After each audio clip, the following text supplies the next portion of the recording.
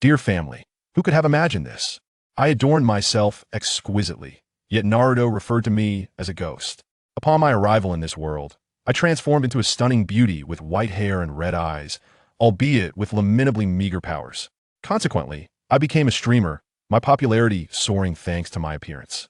However, Naruto stole the spotlight, and I encountered the Book of Seals, opting for the 8 gates of Dunjia. The excitement of this plot was overwhelming. I must tell you, my state of mind was utterly shattered. After all my efforts to resemble a celestial being, that rascal Naruto turned around, pointed at me, and exclaimed, "Ah, a ghost. Who can comprehend my plight? In your eyes, my striking white hair, red eyes, and long legs have transformed me into a figure of dread? I truly would appreciate some understanding. Alas, I must recount the events from the beginning. I, Chinyu of the Phoenix Temple, a robust individual, closed my eyes only to find myself transported into the world of Naruto, transformed into a petite beauty of merely 1.50 meters. Strolling down the streets of Konoha, I garnered a staggering 200% in attention. Yet who could fathom the agony within my heart? Upon opening my golden finger panel, I was astounded to see an array of data on Genin and Chunin, leaving me dizzy. Particularly, the ancient swordsmanship I practiced diligently for an entire day yielded a mere 90 experience points. 90 points. At this rate, by the time I master my skills, the third Hokage's funeral would already be concluded. The plot was on the verge of unfolding, and with my current abilities, I wouldn't even qualify as cannon fodder in the Chunin exams. As I wallowed in despair, a small box suddenly appeared before me, streaming the first episode of Naruto. The barrage of comments below read, "Wow, this AI is incredibly realistic." I was left dumbfounded had they never seen Naruto. Then, in reality, Naruto zipped past me, and the screen followed his motion. My mind exploded with realization I understood completely. All this time, I wasn't a ninja, I was merely a streamer. My KPI wasn't to slay foes, but to entice the viewers on the other side of the screen to shower me with compliments. In that moment, Naruto dove beside me, camouflaging himself with a rag, and the camera slowly shifted to focus on me. The comments erupted in a frenzy. "Wife, white hair and red eyes, forever. In 3 minutes, I want all her information."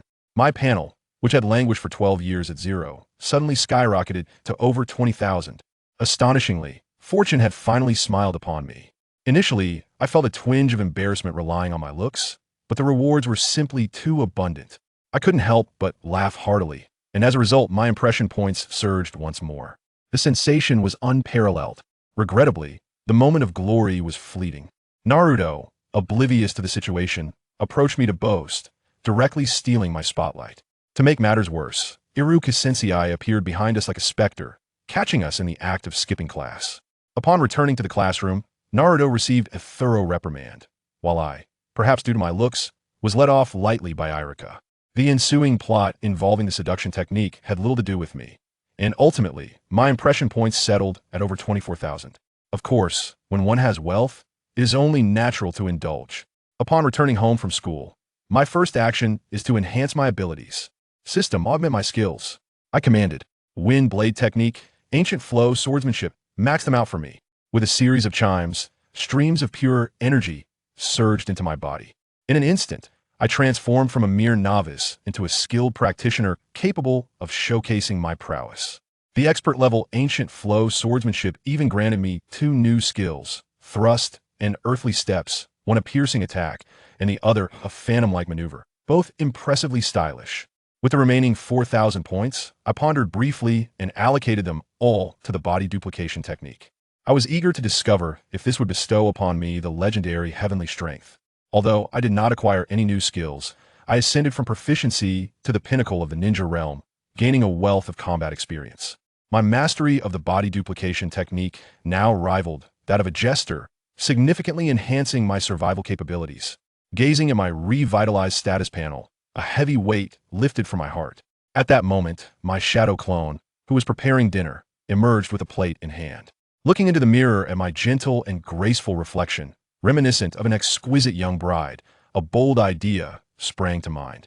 As an aspiring streamer, I must cultivate a persona. Thus, I resolved that from this day forth, my identity would be that Ofevery Naruto fan's beloved wife. To embody this persona, and to garner more recognition, I must involve myself in the upcoming plot where Naruto steals the sealing scroll. Not only would I seize the opportunity for the spotlight, but I might also acquire one or two impressive ninjutsu from that scroll. What windfall that would be! Thus, on the following night, I stealthily approached the grove behind Hokage Rock precisely on time, and indeed spotted Naruto diligently practicing the multi-shadow clone technique with a large scroll in hand. The moment had arrived. I steadied my breath, donned my newly purchased flowing dress, revealing my fair legs, and positioned myself to showcase the most exquisite 45-degree profile, gliding over like a specter. I crept up behind him, boldly peering at the contents of the scroll, feigning ignorance as I inquired, "Naruto, are you learning a new ninjutsu?" He instinctively replied, "Yeah," only to then realize, abruptly looking up, our eyes locking. Just as I was preparing to grace him with a smile that could conquer nations, the scene unfolded as previously described. He was so startled that he dropped the sealing scroll, exclaiming, "There's a ghost." My smile faltered, frozen on my face. Meanwhile, Naruto, with a sense of indignation, complained, in the dead of night, "You're wandering in white attire through the woods, moving without a sound, and suddenly I see a pair of red eyes. It's only natural to be frightened." I found myself momentarily at a loss for words. Well, there is no need to quarrel with the child. My true objective was the sealing scroll he had discarded. It conveniently rolled to my feet, flipping open to a new page. I restrained my excitement, bent down to retrieve it, and feigned curiosity as I peered at its contents. Beneath the multiple shadow clones lay an intriguing item known as water release, great water arm technique. I couldn't help but think, isn't this just the experience card for the Kirin arm that belongs to Kahaku, Suigetsu? What's so remarkable about it? However, upon closer inspection, I was taken aback to find the creator's name inscribed boldly: Senju Tobarama, the original of the second Hokage. This technique harnesses accelerated blood circulation to unleash power, but a moment of carelessness could lead to a catastrophic rupture of blood vessels, classified as a rank difficulty within strength danger level. No wonder it had been sealed away. Yet for me, the mere presence of this technique on my panel signified an experience package. Just as I finished reading the description, an additional line appeared: water release, great water arm technique, not yet mastered. It was simply delightful. I yearned to delve deeper, but alas, the third Hokage was surely peering through his crystal ball, and I couldn't very well clutch the scroll without respite. To discover further ninjutsu, I would have to rely on Naruto, this unwitting pawn, to turn the pages for me. As I contemplated this, an unsettling thought struck me. This scroll was exceedingly large and thick, was it not? I feigned a casual perusal, only to be nearly blinded by the flamboyant characters emblazoned on the reverse book of seals. My heart sank. Wasn't this a top-secret item from Konoha? I quickly donned a grave expression and turned to Naruto, demanding, "Naruto, where did you acquire this scroll?" And what do you suppose his response was? The foolish lad wore an expression of utter nonchalance as he blurted out, "I just took it from the Hokage's place." Inwardly, I thought, is that what you call taking? I continued my act. Did the Hokage himself give it to you? Of course not. As soon as this topic arose, Naruto's enthusiasm surged, resembling an exuberant peacock. I used a sexy jutsu to incapacitate the Hokage, then snatched it. "Let me tell you, Chihane, Teacher Mizuki said that as long as I learn the ninjutsu within, I can graduate." I was left speechless. Who could possibly comprehend this? That old coot, the third Hokage, fell by a mere sexy jutsu at his age? What a way to tarnish his legacy, and Mizuki's name alone sounded suspect. I feigned confusion and asked, "Supplementary exam? Didn't you fail?" "Exactly. That's precisely why Teacher Mizuki arranged for this secret retake." Naruto, blissfully unaware, was obliviously assisting in his own betrayal. He dismissed me with a wave of his hand, indicating he wished to begin his practice. I stood there, astounded. Had he truly just left the entire book of seals in my possession? Was this fortune raining down upon me? Clutching this scalding hot potato, I felt an internal struggle brewing. What if the third Hokage sought retribution later? I could very well end up toiling away in the Konoha prison. Yet, to ignore it would be a travesty. This was the Book of Seals. To enter a treasure trove, only to leave with a mere water release technique, would surely leave me in bitter regret. Meanwhile, in the Hokage's office, the third Hokage was likely deep in thought, contemplating his next move. He must have been bewildered. His initial intention was to test Naruto. Yet this imbecile had carelessly handed the scroll over to me. He must be pondering whether, in my greed, I would prompt him to send the Umbu to invite me for a chat. I possess an acute understanding of the intentions of these elderly gentlemen. With a resolute heart, I took a gamble. However, I must not merely glance aimlessly. I swiftly perused the scrolls, dismissing techniques such as the corpse sealing and impure world reincarnation without a second thought. Engaging with them would spell my doom. I needed to find a technique that was sophisticated, impressive in appearance, yet would not arouse their suspicion of insurrection. Eureka! My eyes gleamed as I discovered the perfect solution: the 8 gates of Duanjia. Let me tell you, this technique is truly tailor-made for me. Although it is classified as a forbidden art, its peril pales in comparison to the aforementioned methods. It is akin to a mere trifle. Moreover, this technique embodies the principle of inflicting 1,000 points of damage upon the enemy, while suffering 800 in return, a quintessentially arduous form of ninjutsu that only those who practice it can truly appreciate. Is this not the ultimate testament to the archetype of though my talents are average, my diligence is unparalleled? Even the third Hokage would commend my ambition upon witnessing my choice. Indeed, upon seeing my selection, the third Hokage on the other end of the crystal ball must have relaxed his furrowed brow. He was undoubtedly contemplating the addition of another might guy to the ranks of Konohagakure. A muscular man, what a prophet! Just like that, an unseen crisis was averted. With great delight, I committed the practice method of the 8 gates of Duanjia to memory. Just as I prepared to close my eyes and savor the moment, I heard footsteps approaching from the forest. It was Teacher Irika. He arrived with an intense gaze, rushing towards Naruto, and upon shouting, he quickly realized something was amiss. Naruto, where's the stolen book of seals? I swiftly emerged from the side, waving the scroll. Teacher Irika, I have it right here. It seemed that today was not about any graduation retests orchestrated by Teacher Mizuki. Upon hearing Mizuki in retest, Irika's complexion changed drastically. Just as I was about to explain the situation, suddenly, swish, swish, swish, a barrage of shuriken rained down like a storm. Irika reacted quickly, shoving Naruto aside, only to find himself pinned against a nearby wooden hut by the shower of shuriken. It was a tragic sight, his body marked by shuriken, with one lodged in his thigh, bleeding profusely. Mizuki, that scoundrel, leaped down from a tree, sarcastically remarking, "Impressive, Irika, that you managed to find this place." Well, it was clear now. Even a fool could see Mizuki was behind this. He paid no attention to Irika and turned to me. "Yu from Phoenix Temple. What are you doing here?" I flashed him a sweet smile. What a coincidence. I was deeply engrossed in training and happened upon Naruto. Mizuki relaxed at this. "I see." Then Yu, hand over the scroll. "This has nothing to do with you." I deliberately elongated my voice. "Of course not." Mizuki's face darkened. "You, a newly graduated genin, dare to block me?" I tilted my head adorably, resting my hand on the blade of my waist. "Why not? 3 against 1. The advantage is mine." Irika, growing anxious, gritted his teeth and pulled out the shuriken lodged in his leg. "Yu, quickly take Naruto and leave. You can't defeat him." Naruto was still in a daze. What on earth is happening? I sighed, taking on the role of an explainer. "Fool, you've been used as a pawn. Mizuki intends to exploit you to steal the scroll." Naruto's pupils dilated, and he turned to confront Mizuki. Mizuki, no longer pretending, laid bare his intentions, launching into an ultimate manipulation, revealing all about the nine-tails fox within Naruto, embellishing it to claim the entire village regarded him as a monster. I watched as Naruto's face turned pale, tears streaming down, utterly devastated, igniting my fury. "So, you can't win, so you resort to psychological warfare?" Seeing Naruto crumple, and Irika half incapacitated, Mizuki wore a triumphant smile, reaching for the large shuriken at his back. This was my chance. I swiftly launched a silent shuriken in return. Mizuki, caught off guard by his own arrogance, barely managed to shift his head. A few strands of hair fell, and a gash appeared on his face. "You little brat. You seek death," he roared, only to look up and find me already at his face, concealed by the shuriken. Under the moonlight, my blade glimmered.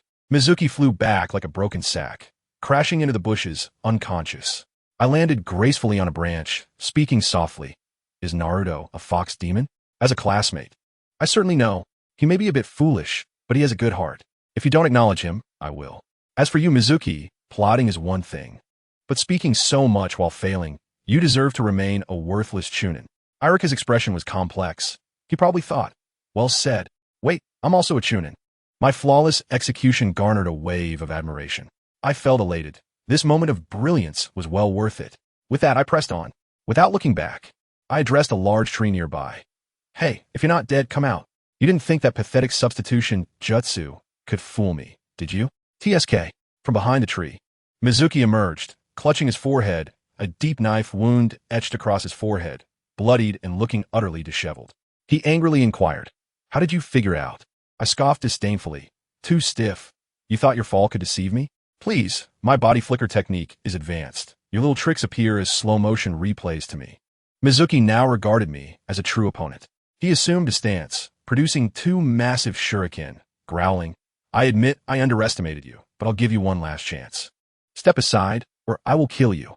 I remained silent, tightening my grip on my blade, signaling my readiness for battle. "Huh," Mizuki sneered, flinging one of the large shuriken toward me with great force. Just as I prepared to dodge, it unexpectedly veered mid-air, targeting Naruto instead. How clever a feint! Oh no! Teacher Irika instinctively stepped in front of Naruto. Mizuki had calculated this perfectly, knowing Irika would save him.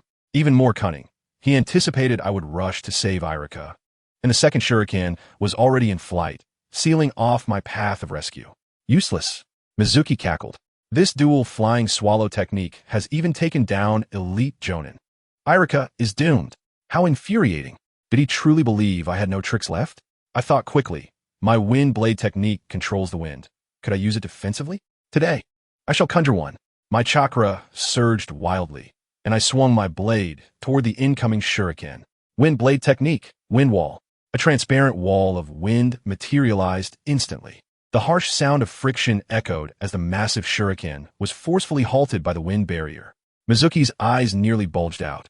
Even the third Hokage, watching through the crystal ball, was likely shocked. However, I had no time to celebrate, for Irika was still in danger. The first shuriken was just inches from his back. I was still 5 steps away. In a flash, a new technique sparked in my mind. I held the blade in one hand, leaning forward, and with all my might, I thrust forward.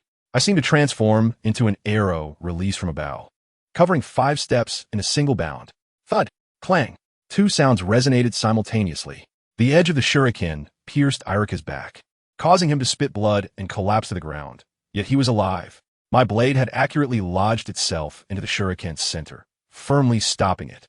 "No, you have failed." I slowly withdrew my blade, observing Mizuki's expression shift from joy to shock, and I initiated my taunting. Teacher Irika risked his life to protect a student, while you, only scheming against them, betraying their trust, and still failing. Truly, what a spectacle you've provided, Mizuki-sensei. I elongated the final syllable, almost wanting to slap myself. "Friends, let's hit him where it hurts." Mizuki, infuriated, howled in rage, but he quickly regained composure, sneering. "You used wind techniques and thrusts just now. How much chakra do you have left? Your blade is already dull. Who are you trying to scare?" A sinking feeling gripped me. He was right. I was nearly out of chakra, but it mattered not, for I had showcased my brilliance. It was time for the protagonist to step in. I quickly exchanged glances with Naruto.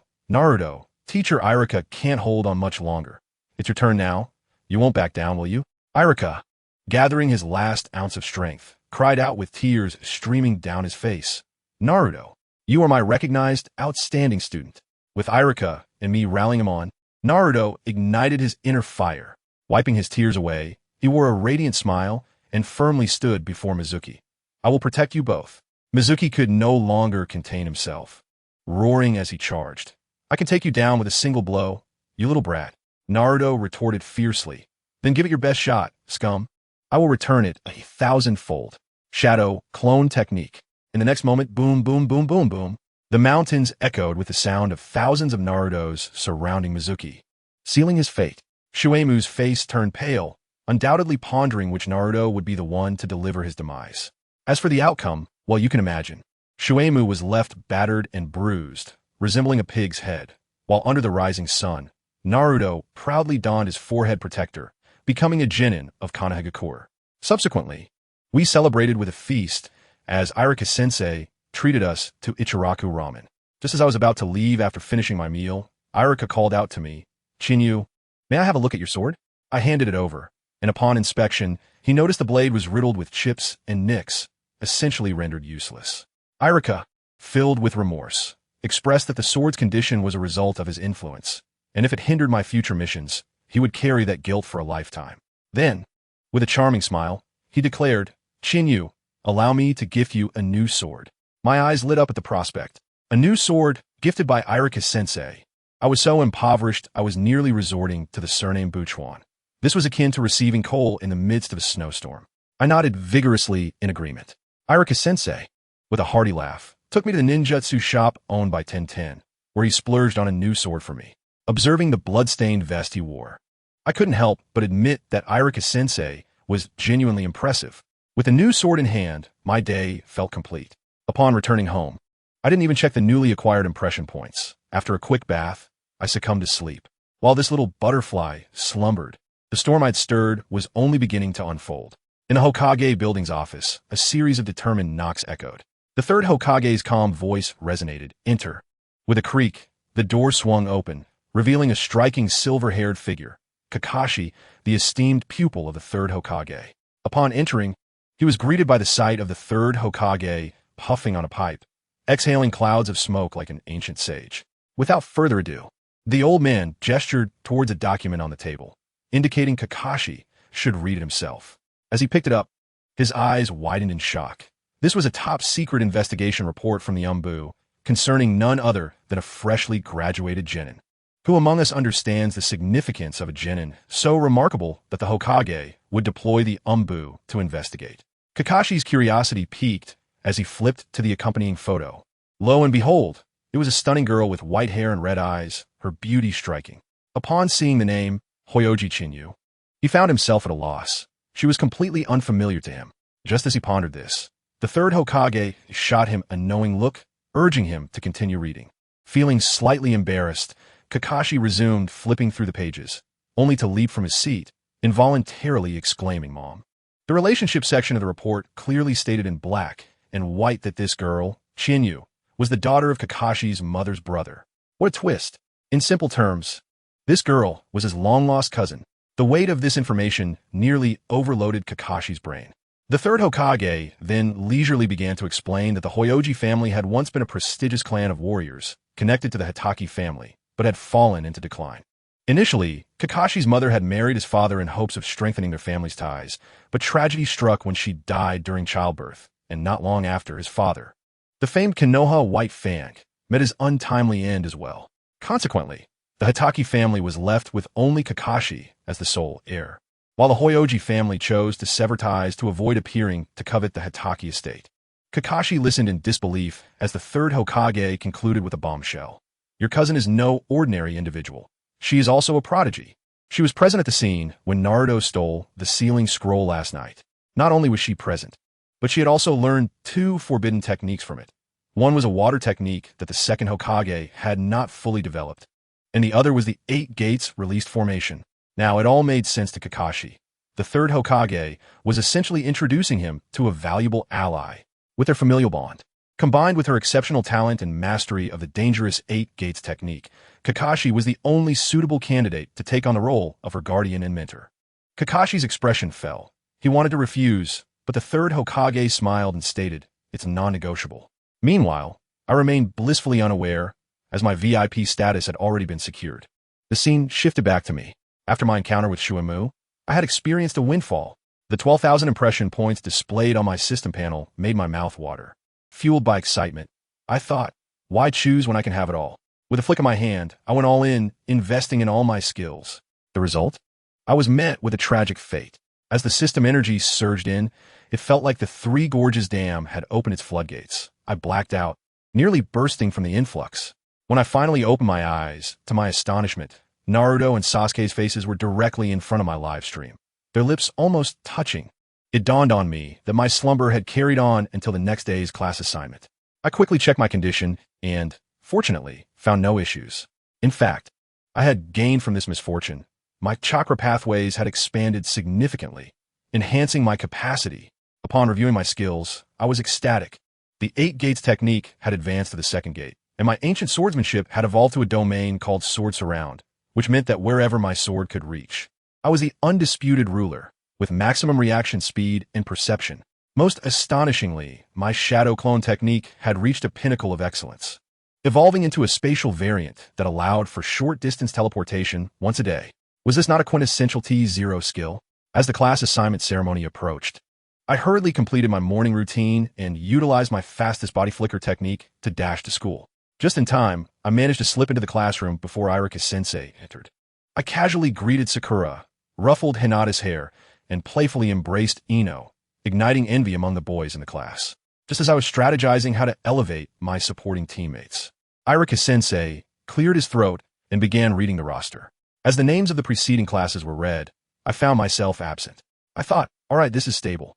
My teammates should be Kyuzukabe Kyo and Mizuno Emi, one skilled in taijutsu, the other in medical ninjutsu. Good prospects for the Chunin exams. However, when Irika-sensei began speaking, I was left utterly dumbfounded. Class 7, Uzumaki Naruto, Hyoji Chinyu, and Uchiha Sasuke. I felt as though I were an elderly person on the subway, bewildered by what I had just witnessed. What is happening? Where is Sakura? Why am I being included? Following this, the lists for Class 8 and Class 10 were announced, mirroring the original story, except Sakura had been assigned to Class 9. In the classroom, Sakura lamented her separation from Sasuke, while a flood of comments cascaded through my mind, proclaiming Chinyu as the true heroine, and my impression points surged once more. All right, if it has come to this, having the spotlight is better than being sidelined. I accept my fate. After the assignments, Irika instructed us to wait for our respective mentors. Naruto, Sasuke, and I found ourselves exchanging glances in the classroom. After an interminable wait, Kakashi, of course, was late. Naruto, unable to contain his temper, grabbed a chair and propped it against the door, preparing a surprise for the tardy teacher.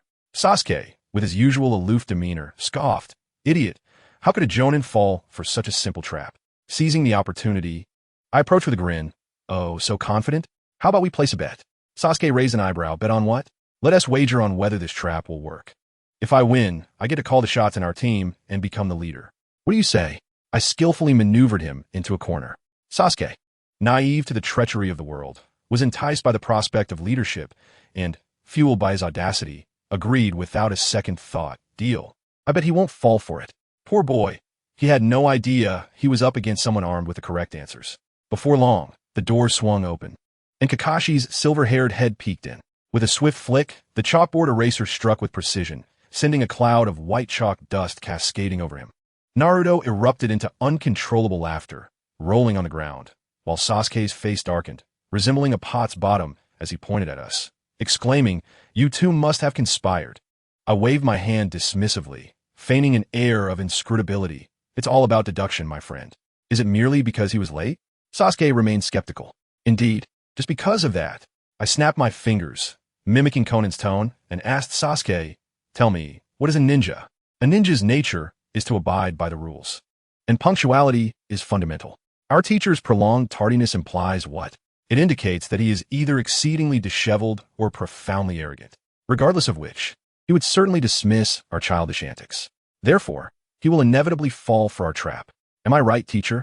My final statement was directed toward Kakashi, who was brushing off the chalk dust from his head. For the first time, surprise flickered in his deadpan eyes. After a brief silence, he lazily responded, "Not a bad analysis. So what do you think? Am I arrogant or disheveled?" Without a moment's hesitation, I replied, "Both. You appear disheveled on the surface, but deep down, you are quite proud." Once I uttered those words, Kakashi fell silent, and an air of stillness enveloped the room. After a considerable pause, he raised his head and surveyed the three of us, delivering his classic line. How should I put it? My first impression of you is rather unpleasant. All right, follow me. We trailed behind him to the rooftop of the Ninja Academy, where the traditional self-introduction segment commenced. Kakashi's, Naruto's, and Sasuke's introductions mirrored the script, each more bizarre than the last. Finally, it was my turn. Kakashi inquired about my likes, dislikes, and future aspirations. I found myself at a loss. Over the past 12 years since my arrival, I had been either relentlessly training or contemplating how to become stronger for survival. I had scarcely pondered such matters. However, once Kakashi posed a question, my mouth opened like a floodgate. I began to blurt out, "Let me tell you, I'm quite simple. I adore all things beautiful, especially lovely maidens. Who doesn't appreciate beauty, right? As for my dream, it must be to attain immortality, living freely and carefree, embracing a life of leisure. Hobbies? Just seeking joy and pleasing myself. I absolutely cherish myself. After all, I am quite exquisite. Why should I not admire myself instead of allowing those unsavory men to benefit?" Upon hearing my declaration, Kakashi's expression transformed instantaneously, as if he were gazing at a level 1 danger. I could only surmise he had already equated me with Orochimaru in his mind. Naruto, on the other hand, seemed to short-circuit, his mouth agape as he struggled to articulate a response, anxiously scratching his head, clearly overwhelmed. Realizing the atmosphere was amiss, Kakashi promptly changed the subject, announcing plans for a survival exercise the following day. I perked up, sensing the classic moment had arrived, and interjected, "This exercise must be anything but ordinary, right?" Kakashi, brimming with pride, exuded an air of authority, then launched into his classic PUA mode. "Let me tell you, among this year's 27 graduates, only 9 will be recognized as genin. The remaining 18 must return to school for restudy." At this proclamation, both Sasuke and Naruto turned pale. Sasuke, nearly unable to maintain his classic pose, began trembling. A 2/3 elimination rate? Who could withstand that? Yet, I found myself stifling laughter. Kakashi was earnestly spouting nonsensical claims. 27 individuals? Our class clearly had more than that. How could there be only 27 graduates? Was this arithmetic taught by our physical education teacher? It seemed he was playing with an information disparity. I glanced at the live comments and found that the audience was equally fooled. All right, I would play along. I feigned a look of terror and anxiety. Then, Kakashi issued a stern warning. "Remember to bring your ninja tools. We will gather at 5 in the morning. And by the way, do not eat breakfast. It will make you vomit." With that, he vanished, leaving Naruto and Sasuke in a state of disarray, questioning their existence. Observing their bewildered expressions, I clapped my hands to regain their attention. Hey, snap out of it. If you've composed yourselves, we ought to discuss tomorrow's affairs." "Haha, you expect me to gather at 5? Not a chance." "Kakashi, prepare for my counter." After a night of tactical planning, the following day at 11 in the morning, the 3 of us sauntered to the gathering spot. Upon seeing the empty training ground, Naruto was taken aback. "Wow, Chinyu, you were right. Kakashi-sensei hasn't come." Sasuke, trying to maintain his facade, retorted, "Fool. Didn't Chinyu say yesterday? He is a habitual latecomer." Naruto shot back, "TCH, you arrogant Sasuke. Who are you calling a fool? You were the loudest in your doubts yesterday." Watching these 2 elementary schoolers bicker was a sight to behold. The live comments exploded with confusion. What do they mean? Did I miss an episode? Some even joked, "I forgot the beginning, forgot the middle, and forgot the end." But you know what I want to say? Let them guess. After several more minutes, Kakashi finally arrived, his deadpan expression in tow. "Ah, good morning, everyone. You all seem quite spirited. I led the charge. You're too slow." Naruto and Sasuke quickly joined in, shouting, "Exactly, way too slow." The energy was so intense that one might mistake it for a military rally. Kakashi, seemingly taken aback, began his classic rambling. "Well, there was a black cat that crossed my path, and then I helped an old lady cross the street." Before he could finish, he noticed the murderous glint in our eyes. It was evident. Had I not warned them in advance, they would still be waiting here on empty stomachs. Seeing he could no longer bamboozle us, Kakashi cleared his throat, pulled out an alarm clock and 2 bells, and began explaining the rules for the bell-snatching game. Classic 2 peaches kill 3 warriors. Who doesn't understand that? As soon as he yelled, "Start," Naruto shouted, "Shadow, clone jutsu," and a dozen Narutos rushed forward. Sasuke and I were not idle either. I quickly opened my ninja tool pouch, and shurikens and kunai rained down like a storm, blocking every possible escape route for Kakashi.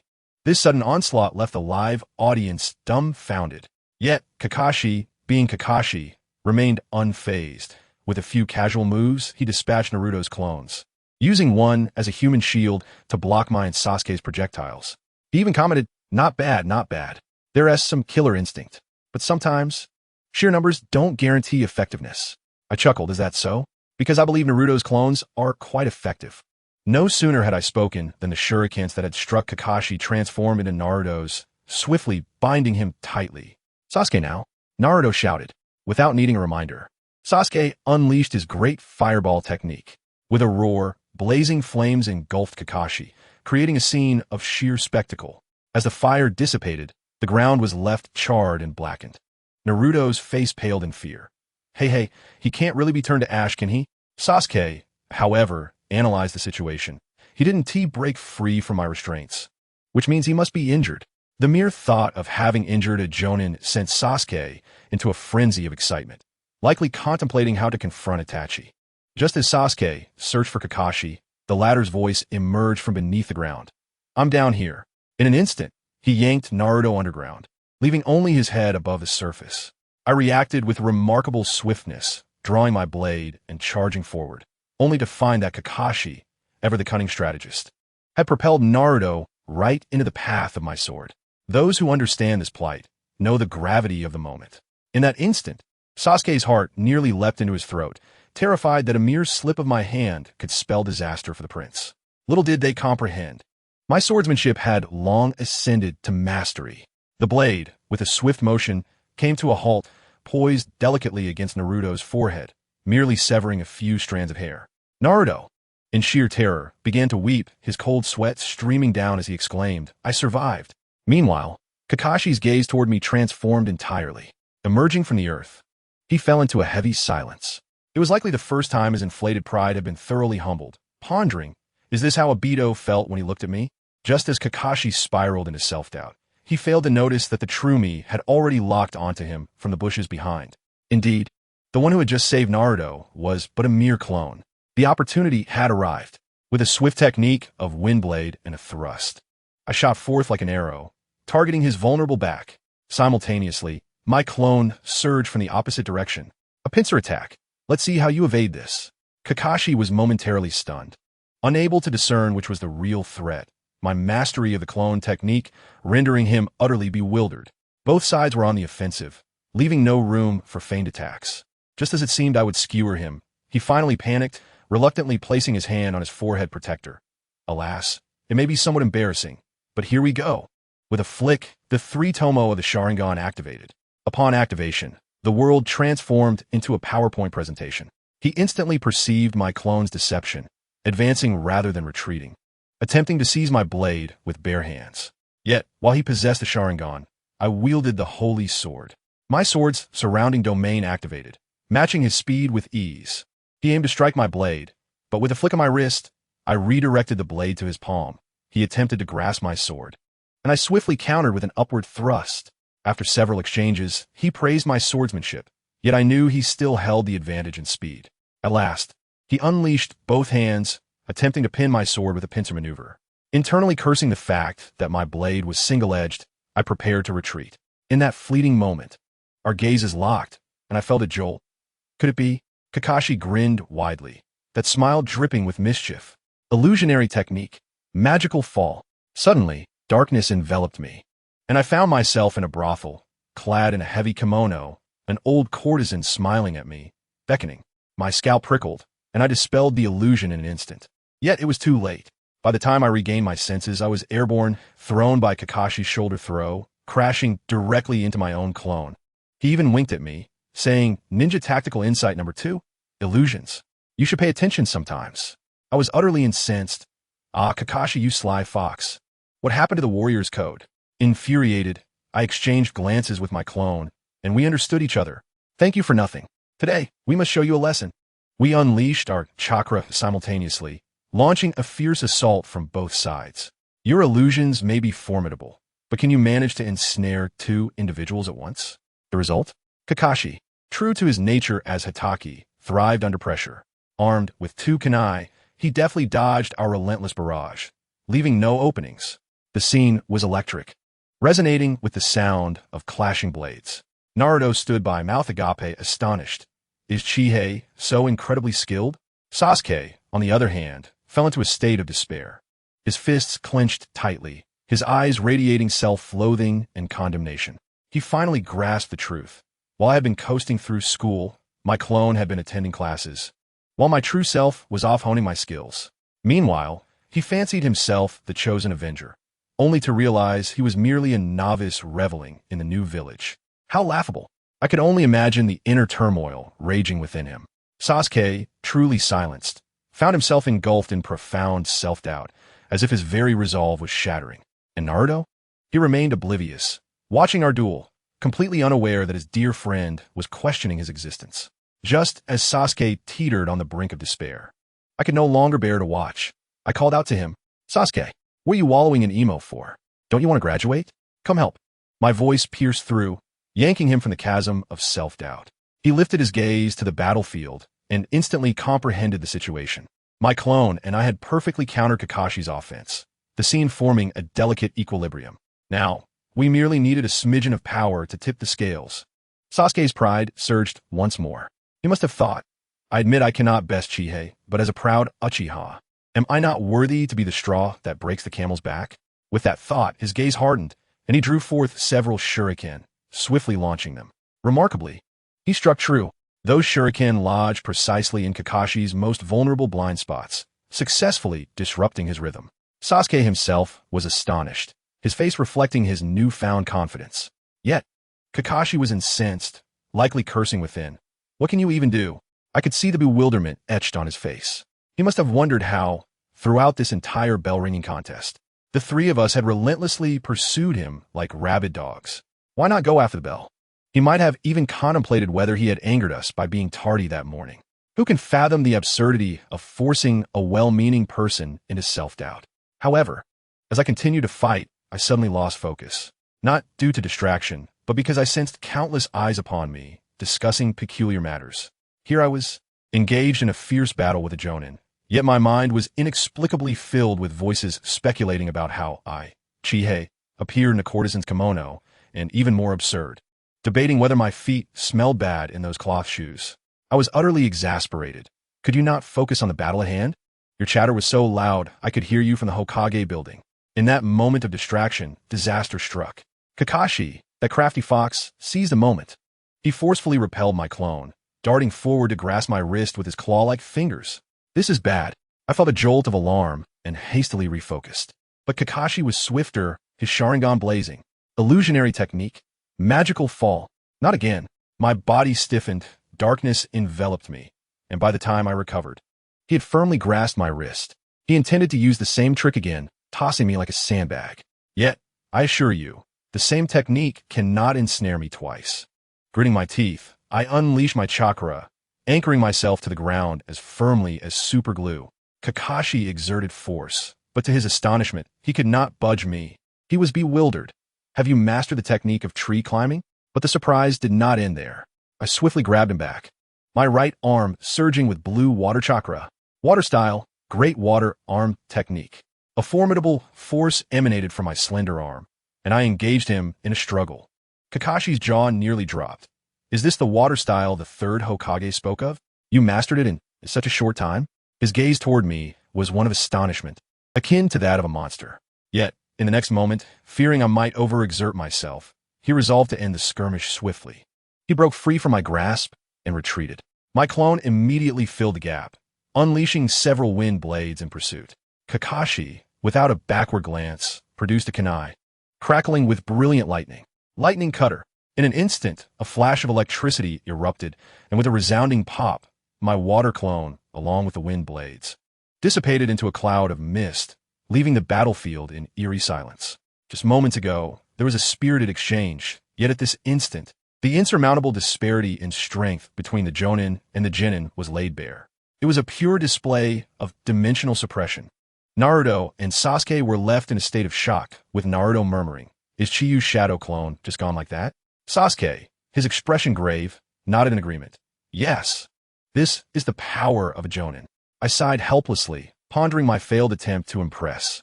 All the glory had been seized by Kakashi. I directly confronted him. "Kakashi-sensei, do you not want us to graduate? If you showcase your true abilities, how are we to compete for the bells?" Naruto chimed in, realizing the situation. "Yeah, sensei, you're being stingy. You're not still holding a grudge over my eraser, are you?" That crafty old fox, Kakashi, feigned a sincere apology, only to have a new plan hatch in his mind. Clearing his throat, he declared, "Since the assessment cannot continue, I announce this concludes our test." Upon hearing this, Naruto erupted in cheers. Hooray! However, just as we believed it was over, Kakashi suddenly removed the two bells from his waist, bells nobody cared to compete for, and tossed one directly to me. Instinctively, I caught it, an ominous feeling creeping into my heart. "Sensei, what does this mean?" Kakashi grinned like a cunning fox. "It's simple. I mentioned that only two can pass. This time, who graduates will be decided by you." What the heck? I want to curse him. That sly fox had realized I understood the core of his assessment was teamwork, and had set a trap within a trap. He was forcing me to make a choice, intending to dismantle the alliance we had just forged.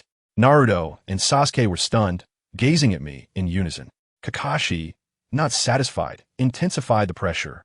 his expression turning cold as he began to manipulate us. Don't you understand? You two are simply too weak. In my eyes, only Chiyu is worthy of being my subordinate. He went on to say that sometimes, for the sake of a mission, a ninja must sacrifice even their comrades, even claiming to have personally killed a teammate. His expression and tone were Oscar-worthy, leaving Naruto and Sasuke, two innocent boys, utterly bewildered as their worldviews shattered in an instant. Now, it was my turn to choose. Naruto and Sasuke were visibly tense, their internal calculations practically written on their faces, one believing I would surely choose him due to our bond, while the other, confident in his status as the top student, felt entitled to my choice. I couldn't help but laugh at their expressions. Choosing a consort? Only children make such choices. I wanted them both. No, I wanted neither. I tossed one bell in front of Naruto and the other to Sasuke. Sasuke was bewildered. Chiyu, you gave us the bells, what about you? I smile, me. I'll just repeat the year. Turning to Kakashi, I stated firmly, Kakashi-sensei, you said I could decide who passes, not that it must include myself. It was I who instructed them on teamwork, yet I ended up with the bells. That is unfair. I should bear the consequences of my erroneous decision.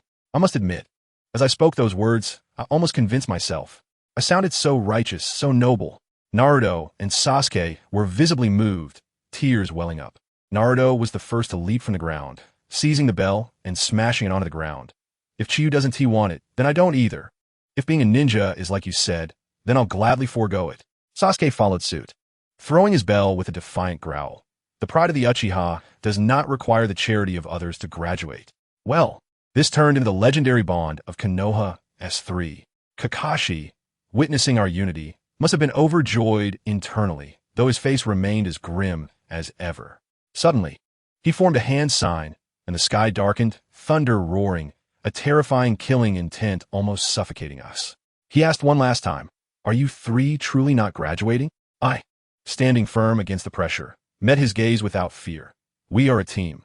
We are one. Either we all graduate, or none of us do.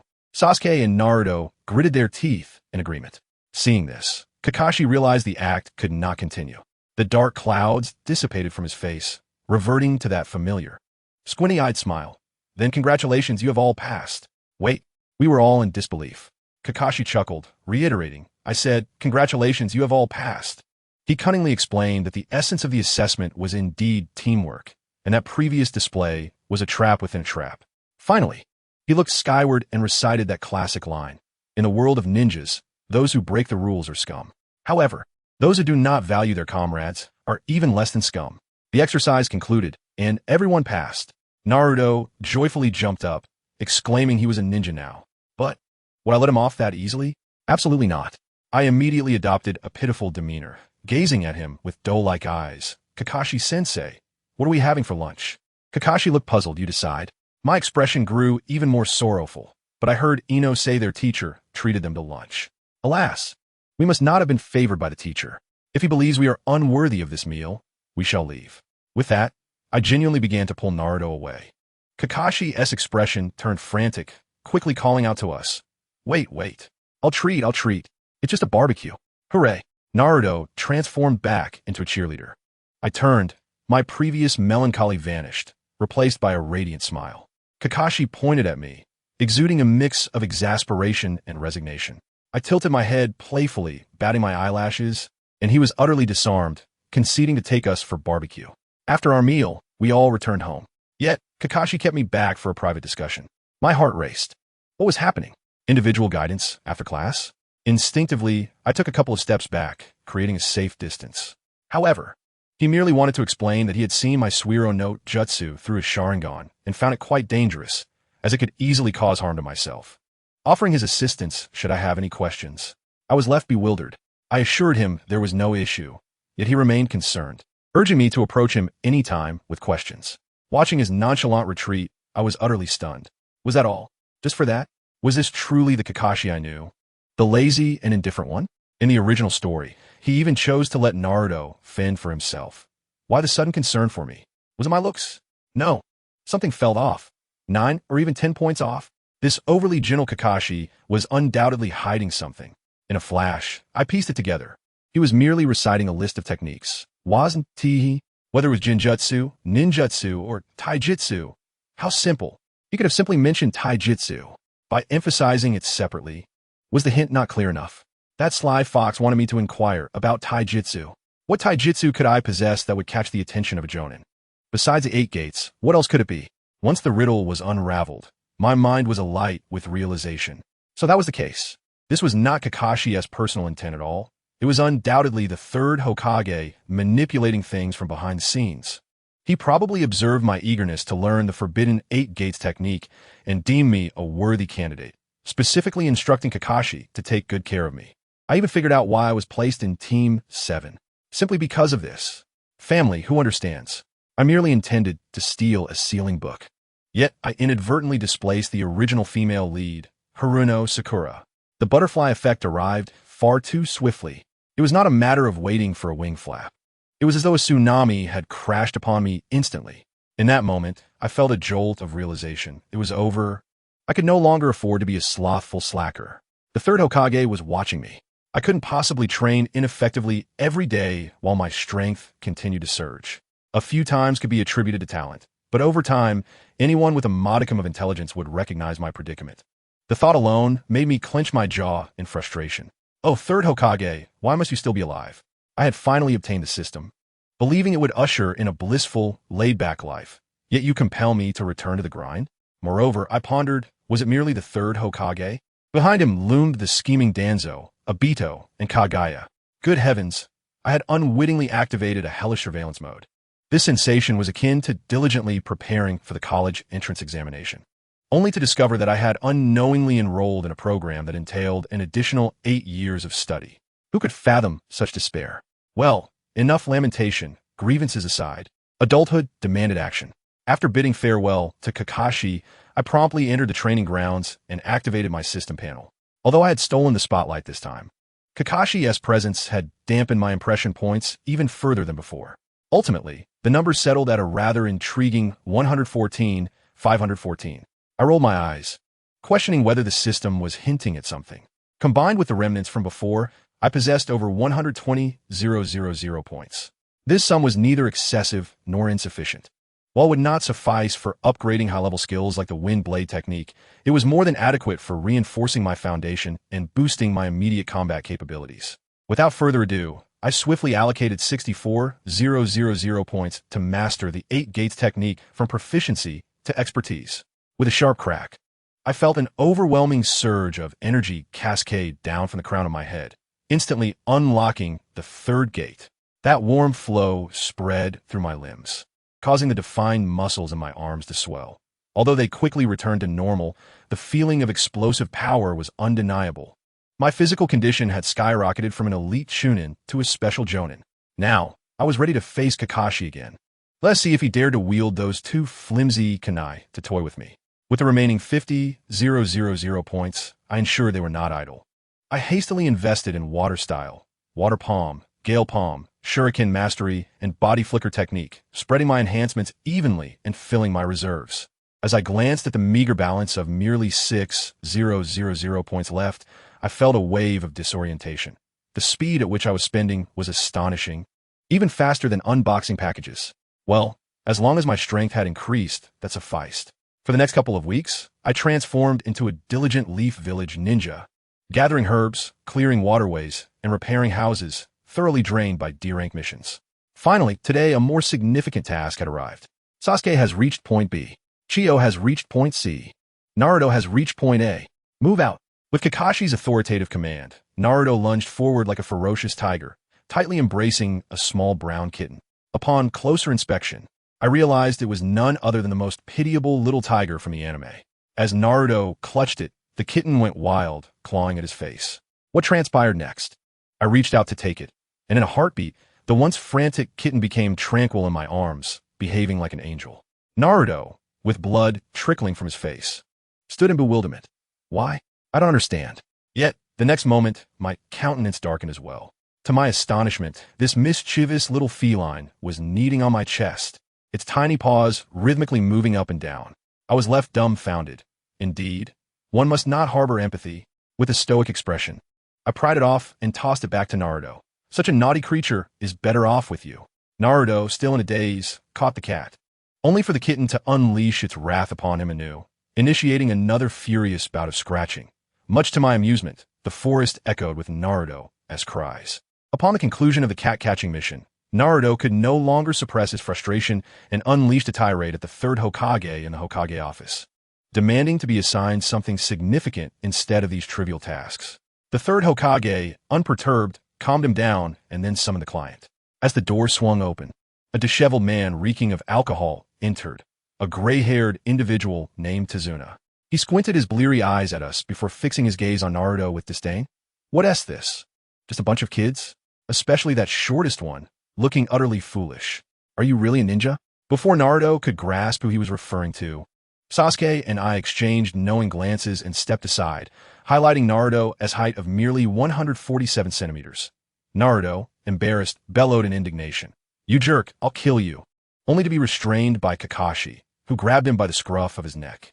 Yet, the old man swiftly redirected his scorn towards me. And you over there, young lady, is that truly the attire of a ninja? I glanced down at my outfit and chuckled. It was no surprise he questioned it. My attire epitomized the aesthetic of Mihu, 2 decades ahead of this era. The front short, back long skirt, the diamond cut at the collarbone, and the perfectly balanced exposure at the armpits and back, all striking a balance between innocence and allure, showcasing my figure without revealing too much, perfectly capturing the essence of XP. I flashed him a smile. Ninjas are known for their peculiar garb, are they not? My confidence left Tizuna momentarily speechless, and he had no choice but to take a swig of his drink and introduce himself as the bridge builder from the Land of Waves. Thus, the mission to the Land of Waves officially commenced. Yet, a peculiar occurrence unfolded. We traversed the village, boarded a boat, and even set foot on the shores of the Land of Waves. Yet the ominous specters that should have made an early appearance to intimidate us were nowhere to be found. Where are those 2 Chunin assassins? Had they vanished into thin air? The more I pondered, the more disconcerted I became, and I decided to alert Kakashi. Kakashi-sensei, it's been eerily quiet on this journey. Almost unsettlingly so. Upon hearing this, Kakashi's demeanor turned serious. However, Naruto, being his usual self, grew excited at the prospect of potential enemies and shouted, "Come out. I, Naruto Uzumaki, will defeat you." As he rambled on, he suddenly produced a kunai and flung it toward a nearby bush. With a thud, we turned to see a startled little white rabbit frozen in place. Sasuke couldn't help but exclaim, "Naruto, you idiot." Yet in the next instant, both Kakashi and I felt our expressions shift dramatically. That was no ordinary rabbit. It was a snow rabbit. In summer, in the Land of Waves. Where did such a creature come from? This was undeniably a signal of a substitution technique. Enemies were approaching. My body was instantly on high alert as I scanned the surroundings, ultimately locking onto the back of a large tree. Without a second thought, I unleashed a flurry of shurikens, tracing perfect arcs through the air. With a resonant clang, the sound of metal colliding echoed from behind the tree. To our astonishment, a figure wrapped in bandages, wielding a massive sword, leapt down from the tree. It was Zabuza. Remarkably, he ignored Kakashi and fixated on me. To be able to detect me, it seems the Ghost Brothers were right. You are indeed a formidable opponent. He then turned to Kakashi, his tone growing serious. I never anticipated the illustrious Sharingan Kakashi would be here. Kakashi stepped forward, nor did I expect the rogue ninja from the mist, Zabuza Momochi, to appear here. The atmosphere grew tense as 2 formidable experts confronted one another. Kakashi instructed us to form a protective formation around Tizuna and retreat swiftly. Naruto, still clueless, continued to inquire, but I silenced him with a tap on the shoulder. As we retreated, Zabuza's expression morphed into a sinister grin. Kakashi, it seems you have an exceptionally talented subordinate. He was referring to me. If she were to perish, I imagine you would be quite heartbroken, wouldn't you? Kakashi's expression changed, and in an instant, Zabuza formed hand seals, summoning a thick fog. Care to guess why I so readily allowed you to escape? Zabuza's voice echoed through the mist, laden with malice. That is simply because you have subordinates. And I have subordinates too. This was dire. Kakashi was immediately agitated, intending to assist us, only to be intercepted by Zai Bujan, who declared, "Kakashi, your opponent is me." Upon hearing those words, my heart sank. Was there yet another adversary? I promptly shouted to Sasuke and Naruto, urging them to exercise caution, as there might still be enemies lurking. No sooner had I spoken than a youth clad in a Kirigakure Umbu mask emerged from the trees, his voice indistinguishable in gender. This attire, this voice, wasn't it Mizuno Yukibai? In that instant, everything clicked into place.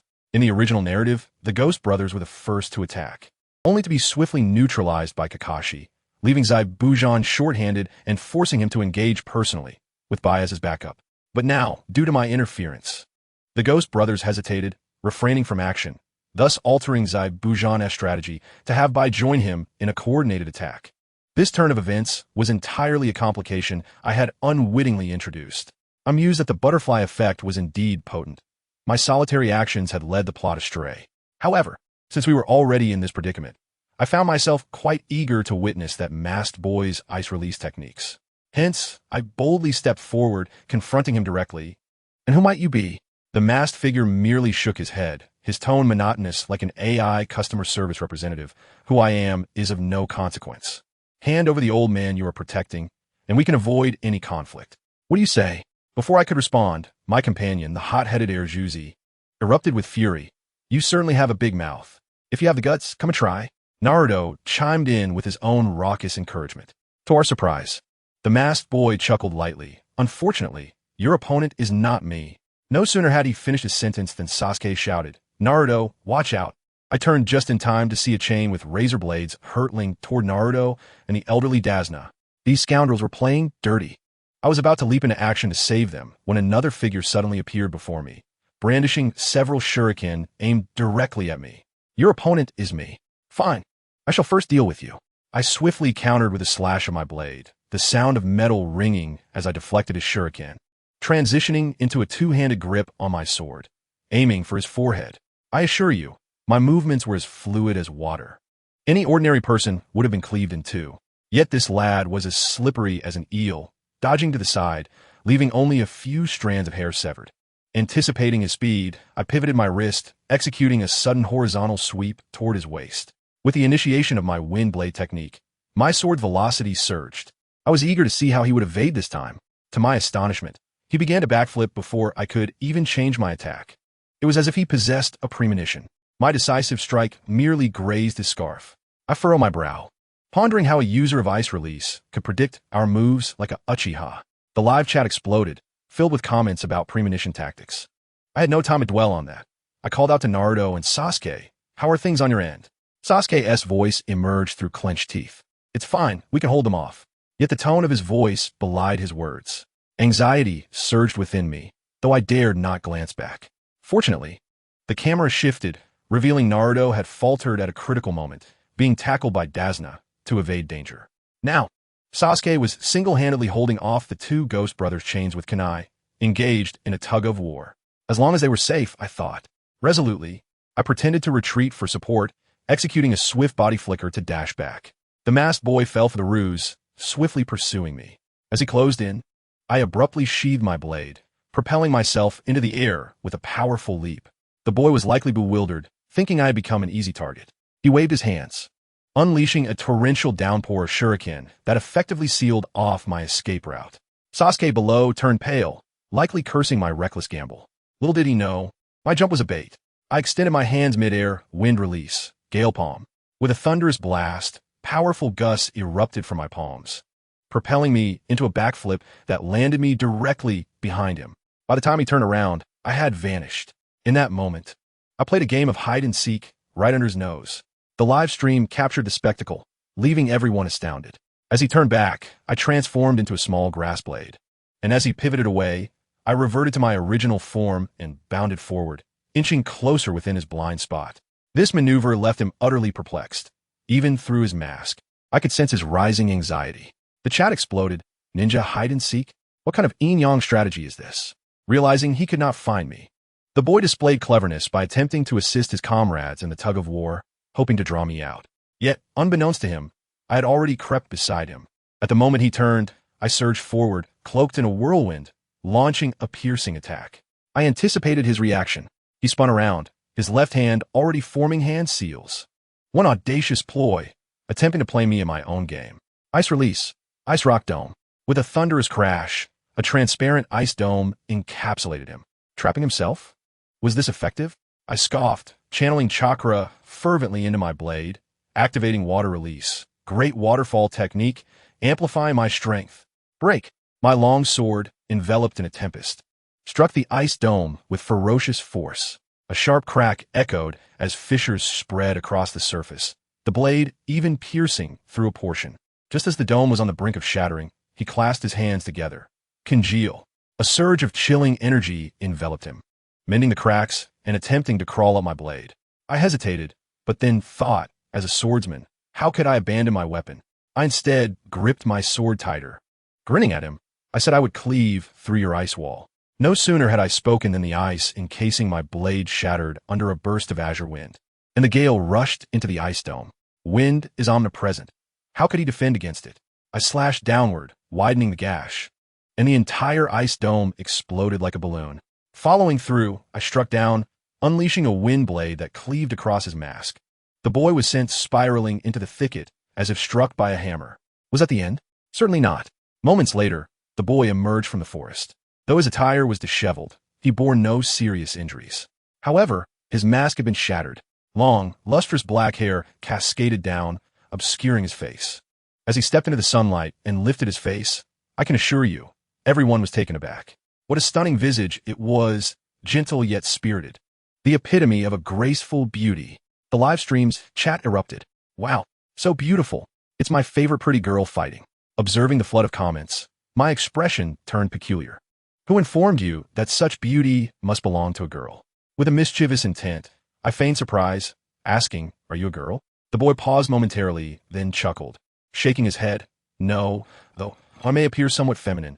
I am indeed a boy." Good heavens! Before I could retort, the chat exploded once more. The tide had turned. Not a girl? Then he must be an adorable boy.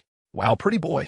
My thoughts were a whirl as I watched the barrage of perplexing comments flood the screen, much like an elderly person gazing at a smartphone on the subway, utterly bewildered.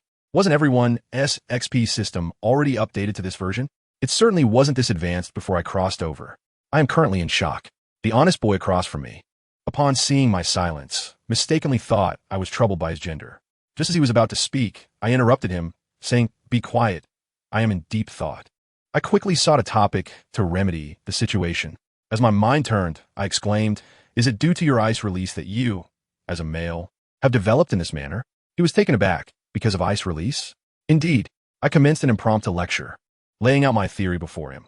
Ice release is fundamentally a fusion of wind and water, with the wind carrying away heat to freeze the water. Thus, I surmised, your body temperature must be significantly lower than that of an average person, right? His expression changed, for my guess was accurate. A lower body temperature indicates a sluggish metabolism, resulting in stunted growth. Though your mental development appears normal, your physical growth has lagged, leading to an imbalance between yin and yang, manifesting in your somewhat feminine appearance. My analysis left him utterly stunned, and he sincerely inquired, "How can I improve this?" I thought to myself, what an opportunity. I advised him, try to contain the ice release chakra within your body. Do not let it roam freely. It seems you are experiencing internal strife between your body and bloodline limit. Resolving this may even enhance your ice release's power. Upon hearing this, he found it immensely reasonable, promptly closing his eyes and forming hand seals to begin his adjustments. Meanwhile, the viewers in the live stream were ablaze with confusion, bombarding the screen with question marks. What does this mean? Aren't they enemies? Why is he conducting a live lesson? Kakashi and Naruto were nearly losing their minds over there, baffled by our actions. I paid them no mind. My focus was solely on ice release. After a brief while, the boy succeeded. His porcelain-like face flushed with color, and his long-lost body temperature returned. He looked at me, exhilarated, and declared, "I did it. Congratulations." I smiled and clapped my hands. He expressed deep gratitude, saying, "I truly do not know how to thank you." I revealed my true intent. There is no need for excessive thanks. Simply provide me with an ice release scroll, be it C or D rank. The excitement on his face instantly faded, a self-deprecating smile formed. Yet he still retrieved a scroll from his ninja tool pouch and tossed it to me. A transaction is nothing to be ashamed of. Once we settled our accounts, he suddenly remembered to look back, only to be left speechless. Hey, we're the two ghost brothers. The battlefield was utterly deserted. No one remained. I leisurely informed him, "Oh, you mean those two Chunin? They were eliminated by Naruto and Sasuke about 10 minutes ago." This revelation struck him like a bolt from the blue. "Zabuza!" he cried, sprinting towards where Zabuza had been. I did not stop him, I followed suit. Just as we arrived, we saw Kakashi ensnared in a water prison, while Naruto and Sasuke executed the classic wind release, Shuriken Shadow Windmill technique. The giant shuriken, transformed by Naruto, was launched towards Zabuza at that very moment. "Zabuza!" I shouted. And let me tell you, White was truly anxious. His speed was astonishing, as he unleashed a flurry of shuriken with a rapidity that surpassed mere reflexes. The shuriken were so thin and light that the sound of them slicing through the air was nearly inaudible, poised to reach Zabuza before Naruto's kunai, thereby saving him. Sasuke stood by, dumbfounded, thinking it's over, what a waste. Yet he forgot that I was still standing here. Want to save someone? Did you consult me about the wind in my hands? I retaliated with several wind blades that swiftly pursued and clattered against the airborne shuriken, scattering them like fireworks. In that brief moment, Naruto's kunai, concealing his true form, zipped past, threading the needle between Kakashi and Zabuza.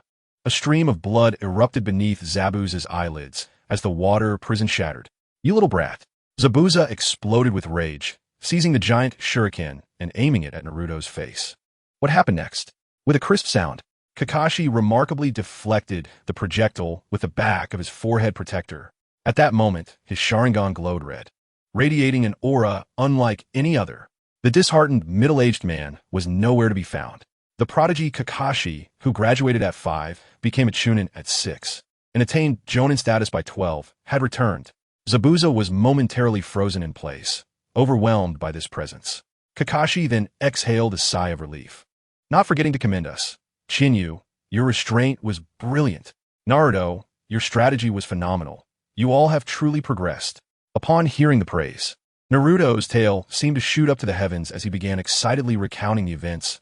I transformed into a shuriken, and Sasuke threw me out, catching them off guard. Blah blah blah, concluding with a cue to me, crediting my teachings before the survival exercise. My goodness, this child knows how to speak. Naturally, I reciprocated the flattery. "Oh, not at all. Naruto, your quick thinking in a crisis is commendable. It's primarily due to your excellent coordination with Sasuke. And Sasuke, your shuriken technique is indeed worthy of the Uchiha name." Upon glancing at Sasuke, I realized he was merely feigning modesty, yet the smile tugging at his lips was unmistakable. Complimenting him for being an Uchiha had him beaming with pride. Such a proud boy. Our side resembled a mutual admiration society, the atmosphere brimming with joy. Meanwhile, Zabuza must have been cursing internally, thinking, "So, I am the fool here?" Just then, White finally arrived. His mask was shattered, and he looked utterly ashamed as he apologized to Zabuza. "I am sorry, Zabuza-san, I was held back." Zabuza, seemingly indifferent, flashed a menacing grin. "It's fine. I never expected you to succeed. As long as I eliminate Kakashi, that old man will be ours." With that, he refocused his attention on Kakashi, stating, "You were lucky this time. I won't grant you another chance." Kakashi, undaunted, looked on with disdain. "Try it if you have the ability. The same trick won't work on me a second time." As soon as the words left his mouth, the two engaged in a fierce exchange, each leveraging the other's force to leap back. Zabuza launched a wind release shuriken, which Kakashi effortlessly deflected with a kunai, and what followed was a spectacle of epic proportions. The two stood upon the water, furiously forming hand seals at a speed that left behind afterimages, akin to a Ninja World speed challenge. Mere seconds later, they shouted in unison, "Water release, water dragon bullet technique." Lo and behold, two identical water dragons surged forth from the depths, displaying an awe-inspiring might, crashing into one another and splashing water all over Naruto and me. The waves were so large that they swept Naruto away, leaving him to wail helplessly. As the water dragons dissipated, the two clashed once more. Zabuza swung his great blade, while Kakashi blocked it with a mere kunai. Observing this, I shook my head, knowing Zabuza was destined to lose. White, standing nearby, was in disbelief, exclaiming, "Impossible! How could Zabuza-san lose?" I thought to myself, what do you know? A practitioner of heavy weaponry. If Zabuza's full force could be countered by a simple dagger, that in itself speaks volumes. It signifies he is already flustered, shaken. The sword reflects the heart. Once the heart is disturbed, the power dissipates. As expected, Kakashi, with a Sharingan, saw through Zabuza's thoughts, narrating them aloud, causing Zabuza's mental state to crumble further. In desperation, Zabuza attempted to unleash the Grand Water Release, great waterfall technique, to end the battle, but Kakashi, activating his Sharingan, replicated it 1-to-1, even faster than Zabuza. Water release, great waterfall technique. Kakashi shouted first. A massive torrent, akin to a high-speed train, surged forth, sending Zabuza soaring. Zabuza, bewildered, cried out in horror, finding himself swept into the forest. Zabuza-san, white, witnessing the unfolding chaos, completely lost it and dashed forward to save him. Could I allow him to go? Not a chance. I was still awaiting my departure. With a swift movement, I positioned myself before him, brandishing my blade and declaring halt. Bye. I do not wish to take your life. Do not compel me. Yet, to my astonishment, the lad reacted as if possessed, single-handedly parrying my strike with 1,000 needles technique, while simultaneously forming seals with his other hand, shouting, "Get lost!" Suiton, Senkishu. Countless water needles surged toward me like a swarm of bees. Alas, battling near water presents its own challenges. I had no choice but to leap back to evade the onslaught. But he wasn't finished. He unleashed another powerful technique, Suiton, Miekai, Susho. A formidable wall constructed from thousands of water needles rose behind him, and with a wave of his hand, it descended upon me like a torrential downpour, overwhelming me from every angle. This time, evasion was futile. I could only brace myself for the impact. I swung my weapon in a circular motion, conjuring a wall of wind that shielded me. At last, I managed to defend myself. However, this delay allowed Bai to disregard me entirely, racing towards Zabuza. I hastened to call out to Kakashi-sensei, "Kakashi." In that moment, Zabuza was forcefully slammed against a large tree by a torrent of water. Kakashi-sensei was preparing to deliver a finishing blow. Upon hearing my shout, he turned to glance back, quickly launching several kunai to intercept Bai. Yet, Bai retaliated with an ice release technique, summoning an ice swallow that devoured the kunai and detonated, creating a towering ice wall before Kakashi-sensei. With no way around it, he had to quickly adjust his angle and release more kunai towards Zabuza. The ice wall erupted with a resounding crash, deflecting some of the kunai. But three still struck Zabuza's arms, shoulder, and thigh, pinning him to the tree and causing blood to flow profusely. Seeing Zabuza still alive, Bai was nearly overwhelmed with joy. In an instant, he dashed ahead of Kakashi-sensei, resolutely positioning himself to shield Zabuza. This was a predicament. Kakashi-sensei regarded Bai with an air of concern. Despite his earlier bravado, he was nearly depleted of chakra, relying solely on sheer willpower. If Bai charged recklessly now, it was uncertain who would fall first. Fortunately, I arrived just in time to stand beside Kakashi-sensei. The atmosphere became charged with tension. On our side, Kakashi-sensei was a paper tiger, while across from us, Zabuza was severely injured. In essence, it was a duel between Bai and myself. The victor would determine the outcome of the confrontation. However, Bai's explosive power was formidable, and without opening the 8 gates, my chances of victory were uncertain. Kakashi-sensei exchanged a knowing glance with me, and I understood instantly. Clearing his throat, he initiated his performance. Surrender. Zabuza's strength will not see him survive if returned to the hidden mist. As for you, young lady, you could come live with us in Konoha. Bai shook his head defiantly, declaring, "I will never abandon Mr. Zabuza, and I am a man." Kakashi-sensei was taken aback, exclaiming, "This adorable creature is a boy." Yet, I could sense his delight. A male was even better. I stood there, momentarily stunned, thinking, Kakashi-sensei, your schemes are nearly bursting forth. Kakashi-sensei continued to apply pressure, but what can you achieve by refusing to surrender? After your recent exertions, how much chakra do you have left? Zabuza seemed shaken, offering a grim smile to Bai, saying, "Bai, go. Do not concern yourself with me. You are young and have a future ahead. I picked you up, and you have served as my tool for so long. We are even now." Bai shook his head vehemently, tears in his eyes. "What are you saying? I will never repay Mr. Zabuza's kindness. I will not allow you to return to the hidden mist." With that, he produced a soldier pill, preparing to fight to the bitter end. At this tense standstill, I, the ever-intelligent Chinyu, stepped forward. "Wait, I have a proposal." All eyes turned toward me. I fixed my gaze on Bai and articulated clearly, "If you refuse to let Zabuza return to the hidden mist, then you may stay, and we will let Zabuza go. What do you think?" Sasuke and Naruto erupted in disbelief. "Chinyu, are you insane? You're letting a tiger back into the mountain." Zabuza reacted even more explosively, roaring, "You want to exchange Bai for me? What a joke. He is merely a tool. I will not accept this. Kakashi, if you have the ability, then kill me." He glared at Bai, attempting to compel him to refuse. Yet Bai was swayed. Sabusa, increasingly frantic. Jid, no. Bye. You're my tool. And tools must obey their master's commands. Naruto could no longer contain himself. Hey, that's your comrade. Bai ignored him, summoning a water needle and deftly flicking it, piercing Zabuza's neck. In an instant, Zabuza became mute, his eyes wide with shock. Bai bowed deeply to Zabuza, apologizing. I'm sorry, Mr. Zabuza. I wish for you to live. Turning to me, he said, I agree. But how can we leave with Mr. Zabuza in this state? I snapped my fingers. Simple. You can create a shadow clone to carry him away. This way, you can distribute your chakra, and we can also keep you under control. 2 birds with 1 stone. Bai nodded, exhausting his remaining chakra to create an ice clone, which hoisted Zabuza and began to depart. As he did so, Bai himself collapsed to the ground with a thud. However, the sound of that thud echoed strangely. Kakashi-sensei, Naruto exclaimed. Bai turned in confusion to see Kakashi-sensei collapsing to the ground, having succumbed to unconsciousness. In that moment, Bai comprehended everything, his expression mirroring that of someone who had been swindled, a mixture of frustration and resignation as he looked at me, exclaiming, You are cunning. I approached with a grin. Shrugging, what can I say? In that moment, if I did not wish to risk my life, I had no choice but to attempt a little deception, right? A wager is a wager. I checked on Kakashi-sensei and explained to Naruto and Sasuke, it is nothing to worry about. Kakashi-sensei simply overexerted himself, holding on until now. Allowing Zabuza to escape was unavoidable. Otherwise, if a fight ensued, the 3 of us might not be able to handle this explosive Bai.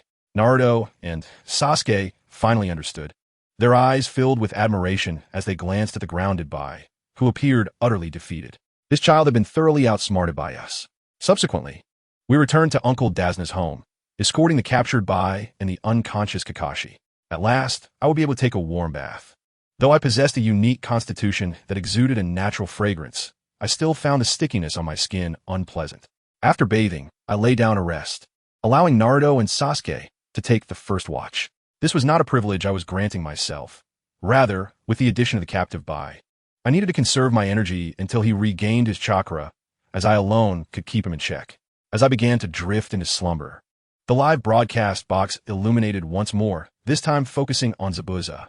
Bai's ice clone, still carrying him, arrived at a small cabin in the woods. This is the place, Zabuza remarked nostalgically. Bai's ice clone gasped, Mr. Zabuza, you can speak. Zabuza's expression darkened. You little brat. Did you really want me to remain mute for a lifetime? I was just pondering and didn't bother to speak. Not at all. I must clarify. Little Bai was utterly flustered at that moment, having just steadied Zabuza when he heard him waxing poetic. It was truly baffling. Zabuza had just clawed his way back from the brink of death, yet now he was acting like a philosopher. He interrupted Bai, declaring, I already know what you wish to say. There's no need for explanations, before launching into a lengthy monologue about the choices we make, the nature of humanity, and a yearning for bonds. I was bewildered, thinking, who is this guy? Aren't you the notorious killer, Zabuza? Why the sudden shift to life coach? I was equally perplexed, thinking, you don't need to explain yourself. You are the one who needs to clarify this situation. With great caution, Bai inquired, Mr. Zabuza, are you all right? Zai Bu Zhan shook his head, wearing an expression that suggested he was quite well and had achieved enlightenment, and said, help me inside. So, I followed the 2 of them into the small cabin nestled in the woods. Let me tell you, from the outside, this place looked dilapidated, akin to an unfinished house. However, upon stepping inside, I was taken aback, exclaiming, wow. Those who understand will know. Inside was nothing short of luxurious. Various jars and scrolls of Rinju were neatly arranged, and on the shelves, there even glimmered with the light of chakra. Xiao Bai, unable to resist, reached out and touched one, only to be jolted by a shock, shouting, Seeding technique. This was no mere safe house. It was a veritable arsenal combined with a pharmacy. Xiao Bai stared in disbelief at the sight before him. High-grade bandages from Konoha Hospital, blood-replenishing agents from the Nara clan. There was even a long-discontinued spa bottle from the Yagura clan. This safe house was wealthier than my own home. Zai Bu Zhan remained unfazed, casually unsealing and grabbing that rare spa bottle, drinking from it as if it were soda. After quenching his thirst, he leisurely remarked, this is a relic from friend. Xiao Bai suddenly understood, oh, it was left for you by Mr. Yagura. Before he could finish, Zai Bu Zhan flicked his head back, laughing and scolding, what are you thinking? I'd be lucky if I met that scoundrel without fighting him. Will he leave me anything? That was from Terumi Mei. Zai Buzan Sikit. At that moment, I was struck with a jolt. Terumi Mei? The alluring lady? The future fifth Mizukage of Kirigakure? Weren't these two sworn enemies? What a script of love and conflict. Xiaobai was equally stunned, stammering. But didn't you sever ties with Kirigakure? How could you use her safe house? Zai Biyu Zhan sat on the edge of the bed, regaining some strength, gazing deeply in the direction of Kirigakure, and suddenly dropped a bombshell. It was you who changed my perspective by me? Xiaobai was even more perplexed. Indeed, Zai Biyu Zhan confirmed, your choice has shown me the things I had long abandoned, the yearning for bonds, the longing for beauty. He continued with a passionate outpouring about how humanity refuses to accept solitude, and how Xiaobai's decision had awakened him. Xiaobai listened, bewildered. So? Zai Biyu Zhan's expression turned serious, resolutely stating, therefore, I will respond to Terumi Mei's invitation and return to Kirigakure to give it another try. Huh? Didn't you want to find Kakashi for another fight? Xiaobai was initially thrilled, then caught the crux. Wait, return to Kirigakure? Surprised, aren't you? Zai Buzan Chakret. Going to find Kakashi again likely means death. Since we are destined for death, why not return to Kirigakure and fight one last time? He lowered his voice, revealing a shocking secret. Terumi Mei told me that Yagura is currently under Jinjutsu. What? The fourth Mizukage, the leader of a village, is actually being controlled by Jinjutsu? All the brutal infighting in the Blood Mist village is part of someone else's scheme. Zai Biyu Zhan was incensed, veins popping as he growled. I cannot tolerate this. What does that make someone like me, who crawled out of the Blood Mist? The sheer weight of this revelation hit hard. A controlled Mizukage, a grand conspiracy. I sensed that the storyline in Kirigakure was bound to be drenched in blood and chaos. After Zai Biyu Zhan vented, he regained composure, looking at Xiaobai, and said, So I come to a conclusion. You should go to Konoha. At least you can avoid this storm. I thought Zai Biyu Zhan intended to drag Xiaobai back to face death together. But to my surprise, he genuinely cared for Xiaobai, wanting him to stay in Konoha, stating that Xiaobai was his last concern and he didn't want him to become a burden. Xiaobai was deeply moved, crying out that he wanted to return with him. Yet, Zai Biyu Zhan firmly refused. No, you stay in Konoha. He even casually remarked, with Kakashi watching.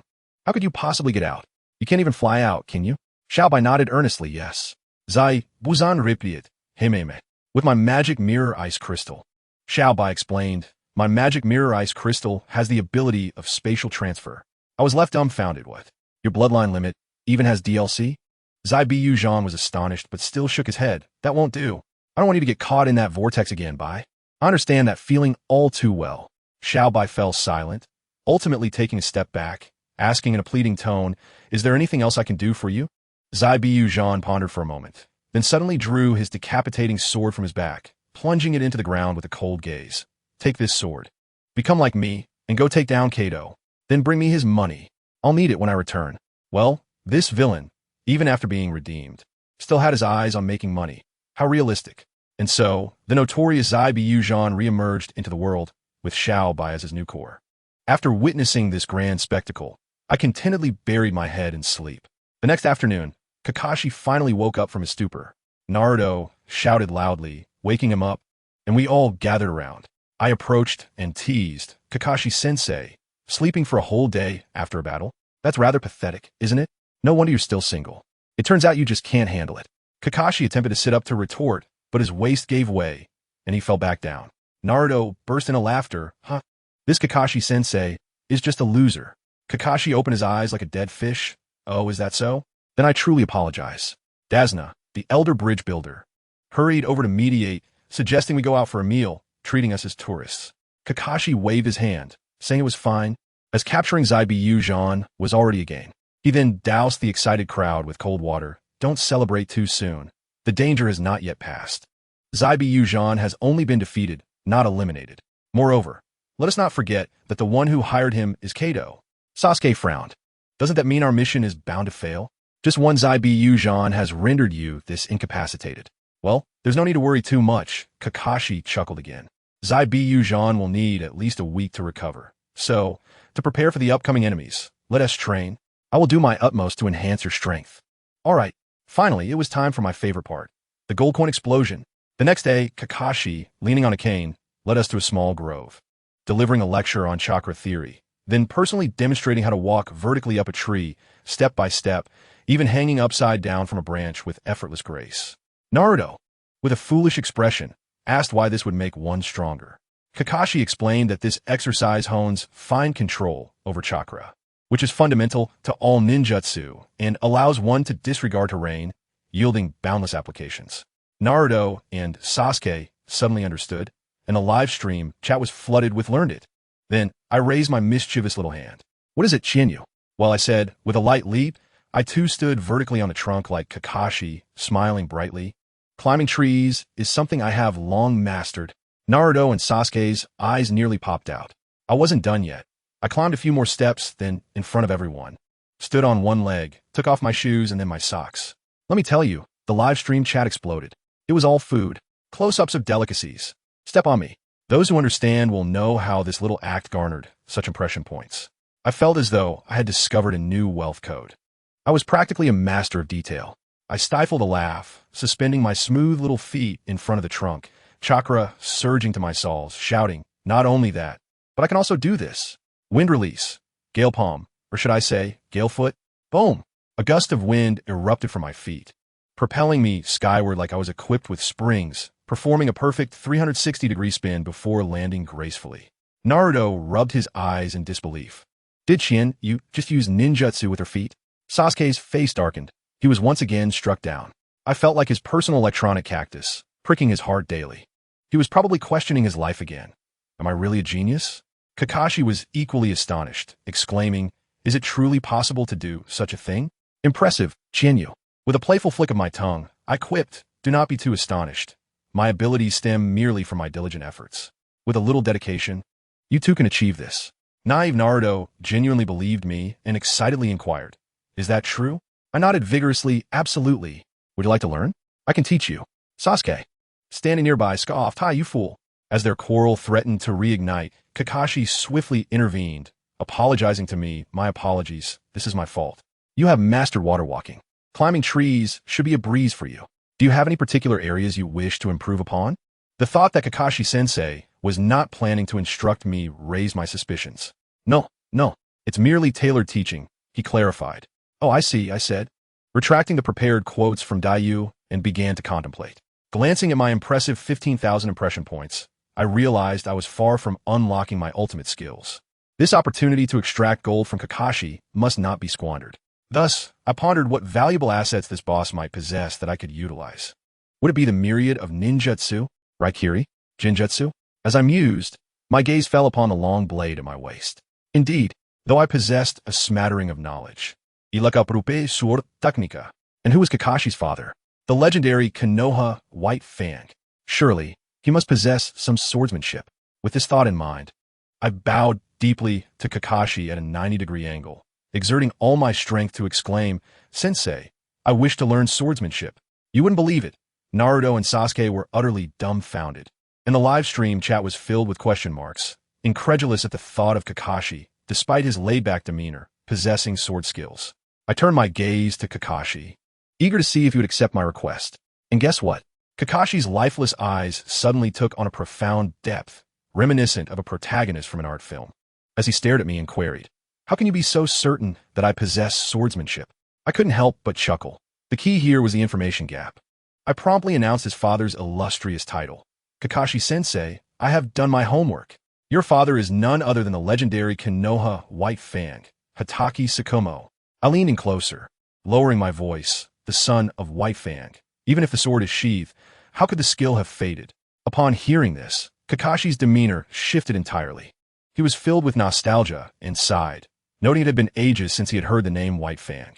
He admitted that his father was indeed Hatake Tsukumo, known as White Fang, implying that whenever that short blade was unsheathed, its white brilliance could tear apart all darkness before it. Naruto, overhearing this, was wide-eyed, exclaiming how incredibly cool that was.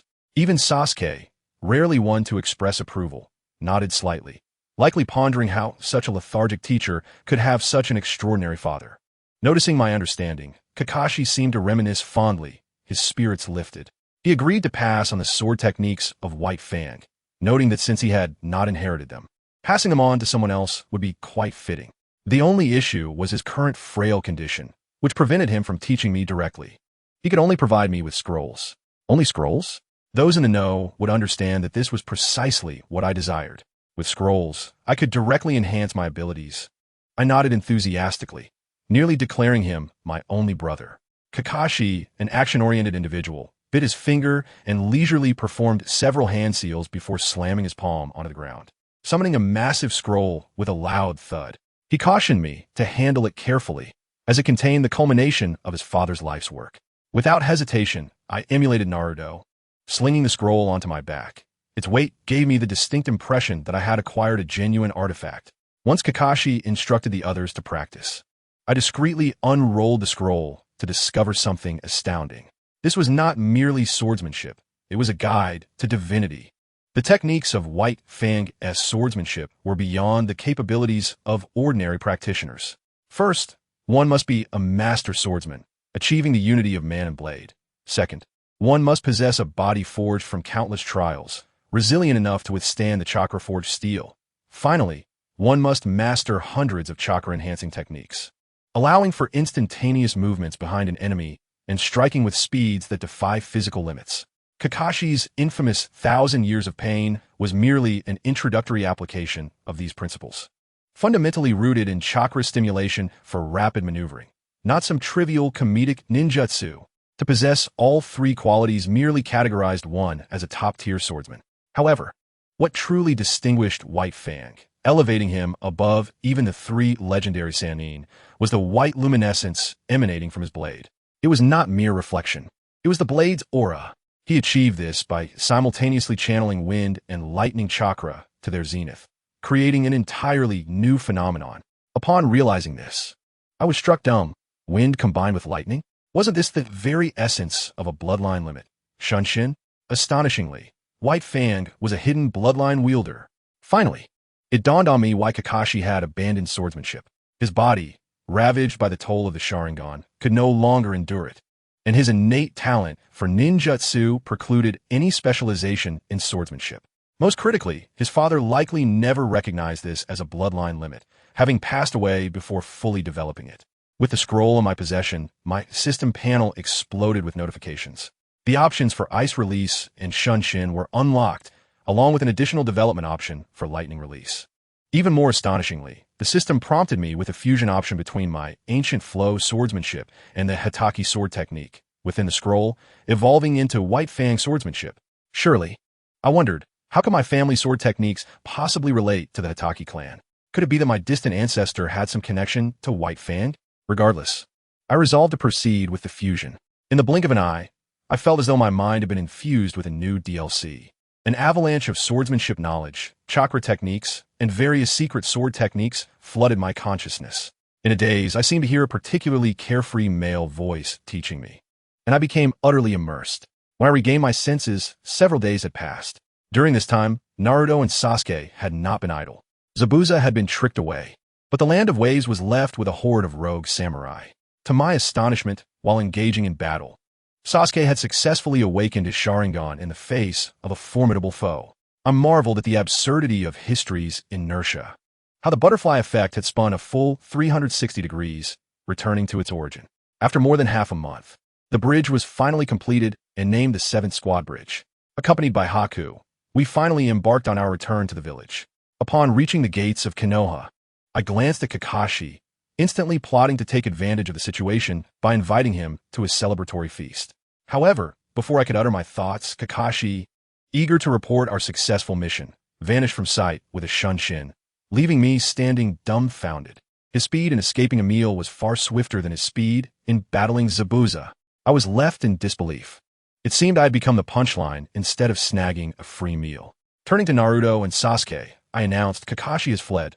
Let us dine on our own, for we have amassed a fortune during this mission. Naturally, Naruto and Sasuke agreed, and we made our way to a quaint eatery I was familiar with. Just as we turned into a narrow alley, a familiar voice rang out, "Let go of Kyo." Upon hearing this, Naruto's ears perked up, recognizing Sakura's voice. Without hesitation, he bolted forward as if propelled by a rocket, completely ignoring my calls to stop. Sasuke and I exchanged glances before hastily following suit. When we caught up, the chaos in the alley was beyond comprehension. A male classmate from our cohort, known as Cao Shangjing, was being ruthlessly pinned to the ground by a figure adorned with purple paint on his face, who was wielding a substantial object. It appeared he was on the brink of asphyxiation. Beside him, Xiaoying was anxiously pacing. In a fit of rage, Nari shouted, "You bastard, let him go," and charged forward.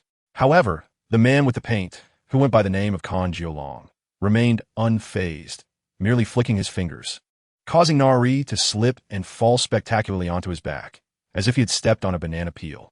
Kan Jiolong mocked the quality of the genin from Konoha, infuriating Nari.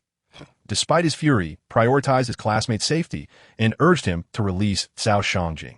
Shouju, who stood alongside Kan Jiolong, attempted to dissuade him from escalating the situation, but he refused to listen and increased his pressure. In that critical moment, I took decisive action. A few shuriken flew through the air with precision. Shouju's expression shifted dramatically as she quickly pulled Kan Jiolong behind her and brandished her large fan in defense. Yet, in the instant she lifted her fan, I'd already materialized before her like a specter, greeting her with a cheerful hello. Her pupils dilated in shock, and before she could react, I executed a powerful spinning kick, producing a thunderous sound as it struck her fan with great force. The fan flew from her grasp, and I seized Cao Shangjing, retreating to safety. In front of her, only the shuriken thrown by Zusu remained, rapidly enlarging in its trajectory toward her, just as she was about to be pierced. A sudden burst of yellow sand materialized, forming a protective shield that intercepted all the shuriken. As the sand settled, we were all rendered speechless. However, Kan Jiolong and Shouju wore expressions of sheer terror upon seeing the sand. I furrowed my brow and glanced towards a nearby tree, where a red-haired figure with a large gourd hung upside down, glaring at me with deep, dark circles under his eyes. I locked eyes with him for several seconds, instinctively holding my clothing to prevent any accidental exposure, and then, with irritation, remarked, "Who is this little peeping Tom? Is it now acceptable to gawk so brazenly? No wonder your panda eyes are so pronounced. You've likely been beaten up, haven't you?" To my surprise, he exploded in anger, pointing a finger at me. He furiously demanded that if I had the courage, I should confront him openly instead of slandering him. He accused us, Konoha's ninjas, of attempting to eliminate our competitors before the Chunin exams. I simply laughed, demonstrating an air of innocence. Tilting my head and fluttering my large, expressive eyes, I exclaimed, "Oh dear, what are you talking about? Chunin exams? We just returned from a mission and are completely lost. In fact, it is you who invaded our village and spied on me. Come, let us have a cup of tea at the security department." The panda-eyed fellow was on the verge of exploding, ready to engage in a full-on brawl, but his blonde-haired sister quickly intervened, calmly stating, "Can't you see? She's deliberately provoking us." To my surprise, this sister displayed remarkable clarity of thought. The panda-eyed boy remained skeptical, questioning who would dare to incite Gaara. Upon turning around, however, he was met with a sight that sent chills down his spine. The red-haired boy hanging from the tree wore an expression darker than soot. His large gourd had spontaneously unsealed, with sand pouring forth like an unrelenting tide, creating a palpable tension in the air. The boy immediately wilted, his legs trembling. His sister, Shouju, hurriedly instructed him to discard his broken raven puppet and flee to find their teacher. He complied, tossing aside his meal and sprinting away. His flight seemed to trigger the onset of battle. The inverted Gaara swung his arm, unleashing a barrage of sand shuriken toward me. I swiftly kicked a nearby teammate aside, drawing my blade in an instant and executed a powerful wind technique. A wall of wind surged forth, redirecting his sand shuriken back to their origin. But that was not the end. I dashed through my own wind wall, harnessing its momentum to propel myself toward the still airborne Gaara. With a flash of my blade, I aimed for his waist. Shouju stood beside me, wide-eyed, assuming I would land a decisive blow. However, Zusu activated his Sharingan, discerning something amiss, and remarked on Gaara's composed demeanor. Just as my blade neared him, the dispersed sand swiftly reassembled into a barrier, effectively blocking my strike. I realized then that he was not to be underestimated. If one strike was ineffective, I would unleash 100. I accelerated, weaving my blade like a spider's web, enveloping him in a flurry of attacks. Yet, astonishingly, no matter from which angle I struck or how I varied my technique, a small clump of sand timely appeared to deflect each of my blows. I was invigorated. Mimicking Li's technique, I began to circle him at high speed, slashing as I ran, my own velocity dizzying. At last, he began to show signs of strain, his brows furrowing as his sand defense struggled to keep pace. Shojiu stood frozen, mouth agape, likely astonished at witnessing her brother being overwhelmed. But the panda-eyed boy was cunning. While defending, he subtly spread sand across the ground until I was caught unawares, sinking into a trap of quicksand that rendered me immobile. He looked at me, his voice dripping with malice. "I've caught you, little insect. You're so lovely. Your blood must possess a delightful fragrance." As he spoke, more sand surged forth, binding my legs tightly. Nari and Su were frantic, while Shoju readied her fan to intervene.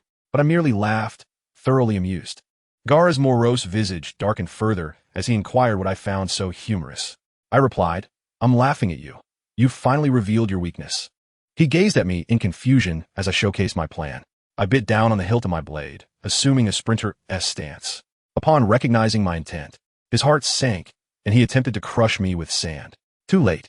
My feet erupted with a violent gust of wind, executing the wind release. Violent wind palm. Coupled with my body flicker technique, I propelled myself forward like a cannonball, hurtling toward his face. Only then did he comprehend the predicament. In his eagerness to ensnare me, he had concentrated all the sand beneath my feet, leaving the space around him vacant. This was his vulnerability, yet he remained unfazed, summoning the sand from his ever-present gourd to create a sand wall between us. With an air of arrogance, he proclaimed, "You couldn't breach my defense before. What makes you think you can now?" I internally scoffed at his presumption, raising my blade high, unleashing my chakra to its fullest. I prepared to execute my ultimate technique, the White Fang's sword technique, Dance of the Crescent Moon. I became one with my blade, transforming into a deadly whirlwind of razor-sharp edges. The spiraling blade, light, easily shredded his sand wall to pieces. He attempted to reconstitute the sand, but my relentless assault shattered it anew, proving futile. In mere seconds, I had depleted the reserves from his gourd. Shoju gasped as the sword-wielding tempest engulfed Gaara, the sound of his anguished screams echoing, sending chills down spines. Nari and Zusu swiftly restrained Shoju, who sought to rush to his aid. Soon after, the sand summoned by Gaara formed a vast sea, consuming both of us along with the wall of an entire street. Of course, I remained unscathed. My Dance of the Crescent Moon technique provided a 360-degree defense, allowing me to leap from the sand mound unscathed. Nari and Zusu rushed to inquire about my condition. I shook my head and informed them. That fellow not only possesses a sand shield, but also a layer of sand armor. I managed to breach a part of it, but not entirely. As soon as the words fell, the sand mound began to writhe, and AI Luo emerged from within. Remarkably, his entire body was encased in sand armor riddled with cracks, blood seeping from the fissures. Upon noticing her brother's injury, Shoju's mind went blank. Realizing the gravity of the situation, it was over. He was about to go berserk. Who could understand the mindset of Shoju at that moment?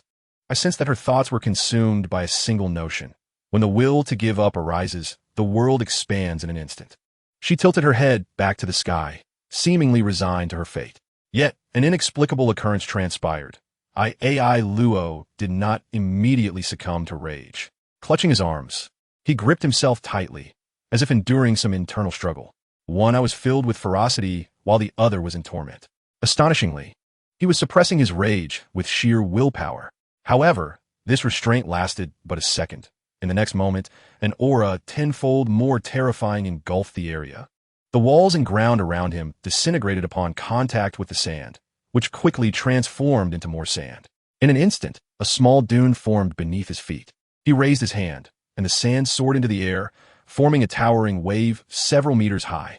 Fixing his gaze upon me, he declared, "Woman, I shall see you dead. Mother will relish your blood." The sand wave loomed ominously, threatening to engulf the entire alley. In my heart, satisfaction surged. Indeed, this was thrilling. I grabbed Naruto and Sasuke, preparing to flee. Yet, the sand wave halted midair. A calloused hand seized AI Luo's arm. The once catastrophic sand wave deflated like a punctured balloon, and AI Luo fainted. A man, half of his face obscured, steadied AI Luo and glanced coldly in our direction. Shoju exclaimed in delight, "Maki-sensei." My heart sank.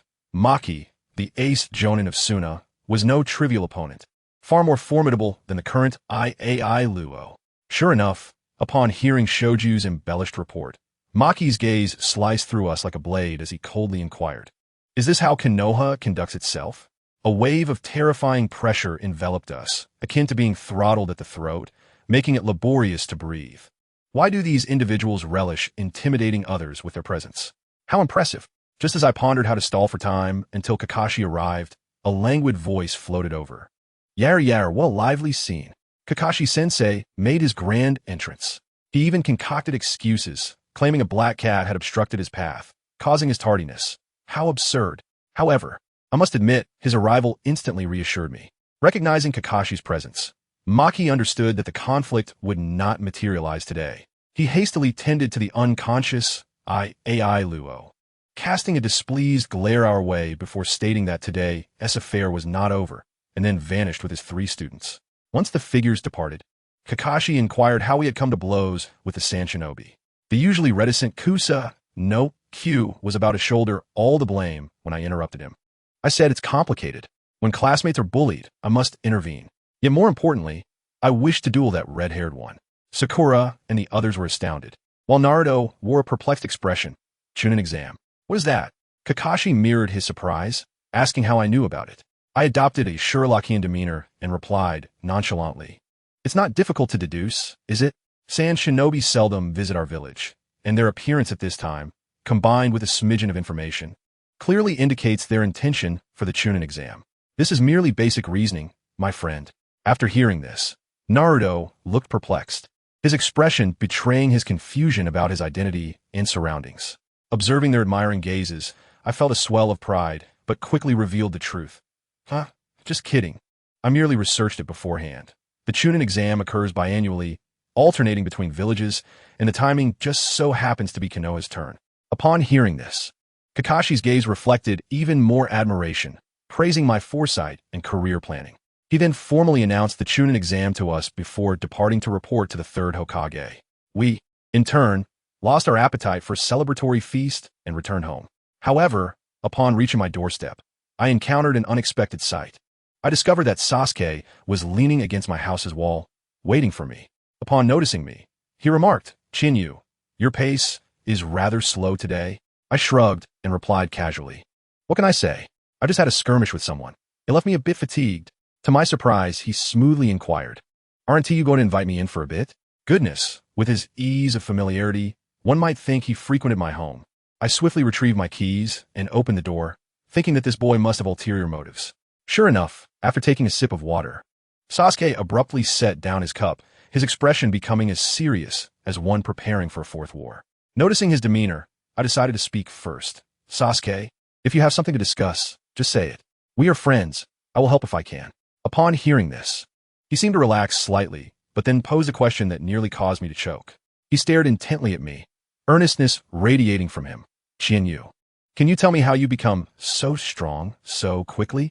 I must say, his gaze was a mix of urgency and confusion, as he lamented the growing chasm between us. If this continued, he was nearly a loss for words, only to suddenly realize and hastily apologize. I'm sorry. That was rude of me. Who can fathom the feelings of witnessing the last scion of the Uchiha clan humbly seek my secrets to strength? I was overwhelmed with mixed emotions. What could I say?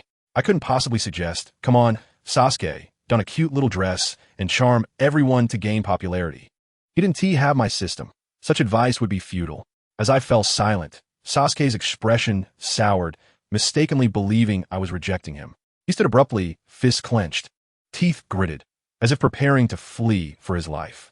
I felt a surge of irritation and slammed my cup down, declaring, Sit down? With such little patience, how do you expect to grow stronger?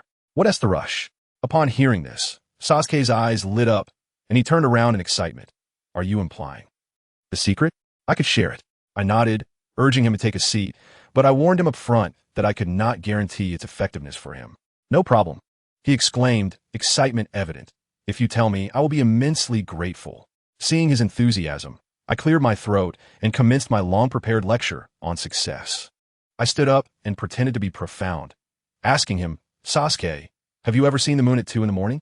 To my surprise, he earnestly replied after a moment's thought, Yes, I have. What's the matter? I smiled and asked, But can you see it every day?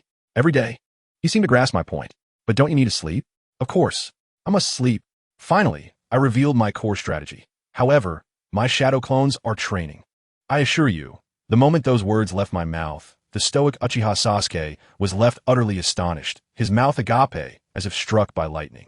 He suddenly came to a realization, smacking his forehead. Of course, shadow clones.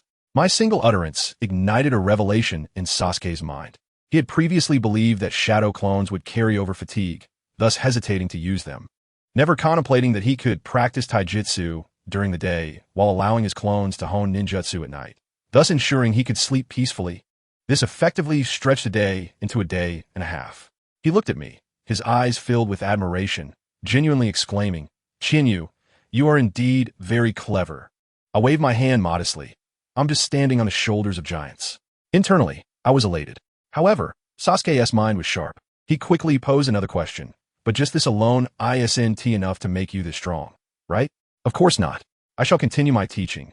First, it is diligence. Second, it is methodology. One must find the correct path, for mindless practice yields little. Thirdly, and most crucially, is talent. Talent? Sasuke appeared somewhat bewildered. I meant that one must identify their own track. To illustrate, I shall use myself as an example. For instance, I am suited to wielding a sword. And what about you, Sasuke?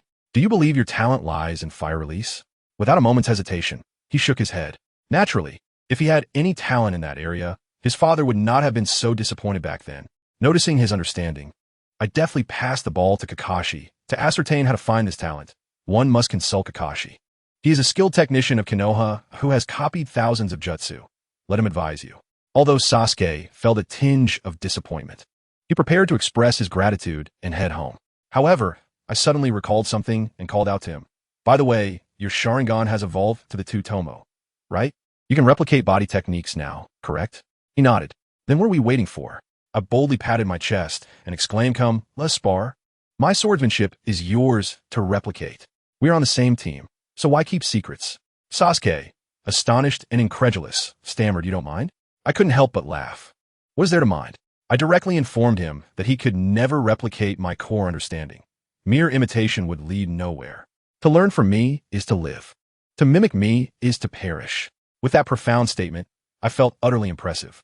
Sasuke was thoroughly convinced and promised me that he would brave any challenge in the future.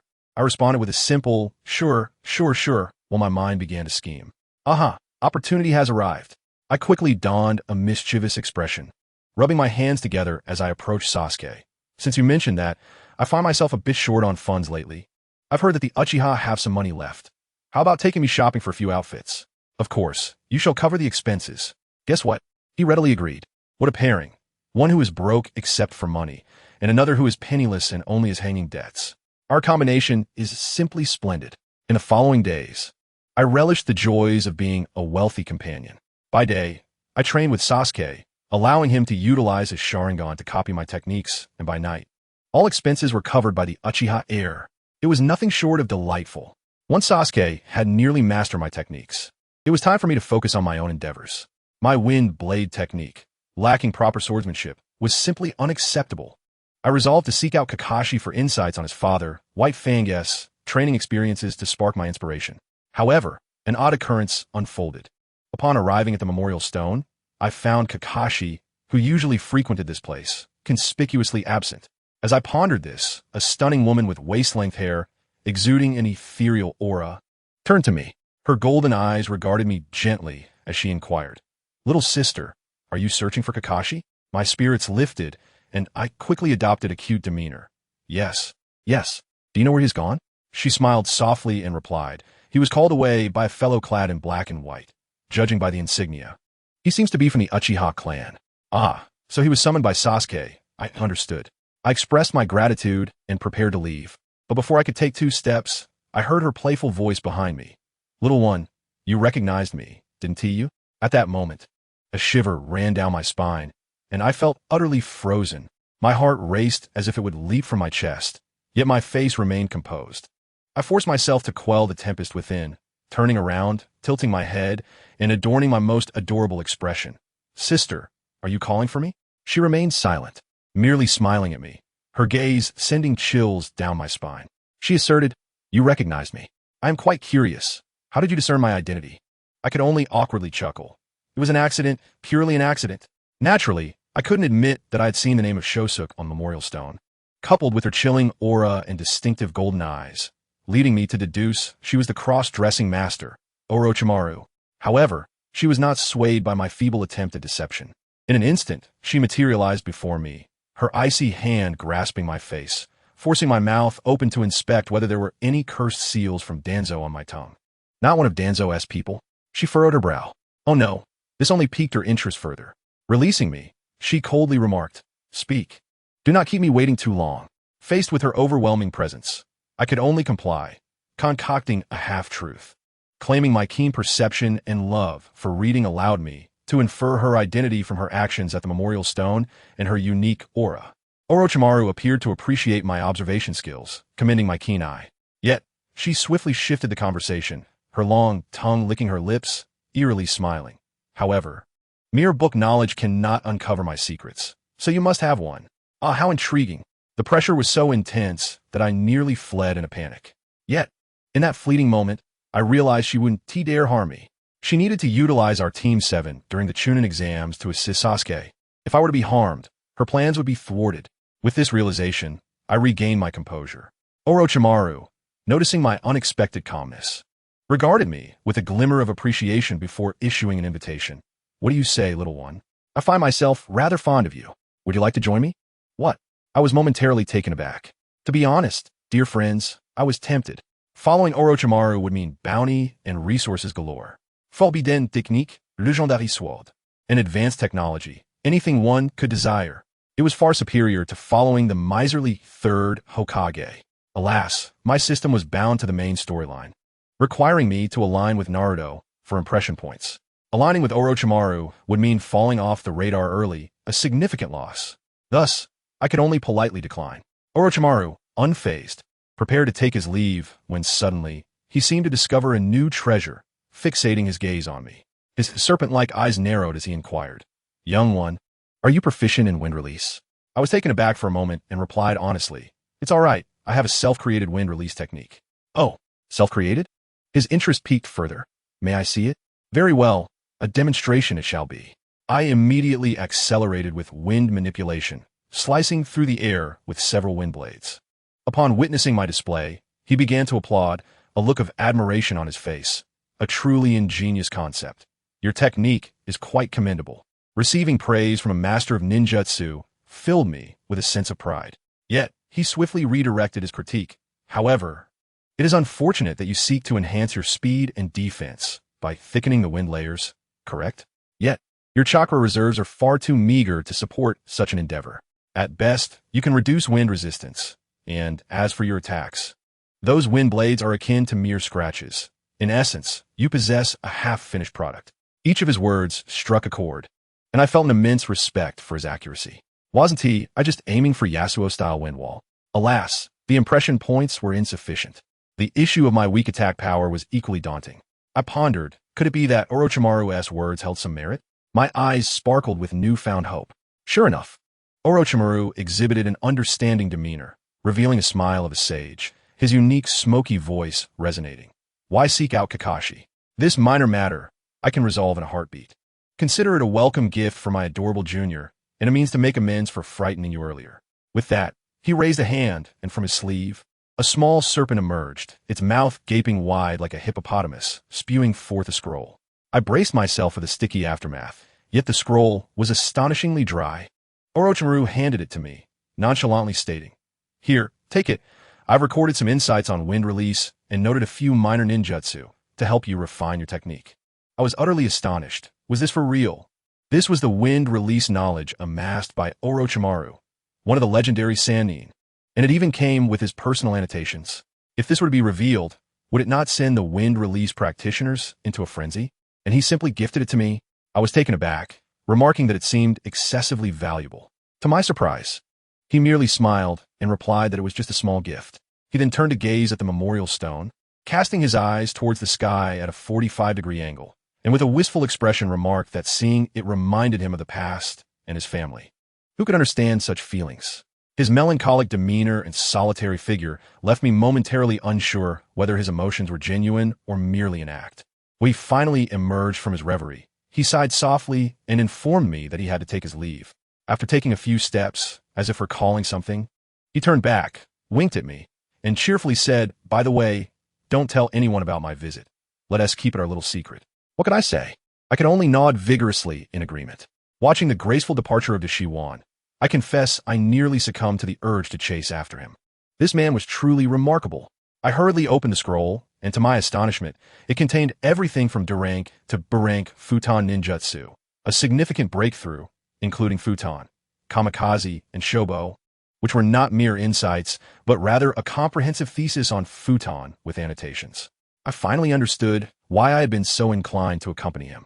The charisma of Shi-E was simply extraordinary. Just imagine a top-tier figure who, aside from initially startling you, treats you with immense respect throughout, swiftly offers you a treasured artifact without asking for anything in return, and concludes with a wave of nostalgia to forge a bond with you. After such a seamless series of actions, who could resist? Had I not been a traveler aware of his true nature, I would have undoubtedly called out for Shishu to take me away. Even knowing the truth, my admiration for him was nearly overwhelming. Was this the prowess of the foremost PUA master in the shinobi world? Terrifying indeed. Fortunately, I departed without being led astray and managed to acquire a top-tier secret tome, and later sought out Kakashi for some notes on White Fang. A tremendous profit. I had a clear path mapped out for the advancement of my wind blade technique. However, before I could delve into my research, the day of the Chunin exams arrived. As I started my live stream, the long-absent Team 7 gathered at the entrance of the Ninja Academy. I immediately noticed that Sasuke had also acquired a new sword. Naruto, being Sasuke's #1 fan, was quicker than I and promptly asked, "Hey, Sasuke, why do you have a sword like Qianyu?" Sasuke exchanged a knowing smile with me, clearly implying that he had learned from me. Yet, he dismissively replied to Naruto, stating it was merely a necessity for battle. Naruto sniffed the air suspiciously and remarked, "Is that so? I smell a lie." Both Sasuke and I broke into a cold sweat. I genuinely suspected that despite his seemingly foolish demeanor, Naruto had an uncanny ability to detect lies. Even the slightest change in Sasuke's lipstick shade might not escape his notice. The comments exploded with laughter, with many proclaiming their suspicion of being subjected to American bullying, yet lacking evidence. After this brief interlude, we proceeded into the examination hall. Upon reaching the second floor, we were taken aback. Where were the illusions that were supposed to be present? How could the door and walls of classroom 201 be utterly shattered? With the door sign precariously hanging from a half-destroyed wall, Naruto was astonished, inquiring about the situation. "Has someone been fighting here?" Sasuke frowned, analyzing. "This level of destruction must be fire release, right? Who would use fire release in a corridor, risking their life?" My heart sank at the thought. The plot had shifted. The guards were clearly outmatched this time. But who could wield such fire release? It wasn't fire release. A lively voice interjected. I turned to see a young man clad in a green jumpsuit with a watermelon hairstyle and bushy eyebrows. It was Lee. He stated, "According to our intelligence, the individual employed a peculiar form of earth release." "Earth release?" Sasuke queried, puzzled. "But there are no traces of earth at all." Lee shook his head in uncertainty. "That is why I came to find you, Uchiha Sasuke. Surely, you can discern this at a glance." Sasuke approached to examine closely, concluding, indeed, it is not fire release. There are no burn marks. However, it did not resemble earth release either. He then turned to seek my opinion. I leaned in for a closer look. The edges of the wall were too smooth, as though some incredibly hard object had crushed through it. I asked Lee, "Did the technique used by that person have a color?" Lee appeared flustered and glanced toward the side for assistance. Niji and Tenten approached. With Niji helplessly answering for him, it was red. He then began to lecture Lee. We agreed that we were only collecting observations here. Lee sheepishly scratched his head and surprisingly turned to me, a hint of shyness on his face. A wave of ominous premonition surged within me as I looked at Lee's face. Recall the original plot, and I felt a wave of dread wash over me. I maintained a calm exterior while subtly retreating, using Naruto as a shield. However, with Naruto's height, he hardly served as a barricade. Lee disregarded Naruto and strode over with long strides. "I'm Rock Lee. You must be Qianyu. Please go out with me. I will protect you for life." Upon finishing, he gave a thumbs up and flashed a toothy grin, which sparkled under the light. I must say I was utterly flabbergasted, caught in silence, feeling as if my defenses had crumbled. A myriad of thoughts raced through my mind. The comments section erupted with laughter, filling the screen with ha ha ha. I had initially presented myself as a cool goddess, Yet this moment transformed the ambience, making me appear to be the comic relief. What was this? The law of conservation of smiles? Moreover, his confession rang like a warning bell in my mind, incessantly reminding me, you no longer possess the dragon. A surge of agitation rose from within, and this Lee, with his bushy eyebrows and bright eyes, seemed to fall for anyone he saw. Was it merely about appearances? If I were still male, I might understand, but now I was the one being admired? With a sudden motion, I pressed my hand against the hilt of my sword. A sharp aura radiating from me. Niji, perceptive as ever, paled and immediately assumed a gentle fist stance, shouting, Lee, back off. Sasuke, too, was alarmed. Hey, Chinyu, calm down. Taking a deep breath, I forced myself to suppress the fiery surge within and coldly articulated through clenched teeth, I'm sorry, but I have no interest in ordinary humans. Furthermore, I do not like men. Additionally, you, sir, are simply driven by lust, which is quite disturbing. Lee immediately fell into a despondent state, his face paling. I'm sorry, Chinyu. I felt much better after letting that out. I had no desire to linger in this dismal place any longer, beckoning Naruto and Sasuke to leave hastily. Niji observed our retreating figures with a complex expression, eventually settling on me with a smile. Chinyu, things are getting interesting. Perhaps my rebuke had been too harsh. Lee did not pursue any further trouble, and we made our way smoothly to the third-floor examination hall, where we encountered Kakashi. He offered us a few encouraging words before we pushed open the door. To our astonishment, the room was densely packed with an array of peculiar candidates. Naruto was immediately taken aback. I, however, remained unperturbed. Most of these individuals were mere fodder. I was scanning for the mysterious expert who had demolished Classroom 201 when suddenly a lively voice called out, Sasuke, you're so slow. Ino, with her golden hair, darted towards Sasuke like a cannonball. I reacted quickly, appearing from behind Sasuke, to catch Ino in my arms. With a soft thud, I realized the implications. The comments exploded with excitement, exclaiming everything from battle royale to meeting of planets, and my impression value skyrocketed. It dawned on me that the solution to this world's dilemmas lay in affectionate interactions. Ino struggled in my embrace. Chinyu, what are you doing? You're so annoying. I released her, adopting a motherly tone. Girls should be more reserved. I know, Mama Chinyu. Ino stuck out her tongue. Soon, the other members of Team 7 gathered around. Kiba inquired about Sakura and her team, to which Ino replied that Sakura's teammate had been injured and hospitalized, thus unable to participate. Naruto displayed a look of disappointment. I, however, considered a blessing. Sakura was advancing her medical ninjutsu training, which was indeed a good thing. Naruto has triumphed in becoming Hokage, but in the scenario where he loses, he is destined to wed Sakura, thus losing his chance at a substantial safety net. Wait a moment, I am now one of the girls in Team 7. Does this mean that if I win, I marry Chinyu, and if I lose, I become Hokage? Oh, my phantom limb is suddenly experiencing some discomfort. Just as we were engaged in conversation, the fixed NPC for the Chunin exam, Yao Shirdo, appeared. He masqueraded as a benevolent senior, showcasing his ninja identification card. My eyes were immediately drawn to the numbers. 30 from Sunagakure, 21 from Amagakure, 72 from Kanehagakure, and finally, 6 from Otogakure. 3 more than expected. I instantly recalled the crimson traces of the ninjutsu from Classroom 201. At this moment, Sasuke stepped forward, expressing his desire to investigate 2 individuals. Yao Shirdo wore an expression that suggested Sasuke had inquired about the right people. Without hesitation, Sasuke named the first, Gaara from Sunagakure. However, when it came to the second, he hesitated and silently glanced in my direction. I was taken aback. Wait, is it me? If you want to know my information, just ask. Sasuke, unusually bashful, murmured, I'm just curious. You are undeniably powerful, yet your file appears so ordinary.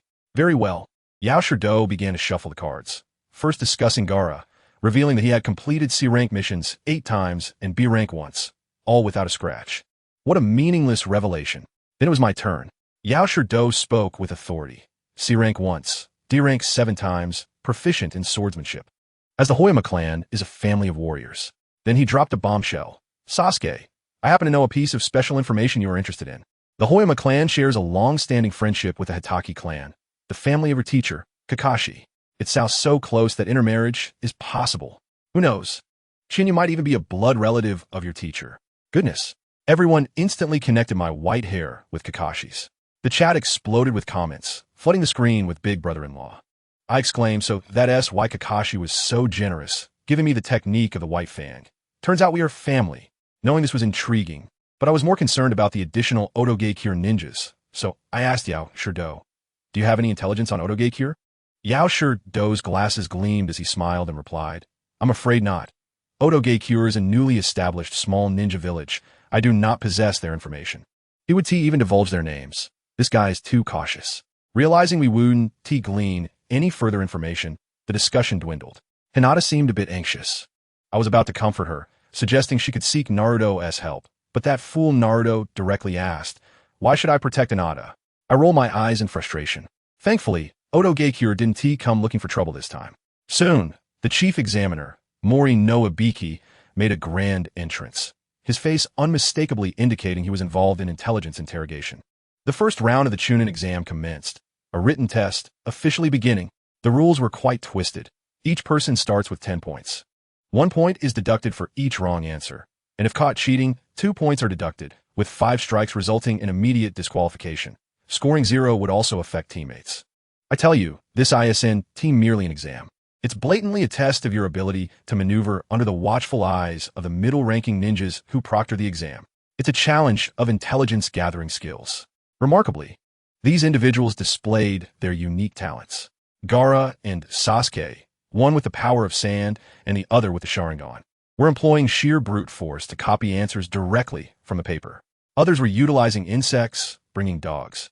And even one guy had the audacity to use a puppet to impersonate the examiner, performing a two-man act right under their noses. In no time, the exam hall echoed with the sound of pen tips scratching away, akin to a frenzy of individuals racing to meet their KPIs. Yet, amidst the chaos, only Naruto sat there, scratching his head, his paper so pristine it could serve as a mirror. Friends, can anyone understand? At that moment, the dignity of being a poor student felt utterly worthless. His little eyes darted about, and ultimately, he couldn't resist the urge to copy Hinata's answers. Just at that critical moment, whoosh, a kunai zipped past his face, pinning the paper of the unfortunate fellow behind him to the desk, leading to immediate disqualification. Naruto's petty thoughts vanished in an instant. He wrestled with indecision for a while, ultimately deciding not to drag me or Sasuke down. He straightened his back and declared to Hinata, a true strong person would never resort to cheating. I was spectating nearby, nearly bursting into laughter. This guy puts on a facade, yet turns around with tears welling up, prioritizing his pride over common sense. I felt a pang of concern for him, this fool. Never mind, I've got your back. My paper was already completed. These middle school level questions were a breeze for me. I discreetly placed my hand on my unmarked paper and, with a swift movement, activated my supreme substitution technique. With spatial awareness, I locked onto Naruto's blank paper. And away we go, in a flash. Let me tell you, it was incredibly smooth. Naruto watched in awe as his empty paper transformed into a full-score answer sheet adorned with elegant handwriting. The shock on his face was so profound his jaw nearly dropped, and instinctively he glanced my way. As for me, I acted as if nothing had happened, casually picking up my pen to feign writing my name, humbly concealing my contributions. Understood? With the issue of illiteracy resolved, the rest of the exam held no suspense. Once the examiner announced the conclusion of the first round, I scanned the crowd and spotted a new face from Otogekier, a girl with a pineapple hairstyle accompanied by 2 burly bodyguards. My heart skipped a beat. Isn't this Jing Dun Hong Lien? This girl is no ordinary individual. Her Jing Dun allows her to transform anything into crystal, offering both offensive and defensive capabilities. Her only vulnerability lies in her fragility, susceptible to high-frequency vibrations, much like how a soprano can shatter glass with her voice. Logically speaking, at this stage, her abilities are nearly insurmountable. She could even hold her own against Gaara for a few exchanges. However, the problem is, I am not included in her script. Why has she come here? A shiver ran down my spine as I instinctively glanced at myself, realizing that her Jing Dun is a direct counter to my physical techniques. Akin to rock, paper, scissors, she has the advantage. Orochimaru is clearly targeting me. Is he planning to orchestrate my downfall first, only to later offer me warmth and strength? This complicates matters. If I were to encounter her in the second preliminary round, wouldn't I have to return home early? It goes my reputation. No way. If she wants to come after me, she has got another thing coming. I must devise a plan to counter her crystalline abilities. High-frequency vibrations, you say? Very well. I'll give you something substantial.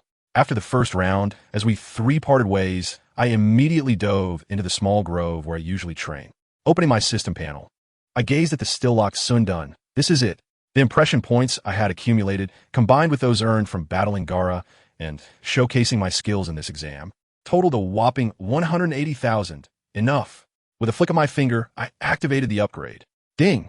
Consumed 10,000 points. Lightning Attribute Chakra has been unlocked. Ding! Consumed 100,000 points. Sundun has been unlocked. I tell you, just like that, 110,000 impression points vanished in an instant. The next moment, a surge of energy flooded into my body from the void, a sensation akin to receiving electric therapy deep within my soul, beginning a transformation at the genetic level, leaving me feeling tingly all over. Once the rush subsided, I opened my eyes to find the world had shifted dramatically. I beheld a dragonfly before me, its wings flapping frame by frame, akin to a PowerPoint presentation, while everything around slowed to a snail's pace. Goodness, I had become a time assassin. Is this what Sundun feels like? This sensation is simply exhilarating. The following day, we gathered at the entrance of the Forest of Death, and I couldn't stop bragging about my chocolate bars. Naruto, unable to bear it any longer, asked if I had forgotten to eat. Sasuke, thinking I was nervous, pretended to analyze the situation, stating that eating could alleviate anxiety. I shot him an eye roll. Little did he know, I was simply expending energy for my new skill. High energy mode, just like the Flash. Sasuke's face darkened at that moment. Good grief, he fell for my act again and fell silent.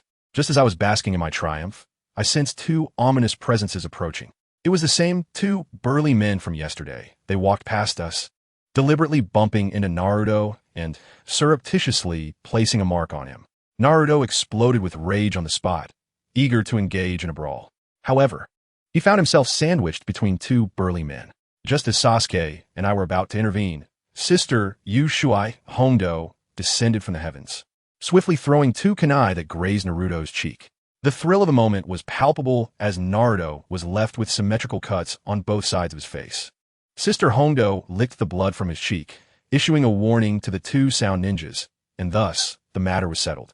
Sasuke and I exchanged knowing glances, realizing that these individuals were targeting us, marking Naruto as a clear indication that they intended to hunt us down in the Forest of Death. As the exam commenced, we grabbed the Heaven Scroll and dashed inside, seeking a strategic spot to lie in wait. While running, I activated my live-streaming radar to monitor the movements of other teams. To my astonishment, something was amiss. The team led by Honglian ambled leisurely, as if shopping, showing no intention of pursuing us. Even more absurd, the disguised Orochimaru, masquerading as a grass ninja, was idly standing still. My mind buzzed with realization. We had been duped. The mark was not intended for Honglian, but for another team of cannon fodder. Orochimaru, that sly fox, had not gone far. He was lying in wait right ahead of us. I erupted in anger, shouting, "Watch out ahead!" But it was too late. The three of us leapt into the air, with no place to hide. Looking up, I was met with Orochimaru's grinning face. He took a deep breath, puffing up like a balloon, and unleashed a powerful wind technique, Futon, de Tapa. In an instant, it was as if an 18-level typhoon had swept through, uprooting countless trees that came crashing towards us. Naruto and Sasuke turned pale with despair. In that fleeting moment, I sprang into action. I leapt just a fraction slower than them, just in time to act. With a kick, I propelled Naruto and Sasuke out of the hurricane's range. Then I stood alone, facing the cataclysmic storm. Summoning all my strength, I conjured a wall of wind, but within seconds, it was torn to shreds. I swung my blade, severing several thick branches, yet more would quickly engulf me. Through Sasuke's widened three-tomo Sharingan, all that remained of me was a tattered white ribbon, a gift from him. He believed I had perished, triggering his three-tomo activation. Naruto erupted with the chakra of the Nine Tails. But did they think I was so easily defeated? Not a chance. I was indeed submerged, but I too wield the power of wind. Enveloping myself in my own wind, I emerged unscathed, albeit with some torn clothing. As a result, Orochimaru's gust propelled me several kilometers away. When I finally descended from the sky and rose to my feet, I glanced at the live-streaming window, only to discover that the two were locked in a fierce battle with Snake Ant. It dawned on me that Orochimaru's entire scheme was to eliminate me as the wild card. He knew I could withstand the wind, so he deliberately used this technique to blow me away, enabling him to focus on sowing discord with Sasuke. Oh, How little did they know that I was the true T-Zero version, so powerful that the main antagonist had to devise strategies specifically to counter me. Orochimaru, if you wish to play with my dear Sasuke, just say the word. As long as the price is right, anything can be negotiated. Why go to such lengths? No sooner had I finished speaking than a string of mocking laughter echoed from the trees, followed by the swift descent of 3 figures who encircled me. I must say, these 3 had quite the distinctive appearance. One woman, with long, straight black hair, was undeniably beautiful, yet her chin was raised so high that she resembled a Teletubby, glaring at everyone as if they owed her millions. The other 2 men were peculiar. One was hunched over, his face wrapped in bandages as if he had just stepped off a mummy film set. The other was even more absurd, with lifeless eyes and a shirt emblazoned with the word death, as if he was desperate for everyone to know he was an abstract artist. Lo and behold, these were none other than Orochimaru's Sound Ninja Trio, dispatched to eliminate me. The long-haired girl, named Jean, immediately commanded me, kneel and lick my feet, and I may consider bringing your corpse back. At that moment, I thought, does this girl have some peculiar penchant? I couldn't be bothered to engage her in conversation. I'd already drawn my sword, but she struck first. With a series of ringing sounds, for kunai tied with bells flew towards me. I knew these were merely feints. Hidden among them were 4 silent kunai, designed for a diversionary tactic. With a smirk, I thought, is that all you got? I effortlessly dodged them with a few swift movements. However, the bandaged man, named Sake, witnessing his teammate falter, raised his hand, aiming 2 ominous black tubes at me. Zankoha! The moment that technique was unleashed, my mind buzzed as if someone had activated a massive subwoofer right beside my ear, causing everything before me to sway.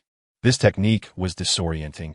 I quickly executed a backflip, intending to leap into the trees for cover. But just as I was airborne, Jin's bell rang again. This time, the sound seemed enchanted. Darkness washed over my vision. I lost my balance completely. Now, Jin shouted. The man labeled Death, named Tuo C, dashed forward, seizing my neck while I was disoriented. The force was crushing. Then, a device on his arm emitted a thunderous sound, unleashing a terrifying sound wave that penetrated my ears. In that instant, the world fell silent, and warmth trickled from my ears, followed by darkness as I succumbed to unconsciousness. Tuo C and his companions, seeing me slump like a rag doll, discarded me to the ground, my head buried in the dirt. Is it done? Sake scoffed. TCH, I thought it would be more challenging. What a waste of time. Jean approached, and, not content, kicked me in the rear, as if she had spent all her training time on hair care. The 3 of them basked in mutual praise, believing the task was easily accomplished, preparing to seek out Sasuke. Yet Tuo C, eyeing my buried form, sensed something was amiss. Jean continued to kick me. Look, she's dead. What more are you waiting for? Tuo C pondered for a moment, convinced he was being overly cautious. Just as he turned to suggest we leave, an anomaly occurred. A sound akin to a blade piercing flesh filled the air. Jin's eyes widened in disbelief as she glanced down, observing a bloodied blade protruding from her chest. Rendering her speechless, my weary voice drifted from behind her. I must say, though you struck my doll, such an action would make anyone blush. No sooner had I spoken than the inverted form of me transformed into a wooden stake. Substitution technique. When did that happen? Tuo C's eyes nearly bulged out in shock. The sensation had felt all too real. Oh, that? I had incorporated a transformation technique, providing an incredibly realistic feel.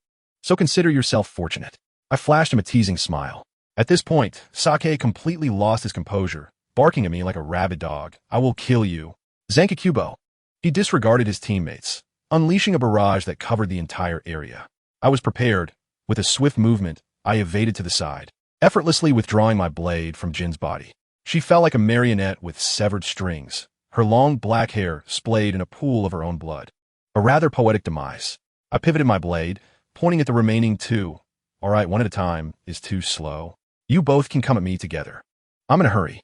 Sake, now consumed by rage, unleashed a full-power Zankakubo at my previous position, carving a deep trench into the ground.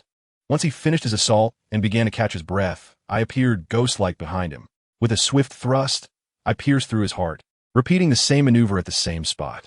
I swiftly drew my blade and evaded, positioning myself behind the last opponent, Tuo C, executing the entire maneuver with seamless grace, so rapid that he scarcely had time to react. Only you remain, my cold voice echoed in his ear. Startled, he swallowed hard, spinning around to throw a punch. the air crackling with the force of his strike. Alas, it was a futile effort. Do not assume that the same tactic can vanquish us three. He persisted defiantly. Indeed, I nodded in agreement, and then transformed into a streak of white light, declaring, to eliminate you, I shall employ a different technique. The first form of the Baya sword technique cleaved through the air, a radiant arc of sword light severing him along with the ninja tools affixed to his arm, splitting him cleanly from shoulder to hip. Blood erupted like a fountain as he crumpled to the ground, his gaze reflecting a mixture of understanding and resignation, his spirit extinguished. I sheathed my sword and retrieved the scroll of the earth from his body, shaking my head in disappointment. Alas, incompetence is the original sin, my comrades. Had our coordination been even slightly more synchronized, we could have delayed my actions by 2 minutes. What a pity.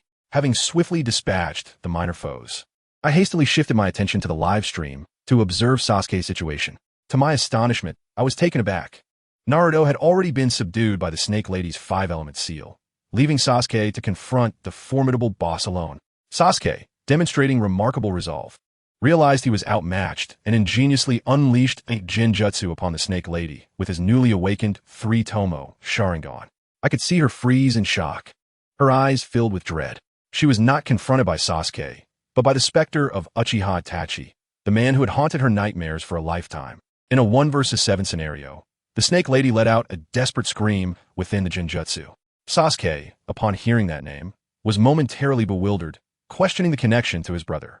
In that fleeting moment of distraction, the Snake Lady seized her chance. By the time Sasuke regained his composure and bound her with wire and shuriken, igniting her with a fire dragon technique, it was too late. The scorched figure was merely a mud clone. The true Snake Lady had already stealthily positioned herself behind Sasuke. Still too young, Sasuke-kun, I thought, as the ensuing scene defied belief. The Snake Lady's neck elongated like a rubber band, her mouth agape as she lunged toward Sasuke. Cornered, Sasuke expended the last vestiges of his chakra, unleashing a colossal fire dragon technique. The gargantuan fire dragon collided with her monstrous head. Boom! In the aftermath of the explosion, the Snake Lady's head was charred black. Sasuke, believing himself victorious, faltered and knelt weakly. Yet, who among my comrades could comprehend the gravity of the situation? That charred mouth suddenly opened, a hand emerging from within, followed by the unscathed Orochimaru, slick with viscous liquid, crawling forth from his own mouth. I was left dumbfounded before the screen. This maneuver was utterly astounding. Sasuke was plunged into despair as Orochimaru sank his fangs into his neck, marking him with the cursed seal of heaven, causing him to collapse in agony. By the time I arrived at the scene, the opportunity had slipped away.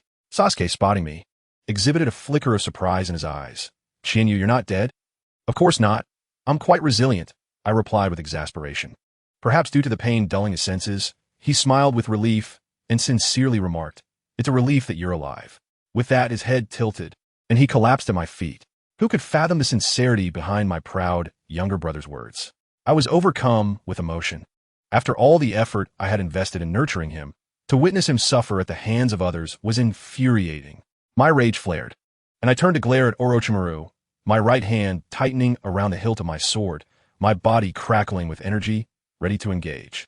However, to my astonishment, Orochimaru chuckled, spreading her arms. Do not waste your energy, Chinyu. I am merely a shadow clone. My blood boiled in disbelief. After all this time, it was just a shadow clone. Where are you? I gritted my teeth and demanded. She has departed. The Snake Lady's face wore a mocking smile. I'm doing this for your own good. Look at Sasuke and Naruto. They are down. If I were to subdue you as well, wouldn't Team 7 be annihilated? You should be thanking me. I was seething, my teeth nearly shattering from the strain, but I recognized the futility of engaging with a shadow clone. I dismissed her and turned to secure Sasuke and Naruto in a safe location. The shadow clone continued to prattle on about Sasuke being a vengeful spirit, attempting to sway me to her side. While tending to Sasuke's wounds, I listened with feigned indifference, my expression betraying no emotion. Noticing my composed demeanor, Orochimaru presumed I had been swayed by her rhetoric and continued to analyze the pros and cons. Just as she believed she had me thoroughly ensnared, I made my move. Maintaining my posture while treating Sasuke's wounds, my body remained partially turned, my right hand gripping the hilt of my sword, enveloped in a brilliant white light. Here, as a little surprise for you. A flash of pure white light shot forth, too swift for the eye to perceive. When the radiance dissipated, I found myself behind the shadow clone, poised to strike. Cold words escaped my lips. Orochimaru, your reasoning may bear merit, but regrettably, I am not interested in hearing it. As my voice faded, I slowly sheathed my sword. The shadow clone behind me, with a look of sheer astonishment, bore a fine cut upon its form before erupting into a cloud of white smoke. In that instant, I had executed a magnificent strike, yet the serpent's gaze shifted dramatically. The moment I sheathed my blade, her eyes gleamed with a predatory intensity, radiating a chilling aura. The golden snake pupils illuminated the forest like searchlights, signaling impending treachery. The comments surged in a frenzy. Half were concerned for my safety, while the other half began to concoct gruesome scenarios. Who among my comrades could truly comprehend? However, a curious revelation struck me as I glanced at my impression point panel. A sudden influx of 8,000 points surged due to a comment referencing Qianyu Ultraman. I realized that my persona as a beloved character had solidified. The audience was no longer satisfied with surface-level interactions. They yearned to delve deeper, to witness my trials and tribulations, to uncover my story. But therein lay the dilemma. I had no story. Naruto and Sasuke each bore the weight of profound vendettas, while I, a blank slate, remained untainted. Where was I to conjure a narrative? Never mind, I would ponder this later. I glanced down at the two fallen men. My patience waning. Caring for them? I lacked the fortitude. If it were a beautiful maiden, perhaps, but these two men, ugh. I needed a healer. Wait a moment. Wasn't there one in the forest of death? A light bulb flickered in my mind as I recalled the red-haired girl with glasses, Xianglin. Yes, it was her. Without hesitation, I summoned a shadow clone to fetch her while my main body remained concealed, guarding these two burdens. The following day, I was met with an extraordinary scene. My shadow clone returned with a seemingly fragile girl clad in fishnet stockings and shorts, diligently attending to Naruto and Sasuke. This was Xianglin, now reduced to a pitiful state, serving as a mobile healing pack for her two bumbling teammates from the grass village. Upon my shadow clone's arrival, it encountered the two inept ninjas clinging to her, feeding on her chakra. Enraged, I swiftly dispatched them with two strikes, rescuing the young girl from their clutches. She toiled tirelessly, and, as I decided it was time to act, I stood. Yet the moment I moved, she collapsed to her knees, clutching her head in tears, crying out for Private Marseille, lamenting her laziness, and brandishing a kunai to inflict harm upon herself in a misguided attempt to treat Naruto and Sasuke. I was taken aback, swiftly grasping her hand to prevent her. Enough. Remember, Xianglin, you are a person, not merely a walking healing pack. Your abilities are uniquely yours, not something that everyone can simply take a bite out of. If someone pressures you, you must retaliate. Do you understand? As I voiced this, the live stream resonated with the tragic backstory of Xianglin, her mother being drained of life, and since childhood, she had been treated as a mere tool, sending the barrage of comments into a frenzy, and her impression value soared. To be honest, when I sought her out yesterday, my initial intention was to have her act as a mobile blood bag for convenience. However, witnessing her being bullied extinguished that thought in an instant. Xianglin, still bewildered after hearing my words, timidly asked, "Then, Master Qianyu, what should I do?" I originally intended to tell her to rest, but upon reflection, I realized that being overly kind to a child accustomed to exploitation might leave her ill at ease. Thus, I gestured to the two individuals on the ground here. Choose one of them to carry, and we shall head directly to the central tower. Let me tell you, I could laugh for a year over the next scene. The young girl stepped between the two, first glancing at Naruto, and a heartwarming comment popped up in the live stream, expressing how comforting his chakra felt no matter how many times she saw it. I thought to myself, this surely indicates her choice for Naruto.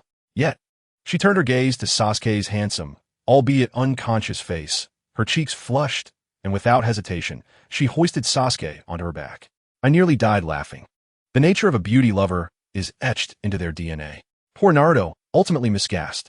I could only shake my head helplessly and carry Naruto on my own as we set off for the tower. Upon reaching the central tower, the subsequent matters unfolded simply. I swiftly informed Irika about Xianglin being a descendant of the Uzumaki clan, who then conveyed the news to Kakashi. Currently, Naruto is the sole member of the Uzumaki clan in Konoha, and someone as perfect as Xianglin, a potential Jinchuriki, is invaluable. As expected before long, the Umbu of the third Hokage whisked Xianglin away as if seizing a treasure. Days later, after the second round of the Chunin exam concluded, our 7 advancing teams stood in the hall. After the third Hokage finished his address, Tsukimi Shippu, stepped forward to announce the preliminary matches. The nefarious Yakushi Kabuto, true to form, withdrew from the competition. The list of the first match rolled across the electronic screen rapidly before finally settling on Uchiha Sasuke versus Ken Mizumi. I sensed something amiss. I remembered Ken Mizumi's ability to stretch his body like a rubbery creature, and I wondered what Orochimaru was up to by sending him to the arena. Could he truly force Sasuke to utilize his cursed seal? As I handed the blade to Sasuke, I quietly cautioned him, "Be vigilant. I sense a conspiracy brewing." Upon hearing this, Sasuke's expression turned grave. I understand. Watching Sasuke step onto the field, Naruto, he, and I exchanged fierce words, vowing to put on a good show. The atmosphere was electric. However, the comments began to spiral out of control, with remarks like "Sasuke, just indulge him," and inquiries about why neither of them pursued me. At that moment, I felt a sense of confusion. Wait, guys, I'm acting Injin Huan Juan, while you two are playing Brokeback Mountain? What role do I play? The atmosphere coordinator? This was unacceptable. The match commenced. Ken Mizumi charged forward. Sasuke maintained his distance, executing a beautiful kunai throw, sealing off all angles with 3 kunai. And guess what? Clang, clang, clang. The kunai struck Ken Mizumi's arm, bouncing off as if hitting a rubber tire. My heart sank. I had joked about him possessing the rubber fruit ability, yet here he was proving me right. This was troublesome. Sasuke could not freely use chakra, and pure physical attacks were ineffective. With no other option, Sasuke drew the blade I had lent him and unleashed a flurry of swift strikes, creating afterimages. Yet, Ken Mizumi twisted and contorted like a boneless eel, evading every cut. After a prolonged stalemate, Sasuke finally seized an opportunity and struck Ken Mizumi at the waist. However, in that instant, the cursed seal on the back of his neck flared to life. The excruciating pain rendered his body rigid. Ken Mizumi capitalized on this once-in-a-lifetime chance, coiling his arms around Sasuke's blade like a snake, twisting and disarming him, then using all limbs to pin Sasuke firmly to the ground. The pose was so professional that even a master jujitsu would have to commend it. "Sasuke!" Naruto shouted anxiously from the stands. As it appeared that Sasuke was on the brink of asphyxiation, Naruto let out a heart-wrenching "Sasuke." This cry jolted Sasuke awake. His eyes flew open, the crimson of his Sharingan locking onto Ken Mizumi. Magical Genjutsu, beautifully executed. Ken Mizumi fell prey to the illusion, his body slackening, allowing Sasuke to break free, grabbing the blade on the ground and launching an attack. Yet, as the blade sank into Ken Mizumi's shoulder, Sasuke cried out in pain. The use of a Sharingan had fully unleashed the cursed seal. Patterns reminiscent of fiery clouds rapidly spread across half of his body. To make matters worse, the intense pain jolted Ken Mizumi awake from the Genjutsu. With a sinister grin plastered on his face, he wrapped his still functional left arm around Sasuke's neck, tightening his grip. The Uchiha Zazuka. I must say, the scene was the epitome of a life-or-death struggle. Sasuke's cervical spine emitted a cacophony of cracking sounds, the cursed seal's influence extending from half to 3/5 of his body, with the seal's corrosive power from within and the strangling grip from without. Sasuke was truly in existential peril. Just when everyone believed he was doomed, I caught a glimpse of his inner roar through the live stream. "I cannot fall here. I must kill that man." Ironically, while he declared his intent to kill, his mind flashed back to his brother Uchiha Itachi, teaching him shuriken techniques. In the blink of an eye, to everyone's astonishment, Sasuke suddenly released his grip on Ken Mizumi's arm. The audience assumed he had surrendered, but I knew better. No, he had not. This was his final gamble. The ultimate gamble. Let me tell you, Sasuke reached into his ninja tool pouch, while the bulky Ken Mizumi continued to mock him. "Useless, you cannot reach me. Ah, naive." Without uttering another word, Sasuke drew his kunai and hurled it skyward. A perfect parabola aimed directly at Ken Mizumi's crown. But guess what? The hefty opponent was no fool. He grabbed Sasuke and leaned back, attempting to switch positions and have the kunai strike Sasuke's own chest. Naruto shouted in alarm. Yet in that critical moment, let me tell you, a divine intervention occurred. Sasuke flung another kunai backward, and with a sharp clang, it intercepted the first kunai mid-air, redirecting it with pinpoint accuracy. Remarkably, the kunai grazed Sasuke's face before plunging directly into Ken Mizumi's eye. A scream echoed throughout the arena. But it wasn't over. Sasuke executed a swift roll, delivering a powerful elbow strike that smashed into the end of the kunai, driving it further in. Family, who understands? This was the lethal essence of physical prowess. Ken Mizumi made no sound, collapsing instantly to meet the sage of six paths. The referee, Tsukimi Shippu, approached, took a glance, shook his head, and promptly declared, "No hope. The victor is Uchiha Sasuke." I couldn't help but reflect, my friend, your demise was not in vain. Do you understand the protagonist's aura? Forgetting the past, crafting a rare narrative arc, and whenever faced with a crisis, exploding into a frenzy, ultimately achieving a resounding counterattack. Losing to such a phenomenon is nothing to be ashamed of. Kakashi hurriedly took the Sasuke, now adorned with strange markings, away, likely to deal with some sealing technique. The subsequent matches left much to be desired. Ino was thoroughly outmatched by Yamanaka Shino's swarm of insects and was carried off. Temari faced off against Tenten, who unleashed an arsenal of ninja tools, only to be blown away by a single gust. Then came Hinata versus Niji, which was a grim spectacle. Hinata was struck to the point of vomiting blood. Niji attempted to deliver a lethal blow, only to be restrained by Kakashi and several other jonin, creating quite the scene. However, at the moment Kurenai Yuhi went to check on Hinata's injuries and unzipped her clothing, the live stream chat erupted in chaos. The phrase "hidden giant breasts" filled the screen. At that moment, I thought to myself, these lecherous individuals, can't they show a bit more concern for the injuries? However, I must admit it was quite amusing. After Naruto and Niji exchanged fierce words, the most explosive duel finally commenced. Gaara faced off against Rock Lee. Young Lee was brimming with fervor, ready to leap into action. However, Chinyu, swiftly grasped him by the arm. Upon seeing me, his excitement only grew. "Chinyu, are you worried about me? My youthful passion will never extinguish." He then proceeded to act out a melodrama with his teacher, Guy.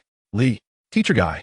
I pondered how the Chunin exam arena had transformed into a sunset beach. Did they truly not see the stunning white-haired beauty beside them? Am I merely a part of your play? My vision darkened, and I turned to leave. Only then did Lee recall his fondness for my character and hurriedly catch up to inquire about my concerns. What could I say? I could only share all I knew about Gaara, hoping it would spare him some injury. Alas, it proved futile. Before long, Lee found himself ensnared by Gaara's sand. And then, with a low growl, Gaara shouted, "Sand coffin."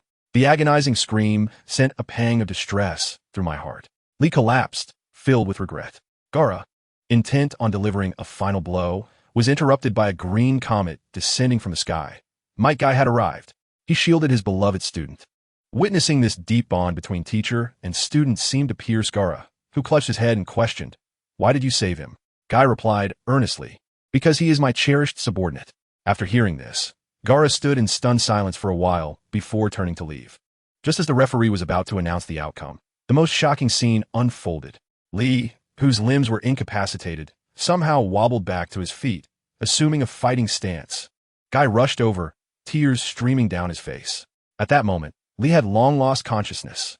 He was driven solely by the instinct to fight, still yearning to prove his ninja way. I tell you, in that instant the arena fell silent. The outcome mattered not. Lee, though defeated, was still honorable.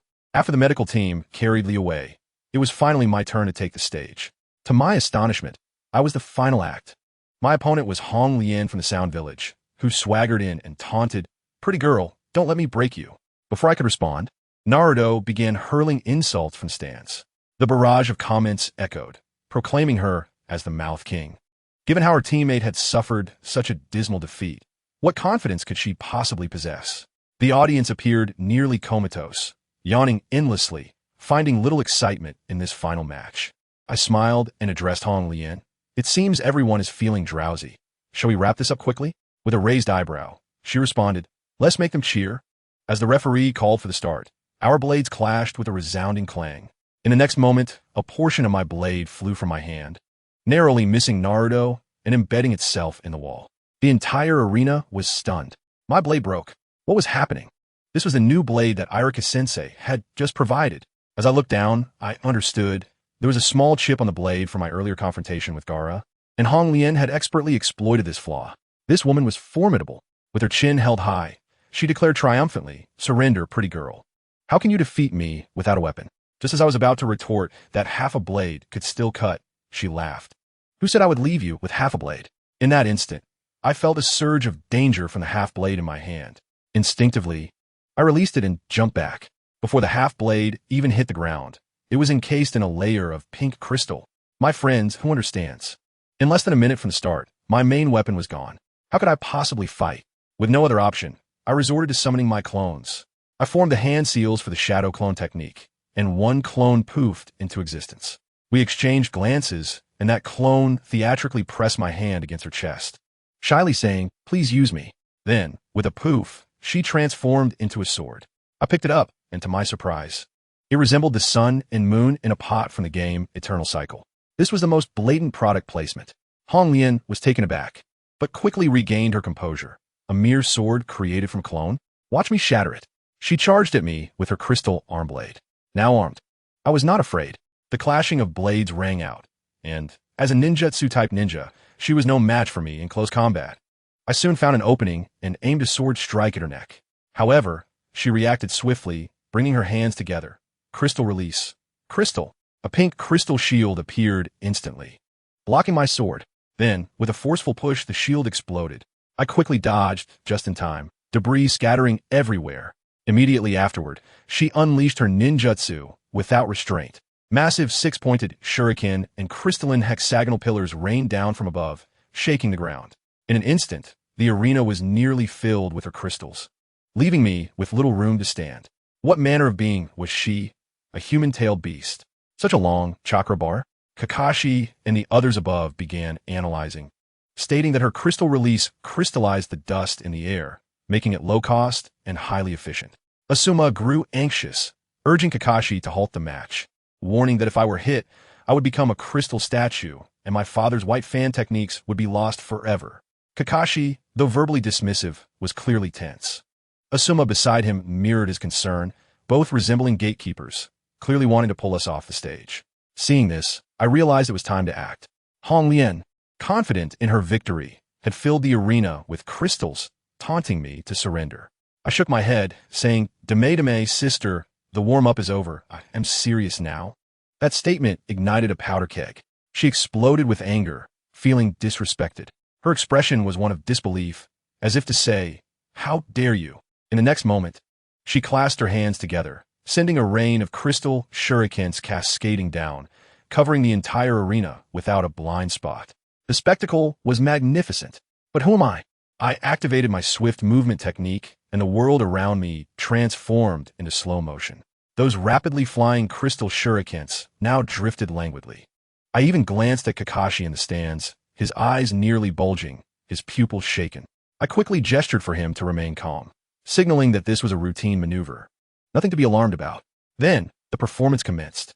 I transformed into a streak of white light, weaving through the gaps in the crystal rain with an elegance akin to a chocolate advertisement. My friends, who understands?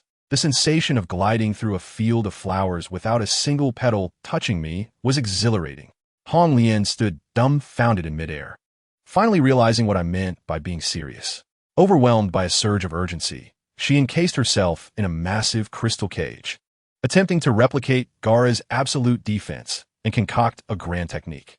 I chuckled internally, realizing I was facing the same turtle-style fighter as Lee. But alas, my swift movement technique was the antidote to all forms of defense. Once again, I shone with white light, rapidly striking around her crystal prison with my secret sword technique, delivering a flurry of blows. In physics, this is known as resonance. In a mere 2 seconds, her seemingly indestructible crystal cage cracked like spider silk. As the crystals shattered, panic overtook her, and she hastily unleashed an incomplete technique. One pink crystal dragon lunged toward me. Yet, its full form consisted of 3. Now, it was merely one, of little consequence. I could hardly be bothered. One clone transformed back into human form to block the attack with the sword, while my main body unleashed a barrage of gale palm strikes, charging directly at her. She intended to employ the old method to conjure the crystal shield, but alas, it was too late. I seized her wrist, denying her any chance to form seals. And then came the physical exorcism of time. With 2 swift punches, she succumbed, her eyes closing in slumber deeper than that of an infant. I hoisted the unconscious Hong Lian down from the sky, feeling somewhat dazed myself. Was that it? Moments ago, there had been dragons and prisons. A grand spectacle ensued. Yet now, 2 punches had rendered her defeated. The referee, Yu Guang Ji Feng, approached to confirm the outcome. declaring me the victor. Thus, the arduous Chunin preliminaries finally came to a close. The third Hokage summoned the 10 of us who had advanced: Sasuke, Shino, Kankuro, Naruto, Temari, Niji, Choji, Shikamu, Gaara, and myself. Remarkably, 7 out of the 10 hailed from Konoha, a testament to our worth. The old man began to announce the rules for the finals, stating we would reconvene in a month. I stifled yawns, having already known these plot lines from my previous life, my mind wandering as I focused on my system's live broadcast room. In the broadcast room, Aunt Snake was scheming with Orochimaru. She instructed Orochimaru to bring Sasuke over, and I recognized her ploy, a trap designed to expose Orochimaru's identity and compel Sasuke to join the darkness. Poor Orochimaru, a mere pawn in the hands of the peculiar ant. Upon regaining my focus, the drawing of lots had commenced. My luck was remarkable. I drew number 9, the last group, to face Choji. I was left speechless. It was evident that without my presence, Orochimaru's plan for Konoha's destruction would commence. My participation in the finals felt utterly futile. After the meeting dissolved, we ventured to the hospital. Kakashi found Naruto a teacher named Ebisu, to which Naruto displayed disdain. I cast a lingering glance at Kakashi, inquiring, "What about me?" Kakashi, visibly pained, pondered before suggesting, "How about I introduce Guy to you?" He intended for me to learn the 8 gates. I lay my cards on the table. No need. I've already mastered the first gate. He was at a loss for what I truly desired. I expressed the need for a mentor who could teach me both swordsmanship and ninjutsu to conserve my system points. Upon witnessing his constipated expression, I activated my teasing mode, playfully mocking, "Really, the renowned copy ninja, Sharingan Kakashi, can't find a single teacher? What a letdown, Kakashi-sensei. This tactic truly works wonders." Kakashi clenched his fists, yet his mind suddenly clicked, and with a swift motion, he vanished, stating he would gather people for me. Shortly thereafter, he returned with a frail old man carrying a large black pot on his back. I squinted, amazed. Wasn't he this the hidden gem of Konoha, the legendary Eternal Genin? Manu Hoshikui. Kakashi, you've truly outdone yourself. Upon seeing me, the old man's eyes sparkled, praising my beauty and sharp sword. Kakashi beamed with pride, akin to a parent showcasing their child. Naturally, I reciprocated the admiration, exclaiming, "Truly remarkable. Kakashi-sensei, you are exceptional." His delight was palpable, though he feigned modesty, his tail nearly wagging with joy. Kakashi departed, leaving the old man to escort me to a training ground. He inquired about my full name, to which I replied, "I am Qianyu of the Fengwang Temple." His eyes widened in realization, and he exclaimed an astonishing revelation. "Kakashi's mother is also from the Fengwang clan. My father and Kakashi's mother are siblings. Can you comprehend this?" I was utterly flabbergasted. It turned out that Kakashi and I were indeed genuine cousins. My earlier jest of calling him Big Uncle had morphed into a reality. The news was astonishing, yet I quickly regained my composure. The old man noted my swift stabilization and nodded in approval. He then said, "Enough chatter. Let us communicate as swordsmen." I laughed, eager for the challenge. I transformed myself into a doppelganger sword, dashing forward with unparalleled speed. But guess what? He effortlessly removed the pot from his back, using it as a shield to deflect my attack. One hand wielded the pot, the other a blade, executing an impeccable blend of offense and defense. Even more astonishingly, he hurled the pot away, and it returned to his grasp like a boomerang. At that moment, a singular thought crossed my mind. "Captain, is that you?" The ninja world's captain, defying the laws of physics. Realizing I needed to neutralize that troublesome pot, I unleashed wind blades from a distance. Yet, the old man countered brilliantly, positioning the pot in front and spinning like a top towards me. A whirlwind of momentum that would make even the Inuzuka clan shout in respect. As he attempted to create distance, I seized the opportunity. The moment his pot was lowered, I struck with 2 gusty palms, exclaiming, "Soar high." With a thunderous crash, the lean old man was lifted into the air by my gale. The pot lost to the winds. Floating above, he became a living target. I formed seals with urgency. For Aunt Snake's wind scroll was not bestowed upon me in vain. Wind release. 1,000 faces of wind. In an instant, thousands of tiny wind blades, akin to a swarm of enraged hornets, surged towards the airborne elder. Suspended in midair, Maru Hoshikoji beheld the overwhelming assault, unable to evade, a cold sweat trickling down his brow. "This young girl aims to kill me? I assure you, I had no intention of harming him." Yet in the next moment, I I realized the old man was about to get serious. But guess what? He remained unfazed. In midair, his hand movements were a blur, forming two seals in rapid succession. Bellowing, water release, water barrier. I stood agape, witnessing him conjure water in this arid training ground. Initially just a few droplets, but in the next heartbeat, a deluge erupted from beneath him, spiraling into a water vortex that enveloped him entirely. My relentless 1,000 faces of wind met with silence, vanishing without a trace. Can anyone fathom this? A water vortex rising from the ground. My mouth hung agape, my mind racing with one word: absurd. I knew the old man was skilled in water release, but I never anticipated his prowess to this extent. This was the legacy of the second Hokage. Compared to this, the so-called Mizukage from the Mist Village seemed like mere amateurs, each more feeble than the last. I found myself envious, nearly drooling at the prospect of learning such powerful techniques once I master my swordsmanship.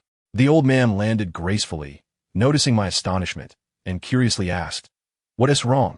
"Not attacking." I roll my eyes, thinking, attack? And fall into your trap? You sly old man, attempting to deceive me. Your hand seals are still visible. Do you take me for a fool? He chuckled, seemingly impressed. Oh, you noticed that? Of course. Your actions practically screamed that I should be wary of your counterattack. Yet, truth be told, I was genuinely curious about what else he could conjure with his water vortex. Typically, a water barrier merely forms a wall of water. His technique was a revolutionary transformation. Sensing my curiosity, the old man beamed with pride, declaring he would showcase the technique he inherited from a certain esteemed individual. With that, he formed 3 more seals. I watched in awe as the water vortex behind him erupted, a dragon's head emerging, followed by its body and tail, coiling into a lifelike water dragon. Unlike the mere outlines produced by Kakashi and his peers, this dragon was astonishingly realistic, save for the absence of scales. Water Dragon Bullet. I was stunned. The water barrier could seamlessly transform into a water dragon bullet? Why not? The old man beamed radiantly. The water release of that esteemed individual is far from rudimentary. As soon as the voice fell, he let out a low shout, and the water dragon surged forth with a thunderous roar. The small grove adjacent to the training ground was uprooted as if struck by a tempest, trees falling in swathes. The sheer force was nothing short of astonishing. The live stream erupted with excitement, with one viewer posing an intriguingly unconventional question. Why did the water dragon technique only require 3 hand seals? Hadn't Kakashi and Zabuza performed 44? This query left the elder momentarily dumbfounded. Scratching his head, he wore an expression that seemed to say, "Are you joking with me? 44 seals? That would take ages. With the time it takes to form a single sphere, one would already be cut into 8 pieces. Are you certain it was Kakashi?" I nodded emphatically, confirming it was indeed he and Zabuza, with Kakashi even activating a Sharingan. The elder finally comprehended, enlightening us. The number of seals reflects one's proficiency with the technique. If I don't gather the water in advance, it requires 5 seals. The second Hokage, who taught me this technique, only needed 3. Your mentioned scenario, I suspect, was Zabuza not recalling the exact number and trying them out, or perhaps showing off, resulting in Kakashi copying him with the Sharingan and being forced to follow suit. Upon hearing this, it all clicked into place. The live chat began to buzz with various interpretations of Zabuza's tone. Yes, I forgot. Who knew that guy would mimic so precisely? Was it possible that the secret scroll I had memorized was the version requiring 44 seals? My friends were nearly in stitches. Internally, I scoffed. Sure, you're the most ordinary. Using a common sword is master-level swordsmanship. Employing a basic water technique is the second Hokage's personal teaching. If this is ordinary, then the ninja world has no geniuses left. After that display, the elder's chakra was significantly drained, and further sparring was off the table. We then engaged in a serious discourse on swordsmanship, and I was thoroughly convinced a master is indeed a master, and that level is beyond my current capability. Did you think this was the end? No, the most thrilling part was yet to come. The elder was exceedingly pleased with me as a student, and in his excitement, he retrieved the iron pot I had previously sent flying. He conjured a delicious dinner from seemingly thin air, akin to a magic trick. I must say, the aroma was unparalleled. I immediately regretted ever disparaging that pot. I felt utterly guilty. I resolved to punish myself with 4 large bowls. In the following days, I lived in utmost bliss. Meanwhile, Naruto was dragged around by Jiraiya on various misadventures, even having to pay for his meals. As for me, I was treated daily by a master-level chef, my belly round from feasting. The viewers in the live stream could hardly contain themselves, furiously commenting, "Is this how you treat us differently?" Elder Gujia enjoys the finest treatment. Who agrees, who disagrees? However, they were unaware that I was also somewhat agitated because the live stream seemed to have a vendetta against me, always interrupting my training to broadcast during meal times, making me resemble a food streamer. But truthfully, the benefits were immense. The elder not only taught me swordsmanship, but also shared his insights from his exchanges with Uchiha Shursui, propelling my Win swordsmanship to remarkable heights. I silently apologized to Suizuko, vowing never to mock his guardianship of Konoha again. With a teacher to hone my skills and a chef to cater to my meals, these divine days flew by. Unfortunately, good times are fleeting, and troubles often arise unexpectedly. One day, a purple-haired lady suddenly appeared, adorned with fiery patterns on her shoulders. The moment she arrived, I sensed something was amiss. The elder joyfully called her Shien and introduced me to her. I greeted the esteemed senior sister, Otsutsuki Shien, but my heart sank. Otsutsuki Shien? That meant Moonlight Shippuden. Upon closer inspection, I noticed her makeup could not conceal her exhaustion and weariness. This was bad. It seemed Shippuden had not evaded fate.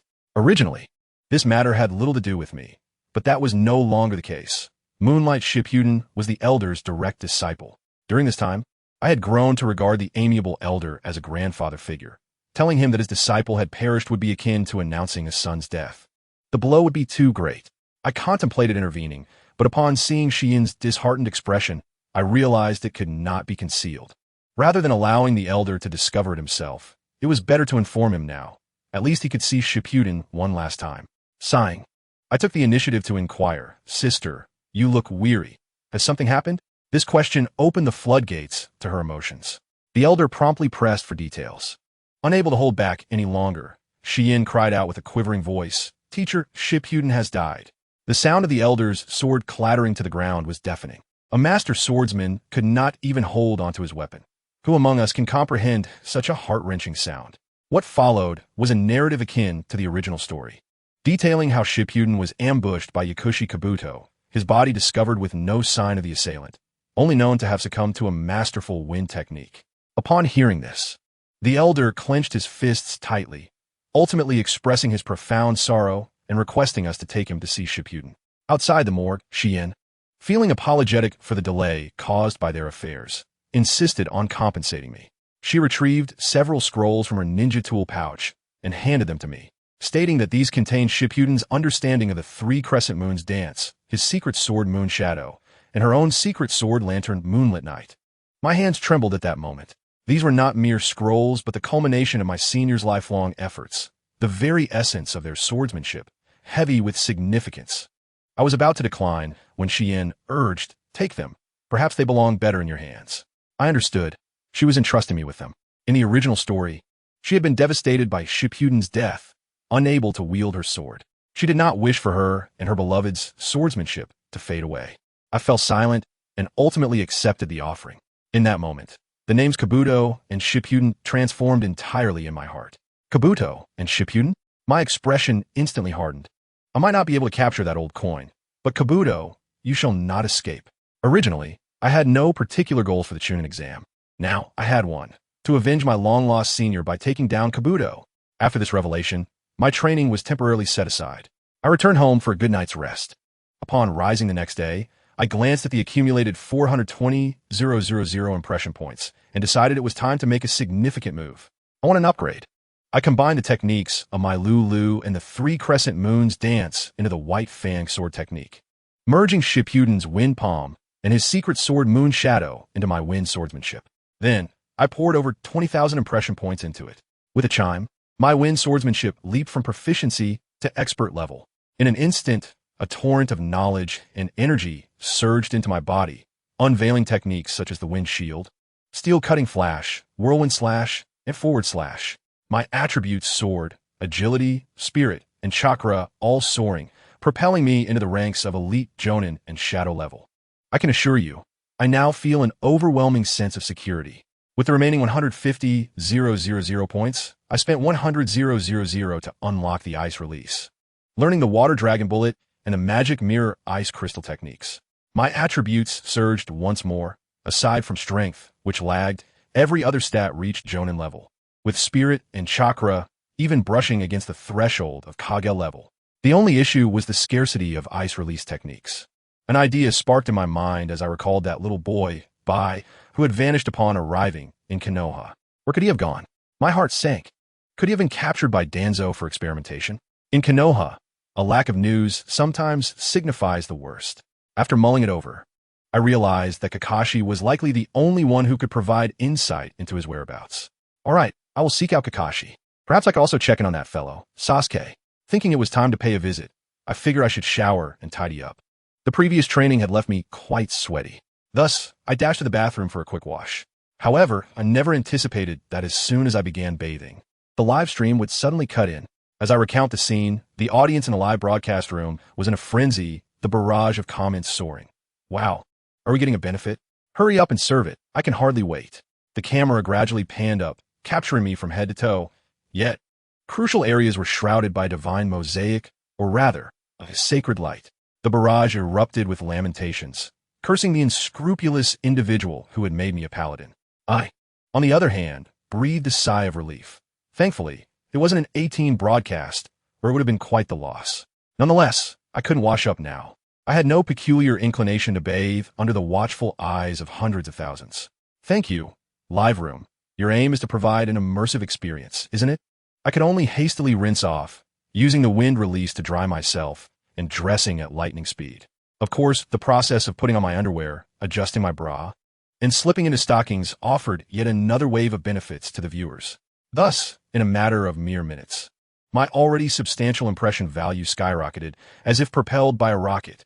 What might have taken a small plot to earn 100,000 impression points now garnered 230,000 in just a few minutes. This group of lecherous individuals is truly outrageous. Staring at the unprecedented influx of impression points, Qianyu was left speechless. In just a few minutes? 230,000. Such speed. To be honest, Qianyu felt a twinge of reluctance to continue putting in effort.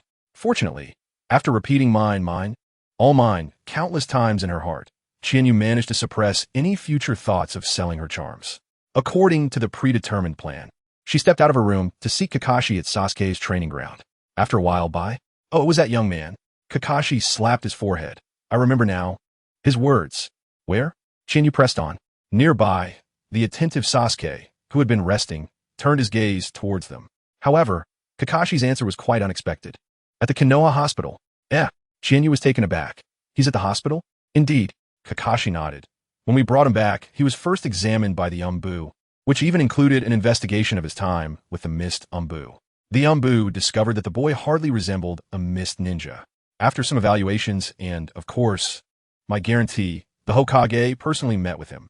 Out of respect for his background, the Hokage arranged a nursing position for him at Konoha Hospital. Naturally, there is some appropriate supervision as well. Is that it? After listening to Kakashi's account, Qianyu tilted her head in confusion. Faced with such a blood-stained ninja, the third Hokage and Danzo did nothing? How peculiar. Yet there was more. Kakashi shook his head with a smile. Recalling Bai's situation on the other side, his smile faded, and he pursed his lips, unable to determine whether to feel envy, jealousy, or something else entirely. In any case, if you go to the hospital, you'll find out, Kakashi remarked. Is that it? Kakashi's secretive demeanor piqued Qianyu's curiosity. Let us go see. After all, she intended to find Bai, as she needed the ice release. Speaking of which, Qianyu recalled that Kakashi had copied a batch of ice release techniques from the Land of Snow, hadn't he? That technique was essentially water release. Ice created solely from low temperatures couldn't be utilized in warmer climates, but she possessed genuine ice release. However, whether the Land of Snow truly existed remained a question worth asking. By the way, Kakashi, Qianyu inquired. Ice release? Kakashi was taken aback by her sudden question. Why do you ask? Of course, it was because Qianyu smiled mysteriously, then opened her palm to reveal her delicate, fair hand. Kakashi was momentarily captivated by the faintly blue veins beneath her milky skin. Yet, as he blinked, he suddenly noticed an object emanating a gentle white mist in her palm. What is this? Kakashi instinctively reached out to take the object from Qianyu's hand. Feeling a chill, after holding it for a while, the coldness diminished, revealing a moist surface. gazing at the water in his hand. Kakashi's eyes widened in realization. Is this an ice cube? He stared at Qianyu's beautiful red eyes in astonishment. How did you do that? He admitted that his vision had been slightly unfocused, being a one-eyed man. Yet that did not account for Qianyu performing a magic trick before him. Let me show you again. Pay close attention. Qianyu chuckled, rolled up her sleeves, and opened her fingers, displaying her empty hands to both of them. Her actions caught the attention of not just Kakashi, but also Sasuke, who was mesmerized by her lovely hand. Subsequently, Sasuke activated his Sharingan, while Kakashi lifted his forehead protector and closed his right eye, transforming everyone's gaze into a crimson hue.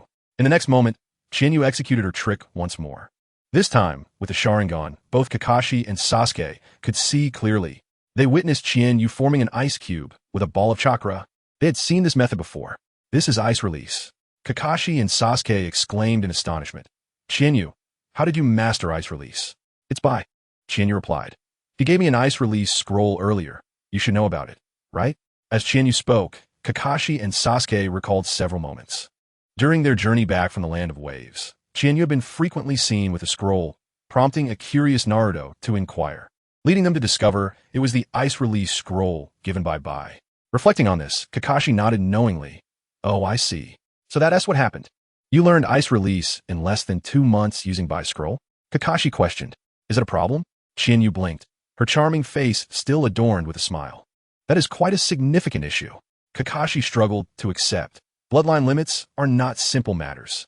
From Kakashi's perspective, he had encountered numerous geniuses who mastered S-rank forbidden techniques and manipulated tail beasts, but he had never met anyone who created their own bloodline limit.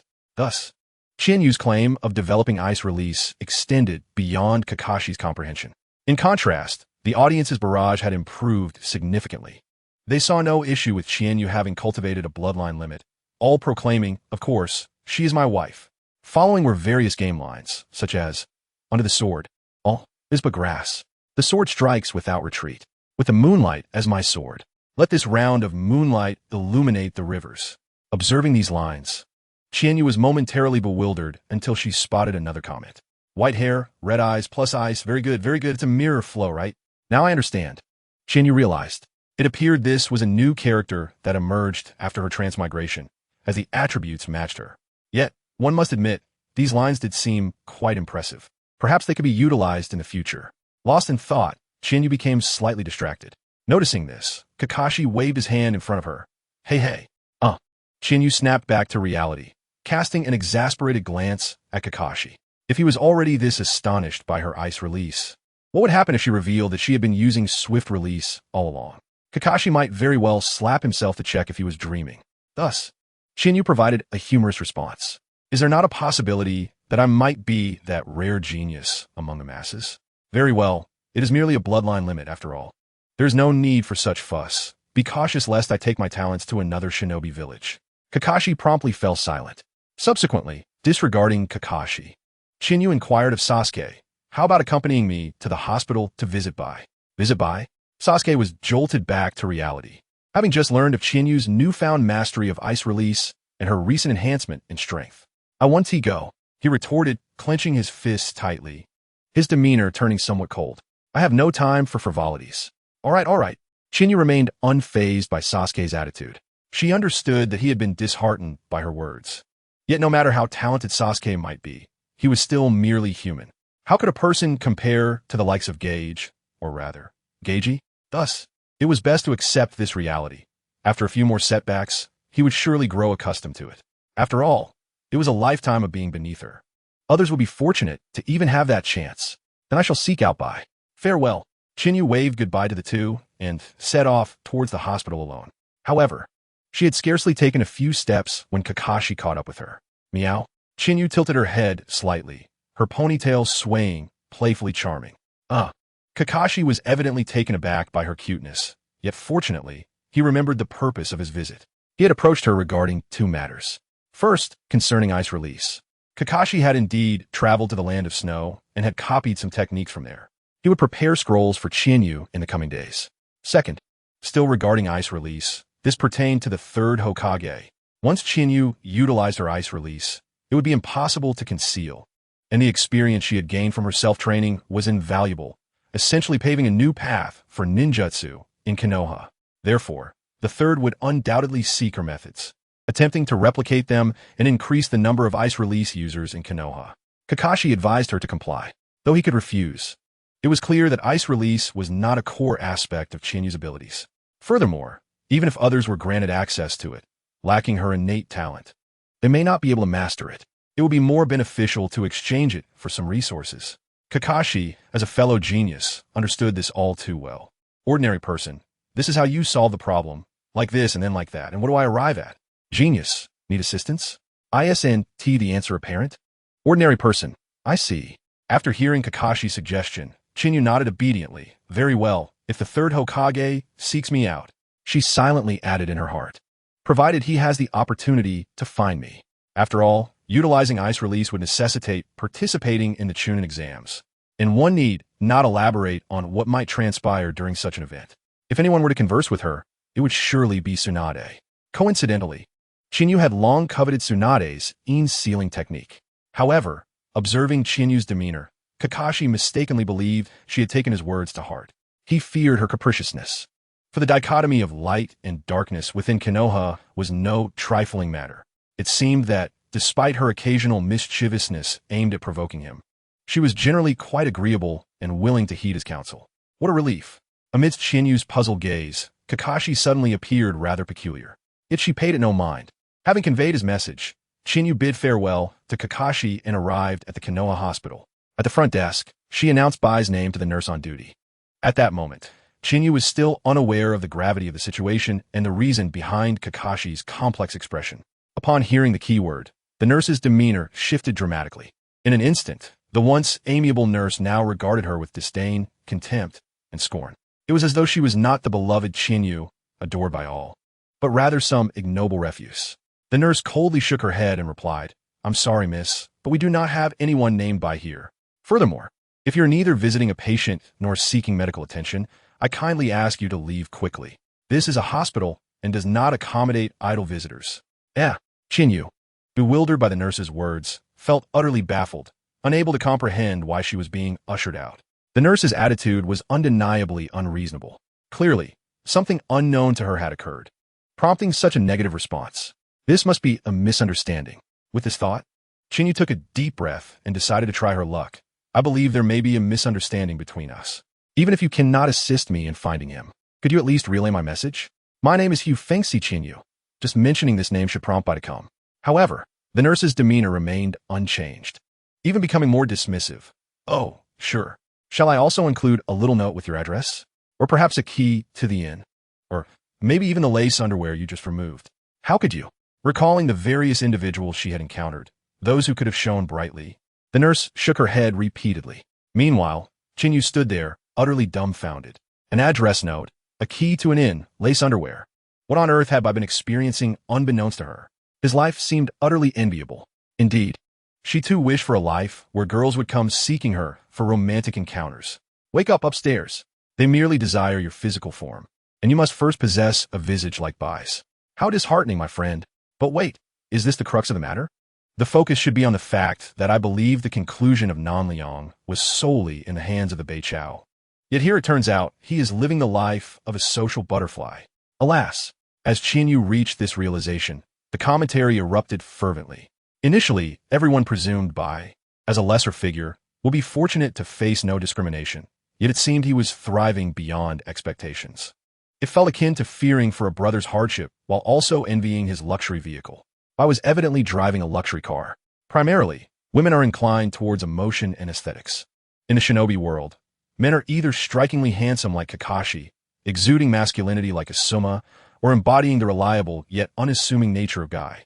While one may be scolded for bedwetting as a child, being praised for it as an adult is an entirely different matter. Bai's delicate beauty represented a wholly new and unique avenue. Had Konoha remained in turmoil, the likes of Kakashi, Asuma, and Guy would surely have been favored.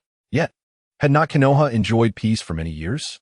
Just by observing those young men flaunting their charm through filters on screens, one could ascertain how aesthetic preferences would shift in times of peace. With this understanding, Chinyu comprehended the situation entirely. Amused yet exasperated, she reiterated to the nurse, "Bai and I are friends. I truly have matters to discuss with him. Not what you imagine. Really? The nurse regarded Chinyu skeptically. More genuine than gold, Chinyu asserted. Very well. Follow me. I shall take you to Lord Bai. The nurse, persuaded by Chinyu's earnestness, decided that if there were indeed a matter at hand, she ought to assist. Subsequently, the two arrived before a duty room. As the other party's hand rested upon the doorknob, she could not help but offer another word of advice. My dear girl, while you may appear exceptionally attractive, I have encountered few whose beauty surpasses yours. It is essential to recognize that winning a man's heart is not solely reliant on one's looks. As she spoke, reminiscent memories seemed to flood her mind, causing goosebumps to rise on the nurse's arms. Gazing into the distance, she sighed with profound sentiment. Ahead lies a battlefield of utter chaos. Before Chinyu could ponder the meaning of this battlefield, the nurse abruptly flung open the door. In that instant, Chinyu comprehended. For within the duty room stood 5 women encircling Bai. There was the white-coated, bespectacled beauty, the neighborly girl with braided hair, the alluring temptress with cascading waves, the naturally naive girl with a single ponytail, and the tsundere with twin ponytails. All the archetypes commonly seen in gal games were present. What was most peculiar was that despite the presence of so many potential rivals, an inexplicable harmony prevailed, sparing Bai from the dilemma of choosing whom to favor. Coupled with Kakashi's earlier enigmatic demeanor, Chinyu could not help but suspect that some unseen force was orchestrating this scenario. The objective was undoubtedly clear: to ensure that the icy techniques flourished within Konoha. This was precisely why the nurse had referred to it as a chaotic battlefield, where beauty proved futile. For in the eyes of these women, their hearts were solely occupied with concern for Gigi. Goodness! Chinyu clenched her silver teeth. Her heart filled with an ugly jealousy. Had she known back in a land of waves, she would have severed this individual. A girl without the transformation of the great dragon simply could not endure such a sight. However, the nurse's interpretation of Chinyu's reaction was evidently misguided. The nurse rolled her eyes discreetly, pondering what constituted mere friendship. Was it not more akin to a sisterly bond? Sigh, the nurse lamented. To her dismay, even with her sharp insight, she had misjudged the situation and brought an outsider into the village. But given the circumstances, self-preservation took precedence, and she quietly slipped away, leaving Chinyu to stand awkwardly, a mere bystander in the unfolding drama. Just then, the duty room door swung open once more, and a girl with pink hair dashed inside. Chinyu. Upon entering, she was met with the sight of Chinyu, seemingly lost in thought, prompting Sakura to exclaim in surprise. What are you doing here? Shouldn't I be the one asking you that? Chinyu retorted. Oh well, I've been helping out at the Konoha hospital lately. Sakura smiled, her emerald eyes sparkling with a hint of carefree joy. Perhaps I'll end up working at the Konoha hospital permanently. Really? The news startled Chinyu, even more so than Bai's predicament. She had not anticipated Sakura to embark on the path laid out in the original narrative so swiftly. What about your Team 9? Chinyu inquired, puzzled. If a ninja's ultimate goal was akin to securing employment after university, then the initial stages of training would be akin to writing essays. Surely, one must dedicate time to their studies. However, upon mentioning her ninja team, Sakura's expression darkened. Team 9 no longer exists. With a sigh, Sakura began recounting her tale. A simple narrative revolving around how Konoha trains its lower-ranked ninjas. Under the current ninja class system, not every lower-ranked ninja could be assigned to a jonin like Kakashi. In truth, for most ninjas, being placed under a reasonable special jonin was already a stroke of luck. This arrangement allowed them to experience a period of relative independence, freedom, and even joy as ninjas. Yet, the majority of individuals in this world are ordinary, and ninjas are no exception. Most ordinary graduates would inevitably be assigned to the tutelage of average teachers, leading to a rather mundane, if not dismal, existence. While this may sound despairing, it is the reality. However, this world possesses extraordinary powers, and it is anything but peaceful. This represents the misfortune of the average ninja, yet also their fortune. They are not entirely devoid of avenues for advancement, for there exists the Umbu. Perhaps it was due to the earlier conflict that Sakura's teammate, Ino, had been recommended to join the Umbu. With one less member, Team 9 could not maintain its structure. After all, they were not the legendary team of Minato, nor did they possess the privilege of having the Hokage assign them a new member. In her moment of uncertainty, Sakura could only rely on the assistance of another teammate to find work at the Konoha hospital, thus stepping onto the path of the original narrative. I see. After hearing Sakura's account, Chinyu fully grasped the situation. She carefully scrutinized Sakura's ruby-like eyes and remarked, "You seem to have changed so much." "Really?" Sakura touched her face in surprise, even pulling out a small mirror to examine herself. "I don't see it. I meant in terms of your demeanor. You have matured," Chinyu said with genuine delight. Indeed, no form of education compares to the lessons learned through life experiences. Having witnessed the dissolution of Team 9, finding herself at a loss, and relying on her teammate support, followed by the trials of working in the hospital. In just over a month, Sakura exuded an aura reminiscent of her later self. It was only to be expected. In Team 7, she had the luxury of hiding behind Naruto and Sasuke, and subsequently, even when joining the hospital, she did so under Tsunade's mentorship. The distinction between Tsunade's apprentice and a mere nameless lower-ranked ninja was vast. Since time immemorial, only through trials can one truly grow. And Chinyu undoubtedly held a higher regard for the current incarnation of Sakura. Yet, Sakura seemed unable to comprehend this, forcing a smile. I'm just getting by, I suppose. I've certainly experienced a lot." Changing the subject, she added, "By the way, Chinyu, I heard from Ino that you passed the preliminary round and will be participating in the third stage of the Chunin exam. Best of luck." Concealing her envy, Sakura redirected the conversation. "It's a pity I will still be at the hospital then and won't be able to cheer you on." "No worries." Chinyu shook her head, encouraging Sakura instead. "Do your best. The hospital is a good place too. I believe that talent shines wherever it may be. With your aptitude, perhaps medical ninjutsu would suit you perfectly." "Perhaps," Sakura replied with a bittersweet smile, falling into silence. Chinyu chose not to press further, understanding that excessive conversation might lead to misunderstandings. Just then, due to their exchange, Bai sensed the commotion and dispersed the surrounding crowd, standing aside in anticipation. Chinyu patted Sakura on the shoulder, bidding her farewell as she sought a secluded corner to converse with Bai. Bai was equally astonished by Chinyu's ability to harness ice techniques. However, after the initial surprise, he did not refuse her request for assistance with her ninjutsu, allowing Chinyu to successfully acquire the ice techniques he had mastered. After a while, Chinyu bid farewell to Bai. Observing the young man's tall figure from behind, Chinyu murmured to herself, "I owe another favor now. I should find an opportunity to repay it. Perhaps I could start from Narashikamaru?" She shook her head, dismissing such thoughts, for she was still in Konoha. Next, Chinyu glanced at Rock Lee. She deeply admired his determination to train despite his devastating fractures, with bone fragments still lodged in his muscles.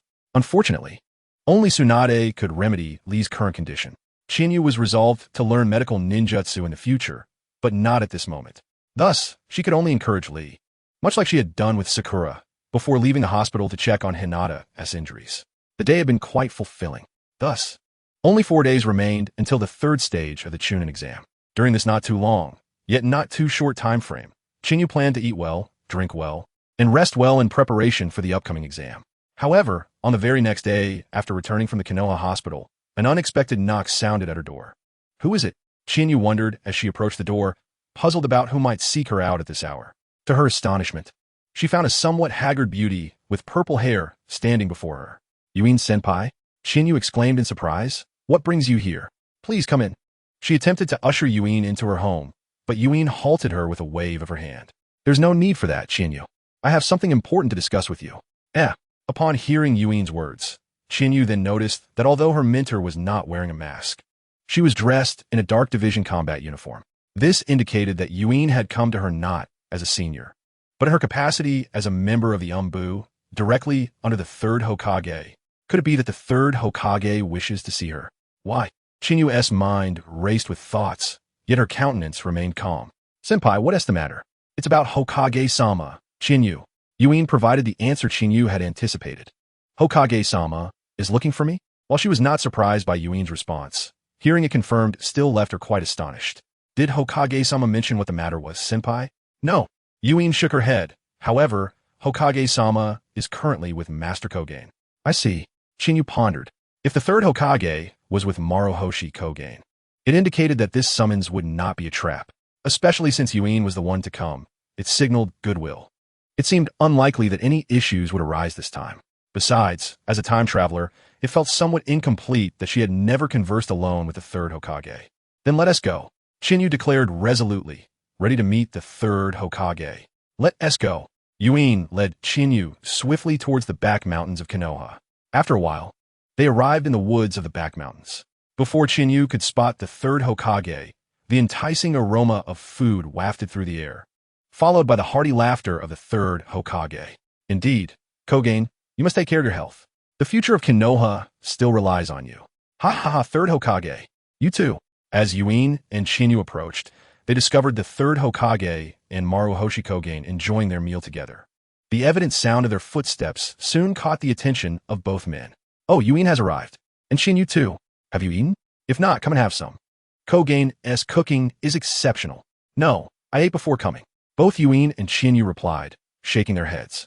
Is that so? What a pity. Kogen's culinary skills are extraordinary.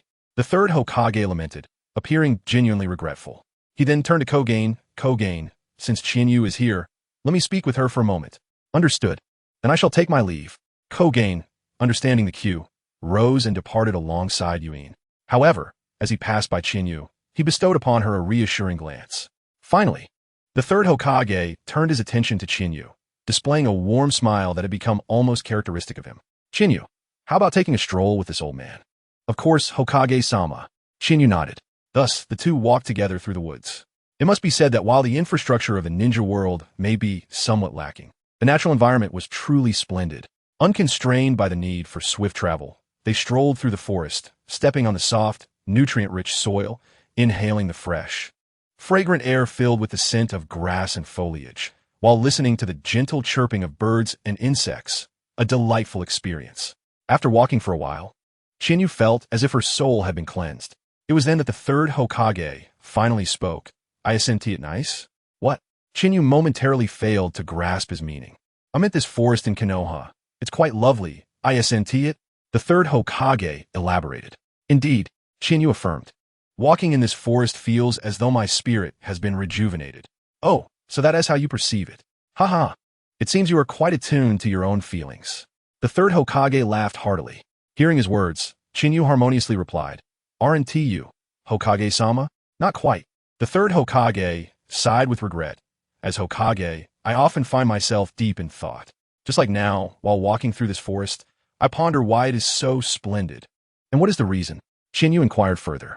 The third Hokage asserted confidently, because there exists an invisible hand that orchestrates it all. Oh. Intrigued by the third Hokage's statement, Chinyu asked, What do you mean? Look. The third Hokage pointed towards the sky. Sunlight cascaded down, illuminating the leaves, enabling them to perform photosynthesis, absorbing carbon dioxide and releasing oxygen. This oxygen was then consumed by the animals within the forest, while their waste became nourishment for the trees. In essence, within this forest, every living thing receives exactly what it requires, as if an invisible hand has meticulously arranged it all.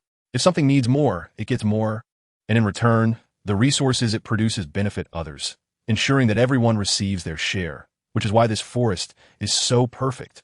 Indeed, Chinyu appeared to have an epiphany. Yet, internally, she was silently mocking the third Hokage. Was this merely a description of the ecological cycle? What was with the talk of an invisible hand? As if the grass beneath their feet did not desire sunlight? In truth, it wasn't that it didn't want light. It was merely overshadowed by the towering trees. Was the third Hokage attempting to pull a fast one on her? However, after such a lengthy preamble, surely a meaty topic would follow. Chinyu thought as she looked towards the third Hokage. As expected, the third Hokage shifted the conversation. In truth, governing a ninja village is quite similar. However, lacking that invisible hand, it falls upon me as Hokage to allocate resources, ensuring that everyone can receive their due share and be satisfied. Fortunately, I've managed to do quite well in this regard, which is why I have served as Hokage for so many years. The third Hokage suddenly inquired, Chinyu, do you understand what I mean? I understand. Chinyu nodded slightly, feeling somewhat speechless, for the intention of Sandaime was unmistakably to elicit something from her. Such a straightforward objective. Yet it required such convoluted reasoning. One could only surmise that this was the nature of high-ranking officials, always needing to elevate their discourse. Disinterested in further entanglement with Sandaime, Chinyu candidly remarked, So, Hokage-sama, what do you wish to convey? Chinyu, I have heard that you have mastered the art of ice release. Sandaime did not respond directly, but instead posed a new question. Indeed, Chinyu comprehended fully. It seemed her visit to Bai yesterday had inadvertently revealed her proficiency in ice release. Could you demonstrate it for me?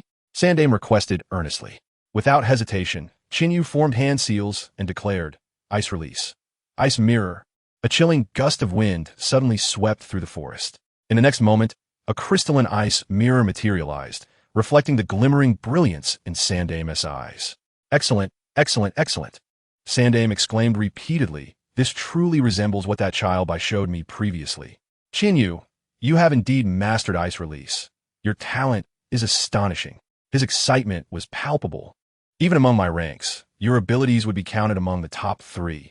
Chinyu smiled nonchalantly. "You flatter me, Hokage-sama." "How could that be?" Sandame waved his hand dismissively. "In truth, we have been studying ice release since Bai's arrival in Konoha. Regrettably, Bai's ice release stems from his bloodline. He can articulate its effects, but not its essence. The researchers in the village have been unable to decipher its intricacies. Yet you, Chinyu, relying solely on a scroll from Bai, have successfully replicated this Kekkei Genkai, making ice release no longer a mystery exclusive to Kirigakure. You will undoubtedly be recorded in Konoha's future history, achieving everlasting fame. Thus, how could my praise be excessive?" Sandame expounded lavishly, as if Chinyu had surpassed the achievements of the first and second Hokage and outshone the third and fourth. However, Chinyu was acutely aware that this was merely a strategy to elevate her, making it difficult for her to refuse Sandame's subsequent requests. Why could he not be more direct? "Hokage-sama, you're making me blush." Chinyu feigned shyness, touching her face. As Sandame prepared to speak again, she preemptively interrupted. "So, please say what you wish to convey." "Very well then." Observing Chinyu's seemingly bashful demeanor, Sandame's gaze shifted rapidly. After a deep breath, he proceeded, "May I request you to share your method of mastering ice release with the village, Chinyu? Rest assured, just as I previously mentioned, the village will certainly not treat you unfairly. You may tell me what you desire." "Anything?" Chinyu could not help but inquire. "Anything," Sandame affirmed with a nod. "Is that so?" Chinyu rested her chin on her hand, contemplating seriously. After a while, she looked at Sandame and declared, "I would like." To Sandame's astonishment, Chinyu's request was unexpected. After much deliberation, he scrutinized her closely before finally nodding slowly. "If that is your requirement, then." "Very well." After confirming their respective needs, Chinyu bid farewell to Sandame and returned home. Although her mastery of ice release was acquired through diligent effort, the knowledge was now hers. Thus, composing her own ice release training scroll would pose no difficulty. 2 days later, with the ice release training scroll in hand, Chinyu arrived at the Hokage building to claim her requested item. For her, this was merely a commonplace transaction. However, shortly after her departure, a figure entered Sandame's office, a man with a bandaged right hand and eye, leaning on a cane. Bang!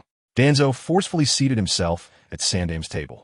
Recognizing the ill intent of his friend, Sandame greeted him with a smile. "Ah, Danzo, what brings you here today?" Sir Toby, do not pretend you are unaware of my purpose." Danzo slammed his cane down. "You know perfectly well why I am here." "How can you say that?" Sandame squinted, leisurely puffing on his pipe. "I am not a worm in your stomach. How could I know your intentions? Let me be forthright." Danzo's singular "I" bore down on Sandame. "I also seek a copy of the ice release scroll. You did not give me the previous one from Bai, which you squandered at the hospital, claiming it was to establish a new bloodline. I could understand that. But now, the ice release scroll written by the Chunin Chinyu, you must surely be willing to share." As he spoke, Danzo was incredulous. After all, ice release was a powerful bloodline of the former Yuki clan, renowned throughout the land. It was rare to find a male descendant of such a lineage after the Blood Mist incident, and it was already fortunate that Sandame had discovered him. How could someone rely on a vague scroll to master ice release? Was this what they called genius?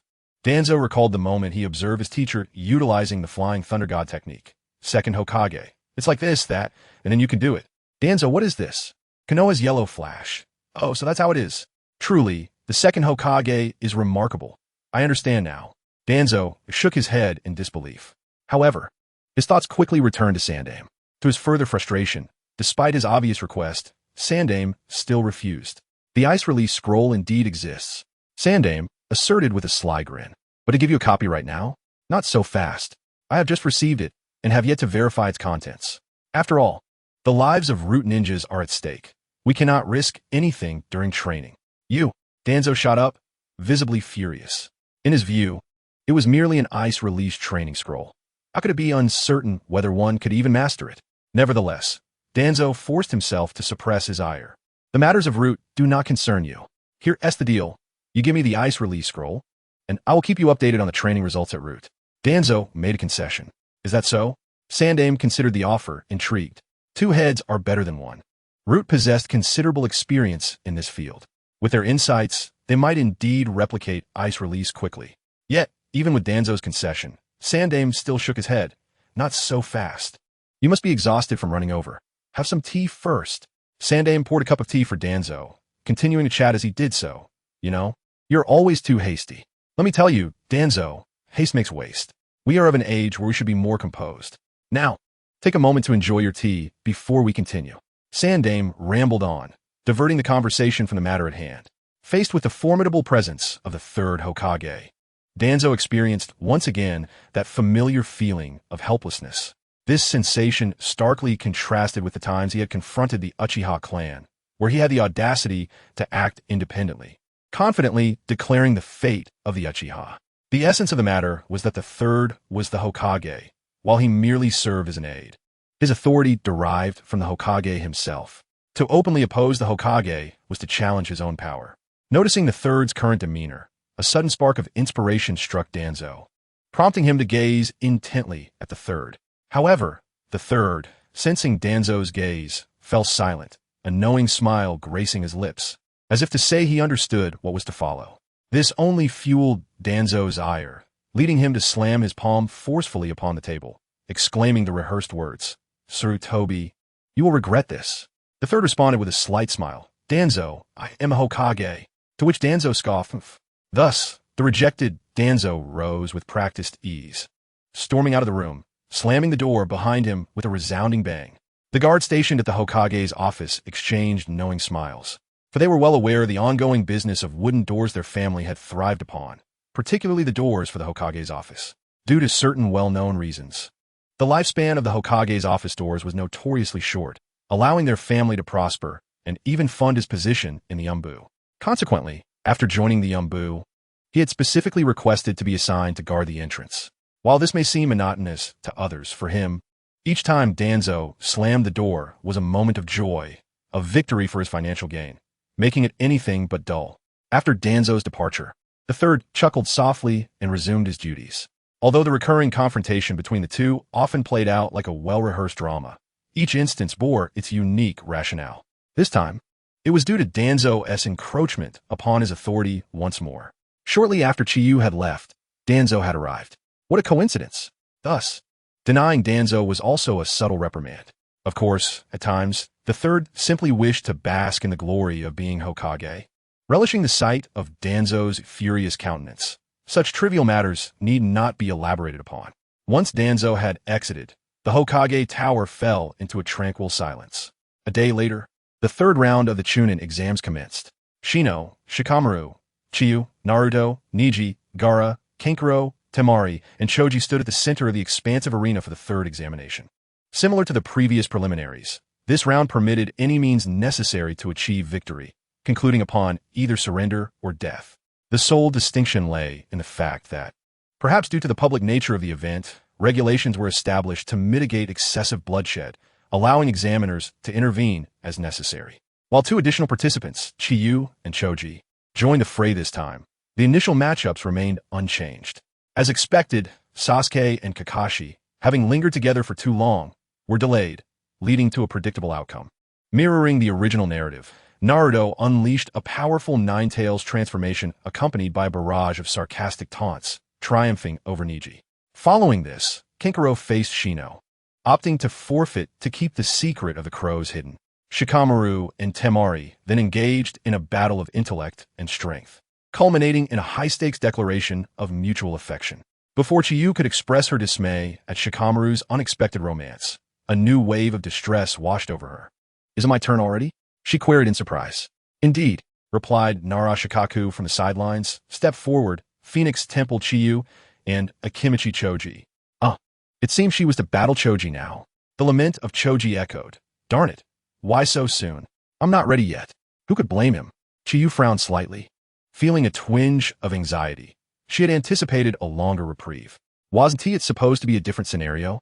The original tale suggested that Sasuke had also been absent, only appearing after the intervention of the disguised Orochimaru as the Kazekage, which had delayed his entrance. She realized she had misremembered, thus a confrontation was inevitable. Chiyu turned her gaze toward Choji. The moment Choji caught her eye, he began stuffing his mouth with chips even more voraciously. Initially, he had been tossing handfuls into his mouth, but now he tore open entire bags, pouring their contents in. The chips vanished as if devoured by a black hole, accumulating a mountain of wrappers at his feet, a testament to his relentless snacking since their arrival. This was a secret technique of the Akimichi clan. The more one consumed, the greater the energy during battle. Yet, Chiyu felt an unsettling premonition. Surely, Choji wasn't he considering taking pills just for this mere Chunin exam? What was he thinking? Chiyu felt exasperated. Upon further reflection, the possibility of him resorting to pills seemed plausible. After all, the Akimichi clan was a prestigious lineage in Konoha, and a dismal defeat in front of the crowd could lead to misconceptions regarding their capabilities. Conveniently, the first of the tricolor pills was harmless, serving as a form of sustenance. While the heavenly demon disintegration was unacceptable, the golden needle acupuncture was relatively benign. Although Chiyu had confidence in her ability to defeat Choji, the thought of energy depletion lingered in her mind. In an instant, Chiyu resolved to avoid this confrontation. "Choji," she called out to him, meeting his puzzled gaze. She extended her elegant left hand, her slender index finger raised straight while the other fingers curled naturally, forming a gesture of one. Seeing this signal, Choji looked momentarily bewildered. However, the audience in the live broadcast chat quickly recalled past memories, igniting a flurry of comments. "Dr. Strange, up, Thanos can't fly. Tony, I am Iron Man. Dr. Strange, hold on for another minute. Captain Marvel will awaken. Tony, okay, I am Iron Man, Dr. Strange. Tony, you do one tonight. Tony, then I'll still be Iron Man. What on earth was this? Wasn't Chiyu merely signaling to Choji? Why were they bringing up the Avengers? Nevertheless, Chiyu thought to herself, tonight, you'll be in the spotlight. Curse. The amusing comments sent everyone into fits of laughter, Chiyu included. It dawned on her that her gesture of one might have been too subtle. Would Choji, with his intellect, grasp her meaning? However, she had underestimated him. Though Choji alone might not comprehend her signal, he was connected to the entire Akimichi clan's collective wisdom. Thus, he quickly grasped her intent. Beneath his somewhat comical hairstyle, Choji's eyes sparkled with understanding. As if fearing Chiyu might change her mind, he hastily turned to the examiner, Inuzuka Kiba, and, with his mouth full of chips, declared, "Examiner, I forfeit." "You too?" Inuzuka Kiba replied, clearly taken aback. Originally, Sasuke was absent and should have been disqualified. However, it was the Kazekage who intervened, allowing his match to be postponed. With the battle between Shinyu and Dinxi, there was still some time to delay, but now that Dinxi has forfeited, what can be done? Noara Jinkan could not help but inquire, "Are you certain, Akimichi Dinxi?" "Absolutely." Dinxi's voice, his expression, and the fiery determination in his eyes all conveyed his unwavering resolve. After all, a mere Chunin exam, an opportunity to become a Chunin, pales in comparison to a week of complimentary barbecue. He was well aware of the priorities at stake. Very well. Seeing Dinxi's determination, Noara Jinkan found himself without alternatives. Thus, Shinyu from the Phoenix Temple advances. Next, Noara Jinkan glanced over at the contestants' waiting area, and indeed, Sasuke's figure was nowhere to be seen. Upon looking at the entrance, it was quiet, devoid of any sign of Sasuke's arrival. Left with no options, he turned to the high platform, seeking the third Hokage's counsel. On the high platform, Ando Ryudaku appeared beside the third, whispering, "Lord Third, the contestant Uchiha Sasuke has yet to appear." "I see. Then there is nothing to be done. We cannot keep the guests waiting. Let the match continue." The third Hokage's words were suddenly interrupted. At that moment, he felt a slight fluctuation in the Kazekage's aura beside him. Recalling how Orochimaru had previously spoken to delay Sasuke's match, the third pondered, then asked, "What do you think, Kazekage-sama?" "I have no objections." The Kazekage, disguised as Orochimaru, nodded slowly, making a choice that starkly differed from the original narrative. "Then let us proceed to the next round. Ryudaku, relay this decision to Jinkan," the third Hokage declared. "Yes." Ando Ryudaku nodded and vanished in an instant. "Is that so?" "So says the Lord Third." Noara Jinkan exhaled a sigh of relief upon hearing Ando Ryudaku's report. "Now, please, Naruto, Gaara, Temari, Shinyu from the Phoenix Temple, and Shino Aburame, step forward." We shall commence the draw for the second round. At the second round, Naruto, who had been scolding Shikamaru below, exclaimed in surprise. But what about Sasuke? He still hasn't arrived. Naruto said anxiously. Don't you understand? There's no Sasuke anymore. Shikamaru sighed. He hasn't shown up until now. What on earth is that guy doing? And why would the Hokage make such a decision? He had already postponed it before. Since it was postponed, why disregard it now? What was the point of the previous delay? Shikamaru looked perplexedly at the high platform, trying to glean the rationale behind the Hokage's decision from their demeanor. Unfortunately, the distance was too great, and he could only see two silhouettes, rendering any judgment impossible. Ultimately, Shikamaru could only shake his head, attributing it to the possibility that the Hokage had his own reasoning. However, the third Hokage had no such contemplations. Lacking sufficient information, Shikamaru could not grasp the full picture. Yet, Chinyu was acutely aware that her beloved snake aunt had concocted yet another scheme. Otherwise, how could she have agreed with the third's idea? It must be said that Chinyu's intuition was indeed astute. When the third declared the match would continue, Orochimaru had indeed intended to halt it. However, after careful consideration, her goal was to have Sasuke follow her, to seize his body by luring him with the promise of strength. Yet, to become stronger, Sasuke first needed to recognize his own weaknesses. But how could that realization be instigated? Quite simply, by allowing a peer to display prowess far beyond his own. The Uchiha clan inherently struggles to accept inferiority to others. Conveniently, among this year's genin, there existed a person whom even Orochimaru had yet to fully assess. Chinyu. Every time Orochimaru assumed Chinyu's level was fixed, she would unveil an entirely new caliber, leaving her in disbelief. As a result, Orochimaru discovered that she seemed to possess an untapped potential he had never witnessed before. Curiosity was thus born. Observing Chinyu drawing lots below, Orochimaru's lips curled into a playful smile beneath her mask, her heart racing in anticipation. Come, showcase your full potential before Gaara, Chinyu. As Orochimaru's thoughts echoed, Chinyu drew a new number. 1. Noera Gunkan's voice resonated. Contestants, please reveal the numbers you have drawn. Naruto, I have a 5. Shino, I have a 3. Temari, I have a 4. Gaara, I have a 2. Chinyu, I have a 1. Upon hearing Chinyu declare herself as number 1, Gaara turned with excitement, revealing a crazed and bloodthirsty expression. So, my opponent is you. Indeed, the battle order mirrors that of your preliminary matches. 1 against 2, 3 against 4, and 5 will have a bye. Noera Jinkan responded to Gaara's inquiry. He then addressed the others. Now, the combatants will be Gaara and Chinyu from the Phoenix Temple. Please remain, while the other contestants return to the stands. Shino and Temari exited in turn. After offering Chinyu a few encouraging words, Naruto also returned to the stands. Instantly, the arena was left with only Chinyu, Gaara, and the judge, Noera Jinkan. It seems I shall deal with you first. Chinyu sighed as she regarded the excited Gaara, reluctantly creating a shadow clone that transformed back into a longsword. With Chinyu's movements, the gourd of sand on Gaara's back thudded as the cork popped off, unleashing a torrent of sand. Gaara's face twisted with madness. Ah, mother, are you also unable to wait? Rest assured, this blood will surely be exquisite. TSK. The youngsters today, they hardly regard the proctor. Observing Gaara's self-absorption in drawing his sword and releasing sand, Noera Jinkan felt utterly helpless. Yet, with both parties now at odds, he could not intervene further. Noera Jinkan could only raise his hand and gesture downward. Begin. Gaara and Chinyu exchanged glances. In the next moment, Chinyu lightly tapped her toes, channeling the enhancement of her water arm throughout her body, and then, in an unremarkable manner, advanced forward and swung her sword. Sensing the incoming attack, Gaara's sand defense automatically responded in kind. Meanwhile, Gaara heightened his vigilance, recalling his previous encounters with Chinyu and his battle experience against Lee. He understood that for a high-speed adversary like Chinyu, the attack before him was undoubtedly a feint. They would inevitably employ misdirection to manipulate the sand defense. Thus, he pondered, left, right, behind, or above. However, Chinyu did not target any of those directions. She simply, ordinarily, slashed her sword at Gaara's sand.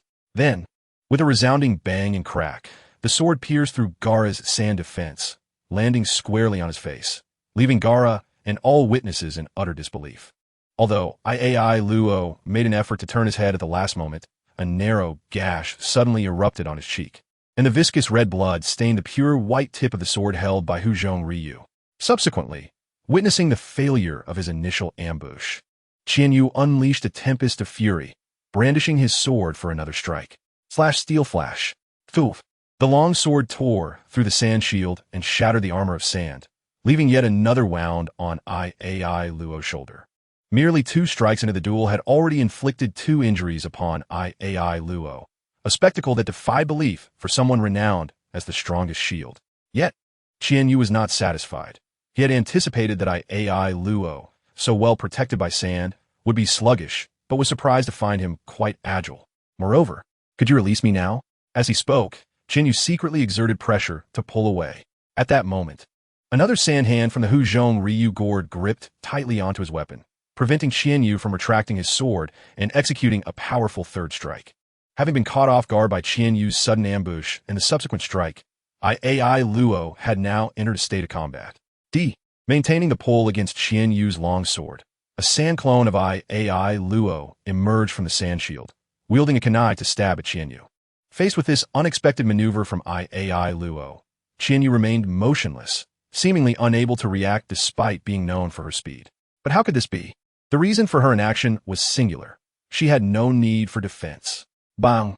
To the astonishment of Ai Luo, a wind shield suddenly erupted around Qianyu's body.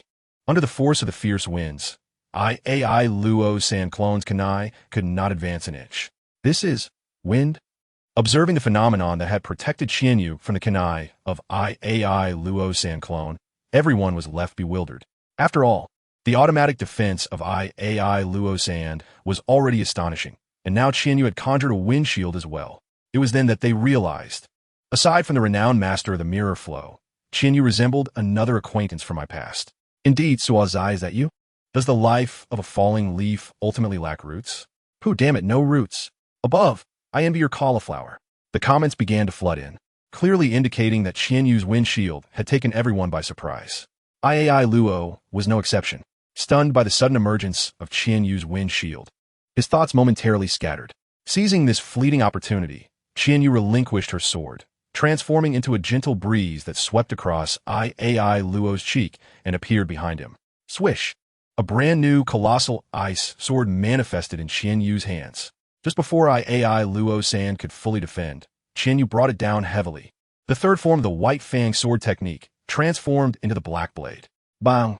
The heavy ice sword once again shattered Ai Luo's sand shield, crashing onto his shoulder. Ugh!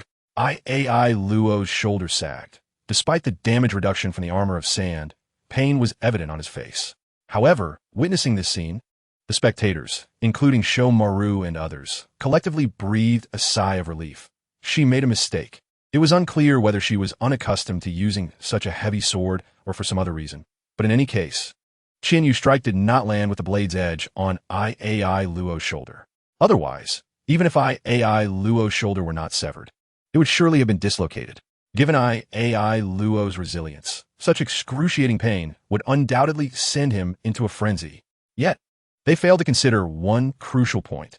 Did Qianyu deliberately craft the ice sword using ice release merely to make a mistake? The essence of the so-called Black Blade lies not in the blade itself, but in the darkness, the blackness of the Black Hand. Qianyu forcefully withdrew the heavy sword. With her actions, the blade of the ice sword grazed along the side of Ai Luo's neck. The armor of sand shattered, and another narrow gash appeared on Ai Luo's neck. In a daze, the audience seemed to witness blood spraying from Ai Luo's neck like a high-pressure water gun. Just 1 or 2 centimeters below the neck lies the fatal carotid artery. Yaiduo. Seeing this scene, Shomaru was filled with panic. Simultaneously, Orochimaru furrowed her brow. The Jinchuriki of the Sand Ninja. Was this the end? She had thought Ai Luo could hold his own against Qianyu, but unexpectedly, Qianyu's first 3 strikes had drawn blood, leaving Ai Luo utterly defenseless. Once the Jinchuriki was on the brink of death, the tailed beast would inevitably rampage, jeopardizing her plans. Did I just shoot myself in the foot? Orochimaru felt a slight annoyance. However, her frown soon relaxed. For in the instant that Qianyu was caught off guard, a sand hand, adorned with purple patterns, had coalesced and forcefully struck her away. Bang! Qianyu was sent flying like a cannonball against the wall of the Chunin exam venue, stirring up a thick cloud of dust, obscuring her condition from view. Yet, while Qianyu was hidden from sight, AI Luo remained clear-headed. Although the wound on his neck appeared alarming, it had not severed the carotid artery, likely due to the intervention of the armor of sand. However, in stark contrast to AI Luo's fortunate injury, his mental state was evidently deteriorating. It hurts. I'm bleeding. Mommy, damn it. I'll kill you. Clutching the wound on his neck with one hand and grasping his hair with the other, AI Luo trembled, his words incoherent. An extremely oppressive chakra began to permeate the arena. This is bad. Is AI Luo about to go berserk? Observing the state of AI Luo, Shomaru and Kinkuru gripped the railing tightly. Berserk? The peculiar reaction from the two drew the attention of the other Konoha Chunin. Naruto scratched his head in confusion. What does that mean? This? Shomaru and Kinkuru's expressions shifted as they realized they had let something slip. What to do? Shomaru? Kinkuru, sweating profusely, looked at Shomaru. Wait. In an instant, Shomaru's mind raced, and she successfully devised a plan. She gently channeled chakra and waved towards Qianyu, sending a gentle breeze that swiftly reached her side, dispersing the thick dust. Qianyu, now visible, was embedded in the wall, appearing as a large character. Oh, is it over? Shomaru quickly glanced at Qianyu. Her apparent movement prompted everyone to look as well. Qianyu, are you alright? This side of Qian, you caused Naruto to feel a surge of concern. Not coughing, not dead. Coughing. Qianyu forcefully pulled her head from the wall, brushing off the remaining dust before her. However, that was quite powerful. AI Luo. Had it been me a month ago, this blow would have certainly resulted in severe injury, if not death. But unfortunately, Qianyu glanced at her personal panel.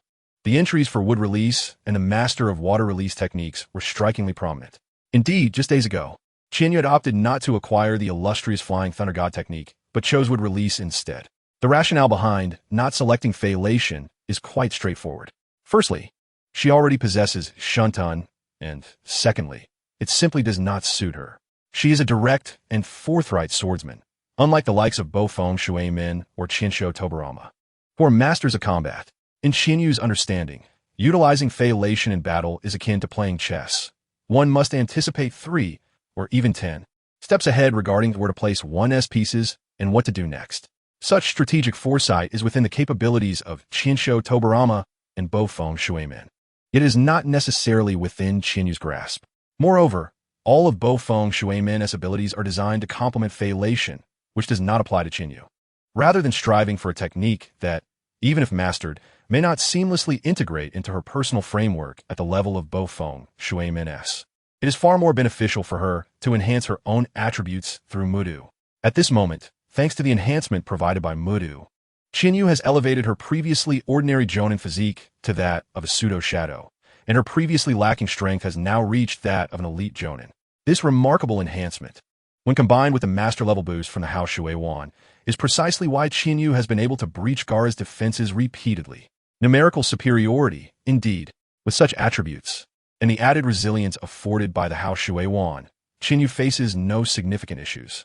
After momentarily regaining her composure against the wall, she leaped down and cast a puzzled gaze towards Gaara.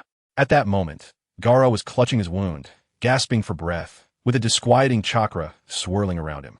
However, as Gaara continued to breathe heavily, that unsettling sensation gradually diminished.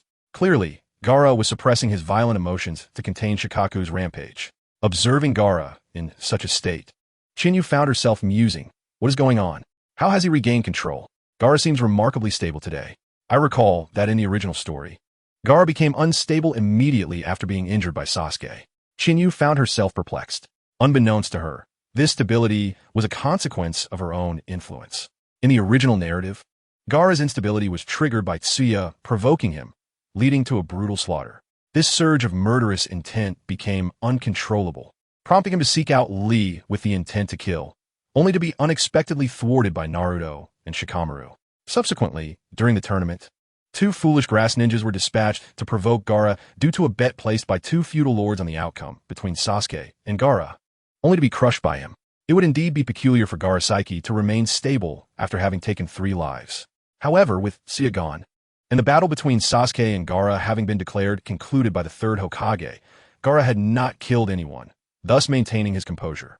Or perhaps, he simply harbored a strong desire to eliminate someone. If Shikaku were to emerge, the heavens would fall, but a tall figure would support it, allowing Chinyu to escape without concern. Therefore, it was imperative for him to remain lucid to ensure he could eliminate Chinyu without fail. After thoroughly suppressing Shikaku's tumult, Gaara's gaze turned frenzied as it fixated on Chinyu. He clasped his hands together and swiftly formed seals. The sand that had initially been contained within a single gourd multiplied rapidly under his movements. I will kill you. Sand flow cascade. In an instant, the once spacious arena was inundated with sand, towering waves of sand rising to heights of 7 or 8 meters, surging forward with astonishing momentum. As the waves advanced, several sand hands diverged from the main current, relentlessly reaching out to grasp Chinyu. Once again, it was an indiscriminate area of effect assault. With no alternative, Chinyu deftly maneuvered amidst the grasping sand hands. If she were in the wilderness, she could have distanced herself. Yet, within this enclosed battleground, it was akin to an opponent deploying a field card in a card game while she possessed none. She found herself utterly helpless, confronted with Gaara's transforming battlefield of sand. Chinyu was ultimately cornered against the wall. Nevertheless, even as she pressed against the wall, Gaara's sand continued its relentless pursuit. Countless grains of sand bombarded the wall behind her, leaving extensive marks of destruction in their wake. In that moment, the entire Chunin exam venue trembled, as if it were on the verge of collapse. Amidst this tremor, panic began to spread throughout the arena. Hey, isn't this getting a bit out of hand? Is he trying to demolish the venue? Shikamaru exclaimed from the contestants' viewing area. Aye, Temari uttered, realizing the situation had far exceeded their plans, rendered speechless and on the verge of tears. Consequently, Kankuro stepped forward, admonishing his future brother-in-law. What Gaara is doing has nothing to do with us. Rather than concern yourself with the venue, you should focus on your own people. Right, Chinyu? Kankuro's words prompted Naruto's attention. He quickly glanced towards the arena, where the chase between Gaara and Chinyu had been ongoing for a while. Both had reached their limits of patience. With a sudden force, Chinyu unleashed several whirlwind slashes, shattering the sand that pursued her. Are you all picking on me for not knowing any ninjutsu? You want to play with sand, do you? Watch me drench you. Zimaoin. Chinyu rapidly formed 3 seals with her hands. This is the technique of the second Hokage. On the viewing platform, as the seals flashed before her, the third Hokage straightened his posture. Simultaneously, Orochimaru narrowed his eyes. Not only wind release, but even water release as well. However, utilizing water release in a waterless environment is not an advisable choice, especially under today's dry conditions. What performance will you manifest? I truly anticipate it. With these thoughts, Orochimaru instinctively extended his tongue to lick his lips, only to forget that he was currently disguised as the Kazekage. Thus, his tongue decisively met the surface of the Kazekage's mask. Snake ant. Unbeknownst to anyone, the usually cold Kazekage's expression became somewhat peculiar. However, no one paid heed to this minor slip, as the air around Chinyu transformed, thick with moisture. Subsequently, the vapor expanded and coalesced into water. Amidst the sound of rushing water, a colossal water dragon, reminiscent of Chinsho Tobarama's technique, erupted from beneath Chinyu's feet, encircling her with its serpentine form. Stretching over 10 meters in length, the magnificent water dragon, with its full form and prominent horns, roared in fury at Gaara. Chinyu echoed the sentiment, shouting, "Water release, water dragon jutsu." In the next moment, the azure water dragon swung its tail, diving from the sky to collide fiercely with the advancing sand waves of Gaara. A thunderous roar erupted as water droplets mixed with sand splattered everywhere. Before long, Chinyu's formidable water dragon jutsu clashed with Gaara's sand, resulting in a stalemate, both techniques dissipating into nothingness. However, it was only after the jutsu's dissolution that Chinyu's true strategy became evident. Standing atop the small desert she had created, Gaara attempted to manipulate the sand again to launch an attack on Chinyu. Yet, as soon as he made a slight movement, his expression shifted. The sand feels so heavy. Now it made sense. Her initial intention was to dampen the sand with water. But so what? My sand is inexhaustible, while your water evaporates every moment. This merely prolongs your demise. Gaara swung his arm fiercely. Sand shower. The portions of sand that had not been soaked by water began to rise again, transforming into a relentless barrage of sand bullets aimed at Chinyu. However, In the face of such an assault from Wai Luo, Qianyu swiftly formed two hand seals and leapt directly down from the wall. Suitun, Mizu no Jinbi, a water dragon, identical to the previous Suryuden, spiraled forth from beneath Qianyu's feet, enveloping her entirely. While Luo's sand projectiles struck the water barrier with the same effect as throwing a snowball into a fire, instantly disintegrating and vanishing without a trace. Subsequently, as Qianyu landed on the sandy surface, she dispersed the water barrier, causing a torrent of water to spread outward. Just as Wai Luo attempted to manipulate the sand beneath Qianyu, he found it to be heavy and nearly impossible to control.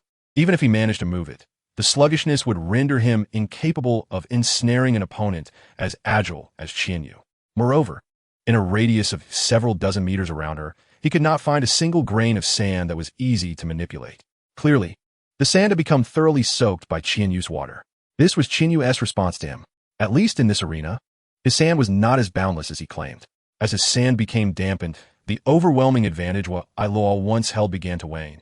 At the very least, Qianyu dared to tread upon the sand. Damn it, Wai Luo exclaimed. I am Asuna, no Sozo Wai Luo. How could I possibly be out of sand? He slammed both palms onto the ground, channeling a vast amount of chakra into the earth, intensifying the tremors. In the next moment, Qianyu's expression shifted, and she leapt back to the wall.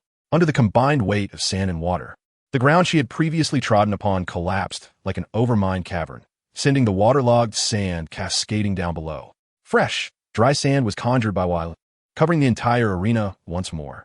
Qianyu found herself standing in the same position she had occupied before her descent. In her daze, she felt a flicker of confusion.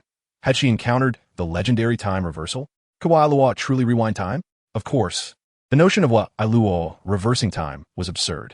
Qianyu was acutely aware that she had not experienced any such phenomenon. However, if this battle devolved into a mutual consumption of chakra, it would lose its essence.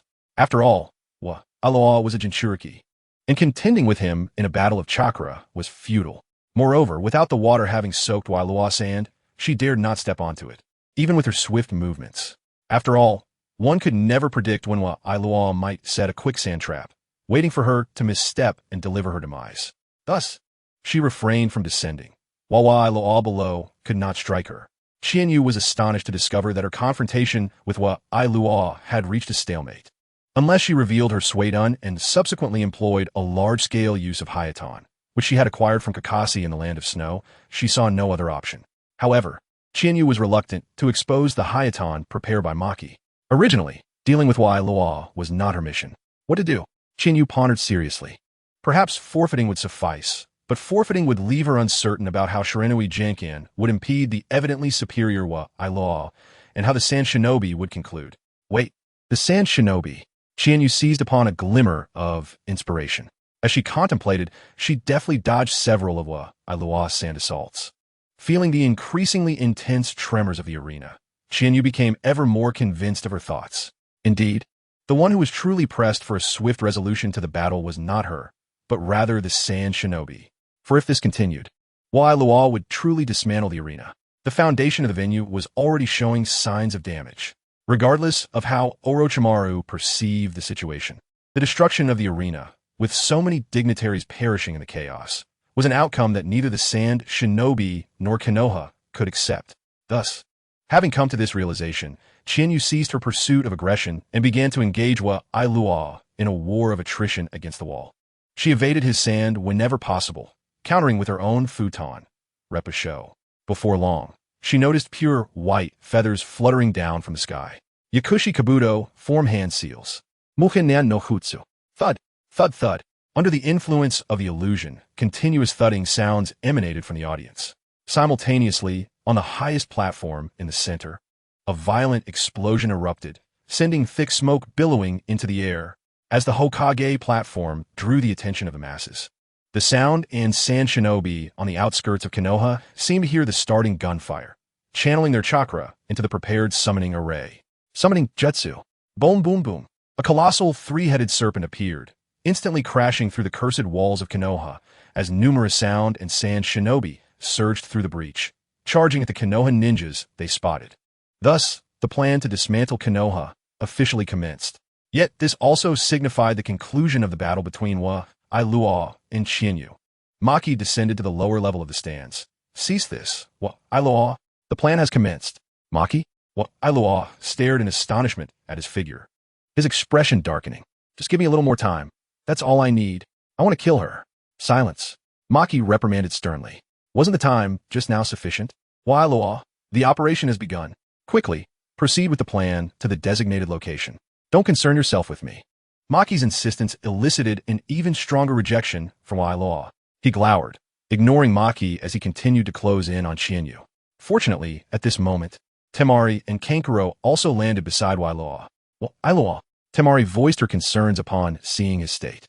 Her sisterly tone felt like a shackle, restraining him. Though Iloa appeared utterly deranged, he still held a deep regard for Temari, who had always cared for him. TCH. Well, Iloa clenched his fists, yet ultimately refrained from advancing further. Phew. Sensing Iloa's halt, Maki released a sigh of relief as he continued. Temari, Kankuro, escort Iloa to the designated location. Ensure his successful activation. Understood. Temari nodded. Simultaneously, Kankuro anxiously inquired. What about you, sensei? I will hold these fellows off. Maki turned and faced Shiranui Jinkan, who had returned to the scene, along with Qianyu. Do you think I will allow you to leave? Shiranui Jinkan gritted his teeth, his gaze icy, his words resolute. Yet despite his declaration, Qianyu, standing behind him, could clearly sense his trembling. Evidently, Maki, a seasoned sand shinobi, exerted significant pressure on Shiranui Jinkan, a mere special jonin.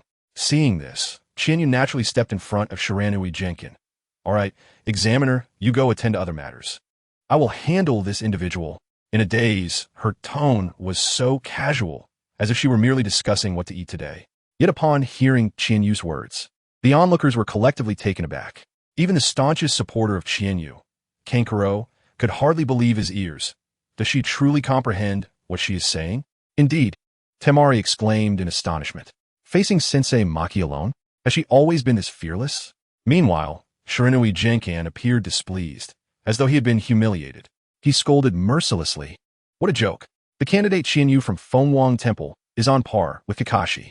A lower ninja should focus on their own duties and not interfere in the battles of higher ninjas. Maki laughed instead, since she wishes to try. Why not let her? Rest assured, I will send her off gently. None of the higher ninjas paid any heed to Qianyu's words.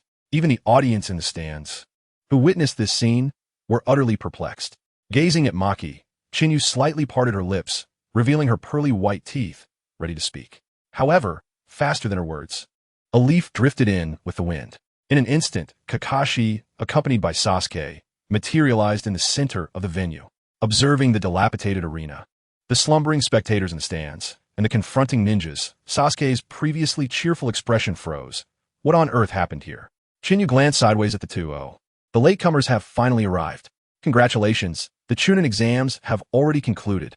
Kakashi felt an acute sense of embarrassment upon hearing Qianyu's words. Sasuke hurriedly inquired, Qianyu, what exactly is going on? Just as you see it. Qianyu adorably gestured towards the sand ninja in front of her. You were late and disqualified, which led to my battle with Gaara. And then, the sand ninja betrayed the alliance, and now Konoha is in a state of war. Sasuke instinctively overlooked the latter part of Qianyu's statement. So, these marks are from your battle with Gaara? He gasped in shock as he surveyed his surroundings. The once pristine walls of the exam venue now appeared as if gnawed by some beast, with chunks missing here and there. The ground was littered with Gaara's sand, making it nearly impossible to find footing. Despite Gaara's formidable abilities, in this arena that could almost be regarded as his home turf, Qianyu had managed to inflict 3 wounds upon him, while she herself appeared merely slightly disheveled, with not a speck of dust on her. In just a month, Qianyu's strength had ascended to such heights. He had thought that under Kakashi's guidance, he had caught up with Qianyu after learning Chidori and stimulating his body with lightning release chakra. Yet he found not only had he not caught up, but he had been left even further behind. Ugh! Sasuke bit his lip fiercely, his feelings of frustration intensifying. At this moment, it could be said that Orochimaru's objective had been perfectly achieved. Regardless of how close Qianyu and Sasuke's relationship may be, Sasuke could not help but feel a twinge of jealousy at Qianyu's accomplishments, and not being jealous did not equate to being content with being in second place. However, Sasuke's little emotional turmoil was of little consequence at this time. Looking at the two in front of him, Narashikamaru sighed with relief. Kakashi, thank goodness you're here. That Gaara is likely the Jinchuriki of the sand. We must stop him here. We cannot allow him to unleash chaos in the village. Jinchuriki. Kakashi's expression sharpened. That is indeed a concern. However, even if we need to stall him, this is not an ideal venue. As he spoke, Nara, Shikamaru, and Maki exchanged glances, understanding the gravity of the situation. If the turmoil caused by Shikaku resulted in the deaths of numerous daimyos from various countries, they, as ninjas, would bear the burden of responsibility. Thus, an unspoken agreement was quietly established. Kakashi turned to Sasuke behind him. Stop overthinking. Although it's a bit upsetting to be late, your Chunin exam is not over yet. Listen carefully, Sasuke, and Shinyu. Once Gaara moves, you must pursue him. No matter what he intends to do, you must prevent it. Understood? Understood. Sasuke immediately replied. For him, although the Chunin exam was gone, the prospect of battling Gaara was still acceptable. Excellent. Kakashi nodded with satisfaction.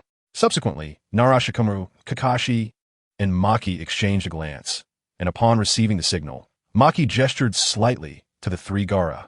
Let's go. The trio of Gaara leaped high and vanished in a flicker. Simultaneously, Kakashi spoke. Shinyu, Sasuke pursue.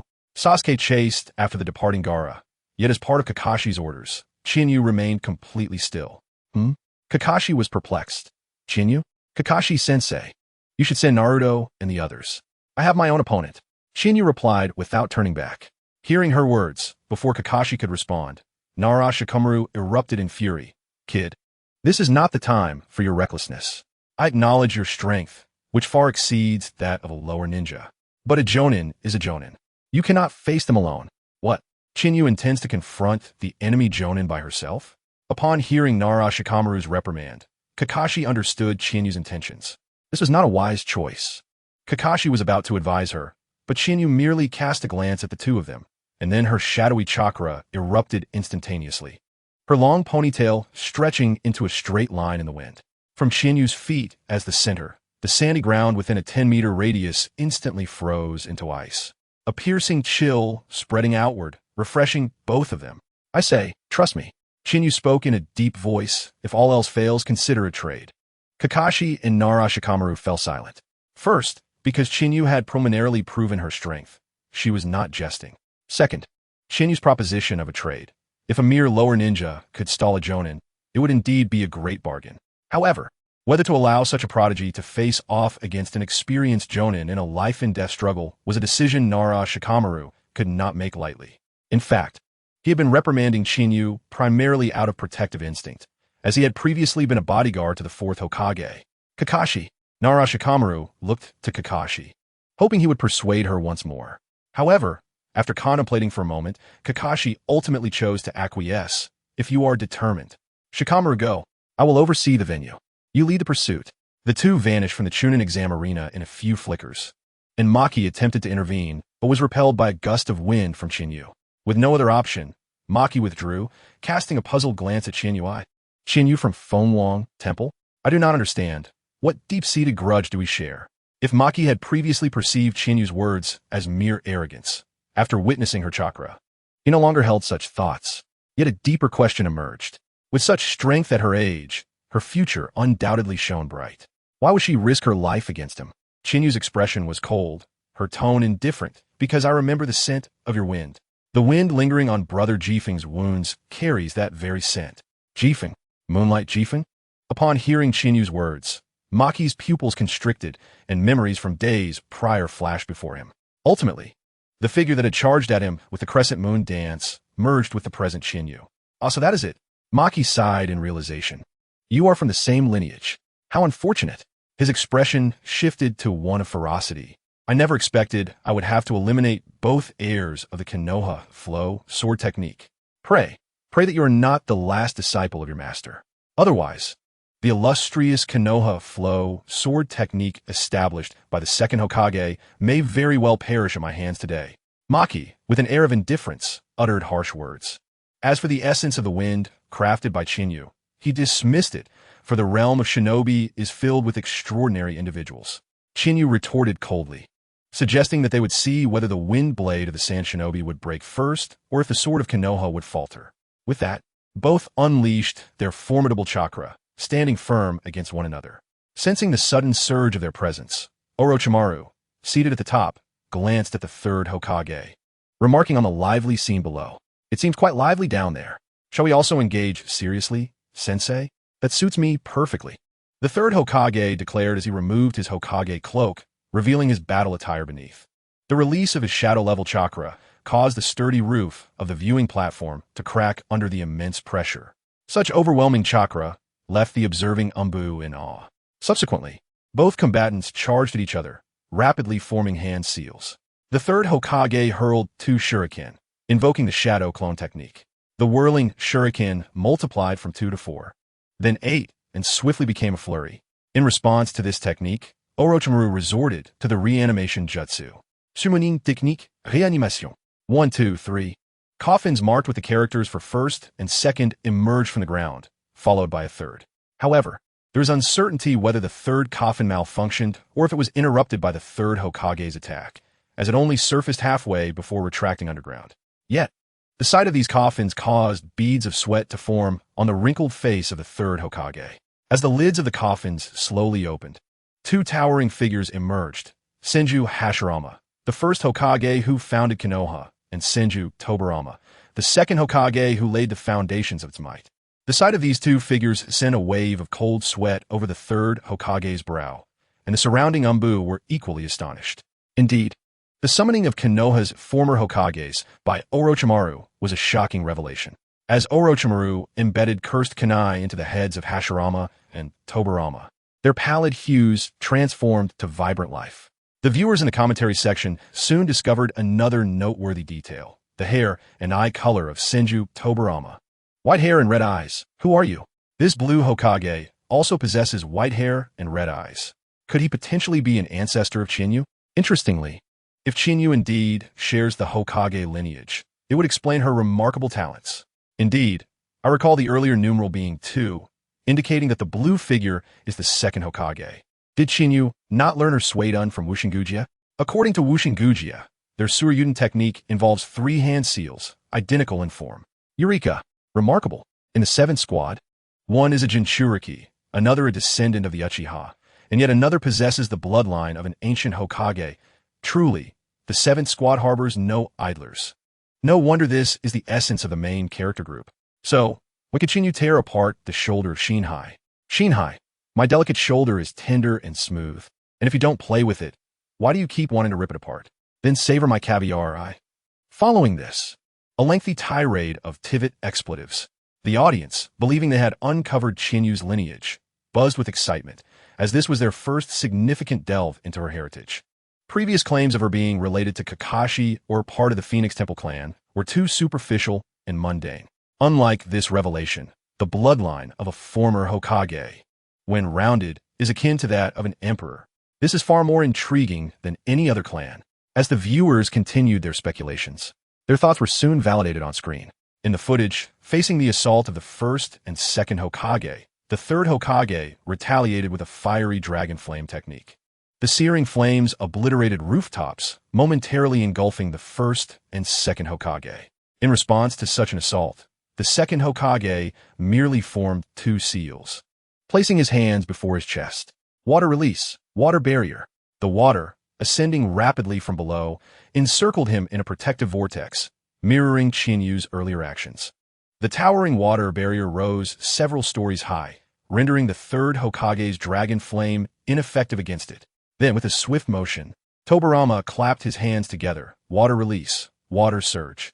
A torrent of spiraling water erupted, enveloping the third Hokage, as if a colossal water dragon descended from the heavens. Crashing down, instantly, a deluge far surpassing Kakashi's great waterfall technique surged forth, flooding the entire rooftop. Faced with this torrent, Sarutobi Hiruzen had no choice but to erect an earthen wall for defense, creating a foothold for himself. The crystalline water crashed against the dark rock of the earthen wall, the sound of waves resonating as if they were no longer on a rooftop, but rather at a seaside. At this moment, the audience finally comprehended why Wushingujia extolled the second Hokage so highly. This was no mere water release. It was akin to sea release. Many voiced their agreement in the commentary section, and this notion quickly took root. Indeed, absolutely concur. The concept of sea release captivated the audience. However, Before they could fully appreciate Tobirama's C release, Hashirama executed a barehanded Phoenix Fire technique, following up with a flurry of strikes that sent the third Hokage flying. Before the third Hokage could catch his breath, Tobirama dragged him underwater, depriving him of air. Just as the third Hokage managed to escape Tobirama's grasp and scrambled up the towering earthen wall, torrents of high-pressure water surged after him, slicing through the massive earthen barrier with ease. As the wall crumbled and the earth shook, the third Hokage, who had narrowly escaped, landed in a panic. Yet, unlike before, he was shocked to find the deluge summoned by Tobirama had receded, replaced by Hashirama, hands clasped in prayer, standing before him. Recognizing this familiar gesture, the third Hokage's heart raced with alarm. This was the technique aimed at him by the first Hokage. Just as the third Hokage feared, Hashirama drew in a deep breath. His voice booming, would release, advent of the divine tree. Following the principle of what you shout is what you summon, the wood release responded to Hashirama's command. The ground trembled violently as massive rooftops buckled and shattered, and saplings sprouted forth, rapidly growing into towering trees. Confronted with this wood release, the third Hokage was instantly sent hurtling through the air, forced to navigate the growing forest like a monkey, aptly reflecting his name, Sarutobi. Yet, even a monkey could be ensnared by the advent of the divine tree. Fortunately, he managed to form the seals for the summoning technique before being captured, summoning the legendary Monkey King, who had previously appeared in Asuma's tales, to his aid. Amid the astonished gazes of the crowd, the Monkey King transformed into a formidable weapon, rescuing the third Hokage from his predicament. Meanwhile, Orochimaru unleashed the fabled Kusanagi sword from his mouth. Thus, the battle among the Hokages entered its second phase. Below, Chinyu and Maki were engaged in a similar clash, exchanging blows in a fierce melee. Chinyu assessed Maki's strength and agility, and with a powerful strike, sent him flying. She sheathed her ice blade on her back, raised her left hand in a sword gesture, and assumed a combat stance. Recognizing this familiar posture, Maki furrowed his brow. Is it the dance of the crescent moon again? Don't you have any other techniques? As long as it works. Chinyu split into 3 identical forms, charging towards Maki from all directions. Drawing from her previous encounter with the Moonlight Gale, Maki hurled a kunai at the Chinyu in the air. However, the kunai passed right through the body of that Chinyu, revealing it to be a mere shadow clone. The Chinyu on the right struck first, swinging her blade, but Maki, unable to discern the real Chinyu from her clones, attempted to block with his kunai, only for the blade to slice through the weapon as well. It's the one on the left, Maki realized, tossing his kunai towards that direction. Yet again, the kunai passed through the left Chinyu's body. Are they all illusions? Maki was momentarily stunned. Where is she? The recent encounter with the 3 clones flashed through his mind, and he suddenly looked up. She's still above. As expected, with his gaze lifted, Chinyu, who had been hiding in the shadows of her clones, could no longer conceal herself. However, having deceived him thrice, Chinyu felt no need to hide any longer. With a violent gust of wind erupting around her, she accelerated through the air, her ice-blue blade carving a crescent arc, striking heavily against Maki's right shoulder, reminiscent of her brother, whom she had only glimpsed once. Dance of the Crescent Moon, Shadow Moon Dance. Thud! Crimson blood splattered as the icy blade sank into flesh, yet it only pierced slightly, for Chinyu encountered a situation akin to that faced by Moonlight Gale. After slicing through Maki's Jonin uniform and embedding itself, her long blade became firmly lodged in his muscle, refusing to budge. From the feedback through the blade, Chinyu felt as if she had not struck flesh, but rather the front armor of a main battle tank. Confused, Chinyu glanced at Maki's shoulder. It was then she noticed the deep, dark hue beneath the torn fabric of his uniform. It was B-rank Doton, Earth Spear. With the defense provided by the Earth Spear, Maki, who had successfully blocked Chinyu's blade, wore a smug smile. You people truly have short memories, and you are overly confident in your weapons. It is well known that tangible blades can be easily blocked. However, intangible blades are a different matter. On Maki's right hand, a sharp blade of wind quietly coalesced. Utilizing his acute sensitivity to wind, he shaped the intangible wind blade at his fingertips. A profound sense of impending danger surged within Chinyu. She sensed that even with her physique enhanced to shadow level or beyond by the power of the Ashui arm, a direct hit from Maki's windblade would prove fatal. In a mere exchange, Maki unleashed a B-rank Doton, Earth Spear, followed by an A-rank Ninjutsu, Windblade, showcasing his formidable strength. It was only this caliber of opponent that warranted Qinyu's cautious concealment of her own information and the conservation of her energy before the battle. Confronted with an unprecedented adversary, an unparalleled fervor ignited within Qinyu's ruby-like eyes. With a radiant smile, Qinyue acknowledged, "I concede that I am lesser in wind techniques than you. But no matter how sharp your wind blade, what good is it without a wielder?" As she spoke, a chilling eruption emanated from the ice blade embedded in Maki's shoulder. The frigid air, capable of freezing boiling water in an instant, surged from his wound, flooding his body. Maki had relied on the earth spear to harden his body to diamond, maxing out his physical resistance, making it challenging even for Qinyue to inflict significant damage.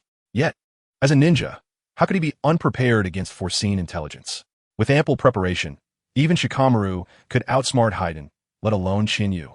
Under Qinyue's icy breath, Maki, who had just been radiating confidence, suddenly found frost adorning his lashes, his complexion shifting from a healthy bronze to a sickly pallor. The wind blade, once poised at his fingertips, became paralyzed. Seeing this, Qinyue wore a satisfied grin. "You're trembling, Maki. Is it from the extreme cold or the fear of imminent death?" As she uttered these words, Maki's singular eye shifted, and his lips moved as if to speak. However, what escaped his mouth was not words, but a deep purple cloud of toxic mist. The noxious vapors rapidly enveloped Qinyue's face. Yet, instead of recoiling instinctively, she stood her ground, unleashing a gust of wind that redirected the poisonous cloud back towards Maki, covering him instead. Maki's ace in the hole had failed. Nevertheless, this was precisely his intent, to buy himself a moment. At that instant, as the toxic mist was blown back, Maki intentionally detonated the wind blade at his fingertip. Whoosh, whoosh, whoosh. From Maki's fingertip, the wind blade exploded into a multitude of razor-sharp gusts, wreaking havoc between the two combatants, shredding Maki's already tattered attire, while severing Qinyue's ice blade and successfully forcing her back. Following that, Maki threw a smoke bomb at his feet, vanishing into the obscuring mist. Observing Maki's maneuver, Qinyue scoffed disdainfully. "Hiding in smoke won't deter my pursuit." She swiftly formed hand seals, wind release, thousand-faced gale. Swish, swish, swish. Thousands of wind blades surged into the inky darkness of the smoke, and under the onslaught of the thousand-faced gale, the specially crafted mist was instantly torn apart, akin to being devoured by a flock of crows. Yet, after the wind had dispersed the smoke bomb, Qinyue was astonished to find no trace of Maki, only a patch of sand stained crimson with blood. Has he escaped? Qinyue instinctively concluded, but quickly shook her head. No, that's not right. He has buried himself in the sand. TSK. Qinyue pouted in frustration. She had not anticipated that the small desert created by Gaara would serve as Maki's refuge. Based on her last glimpse of Maki, it was clear he had been heavily affected by the cold, making normal movement difficult. Thus, he must now be hiding underground, recuperating. However, she had no idea how deep Gaara had buried the sand, and lacking the ability to perceive such things, she found it challenging to locate Maki at that moment. So this is the true nature of an elite Jonin, she mused, having seemingly gained the upper hand, yet still possessing a means of escape. Qinyue was genuinely impressed by Maki's resourcefulness. Yet, the more formidable he appeared, the less she could afford to grant him any respite. Ice release, cornered white whale. With a tremendous output of chakra, an elongated whale song resonated across the land. Boom! As the small desert trembled violently, an ice-blue giant whale, adorned with spiral horns, surged forth as if breaching the surface of the ocean, rising high into the air. Once its colossal form reached nearly 30 meters, it came crashing down with immense force. This was Qinyue's response. Since she could not locate Maki, she would simply plow through the entire area. Simple, brutal, yet effective. However, the wildly reckless actions of Qinyue have put Maki in a difficult position, observing the scene while concealing himself in the sand. Maki was taken aback by the formidable technique resembling the eye of sand. Damn it, is she insane to employ such a jutsu in this place? Regardless of Qinyue's sanity, if Maki wished to avoid being crushed into a pulp by the horned whale, he had better spring into action immediately. Fortunately, the chilling energy within him had been nearly dispelled, allowing him to move normally. Thus, he hastily concluded his sand bath healing technique and began to rise to the surface. At that moment, the horned whale of Qinyue landed heavily on the sand. With a resounding crash, The point of impact sent ripples through the sand, resembling the waves of sand that accompanied Gaara's actions, as massive waves surged outward in all directions. In the midst of this commotion, the already compromised foundation of the venue endured another jolt, causing a violent tremor that affected all parties present. After just having Sen and Odin flying, Akai glanced at his companion with a hint of complaint. Kakashi, how can you criticize me for being reckless when your teachings are even more chaotic? Kakashi was momentarily at a loss for words, as the horned whale was indeed a technique he had imparted, albeit he had not anticipated Chinyu's remarkable proficiency with the ice techniques from the land of snow.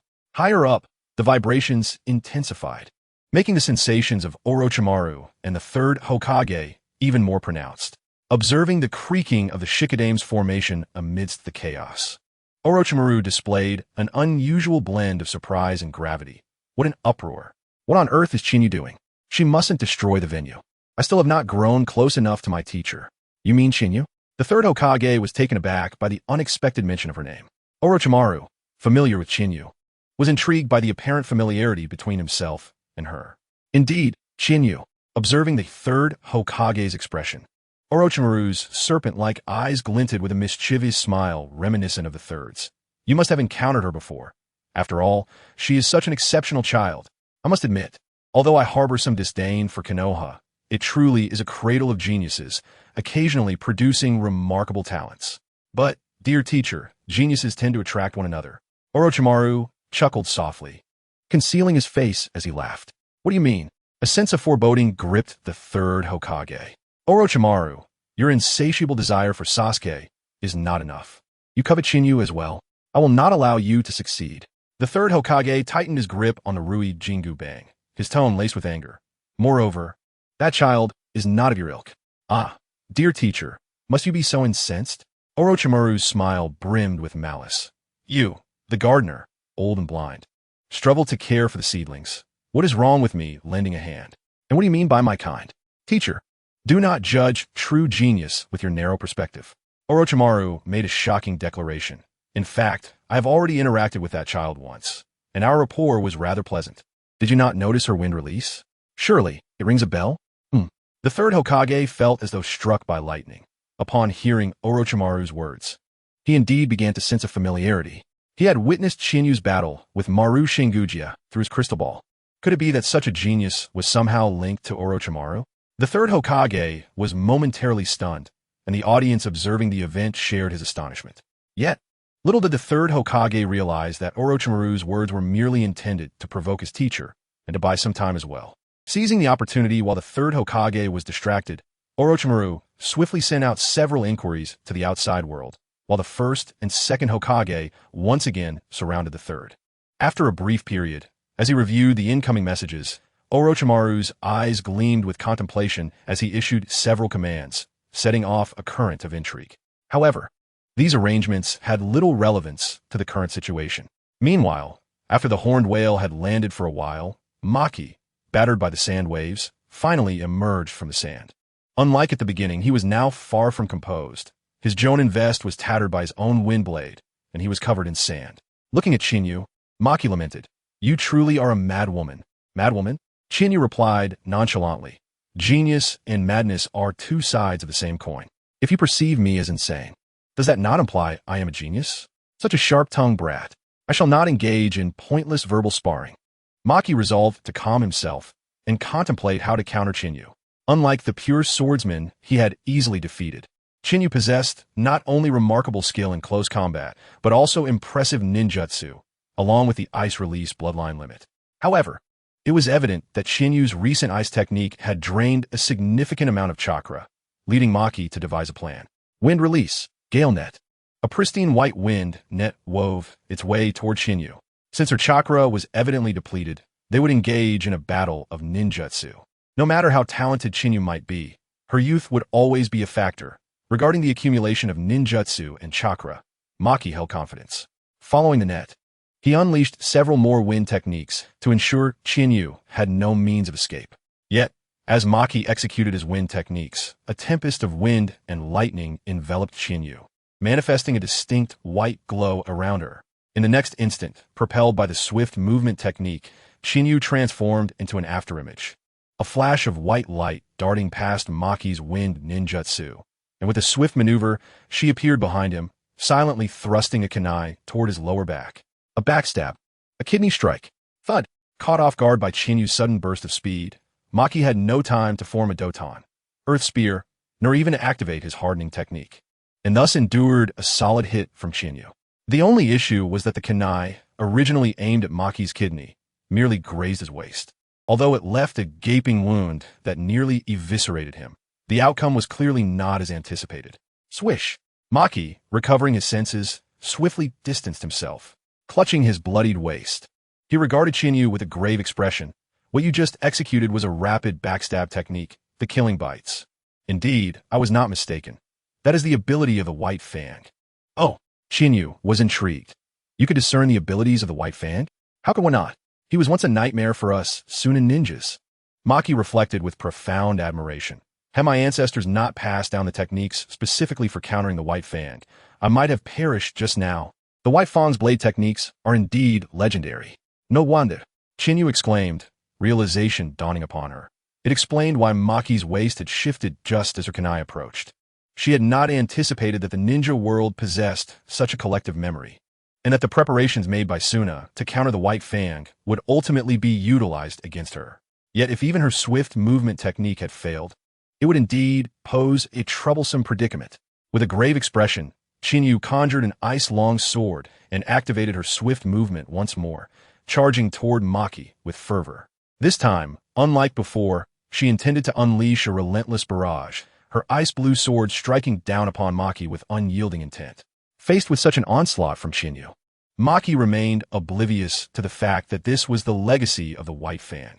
Upon realizing the situation, he relinquished all resistance, opting instead to utilize Tsuchidan and Tsuchiyari to solidify his defenses, while his free hand shielded his neck and vital areas. He permitted Chinyu to strike elsewhere. The sound of clanging metal and the shattering of ice swords echoed incessantly. After an unknown number of ice swords had been shattered, even resorting to the usage of 2 explosive tags, Chinyu finally paused. She discovered that under the protection of Tsuchidan and Tsuchiyari, her strikes only inflicted superficial wounds.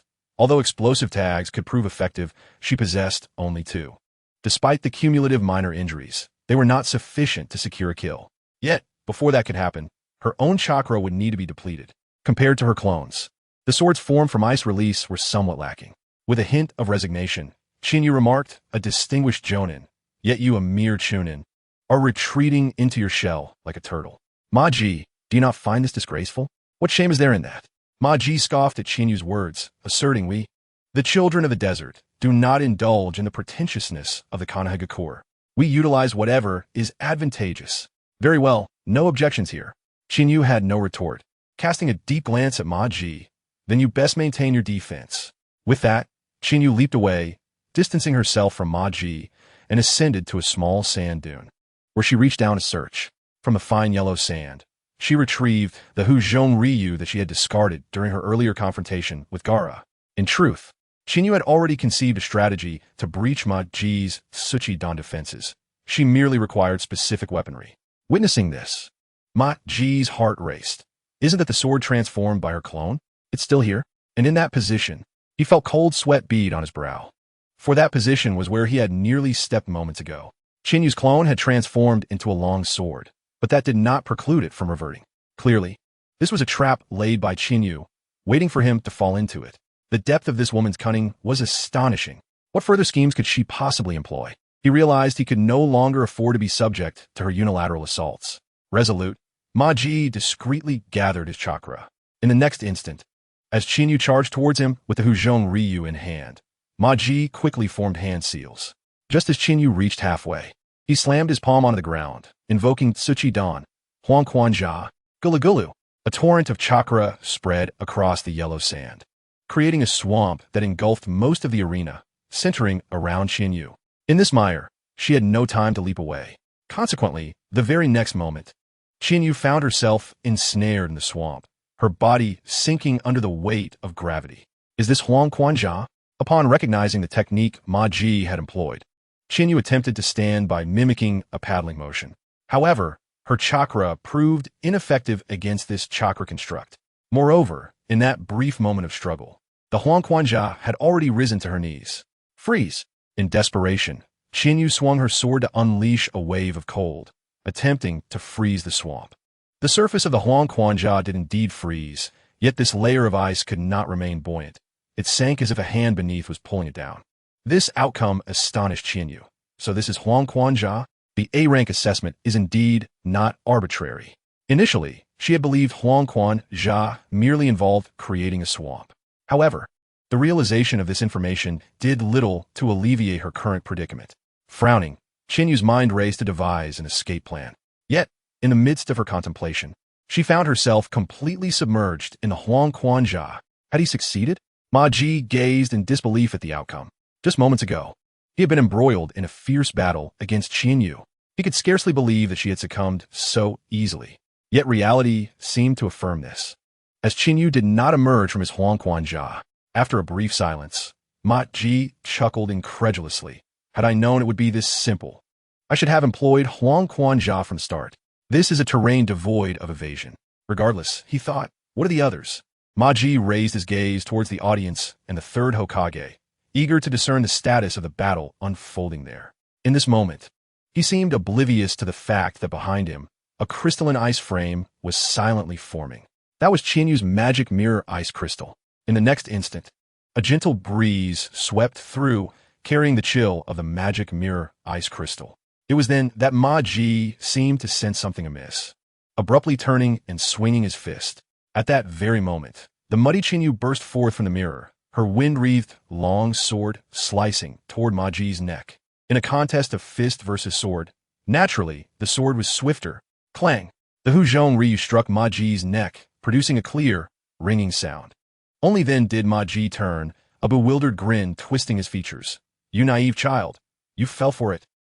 At an unknown moment, his dark fist, reinforced by Tsuchi Dan and Tsuchi Yari, viciously descended upon Qinyu's chest.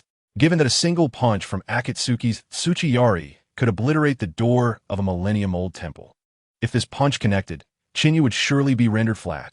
However, her surprise attack was intercepted, and a playful glint sparkled in Qinyu's expressive eyes. You are the one who has been deceived. Whirlwind slash. Boom. A small tornado erupted from Qinyu's long sword. Before Ma Ji's fist could reach her, an overwhelming force surged from behind, pulling him into the vortex. Ma Ji found himself ensnared within the tornado, spiraling upward into the sky. Within the whirlwind, the sharp winds clashed against the defenses of the Tsuchi Yari, producing a cacophony of ringing sounds. Yet he could not fathom the purpose of Qinyu's technique, knowing full well he was shielded by Tsuchi Yari. Did she intend to hurl him into the sky to meet his demise? But this tornado lacked significant upward momentum. As he spun, Ma Ji widened his eyes, straining to gaze toward Qinyu. He then witnessed her sheath the Huzhong Ryu at her waist, gently tapping the hilt, a gesture that signified her clone's understanding. In another transformation, she shifted from the Chinese long sword to a formidable katana. Gripping the transformed katana, Qinyu bent slightly, adopting a distinct stance of preparation. In the next moment, she advanced a step forward. Ma Ji felt a flash before his eyes, and suddenly Qinyu stood before him. A beam of sword light erupting from her chest. Thud! A sharp pain struck him. Ma Ji was astonished to find that despite maintaining the high defense of Tsuchi Yari, Qinyu's blade had still breached his surface, embedding deep within. Upon closer inspection, he noticed that the katana in Qinyu's hands had inexplicably acquired a faint green glow. That was chakra of wind release, as sharp and solid as his own wind blade. This elucidated why Qinyu had been so intent on retrieving her clone's sword. For the cold of ice would weaken the wind.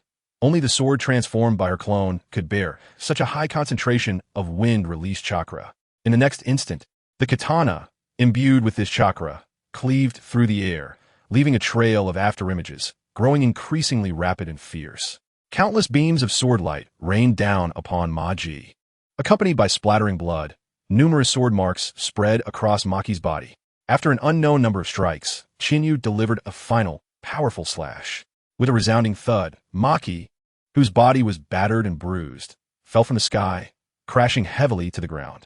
From the ground, marred by the Yellow Springs Marsh, a deep pit, marred by spiderweb cracks, emerged. Lying at the bottom of the pit, an overwhelming torrent of blood surged forth from Maki, accumulating rapidly beneath him, forming a pool of crimson. Visibly, Maki's breath grew weaker, his life slipping away at an alarming rate. Unless an unforeseen event occurred, he would bleed to death in this manner. Alas, fate had other plans.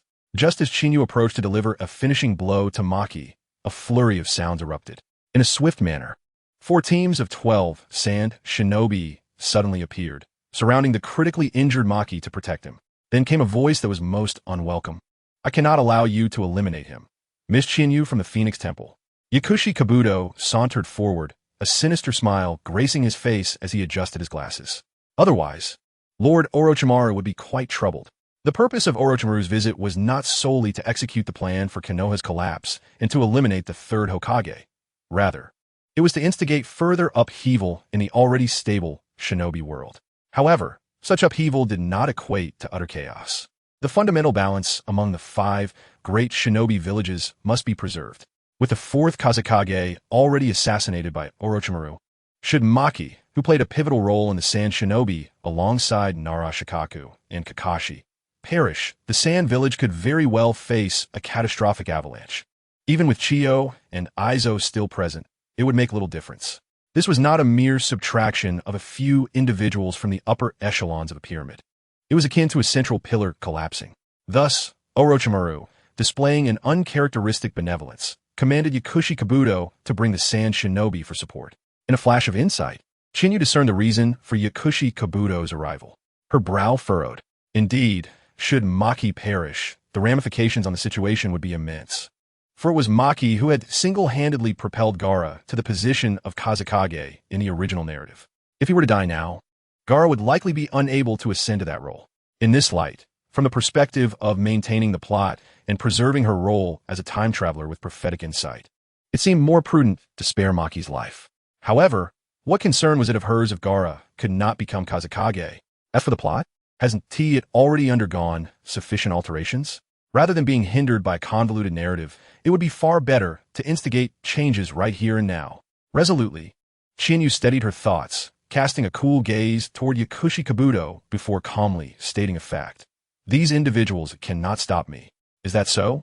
Perhaps if you were at your peak strength, Miss Chinyu, that would indeed be the case. However," Yakushi Kabuto chuckled, "given the extent of your recent exertions, how much chakra do you have left?" Chinyu tightened her grip on her long blade. Indeed, her chakra was running low.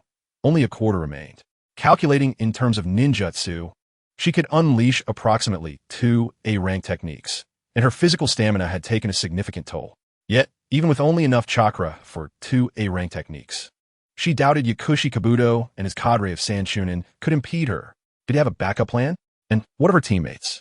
Ignoring Yakushi Kabuto and the Sand Shinobi ahead, Chinyu lifted her gaze towards the stands above. She could not discern Yakushi Kabuto's contingency, but she knew where her teammates had gone. At that moment, they were leisurely swimming in the metaphorical waters. Kakashi and Guy, these 2 brothers, faced a group of Sound Shinobi, most of whom were merely Chunin. One relied solely on his Sharingan, while the other refrained from engaging entirely, prioritizing leisure and wellness. Were they concerned that if they killed too quickly, they would have nothing left to conceal from the audience? How splendidly they played the 3rd Hokage. Unbelievable. Chinyu grimaced, retracting her gaze, unwilling to dwell on her 2 teammates any longer. After some contemplation, Maki was indeed someone she wished to eliminate. It was best if she handled her own affairs. Subsequently, under the watchful and wary eyes of Yakushi Kabuto and the Sand Shinobi, Chinyu effortlessly began to spin her blade. The long sword, resembling a staff, twirled gracefully between her slender fingers, showcasing their dexterity. Coupled with Chinyu's naturally elegant hands, this was undoubtedly a sight that would leave many entranced. In fact, at that moment, the camera focused intently on Chinyu's hands, and the audience, having settled somewhat after the earlier intense battle, was about to erupt once again. However, before their minds could spiral into chaos, their eyes encountered a different dilemma. Suddenly, as Chinyu spun her sword, her hand became a blur, and the sword caught in the dance multiplied. 1 became 2, 2 became 3, and 3 gave birth to a myriad of forms. In an instant, it was as if the light was refracting everywhere, filling the entire field of vision with countless images of Chinyu's hands and sword. Simultaneously, the sword appeared not as a mere weapon, but as a multitude of open eyes.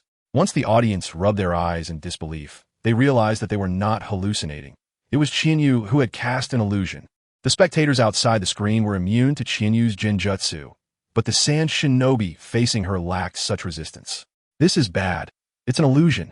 Just as Yakushi Kabuto grasped the situation, Qianyu unleashed her blade in a flash, summoning winds and thunder, charging at the sand shinobi with an imperceptible speed, Konoha style. 1,000 hands, 100 eyes. 1,000 hands and 100 eyes, reigning over the world. With a sweep, Qianyu's pure white figure glided between the 12 sand shinobi, leaving behind a series of afterimages, each one wielding a long blade in various striking poses. In the blink of an eye, 12 afterimages of Qianyu emerged, positioning themselves between Maki and Yakushi Kabuto. The elongated sword danced in her exquisite hands before she sheathed it.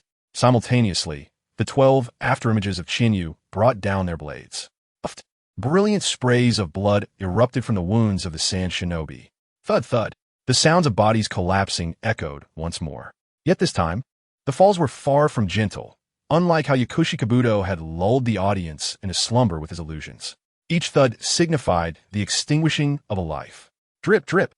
Witnessing this scene, cold sweat trickled down Yakushi Kabuto's forehead. The confidence that once adorned his face had vanished.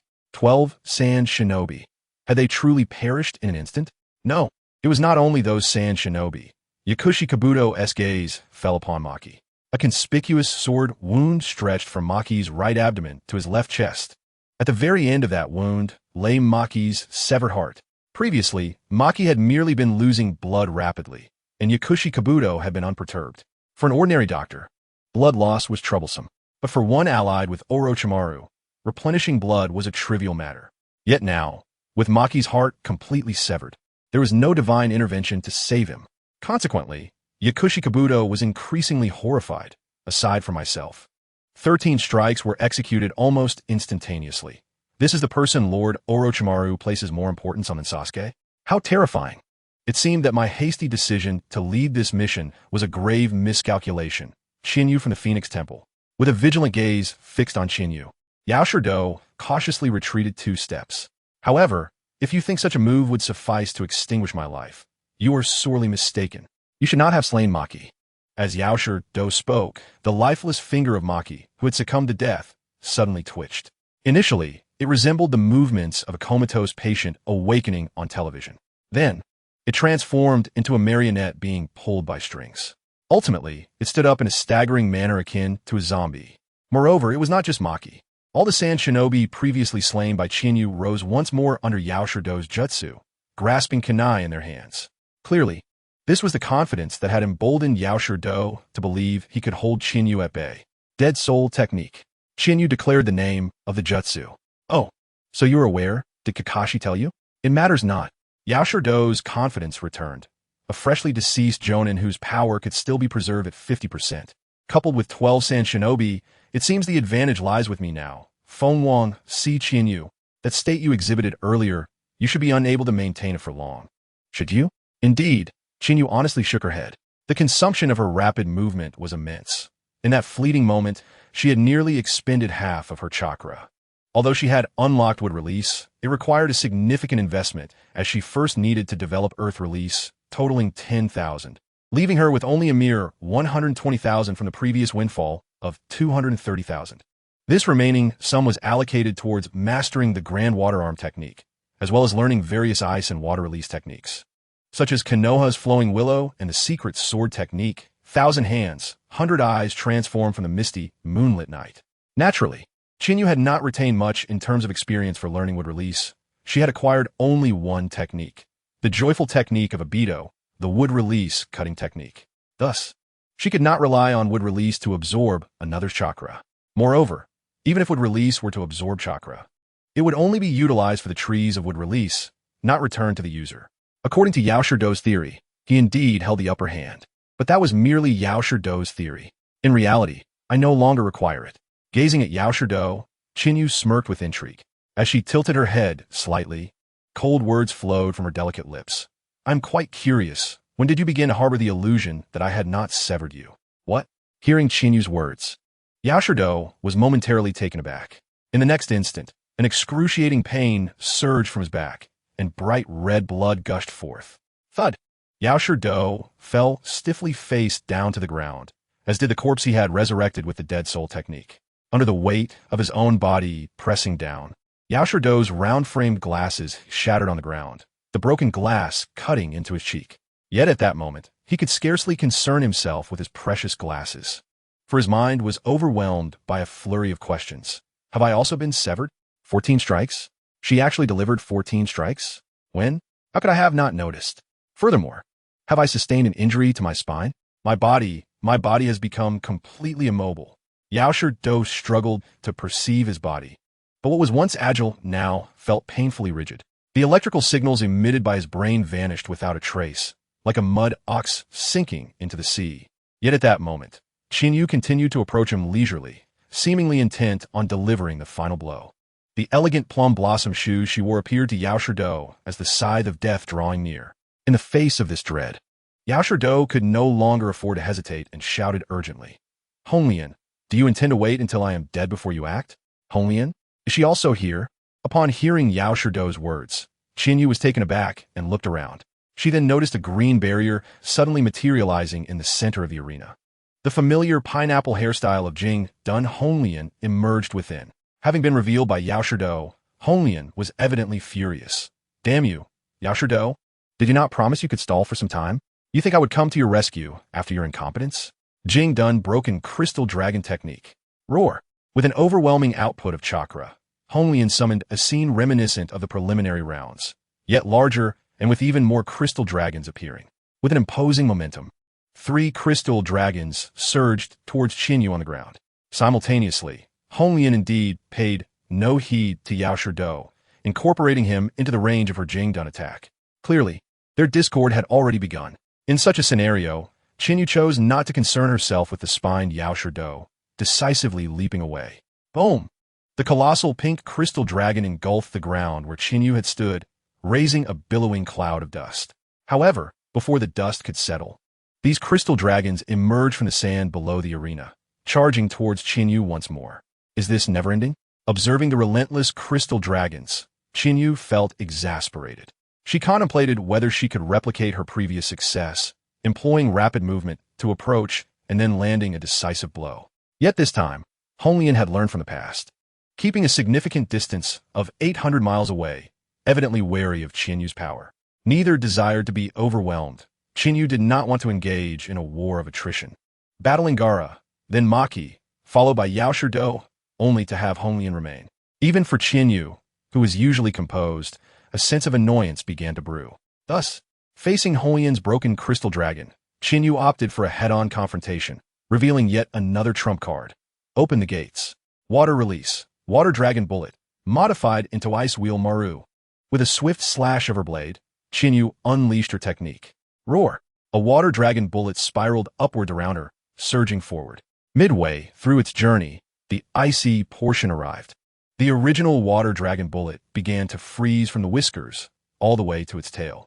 Ultimately, the entire water dragon bullet was left with only the tail portion retaining its liquid form. A water dragon bullet with ice at the front and water at the back. Observing Qin ninjutsu, Honglian found herself perplexed by the setup.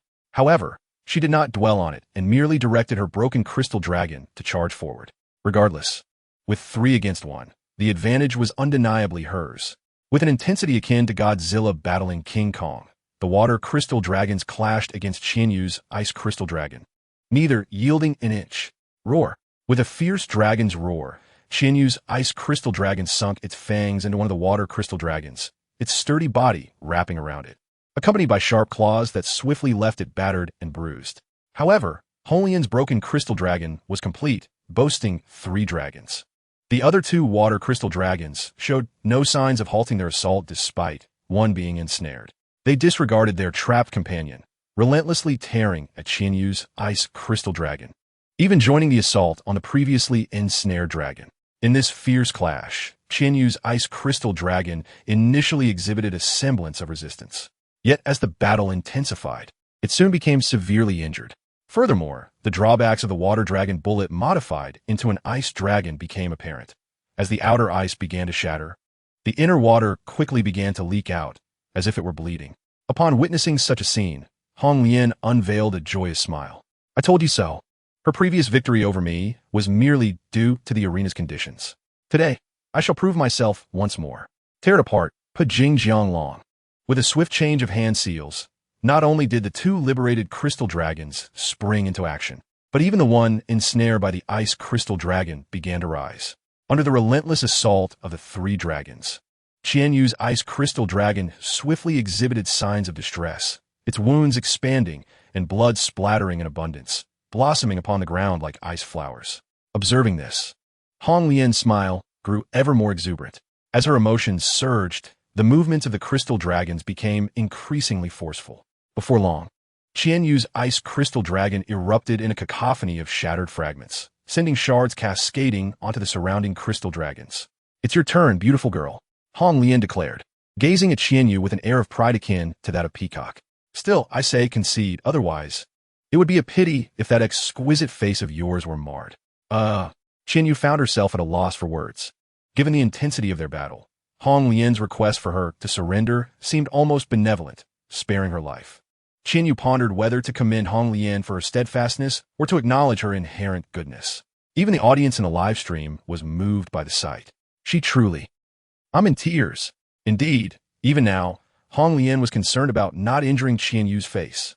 "I hereby declare Hong Lian as the provisional first member of the Qian Yu Single Push Association from the Ninja World Division." Who supports this? Who opposes? Support. The audience clamored. "Speak up, Hong Lian. At your command, we shall endorse you as the new president of the Qian Yu Single Push Association." Support. "I also choose Hong Lian to be the new spokesperson.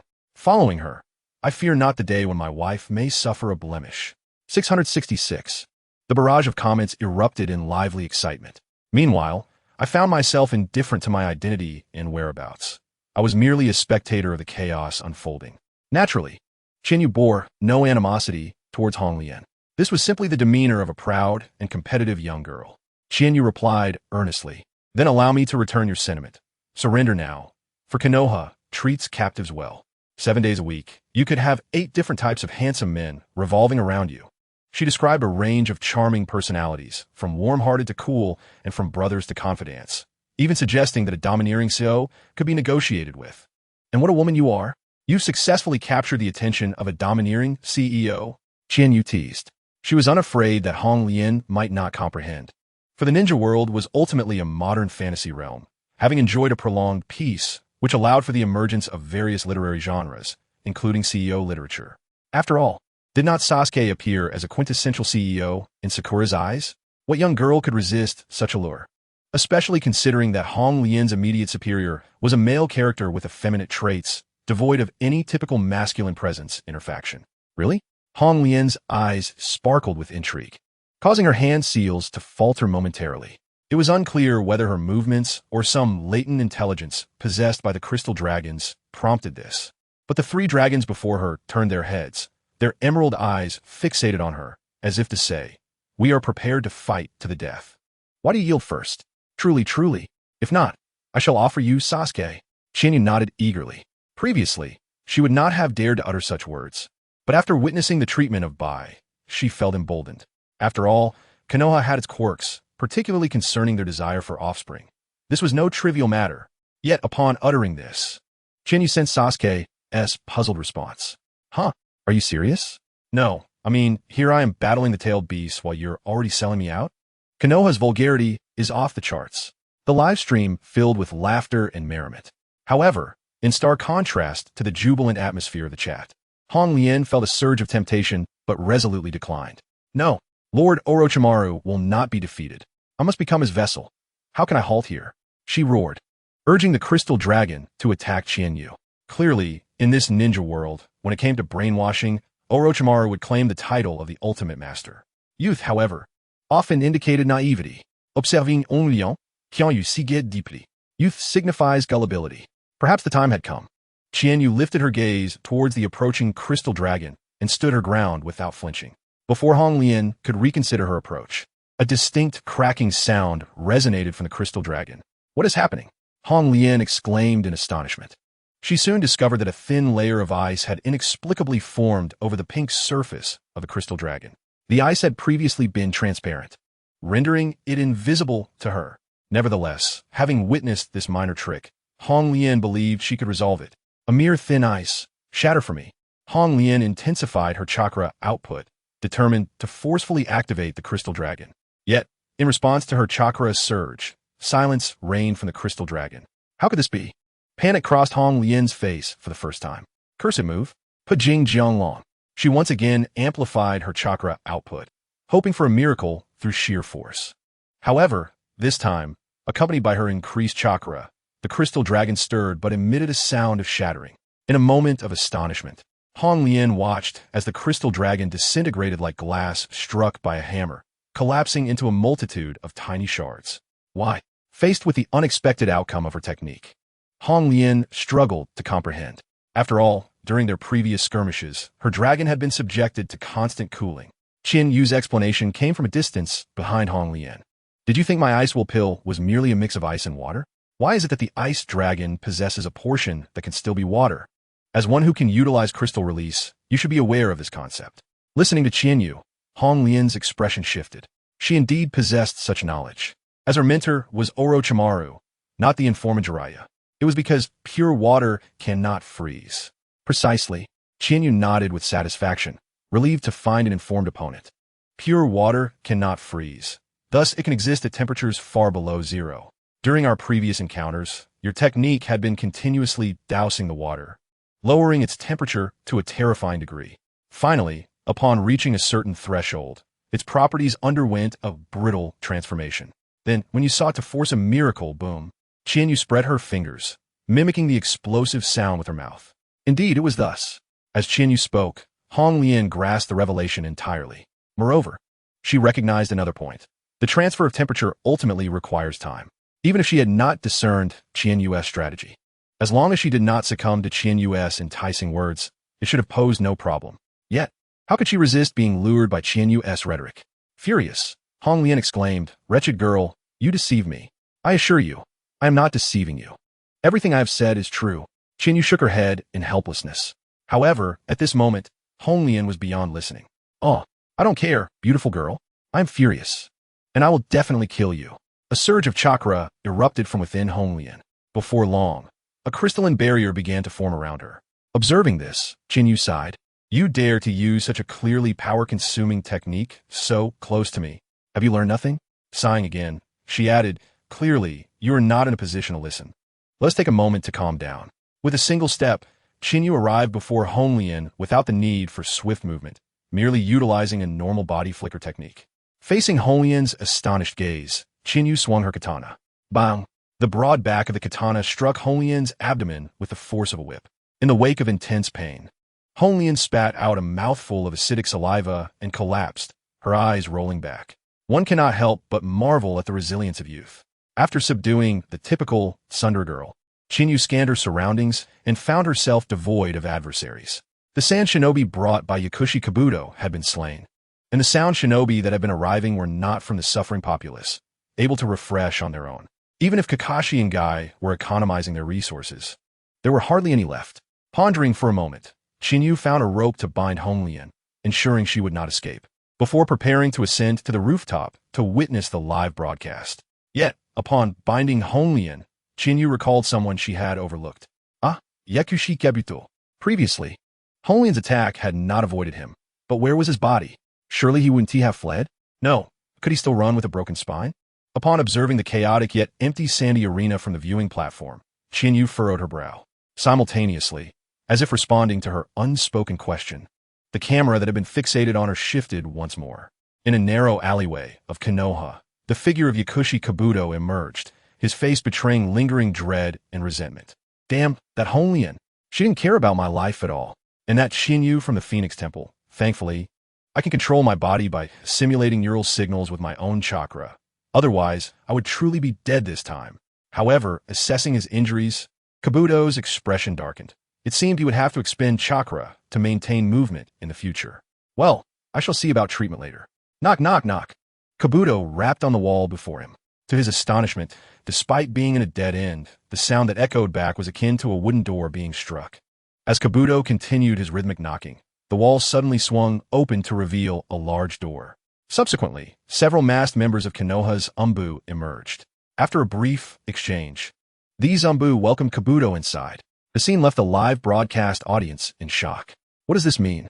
Isn't Yakushi Kabuto an enemy? Can they not see the glaring sound shinobi forehead protector? Indeed, could these individuals genuinely be Konoha's Anbu? Was there a hidden faction lurking beneath the surface in Konoha?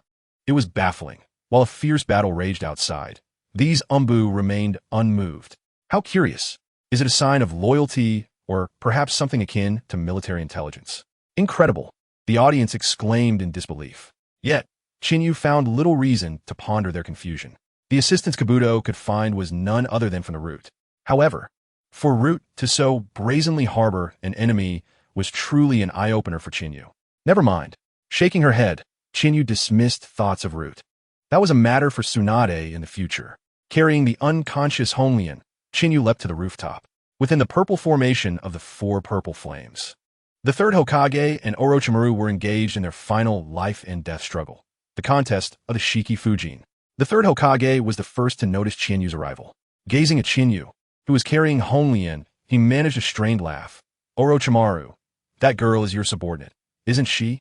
It seems she has suffered a dire defeat. What? Orochimaru turned to see Honglian in Chinyu's grasp. She lost? It appears Kabuto is also in grave danger. This is a complete failure, old man. Yet, if I can still kill you, it won't be a total loss. Applying pressure to his remaining chakra, Orochimaru drove the Kusanagi sword deeper into the third Hokage. Ugh! The third Hokage grimaced in pain, momentarily releasing Orochimaru's soul. However, he had initially spoken to distract Orochimaru, intending to catch his breath. Do not underestimate the Hokage, Orochimaru. With a low growl, the third Hokage pulled Orochimaru's soul back out. Seeing this, Orochimaru was filled with shock. Impossible. What do you find his strength? You should be nearly out of chakra. As I have said, chakra and ninjutsu are not the entirety of strength. Let this be my consolation. Seeing the new sprouts of the village, Orochimaru, with another fierce shout, the third Hokage summoned his strength once more. Orochimaru's expression twisted in agony. While Chinyu could not witness the struggle of their souls from outside the four purple flames, she could observe it through the live broadcast, seeing the third Hokage's resurgence. Chinyu felt a flicker of doubt. Could her arrival have truly inspired the elderly Hokage to rise once more and vanquish Orochimaru? The answer, of course, was no. This was not Danzo before him. The third Hokage could not rally friendship, future, or bonds to triumph over Orochimaru. Just as everyone believed the third Hokage would make one last effort to extract Orochimaru's entire soul, swoosh. The Grim Reaper's short blade struck down, sealing Orochimaru's hands within the grasp of death. Simultaneously, a new spiral sealing pattern appeared upon the third Hokage's abdomen. My hands! In Orochimaru's panicked gaze, his hands rapidly darkened as if tainted by some poison, unable to move, and ultimately fell limp. Observing the distressed Orochimaru, the third Hokage suppressed his pain to declare, now you cannot use your hands. Without hands, you cannot form seals, and you can no longer utilize ninjutsu. I hereby declare the plan for Konoha's destruction to be an end. You old fool, return my hands. The deprived Orochimaru bellowed in outrage. You have become foolish, Orochimaru. Watching the deranged Orochimaru, the third Hokage smiled gently, though it is regrettable that I cannot take you with me, my disciple. We shall meet again in that world. With that, the third Hokage's final strength began to wane, his eyelids slowly drooping. As she witnessed the conclusion of an era, Chinyu felt a rare sense of nostalgia. After all, she had lived under the governance of the third Hokage in Konoha for 12 years, and her appreciation of his presence was profound. However, perhaps the third Hokage never imagined that his next encounter with Orochimaru would occur during the Fourth Great Ninja War instead of the afterlife. This world and that world indeed hold a certain amusement. Yet, upon further reflection, Chinyu considered that with her presence, the necessity of resurrecting the former Hokages through Edo Tensei during the Fourth Great Ninja War became a pertinent question. In this light, the third statement seemed less problematic. Hee. Feeling the marvels of fate, Chinyu chuckled softly. At that moment, with a dull thud, the lifeless body of the third Hokage fell to the ground. How infuriating! In the once silent formation of the four purple flames, only the echoes of Orochimaru's cries of anguish reverberated. Observing Orochimaru's plight, the four sound ninjas hastily dismantled the formation and gathered around him. Lord Orochimaru, you haven't perished, have you? Duo inquired with concern. No, I'm not dead, Orochimaru replied, drenched in cold sweat and gritting his teeth against the pain. We must leave, quickly. Understood. The four sound ninjas swiftly surrounded Orochimaru and leapt away. You shall not escape. Seeing the formation dissolve, the Umbu, who had been lurking outside the barrier, pursued them with fierce determination. However, the Umbu from Konoha were notoriously adept at being mere background players, and today was no exception. The leading Umbu, clad in white, leaped forward with several comrades to intercept, only to be ensnared by a single web from Jitamaru, forcing them to land. As the Umbu struggled to extricate themselves from the web, they realized that the sound ninjas, along with Orochimaru, had vanished into the distance. Thus, the Umbu had no choice but to abandon their pursuit. To an outsider, it might have seemed as if they were merely a decoy orchestrated by Danzo for a fake battle. Meanwhile, upon witnessing Orochimaru's departure, Chinyu contemplated whether to intervene and garner some attention. After all, once Orochimaru left, the next encounter would likely be with his uncle. If they were to meet again, it might involve Boruto. But should she pursue? There was still time. Chinyu asked Kakashi, whose tall figure had appeared beside her. Yes, Kakashi, let's chase after him. Aki urged from the side. Orochimaru has just exhausted himself battling the third Hokage. We have a chance. Don't. Kakashi quickly restrained Aki's impulsiveness. That is still Orochimaru. If it were just the two of us, the chase would be too perilous. Moreover, the situation concerning the third Hokage is of utmost importance. Oh right, the third Hokage. Aki exclaimed, Saidoniri cooling. In a few swift moments, they arrived at the central grove of the rooftop, only to find the third Hokage lying on the ground. A satisfied smile gracing his lips, yet devoid of life. No, third Hokage. Witnessing this scene, Aki gasped, tears streaming down his face, utterly engulfed in sorrow. Though the third had indeed faced criticism from Kakashi, Aki had never been denied any recognition after defeating the 7 ninja swordsmen. Thus, he held a degree of gratitude towards the third Hokage. In that moment, upon seeing the third Hokage's lifeless form, Aki succumbed entirely to grief. Noticing this, Chinyu spoke words of comfort. It is all right, teacher Aki. As long as there are leaves dancing in the wind, the fire will continue to burn, casting its light upon the village and nurturing new leaves to sprout. Therefore, the third Hokage's departure is not an end, but a beginning. This is the will of fire. The third Hokage thought, she speaks words are my own. You are right, Chinyu. Aki, moved to tears, declared, this is indeed the will of fire. This is youth. There was no time for lamentation. The village was under siege in numerous places, and Aki could not afford a rest. Encouraged by Chinyu's words, Aki, wiping his tears, sprang back into action, swiftly arriving at the nearest battlefield to engage in combat with the Suna and Sound ninjas. Seeing Aki depart, Kakashi let out a long sigh of relief. At last, he had managed to navigate through that moment, grateful for Chinyu's timely intervention. He wiped the cold sweat from his brow, feeling less frantic than he had moments before. However, Kakashi had evidently overlooked something. Just as he began to relax, he turned to find his cousin, the white-haired Chinyu, regarding him with a teasing gaze. Kakashi felt a knot form in his stomach. What is it, Chinyu? Why are you looking at me like that? He chuckled awkwardly, ruffling his hair. Nothing really, just sensing that your desire to pursue isn't particularly strong, Chinyu stated, causing Kakashi's heart to skip a beat. Kakashi's expression faltered. How could he have forgotten his disciple's keen intellect? Fortunately, Chinyu was merely jesting. Well, it's not a matter of great significance, he replied. Your words certainly hold merit, Kakashi-sensei. I shall refrain from probing further. Hearing her response warmed Kakashi's heart. After a brief silence, he admitted, Thank you, Chinyu. I truly do not wish to pursue. In the past, he had chased after Orochimaru, and the outcome was well known. At that time, he had been naive, unaware of the complexities, but through the years, Kakashi had come to understand the true nature of that pursuit. The chase had merely served as a facade for the village. Neither the third Hokage nor Danzo had intended to eliminate Orochimaru. Orochimaru, having left under a cloud of blame, became a target for the villagers' scorn rather than a casualty. Sending him out was merely a gesture of respect towards the legacies of Hatake, Tsukumo, and Namikaze Minato. Orochimaru would not retaliate against him. Moreover, just a year or two prior, he had aided Konoha in triumphing during the Third Great Ninja War, standing as a legendary figure among the Sannin and a formidable contender for the position of 5th Hokage. With the 4th Hokage's death, it would have seemed natural for Orochimaru to ascend, Yet he was suddenly cast aside as a pariah, reviled by all. Was this not a familiar pattern? Did it not evoke a sense of déjà vu? Kakashi felt as though he might dream of his father that night, patting his shoulder and advising him to think deeply about everything. In this context, Orochimaru's current plight was a consequence of the third Hokage's own actions. He had sought to reap the benefits of his decisions without consideration. Why should Kakashi risk his life to rectify the third's mistakes? Of course, such thoughts need not be shared with Shinyu. The world of the young ought not to be tainted by such darkness. Nonetheless, even if Kakashi remained silent, the audience in the live stream could sense that there were stories behind his eyes.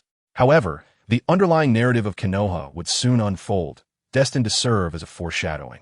As the third Hokage fell, Konoha's prevailing sentiment remained one of sorrow and resilience. Soon after, preparations for the third Hokage's funeral commenced. A gathering of ninjas clad in black arrived at the plaza near the memorial stone on a foggy, rainy day.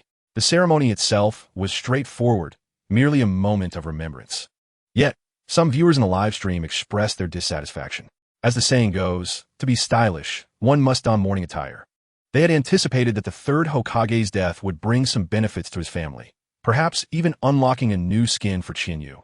But the black attire of Konoha's funeral left them feeling quite helpless. Certainly, the customs of Konoha dictate the circumstances, leaving the audience with no choice but to explore the previous areas at a later time. Following the conclusion of the funeral, Konoha promptly commenced the post-disaster reconstruction efforts, a task favored by the diligent shinobi of the earth. The fortunate Tachia found herself unharmed amidst the chaos of the Konoha collapse, allowing her a few days of respite. Subsequently, intermittent live broadcasts began, providing preliminary updates on Jiraiya, Orochimaru, and the situation in Sunagakure. There was little to report regarding Jiraiya. The two esteemed elders approached him with the decision from the organization that he should assume the role of the fifth Hokage. Jiraiya, however, humbly declined, stating his lack of poetic prowess and suggesting that Tsunade would be a more suitable candidate. Thus, the organization reconsidered and ultimately decided that Tsunade would indeed become the fifth Hokage, tasking Jiraiya with retrieving her. Meanwhile, Orochimaru, suffering from the loss of his hands, was in considerable distress, and the medic Kabuto, seemingly preoccupied with his own survival, was unable to assist. Consequently, Orochimaru sought out Tsunade, aligning the once inseparable trio of the legendary Sannin towards a common goal. It is noteworthy that Sunagakure, equally troubled by the machinations of Orochimaru, faced dire circumstances.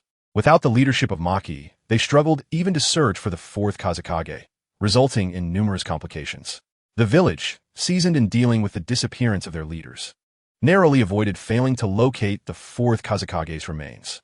In the fragments witnessed by Tachia, the absence of Maki and the death of Rasha brought upon Gaara, the Jinchuriki, a wave of malicious scrutiny. Internal conflicts among the shinobi of Sunagakure began to erupt, indicating a potential descent into chaos, leaving one to ponder whether a savior would emerge to restore order or if Chiyo and Erosenin would descend into the fray to suppress the turmoil. However, these matters had little bearing on Tachia's current predicaments. At present, Tachia faced two significant challenges, one good and one bad, or perhaps both were unfavorable, with each worse than the last. The first, naturally, stemmed from the recently concluded Chunin exams, wherein she tragically lost her rank as a genin, ascending to the status of Chunin. The second, however, was far more absurd, a week of barbecue. Tachia gazed incredulously at Akimichi Choji, wishing to pry open his peculiar hairstyle to discern his thoughts. Initially, she had considered treating him to a single day's barbecue, a notion she could entertain. To her dismay, however, Choji interpreted this as a request for an entire week's worth of feasting. How could she possibly afford such extravagance? If she were to indulge Choji for a week, she feared she would have to resort to loan sharking, ultimately leading to her financial ruin. Seeing Tachia's exaggerated reaction, Choji's spirits plummeted. Indeed, as Shikamaru had warned beforehand, the more beautiful the woman, the more deceptive she could be. Who would genuinely expect him to be treated to a week of barbecue? How many mines did her family own? One meal was quite enough. The thought of having finally made it to the third exam only to be tricked by a cunning woman, alongside losing the barbecue, filled Choji with sorrow. Truly, he lamented, "Today, my hands tremble. Today, my heart aches." Yet, Tachia, being a comrade of Konoha, found it difficult to voice her discontent. If there was none, then so be it. She sighed, "I'm sorry for the disturbance." Choji could only sulk away, his ample frame jiggling as he departed like a forlorn child, leaving TempleChiu with a sense of discomfort.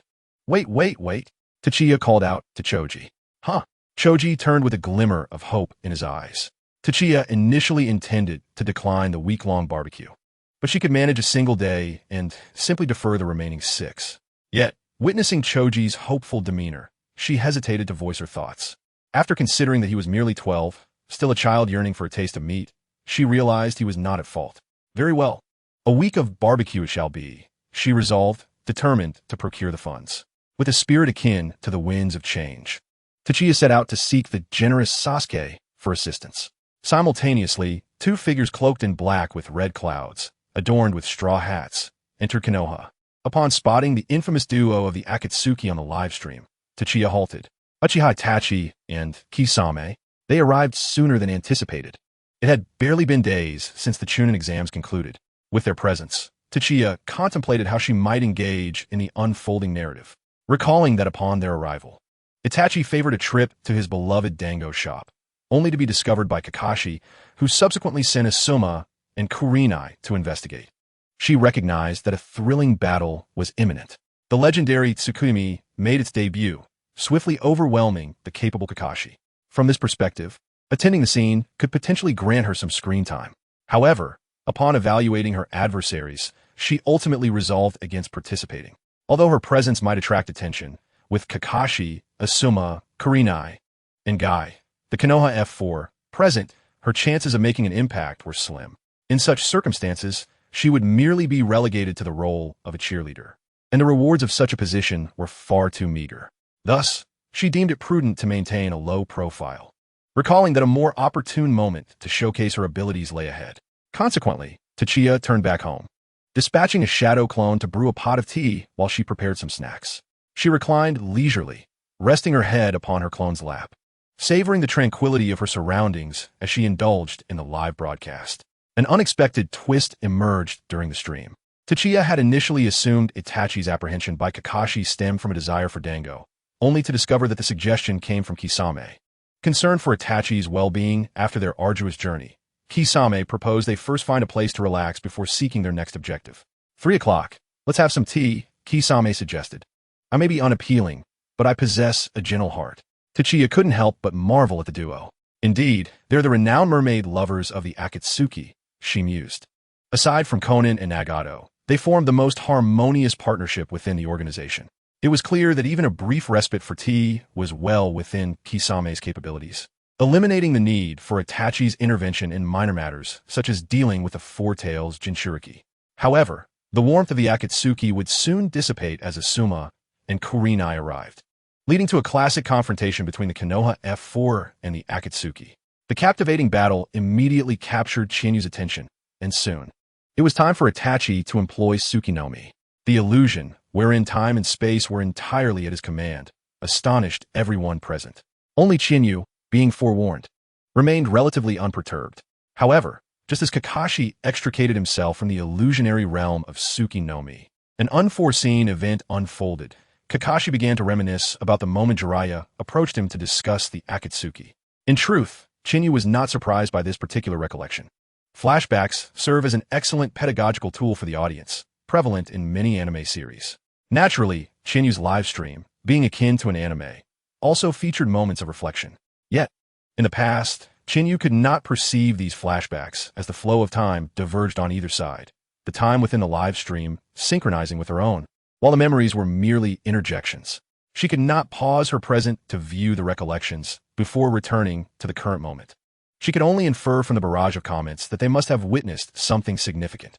But now, she could also witness this memory. Astonished, Chinyu turned her head to observe her surroundings. It was then that she realized how weightless she felt. Upon closer inspection, she discerned that she was not lying on the legs of a shadow clone. Rather, she was floating as an ethereal entity above her original body. Furthermore, everything in the external world was at a standstill. How extraordinary! In awe of the scene before her, Chinyu attempted to return to her physical form. The instant this thought crossed her mind, a powerful force drew her back, and she swiftly returned from the void. In the next moment, she found herself sitting upright on the legs of the shadow clone. What happened? The shadow clone inquired, perplexed. Nothing, Chinyu responded, redirecting her gaze to the live stream. Upon her return to the normal flow of time, the live stream likewise resumed its regular progression. Chinyu endeavored to re-enter that previous state, but to no avail. It was not until the Konoha F4 and the Juke group concluded their engagement that the live stream transitioned to Jiraiya and Naruto. As Jiraiya began to reminisce, Chinyu's spiritual form once again detached from her body. At that moment in the live stream, it was a recollection from Jiraiya's days as a genin.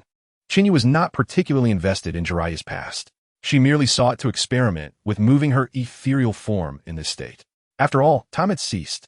Although she lacked a physical body, and even if she had one, she possessed no tools for action. If Chinyu's spiritual essence could navigate freely, it would equate to a form of etherealization. Whether for intelligence gathering or enemy reconnaissance, such a state would be immensely advantageous. Regrettably, Chinyu's attempts were in vain. Upon exploration, she discovered that her spiritual form could only move within a meter of her corporeal self. Beyond that distance, it felt as though a chain tethered her, rendering further advancement impossible, shattering her dreams of etherealization. Alas, Chinyu sighed and returned to her physical form. Despite the live stream's continuous evolution, initially, she could only snag a fleeting glimpse or two, but after joining Team 7, she appeared less as a bystander and more as a supporting character. With the live stream taking the initiative to showcase her, none of these changes compared to today's transformation. The source of this change was certainly worthy of investigation. Yet, arriving at a conclusion was not overly challenging. Was it a matter of mental fortitude or an enhancement of strength? Chinyu glanced at her personal panel, the essence of her shadowy form standing out vividly. She surmised that the earlier time suspension was not a true halt, but rather an infinite elongation of her cognitive speed. Achieving such a feat necessitated a formidable spirit. Otherwise, pausing time merely to view a memory seemed overly dramatic.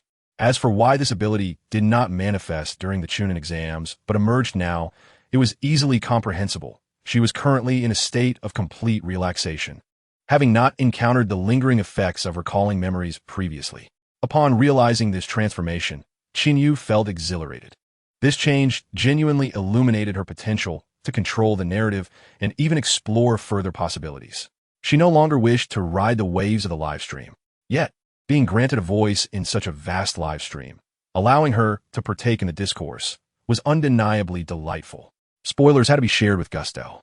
After all, given the environment on the other side, with the popularity of Hokage, countless fanfictions must be circulating. She resolutely opposed letting Obito revive as the male lead in any novel. It was her duty to stand against it.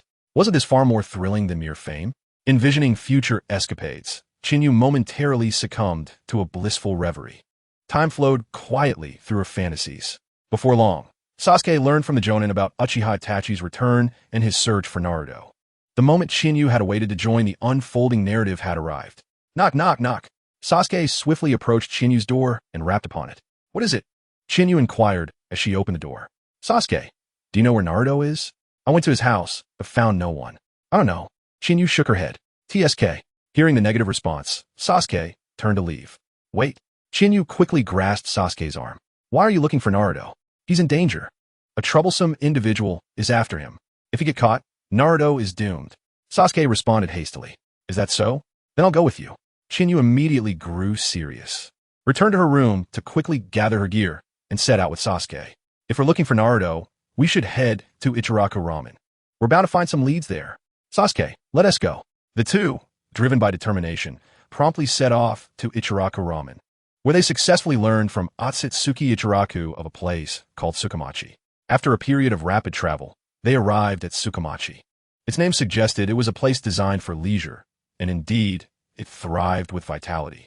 Observing the bustling streets, Sasuke felt a pang of concern. Are we really going to search through each and one by one? Thank goodness you came along, Chinyu. He expressed with relief. What is there to worry about? We're teammates. Chinyu smiled. Then her expression turned serious. Let us split up. All right. Sasuke nodded, and they began their separate searches. Subsequently, snippets of their inquiries at various in-front desks flickered across the live stream until Uchiha Itachi located Naruto. Through the live stream's visuals, Chinyu could clearly see that Naruto was in the inn Sasuke had chosen. This meant that Sasuke would reach Naruto before her. Unbelievable. Such a turn of events left Chinyu wide-eyed. Despite their intention to split the search evenly, A 50 chance led to Sasuke finding Naruto first. Was this the power of bonds? Shinyu quickly turned and sprinted in the opposite direction. Thankfully, although the current town was bustling, it was not overly large, and Shinyu arrived at Naruto's in a short time. Just as Sasuke was gathering his Chidori and tugging at his collar, ready to charge forward with fervor, slap. A delicate white hand grasped Sasuke's left wrist. Ugh! As Sasuke was about to charge forward, he stumbled, and Chihane promptly withdrew. Chihane?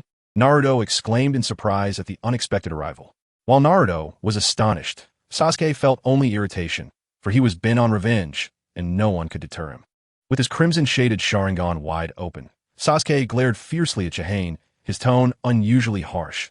Let go. I won't. Chihane fearlessly met his gaze, displaying remarkable resolve. In an instant, Sasuke's anger began to wane, replaced by a pang of sorrow. Chihane, do you intend to stop me? I always believed that you would understand me. After all, Chihane had consistently presented herself as an admirable figure in Sasuke's eyes. She was exceptionally talented, breathtakingly beautiful, and possessed immense strength, all while being gentle, kind-hearted, and eager to support her comrades, exhibiting a maturity far beyond her years. The genius flaws that marred Sasuke were nowhere to be seen in Chihane. Allowing him to trust her unconditionally, she was truly a companion he esteemed. If there were to be a cherished image in his heart, it would undoubtedly be of a girl with white hair and red eyes.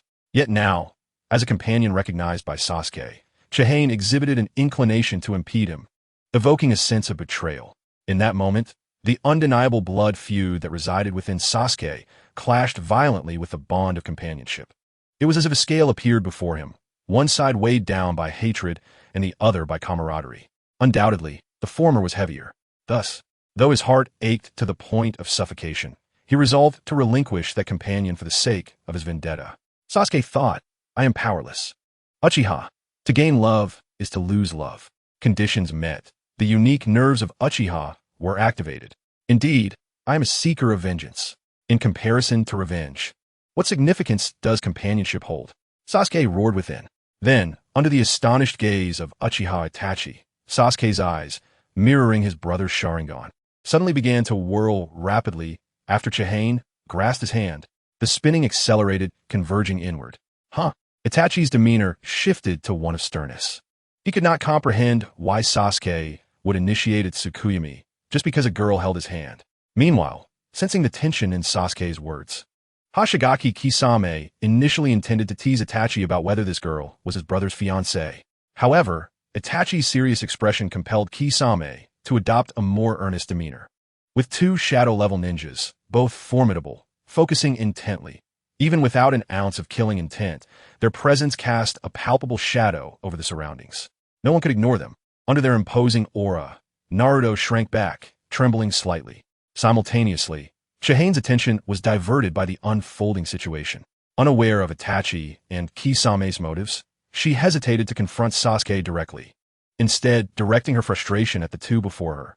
What are you thinking? How could I possibly stop you? Killing Uchiha Itachi to avenge our parents and clan is something you must accomplish, right? As your teammate, I will only support you. If I didn't know your revenge would not allow outsiders to intervene, I would even want to join you in this fight. I merely wish to remind you to remain calm. Impulsiveness will only lead to vulnerabilities. Or are you merely venting your emotions under the guise of revenge, not truly caring whether you succeed? Chihane's final words struck Sasuke like a bucket of icy water, extinguishing the tumultuous fire within his heart. This was a piercing truth, a severe moral admonition. Sasuke's expression visibly softened. Yes, charging in recklessly is merely an emotional outburst. I am a seeker of vengeance. Revenge is a goal to fulfill, not an emotional release. Chihane, thank you for waking me up. Nothing to thank me for. We are companions, are we not? Chihane released her grip on Sasuke's hand, tucking her slightly disheveled hair behind her ear after their frantic dash. She casually added, by the way, don't die on me, otherwise, I'll have to find a way to avenge you. That won't happen, Sasuke replied, a confident smile illuminating his face as he fixed his gaze on Uchiha Itachi. I now possess the same eyes as him. All right, let's go, Sasuke. Naruto was momentarily inspired by Sasuke's confidence. Not only Naruto, but the audience in the live stream began to buzz with anticipation for the duel between the Uchiha brothers. After all, the build-up involved fierce declarations, a companion's admonishment leading to a moment of clarity, and the proclamation of having identical eyes. It promised to be an epic clash.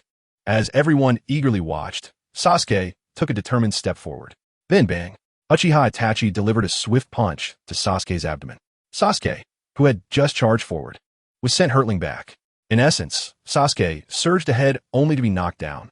His uncontrolled body collided with the wall at the end of the corridor, remaining suspended like a painting for over a second before slowly sliding down to the floor, landing face down with his rear elevated. The scene fell into silence. What?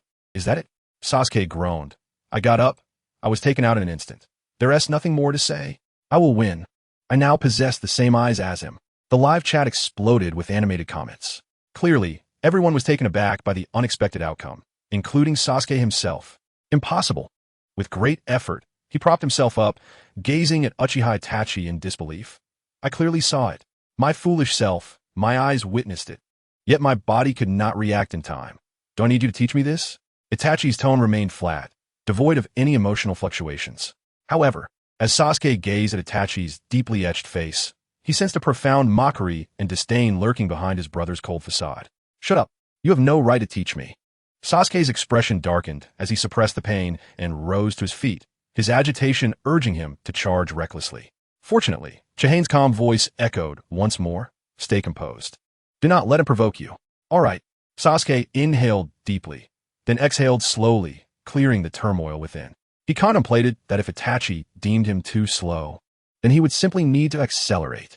Chidori, with a chorus of thousands of birds chirping, a brilliant electric light illuminated Sasuke's left hand. The familiar sensation of lightning released chakra, stimulating his cells returned, causing Sasuke's body to become invigorated. Simultaneously, due to the recent impact, his adrenaline began to surge. What should have felt like discomfort transformed into a sense of comfort in that moment. In such a state, Sasuke felt as if he were a well-oiled machine, every gear operating smoothly and effortlessly. I have reached my peak state. He was utterly convinced. Thus, there was no cause for concern. With complete composure, Sasuke charged at Uchiha Itachi once more. His Sharingan, adorned with 3 Tamo, subtly revolved, capturing every reaction of Uchiha Itachi in its gaze.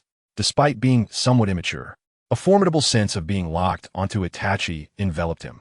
Observing this Sasuke, a flicker of satisfaction crossed Itachi's seemingly emotionless eyes as he murmured to himself. Adjust your speed quickly, Sasuke. It seems you now have quite commendable allies. Yet, regrettably, mere words alone are insufficient. Far from enough.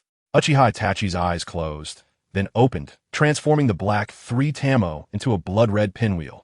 Subsequently, as Sasuke thrust his Chidori towards Itachi's heart, Itachi casually extended his hand, as if to grasp Sasuke's wrist. In response, Sasuke hurriedly altered his direction, seeking to evade Itachi's grasp. However, a startling reality unfolded. No matter how Sasuke adjusted, Itachi's hand always moved a step faster, preemptively positioning itself along the trajectory of Sasuke's left hand, as if all of Sasuke's intentions were transparent to Itachi. In such a predicament, not wishing to be captured by Itachi, Sasuke was compelled to abandon his attack and leap back to create distance. This perplexing situation left Naruto bewildered. He could not comprehend why Sasuke charged forward with such fervor only to withdraw from the fight. Nevertheless, Sasuke paid no heed to anyone. After retreating, he contemplated deeply, altering his approach, and charged at Uchiha Itachi for the 3rd time. The 3rd, followed by the 4th, 5th, 6th, 7th, and 8th attempts. Yet, after 8 consecutive charges, Sasuke found himself abandoning his attack midway each time, retreating once more. Sasuke, what on earth are you doing? The bizarre battlefield prompted Naruto to voice his confusion. Have you fallen under a genjutsu? Sasuke had certainly not succumbed to such an illusion. Or rather, at this moment, he was not worthy of Itachi's genjutsu. Hearing Naruto's words, Kisame scoffed. What do you know, brat? The Sharingan is a powerful bloodline that enhances the dynamic vision of its wielder. The world they perceive differs vastly from our own. Your confusion stems from the fact that you cannot witness the true clash. Clearly, in this confrontation of eyes, Itachi's younger brother was utterly suppressed by Itachi-san. Well, that is understandable. Sasuke possesses only the 3 Tamo Sharingan, while Itachi-san's eyes are the legendary Mangekyo Sharingan. How can a firefly compete with the brilliance of the full moon? Kisame confidently licked his lips. Is that so? Naruto scratched his head, still not fully comprehending, but it mattered not. He only needed to recognize that Sasuke was currently at a disadvantage. Sasuke, hang in there. I believe in you. You will not lose to that guy. Naruto activated his cheerleader mode, shouting loudly. This evidently irritated Kisame. He had not anticipated that after his explanation. Naruto would not only fail to submit, but also dare to cheer Sasuke on with a voice that overshadowed his own. Kisame reprimanded. You little brat. Do you not understand human speech? Enough. Do not disturb Itachi-san, and be quiet. After saying this, Kisame even reached for Samehada, seemingly preparing to deal with Naruto. This sudden turn of events momentarily diverted Uchiha Itachi's attention, and his indifferent expression seemed to hint at a shift. An opportunity. Seeing Itachi distracted, Sasuke's eyes brightened, and he immediately launched his ninth charge. Clad in the distinctive Uchiha round-collared t-shirt, his figure transformed into a streak of lightning, instantly closing the distance to Uchiha Itachi. However, in the face of Sasuke's charge, Itachi remained unfazed throughout. He casually turned his head and extended his hand nonchalantly. The next moment, boom, the wall shattered. Sasuke's formidable Chidori was effortlessly pressed against the wall by Itachi. The violent collision left Sasuke's left hand bloodied and lacerated, intense pain coursing through him. How could this be? Sasuke could not accept such an outcome. I had clearly seized my chance. Do you not understand? Uchiha Itachi's tone was detached, his gaze indifferent. My foolish little brother. I am intrigued by just how arrogant you must be to believe that merely wishing to defeat me would suffice. After saying this, Itachi tightened his grip as if wielding a hydraulic clamp. Crack! A sharp sound of dislocation echoed from Sasuke's wrist. Aya! The piercing pain penetrated to the bone, prompting Sasuke to unleash a frantic cry. Sasuke! Concerned for Sasuke, Naruto formed hand seals, preparing to summon aid with the chakra of the Nine Tails. The powerful chakra drew Kisame's attention once more. Oh, so this is the chakra of the Nine Tails? Impressive, but alas, too slow. Kisame unsheathed Samehada, intending to absorb Naruto's chakra. However, before Kisame could act, a swift white flash darted between him and Uchiha Itachi, pulling Naruto back. At the same time, Chinyu struck down Naruto's hand seals. Chinyu, what are you doing? Naruto, clutching his injured hand, looked at Chinyu in confusion. This is Sasuke's battle. Do not interfere, Chinyu replied earnestly. But Naruto attempted to argue. Indeed, do not interfere, that is Sasuke's voice. This is my battle. Itachi turned his head, realizing that Sasuke had risen once more. Though his battered body wavered, his gaze remained resolute. Utilizing his only functional right hand, Sasuke drew a kunai, charging at Itachi once more. Yet even when in peak form, he had struggled against the insight and suppression of the Mangekyo. How much more so now, having sustained severe injuries, with his physical capabilities deteriorating under the weight of pain. A mere exchange of blows, and Itachi delivered a powerful kick to Sasuke's abdomen, sending him flying back to the same spot as before. Ugh! Staggering to his feet, Sasuke coughed up blood. Sasuke! Witnessing Sasuke being mercilessly beaten, Naruto could no longer contain himself and prepared to charge again. But at that moment, Chinyu blocked him once more. Chinyu! Naruto exclaimed anxiously. Sasuke is in danger. I know, Chinyu replied, calm to the point of indifference. But as I said before, in the current situation, even if Sasuke were to perish, you cannot intervene. Why not? Naruto did not understand. Chinyu explained solemnly, because battles fall into two categories, one fought for survival, and the other for the preservation of dignity. In the present moment, Zuisu fights to uphold his dignity, although you may rush in to rescue him. What becomes of Zuisu's honor? Yet, Narwan struggles to comprehend this notion. If life itself is lost, what value does dignity hold? Indeed, Naruan's words resonate profoundly with the audience in the live broadcast. When life ceases, all is rendered void. It is only through living that one encounters infinite possibilities. While respecting one's comrades is undeniably significant, I believe that in such circumstances, it would be wiser to take Zuisu away and allow him to return in better condition later. I share this sentiment, albeit it feels somewhat improper to voice it. However, is Chinyu not a bit archaic in her thinking?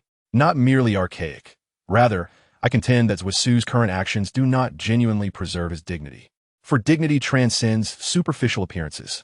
Indeed, it seems that this is ultimately a scripted series, where they cling desperately to superficial values, as if death could grant them greater honor. For a moment, the audience in the live stream harbors doubts about Qianyu's actions.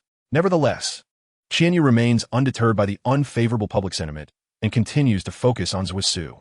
After being kicked away by Uchiha Itachi, Zhusu realizes that engaging in close combat is futile and instead resorts to using ninja tools for his attack.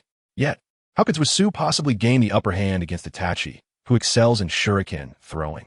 Growing weary of toying with a novice, Itachi effortlessly deflects Zhusu's shuriken and proceeds to pin him against the wall, delivering a relentless barrage of blows.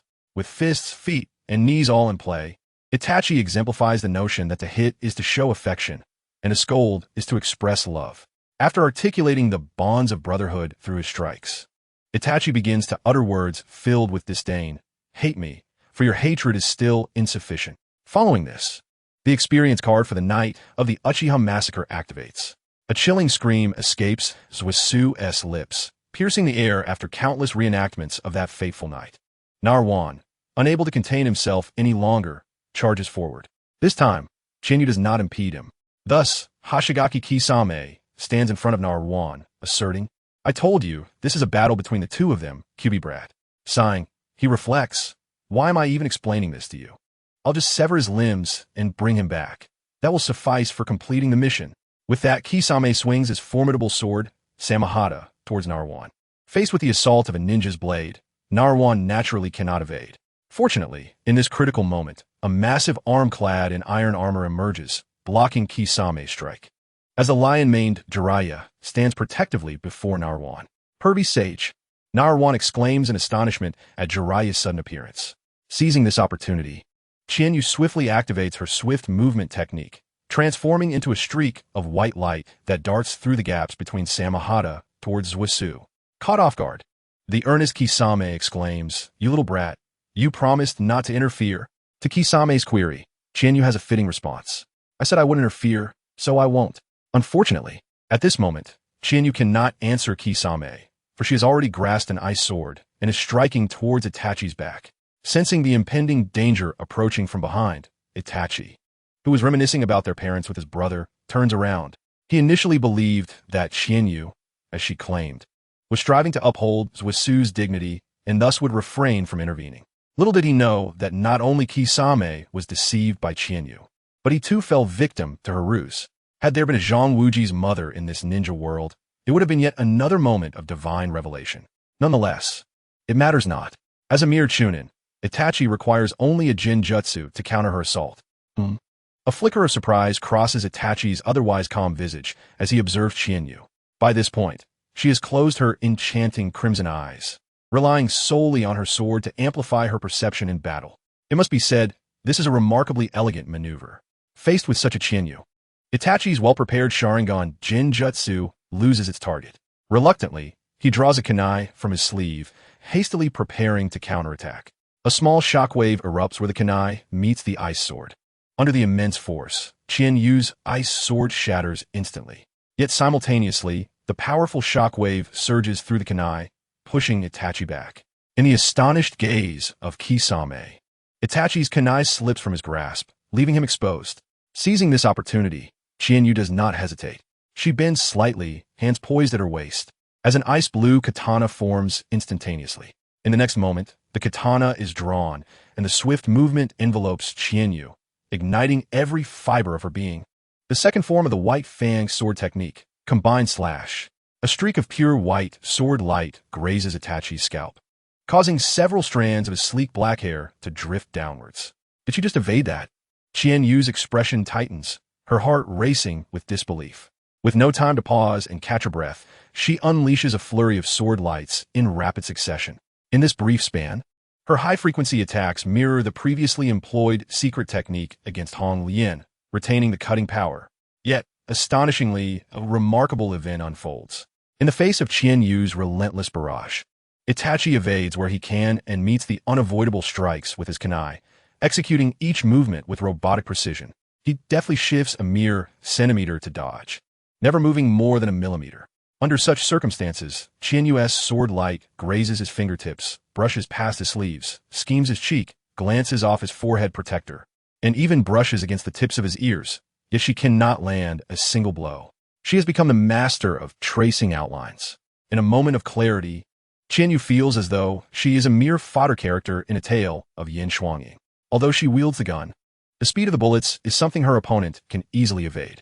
Each time she prepares to fire, he seems to anticipate her every movement, reacting several steps ahead. In such circumstances, even as the one wielding the weapon, she finds herself utterly powerless. Moreover, the disparity in strength between Qianyu and Itachi is not as vast as that between an armed human and an unarmed one. Is this the power of the Mangekyo, Sharingan? Qianyu truly concedes. No wonder so many covet the allure of those crimson eyes, for they possess an undeniable strength. The insight of the Mangekyo Sharingan, combined with Itachi's well-rounded abilities, renders her initial advantage meaningless, forcing her to merely maintain a tenuous balance. Reluctantly, she recognizes that her skill in micromanipulation cannot contend with Itachi's prowess. Realizing this, she decides to unleash an area of effect attack. Diverting a fraction of her focus amidst her continuous onslaught, she forms hand seals with her left hand, invoking the ice release technique acquired from Kakashi. Ice release, swallow snow. In the astonished gaze of Uchiha Itachi, the shards of Qianyu's ice sword rise once more, increasing in number until they transform into dart-like projectiles resembling swallows. With a flurry of swift movements, the swallow-like projectiles circle around before launching towards Itachi from behind. This time, Qianyu is determined to make Itachi face an overwhelming assault. Yet, Itachi's counter is remarkably simple. A multitude of small fireballs, reminiscent of twinkling stars, erupted instantaneously from Uchiha Itachi's mouth, spiraling outward to envelop himself in a protective embrace. Subsequently, Qianyu's Yin Shui collided with Feng Xianhua Zhuahong. Despite being a clash of ice and fire, the impact resonated with a sound akin to two stones colliding. Under the intense heat of Feng Xianhua Zhuahong and the obstruction of shuriken within, Qianyu's Yin Shui was momentarily thwarted, leaving her momentarily hindered. As Qianyu severed the approaching Feng Xianhua Zhuahong and prepared to advance, Udan Hao Chiu no Jutsu, a colossal fireball, radiating extreme heat and engulfing the entire corridor, surged forth. When did he form the hand seals? In the background, Naruto's astonished voice echoed. Hearing this, Qianyu couldn't help but smile wryly. This is not a battle against Sasuke, who takes 60 seconds to form one seal. Uchiha Itachi can form 6 seals in a second. And it's a miracle if you can even see him doing it. However, this Hao Chiu is indeed troublesome. Qianyu swiftly formed hand seals with both hands. She could not afford to be pushed back by the Hao Chiu. Behind her were Kisame and Jiraiya, and retreating would compromise their ability to fight, especially since her objective remained unfulfilled. Bing Dun Montak Ying Bing Ying. A series of rectangular ice mirrors formed an impenetrable wall before the fireball. As the astonished onlookers gazed on, upon the collision of the fireball with the Mo Jing Bing Jing, the ice mirrors began to melt, and Qianyu charged toward them. Just before the Mo Jing Bing Jing could be completely melted by the searing heat, her pure white figure vanished into the mirrors, disappearing from view. Before the cries of astonishment from behind could erupt, a brand new ice crystal mirror quietly coalesced behind Uchiha Itachi.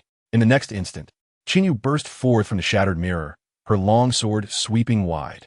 Yet, simultaneously, Uchiha Itachi turned again, his expression as tranquil as an ancient well, revealing no hint of surprise. Clearly, he had anticipated Qianyu's arrival and was already prepared with countermeasures. Sniff, sniff. Qianyu's delicate nostrils suddenly twitched. The scent of burning paper wafted toward her, accompanied by an ever-increasing sense of impending danger.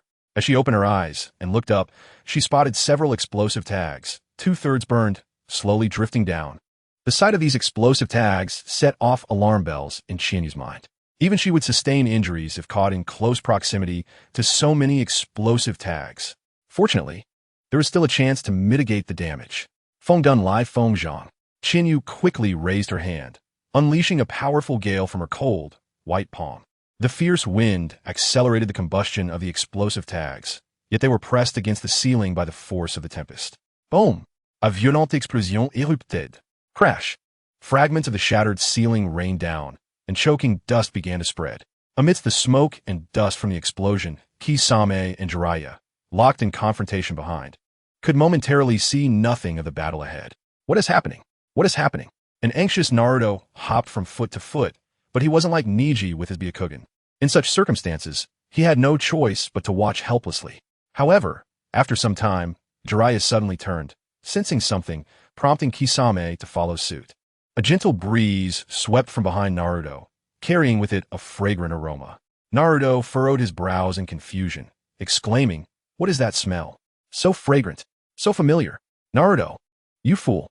Observing his foolish disciple, Jiraiya could only cover his face in exasperation. Thankfully, Minato hadn't been as dull as Naruto, otherwise, with Naruto's clumsiness. Unable to even recognize a girl's scent, who knows when he would have descendants. Jiraiya, feeling defeated, remarked, "Haven't you noticed that two people have appeared behind you?" Huh. Naruto turned in bewilderment. At that moment, he realized that, unbeknownst to him, Chinyu had brought Sasuke to his rear. Chinyu and Sasuke? When did they arrive? Naruto was utterly astonished. Just now, Chinyu replied with a slightly fatigued smile. When the explosive tags detonated, she had not retreated. Instead, she charged through the explosion. Uchiha Itachi's preemptive placement of explosive tags was indeed cunning. However, the smoke generated by the explosion obstructed his Sharingan's line of sight, preventing him from fully utilizing his greatest advantage. Simultaneously, the naturally frail Itachi had not anticipated Chinyu's audacity in charging directly through the explosion. In such circumstances, they clashed once more. However, while they engaged, Chinyu had no intention of finishing the fight. Her goal today was not to battle Itachi. Thus, after feigning an attack, Chinyu bypassed Itachi and seized Sasuke, quickly retreating with a space-time substitution. With this, the objective of deceiving Itachi to rescue Sasuke was accomplished. And now it was time for a reversal. After casually brushing off Naruto, Chinyu cast a displeased glance at Jiraiya, her anger palpable. "Lord Jiraiya, what on earth are you doing? This is taking too long." "Oh, my apologies." Jiraiya scratched the back of his head, chuckling awkwardly. It took a bit of time to deal with this young lady. She was under Uchiha Itachi's Jinjutsu. He pointed to a woman in a purple dress, alluring in figure, leaning against the wall. However, upon seeing her, Chinyu's brows furrowed even deeper. "So, you mean to say that as one of the legendary Sannin, a mere woman under Jinjutsu could captivate you?" Jiraiya was momentarily at a loss for words, for it was indeed the truth. Yet at this juncture, Chinyu's fury was far from abated. She stepped forward with an imposing presence. If I and Sasuke had not unexpectedly appeared, and it were only Naruto here, wouldn't he have already been taken away by the enemy? Is this truly the manner in which the Sannin train their disciples? How utterly laughable! Jiraiya found himself rendered speechless. On one hand, he recognized the validity of her accusation. On the other, it had been many years since anyone had so directly criticized him since achieving the title of Sannin. Momentarily, Jiraiya was left somewhat dazed by Chinyu's reprimand. After all, he was a renowned Sannin. Shouldn't he have some dignity? Even Naruto felt that Chinyu's scolding was excessive. Chinyu, I was captured, right? So, let us just forget about it," Naruto suggested, drenched in cold sweat, attempting to mediate. Yet Chinyu offered him no reprieve. "You weren't captured? You may not have been, but that was only because Sasuke delayed the enemy. Without Sasuke's intervention, would you have remained safe? If it weren't for me and Sasuke rushing from Konoha to support you, you would have been captured today, you fool. If you want to apologize, do so to Sasuke. After all, he was the one who bore the brunt of your mentor's oversight." Chinyu's concluding words resonated with authority. "Sasuke."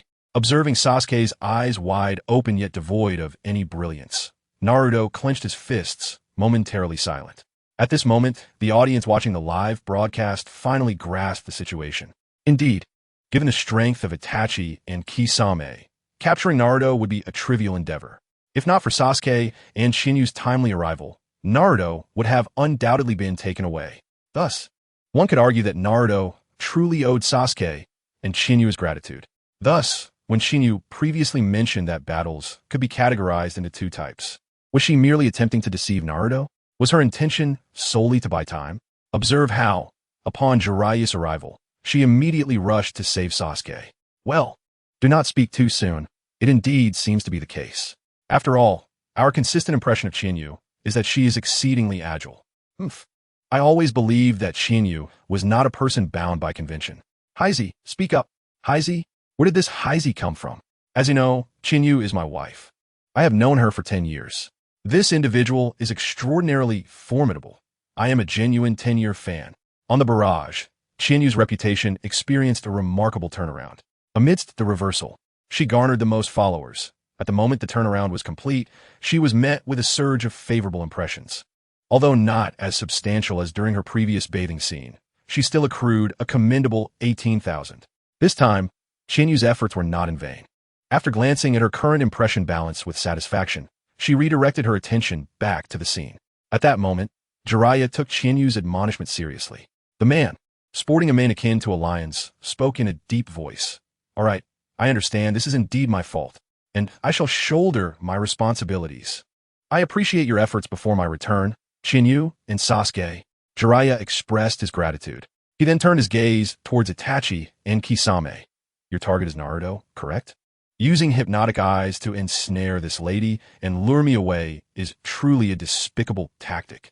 Since that is the case, you two shall remain here." Jiraiya bit his finger and swiftly formed seals, summoning Toad mouth binding technique. With a peculiar sound, a crimson wall of flesh enveloped the inn's walls, grasping upwards along the feet of Kisame and Itachi. Watching as the two were successfully ensnared, Jiraiya beamed with confidence. Regrettably, Itachi and Kisame, you have found yourselves within the belly of the mountain toad of Awagakure.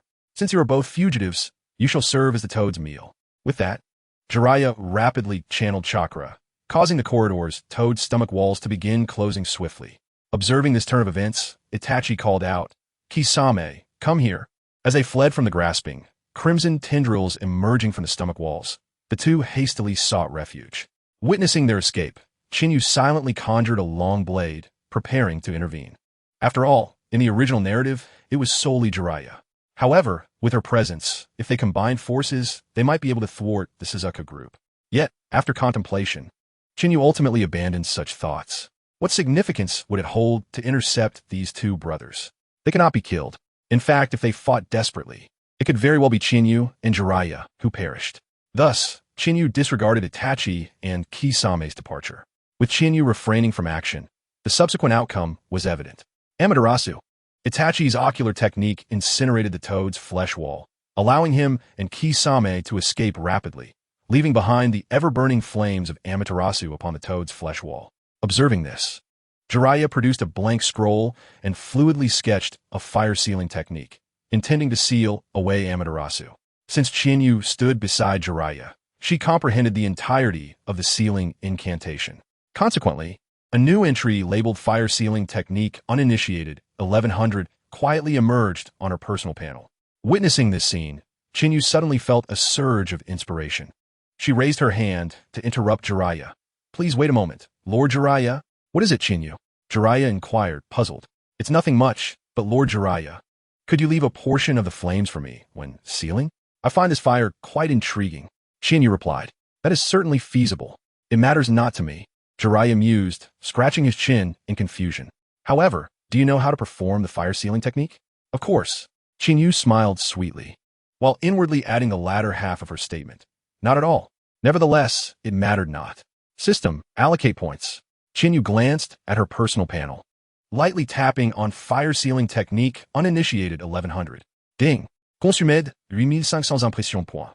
Fire Sealing Technique Uninitiated 1100. Fire Sealing Technique Expert 1100. A wealth of knowledge surged into Qianyu's mind. As her mental acuity had reached a certain level, the enhancement of C-rank techniques no longer posed a challenge for her. After organizing her thoughts, Qianyu retrieved a scroll and, in a seamless manner, drew the Fire Sealing Technique alongside Jiraiya. "You really can do it," Jiraiya exclaimed, intrigued by Qianyu's actions. Since Qianyu was capable, he had little else to say. "I will seal away half of this flame. You may take the remainder." With that, Jiraiya activated the Fire Sealing Technique, and an invisible hand reached out towards Amaterasu. Just as Jiraiya had previously stated, he left half for Qianyu to collect. Observing this, Qianyu felt a twinge of sentiment. Jiraiya, despite his lecherous tendencies, truly had no significant flaws. In this instance, when she expressed her desire for the flames of Amaterasu, he did not even inquire about her intentions, but simply acquiesced. The issue was that, when she was originally male, she was indifferent to Jiraiya's lechery. However, now that she was female, an exceptionally beautiful one at that, she was well within Jiraiya's hunting range. With Jiraiya's prowess, if he merely wished to peep, There were few capable of stopping him in this world. Under Jiraiya's intimidation, Chinyu had refrained from visiting hot springs for quite some time, and it had been ages since she had touched the smooth, silky skin of the ladies in the springs. This was rather discomforting. Never mind, once I grow stronger, I shall find a way to discuss this with Jiraiya, Chinyu planned in her heart. Meanwhile, her actions did not slow. As the fire-sealing technique commenced, the remaining portion of Amaterasu was sealed away. Just as she grasped the flames of Amaterasu, feeling the immense power within the scroll. Just as the thought had previously surfaced in her mind, a brand new entry quietly appeared on her personal panel. Yotan, Kajitan unlocked, precondition insufficient. Just as expected. Gazing at the entry for Yotan, Chinyu smiled faintly. Dear ones, I have stumbled upon a bloodline limit. Kajitan, which directly enables the manipulation of Amaterasu in battle, was indeed a significant acquisition. This time, her harvest was truly abundant. However, just as Chinyu reveled in her newfound joy, a sudden gust of wind brushed past her. What has passed by? She wondered. The next moment, the prelude of power surged forth. Maintaining a knightly kicking posture, Kai appeared before everyone. Kai, Jiraiya queried, perplexed, as he observed the incoming kick. Simultaneously, Kai finally recognized who he was about to kick, and his expression swiftly transformed from serious demeanor to one of unbridled wisdom. However, given the momentum of his kick, he had no means to withdraw. Thus, Uchiha Madara's infamous 45-sized foot firmly imprinted itself upon Jiraiya's face. Bang! A dull sound echoed. Under the sudden flying kick from Kai, Jiraiya was instantly sent rolling like a tumbling gourd. Just moments prior, he had not faltered against Uchiha Itachi and Kisame. Yet he was ultimately bested by his own comrade. Such a comical twist of fate ignited laughter throughout the live stream. Thus, they overlooked the significance of a single kick from Kai, leaving Jiraiya momentarily stunned. Much like the audience of the past, they remained oblivious to the gravity of the situation. Who could have imagined that this comical character with green skin, watermelon hair, and exaggerated features could have almost delivered a decisive kick to the conclusion? Therefore, it is a universally acknowledged truth that one should never compare the combat prowess of comedic characters. Jiraiya, evidently well aware of this principle, waved his hand dismissively after Akai's peculiar apologies, choosing to forego any pursuit of accountability. The immediate priority was to swiftly transport Sasuke back to the medical room in Konoha, with multiple fractures and the mental assault of that ocular technique. Itachi Uchiha truly demonstrated his ruthless nature. Jiraiya sighed heavily. Listening to Jiraiya, Naruto expressed his deep concern. Pervy Sage, will Sasuke be okay? Jiraiya shook his head. It's hard to say. His mental wounds are quite severe. Damn it. Naruto recalled the scene of Sasuke fighting Itachi and the words of Chiyu. The thought that Sasuke had been beaten so badly for his sake ignited an uncontrollable fury within Naruto. Simultaneously, he felt the weight of his own inadequacy. Because of Sasuke, Chiyu was stronger than him, and Chiyu's strength was nearly unfathomable. If even Chiyu could not contend with Itachi Uchiha, how could he? Contemplating this, Naruto felt disheartened. They must be targeting me, right? If even Chiyu and Sasuke cannot overcome them, does that mean I must live in fear of them for the rest of my life? Of course not. Jiraiya's expression turned serious. From now on, I will train you. Kid, if you don't want to feel powerless like today, you must summon all your determination. Jiraiya firmly patted Naruto's shoulder. Yes, inspired by Jiraiya's words, Naruto regained his spirit. Meanwhile, observing the vacant expression on Sasuke's face and recalling Lee's appearance, Akai sighed deeply. At times like this, I can't help but wish that medical expert were still around. Jiraiya smiled slightly. Do not worry, Kai. I am indeed going to find her. Who? Chiyu feigned ignorance, already knowing the answer. It was none other than Tsunade, one of the legendary Sannin alongside Jiraiya and Orochimaru, as they reminisced about Tsunade's figure. Both Jiraiya and Akai displayed a glimmer of nostalgia, though Akai's thoughts were focused on her medical ninjutsu, while Jiraiya's intentions remained ambiguous. After exchanging pleasantries, Chiyu, Akai, and Naruto bid farewell to Jiraiya. Accompanied by Naruto, Jiraiya set out on the journey to find Tsunade, while Akai and Chiyu prepared to return to Konoha. Just as Akai was about to depart, he suddenly noticed that Chiyu stood motionless, seemingly lost in thought since earlier. What's wrong? Akai asked in confusion. Akai-sensei, why don't you head back first? Chiyu turned to him. I still want to follow. Follow? Akai questioned. Chiyu, are you still worried about Lord Jiraiya? A bit. He seems rather unreliable. Chiyu admitted, nodding earnestly. So I'm slightly concerned about Naruto. Besides, they're going to find Lady Tsunade, right? There's strength in numbers. If we can locate her sooner, then perhaps Lee, Sasuke, and Kakashi-sensei can recover quickly. Chiyu, hearing her words, Might Guy felt deeply moved and promptly endorsed her decision. In that case, go after them. I will inform you when we reach the village. With that, Might Guy returned to Konoha alone with Sasuke, while Chiyu pursued the direction of Jiraiya and Naruto. However, although she intended to catch up to them, when she finally did, she chose not to reveal herself, but instead concealed herself in the shadows. Joining them openly would require following Jiraiya's orders, which seemed cumbersome. It was far more liberating to remain hidden. After all, her main aim was to chase the spotlight and partake in the legendary Battle of the Sannin. As in the original narrative, Jiraiya began teaching Naruto the Rasengan, marking the onset of a transformative journey for Naruto. With Naruto training in the Rasengan, Chiyu naturally focused on enhancing her own strength. She glanced at her personal panel. At this moment, following the third round of the Chunin exam and her previous encounters, her impression value had reached a staggering 540,000. While 540,000 sounded substantial, it was still insufficient for Chiyu.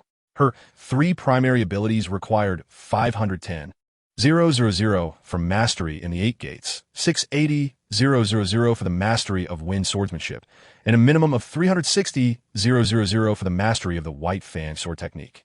540,000 would only suffice for a level up in the White Fang sword technique and a few minor enhancements.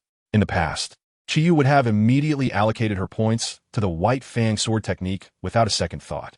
However, now she found herself hesitating for 2 reasons.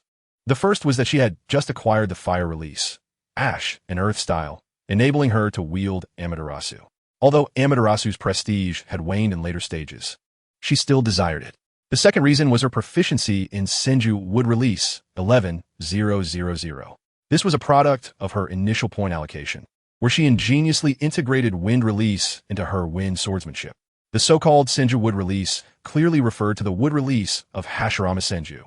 The strength of Hashirama's Wood Release hardly needed elaboration. Thus, it was understandable that Chiyu felt quite drawn to it. Ultimately, after careful contemplation, she decided that it was better to have 1 bird in hand than 10 in the bush. Subsequently, creating a shadow clone for protection, Chiyu took a deep breath, concentrated her mind, and decisively invested in the White Fang sword technique. Ding, consuming 360, 000 impression point. White Fang sword technique master. 1, 360, 000. White Fang sword technique grandmaster. 11, 080, 000. With an expenditure of 360,000 impression points, an overwhelming surge of energy enveloped her. An infinite white light radiated from the depths of Chiyu's being, illuminating her entirely. Under the influence of this white glow, even her ruby-red eyes were transformed into an unsullied purity, subtly exuding a divine essence. In contrast to this brilliance, the Byakugan appeared almost mundane. Maintaining this state, Chiyu surveyed her surroundings. It was then she realized that the world had come to a standstill. The clouds in the sky were frozen. The birds perched upon the trees were motionless, and the insects on the ground seemed to have been suspended in amber, as if Chiyu were the sole living being in existence. However, Chiyu was acutely aware that nothing was truly dead. This was not a pause, but rather a state where her mind had accelerated to its utmost limit, akin to her previous recollections. From this moment forth, Chiyu's body had been fortified to perfectly adapt to high-speed combat. Whether in terms of neural reflexes, dynamic vision, or mental perception, she had attained an exceptionally elevated level. Although her eyes remained ordinary, her pure perception had reached a level comparable to that of the Sharingan or Byakugan. In light of such physical enhancement, the secret techniques she comprehended from the White Fang sword technique seemed somewhat trivial by comparison. However, there was one aspect that intrigued her immensely. After the state of suspension during the system's enhancement faded, Chiyu gazed at her delicate, pale hands. She extended her fingers slightly, and a glimmer of white light emerged in her palm. Then, Chiyu gripped the white light firmly, causing it to extend outwards, ultimately forming a luminous spear. With this radiant weapon in hand, Chiyu hurled it forward with great force. In an instant, numerous trees and a portion of the forest were pierced in a straight line. Remarkably, the spear left only thumb-sized wounds on the trees. Beyond those marks, the trees remained unscathed, yet within that space, all resistance was reduced to mere dust. If a wielder of the kaleidoscope Sharingan were present, they would see that Chinyu was not holding a physical object, but rather a stream of high-energy particles constrained into the shape of a spear, with countless tiny particles moving at the speed of light under her control. Thus, the trees were not pierced, but rather had holes blasted through them by the high-energy particles. This was the essence of Baya. After reaching the master level of Baya swordsmanship, Chinyu had finally mastered the blade of Baya. With the enhancement of this sword technique, her agility, which had previously been a weakness, experienced a remarkable transformation, elevating her from an ordinary Jonin to a phantom. Subsequently, Chinyu continued to allocate points, decisively choosing Mokutan over Katan, with the expenditure of 111,000 impression points. Her proficiency in Senju Mokutan ascended to that of a master, 11,000,000. A surge of new power coursed through her body. Under the influence of this power, the wound at the center of the tree she had pierced suddenly contracted. Observing this anomaly, Chinyu's expression grew serious, and a new realization dawned upon her. In the following days, Chinyu diligently studied the power she had gained from her mastery of Senju Mokutan. As the narrative progressed, Orochimaru and Kabuto found Tsunade, and the Third Shinobi War was set into motion. Unexpectedly, Kabuto appeared on the live stream, seemingly free from the severe injuries he had previously sustained, leaving Chinyu curious about the methods he had employed for recovery. She was intrigued and intended to investigate further when they next crossed paths. Unbeknownst to her, while she was plotting against Kabuto, others were scheming against her. In the Land of Rain, within the lair of Ketsu, Uchiha Obito was engaged in his daily training. With a plan set to unfold in 3 years, he was determined to create a world where Rin existed and loved him, necessitating every moment of his time. However, just as he immersed himself in his training, a carnivorous plant unexpectedly emerged nearby. Sensing Zetsu's arrival, Obito chose to ignore it, preferring to finish his training before conversing with Zetsu. Yet, Zetsu approached him nonetheless. "What is it?" Obito halted his movements, his expression slightly displeased. "Obito, we have a situation," Black Zetsu stated, handing him a piece of wood. "Take a look at this." Obito accepted the wood, closing his eyes to sense its properties. After a moment, he looked quizzically at Black Zetsu. "This is wood created by Mokutan, correct? What is the issue? You're certain of that? It's quite simple.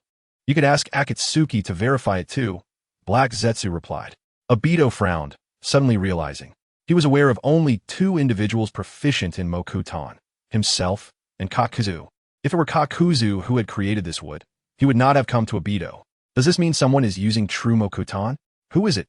Obito quickly inquired. True Mokutan is not the inferior version that Yamato possesses. Trees created by genuine Mokutan are living entities, capable of surviving independently of a user's chakra in the natural world. Only living beings can absorb the chakra of captured foes for their own use. Traditional combinations of water and earth chakra cannot achieve the creation of life. The crucial element is the infusion of life through yang release. Water, earth, and yang. This was the secret to Senju Hashirama's unrivaled prowess in the ninja world. As the plan was on the verge of initiation, the emergence of another Mokutan user was far from favorable. It was a girl from Konohagakure, Hyoji Chinyu, a teammate of Uzumaki Naruto. Black Zetsu explained she has been training near the Jinchuriki, which is how she was discovered by White Zetsu monitoring them. We investigated her lineage and found a trace of Senju blood, albeit faint, but it seems she has regressed to an ancestral trait in her generation. TSK. Senju. Obito expressed his annoyance.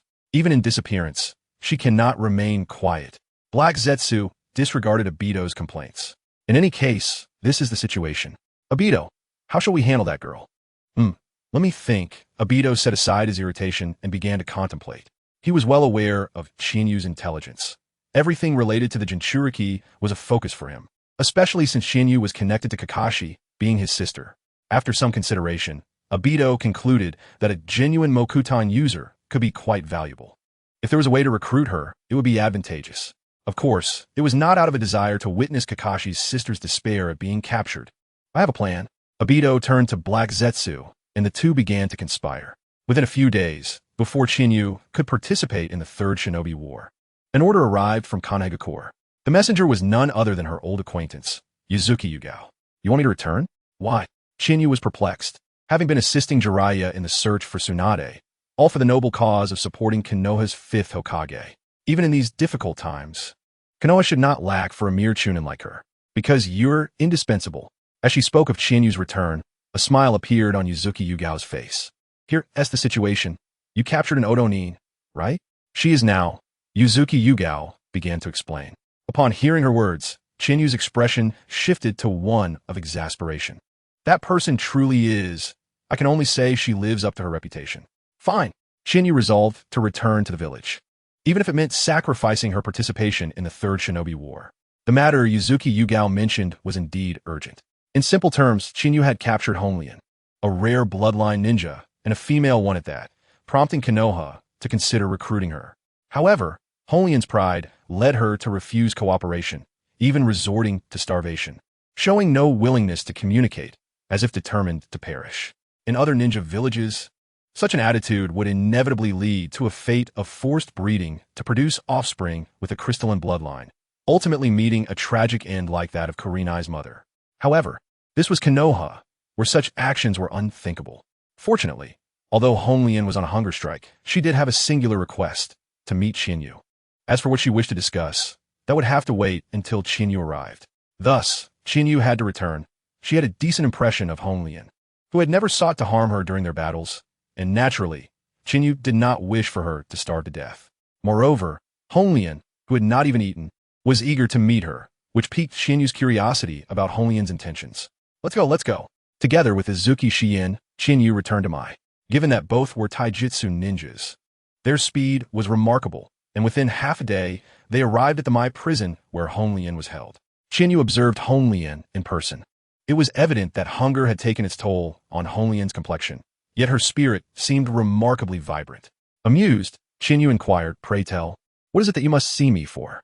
Upon seeing Chinyu, Honglian's obsidian eyes ignited with fervor. With measured articulation, she declared, "I refuse to yield, beautiful girl. I demand another match with you." "Another match? Is your obsession that profound?" Listening to Honglian's words, Chinyu's expression turned peculiar. "Should I commend your unwavering spirit or call you stubborn? Mind your own business. Just tell me, will you fight or not?" Honglian proudly lifted her chin. "Or are you afraid? Afraid to lose to me? Afraid?" Chinyu chuckled, shaking her head. "A vanquished foe. What do I have to fear from you? However, if you insist on battling me, there should be some terms such as what happens if you lose. Otherwise, do you expect me to come and fight you every time you wish?" Honglian pondered. Chinyu's reasoning was indeed sound. She could indulge once or twice. But could she afford to do so repeatedly? Honglian was all too familiar with how Orochimaru dealt with captives who refused to surrender. Although Mai was somewhat better than Orochimaru's methods, it was still the birthplace of Orochimaru. How much better could it truly be? The thought that no one from Orochimaru's side had contacted her, let alone attempted a rescue, led Honglian to believe she had largely been abandoned. In light of this realization, Honglian bit her lip and stamped her foot. "Aren't you all eager for me to join Mai? If I lose this time, I will join Mai." "Excellent." Chinyu nodded in satisfaction. "Then let us proceed." After the chakra seal on Honglian was lifted, the two, guided by the prison guards, arrived at a spacious yard designated for the prisoners' exercise. A refreshing breeze swept through, and Chinyu stretched leisurely, showcasing her slender waist, while Honglian appeared somewhat unsteady. Noticing this, Chinyu kindly suggested, "Before we start, why not have something to eat? Otherwise, you might regret it later." "Not needed. I keep my word," Honglian retorted angrily, clearly thinking Chinyu was mocking her. "And I have my own Bingliangwen." To Chinyu's astonishment, Honglian removed her hair tie, which was composed of small crystals that resembled plastic, an industrial creation. Yet, with a fierce motion, Honglian yanked off a piece of crystal and tossed it into her mouth, crushing it. With the crunching sound echoing, Honglian's energy visibly surged. "Impressive, my sister." Chinyu was genuinely surprised by Honglian's ingenuity in encasing Bingliangwen within crystals. Of course, the onlooking Mai ninjas in the prison wore grim expressions at such a spectacle. Subsequently, after Honglian restored her chakra, she pointed emphatically at her own heart. "Shingxi Dianxue." Boom! Honglian's chakra surged like a blazing torch. The immense chakra vibrated the air, generating powerful gusts that swept in all directions. "Hey, this is too cunning." Witnessing the scene, Chinyu felt helpless. "What happened to joining Mai if you lose?" "Indeed, if I lose, I will join Mai," Honglian proclaimed proudly. "But if you can save me after I use Shungxi Dianxue, what of joining Mai then? I will fight with all my might." win or lose. I will have honored Lord Orochimaru. All right. Chinyu knew that persuading Hong Lian to join my would not be simple. She summoned a shadow clone to seek out the medical team, and then beckoned Hong Lian. Come, let us not waste time. Face me head on. Just what I wanted. Hong Lian flashed a manic smile, her hands swiftly forming seals. Jing done. Huge hexagonal shuriken. A hexagonal crystal the size of a small house sped towards the ground, spinning rapidly, shattering the hard concrete beneath it, resembling a bulldozer in its force. The sheer might of the attack made Qianyu regard Hong Lian with newfound respect. Fighting with fervor is indeed different. Yet, I am no longer the same. Now, I can accomplish anything. Qianyu activated her swift movement technique, conjuring a slender light sword in her palm. Facing the colossal hexagonal shuriken, she effortlessly swung the sword, which expanded dramatically in that instant, shattering the massive shuriken in an instant. What is this? Witnessing such an astonishing strike, Hong Lian was utterly baffled. However, seeing Qianyu advancing towards her, Hong Lian did not dare to linger. Jing done. Crystal pentagonal path. Jing done. Hexagonal shuriken dance. Jing done. Divine bridge technique. Like the second Chunin exam, waves of crystal ninjutsu bombarded Qianyu. The thunderous roars echoed, causing the nearby observing ninjas to retreat in fear of being swept away. Yet, in stark contrast to Hong Lian's overwhelming display, Qianyu appeared remarkably at ease, almost leisurely. She did not even feel the need to utilize her swift movements full speed, simply wielding the light sword forged from swift movement chakra, casually advancing towards Hong Lian and cleaving through the crystal attacks. The only moves that required her to exert herself were the crystal techniques that surged from underground. Such ease left Hong Lian incredulous. How could this be the same person who had defeated her in the Chunin exam? This is not a battle. It's akin to toying with a child. How infuriating. Do not underestimate me. Hong Lian unleashed her ultimate technique for the third time. Jing done. Crystal-breaking dragon technique. Roar. 3 colossal pink crystal dragons roared to life. Go. Bite her to pieces. Hong Lian commanded with a sweeping gesture, and the 3 dragons surged forth. Faced with Hong Lian's ultimate move, Qianyu finally took it somewhat seriously, but only slightly. Infusing powerful chakra into her light sword, she reshaped it into the elongated light spear from her first use. Qianyu gathered her strength, aimed, and then hurled it. Boom! The electric spear pierced through the forehead of one crystal dragon, exiting from its tail and grazing another dragon as it shot into the forest. The crystal dragon, completely penetrated by the light spear, shattered instantly, transforming into tiny crystalline particles. Subsequently, Qianyu materialized another light sword and instantly appeared beside the remaining 2 crystal dragons, her sword radiating with overwhelming brilliance. Swish! Crackle! The remaining 2 crystal dragons were once again cleaved apart. Witnessing this scene, Hong Lian was left speechless, unable to utter a word. However, as the creator of this spectacle, Qianyu furrowed her brow, glancing down at her sword-wielding hand. A conspicuous gash marred her palm, stretching from her hand to her thumb. Glaringly vivid, the previously carefree expression on Qianyu's face shifted into one of seriousness. Because this was not the wound left by Hong Lian, but rather a result of the light sword shattering when it struck the crystalline dragon. Fortunately, Qianyu reacted swiftly. Otherwise, the unleashed high-energy particle stream would have likely left her hand riddled with holes. Thus emerged a significant flaw in the light sword created by Xuanduan. It lacked stability. While it was formidable in its lethality, it also posed the risk of self-harm upon destruction. Qianyu had not anticipated such a drawback in the light sword produced by Xuanduan. However, upon reflection, it made sense. If the sword were truly that effective, why would Baiya need to forge a short dagger for herself? A light sword that could be relied upon was undoubtedly superior to one that could not. It appeared that, like Baiya, she would need to craft a short dagger herself, Qianyu mused. Meanwhile, Qianyu's unusual movements alerted Hong Lian to her injury. She was bleeding. Recognizing this truth invigorated Hong Lian. The mere fact that Qianyu bled indicated she was not invincible. Once somewhat disheartened, Hong Lian rallied her spirits and quickly formed hand seals. Jingduan Shuijingbi Ba Jizhen. A rumbling sound echoed as crystal walls, as thick as city walls, rose around Qianyu, ultimately enclosing her in a massive prison. Still not giving up? Qianyu thought, observing Hong Lian. Even if my technique has flaws, it does not mean you can defeat me. Surrender. Do not struggle in vain. I know, but I still have one final move. Hong Lian roared as she leaped into the air, igniting 4 flames of chakra around her in all directions. The flames interlinked, forming a rectangular outer shape with a diamond-shaped inner array. At the center of this formation, pure blue crystal enveloped Hong Lian. Within that small crystal, her chakra surged forth, only to be forcibly compressed, emanating a terrifying aura. Could she unleash this jutsu now? Gazing at the sky, Chinyu became increasingly vigilant. This was a technique that even the 3 tails could not withstand. As Hong Lian's final move approached its zenith, energy coalesced from the flames surrounding her, forming a high-energy laser aimed directly at Chinyu. The powerful laser struck the crystalline formation, instantly creating a gaping hole in the prison meant to confine Chinyu. Bound by the constraints of the crystal, she had no means of escape. I've done it, Hong Lian thought, experiencing a sense of relief. Initially, defeating Chinyu had been merely a task assigned by Orochimaru. However, after being repeatedly bested, overcoming Chinyu had transformed into her obsession. Having fought 3 times and employed every tactic available, she had finally managed to triumph over Chinyu. In this way, she felt a sense of fulfillment. Having lost all fighting spirit, Hong Lian plummeted from the sky, her gray robe billowing like a fallen crane.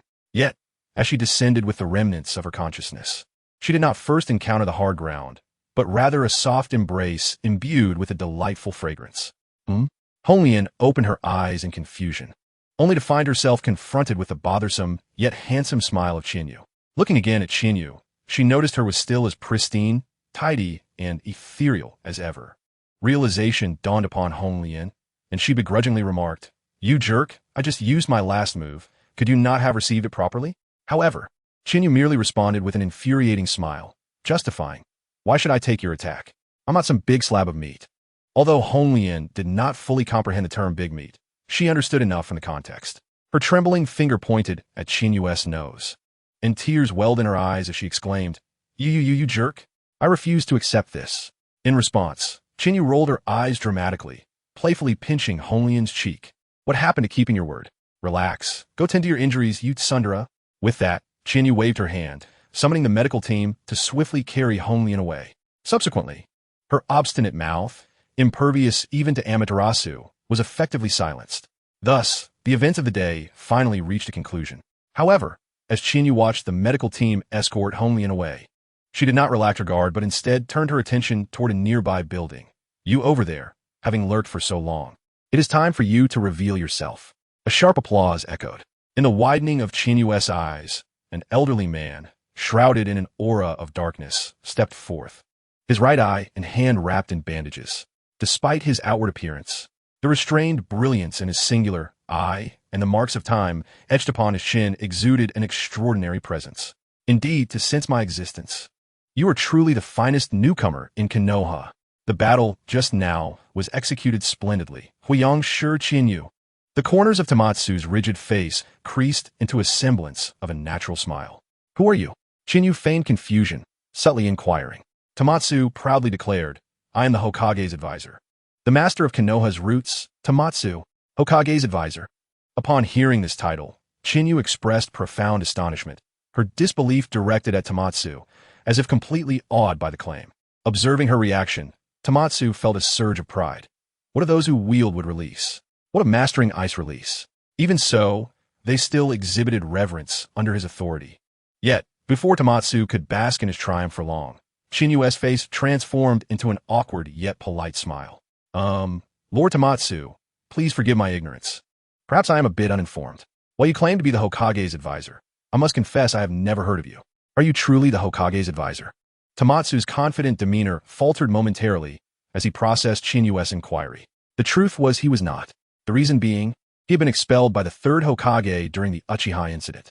To his surprise, he never anticipated Chinyu would question his identity. In the past, when he had deceived others, no one had ever doubted him. However, confronting the current situation, he had no choice but to maintain his facade. "Of course, you have not heard of me. I simply do not often appear in public." Tamatsu asserted, "If Sarutobi is the shadow in the light, then I am the root in the darkness. Together, we have fostered Konoha's prosperity for many years." "Ah, tout est magnifique," Chinyu exclaimed with a tone of feigned admiration, accompanied by a gaze of reverence. If Kakashi were present, he would undoubtedly recognize that Qianyu was employing her layered tactics to manipulate Tamatsu. However, unfortunately for Tamatsu, he was not Kakashi. He perceived nothing amiss. Then came Qianyu's next question. Lord Tamatsu, may I inquire why you have sought me out? Tamatsu replied, I wish to invite you to join my roots. Roots? Qianyu's expression reflected her confusion. What is that? The so-called Jinbu is the organization that covertly supports the great tree of Konoha. Danzo explained, you may consider it a different kind of Umbu, though more elite and tasked with more perilous duties. If the Umbu represents the surface of Konoha's hidden power, we embody its essence, an elite within the elite. The true underbelly of Konoha, perfectly suited for a genius like you to join. I see. Chiyu feigned understanding, her expression suggesting comprehension. Observing that Chiyu appeared to harbor no objections to his proposal, Danzo sensed an opportunity and quickly pressed on. So, how about it? Will you join the Jinbu and truly protect Konoha? No. Chiyu responded with a radiant smile, illuminating the room like a blooming garden. Danzo's previously eager expression stiffened. He had anticipated her agreement, yet her refusal caught him off guard. Did his words not resonate with her at all? Was this young girl toying with him? Doubts crept into Danzo's mind. Fortunately, before he could lose his composure, Chiyu swiftly clarified, I don't want to rush into a decision. Chiyu acerta confidently, Danzo-sama. When joining an organization, one must discuss treatment and compensation. Protecting Konoha requires resources. I am willing to safeguard Konoha, but that does not mean I should go in a battle without provisions. So you have such concerns. Danzo's tense demeanor gradually relaxed. Rest assured, as the guardians of Konoha's hidden realm, Jinbu offers unique benefits. For a talent like you, the compensation is exceptional. By joining, you will have access to all of Konoha's ninjutsu and forbidden techniques. Moreover, we possess our own research department. I recall you have mastered ice release. Our research team can assist you in developing it further, not to mention custom-made ninja tools and attire. Custom-made clothing? Hearing Danzo's words, Chiyu felt genuinely intrigued this time. She was straightforward in her desires. She wanted the Jinbu to provide her with durable stockings.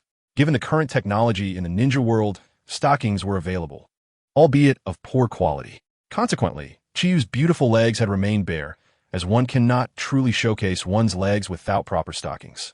Indeed, clothing can be customized. Danzo nodded, suppressing a smirk. Was it not typical of women to focus on such matters? He was genuinely puzzled by the allure of beauty, as Sarutobi had married early and ended up as a mere shadow of his former self. Nevertheless, Chiyu's interest in custom clothing worked to Danzo's advantage. Seizing the moment, Danzo inquired again, so are you ready to join? Wait, I still have questions. Chiyu waved her hand dismissively. Speak. Danzo inhaled deeply, adopting a serious tone. I want to know how much the monthly salary is after joining the Jinbu. What is the compensation structure? Is it over 10 months' salary? Are there 5 insurances in one fund? Or is it 5 insurances in 2 funds? A barrage of inquiries erupted from Chiyu, leaving Danzo bewildered. He could grasp the concept of a monthly salary and a general compensation structure, but the latter inquiries perplexed him. Was she asking about compensation packages? Danzo was at a loss. Yet, he could not afford to show weakness. Evading Chiyu's questions about treatment, he pressed to the core issue. If the compensation is satisfactory, will you join us?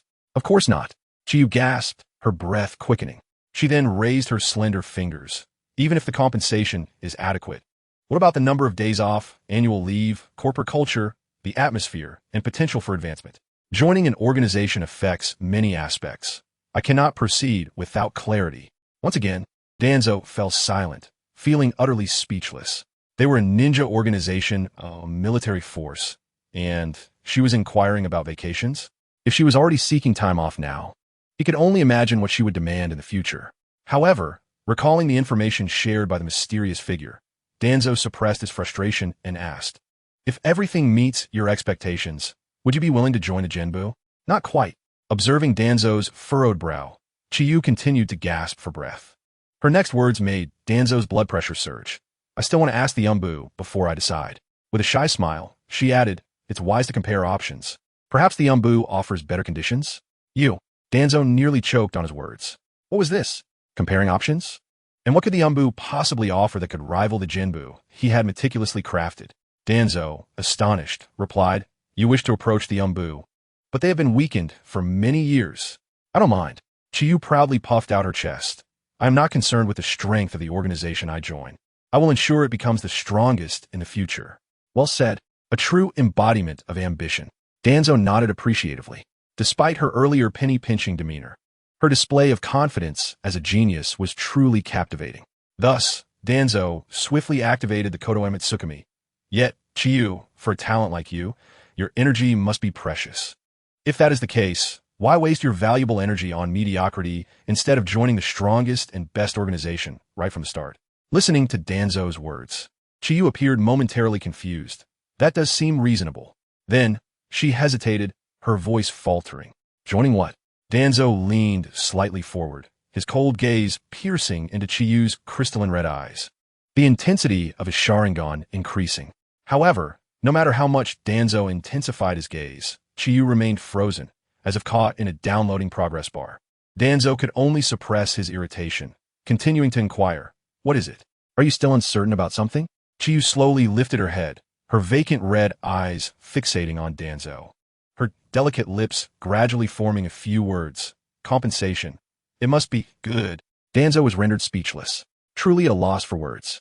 Though he was aware that Konoha was filled with peculiar individuals annually, he never anticipated encountering someone so fixated on compensation. Danzo replied curtly, upon joining the Genbu. "You will be my right-hand guard, second only to me, with access to all Genbu resources. Surely this suffices." That works. As soon as Danzo uttered those words, it felt as if the download speed surged to unprecedented levels, and Chiyu's response followed suit. "I am willing to join the Genbu." "Then, let us proceed. We shall head to the Genbu now." Danzo, uninterested in further arguments with Chiyu, was eager to have her undergo the sealing process and secure her allegiance. Thus, he failed to notice the cold glint in her eyes just a step behind him. Chiyu had not expected Danzo to employ Kodoe Mitsukami against her. Had she not possessed a strong mind and promptly activated her swift escape to accelerate her thoughts, she might have found herself in dire straits. Of course, given Danzo's character, his willingness to use Kodoe Mitsukami was not surprising to her. What astonished her was that she had proven valuable enough to invoke such a powerful technique. As the most profound trump card of Danzo, the technique Btion Shun had only been utilized once during the Hokage position incident. This implies that her current worth, in Danzo's eyes, equates to that of an Yinwei. Although the reasoning behind Danzo's conclusion remains elusive, it is of little consequence. Qianyu initially intended to merely placate Danzo, but since he wishes to employ Btion Shun to recruit her into the roots, she might as well acquiesce. However, summoning a deity is effortless, yet bidding farewell to one proves to be a challenge. Shortly thereafter, the two arrived at the roots, where a nimble female ninja approached, placing a Shihua Gunju seal upon Qianyu. At that moment, witnessing Qian Yu's successful capture, Danzo finally felt a sense of relief. Now that he had secured Qianyu, the next step was naturally to assess her abilities. They proceeded to a training ground, where Danzo inquired, "I have heard you possess Mokutan. Might you demonstrate it for me?" Mokutan? Qianyu was genuinely astonished, exclaiming, "How did you come to know of it?" "Ah, do not underestimate the intelligence network of the roots." Danzo's words brimmed with confidence. "In Konoha, there exists nothing that we, the roots, are unaware of. Is that so?" Qianyu remained skeptical, while others might be oblivious. She was certainly aware that the roots had once suffered a significant blow at the hands of the Uchiha. Subsequently, the third Hokage had cut off their resources, and with the absence of conflict over the years, they had merely managed to sustain themselves, largely relying on past glories. Moreover, she had scarcely showcased her Mokutan abilities, having only studied it recently. If Danzo had knowledge of it, it must have been disclosed by someone else. Reflecting upon her earlier research, Qianyu suddenly realized. So, it was discovered by Baiju? Everything began to connect. She pondered why Konoha had summoned her back so abruptly. The matter concerning Honglien was likely just a pretext, while the true reason was the exposure of her Mokutan. The revelation of her abilities had reached Obito, who deemed it unacceptable for Konoha to produce another user of Mokutan. Hence, he relayed this information to Danzo, knowing that Danzo's temperament would inevitably lead to conflict with her, thereby pushing her away from Konoha. At that juncture, he would seize his opportunity. However, it seems neither Obito nor Danzo anticipated how readily she would join the roots. Since Danzo desired to witness her Mokutan, she decided to oblige. With her hands clasped together, she focused her energy, allowing her voice to resonate powerfully. "Mokutan, Shinju no Jutsu, with a resounding roar. A lush forest sprang forth, birthed from the immense chakra emanating from her Mokutan. As Danzo felt the vibrant life force pulsating within the trees Qianyu had conjured, his bandaged right hand trembled. This was a sign of the cells of Hashirama stirring, a perilous situation for Danzo himself. Yet at that moment, he was oblivious to such concerns. Gazing at the expanse before him, he burst into laughter. Excellent, excellent. Phoenix TempleChiu, you are truly remarkable. Regardless of the mysterious figure who had delivered this intelligence to him, the possession of a Mokutan user was now firmly in his grasp. Danzo had not anticipated that after losing Yamato, he would find yet another genuine wielder of Mokutan. With such vitality and scale, what could possibly hinder his ascent to Hokage? What could possibly stand in my way? He exclaimed. Zai. Danzo called out. Swish. Zai appeared in an instant, kneeling. Lord Danzo, you summon me? Danzo gestured towards Qianyu. Take Qianyu under your wing and help her familiarize herself with the roots. Remember, from this day forth, Qianyu is my right-hand guardian. No one, aside from Ryoma, is permitted to defy her wishes. Understood, Lord Danzo. Zai nodded, then approached Qianyu. Lady Qianyu, please follow me. Is that all? Qianyu glanced at Danzo. It's done, nothing to worry about. Observing Qianyu, Danzo surprisingly adopted a cordial demeanor. Qianyu, take your time to acclimate to the roots. Should you have any requests, feel free to communicate them to Zai. I have some matters to attend to, so I shall take my leave. With that, Danzo departed swiftly, vanishing from sight. His earlier excitement had prompted him to hasten away to tend to his right hand. Well then, Qianyu shrugged indifferently at Danzo's departure. She had assumed he would engage her in conversation, but after witnessing her Mokutan, he simply left. This was preferable. She had little desire to engage with such an antiquated figure. Eager to explore the treasures of the roots, Qianyu rubbed her hands together in anticipation. Under Zai's guidance, she navigated the intricate tunnels of the roots. At 60 years of age, Yashan Yurin had long since surrendered his youthful ambitions and bonds.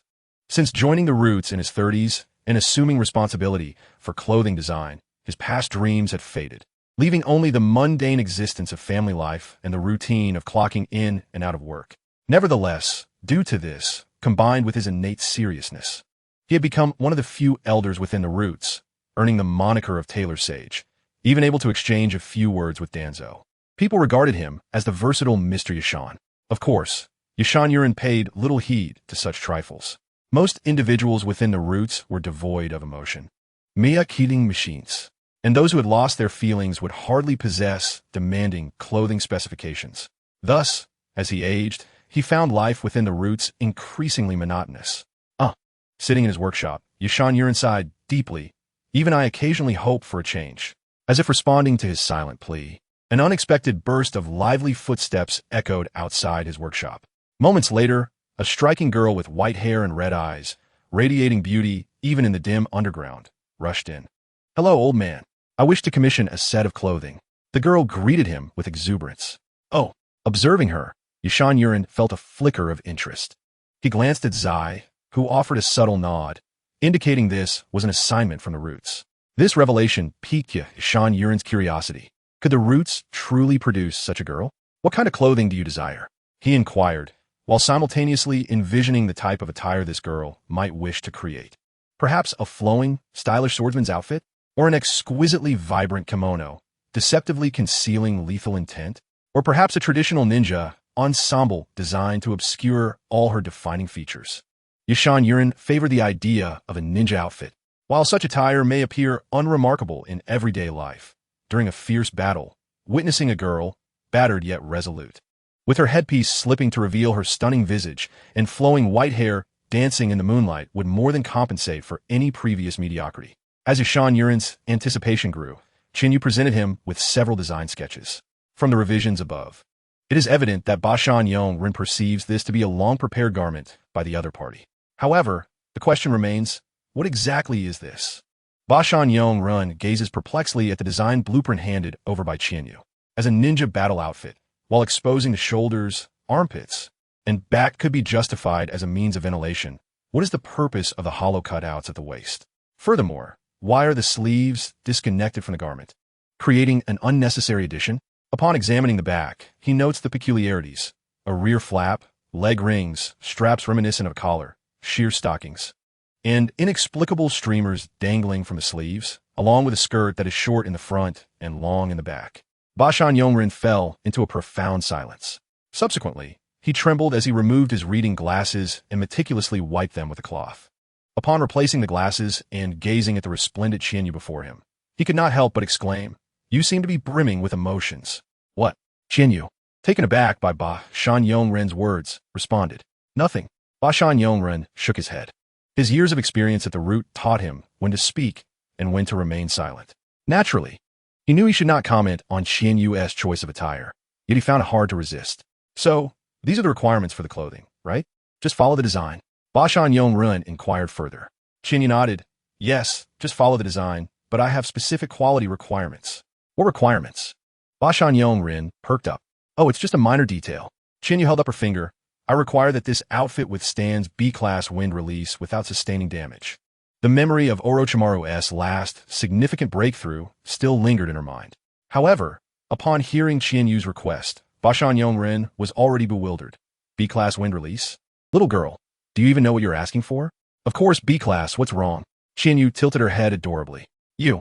Ba Shan Yongren felt a torrent of expletives from Konoha welling up inside him, unable to express them. He could only patiently explain. B-class wind release could easily overwhelm even the most robust Jonin vest from Konoha. Your lightweight clothing would stand no chance. "Oh, I apologize. That was a miscommunication on my part. I meant to refer to its tensile strength, not its defensive capabilities." Qianyu corrected herself. In her state of wind sword technique, the winds surrounded her, and her garments fluttered.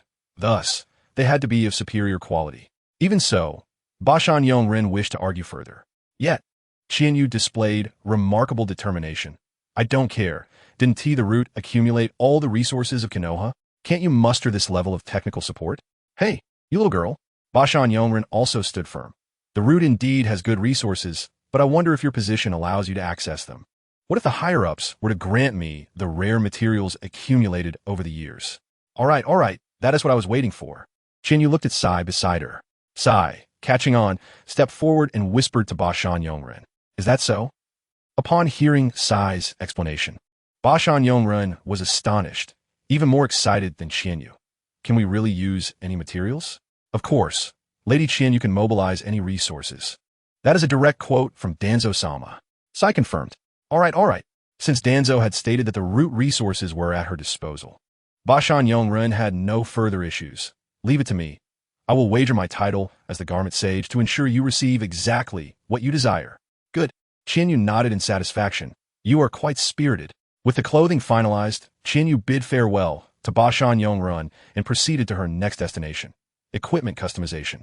However, while the Garment Sage, Ba Shan Yongren, was manageable, others were not so easy to deal with.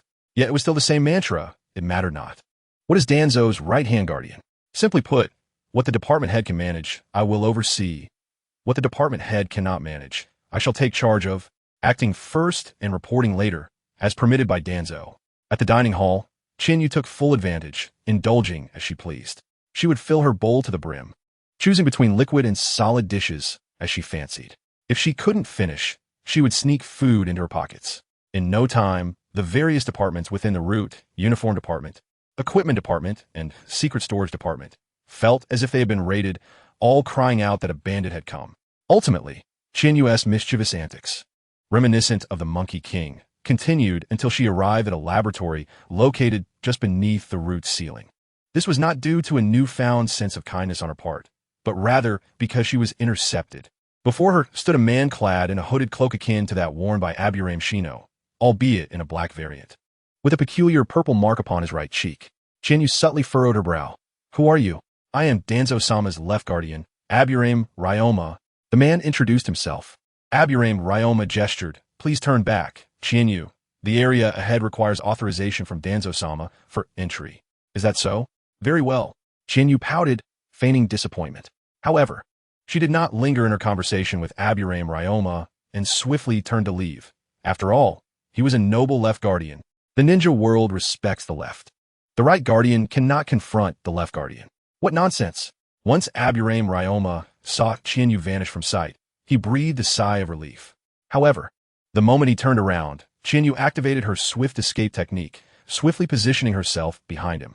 Utilizing the spatial contraction technique from her ancient swordsmanship and the breath concealment from her wind sword technique, Chinyu successfully concealed herself from Aburame Ryoma's view, boldly following him into the laboratory forbidden to her.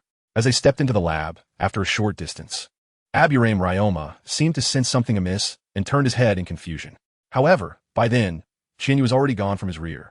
Observing him shake his head in puzzlement, yet ultimately harboring no suspicion, Chinyu smiled faintly from her concealed position behind a cold storage unit. His abilities are still too inadequate, as Danzo's most trusted subordinate.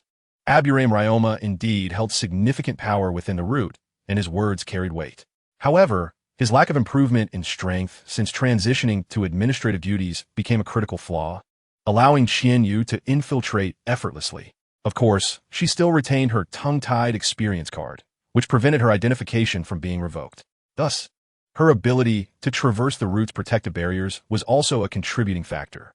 Now, then, let me see what delightful secrets Danzo has hidden away in this place.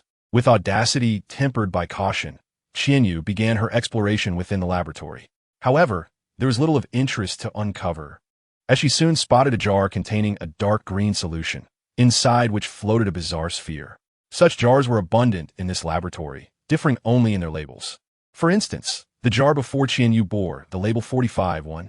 Other jars were labeled 1, 2, 3, and some bore combinations like 1 and 2, 2 and 3, with only the numerical designations varying. As for what precisely lay within this jar, Chinyu leaned closer to observe intently while the lab personnel were distracted. As the distance of observation diminished, the obstruction caused by the dark green solution lessened. Chinyu was taken aback to discover that the jar contained human eyeballs. The fact that these eyes were specifically soaked at the roots was evidently significant. Stepping back a couple of paces, Chinyu surveyed the jarred area, which spanned nearly 100 square meters. She never anticipated that she had stumbled upon Danzo's repository of Sharingan. Faced with what was universally acknowledged in the shinobi world as the most formidable hardware, Chinyu felt a surge of excitement. Naturally, she had no intention of swapping her own eyes. However, who could say that one could not enjoy the Sharingan through other means within the system? Thus, her immediate goal was to acquire a Sharingan.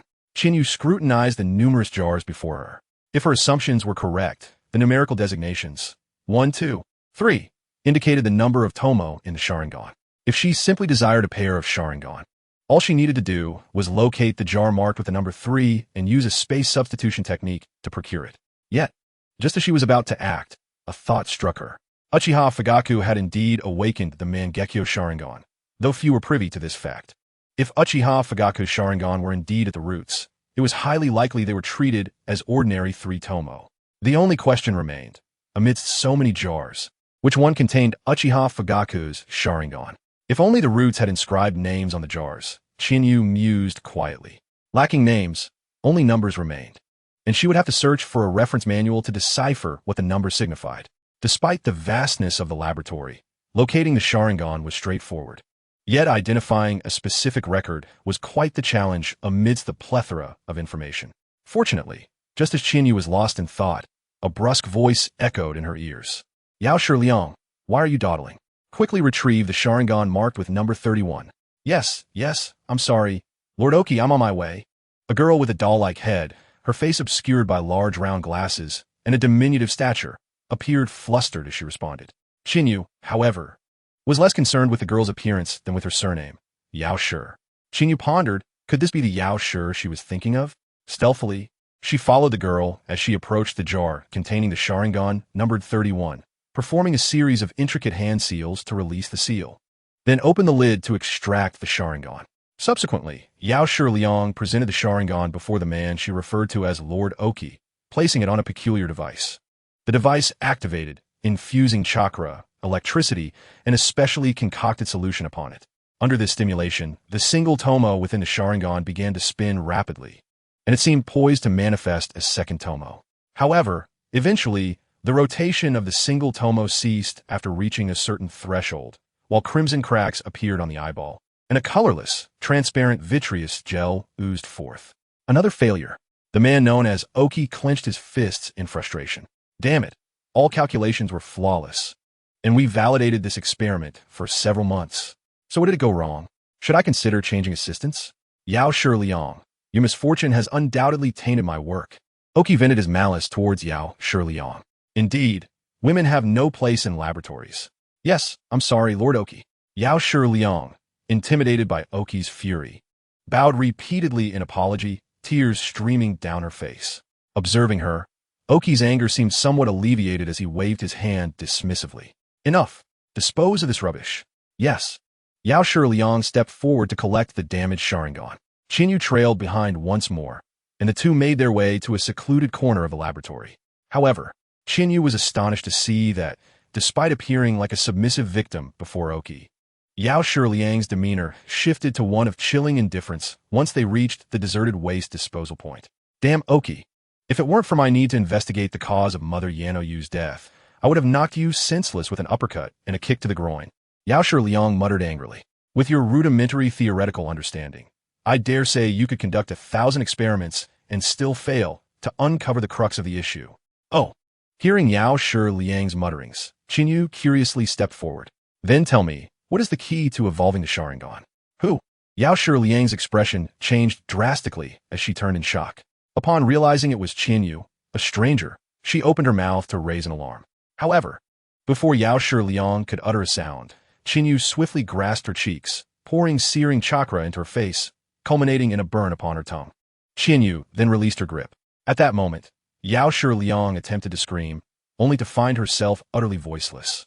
In fact, as the thought crossed her mind, a numbing sensation enveloped her, a feeling all too familiar to those of the roots. This was the seal of tongue curse prevention. Yao Shiliang gasped in horror, looking at Qinyu. You alter my seal of tongue curse prevention? Indeed, you reacted rather swiftly, my dear. Qinyu nodded in appreciation. The master-level seal of tongue curse prevention, 110-2400, enabled her to modify Yao Shiliang's seal. Although it could not usurp Danzou's entire system, targeted alterations were a trivial matter. This was precisely why Qinyu felt unperturbed, daring to allow a root member to inscribe a curse seal upon her. After all, with the system in place, a touch of brute force would suffice. All right, now let us discuss the matter at hand. What is the key? Qinyu inquired calmly. The key, Yao Shiliang forced herself to regain composure, lies in what I perceive as the power of the eye. However, this so-called power is not solely generated by the eye. It merely serves as a vessel. Without external power, the Sharingan itself cannot evolve regardless of the stimuli applied. Therefore, to facilitate the evolution of the Sharingan, there are two methods. One is to attempt to transfer the power from other eyes and concentrate it into one, or to provide the Sharingan with a living host that can bear the pressure rather than applying pressure directly to the Sharingan. Yao Shiliang explained. Upon hearing her words, Qinyu's eyes widened in astonishment. Impressive. Why don't you share this insight with the others? She asked, intrigued. Share? A look of disdain crossed Yao Shiliang's face. I would prefer they continue to fail. Why would I share such information? The only reason I remain with the roots is to investigate the cause of my mother Yanoyu's death. Yanoyu. Qinyu's eyes sparkled with curiosity. Are you her daughter? Not exactly. Yao Shiliang shook her head, stating, I am merely a child from the orphanage funded by Yinayu Mama. However, Yinayu Mama is exceedingly gentle, which is why everyone affectionately calls her Yinayu Mama. I see. Qinyu nodded in understanding. In the original story, Yao Yinayu's orphanage was devoid of anyone except for a single doe. Now it became apparent that most had joined the root organization. This revelation aligns quite well with Qianyu's stereotypical impression of Danzou's utilitarianism. Are there many individuals like you in the root? Qinyu inquired further. Not many. Yao Shiliang's expression darkened. Ikaru and Jairu both perished shortly after joining the root during the selection process. Keiko and Wada have executed other missions and have since vanished without a trace. As for the others, they were fervent in their vows before joining, yet afterward, they remained tight-lipped. They might as well be dead. Rather reasonable. Qianyu sighed, acknowledging that in this world, those who persistently strive for a singular goal are ultimately a mere minority. Of course, this was inconsequential to her. In fact, discovering that Yao Shiliang harbored animosity toward the root was a stroke of fortune for her. Let's negotiate, Qianyu said earnestly. I happen to know the cause of Yinayu Mama's death. If you assist me with the task, I shall share this information with you. What do you say? You know? Yao Shiliang's spirits lifted upon hearing Qianyu's words. She never expected that after years of fruitless searching, a person would suddenly appear bearing news. Such a proposition made Yao Shiliang inclined to agree on the spot. However, just before she could impulsively accept, she bit down hard on her tongue, using the pain to regain her composure. Not enough. Enduring the metallic taste in her mouth, Yao Shiliang gritted her teeth. First, tell me what task you want me to undertake.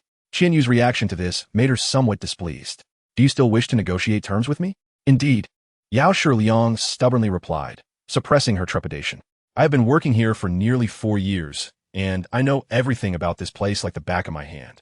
If you truly wish to accomplish something, I am undoubtedly the most suitable candidate. I believe I have the right to negotiate. Perhaps, Qian Yu replied, non-committally. Articulating her condition, I desire the roster of those with Sharingan. I need to know which eyes belong to whom. A roster? Yao Shiliang was suddenly enlightened. You have a target, hence your need for the roster. As for the seal to unlock it, do you not require that? Without it, how will you obtain the Sharingan? That is of no concern. I have my own means. Qian Yu was not inclined to elaborate further. Very well, I can procure the roster for you. But I have my own demands. Yao Shiliang asserted firmly. You must not only tell me the cause of Inayu Mama's death, but also provide me with a pair of Sharingan. Even one will suffice. Seeking Sharingan. Qian Yu couldn't help but laugh genuinely this time. Yao Shiliang was now under the influence of the tongue cur seal directed at her. The moment she attempted to divulge any information regarding Qian Yu, she would be rendered paralyzed, unable to move. Furthermore, the effects of the tongue cur seal were not limited to this. The caster could activate it at will, leaving the recipient utterly immobilized, incapable of even breathing, leading to suffocation. In such circumstances, Yao Shiliang's life and death were not within her own control, rendering any thoughts of rebellion futile. So why would she negotiate with her? Qian Yu suddenly paused. Realizing that Yao Shiliang's willingness to negotiate terms under these conditions was indeed a display of her cleverness. Yao Shiliang was striving to position herself as Qian Yu's accomplice rather than merely a coerced member of the root. Otherwise, if Qian Yu turned out to be unscrupulous, once the task was completed, she could simply activate the tongue cur seal and eliminate her. Within the root, if Yao Shiliang were to perish due to the tongue cur seal, others would merely assume she had attempted to betray them, never considering that an outsider had killed her. Thus, should Qian Yu wish for meticulous execution of the task, she would have ample motive to deal with Yao Shiliang afterward. However, as accomplices, they could be perceived as allies to a certain extent. With this thought in mind, Qian Yu regarded Yao Shiliang with renewed admiration. This seemingly delicate and weak young woman was far from simple. She was indeed a talent. In light of this, I shall grant her an opportunity. After a moment of contemplation, Qian Yu deliberated. I cannot directly provide you with Sharingan, but I can offer you the chance to acquire it yourself. Now, please retrieve the roster for me. All right. This time, Yao Shiliang refrained from further protest and promptly turned to fetch the documents. Shortly thereafter, a commotion erupted in the center of the laboratory, where Umura was reprimanding Yao Shiliang for taking so long to procure a Sharingan. For someone who had begun to exhibit the demeanor of Inayu, such reprimands were hardly significant. After a while, she returned with the roster detailing the numbered Sharingan. Just as Qian Yu had previously speculated, the roster contained information about the original owners, including their ages and abilities, with names being the most fundamental detail. Let me see. Qian Yu quickly began to sift through the list. However, something peculiar occurred. No matter how Qian Yu searched, she could not find Uchiha Fugaka's name. Was there something amiss with this roster? Observing Qian Yu's puzzled expression, Yao Shiliang curiously inquired, is something wrong? Indeed, Qian Yu responded, casting a strange glance at Yao Shiliang. How come I do not see Uchiha Fugaka's name? Are you certain this is the correct list? Absolutely. Yao Shiliang nodded. I recall the individual you mentioned. He is the clan leader of the Uchiha.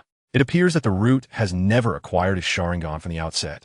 Of course, she couldn't be certain about the specifics of whether it was obtained or not, but since her arrival, she had never seen Uchiha Fugaka's name. Perhaps it was simply not present in their laboratory.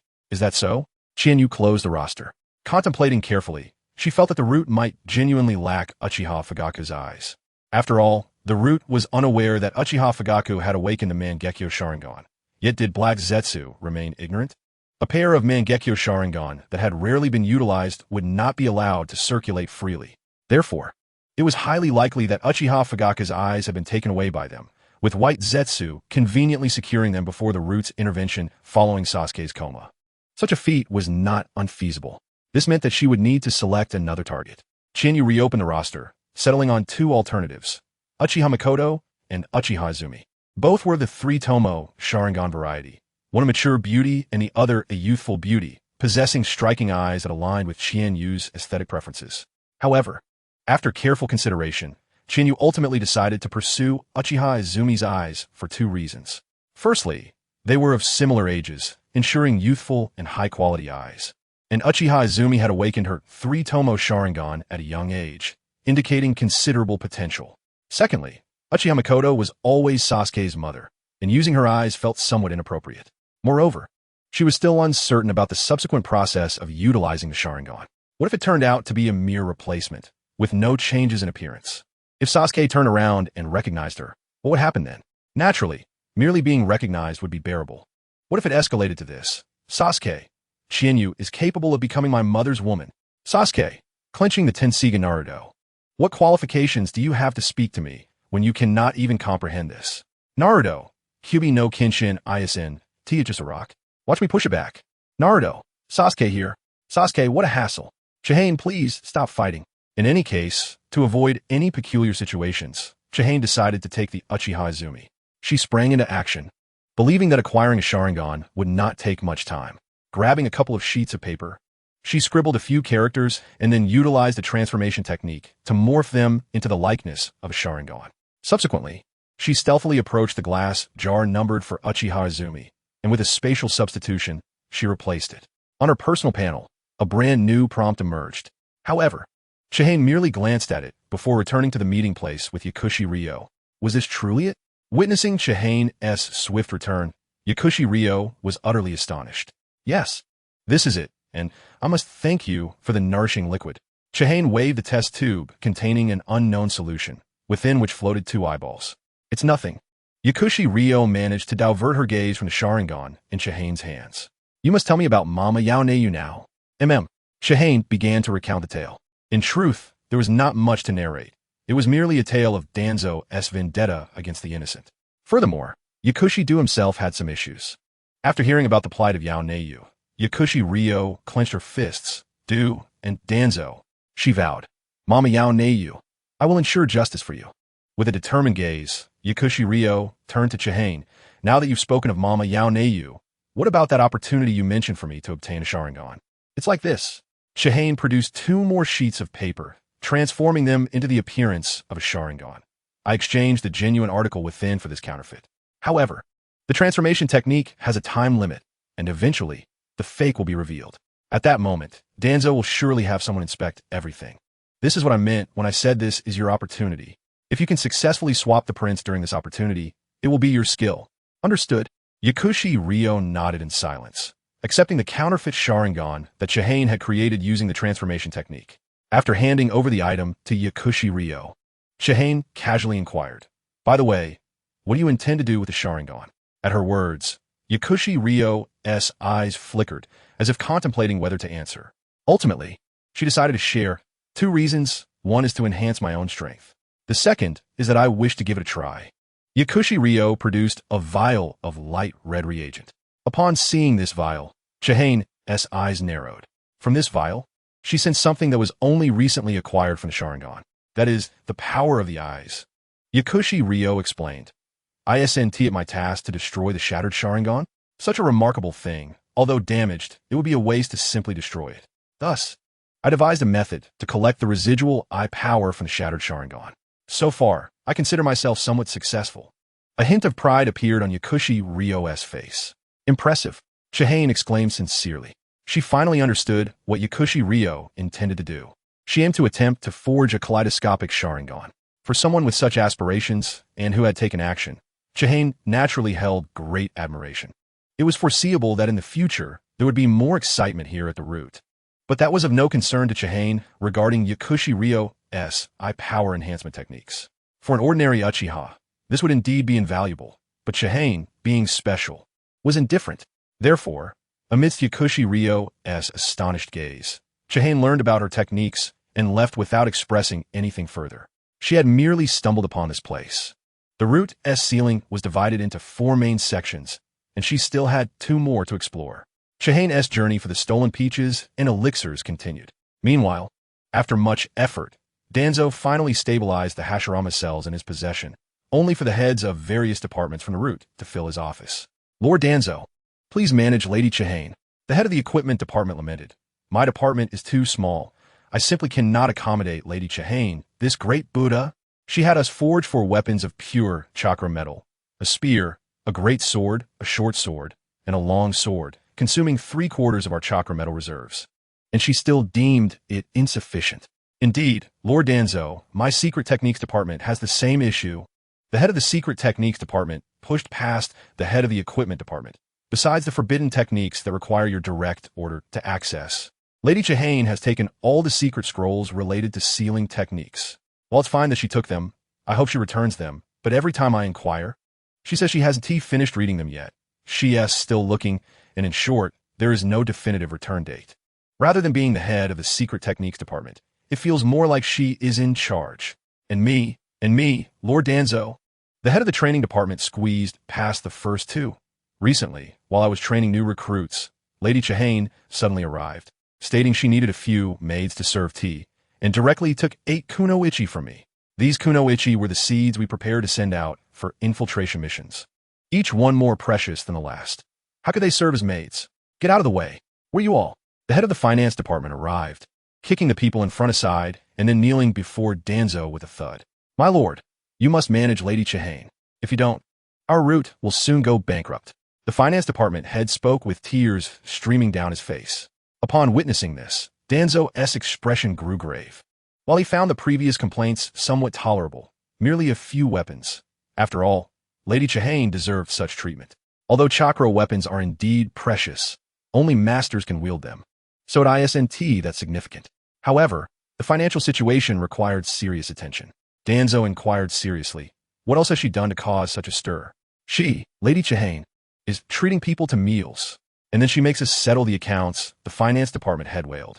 Listening to the other's words, Danzo's serious expression shifted to one of surprise. So she is merely treating people to a few meals? What is so alarming about that? If outsiders knew, they might think our route cannot afford to treat others. You are right. I initially thought the same. The finance department head's face bore deep sorrow, as youthful tears streamed down, but she treated the entire Akimichi Choza family to barbecue. Who? In an instant, Danzo sprang from his seat, without even using his cane. The Akimichi Choza family, which included his son, his cousin's son, his younger cousin's son, as well as several sisters and brothers. The finance department head recited the names of the Akimichi Choza's relatives. Danzo felt his vision darken. Does this not mean she invited the entire Akimichi clan? Not quite. The finance department head shook his head with precision. However, 2/3 of the Akimichi are indeed present. Thud. Danzo sat back down heavily, feeling his temples throb incessantly, his head spinning. He understood all too well how much the Akimichi clan could consume from his past experiences with a friend from the clan. 2/3 of Chiodao had a meal, and the current roots had not yet experienced a cash flow rupture, all thanks to his past diligent savings. If it were possible, he would have liked to use Izanagi to transform the events of the past minute into a mere dream, but alas, such transformation is not feasible. For Izanagi can only influence oneself. Struggling against the surging blood pressure in his head, Tawanzo violently seized the collar of the finance department head, his singular eye filled with fury. Why did you not stop her? I tried to stop her, but I couldn't. The finance department head lamented, on the verge of tears. Lord Chiu came with Zai, claiming it was your command and that no one could obstruct her. I did attempt to intervene, truly I did. The finance department head pointed to his swollen cheek. You see, when I tried to intervene, Lord Chiu struck me. He cried out. I genuinely could not stop her. Lord Tawanzo, then how much money remains on the books? Tawanzo inquired. Hearing his question, the finance department head wished to respond, but glanced at the numerous department heads behind him. Tawanzo understood and waved his hand at them, signaling them to leave. One by one, they exited. Naturally, they did not hear how much money remained in the roots. However, Tawanzo's furious roar of my money echoed clearly. In order to prevent Chiu from treating the money of the roots as trivial, 12 golden orders were issued from Tawanzo's side, vowing to halt all of Chiu's actions. Chiu herself was swiftly summoned back, receiving a thorough reprimand from Tawanzo. Yet, none of this mattered anymore. Faced with Tawanzo's scolding, Chiyu had only two strategies: sincerely admit her fault, though whether she would change remained uncertain, and assert that he was right. Simultaneously, Tuanzo soon found himself lacking the energy to continue reprimanding Chiyu, for the true fifth Hokage, Tsunade, had arrived at her loyal Konoha. In light of the future division of power within Konoha, Tuanzo only met with Chiyu twice, advising her to keep her relationship with the roots concealed and to live normally, before becoming busy once more. This, in turn, left Chiyu, who had been preparing to execute a betrayal at a critical moment, feeling somewhat perplexed. Nevertheless, since Tuanzo did not intend to contest with Tsunade at this moment, there was no need for her to do so either, which saved her some trouble. Chiyu returned to her normal life. One day, while carrying a bento box, she prepared to visit Sasuke at the hospital. The livestream commenced once more. I'm here, finally back in Konoha. Indeed, after over 20 episodes without seeing Chiyu, I was on the brink of despair. Come back, Chiyu, my most cherished belief. The vivid memory of white hair and red eyes, and the piercing blade that struck my heart. Chiyu, Sai. Screams twisted and squirmed in the dark, rolling and writhing violently. The humorous comments flooded in. Unfortunately, although they yearned for her return, the current subject of the live stream was Sasuke. Sasuke sat on the hospital bed in Konoha, appearing rather well, clearly a testament to Tsunade's effective treatment. However, while a healer can mend the body, they cannot always heal the heart. At this moment, Sasuke's psychological state had reached an unprecedented low. He had been mercilessly beaten by Uchiha Itachi without any chance to retaliate. Despite activating his 3-Tomo Sharingan, having learned the Chidori technique, and having attained considerable skill in swordsmanship and physical combat through mimicking Chiyu, he was still overpowered by Uchiha Itachi. Even while convinced of his calmness and having exerted all his strength, if, in the past, though he was inferior to Chiyu, Sasuke's mindset could still barely hold on, turning his resentment into motivation. Now, however, Sasuke's mental state had completely collapsed. His thirst for power and rage at his own weakness painted his soul with despair. In such a state, if left undisturbed, as a ninja, Sasuke would ultimately dissolve within himself, temporarily burying these feelings deep within. Well, if, suddenly, the door to the hospital room creaked open. Sasuke, you're awake? Sakura, beaming like a flower, entered with a fruit platter. Just in time. I cut some fruit for you, eat up. Seeing his familiar classmate, Sasuke momentarily suppressed the turmoil within, forcing a faint smile. Thank you, Sakura. No problem. We're classmates after all. Sakura beamed with delight at Sasuke's gratitude. She placed the fruit platter at Sasuke's bedside and poured him a glass of water. However, noticing that Sasuke seemed somewhat lethargic, Sakura voiced her concern. Sasuke, is something wrong? You look unwell. It's nothing, I just need a little time to recover. Sasuke replied, shaking his head with feigned nonchalance. That's good. Sakura's smile returned. She praised him. As expected of Sasuke, even in recovery, you're quick to bounce back. At this rate, the former In-01 will reappear soon. At that time, Sakura intended to say more. However, a sudden crisp shattering sound interrupted her. Sakura's astonished gaze turned to see Sasuke had crushed the ceramic cup in his hand, blood streaming from his palm, scalding hot water spilling everywhere. Sasuke, Sakura exclaimed, hastily searching for paper to tend to his wounds. Enough. Sasuke coldly interrupted Sakura, his demeanor devoid of warmth. My affairs are none of your concern. You come here to tend to me and spout strange remarks. Sakura, has anyone ever told you how irritating you are? Compared to Chiyu, you wouldn't even be worthy of carrying her shoes. Sasuke unleashed his pent-up emotions. Immersed in self-loathing, he could not bear to recall how exceptional he once was. At this moment, the past accolades in Sakura's eyes felt like cannonballs aimed at him. Unfortunately, this was something Sakura clearly could not comprehend. Naruto too felt similarly. Sasuke, how can you speak to Sakura like that? Naruto bellowed, having entered without notice. This is bad. Seeing this scene, Chiyu, who was on the road, covered her face. Sasuke was someone who would not respond well to pressure. Naruto's approach was surely futile. As expected, in the next moment, Sasuke, initially somewhat aware of his harsh demeanor upon seeing Sakura's shocked expression, immediately hardened his expression. What business is it of yours? Then, before Naruto could react, Sasuke continued. You arrived just in time. Let's have a fight. What? Caught off guard by the sudden challenge, Naruto felt blindsided. Why are we suddenly talking about this? Indeed, Sakura chuckled awkwardly, cautiously advising. Sasuke-kun is upset due to his injury. I understand that, but there's really no need to fight. Don't you think so? Naruto, Sakura looked at Naruto, who had just offended her, repeatedly signaling him not to involve himself. This, Naruto displayed clear hesitation. After all, he was standing up for Sakura, but if she had already forgiven Sasuke, what more could he say? Moreover, a typical person in this situation might feel slighted by Sakura, thinking, I stood up for you, and you turn your back on me. But he is Naruto, and Naruto only feels heartache for Sasuke. He believes that Sakura's words hold some truth. Who wouldn't feel a bit of anger after being violently beaten? However, at this moment, it is Sasuke who desires to fight, and Sakura thinks Naruto is meddling, while Sasuke feels the same about Sakura. Shut up, Sakura, this has nothing to do with you, Sasuke coldly admonished, his gaze fixated solely on Naruto. Provokingly, Sasuke challenged, Naruto, are you afraid? Huh, afraid? Naruto immediately reacted, scoffing. How could that be? I was merely concerned that your injuries might relapse from me beating you. As he spoke, Naruto clasped his fists together, the sound of cracking bones resonating, and a confident smile graced his fox-like visage. Such grandiloquence from the underachiever. A smirk tugged at the corner of Sasuke's mouth as he hopped out of bed barefoot. Too lazy to put on shoes, striding toward the door, tossing a glance back at Naruto. Let's go. Fine, let's go. Naruto followed without hesitation, not even sparing Sakura a glance as he passed her. Hey. Witnessing the two of them, who seemed to have completely disregarded her since Sasuke's provocation, Sakura felt utterly bewildered for the first time experiencing this feeling.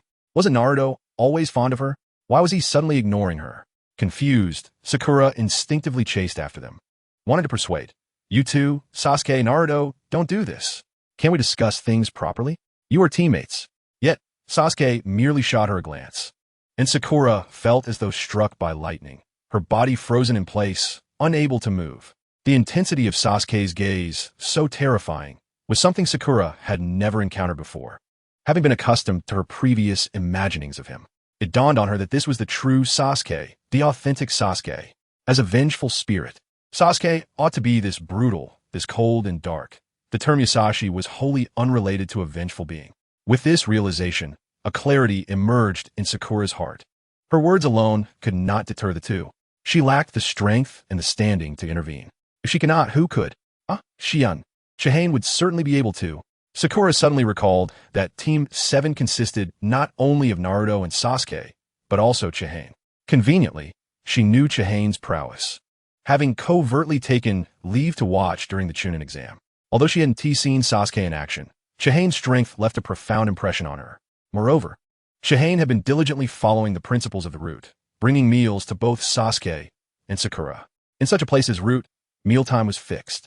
Thus, Chihane's schedule was also predictable. Given her speed, she should be near the hospital by now. Sakura turned and departed in search of Chihane. Meanwhile, Sasuke and Naruto arrived at one of the iconic rooftops of Hokage. Before a great battle, verbal sparring was inevitable. Gazing at Sasuke not far away, feeling the tightness in his abdomen and the thrill coursing through him, Naruto suddenly burst into laughter. Ha. Sasuke frowned, his expression darkening further. Is that funny? It's not funny. Naruto shook his head, responding confidently.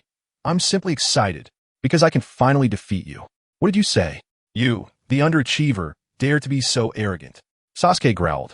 Incensed. He had just been thoroughly beaten by Uchiha Itachi, yanked from a relatively stable environment, and was momentarily lost. Hence, Sasuke had challenged Naruto, attempting to use defeating Naruto as a means to anchor himself back to a familiar realm. Unfortunately for him, Naruto was serious about defeating Sasuke. He had always yearned to stand on equal footing with him. Of course, I never intended to remain an underachiever for life. Naruto's gaze was resolute, his tone sincere, as if his azure eyes sparkled with light. Yet this only served to further aggravate Sasuke. What nonsense. You fool, don't get too carried away. Observing Sasuke in such a state, Naruto, having occasionally absorbed some of Chihane's influence, placed his hands on his hips, a confident smile adorning his face. So, the usually composed, you can also be so flustered. It seems you are truly anxious, Sasuke.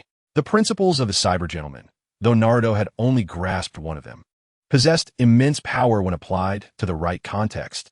At that moment, Sasuke's expression shifted from red to blue, then to green, ultimately deepening into darkness. His three tomos involuntarily manifesting, clearly indicating he was on the brink of a breakdown. However, according to the second principle of the cyber gentleman. Only a cyber gentleman could counter another cyber gentleman. Sasuke, who had not copied the principles from Chihane, racked his brain but could not formulate a retort to Naruto's words. Finally, he could only say, "Stop boasting and come at me." "Come at me then," Naruto replied earnestly. "But before we fight, put on your headband." "I can wait until you do." "No need." Sasuke dismissed nonchalantly, gesturing to his forehead, his face twisted in arrogance. "Because you won't be able to hurt me here. No matter what. You don't understand my point." Hearing such words, Naruto felt a surge of fiery determination. He adjusted his headband. "This signifies that we are equals, both engaging as ninjas of Konoha. That is why I call you arrogant. Who is equal to you?" Sasuke's temper flared once again.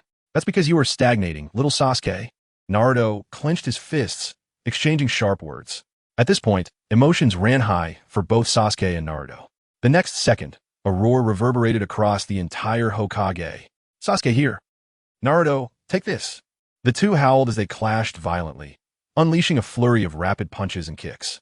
The dull thuds of their strikes and the fierce wind accompanying their movements indicated that both were earnest. They have truly begun to fight. Witnessing the scene, Chihane, who had quickened her pace alongside Sakura, sighed. In her view, the confrontation between Naruto and Sasuke was inevitable. Naruto regarded Sasuke as a friend, aiming to catch up to him.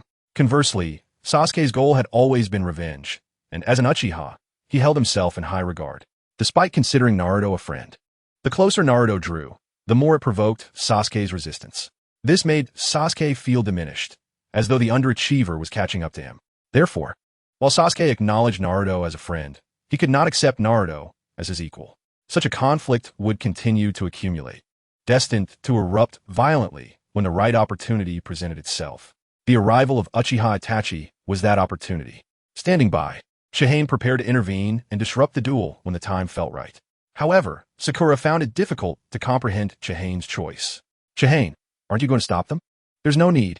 Chihane waved her hand nonchalantly. "Sakura-chan, remember, boys and girls are different. For them, fighting is actually a way to strengthen their bond. If it weren't for the conditions, I would even want to prepare some popcorn and cola to enjoy." The scene of Naruto and Sasuke exchanging blows was a rare spectacle. "Really? Is that so?" Sakura was incredulous at Chihane's response, yet the comments on screen were in agreement. "Indeed, two of my high school roommates once fought with one grabbing a broom and the other a stool, and one of them even broke the broom. Yet afterward, they were as friendly as ever. Is this a common phenomenon? I have two roommates as well. They would go out to settle scores, and upon returning, they were reconciled." "Yes, I've seen that too. It wasn't even a real fight, just two people standing there, trading punches after saying a few words. Perhaps this is how boys resolve their conflicts. Many quarrels end with the realization that they were not significant. Additionally, fighting serves as an outlet for anger and a means to calm one's mind. As long as one is not particularly narrow-minded, why not reconcile afterward? The truth is out." Inspired by Chihane's words, everyone began reminiscing about their school days. Meanwhile, the battle between Sasuke and Naruto reached its climax. After exchanging blows, Naruto unleashed a barrage of shadow clones to surround Sasuke, subsequently kicking him into the air with a series of rapid strikes. However, just as one of Naruto's clones attempted to pursue, Sasuke quickly formed the hand seals for the Great Fireball technique, shattering the clone with an elbow strike, followed by a torrent of flames engulfing the entire rooftop. Naturally, Naruto's numerous shadow clones dissipated under such a powerful fireball. Yet when the flames subsided, there stood Naruto preparing his Rasengan. That technique, Sasuke's Sharingan word as he rapidly analyzed the Rasengan's intricacies. Realizing its formidable power, he did not dare to be careless, and quickly formed the hand seals for Chidori in midair. Chidori, Rasengan, with an intense resolve to defeat one another. The two unleashed their ultimate techniques. "Naruto, Sasuke, stop!" Sakura attempted to rush forward to intervene, but was restrained by Chihane. In the air, Sasuke's Sharingan briefly rotated, casting a trusting glance at Naruto. He knew he could always rely on Chihane. As the two combatants drew closer, the clash between the two A-rank jutsu was imminent. Unfortunately, a swift figure arrived, seizing both their wrists and forcefully hurling them aside. Bang! Naruto and Sasuke were sent flying, crashing into separate water tanks. "Kakashi-sensei!" Sakura exclaimed upon recognizing the figure. "Hello, Sakura. Long time no see." Kakashi greeted her with a smile, before turning his serious gaze towards the other two. What are you two doing on the hospital rooftop? If this is just a simple fight, isn't that a bit excessive? And Chihane, why didn't you stop them?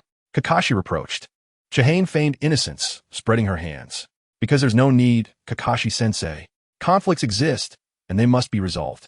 I would intervene if it were truly dangerous. But Kakashi-sensei, by stopping this confrontation today, you might be preventing them from resolving a larger issue in the future. In fact, the original narrative supports this. A mere clash of Rasengan and Chidori would result in nothing more than some minor injuries. With Tsunade around in their youth, recovery would be swift. However, if they did not fight today, the next encounter might not be so trivial. Is this my fault then? Hearing Chihane's words, Kakashi displayed his signature deadpan stare, clearly unconvinced. He shook his head, ignoring Chihane, and proceeded to reprimand Sasuke. The outcome was, of course, predictable. While Sasuke managed to create a small dent in Naruto's side, he was left in awe of the larger crater created by Naruto's Rasengan. After a brief delay, a substantial pit erupted behind the water tank, releasing a torrent of water. Witnessing the Rasengan's devastating power, an infuriated Sasuke stormed off.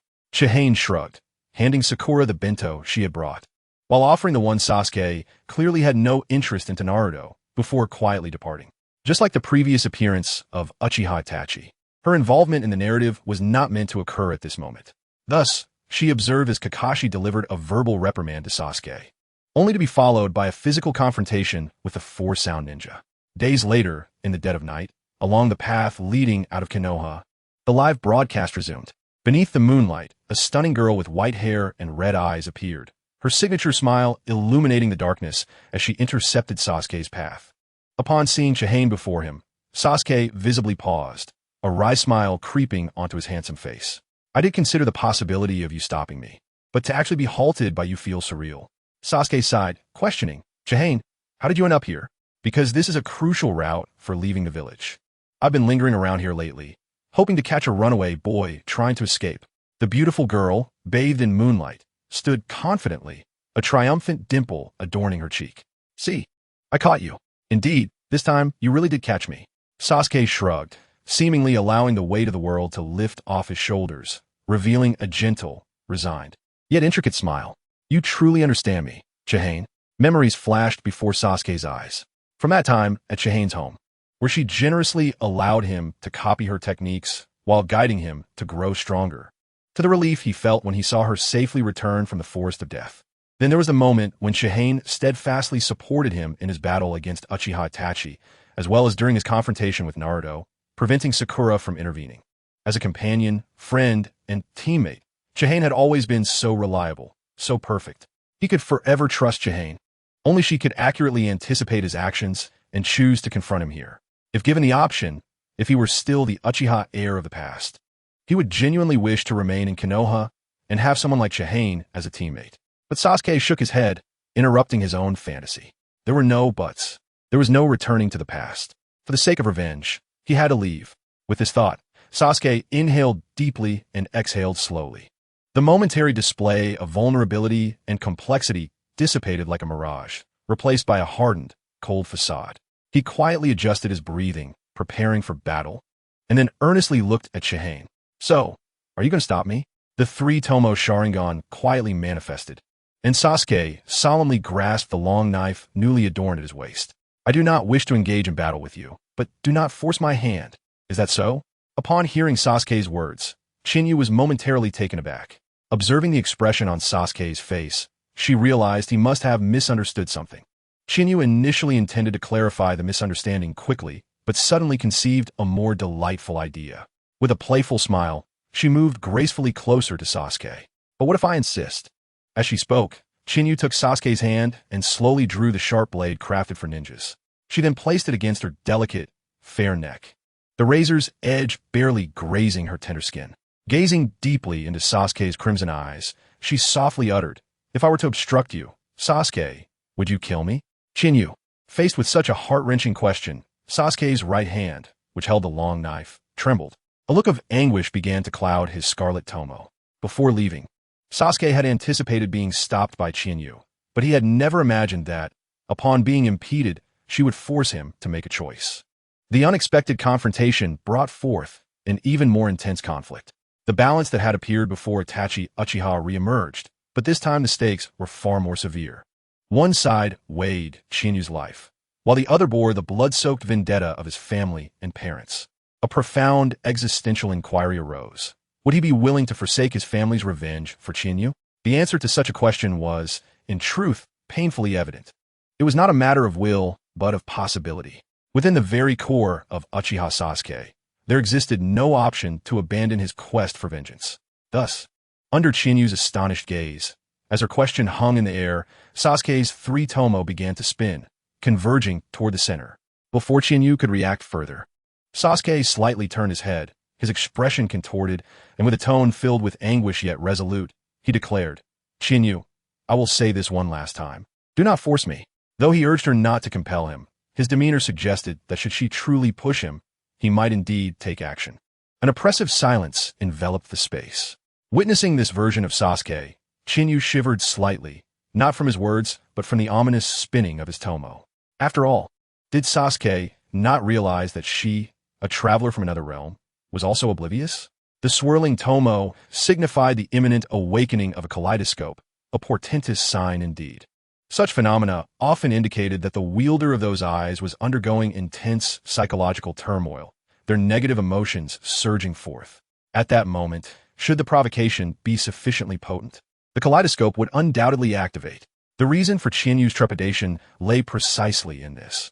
Could she truly be the catalyst for Sasuke's kaleidoscope's awakening? Did this imply that, in Sasuke's heart, she was nearing the status of Itachi, or perhaps Rin, or even Izuna? When had her standing in Sasuke's heart risen to such heights? Was it merely because she had enhanced her appearance slightly and exhibited a more understanding demeanor, occasionally indulging in playful flirtations, all while being steadfastly reliable in strength? Such traits hardly seemed sufficient to warrant such a significant elevation, did they? All right, I must concede, perhaps it does. For Sasuke had always been a person starved for affection, with a profound lack of understanding from others. Loneliness and isolation characterized early Sasuke's existence.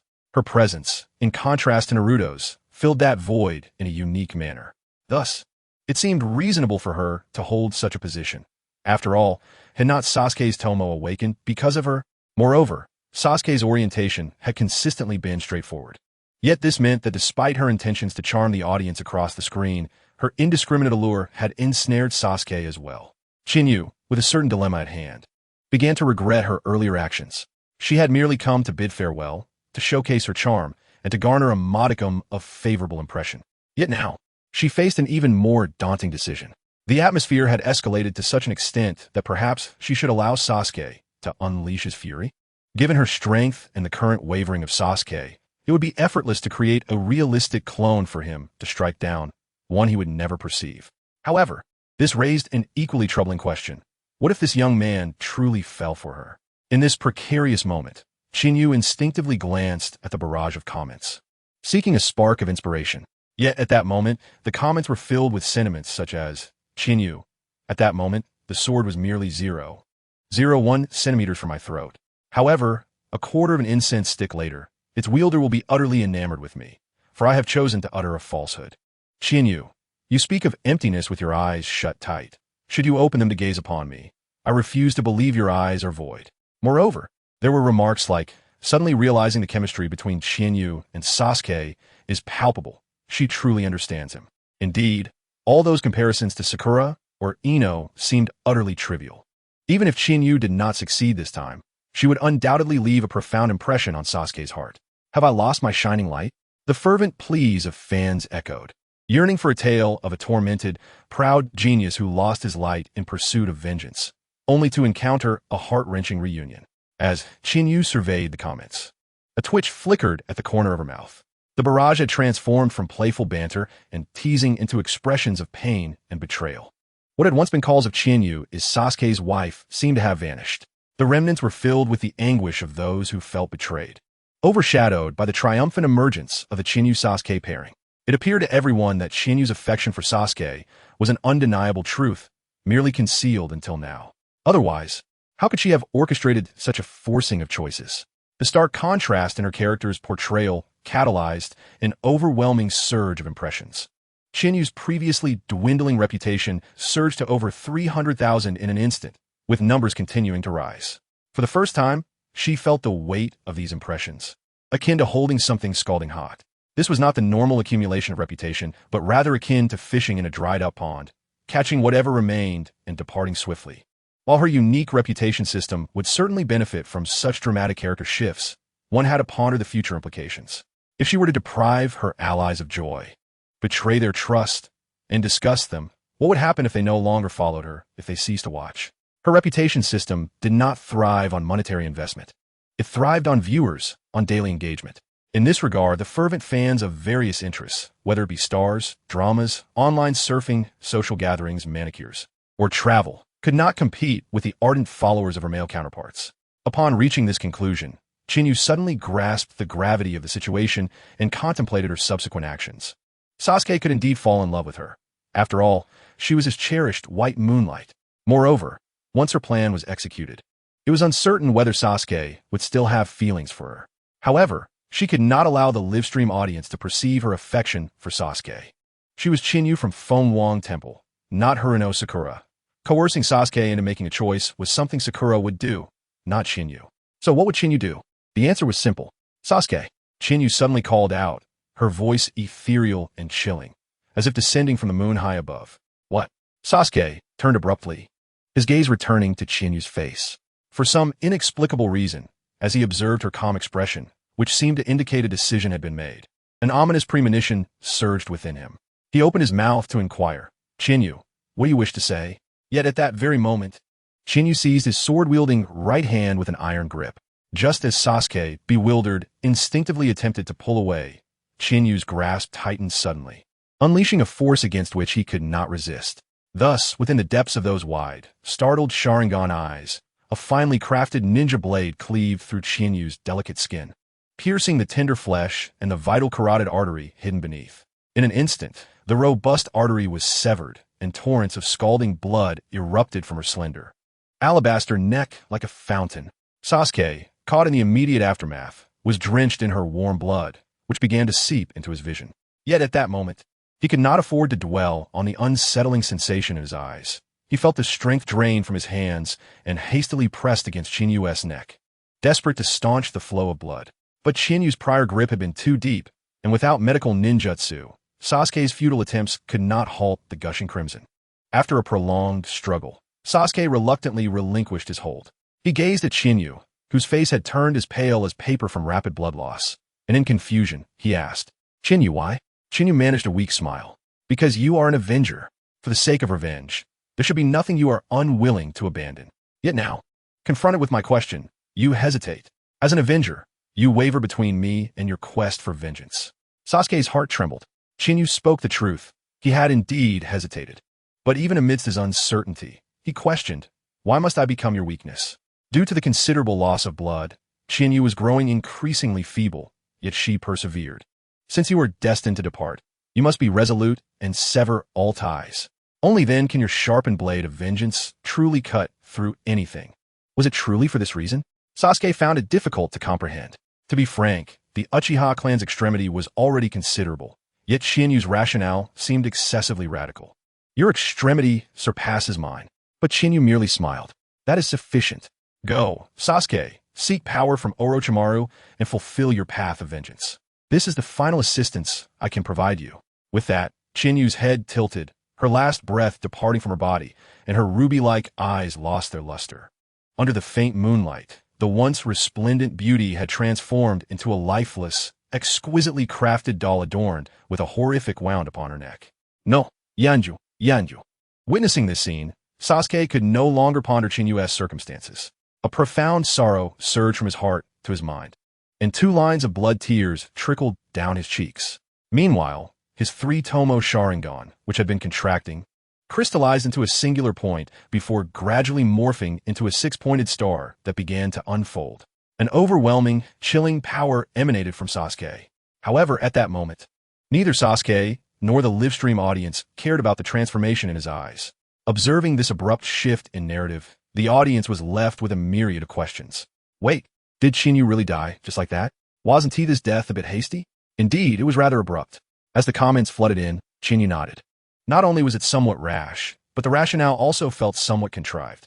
Initially, she had intended for Sasuke to deliver the fatal blow himself, thereby leaving a more profound impression. Perhaps it would evoke a sense of loss and despair, followed by a resurrection scene. Such a scenario would undoubtedly amplify the dramatic effect. Yet, while executing the plan, it felt too awkward, leading her to hastily allow Sasuke's sword to end her life and then proceed with the performance. After all, Sasuke could not discern whether her demise was genuine or feigned. She was simply being capricious.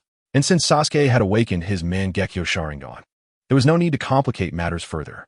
Emerging unscathed from the corner, the pristine white-haired figure stood before Sasuke again, her dainty feet clad in plum blossom shoes.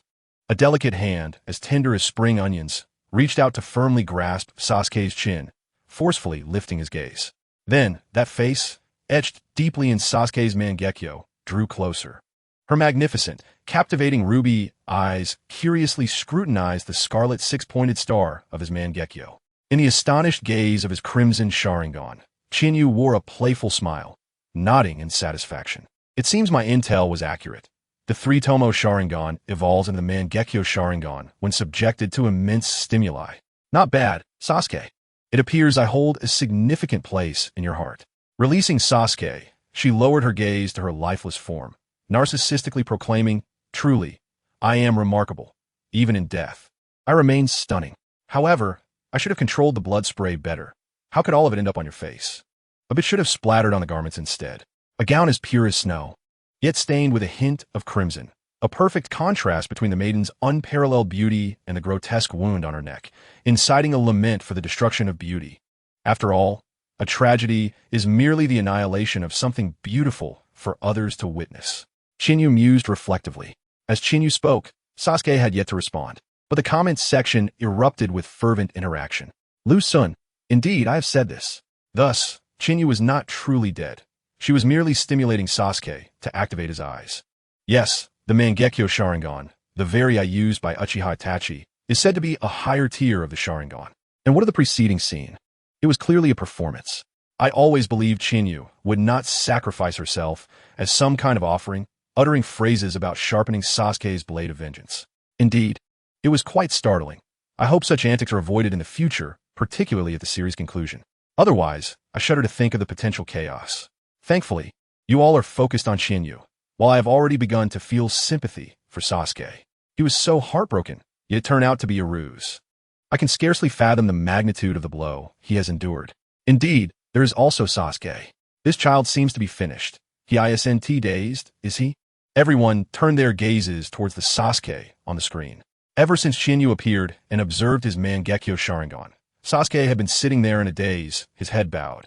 Lost in thought, his demeanor resembled that of someone who had lost their soul after experiencing both great sorrow and great joy. At the same time, having noticed the comments on the screen, Chinyu bent down to look into Sasuke's eyes. Hey, Sasuke, you're not gone, are you?"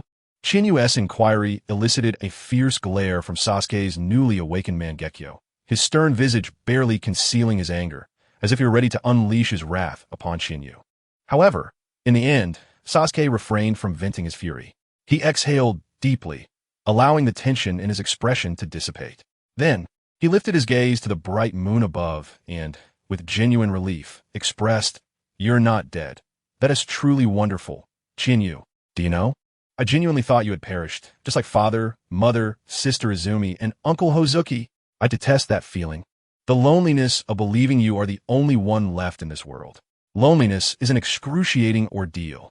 As he spoke, Sasuke withdrew his gaze from the moon and turned to Chinyu, his crimson six-pointed star reflecting her slightly awkward demeanor. He spoke slowly and earnestly, so let us call it even this time.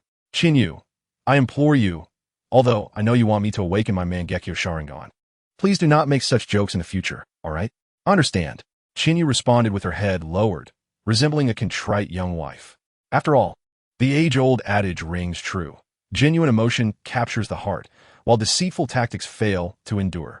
If Sasuke had scolded her in anger or raged at being deceived, she would have had a means to respond. However, when faced with reason and emotional discourse, she found herself at a loss. Observing Chinyu's typically unyielding demeanor now appear so vulnerable, the comments began to mock her. "Ha ha ha, Chinyu, look at you today. Indeed, this white-haired trickster had been caught off guard. Who would have thought that the proud and delicate Sasuke had such a side to him? Indeed, such a contrast in Sasuke was striking. Although I now know that Chinyu does not harbor feelings for him, could she truly remain unaffected by his current demeanor? Huh, don't say that. I'm getting nervous. Suddenly, those who had previously mocked began to feel anxious. Fortunately, at this moment, neither Chinyu nor Sasuke seemed inclined to further escalate the situation. After sharing heartfelt words, Sasuke stood up, glancing at his drenched clothes, and was astonished to find that the blood Chinyu had sprayed upon him had transformed back into normal water. So, was that blood also a ninjutsu effect? My eyes failed to perceive it. How did that happen? Just a tiny bit of transformation technique. Chinyu demonstrated with a fingertip gesture. Alright then. Sasuke did not delve deeper and instead extended an invitation to Chinyu, saying, "Let us go." Huh? Chinyu was momentarily taken aback, thinking Sasuke was asking her to join him in seeking out Orochimaru. However, she quickly realized that Sasuke was not heading away from the village, but rather towards Konoha. Wait a moment, aren't you going the wrong way? Chinyu hastily called out to him. No, I'm not. Sasuke replied, looking at her in confusion. The Shimura Inn is in this direction. Shimura Inn, ISNT, that an izakaya, catering to ninjas? Chinyu was increasingly bewildered. Yet, noticing the sly smile creeping on his Sasuke's face, she caught on. Wait, you're not leaving? Correct. Sasuke nodded decisively. I need strength to seek out Orochimaru, and now that you've already provided me with that strength, why should I leave? Ah, that does make sense, Chinyu conceded, realizing the validity of Sasuke's reasoning. Indeed, once a member of the Uchiha clan awakens the Mangekyo, as long as they are willing to fight, they instantly become a formidable force, a level not to be trifled with. However, if Sasuke does not pursue Orochimaru and remains in Konoha, how will the legendary battle between Naruto and Sasuke unfold? How will the subsequent plot develop? Of course, the unfolding of the plot is secondary. Gazing at the Sasuke before her, whose Mangekyo state had vanished, revealing his striking black and white eyes filled with her own reflection, Chinyu suddenly felt a twinge of unease. Could it be that this boy staying in Konoha has ulterior motives regarding her? Ah, no. Chinyu instinctively took 2 steps back, distancing herself from Sasuke. What's wrong? Sasuke observed her sudden retreat, a flicker of curiosity flashing in his eyes. It's nothing, Chinyu replied awkwardly. I just wanted to ask. What are you planning to do at the Shimura Inn? Oh, nothing much. I just had a roller coaster of emotions tonight and am feeling a bit hungry. You've been waiting nearby for me each night. It must be tiring. So, I thought I'd grab a bite to eat and invite you to dinner. What do you say? Grant me this favor? Sasuke extended his invitation with remarkable gallantry. However, witnessing his demeanor, Chinyu felt increasingly flustered. Change back. Please revert to the aloof and taciturn Sasuke of the past. She silently screamed within, her outward nervousness becoming increasingly apparent. This was not a matter of Chinyu lacking strategic foresight. It was akin to a playful banter among friends suddenly turning serious, leaving one bewildered. What man wouldn't feel flustered in such a situation? The impact is truly unrelated to strength or status. Moreover, considering her own gender, the stakes had only heightened. Simultaneously, Chinyu's visible discomfort did not escape Sasuke's notice. Chinyu? Observing her peculiar demeanor, Sasuke tilted his head, mimicking a gesture she often employed. With his already handsome features, he deliberately added a playful charm, causing the live chat to erupt with excitement. AWSL. Ah, the adorable Sasuke. Is this something I can witness without spending a dime? Oh, Sasuke, don't pay attention to that pale-haired girl. Look at me, look at me. I truly envy Chinyu, who possesses extraordinary talent and formidable strength. One of her teammates is a tragically beautiful genius youth, while the other is a sunny, naive little brother. Her teacher is also a tragically beautiful figure, exuding both elegance and charm. Is this not the quintessential script of a leading lady? Oh dear, I do not envy the lovebirds or the immortals. I only covet Chinyu's every day. Chinyu, VU50, could you kindly let me play your account? A barrage of comments from evidently female viewers flooded the screen. It is clear that the sisters are genuinely envious this time. Unexpectedly, due to this incident, a substantial amount of impression points has been bestowed upon Chinyu. Although it pales in comparison to the previous twist, it still amounts to around 150,000.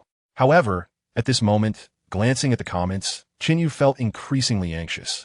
Because the more she looked at Sasuke, the more she wanted to avoid him.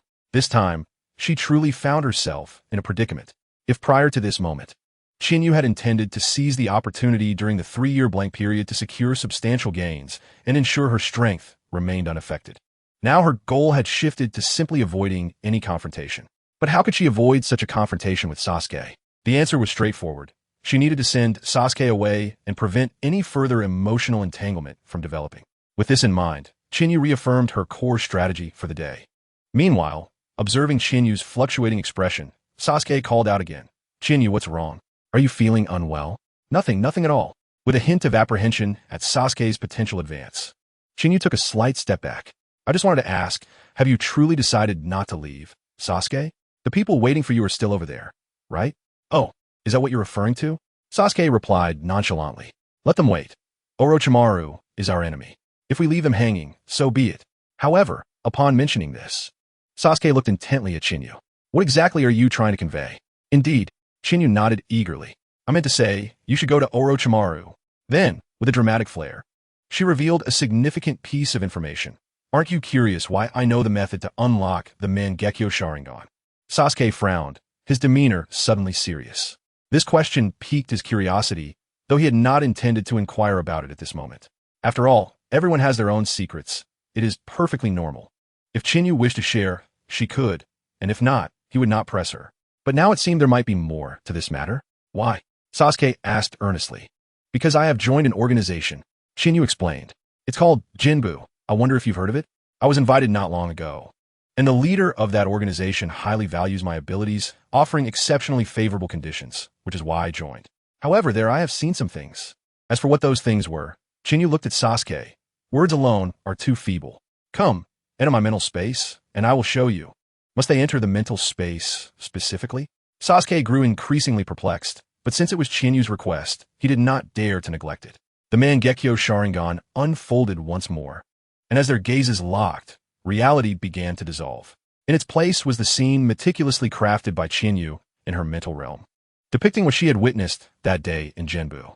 Before them were countless Sharingan, submerged in jars, through Chinyu's mental space. This harrowing spectacle unfolded before both Sasuke and the audience in the live broadcast. "What is this?" Upon witnessing the densely packed Sharingan, Sasuke's eyes widened in shock. Even his image within Chinyu's mental space appeared unstable, as if suffering from a poor connection. Sasuke's instability only amplified the viewer's astonishment. "What on earth is this? Goodness, that startled me. My fear of crowded spaces is flaring up. It feels like a horror film scene. But wait, shouldn't you be focusing on the Sharingan within those jars? Indeed, it is quite exaggerated. There are so many. Could it be that the entire Uchiha clan's eyes are here? How could such a place exist in Konoha? Indeed, with so many, wouldn't Sasuke go mad upon seeing this? And he certainly would.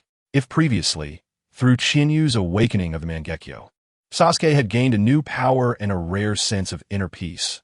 Now, in the presence of these submerged Sharingan, he could think of nothing else. For as the comments indicated, with so many Sharingan, could it be that all the Uchiha clan's eyes are here? The thought of their clan being exterminated, their bodies desecrated, with each eye being gouged out, ignited an insatiable desire for vengeance within Sasuke. "Where's this place?" Sasuke, with eyes blazing, turned to Chinyu, his voice involuntarily rising. "Tell me, where in Konoha is this?" However, upon hearing Sasuke's inquiry, Chinyu remained silent. Her plan had succeeded. The Sharingan from Jinbu had indeed diverted Sasuke's attention and intensified his hatred. Yet, this also unleashed an even more frenzied and extreme version of Sasuke. How she would manage such a Sasuke was the crux of her focus today. Observing Sasuke, Chinyu slowly spoke. "I can tell you where this is, but you must first promise me not to act until you return from Orochimaru." "Huh?" Sasuke let out a bitter laugh. He pointed at the scene before him. "Chinyu, are you saying that having witnessed this, I must still restrain myself?"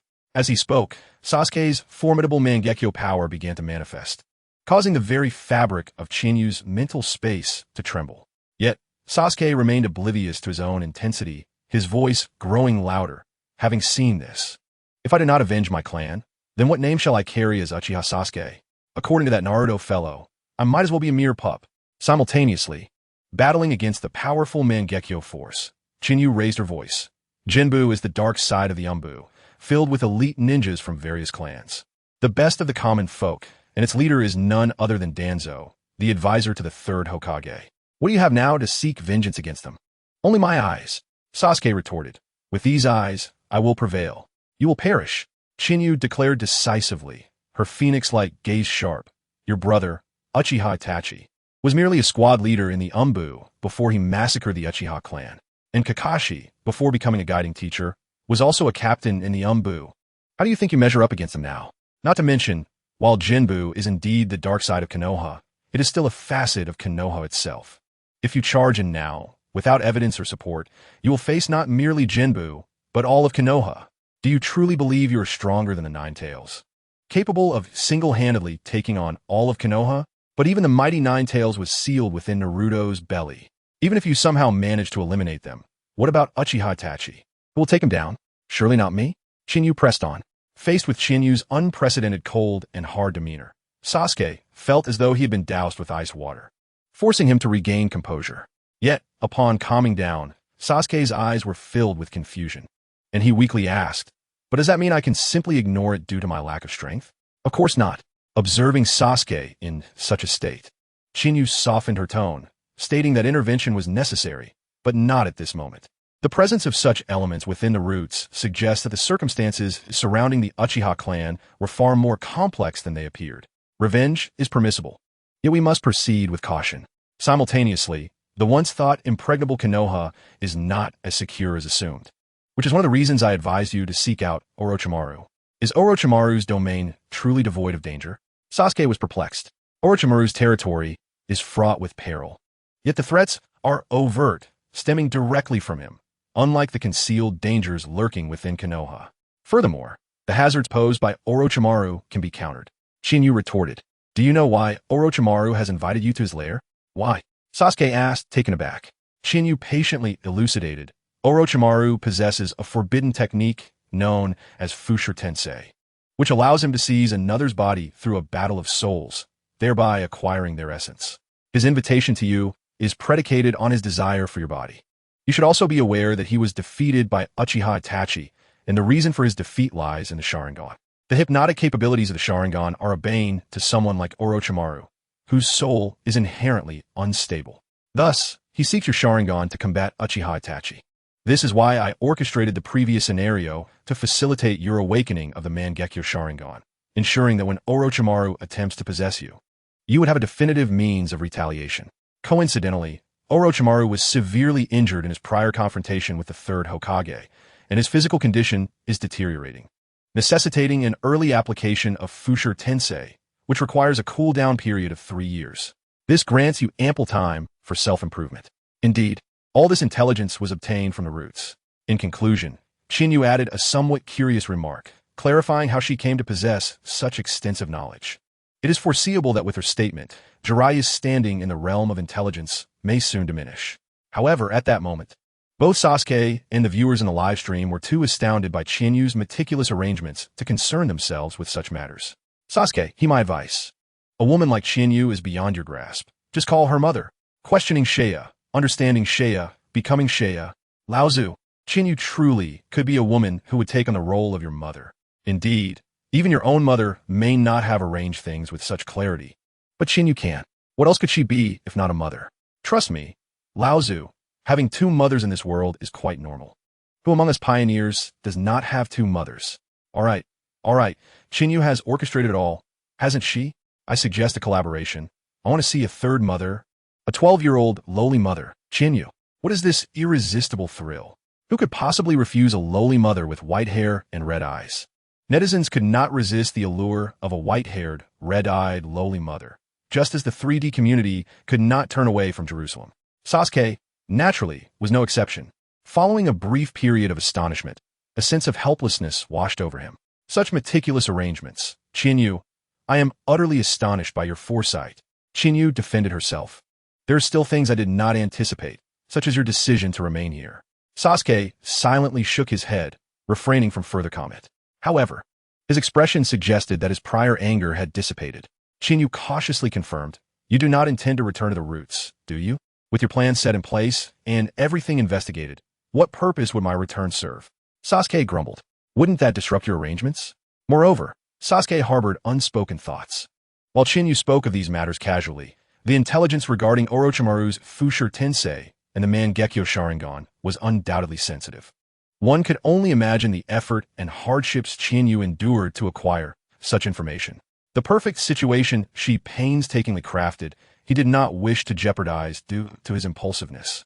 However, casting a glance at the jars in Chinyu's mental space, Sasuke's eyes flickered with a hint of bloodlust. The Uchiha's grievances shall inevitably be settled with Konoha. When that time comes, Chinyu, you will not impede my path, correct? Of course, we are comrades. I shall stand by your side. Chinyu replied with a relaxed smile. Finally witnessing Chinyu's relaxed demeanor, Sasuke gazed deeply at her, seemingly imprinting this moment in his memory.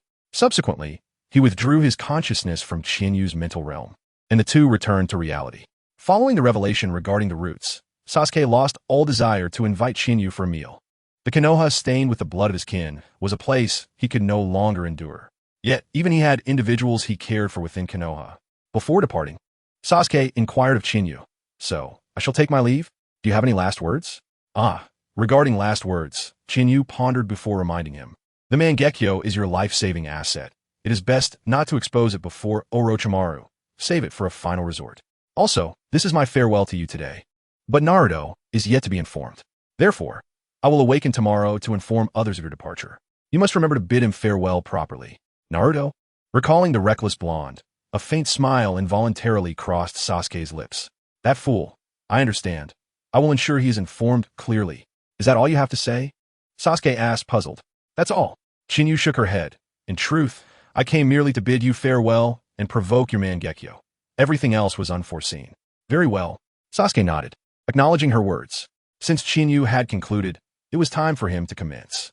Sasuke stepped forward, activating his Mangekyo once more, unabashedly gazing at Chinyu. Feeling Sasuke's intense gaze, Chinyu took a couple of steps back, frowning as she asked, "What are you doing?" "Nothing. Just want to take another look at you before I leave." Sasuke replied, openly admiring her. "Today, I realize that my teammate is indeed a stunning beauty. Sakura, Ino, Hinata, each has their merits, yet none can compare to you. I wonder which fortunate lad will win your heart in the future." What brought this on all of a sudden? Chinyu, having relaxed, felt a sense of foreboding rising within her. Nothing much, just wanted to inquire if her great beauty has any interest in me. Sasuke, momentarily adopting the demeanor of a frivolous playboy, half-joked and half-seriously stated. After all, think about it. People say, why let good fortune flow to others? Get lost, get lost. Chinyu interrupted Sasuke vehemently. Stop messing with me. You're just a kid who isn't even matured yet. Why say such things? Moreover, I'm not interested in men. You should give up. Chinyu firmly rejected him. Is that so? Perhaps. Sasuke was unfazed by Chinyu's refusal. They were still young. There was ample time ahead. He could address future matters after completing his vengeance. As for Chinyu, though Sasuke had initially seen it as a minor reprisal for her earlier deception, he was half serious in his intent to pursue that direction. Yet, he did not anticipate her reaction would be so intense when the words were finally spoken. The notion that the impeccably perfect Chinyu harbors fears, particularly regarding the idea of someone harboring affection for her, struck Sasuke as remarkably intriguing. After all, he had never been troubled by such matters. Sasuke mused aloud. I never imagined that the flawless Chinyu could possess any fears. Why be so afraid? I wouldn't harm you. Excessive impatience only reveals one's emotions and exposes vulnerabilities. Very well, I have said enough. Chinyu, I shall take my leave. After imparting a few words of counsel to Chinyu, Sasuke shouldered his backpack and boldly ventured into the depths of the night. At that moment, as Chinyu observed Sasuke's departing figure, realization dawned upon her. Had she just been teased by that rascal Sasuke? What was more amusing was that she had to concede that his final words held some truth. Indeed, there was little to fear. Her strength was evident. And unless she faltered, who could possibly challenge her? With a frustrated exclamation, she shouted into the heavens, "Who could possibly challenge me?"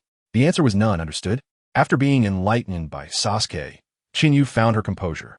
Coincidentally, the live stream that had commenced in the late hours concluded shortly after Sasuke's departure. Exhausted, Chinyu returned to her modest abode, indulged in a refreshing bath, and reclined on her bed.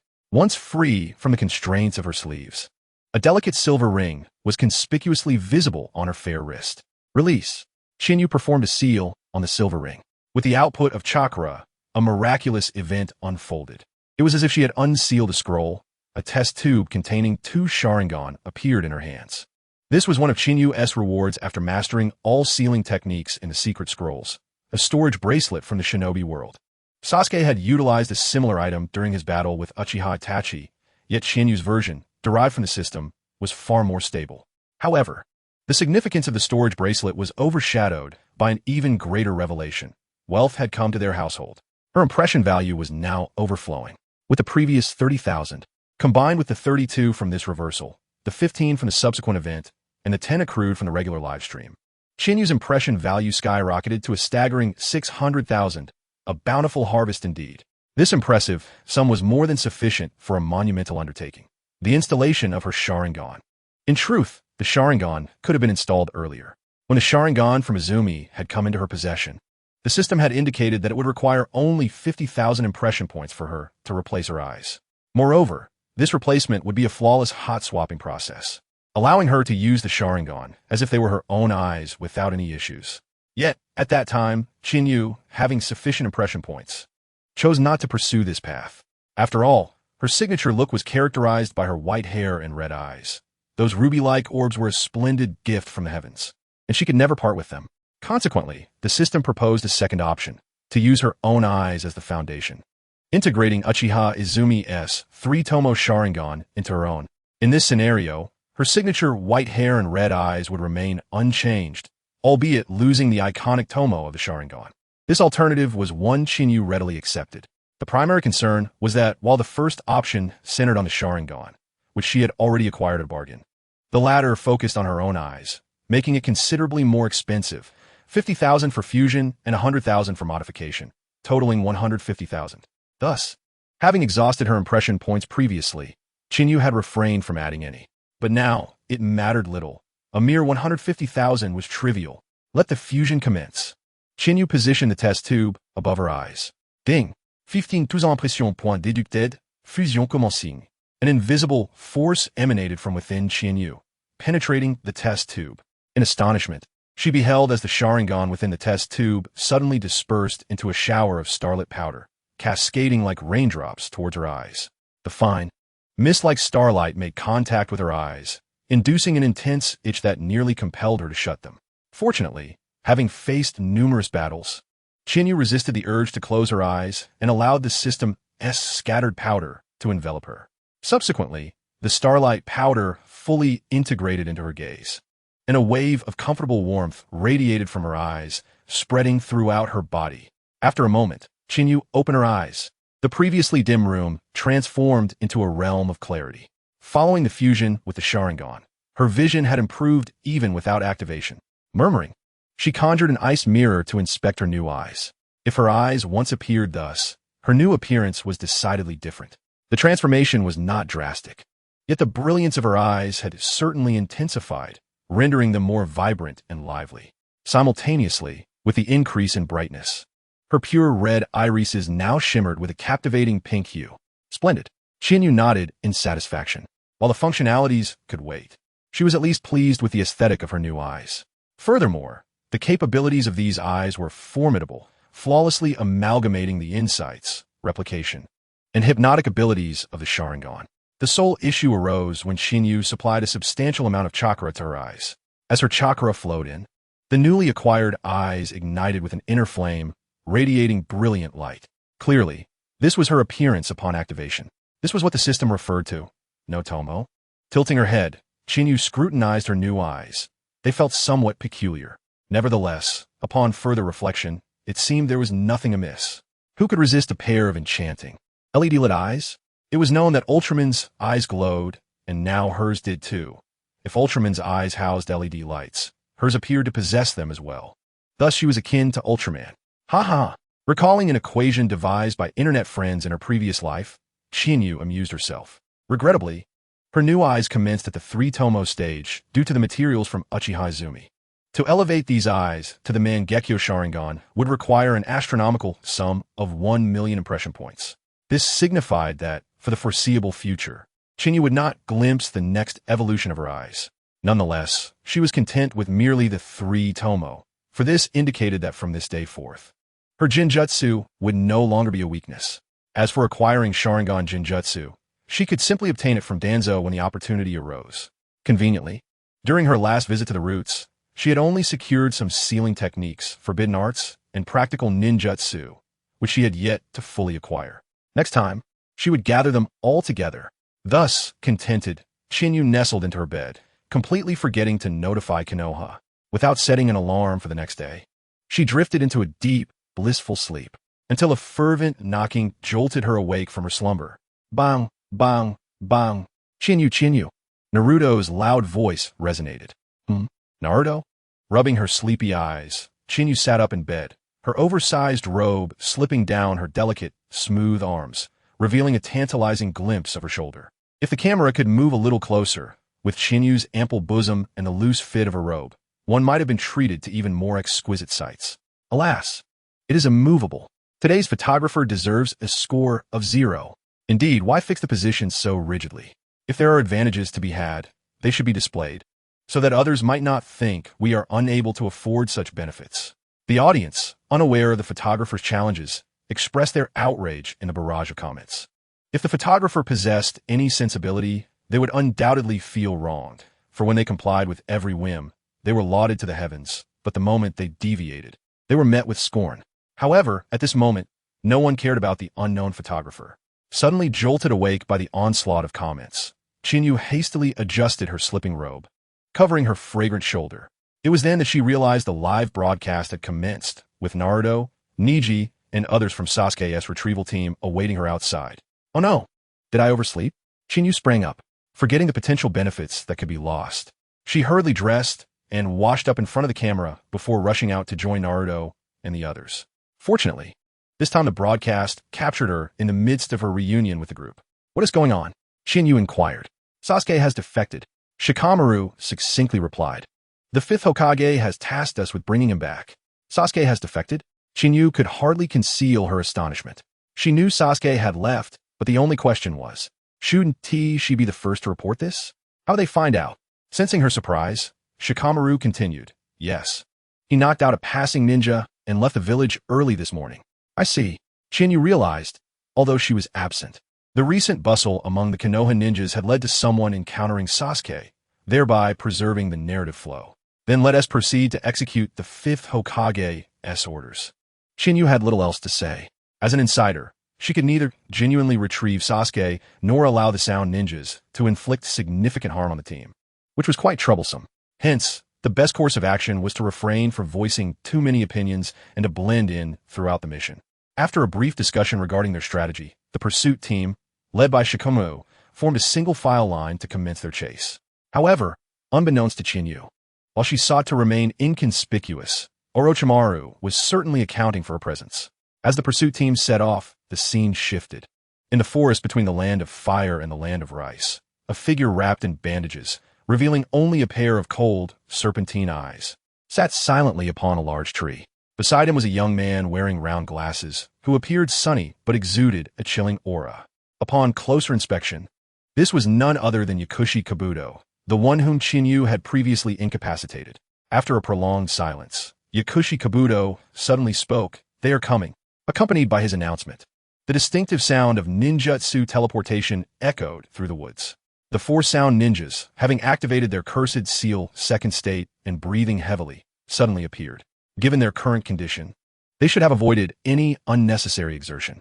However, upon seeing the bandaged figure atop the tree, the most arrogant among them, Konoha, lowered his proud head, and the others followed suit. The four then respectfully addressed him, Lord Orochimaru. Indeed, at that moment, the figure with only golden serpentine eyes was none other than Orochimaru himself.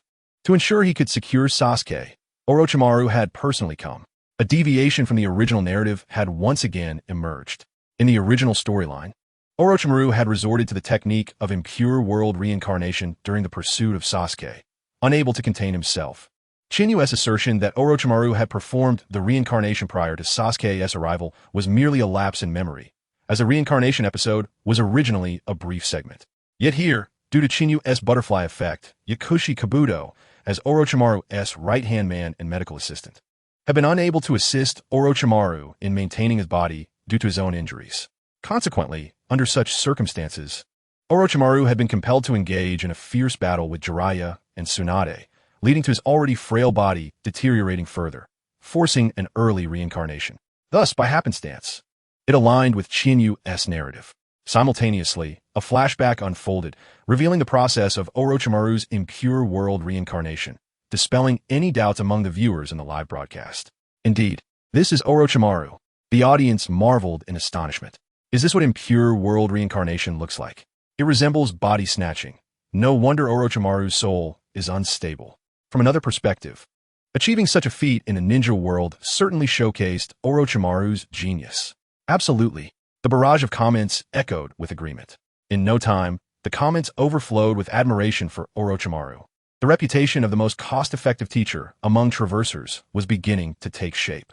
Fortunately, while Orochimaru's current state was indeed noteworthy, there were still those who remembered Qinyu's. Amidst the playful antics, the fact that Orochimaru had personally come to retrieve Sasuke raised concerns.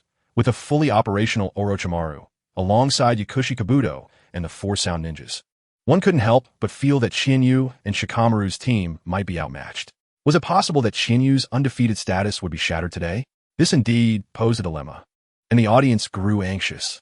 Thankfully, in the footage, after conversing briefly with the Four Sound Ninjas, Orochimaru dismissed them to continue their journey. Clearly, Orochimaru intended to confront all pursuers alone.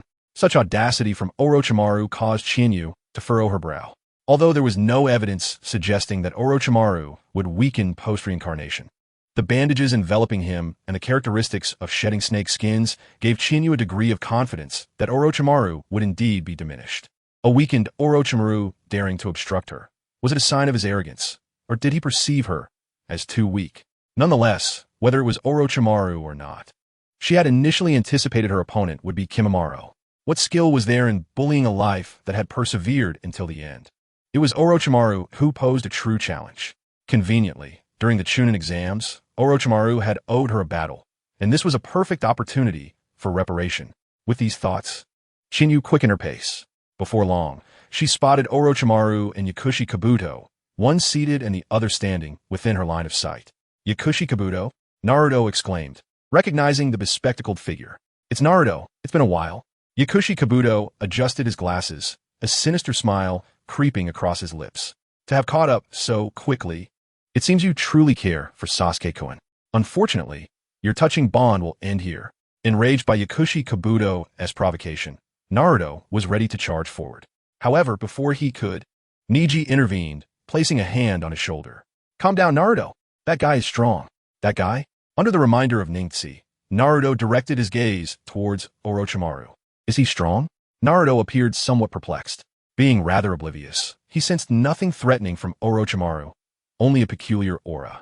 Orochimaru then spoke in his unmistakably hoarse voice. Have you forgotten me so soon, Naruto-kun? We just met in the Forest of Death. It's you. You are that Orochimaru. The realization dawned on Naruto, causing him to stutter. Orochimaru. Upon hearing Naruto's exclamation, Shikamaru's expression shifted dramatically. The Orochimaru who killed the third Hokage? This is a blunder. Although I anticipated that this mission would be troublesome, I never expected an enemy of this caliber to appear. Listen, everyone, this is a formidable foe we cannot possibly confront. As a leader of this team, I hereby declare the mission canceled. When I give a signal, everyone scatter and flee. Understood? Shikamaru began to organize the group. Understood. Inuzuka Kiba and Choji nodded solemnly. Faced with such a powerful adversary as Orochimaru, no one felt inclined to fight back. Observing this, Orochimaru chuckled lightly. So, you're giving up on the mission? Quite a decisive choice, just like the son of Narashikaku. However, it seems some of you do not agree. You turned to Chiyu. ISNT that, right? Chiyu thought to herself, no, I want to leave now. She desired to counter the overly confident Orochimaru, since she had no intention of hindering Sasuke. Unfortunately, she couldn't act on that desire, as she needed to earn impression points. Moreover, she genuinely wished to confront Orochimaru. With this in mind, Chiyu stepped forward and addressed the others. I will handle Orochimaru. You all continue to pursue Sasuke. Huh. The group was taken aback by Chiyu's declaration. Shikamaru could not help but ask, you intend to stop Orochimaru? Chiyu, are you serious? I know you're strong, but he is the one who killed the third Hokage. Indeed, the memory of the fallen third Hokage brought a look of concern to everyone's faces. They had little faith in Chiyu, which was understandable. During the last Chunin exams, they had only witnessed Chiyu's first half against Gaara, missing her later battle against Maki as they pursued Sasuke. No worries, Chiyu confidently replied. I merely need to hold him off. It's not too difficult. Moreover, haven't you noticed? His aura is far weaker than last time. Chiyu fixed her gaze on the bandages wrapped around Orochimaru. If I'm not mistaken, while you may have defeated the third Hokage, you must have paid a heavy price. As perceptive as ever, Chiyu, Orochimaru remarked, acknowledging her insight. Is that so? The new information sparked a glimmer of hope in Shikamaru's eyes. As an intellectual, he feared situations where sheer strength overshadowed intellect, rendering his wits useless. However, if strength could be matched, he felt reassured. Kiba, Ningxi, you two take the lead. Shikamaru began to arrange their escape formation. However, seeing them disregard him, Orochimaru felt a slight irritation. He unleashed a powerful chakra, pressing down on the group like a mountain. Ugh! Under the overwhelming pressure of Orochimaru's chakra, the group's faces turned pale. The oppressive aura was terrifying, reminiscent of a time in the forest when he encountered a tiger at the age of 6. Shikamaru gritted his teeth, exclaiming, so this is the legendary killer who has slain the third Hokage? Indeed, the pressure was so immense that even the clan heads would pale in comparison. Ningxi, with a stiff expression, nodded in agreement. Yet, it was fortunate that they could still speak. Nearby, Akamaru, who instinctively sensed danger, had already burrowed into Kiba's collar. Trying to comfort the trembling Akamaru, Kiba displayed a look of shock. Can we really escape from such a person? After Orochimaru's aura was unleashed, the confidence of Sasuke's retrieval team plummeted. The overwhelming presence of a shadow-level adversary was laid bare. Just as the team lost hope, Chiyu sprang into action. Frustrated by Orochimaru's pressure tactics, she decided to retaliate. Why must everyone rely on intimidation? Just because you've killed a few people doesn't mean you can act superior. A swift and brilliant beam of white light surged towards Orochimaru's face. Clang! The luminous sword clashed with the Kusanagi, producing a sharp, resonant sound. As Orochimaru beheld the familiar gleam on Chiyu's blade, his eyes widened. This is the technique of the White Fang. I never expected you to not only master his sword style, but also his techniques. Indeed, your perception is commendable. Chiyu responded with a sly smile. But knowing this is the technique of the White Fang, do you still dare to confront me? Not good. Upon hearing her words, Orochimaru's brow furrowed as he quickly ascended, Kusanagi in tow. Yet, despite his swift reaction, a sharp beam of white light pierced through his neck. Chiyu then flicked her wrist, and the chakra-bound high-energy particles easily severed Orochimaru's neck, sending his head soaring into the air. He is dead just like that. The retrieval team could hardly comprehend what they had just witnessed. After all, this was Orochimaru, the infamous assailant of Konoha and the slayer of the third Hokage. Simultaneously, the viewers in the live stream were equally bewildered. Orochimaru has perished? When did Chiyu's strength become so formidable? It was indeed not surprising, as it seemed Chiyu had been inexplicably growing stronger. Given how easily Orochimaru's head had fallen, the audience seemed intrigued by the development of Chiyu's abilities. Fortunately, Orochimaru's mouth opened, and a new Orochimaru emerged from within, quickly diverting the attention of the viewers with the unique technique of the Edo Tensei. What the? Everyone was astonished to see a decapitated Orochimaru still alive. Only Chiyu, not particularly shocked, taunted, I never expected you to be a snake that can shed its skin and a cockroach that can survive even when headless. In the natural world, when it comes to the survival of species, cockroaches are far more formidable than snakes. Orochimaru, rather than being angered, licked his lips with excitement. But you, Chiyu, have grown stronger. The last time I saw you, you were just a promising junior, but now you can evoke a sense of threat in me.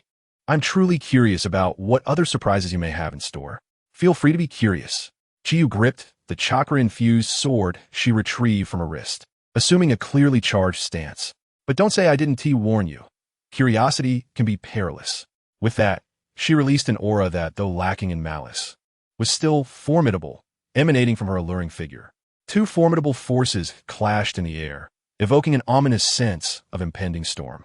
Observing the standoff between the two individuals, the members of his Washo team held their breath, fearful of disturbing the impending clash between Qianyu and Shiwan. Just as they anticipated Qianyu to unleash a formidable move, she turned her head towards them and exclaimed, What are you dawdling for? Keep pursuing. The team was momentarily taken aback, but fortunately, Liu Cha's reaction was swift. "Let's go," he commanded, charging ahead and prompting Ding Ci to follow suit. With one, then two, soon three and four, the members of the Zuo team maneuvered around Qianyu and Shi Wan, continuing their pursuit. "Do not think you can escape." Upon seeing the team depart, Yao Shidou furrowed his brow and attempted to intercept. However, as he moved, a piercing light spear streaked from his side, narrowly grazing his nose before embedding itself in the forest. The ensuing explosion of the light spear sent countless trees crashing down, creating a thunderous uproar. Observing the scene, a bead of cold sweat trickled down Yao Shidou's forehead as he turned to Qianyu, who maintained her throwing stance. With a slight smile, Qianyu remarked, "Apologies, but this path is blocked. Do you really think you can stop both me and Lord Shi Wan by yourself?" Qianyu's audacious demeanor incited a frown from Yao Shidou, who turned to Shi Wan. At that moment, Shi Wan's face, ensconced in bandages, revealed a distinct displeasure in response to Qianyu's stance. In his characteristic raspy voice, he commanded, "Do move directly." "Yes." Yao Shidou promptly complied, retreating as Qianyu pursued with her blade drawn. The sharp gleam of her sword targeted the back that had already been struck once by Yao Shidou. Feeling the pressure of the blade behind him, Yao Shidou was plagued by the lingering pain from his previous injury, desperately wanting to turn and confront her. Although he knew he could not win, he preferred that to the anxiety of being struck at any moment. Yet, out of trust for Shi Wan, he gritted his teeth and refrained from looking back. Shi Wan, in turn, justified this trust. He lowered his body, his upper half retaining a human form, while his lower half morphed into that of a serpent. Shi Wan slithered forward with a serpent-like agility. Although he could not match Qianyu's speed bolstered by her swift movement, he certainly was not left far behind. As he advanced, he bit his finger and slammed his palm onto the ground. Evil serpent, slither. With a resounding crash, a massive purple serpent, measuring over 10 meters in length, erupted from the ground between Yao Shidou and Qianyu, its triangular head lunging towards the pursuing Qianyu. The summoning technique could reach such distances?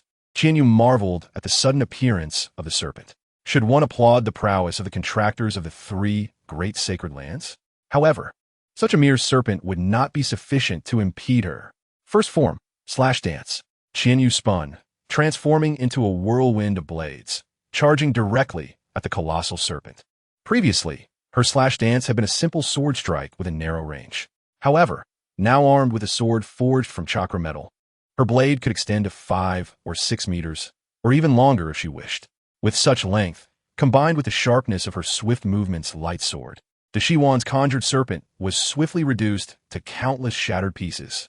Yet Shi Wan had never assumed that a mere expendable serpent could halt Qianyu.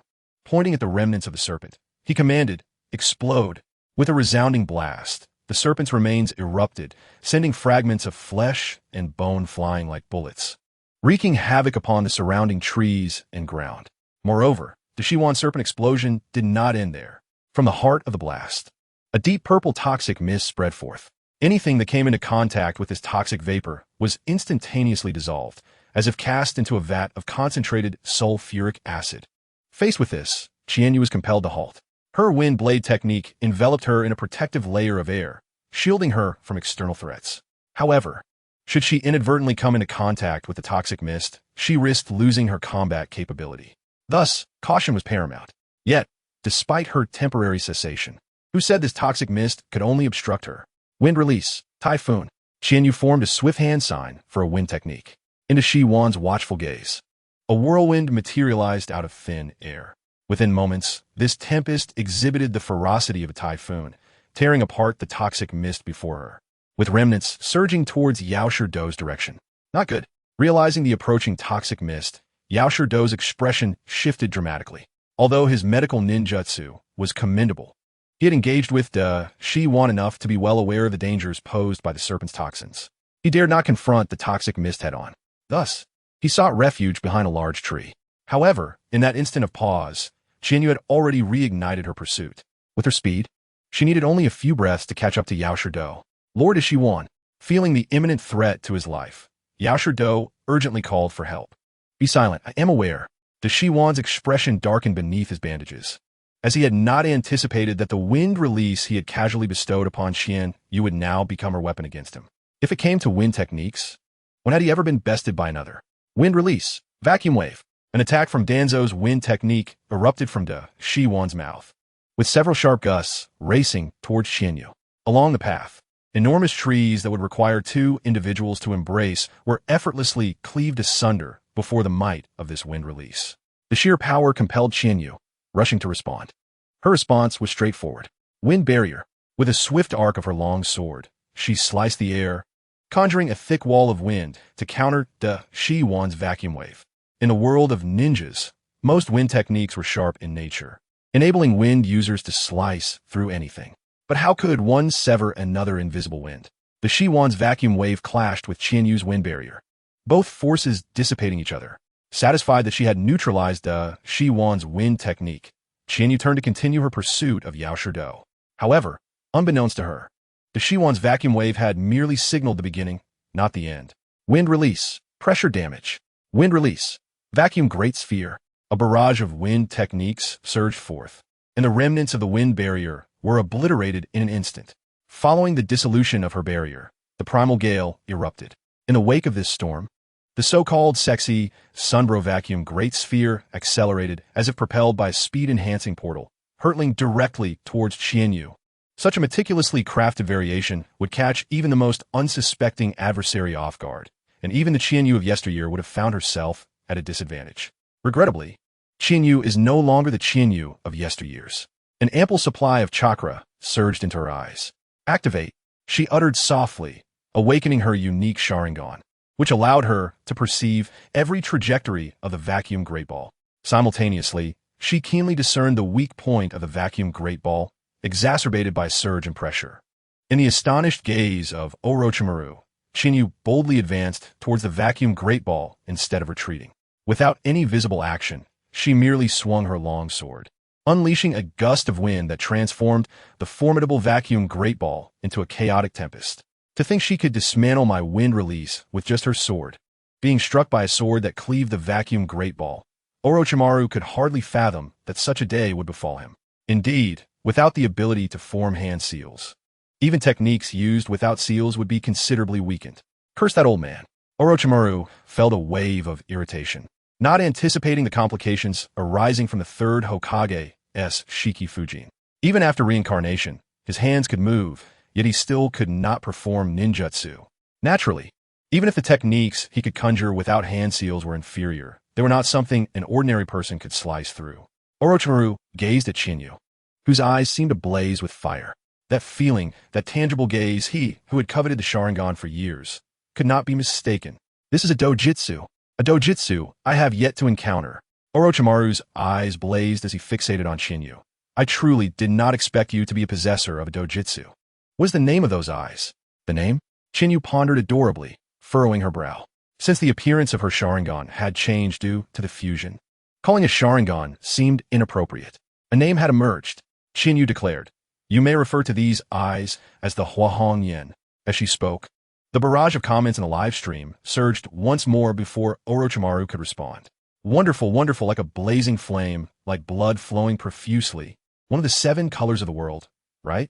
Does the ability allow one to fully unleash their power while simultaneously enhancing their skills? Truly impressive. I.e., can even stitch this together? Indeed, I never anticipated that Qianyu would possess a dojutsu now. The sense of pairing is certainly heightened. The scene of bullying in Konoha came to mind.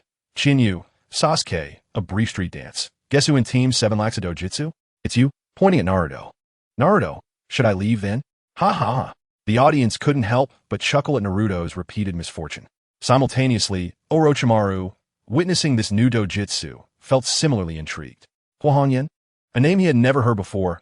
However, from its name and appearance, it seemed to have a bloodline connection with dojutsu, such as Sharingan, Blood Dragon Eye, and Red Eyes. This implies that it might be a dojutsu that naturally mutated in your generation. I yearn to study this. The spirit of the scientist ignited within Orochimaru as he excitedly licked his lips. Coming to intercept you was indeed the right choice. Now, these eyes shall belong to me. With that, the serpentine lower half of Orochimaru swiftly rubbed against the ground, shooting towards Qianyu like an arrow released from a bow. However, Qianyu paid no heed to Orochimaru at that moment. She turned her head once more, pursuing Yakushi Kabuto. With Orochimaru no longer restraining her, Chinyu's speed surged, and she instantly appeared behind the unsuspecting Yakushi Kabuto, delivering a horizontal strike with her longsword. Swoosh! A brilliant sword light erupted at Yakushi Kabuto's waist. Accompanied by the spray of blood, Yakushi Kabuto transformed into a Yaobai Do, his lower body maintaining a running posture while his upper body slid backward. Upon successfully cleaving Yakushi Kabuto in half, Chinyu confidently turned back, preparing to face Orochimaru's assault. Yet, to her surprise, the livestream camera remained focused on Yakushi Kabuto. In the next moment, pure white bones extended from Yakushi Kabuto's severed waist, realigning his upper and lower halves just as they were about to separate, and then they reattached. Following that, the In healing activated, and the wound that had just been inflicted closed up instantaneously. Without pausing, Yakushi Kabuto continued forward at an even swifter pace. The Shikatsumiyaku. This is possible? After witnessing Yakushi Kabuto's healing process, Chinyu was astounded. She had not anticipated that Yakushi Kabuto's method of restoring his spine involved transplanting Kimimara's cells, thus acquiring the Shikatsumiyaku. Had she known that Yakushi Kabuto's life was so tenacious, she would have aimed for his head rather than easily severing his waist. Contemplating this, Chinyu prepared to turn back for another strike against Yakushi Kabuto. However, in the brief moment she hesitated, Orochimaru caught up, hurling his head, which clutched the Kusanagi, directly at Chinyu's back. Faced with the renowned sharpness of the Kusanagi, Chinyu dared not test whether her wind shield could withstand it. Reluctantly turning back, Chinyu wielded her longsword, engaging in a fierce clash with the Kusanagi, exchanging dozens of strikes before finally sending it flying. Astonished, Chinyu gazed at Orochimaru. His swordsmanship is formidable. In their recent exchange, she realized she had gained little advantage in their pure blade-to-blade combat. This was undoubtedly due to Orochimaru approaching with the Kusanagi in his mouth, making his sword trajectory erratic and difficult to counter. However, it also indicated Orochimaru's extensive swordsmanship. Hee. Orochimaru's head, airborne, chuckled. No matter what, my teacher is the third Hokage. Moreover, I possess even greater abilities. With that, Orochimaru's neck elongated like a noodle, instantly reaching dozens of meters into the sky. From his mouth, the small snake, still clutching the Kusanagi, emerged once more, opening its jaws wide as the sharp Kusanagi protruded. In the next moment, whoosh! The razor-sharp Kusanagi extended infinitely, descending from above. As the Kusanagi descended upon Chinyu, she immediately began to evade. Chinyu fled, and Orochimaru pursued, the Kusanagi wreaking havoc for hundreds of meters through the forest, causing countless trees to topple and shatter, dense smoke billowing forth. In mere moments, the once lush forest displayed noticeable patches of baldness, as countless century-old trees were reduced to ashes. Such a spectacle, coupled with Orochimaru's peculiarities, caused onlookers who had yet to witness Shippuden to exclaim in awe.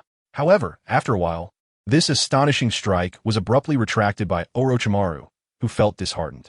This girl is incredibly fast. Orochimaru himself had not anticipated that swinging a sword hundreds of meters long would result in missing his target. Clearly, such an attack could not affect her. Orochimaru's head returned to his body, and he lowered himself to the ground, aligning with it, as numerous serpents poured forth from his mouth. The ninjutsu, Bansei Ro no Jin. A multitude of venomous snakes intertwined, forming a pitch-black tide of serpents. Simultaneously, countless Kusanagi swords emerged from their mouths. The gleaming Kusanagi, combined with the dark tide of venomous snakes, surged forth. Observing this, Chinyu glanced at the now distant Yakushi Kabuto, contemplated briefly, and decided to disregard him. If it's a group assault, then I have a technique I wish to showcase as well. Chinyu clasped her hands together, invoking the ancestral technique of Konoha. Whatever you call it shall come. Mokutan, Jukai Koten. A tremendous amount of chakra poured from Chinyu's diminutive form into the earth.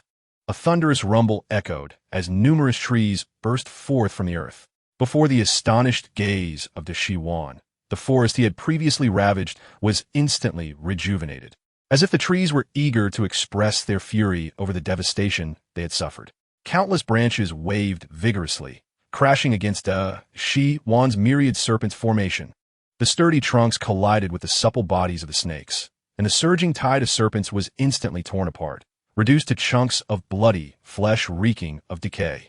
Simultaneously, these trees continued to reach out towards him.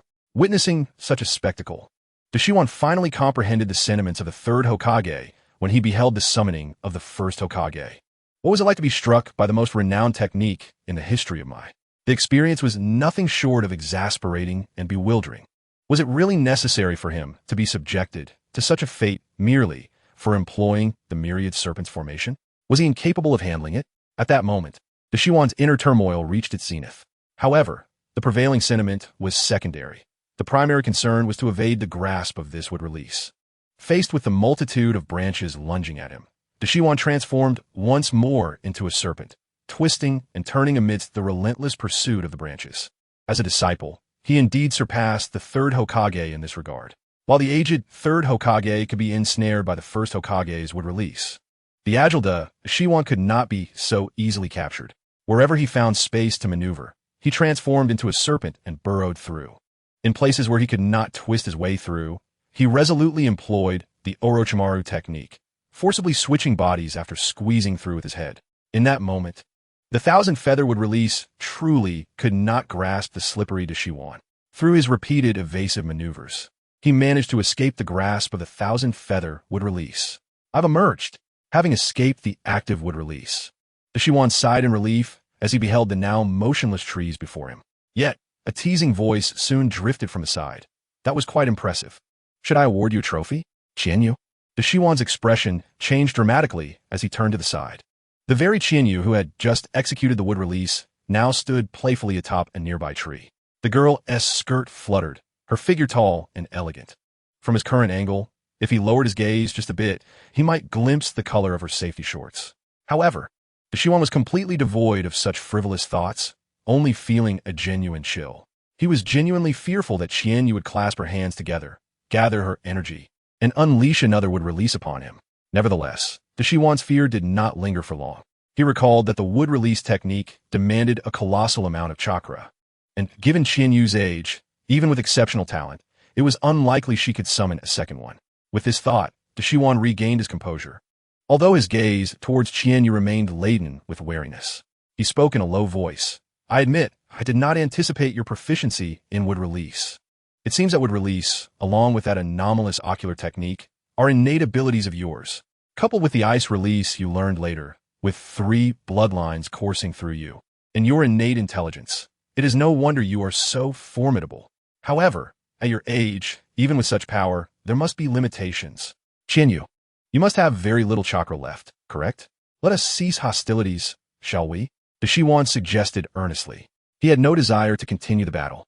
After all, he was still in a freshly reincarnated state, feeling somewhat detached in a literal sense.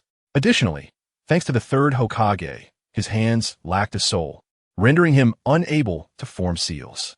Aside from his unique secret techniques and summoning arts, most of his abilities could not be fully unleashed. His own condition was subpar, while Qianyu's condition was visibly robust. What would happen if he pushed himself to the brink? Although he had means to resurrect himself, it was best to avoid utilizing such contingencies if possible. However, while the Deshiwan sought to retreat, Qianyu was brimming with battle intent. No chakra? I'm not like that brat Sasuke. How could I be depleted after just a few moves? Qianyu scoffed dismissively. Moreover, do not forget, Qianyu waved the sword in her hand. I am utilizing this. You are the one reliant on chakra-consuming ninjutsu. I should be asking you, after employing that shedding skin technique so many times, how much chakra do you have left? Deshiwan's expression stiffened. Qianyu's words struck a nerve. He indeed had very little chakra remaining, although for him, the amount of chakra was inconsequential, as he possessed secret methods to stimulate his body, maximizing its potential in a short span. Yet, he had just acquired this body. It was illogical to rev the engine of a new car right after taking possession. What if it broke down? Thus, he could not afford to delay any longer. He had to act. However, while contemplating this, Deshiwan maintained a grim demeanor. His robe, swirling as if caught in a phantom wind, exuding a chilling aura as he feigned readiness for a serious confrontation. He darkly questioned, Qianyu, do you truly wish to engage me in a life-and-death struggle? Life-and-death struggle? Who? You? Are you even worthy? A mocking smile curled at the corners of Qianyu's mouth. Very well, very well. Deshiwan seemed incensed by Qianyu's taunt. He bit his finger and slammed his palm against the ground. And amidst a thick cloud of smoke, a colossal serpent emerged, rivaling even the myriad serpents in size. with its distinctive inverted triangular head and deep purple scales. Qianyu nearly mistook it for the myriad serpents. However, upon closer inspection, she realized it was not, as the myriad serpents bore horns while this serpent did not. After assessing the new serpent and finding it of little interest, Qianyu turned her gaze back to the Shiwan, eager to mock him for summoning such a lackluster performer. Yet, at that moment, she discovered that the Shiwan was nowhere to be found. Only an empty space remained. The ground where the Shiwan had stood still bore traces of the earth's softening. Clearly, the Shiwan had made a strategic retreat, utilizing the power of the summoning technique to escape. Qianyu was momentarily speechless. Since the Shiwan had fled, what about this serpent? The newly summoned colossal serpent flicked its tongue, emitting a distinct hissing sound, and excitedly charged at Qianyu. Very well. Qianyu reluctantly brandished her sword. Although Shiwan had escaped, the serpent remained a real threat she had to contend with. With no other option, Qianyu devoted some effort to dealing with the Shiwan-summoned serpent. After managing the colossal serpent, Qianyu resumed her journey. Meanwhile, ahead, amidst violent turbulence, Sasuke, possessing the Sharingan, swiftly adapted to the cursed seal and extricated himself from a state of apparent death. Bang! To the astonishment of Naruto and Shikamaru, the wooden barrel behind Mayo erupted, and a familiar figure clad in a black shirt and white pants appeared before everyone. Sasuke. Upon seeing Sasuke finally emerge from the barrel, Naruto was immensely excited. Hearing the familiar call, Sasuke turned to look. Ah, it's Naruto and Shikamaru. Did the fifth Hokage send you? The fifth Hokage? At Sasuke's words, Naruto instinctively restrained his expression of delight. With his sharp intellect, he had begun to grasp certain implications, though he was reluctant to acknowledge them. Conversely, Shikamaru abruptly understood. As expected, grasping Naruto, who was eager to act, Shikamaru gravely inquired, Sasuke, you went with them willingly, correct? When we informed Qianyu of this matter, I sensed something amiss. She displayed no surprise at your departure. Rather, she seemed astonished that we were aware of it. This indicates that Qianyu was cognizant of your intention to leave and had consented to it. As the most exceptional among us, had she wished to prevent your departure, you would have been unable to leave. Indeed, Sasuke nodded in agreement, even teasing Limaru. You guessed correctly, Limaru. Although Qianyu is the most outstanding among us, you are not lacking in intelligence. However, listening to their exchange, Naruto was taken aback. What? Sasuke left voluntarily? And Qianyu knew about it beforehand? She actually approved of Sasuke's departure? Impossible. How could Qianyu possibly endorse Sasuke leaving? Naruto was reluctant to accept this notion. They had fought hard together, and Qianyu had even impeded Orochimaru to allow them to pursue Sasuke, only to find out that Qianyu was aligned with Sasuke? Huh. This reveals your lack of understanding of Qianyu. Observing Naruto's incredulity, Sasuke inexplicably felt a sense of superiority. With a somewhat smug smile, he proclaimed, Qianyu has always respected each of our individual will. Have you not noticed? Throughout our interactions, she has never coerced us. However, it was evident that among the three of us, you paid more attention to me. Truly, Sasuke shook his head and spread his hands. The mockery and jest in his tone unmistakable. Clearly, it was bewildering for Naruto to fixate on such a stunning beauty as Qianyu instead of focusing on his comrades. Watching this entertaining scene unfold, the audience in the live stream burst into laughter. How hilarious! Naruto, this Konoha lad has left Sasuke utterly speechless. Sasuke's remarks served as an official roast, reminiscent of youthful naivety, mistaking camaraderie for something more profound. Indeed, a friend may accompany you in games, yet cannot share your bed. What nonsense is this? The humor was palpable, with someone aptly summarizing Naruto's predicament. Unfortunately, growing up and gaining wisdom cannot be accomplished through mere words. Absorbing Sasuke's words, Naruto failed to grasp the underlying implications, fixating instead on the earlier assertion that Qianyu had always respected and supported them. Upon reflection, Naruto realized that this was indeed the case. Throughout his upbringing, he had been surrounded by prejudice, inexplicable malice, and ridicule. Yet, with Qianyu, he had encountered only respect, attentive listening, and genuine care. When he acted foolishly, Qianyu would smile, but it was a kind smile. Naruto held no grievances against Qianyu. Suddenly, a thought struck Naruto. If Qianyu, the wisest and most reliable among them, endorsed Sasuke's departure, should he not also accept it? After all, whenever he faced difficulties, he would consult his remarkable wisdom, which invariably suggested, why not ask the clever Qianyu? With this realization, Naruto felt a shift in his resolve. Fortunately, he was accompanied by Lamaru, his second brain. Observing Naruto's wavering conviction, Lamaru cautioned, Naruto, the information relayed to me by the fifth Hokage never indicated that Sasuke was abducted. It merely stated that he left Konoha of his own accord. Thus, our pursuit should be to ascertain why Sasuke departed. If he was deceived, we must rescue him. However, if Sasuke intends to become a rogue ninja, we must fulfill our duties as Konoha ninjas. Yes, Naruto awakened to this reality. As a Konoha ninja, how could he allow his comrade to leave? He stepped forward, declaring, I do not care. I only know that you are our comrade. Is it not better to face every challenge together rather than to seek out that snake demon alone? This was indeed a quintessential Naruto response, embodying the belief that trust could conquer all. However, it was evident that Sasuke could not accept such an answer. You truly do not understand anything, do you? You have become a ninja. It would be wise to mature a little. Have you ever considered how great my difficulties are? Sasuke confronted the reality of his situation. Yet Naruto persisted in his argument. Even so, you should share this with me. It is far better to share burdens than to shoulder them alone. Share burdens? Sasuke recalled the multitude of eyes watching him. This was clearly beyond the capacity of any single faction within Konoha. The existence of such a scenario indicated that the most central and core issues were at play. Remaining in Konoha could lead to a fate where one remains oblivious to danger, even to the point of suffering in silence while still providing for others. In such circumstances, what could Naruto possibly offer in terms of share burdens? Forget it. I should not engage you in this discussion. Sasuke expressed his frustration, disappointment evident in his tone. Naruto, in terms of strength and intellect, you are leagues apart from Shinyu. Sasuke earnestly inquired. Let me speak candidly, Naruto. Do you truly believe you are worthy to share my burdens? This rare moment was not a mockery, but rather a sincere inquiry into Naruto's worthiness. Noticing Naruto's displeasure, Sasuke exhibited newfound patience, adding, let us consider this.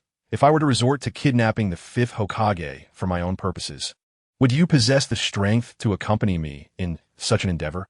The thought of abducting Tsunade caught Naruto off guard, rendering him momentarily speechless.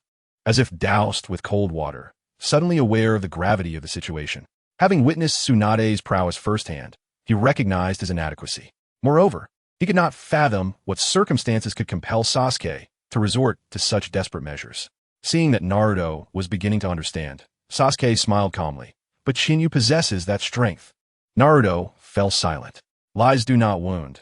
It is the truth that cuts deeply. In comparison to Sasuke and Shinyu, he was indeed lacking. Strangely, Naruto suddenly grasped the meaning of Lamaru's earlier statement regarding fulfilling one's obligations. Since Shinyu endorsed Sasuke's departure, it must have been justified and necessary. The clumsy Naruto could not possibly reverse that decision. Thus, if that were the case, then let us battle. Naruto stepped forward, his fighting spirit ignited.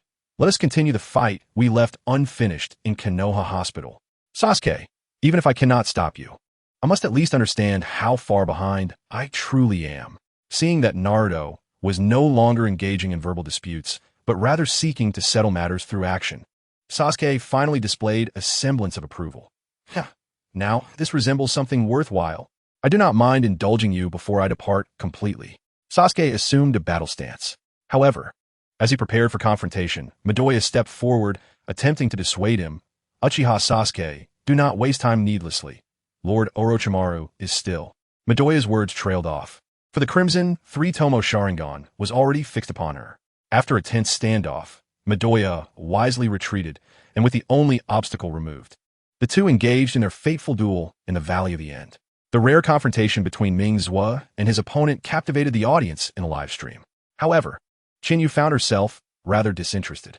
Instead of observing the duel, she focused on pursuing her target, continuing along the route of the chasing squad. Intent on capturing Yao Shirdo, curious to see if he could elude her grasp a third time after having escaped her twice already. Upon finally catching up to Yao Shirdo, she was taken aback to find him administering treatment to someone, and that someone was not Ji Lang, but Ding Xi. Meow meow meow. Yao Shirdo, proactively treating Ding Chi. The reality was hard for Chinyu to accept. She scrutinized the scene closely, ensuring she hadn't mistaken Ji Lang for Ding Xi. After careful examination, it became clear that Yao Shirdo was indeed treating Ding Xi. while the gravely injured Ji Lang lay neglected nearby, appearing to breathe shallowly and weakly. Perplexed, Qianyu slowed her pace and approached Yao Sherdou, asking in astonishment, "Are you in a divine love affair? Just to clarify, am I speed and your prowess, even from 100 meters away? You wouldn't be able to use Ding Xiai as a hostage." "I know."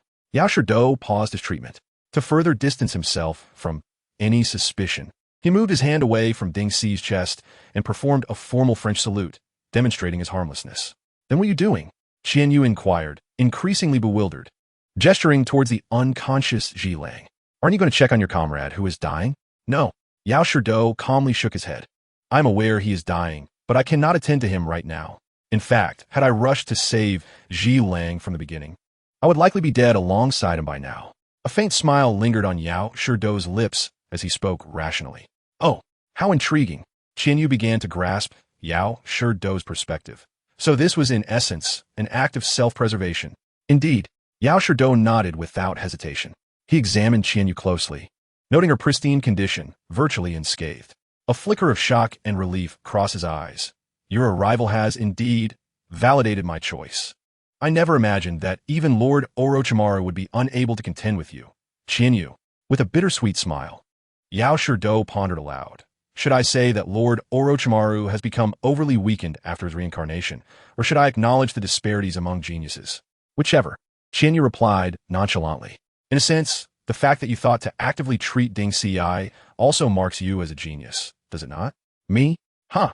Yao Sherdou shook his head again, chuckling self-deprecatingly. Compared to such cleverness, he preferred to seek power that could allow him to control his own fate. For in this ruthless world of ninjas, the weak do not even have the luxury to lament their misfortunes. Having swiftly adjusted his mindset, Yao Sherdou continued, "Since I am still alive, it implies that my worth has been acknowledged by you. Qianyu, correct?" "TSK. Yes." Qianyu clicked her tongue in displeasure. She was capable of anything at the moment, except for mastering medical ninjutsu. The injured members of the Shao Chong family benefiting from the treatment of someone as skilled as Yao Sherdou was indeed a fortunate circumstance for them.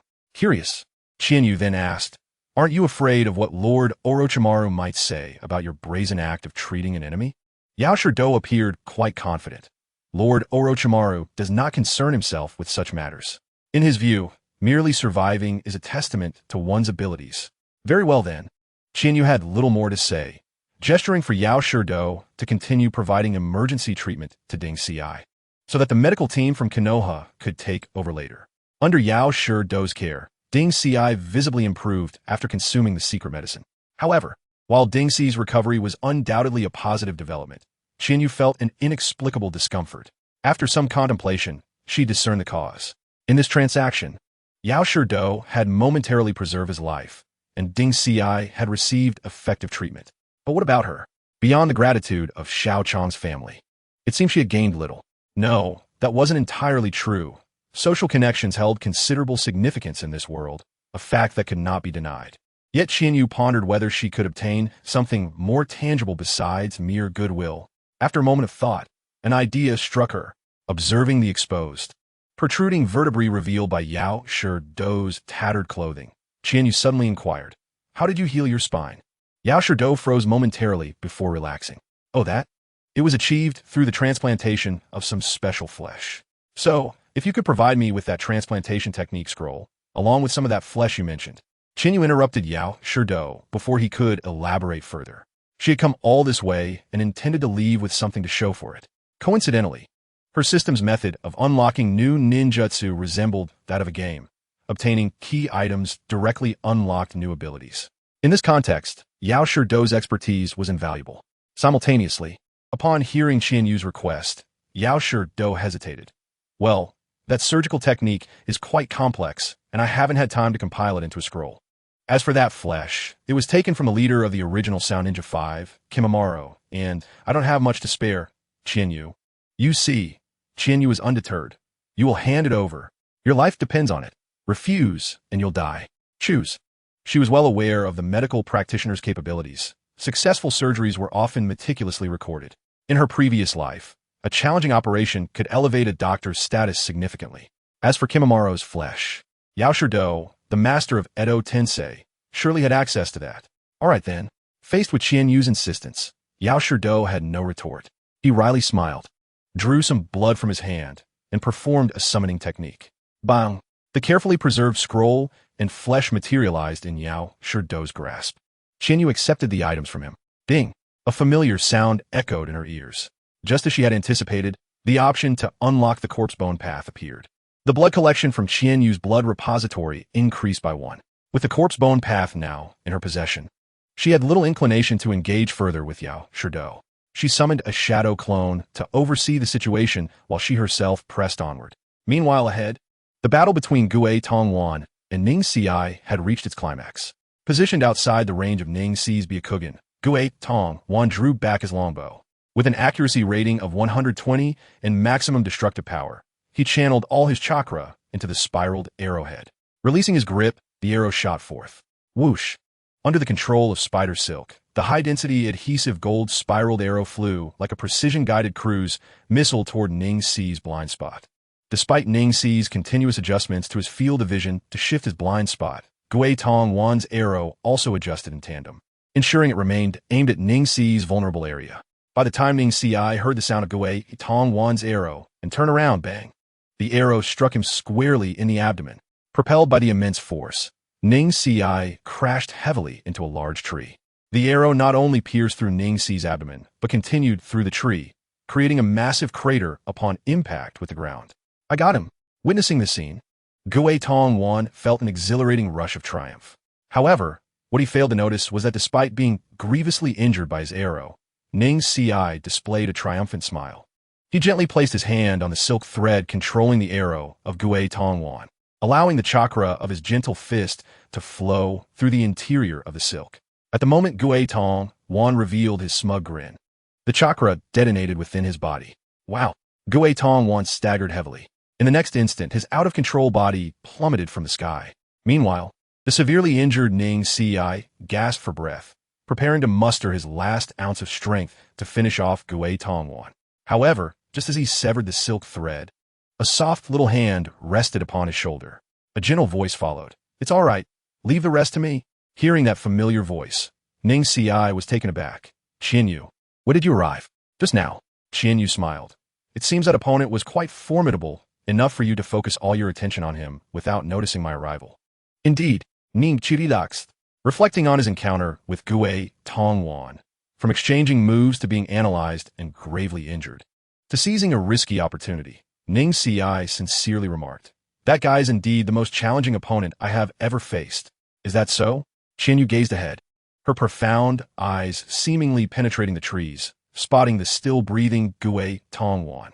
As one of the few characters in the early days of Hokage who maintained a high level of intelligence throughout the battle, steadily progressing and exhibiting balanced attributes, Gue Tongwan was indeed a formidable adversary. If Ning Xi had not exploited the weakness of Gue Tongwan's silk and unexpectedly transmitted his gentle fist chakra through it, this battle would undoubtedly have concluded with Gue Tongwan's complete victory. It could be said that during the arc where Sasuke pursued, it was Junma Liu and Gue Tongwan who left the deepest impression on Qian Yu. The battle between Gue Tongwan and Ning Xi could be considered a classic within the entirety of Hokage. Such a classic is best preserved. Therefore, Qian Yu turned to Ning Xi and asked, should I take the opportunity, or do you wish to defeat your enemy with your own hands? Should you go, or shall I? Listening to Qian Yu's words, Ning Xi pondered seriously. Gue Tongwan was indeed a memorable adversary. If given the chance, he certainly wished to conclude matters himself. However, after consideration, Ning Xi decided to concede. You go ahead. I'm too severely injured. Is that so? Qian Yu questioned, somewhat perplexed. You are indeed injured, but you still possess the ability for a final strike, don't you? That was true, but Ning Xi smiled wearily, revealing a hint of goodwill towards his opponent. If it were me, struggling and then being outmaneuvered would certainly be more acceptable than being in a dominant position and then losing, right? Let this be my final act of kindness towards him. Is that so? Qian Yu understood. It was akin to playing a MOBA game. Being tower-dived and then counter-killed was utterly unacceptable. Not only could one not accept it, but teammates would also throw question marks at you. However, if a jungler arrived just in time before the counter-kill, it would be a different story. One could simply shrug and say, what a shame the jungler came. Otherwise, I would have certainly secured that kill. and teammates would respond with understanding. It's fine. Their jungler is up. I control the dragon. Very well then. Qianyu accepted Ning Xi's proposal and continued forward. At that moment, Gui Tongwan, still in his cursed seal second state, became aware of Qian Yu's arrival. During the time Qian Yu conversed with Ning Xi, the impact of the gentle fist had lessened significantly. Has someone arrived? My internal organs are damaged, and my chakra is nearly depleted. It seems I have lost this battle. What a pity. However, it won't be so easy to kill me. Roaring inwardly, Gui Tongwan gathered his remaining chakra. With a desperate effort, he unleashed a sticky golden arrow from his mouth. He then drew back his bow, aiming at the approaching Qian Yu. Go! The sticky golden arrow shot forth. Simultaneously, a light spear was hurled from the opposite side. The high-density, sticky golden arrow was instantly reduced to powder before the light spear. Boom! A violent explosion erupted within the forest. Once the explosion subsided, the once verdant woods no longer bore any trace of Gui Tongwan. Or rather, the area was filled with remnants of Gui Tongwan. Wow, pulverized to dust, how brutal. It's akin to being struck by an anti-tank cannon. Observing Qian Yu's attack, the viewers in the live stream were utterly astonished. Qian Yu, however, felt it was quite acceptable. Being shattered by her light spear was far better than being forced to work as a result of Edo Tensei. After swiftly resolving Gui Tongwan, Qian Yu created a shadow clone to send Ning Xi to Yaoshido for treatment. Then, she proceeded to Inuzuka Kiba's location. There was no need to say much about minor henchmen relying solely on bizarre abilities. With a swift technique, she dispatched them with 2 strikes and continued on her path. Thus, 3 members of the Odonin Quartet had perished. Only when confronted with the most talented flutist among the Odonin Quartet, who also happened to be quite attractive, did Qian Yu soften slightly, knocking out the foe with the back of her blade. Subsequently, she dispatched Shikamaru and Kiba to the injured concentration area, while she herself ventured alone to the Valley of the End, preparing to secure a VIP seat to observe the battle between Naruto and Sasuke. However, the scene before her was evidently unexpected. There, behind Naruto's tailbone, a brand new tail emerged. It was the 3rd tail. Yes, Naruto in his 3-tailed form. In the original story, Naruto could only reach the 2-tailed mode when battling Sasuke, requiring Sasuke to activate his cursed seal second state and utilize his 3-tomo Sharingan to forcefully suppress him. Yet now, whether it was due to Sasuke activating his Mangekyo Sharingan too early or Naruto's unpredictable strength, he had directly entered the 3-tailed mode under Sasuke's pressure. Hey Naruto, stop. I said stop, don't fight anymore. Seeing Naruto enter his 3-tailed state, Qian Yu hurriedly approached to halt the battle. She had 100% certainty that Naruto could not control his 3-tailed state at that moment. However, even as she called out, it was already too late. Roar! The 3-tailed Naruto turned his head, devoid of any rationality in his eyes, upon seeing the ugly, hairless biped that interrupted his fight with Sasuke. 3-tailed Naruto let out a roar. A massive surge of chakra erupted, sending a powerful shockwave across the water surface, directly aimed at Qian Yu. Faced with such an onslaught, Qian Yu had no choice but to lightly tap her toes and evade to the side. Witnessing Naruto suddenly go berserk and attack Qian Yu, Sasuke, still in his cursed seal second state, furrowed his brow and moved forward. Naruto, what are you doing? Sasuke's words faltered. After driving away Qian Yu, the beastly glint in Naruto's eyes turned back towards him. It became clear that he had lost his sanity under the tailed beast's influence, even failing to recognize Qian Yu. Sasuke's tightly furrowed brow relaxed. Then this will be simple. Watch me wake you up. Boom! With a powerful flap of his wings, Sasuke propelled himself like a cannonball, delivering a heavy punch to Naruto's chest. Bang! Caught off guard, Naruto was sent flying. However, despite being struck away, as Naruto's limbs splashed in the water, he managed to reduce his speed slightly using chakra to tread on the water and charge back once more. Could it be that he was not injured at all? Sasuke was greatly astonished. Clearly, the previous attack from the 2-tails Naruto would have been utterly effective. Exercising caution due to Naruto's uncertain condition, Sasuke decided to test the waters against Naruto's counterattack by flapping his wings. However, the current Naruto showed no fear of his adversary taking flight. With a flick of his tail, a blazing red chakra coalesced into a tangible hand, rapidly reaching for Sasuke in the sky. Despite possessing the Sharingan, Sasuke was caught off guard by this sudden maneuver and was seized in the process.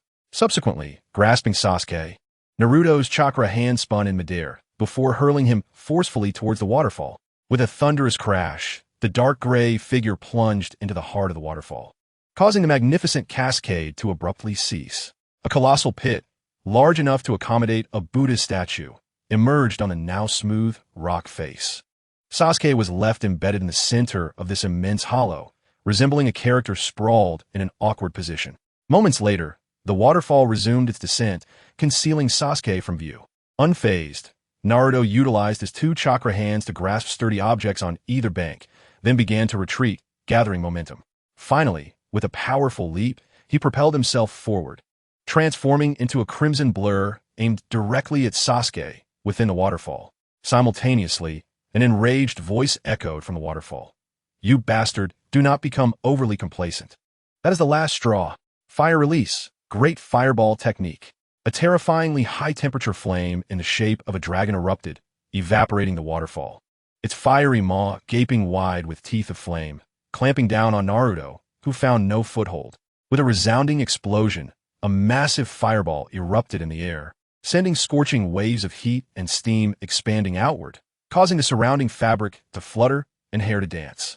Naruto, struck directly, plummeted like a fighter jet hit by a missile, spiraling downward before splashing into the water with a resounding splash. Observing this scene, a satisfied smile crept on Sasuke's lips, clearly pleased with his attack. However, the audience in the live stream was anything but calm. A B-rank fire release launched right at his face. Is civil war within Team 7 always this brutal? No way, Naruto can't be dead, can he? The Ninetales mode is indeed formidable, but this is fire release. Doubts surfaced as viewers speculated that Sasuke, realizing he was leaving, resorted to lethal force after 3 years spent with Naruto, fearing his home would be invaded. Amidst the lively discussions, Chinyu remained unfazed, her gaze fixed on Sasuke by the waterfall. Her soft, delicate lips formed a warning. For a brief moment, Sasuke was entranced by Chinyu's alluring mouth before he comprehended her words. "Be careful, Sasuke." A sudden and overwhelming sense of danger surged from below, as a fiery red chakra arm burst through the water, reaching for Sasuke in the sky. In response, Sasuke flapped his wings in an attempt to evade. However, his curse mark level 2, enhanced by the eternal Mangekyo Sharingan, granted him formidable power, though his wings still lacked the agility for nimble flight. Moreover, Naruto's grasping hands were not just 1, but 3. The 3 fiery red chakra arms struck from different angles. Sasuke managed to evade the first 2. He was caught off guard by the one that emerged from behind, concealed by the waterfall, when he was ensnared by the trailing hand. It signified that he was ensnared by all 3. The trio of fiery chakra hands gripped Sasuke tightly and yanked him downward with force.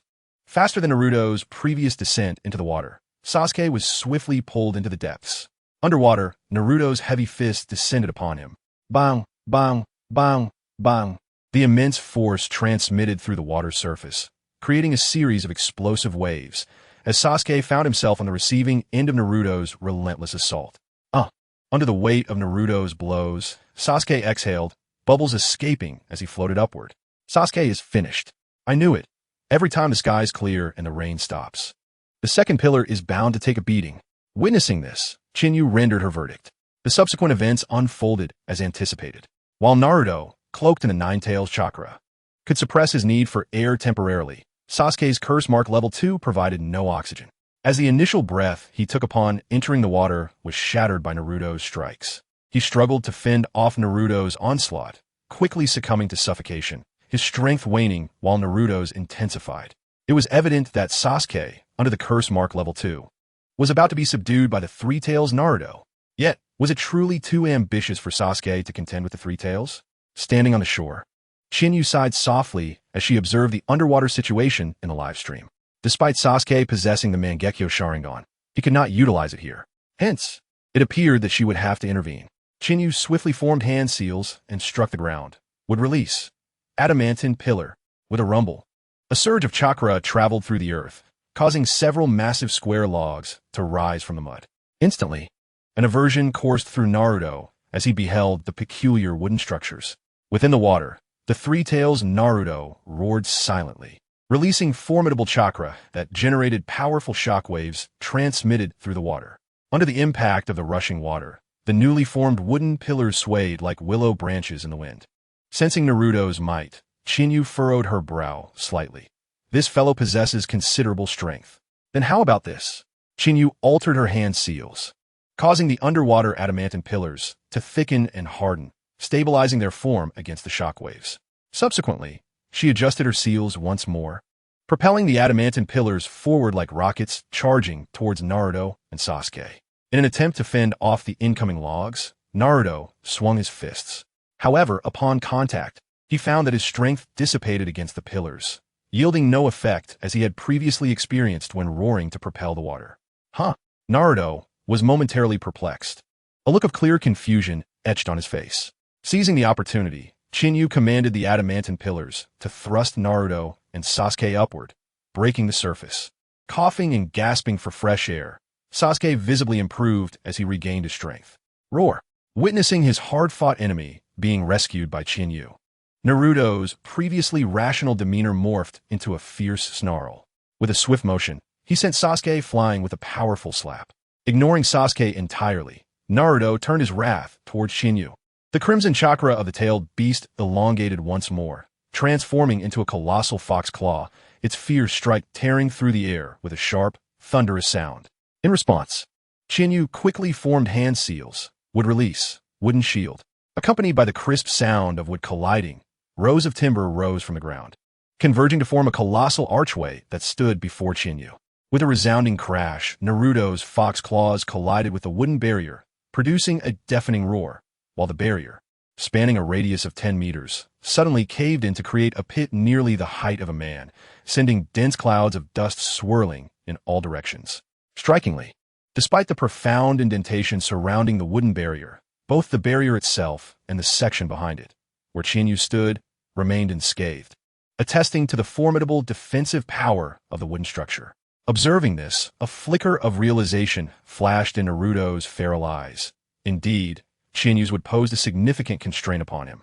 However, if her wood was peculiar, surely he, as a person, would not be extraordinary as well. Although Naruto was currently devoid of rationality, his basic combat instincts remained intact. Consequently, in his three-tailed form, he dropped to all fours and swiftly circumnavigated Chinyu's wooden barrier, charging directly toward her. Yet, witnessing Naruto's bold maneuver, Chinyu was left perplexed, pondering. I haven't even sought you out, yet you dare to charge at me? It seems you've truly lost your senses, daring to engage in close combat. Chinyu retrieved her trusty longsword from her wrist bracelet. Glancing at the double-edged blade, she reconsidered and ultimately replaced it with Itachi, recognizing that its single-edged design allowed for defensive use with the back of the blade. After all, what would happen if Naruto, in a moment of carelessness, were to be fatally injured? Simultaneously, as Chinyu prepared her weapon, Naruto closed in on the optimal distance for a charge, with forceful limbs propelling him off the ground. For craters erupted simultaneously, and the fiery red fox leapt forth like a cannonball, its claws aimed directly at Chinyu's well-rounded chest. Feeling the trajectory of Naruto's claws, Chinyu raised an elegant brow, her fiery red eyes swirling with an ethereal glow, suddenly emanating a deadly allure. However, observing Chinyu from a distance, Sasuke, who had extricated himself from the stones, could not help but cover his face in despair. A resigned murmur escaped his lips. Naruto, oh Naruto, you must not provoke the tigers behind, the dragon's reverse scale, or the fullness of Chinyu. How dare you?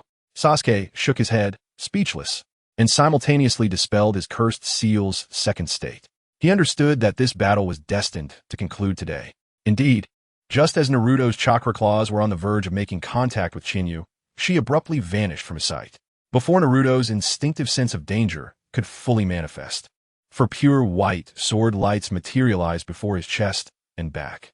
The crimson chakra cloak, tougher than cowhide, momentarily held its ground against the swift white blade lights. It appeared that Chinyu's sword lights were about to be halted by Naruto's tailed beast cloak. Yet in the following second, as Chinyu's Tachi descended, a series of sharp tearing sounds echoed, and 4 intense rips manifested on both Naruto's front and back. The damage inflicted was not limited to his clothing. His body bore the brunt as well, for gaping wounds, nearly exposing his internal organs, marred Naruto's form, and blood gushed forth in a torrent, overwhelming even the nine-tailed chakra. Even in his disoriented state, Naruto let out a cry of agony. Witnessing this, Chinyu arched an eyebrow in surprise. Why is the wound so severe? Did I not use the back of the blade? As she glanced down at her weapon, blood dripped from the sharp chakra-infused edge. It seems I forgot to switch back. Observing the still wailing Naruto, Chinyu clasped her hands together, bowing slightly, her expression transforming into a charming, sincere, and healing smile. I'm so sorry. Hongduni, I accidentally hurt you. But surely, if it were you, you would forgive me, right? After speaking, Chinyu playfully stuck out her delicate tongue and tilted her head, her innocent and pure beauty creating an irresistible charm. The live stream chat exploded with comments, such as Aoi is dead and jealous of Naruto. However, regrettably, Chinyu's attempts at feigned innocence, which had previously proven effective, faced a different challenge in Naruto. In his mindless state, Naruto dismissed her entirely. Do you think I care about you? Roar. An even more ferocious roar erupted. As a surge of nine-tailed chakra coursed through him, Naruto's wounds began to rapidly close. Yet, as a consequence, a fourth tail began to emerge from his tailbone. Fiery burn marks gradually appeared across Naruto's body. Noticing this, Chinyu's gaze sharpened, her expression turning serious. Is he about to transform into the four-tailed state? That cannot happen. She was not prepared to engage in battle with four-tailed Naruto, even if her strength allowed it, having just battled Orochimaru.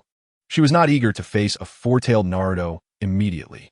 Thus, Chinyu unleashed her fourth wooden technique of the day, the wood release, all-purpose bag technique.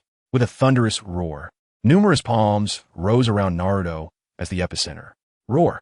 Sensing a physiological aversion, Naruto, now channeling chakra, became vigilant and cautiously chose a direction with fewer palms to break through. However, as he charged forth, he realized that even in what appeared to be an open path, a wooden palm suddenly erupted, followed by a devastating slap.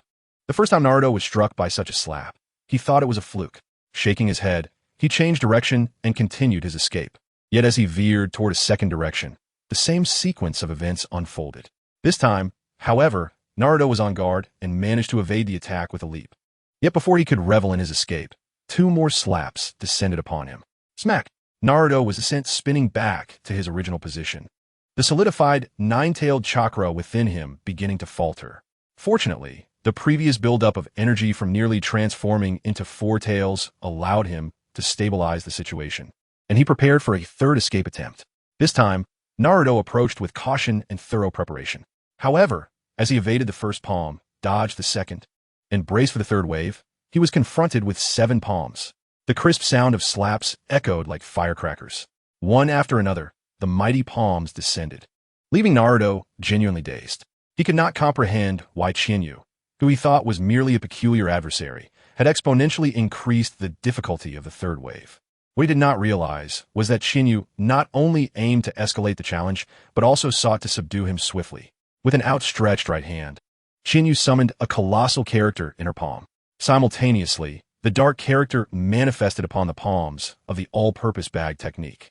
As Naruto's gaze, now somewhat clearer, met the approaching mighty palms, an onslaught of larger palms descended mercilessly. The palms, imbued with the character, relentlessly battered Naruto, causing the nine-tailed chakra surrounding him to dissipate like dust. Before the naked eye, Naruto's essence swiftly detached from the tailed beast's exterior, leaving behind only a fragment of the tailbone, still clinging to a hint of crimson chakra. It is often said that restraint surpasses all, and the special techniques of the sun god are formidable. Thus, the combination of wood release and sealing techniques is akin to a double-layered assault. Even a deity would feel the impact before departing, making the pronounced effectiveness comprehensible. With the arrival of Sasuke, the last vestiges of that fiery chakra began to wane. It seems this battle has reached its conclusion. Even with the eruption of Nine-Tails chakra, Naruto is at a loss against you, Chinyu. Sasuke was once again astounded by the prowess displayed by Chinyu. Such wood release, along with the evident ocular technique, stirred a complex array of emotions within him. Every time I feel as though I'm catching up to you, you reveal yet another formidable ability. Chinyu, just how much are you concealing? Sasuke earnestly inquired. This is precisely what the multitude of viewers in the live stream yearn to understand. That is all there is. Listening to Sasuke's words and sensing the rhythm of the live stream, Chinyu hastily clarified. Moreover, I have not been hiding anything. These abilities were inherently mine, merely inaccessible until now. Just like the wood release, it is part of my bloodline, and the ocular technique as well. Is that so? Sasuke questioned with skepticism. Then before. The conditions were not met. Qianyu waved his hand dismissively. For instance, regarding wood release, I awakened this bloodline, but had yet to develop the accompanying ninjutsu. I could only achieve this much. Qianyu extended his hand toward the grass beneath his feet. Would release sprouting grass. Amidst the hard, barren soil that had been battered in battle, a slender blade of grass timidly emerged. This solitary, delicate sprout starkly contrasted with the previous ferocity of the wood release. Do you understand now?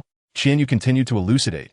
My current wood release techniques are derived from my training in ice release, exchanged with the third Hokage. Furthermore, these eyes manifested only after I achieved the requisite energy levels following my mastery of wood release. A fleeting memory of his encounter with the third Hokage flashed through Qianyu's mind, simultaneously appearing in the live stream. Observing these memories, the audience's confusion began to dissipate. Sasuke, too, chose to trust Qianyu, bolstered by profound faith. Now makes sense. Sasuke mused. I never anticipated you possessed the Senju bloodline. Neither did I. Qianyu nodded. However, from the perspective of genetic science, it is only natural for such a powerful lineage as the Senju to have their genes persist. In this world of survival of the fittest, the lower tiers are automatically culled, aren't they? Indeed. Sasuke shook his head, no longer fixated on these thoughts. Qianyu's strength is beneficial. At least he need not fear that such a powerful Qianyu would suddenly marry and have children during the years of his absence. Nonetheless, the mention of parting caused Sasuke's spirits to falter once more. Glancing at Qianyu's flawless profile, he wished to say more, but was suddenly struck by a familiar aura. At this moment, what an inconvenience. Sasuke furrowed his brow, following the sensation to the other side of the forest, where he indeed spotted the familiar silver hair bouncing. That distinctive hairstyle, known only to Kakashi, irked Sasuke immensely. How could Kakashi, who typically relished being tardy, arrive so punctually now? However, it was of no consequence to feel displeasure. Kakashi's arrival signified that he must depart. As with their previous farewell, Sasuke turned to Qianyu. Do you have anything you wish to say? Nothing. Qianyu suddenly noticed that, whether due to Sasuke's overwhelming strength or his subconscious attachment to the identity of a Konoha ninja, this time his forehead protector had not been marked by Naruto with the slash indicating a rogue ninja. Lean in a bit. Qianyu unexpectedly beckoned Sasuke with her delicate hand. What? Sasuke, at first, did not catch her words. I said lean in a bit. Qianyu reiterated. Oh. This time, Sasuke comprehended. Yet, understanding her words caused his heart to flutter unexpectedly. What does leaning in imply? No way. Gazing at Qianyu's alluring, dewy lips, Sasuke's thoughts began to wander. Until, smack, Qianyu's slender finger delicately tapped the center of his forehead protector. Huh. The familiarity of the gesture and the sensation on his forehead jolted Sasuke back to reality. He lifted his gaze only to meet Qianyu's playful ruby eyes. With a gentle smile, her demeanor remained warm, yet the words that escaped her enticing lips made Sasuke wish he could disappear. Surely, you do not assume I intend to kiss you farewell? How could that even be conceivable? Like a cat whose tail has been stepped on, Sasuke sprang up. His face flushed as he turned his head aside. How could I possibly think that? Is that so? Qianyu's smile faded, casting a dubious glance at Sasuke, seemingly deceived by his explanation. Of course, seeing Qianyu's demeanor, Sasuke struggled to maintain his composure. Little did the youthful Sasuke realize, Qianyu's earlier expressions were feigned. A pristine ice mirror quietly formed in Qianyu's hand, reflecting the rosy hue that had spread to Sasuke's ears. Qianyu couldn't help but chuckle. Yet your appearance seems to suggest otherwise. Who would have thought, Sasuke, that not only do you possess good looks, but your thoughts are quite enchanting as well. As she spoke, Qianyu shook her head in astonishment, accompanied by soft clicking sounds. Observing her expression, Sasuke's previously normal blush morphed into a deep crimson warning, steam seemingly rising from his head. Moreover, due to the fact that ninjas often wore sandals, it was evident that even his toes were tensed. A sound of discomfort escaped his lips. Clearly, Sasuke had lost the ability to articulate coherent thoughts. Whereas his irritation upon seeing Kakashi had previously been palpable, now he genuinely wished for Kakashi to descend like a divine intervention. Unfortunately, whether due to witnessing the scene, Kakashi, who had been drawing near, vanished once more. Thus, under Qianyu's teasing gaze, Sasuke could only lower his head awkwardly like a child caught in mischief, awaiting judgment. Fortunately, Qianyu did not intend to make this matter particularly difficult for him. Not long after Sasuke bowed his head, he felt a gentle pressure on his forehead protector. He dared not raise his head, merely glancing upward to discover that Qianyu was tracing a horizontal line on his protector with her finger, her expression focused and earnest. In that moment, under Qianyu's guidance, Sasuke's previous embarrassment, wishing to escape to another planet, swiftly dissolved. He realized what Qianyu was doing. She was marking the line that signified his status as a rogue ninja. With this line, he would no longer be the melancholic nobleman inheriting the Uchiha legacy. He could not afford to be tainted by the prosperity of Konoha. Relationships with both friends and foes from Konoha must be severed henceforth. Otherwise, not only would it hinder the development of his friends still within Konoha, but the pursuit of those from Konoha would tighten, ultimately leading to his demise. Compared to the previous farewell under the moonlight, this truly signifies their existence in two separate realms from henceforth. Thus, in such a moment of parting, how could Sasuke not quietly reflect? Although Qianyu's movements were meticulous and unhurried, the forehead protector was not overly large, thus it did not consume much time. Qianyu retracted her finger, quietly admiring Sasuke adorned with a rogue shinobi forehead protector, nodding in satisfaction. Not bad, quite acceptable. In the original narrative, after Naruto had etched a line across Sasuke's forehead protector, Sasuke left it behind with Naruto, never taking it with him. Consequently, few had witnessed Sasuke wearing a rogue shinobi forehead protector. She had, in essence, unlocked a new appearance. Curiously, before the forehead protector was marred, Sasuke had always exhibited the demeanor of a model student. Now, with the addition of a scratch, he suddenly appeared somewhat ominous. Perhaps it was merely a psychological effect. Quite commendable. Sasuke gazed at the ice mirror that Qianyu still held, which reflected his image. A line perfectly parallel to the edge of the forehead protector slicing through the center of the Konoha whirlpool emblem. Upon truly seeing the scar that represented his defection, Sasuke finally felt a genuine sense of having departed from Konoha, embarking on a distant journey. In an instant, the emotions towards his friends in Konoha, the hatred for its darkness, and the innate affection for his homeland coalesced within him like a spilled palette of colors. Ultimately, he exhaled deeply, carrying away the complexity of his feelings, nodding earnestly. Indeed, commendable, for he believed that by leaving Konoha, he would grow stronger, and only through this newfound strength could he confront the vendetta of his clan and resolve his own myriad issues. In comparison, his earlier youthful melancholy seemed trivial, unworthy of such concern. Sasuke turned towards the land of rice. Then, I shall take my leave. Indeed, Qianyu waved her hand nonchalantly. I too must bring that rascal Naruto back. By the way, farewell. Farewell. Sasuke bowed deeply, then glanced at the trees nearby, leaping effortlessly over the waterfall of the Valley of the End, officially crossing the border of the Land of Fire. Sasuke thus departed. After bidding farewell to Sasuke, Qianyu turned her gaze towards the direction Sasuke had been observing. It should be time for you to emerge, Kakashi. Ah, so I have been discovered. I thought I was hiding rather well. Kakashi stepped out with a helpless smile. You too, Sasuke too. I cannot discern whether I have regressed, or you have simply grown stronger. Certainly, you have regressed, while we have indeed grown stronger. Qianyu spared no mercy. Continuously engrossed in those little yellow books, you might find yourself facing impotence. Kakashi, Oni-chan, do not be oblivious to the value of your vitality. Moreover, you are no longer youthful. This is a piece of advice from your dear cousin.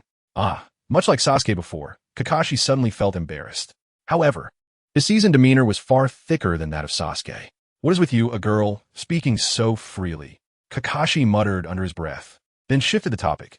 By the way, you are aware of me being Oni-chan? Of course, it is not particularly difficult to uncover, is it? Qianyu rolled her eyes elegantly, disinterested in discussing further with Kakashi, instead inquiring. You just arrived? Why did you not come out to bid farewell to Sasuke? It was unnecessary. Kakashi sighed softly. His resolve is firm. As a jonin of Konoha, as a mentor, my absence in such a scenario was indeed the best choice. Furthermore, I was at a loss for words, as I truly did not anticipate matters would escalate to this point. As the mentor whom Sasuke deemed incapable of enhancing his strength, what could I possibly say? Speaking thus, Kakashi spread his hands, evidently holding some resentment towards Sasuke, the white-eyed wolf who had left after using his Chidori. What vexed him most was that he had to admit Sasuke was indeed correct. For apart from Chidori, Kakashi possessed little of value to impart to others. His current prowess was solely reliant on innate talent and accumulated experiences, yet Sasuke was evidently different. Therefore, it was beyond his control. Regarding Sasuke's departure, Kakashi's absence was perhaps the greatest assistance he could offer. Hence, he wished not to dwell on these matters, shifting his gaze towards Naruto, who bore some remnants of severe burns amidst the unmistakable presence of wood release. Compared to Sasuke's departure, these concerns were far more pressing. Kakashi squinted, an old memory flashing in his mind, his expression growing serious. "Chinyu, I passed through a forest filled with snake corpses on my way here. Do you have anything to say?" Kakashi hoped Chinyu would say nothing. He would rather believe those were the remains of Orochimaru's puppets. Or perhaps the first Hokage had broken free from Orochimaru's control and engaged him in battle.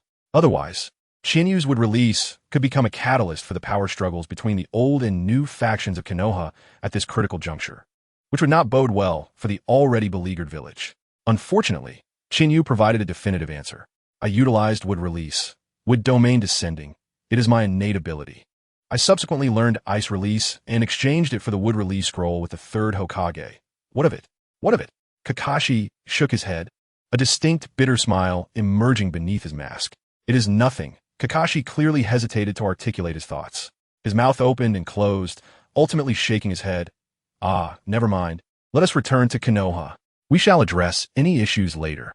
Kakashi hoisted Naruto onto his shoulder, and the two swiftly made their way back to Konoha. Thanks to Chinyu's timely appearance, the Konoha ninja were not gravely injured to the extent requiring Tsunade's intervention. Thus, Tsunade had the opportunity to hear Kakashi's report. A brand new and so remarkably young heir to wood release was a temptation no Hokage could resist, especially since Tsunade was the granddaughter of Senju Hashirama. Her connection to the heir of wood release was inherently close, not to mention that the one inheriting wood release was likely to be a descendant of the Senju clan. Therefore, Tsunade initially believed it would not be difficult to gain Chinyu's allegiance. However, she never anticipated that Danzo would act so swiftly, having already courted Chinyu before her return and laid the groundwork for his schemes. Yet, the heir to wood release was indispensable. With no choice left, Tsunade silently made a decision. Thus, several days later, in the Hokage office, "Tsunade, you will come to regret this. Danzo, I am the Hokage." Bang! The freshly installed door of the Hokage office was violently kicked in. Enraged, a furious Danzo stormed out. Danzo was furious, exceedingly furious. So much so that if a gamma ray were to strike him at that moment, he would transform into the green fatty Danzo on the spot. His overwhelming rage had rendered him careless, discarding his once prized cane and striding boldly through the streets of Konoha. For he truly had not anticipated that the third Hokage favored his machinations, and now that the third had perished, Tsunade had taken his place. After death, it remains the same. What significance does his demise hold?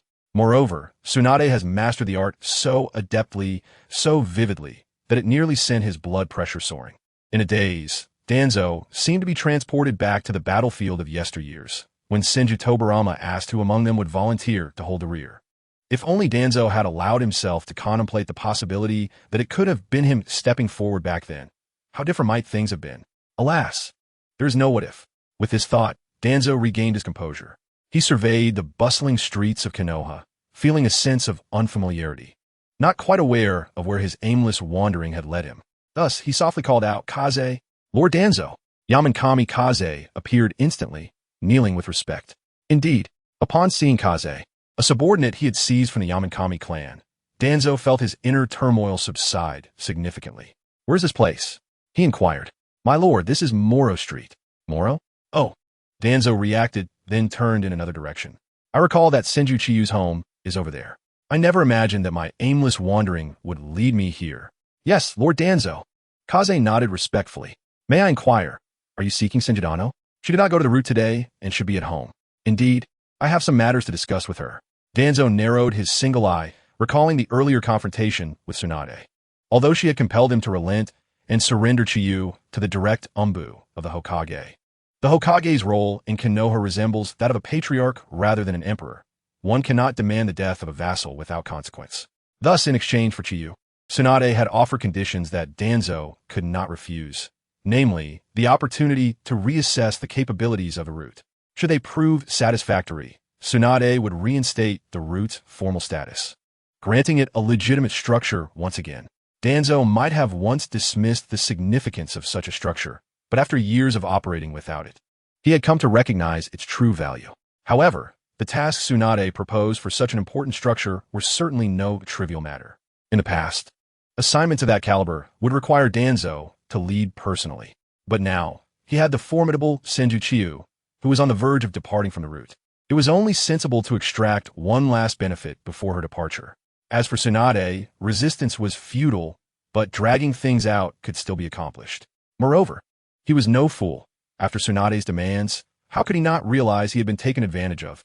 He, the esteemed shadow of the ninja world, was not so easily exploited. With a chilling smile, Danzo continued onward, ultimately arriving at Chiyu's residence. In the midst of Chiyu's astonished gaze, Danzo wasted no time. "TempleChiu, I have a task for you." "A task?" Chiyu furrowed her brow upon hearing Danzo's words. "What kind of task?" "Quite simple." Danzo gestured to Kaze. Kaze produced a letter and stepped forward to present it to Chiyu. Confused, Chiyu opened the letter and read it carefully, discovering it was from an acquaintance. The origin of the letter was particularly intriguing. It was from Kirigakure. Indeed, this was the correspondence from Zabuza to Haku, indicating that they would soon undertake significant actions and required assistance. Through the remnants of the Mist Ninja's arrangements in Konoha, Zabuza had learned that the oversight on Haku's part in Konoha was lax and sought to see if Haku could return to aid him. The combination of Kirigakure, significant operations, and Zabuza clearly sparked recognition in Chiyu. Initially, she was quite reluctant to undertake Danzo's task. Why spend money when one could obtain something for free? However, if she were to venture to the Mist Ninja's territory, that would indeed be acceptable. Since Naruto had been taken by Jiraiya the previous day, the narrative of Konoha had largely concluded, leading into a lengthy 3-year period of silence. Such a prolonged hiatus warranted Chiyu finding something to occupy her time. Of course, if she were to undertake this mission, Danzo would need to offer a sufficiently enticing reward. After contemplating the matter, Chiyu closed the letter and turned to Danzo. "So, Lord Danzo, what exactly do you wish me to do?" "I need you to disguise yourself as Haku and lead a team to Kirigakure," Danzo stated solemnly. "Then, ascertain the current situation in Kirigakure. Isn't the elite of the route already aware of Kirigakure's circumstances?" Chiyu asked, somewhat astonished. "Regrettably, no." Danzo nodded gravely. Kirigakure has been closed off from the world for years, making infiltration exceedingly difficult. Furthermore, they practice the blood mist technique, leading to severe internal strife. My root ninjas often perish in inexplicable battles, and over time, I have ceased monitoring Kirigakure's intelligence. We are not the only ones facing this issue. Other ninja villages find it equally challenging. Danzo found himself at a loss for words. His root ninjas had risen from the dead. Yet Kirigakure was in such disarray that even they could not survive. Were it not for Tsunade's request, he would have preferred to avoid any entanglement with Kirigakure. "I see." A flicker of understanding crossed Chiyu's eyes as she grasped the current situation in Kirigakure. With the context established, it was time to discuss terms. "May I ask, Lord Danzo, what support can you provide for this mission?" Chiyu inquired. Upon hearing this, a glimmer of interest sparkled in Danzo's eyes. "That depends on what kind of support you seek. Personnel? Ninjutsu? Or something else? Anything can be arranged." "Anything?" Chiyu exclaimed in surprise. "Indeed, anything," Danzo replied nonchalantly. After all, he had already granted her numerous resources. This final request was inconsequential.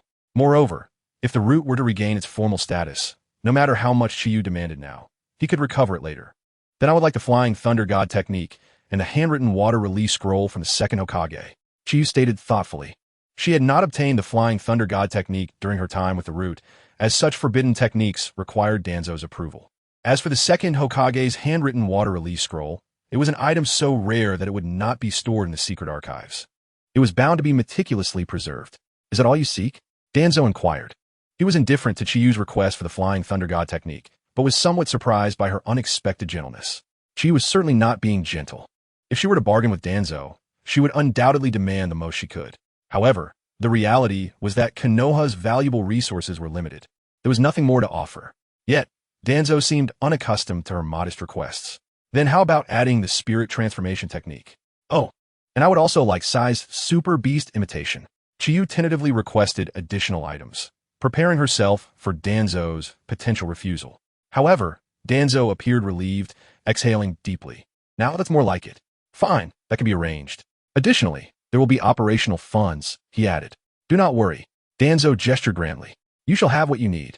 Then I have no objections. When we depart, Chiu gave Danzo a thumbs up for his generosity. There's no rush. Tuanzong calmly shook his head, then spoke with an air of authority. Even though you may not require personnel, I will still assign some to you. What if Qianyu goes to work without any oversight? Very well. When does the mission commence? Qianyu had no objections to Tuanzang's provision of personnel. He was offering more than enough. 3 days. We will gather at the base 3 days from now. After leaving this time frame, Tuanzong departed with Yamashiro Kaze, leaving Qianyu in her quarters. 3 days later, at the entrance to the village of the base, Tuanzong appeared before Qianyu, accompanied by 2 men and a woman. She recognized 2 of them immediately. The previously met Yakushi Kabuto and the substitute for Sasuke Sai. The third was a tall, muscular man with a stoic expression. Clearly the teammate Tuanzong had prepared for Qianyu. However, she was not particularly fazed by this arrangement. What astonished her was the fact that she had anticipated a 3-year hiatus from the livestream. But the moment Tuanzong arrived with his team, the broadcast resumed. First, second, the legend of the ninja world, a punctual timekeeper for the youth. Ah, it is Qianyu. Indeed, Kishimoto was not mistaken. With Naruto and Sasuke gone, Qianyu's personal narrative was about to unfold. Rumors suggested that this time it would involve a ninja village located overseas, the Kirigakure. Ecstasy. Ecstasy +1. A barrage of comments flooded the screen. While the other details were manageable, what did Kishimoto and Kirigakure mean? How could they know her future movements? And Kishimoto? Was this the Kishimoto she had in mind? Qianyu truly did not expect to hear Kishimoto's name here. Reflecting on the AI-generated legend of a ninja world and the current broadcast that should not have commenced according to the original storyline, Qianyu felt a new fog unfolding before her. The sole difference was that this time, there seemed to be a faint glimmer of light beyond the mist. Although still weak, it indicated that she was drawing closer to the subsequent mysteries. Moreover, the resumption of the broadcast, rather than a 3-year hiatus as per the original work, was undoubtedly a positive development for Qianyu. Thus, she set aside those enigmas and focused on the present. Taking a few steps forward, are these the teammates you found for me? Indeed, Tuanzong began the introductions. Yakushi Kabuto will be responsible for the medical needs of your team. Sai, an expert in combat and defense, will manage your team's functionalities. Lastly, this is Oishi. Tuanzong gestured to the muscular man beside him. Do not be deceived by his robust appearance. He is a Jinjutsu user. Jinjutsu? Qianyu was genuinely surprised.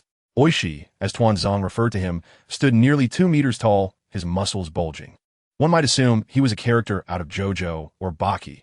Yet she was told that such a powerful-looking individual was a practitioner of Jinjutsu. Surprising, isn't it? Tuanzong was clearly pleased with Qianyu's reaction. This is your designated team. What do you think? Perfect. Qianyu was left speechless.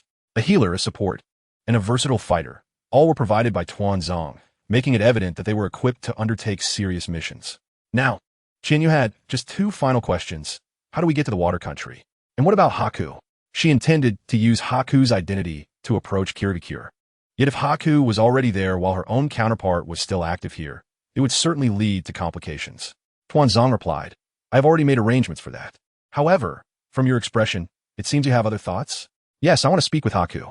Qianyu indeed had her own ideas. Tuanzong, hopeful that she would complete her mission and restore the base's structure, had no objections. Qianyu's request was promptly accommodated. After her conversation with Haku, she followed Tuanzang's instructions and set forth on her journey to the water country.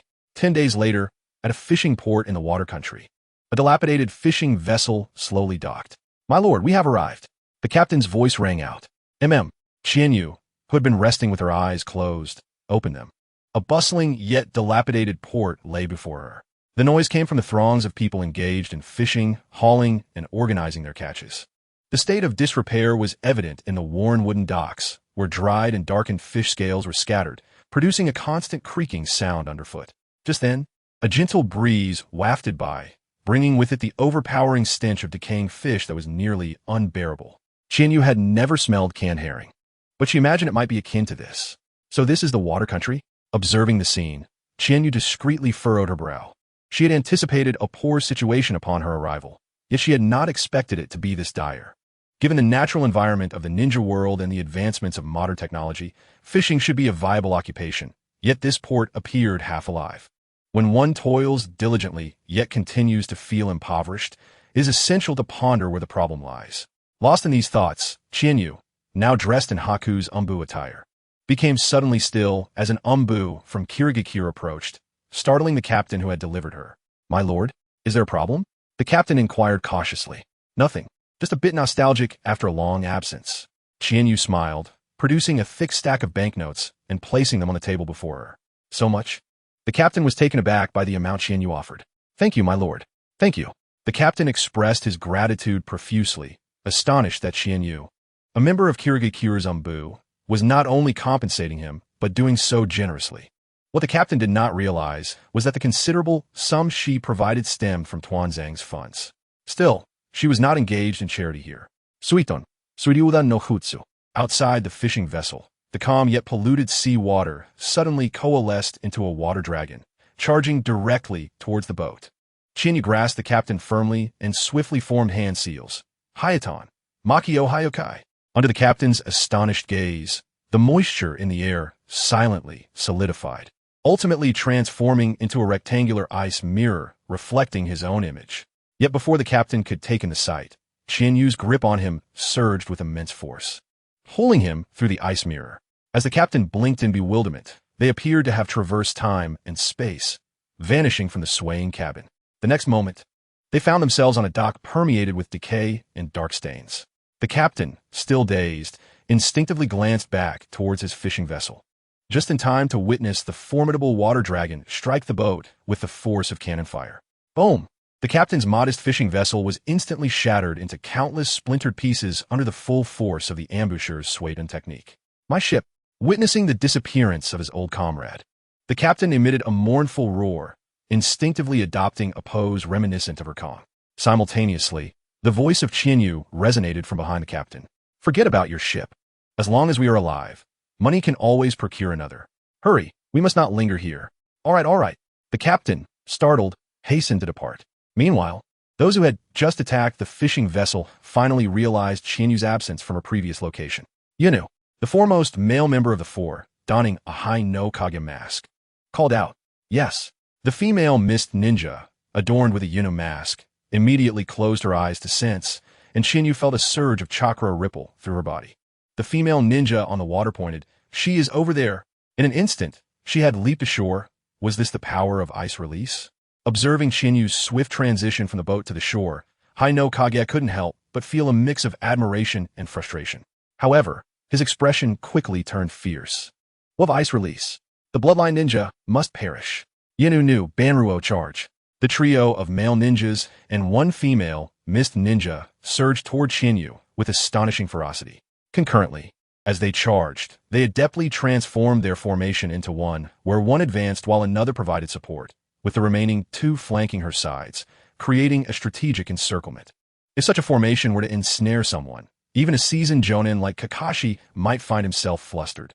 Yet, Qianyu, possessing both skill and audacity, reached out and effortlessly conjured a translucent ice sword from the void, standing boldly in place, ready to gauge her foe's strength. Soon, the Banro-masked ninja dashed before Qianyu. Did she not intend to evade? How audacious! Witnessing her unwavering stance, Banruo felt a flicker of irritation. He unleashed his full might, swinging his ninjato in a powerful horizontal slash that carried the momentum of his charge. To this, Qianyu's response was remarkably simple. She merely raised her ice sword and waved it casually. In the next moment, the clash of the ninjato and the ice sword erupted with a sharp, resonant sound, the immense force between them dispersing into a blinding white ring in the surrounding air. Under the weight of overwhelming power, Banruo's ninjato was disarmed, and he himself was propelled backward as if struck by fortune, his body soaring uncontrollably into the air. Along with his flight, Qianyu had also hurled a kunai without him noticing. The swiftly flying kunai was about to strike Banruo's chest. In a panic, Banruo attempted to twist his body to intercept it with his hand, but the force of Qianyu's previous attack had left his upper body numb, rendering him incapable of reacting in time. Thankfully, the advantage of their formation became evident. The Yinu behind Banruo swiftly intervened, launching a shuriken that deflected Qianyu's kunai. Simultaneously, Nu and Hai no Kage arrived at Qianyu's sides. The mist ninja wearing the new mask bit his finger and quickly formed seals, summoning piranha with a loud bang. Nearly 100 palm-sized, razor-toothed piranhas emerged from the smoke, darting through the air towards Qianyu. The greedy and ferocious glint in the piranha's eyes suggested that this summoning technique possessed some formidable power. However, Qianyu merely shook her head in disbelief. Summoning fish on land? Had they lost their minds? With a single hand sign, she summoned water needles from the moisture in the air, with a swift 1,000 kills water flight.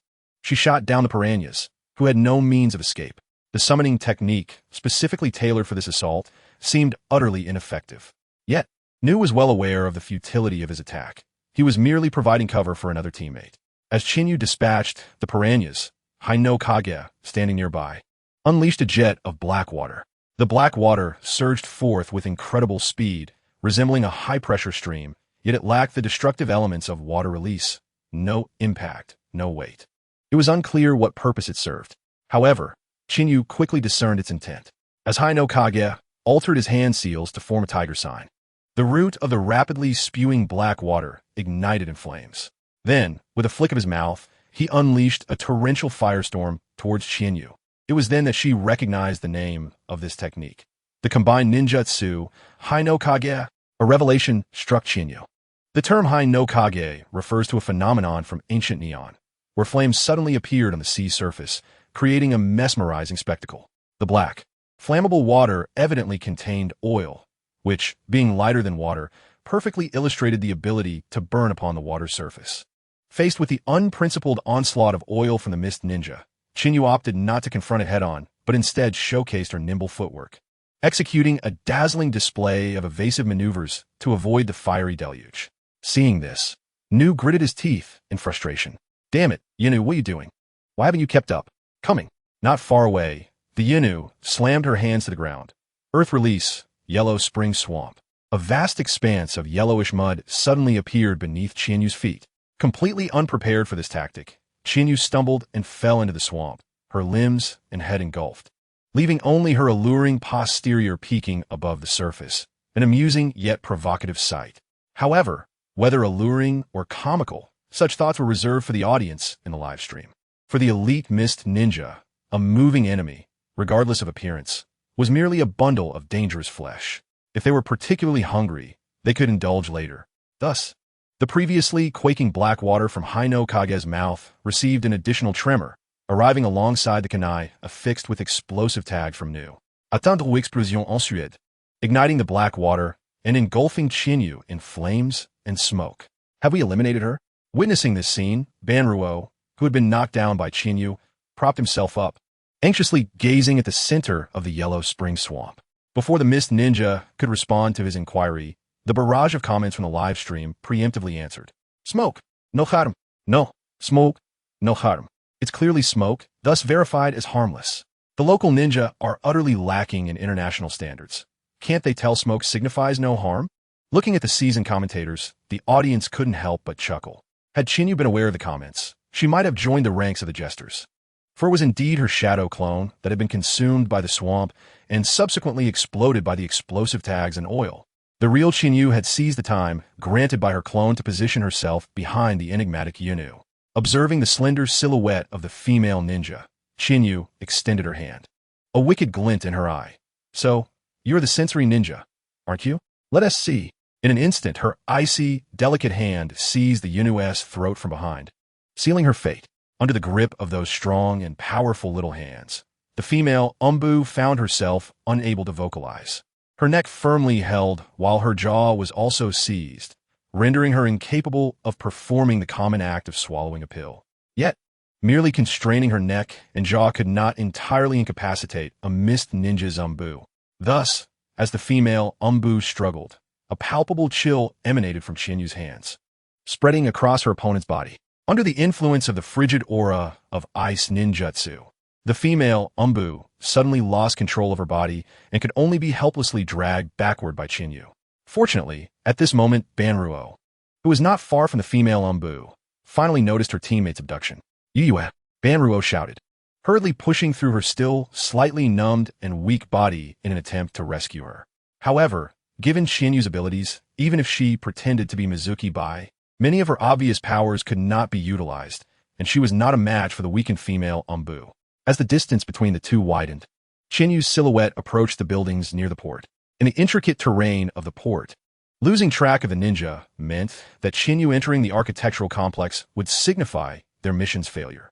Yet for those within the blood mist, failure was utterly unacceptable. With eyes reddened with fury, Banro tore off the mask from his face, revealing a visage marred with scars, his teeth sharpened to resemble those of a shark. He then retrieved a small red pill from his ninja tool pouch and swallowed it whole, subsequently striking heavily at his dantian. In the next moment, a torrent of violent, blood-red chakra surged from his not particularly robust body, creating an astonishing momentum. Under the influence of life-risking secret techniques and the elixir, the numbness Banruo had felt from his earlier clash with Chinyu dissipated entirely. With a speed that was almost imperceptible to the naked eye, Banruo resumed his pursuit of Chinyu. Witnessing this, Chinyu furrowed her brow, somewhat unaccustomed to her opponent's tactics. Was he truly desperate? How much was his monthly salary? Was he willing to risk his life here? Or was there someone dear to him in her grasp? It did not seem so. Although she had the female Umbu's neck in her grip, and the opponent was frozen and numb, the pulse and heartbeat could still be felt. Observing Banruo's desperate advance, the female Umbu displayed no extreme emotional fluctuations. Instead, she maintained a steadily accelerating chakra circulation since the moment she was captured. Despite being seized by the enemy, her ability to remain calm and attempt to escape highlighted the elite caliber of this group of mist ninjas. This compelled Chinyu to unleash another wave of chilling energy, freezing the opponent once more, delaying her escape. Simultaneously, Chinyu secretly gathered her strength, preparing to strike down Banruo the moment he closed in. Yet, this notion was thoroughly dispelled during a subsequent glance back, as Banruo was no longer wielding a delicate, slender ninja blade, but rather a 3-meter-long Fong Tianhua halberd. Brandishing the halberd, enveloped in a crimson aura of chakra, Banruo charged forward, his footsteps resonating heavily against the ground, recklessly shattering anything that stood in his path. His visage twisted into a ghastly expression. Had Banruo been taller, around 175 centimeters, Chinyu might have truly believed she was confronting a reincarnation of Lu Bu. Observing the sudden transition from a ninja battle to Banruo revealing the Fong Tianhua halberd, the audience in the live stream could no longer contain their amusement. They questioned if this was the typical style of mist ninjas.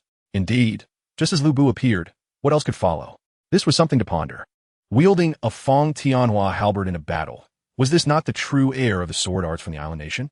It is well known that sword saints take to the battlefield armed with guns, either long or short, and it was already remarkable that no larger weapon had been introduced. Should I be thankful for this?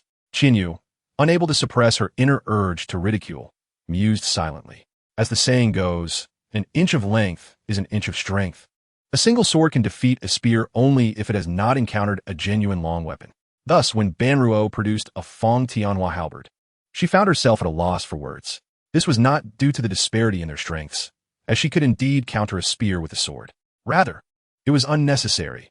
Why employ martial arts when ninjutsu was at her disposal? Chinyu temporarily released her hold on the female Umbu and, having disembarked from the ship, formed hand seals for the first time. With her agile hands, she completed all 6 seals in merely a second.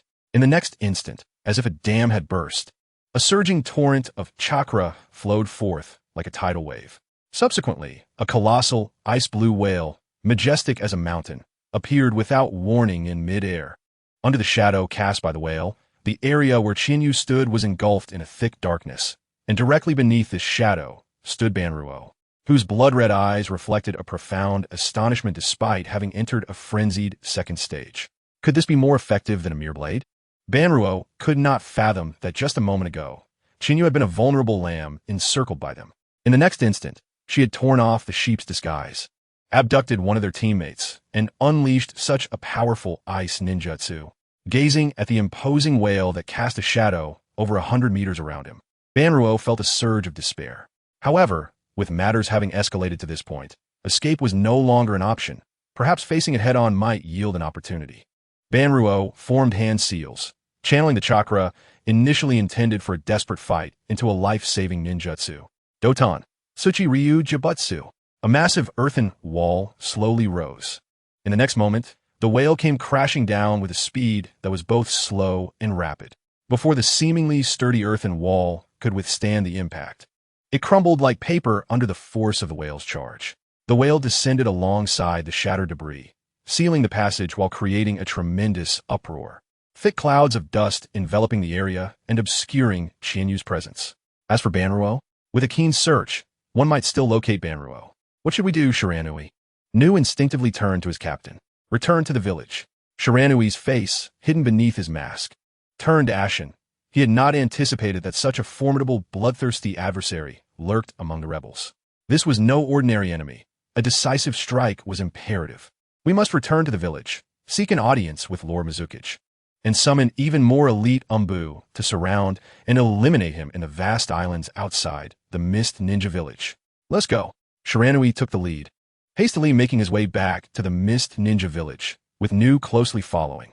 The capable Mist Umbu vanished swiftly from the bustling fishing port. It was only after their departure that Qianyu emerged from a nearby alley, holding the now unconscious female Umbu. Reflecting on the earlier words of the two Mist Ninjas, Qianyu pondered. So, to the Mist Ninjas, I am merely a rebel summoned as assistants? To them, I'm only noteworthy for my ice ninjutsu. Hence they dispatched only a single team of Umbu to ambush me. This aligns perfectly.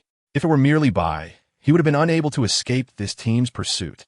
For despite Qianyu's seemingly effortless combat, both of these Umbu were undoubtedly seasoned jonin. In a small quartet, the Rain Maiden initiated with an A-rank Doton technique, Huang Quanjia, and even after being ensnared, she managed to maintain her composure for self-rescue. However, the sight of Banruo, who was sent flying by a single strike and subsequently crushed by a white whale, resembled that of a jester. Yet, Qianyu's initial intention had been to cleave through the stance with one swift strike, followed by a direct decapitation.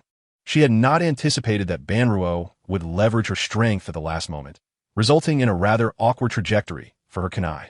This did alleviate some suspicion regarding Danzo. In contemplation, Qianyu nodded. Indeed, upon landing, she had been met with a precise ambush, leading her to immediately suspect Danzo. After all, he was not the type to shy away from betraying allies. If it were not Danzo, then I had taken a random route, arriving at the waters of the Land of Water via a merchant vessel, and subsequently hired a fishing boat for my return. Who could so accurately monitor my movements? The answer seemed self-evident. Of course, further confirmation was necessary. After verifying, I shall reach out to the contact and the root organization, dragging the captured female Miss Ninja. Qianyu retraced her steps into the shadowy alleys, preparing to stage an interrogation of the female ninja.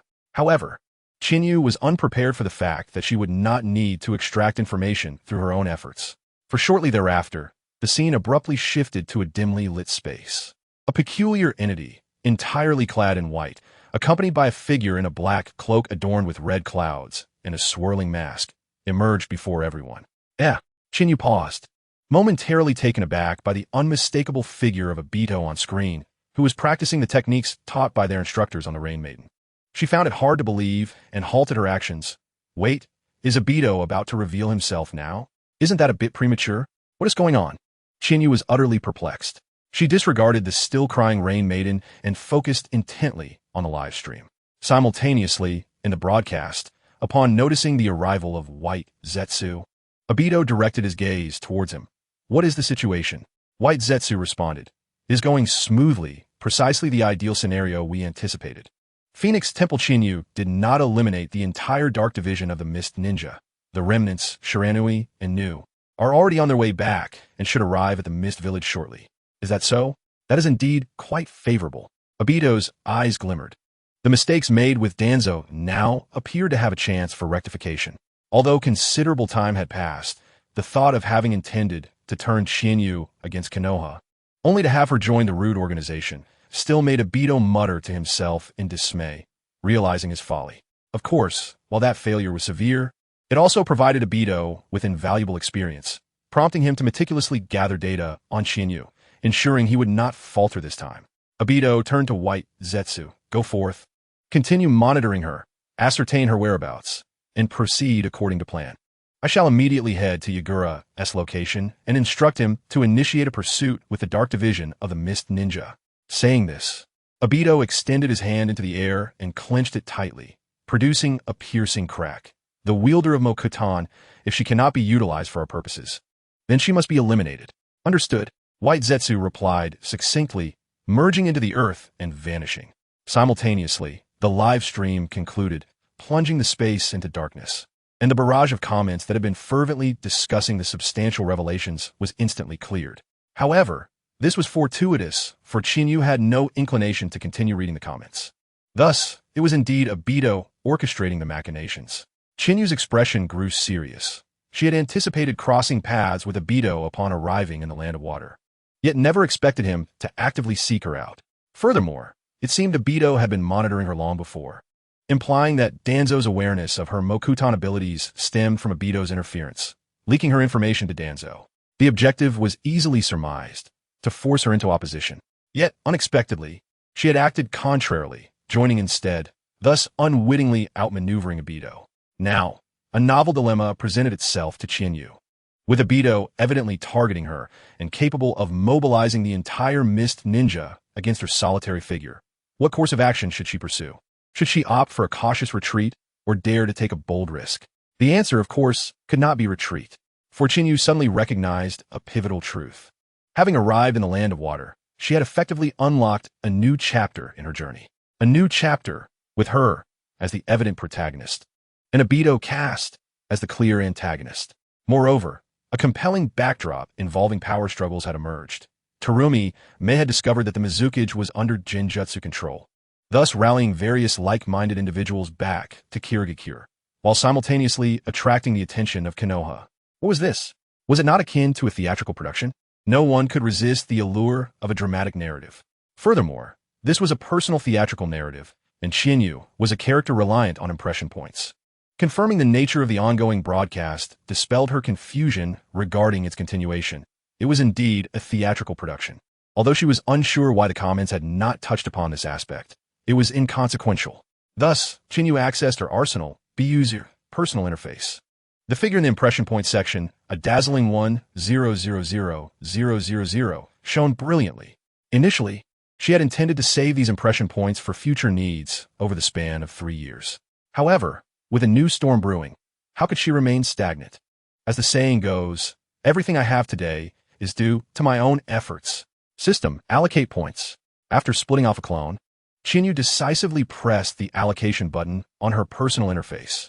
The newly acquired Flying Raijin, previously unlocked Shikatsumiyaku, Keton, and Suiton techniques surged forth in a rapid escalation of growth.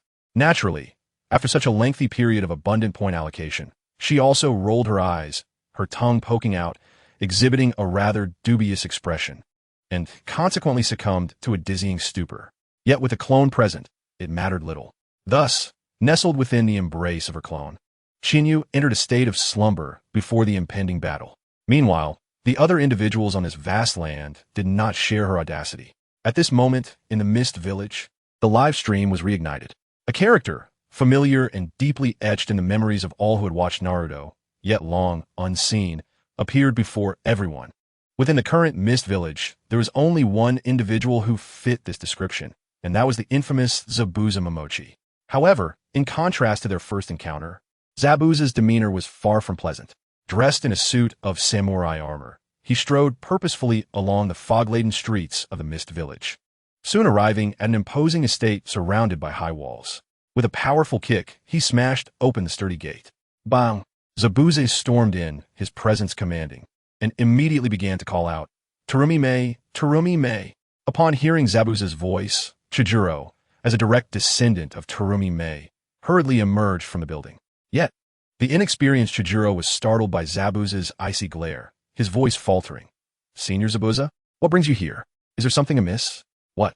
Forget it, just come along." Zabuza, momentarily unable to comprehend Chijuro's seemingly slurred speech, dismissed him with a wave. He, however, remained indifferent, casually pushing Chojiro aside and pressing onward. His overt actions swiftly drew the attention of others. A Kirinin with Byakugan, Ching, quickly stepped out, first scanning Zai Bujan with his Byakugan. Upon confirming his identity, he frowned and reprimanded, "Zai Bujan, keep it down. Are you afraid of being exposed? Enough. If you seek Lord Ming, follow me. Lord Ming has instructed that you need not announce your arrival." With that, Ching signaled Chojuro to guard the entrance and led Zai Bujan inside. After a brief journey, a stunning beauty engrossed in her work appeared before them. She possessed enchanting, deep green eyes reminiscent of a tranquil abyss, with a finely crafted visage and luscious, pale pink lips. Her long, chestnut hair cascaded down her waist like a waterfall, exuding a delicate fragrance. Clad in a meticulously tailored blue strapless dress, it gracefully accentuated her alluring curves, revealing her fair shoulders and well-defined collarbones. Her skin as smooth and exquisite as mutton fat jade, tempting enough to elicit a bite. However, these features were not the most striking. It was her ample bosom that truly captivated attention.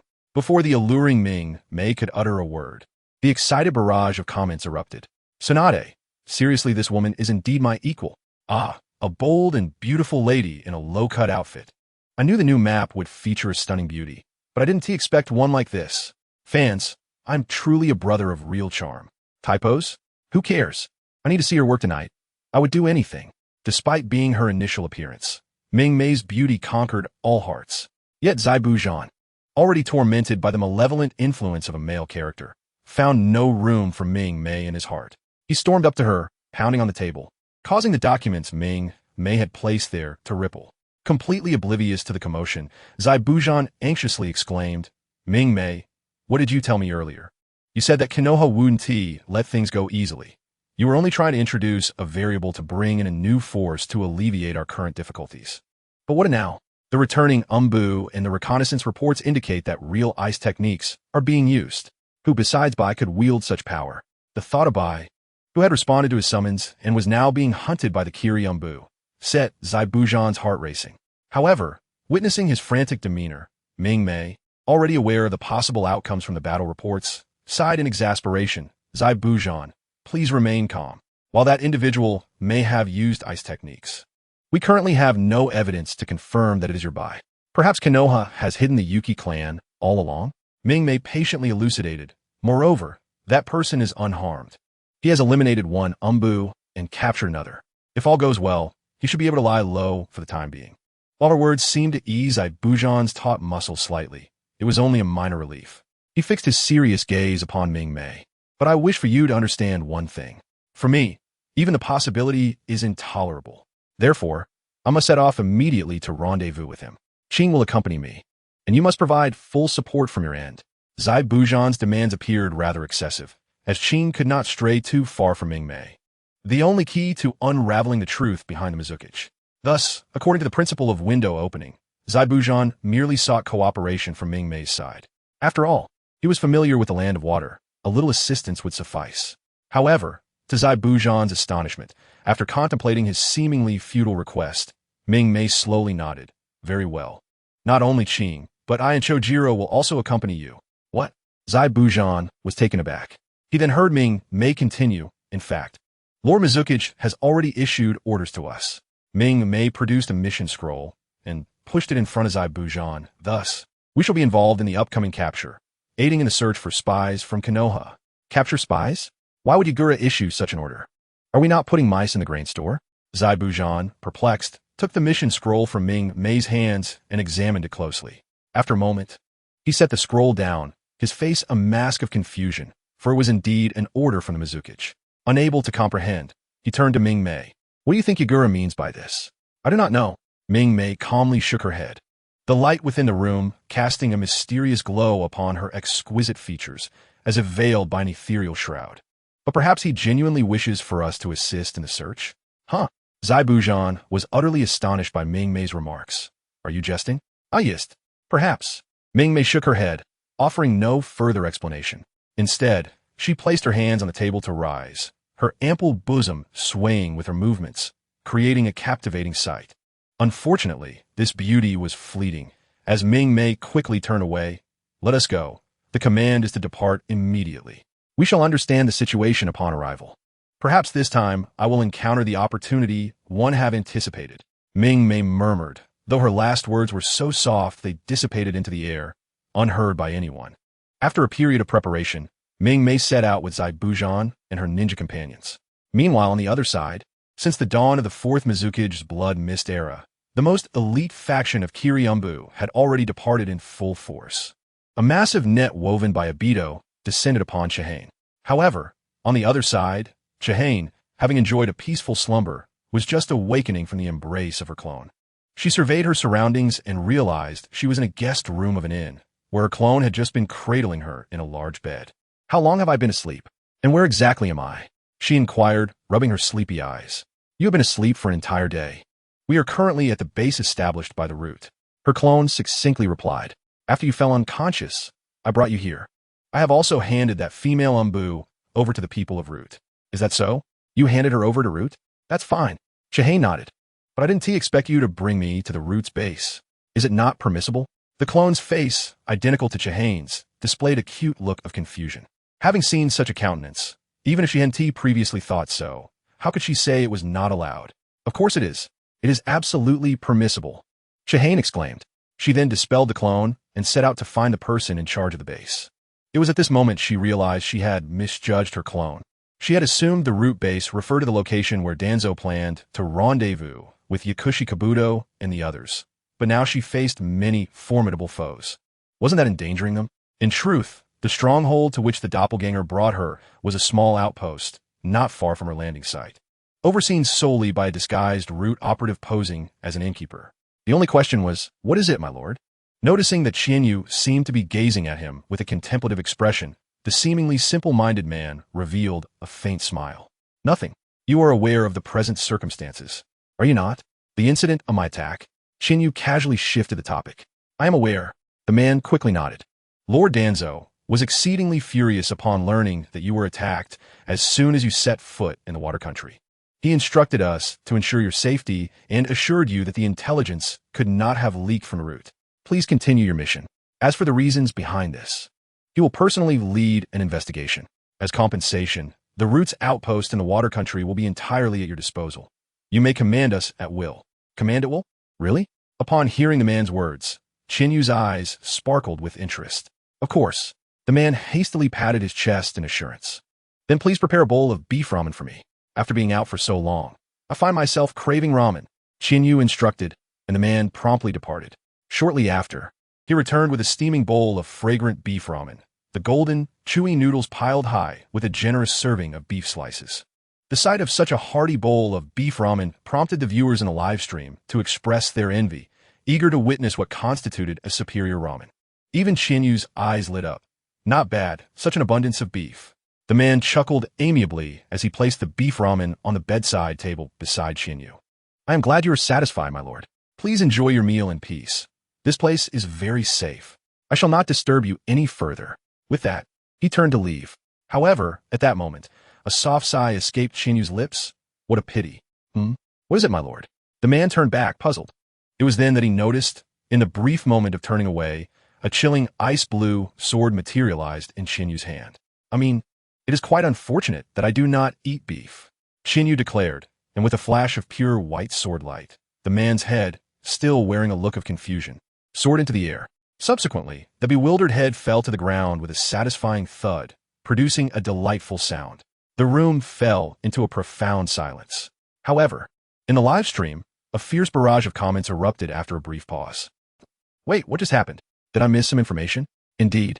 How had it suddenly escalated to murder? The audience found it incomprehensible to comprehend Qianyu's abrupt action. Their confusion was so profound that they even ceased discussing Qianyu's dietary preferences. After all, only moments ago, someone had gone to great lengths to present her with a sumptuous bowl of beef ramen, and instead of gratitude, she had taken a life. What kind of reasoning was that? The comments in the live stream began to fervently debate this perplexing turn of events. Yet, their discourse abruptly ceased at a certain point. After some time, the headless body on the floor appeared as if it had faded like discolored paper, all color stripped away. Even its clothing vanished, reverting to a primal pallor. A strange entity emerged, distinctly male in appearance yet devoid of any masculine characteristics, entirely different from the previous man. They recognized this being. It was the same entity that had appeared during the encounter with the mysterious figure with a swirling face. Upon seeing the peculiar visage of Bai Ju lying on the ground, the audience finally grasped the situation. So, Qianyu had discerned that the individual was an imposter? But when had she realized this? The revelation that Qianyu had identified Bai Ju's disguise astonished everyone. From their perspective, Bai Ju had exhibited no discernible flaws throughout the encounter, and upon death, had reverted directly to its original form, devoid of clothing, indicating that its attire had been merely an illusion. Once the matter of transformation was involved, the difficulty of recognition escalated exponentially. Therefore, if Qinyu had indeed perceived the disguise, the doppelganger would have identified it long before her. In reality, she had sensed something else entirely. Baiju's mimicry was flawless, replicating breath, expressions, and demeanor with perfect precision. However, in attempting to impersonate a root operative, it lacked one crucial element, the mark of the tongue's curse. Yet how could a root operative be devoid of this mark? Upon realizing this, Qinyu acted decisively. Perhaps the Baiju masquerading as the innkeeper had never anticipated that someone other than Danzo could perceive the mark of the tongue's curse. Simultaneously, noticing the confusion in the live stream, the ever-attentive Qinyu fabricated an explanation. News travels swiftly from the water country to Konoha. How could there be such a rapid response? Surely, that is absurd. Indeed, the viewers quickly grasped the implications. Qinyu's journey to the water country had taken considerable time. How could news have been relayed so swiftly? Truly, my wife is meticulous. With that realization, the audience's doubts regarding Baiju's demise dissipated. Regrettably, such a flimsy excuse was evidently unacceptable to Obito. What did you say? A Baiju has been slain by Fengwang TempleChiu? In the secret base of Kirigakure, Obito stared incredulously at Kuroju, who had come to deliver the news. Yes, Obito. Not only was that Baiju exposed and killed by Fengwang TempleChiu, but she also took the body with her. Given the current situation, no matter what his previous thoughts had been, action was now imperative. Kuroju's tone was grave. The plan is not yet ready for implementation. Baiju's existence must not be revealed. Of course, I understand that. Obito's voice instinctively rose, and he irritably raked his fingers through his hair. The question is, how did she see through Baiju's disguise? Kuroju replied. The Baiju assigned to track Fengwang TempleChiu reported it this way. Kuroju relayed Qinyu's exact words to Obito. Upon hearing this, Obito was left utterly flabbergasted. Is that really the reason?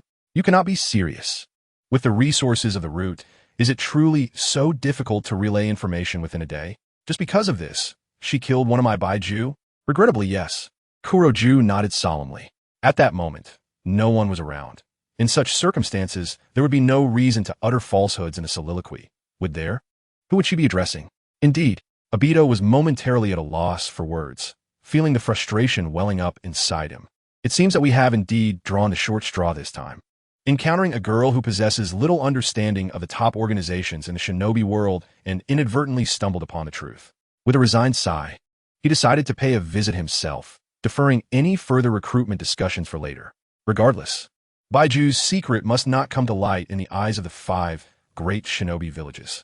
Thus, Obito was compelled to take action sooner than anticipated. Meanwhile, the Umbu of Kirigakure had already set their plans into motion. Simultaneously, Qinyu remained blissfully unaware that her elimination of a Baiju had effectively dismantled Obito's entire scheme.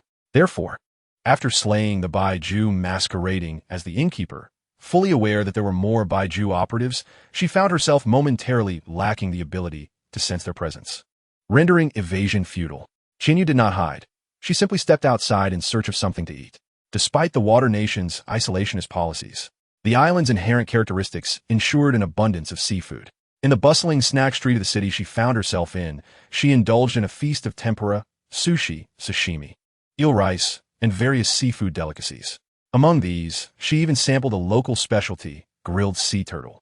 Although its appearance resembled that of an unsightly 3-tailed turtle, once cooked, it was remarkably crispy and fragrant, melting in her mouth. Paired with the garlic sauce Qinyu requested, the flavor was so exquisite that it could make even the Buddha leap over the wall in delight. This delightful culinary experience kept Qinyu in high spirits, inciting the ire of many viewers in her live stream who accused the producers of torturing them with late-night food cravings. Unfortunately, this pleasurable experience was abruptly interrupted at a takoyaki stall. Takoyaki, or octopus balls, is made by pouring a batter of water, flour, and eggs into a half-spherical grill, followed by adding octopus tentacles, red pickled ginger, green onions, and more batter.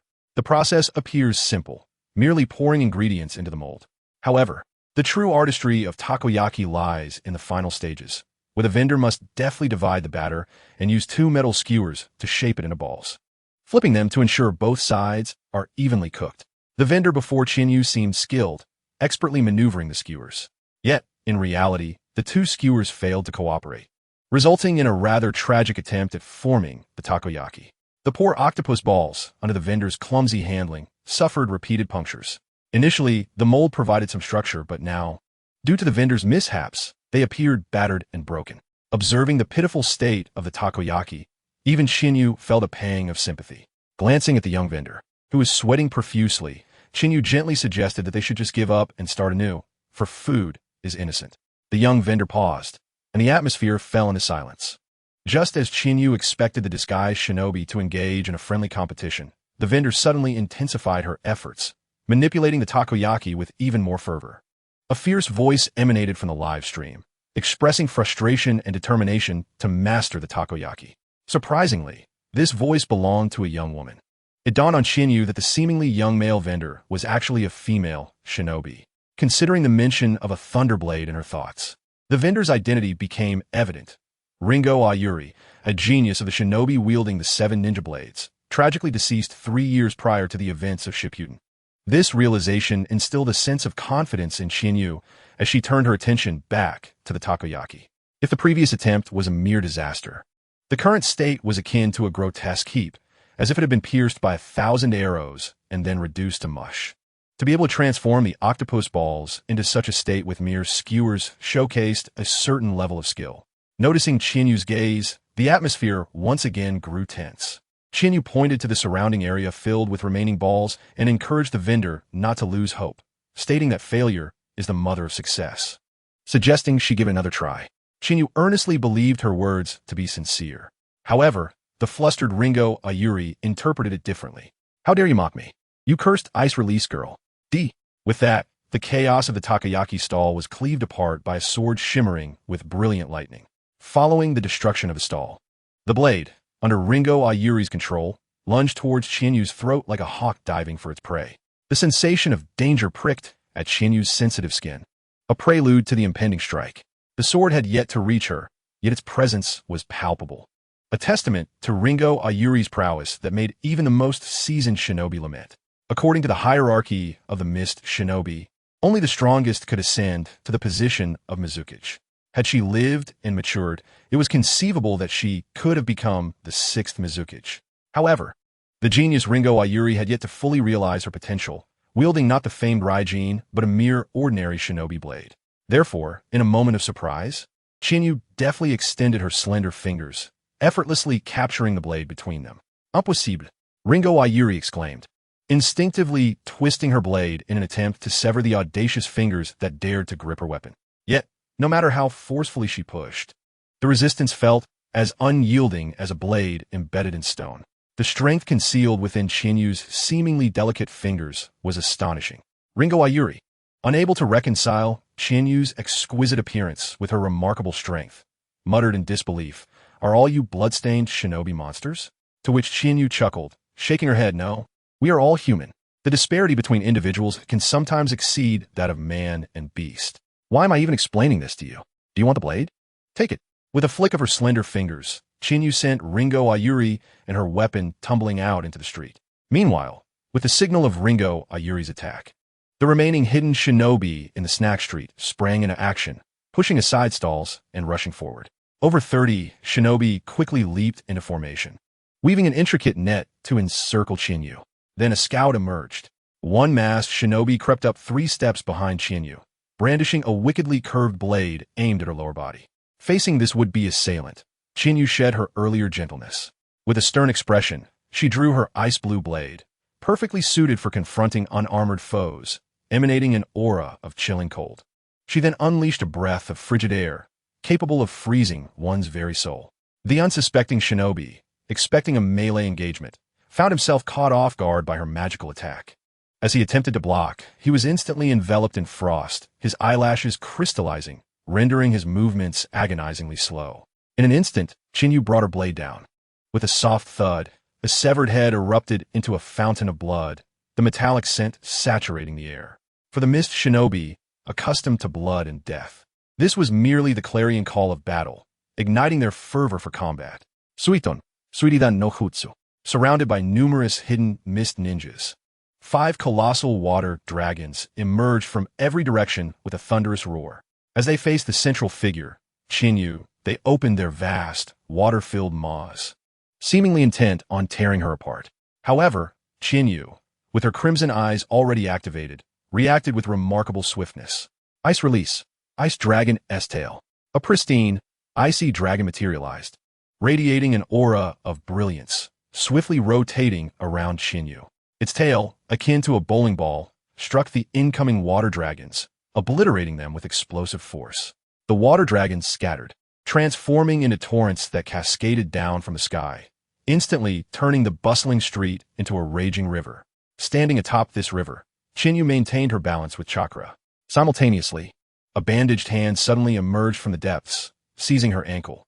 Such turbulent waters can accurately grasp me? Chinyu couldn't help but applaud the proficiency of these elite mist ninjas. Yet, knowing their elite status, she resolved to unleash her full power. Just as the hidden mist ninja beneath the surface exerted force to drag her down, an old jutsu erupted from Chinyu's foot. Wind release, gale palm.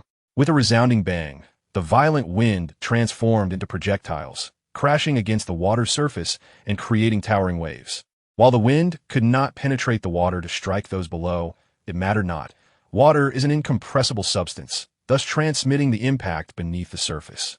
Under the force of the gale palm, the hidden mist ninja underwater felt as if struck by a heavy hammer, their eyes rolling back as they fainted, only to be thrust into the depths by Chinyu's blade, meeting their demise.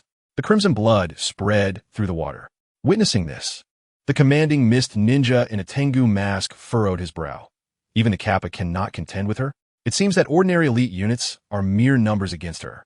The Tengu commanded, "Do not engage unless you're of Jonin rank. The adversary is formidable. Do not rush in. Continue bombarding her with ninjutsu." Understood. The hidden mist ninjas responded in unison. Subsequently, several members adorned with various monster masks gathered around Chinyu, forming hand seals. Water release. Water whip. Multiple streams of water whips surged forth, binding Chinyu's limbs. Concurrently, another group of ninjas responsible for offensive ninjutsu began their incantations. Water release. Water fong bullet. A massive amount of chakra flooded into the water surface. Soon, high-pressure streams of water spiraled upwards, resembling a multitude of drills menacingly aimed at Chinyu. Of course, these were merely preparatory techniques. Numerous water bullets and water needles had already been launched at Chinyu, encircling her from all sides. Observing the extensive array of water techniques around her, Chinyu couldn't help but chuckle. So much water, are you trying to give me a bath? Yet, is it wise to use water release against a member of the Yuki clan? I thought ice release would completely dominate water release. With that, Chinyu slammed her hands down onto the water surface, unleashing an explosive wave of frigid air. Ice release. Ice age. The chilling aura radiating from her froze the water bullets, needles, and whips mid-air. The pervasive cold forced the hidden mist ninjas standing in the river to hastily retreat, lest they too be ensnared by the ice. Upon their return to the alley, the ninjas were astonished to find their water techniques rendered useless. The temperature in the area Chinyu had frozen was so low that any attempt at water release would immediately result in ice. Yet, unlike the snow country ninjas, they had not trained to utilize water release in conjunction with ice techniques in such extreme conditions. Thus, a distinguished elite unit of a ninja village found themselves in a dire situation, devoid of usable ninjutsu against Chinyu. What should we do? The mist ninjas looked to the Tengu. What else can we do? The Tengu snapped in frustration. If water release is ineffective, employ wind, earth, or fire release. If you lack ninjutsu, resort to blades, shurikens, or even your fists. If all else fails, use your teeth. Must I teach you everything? With that, the Tengu cast a stern gaze around. His strength and authority commanded respect, causing the ninjas to avert their eyes, unable to maintain contact for more than 2 seconds. Thus, the pressure from Chinyu's prowess was mitigated by the authority of their leader. The hidden mist ninjas brandished their finest blades, advancing in waves towards Chinyu. Simultaneously, an elite unit emerged from the corner of the street. A deep blue and a water symbol flickered amongst their ranks, observing the unwavering resolve of the hidden mist ninjas. Even when entrenched in enemy territory, the figure clad in the attire of the Mizukage, Yuzuki Saka, felt a surge of pride. Indeed, even if they fall, they shall bite back. This embodies the spirit of a ninja from the land of blood mist. Is it the squad, led by the Tengu? Sokka seemed to inquire into the air.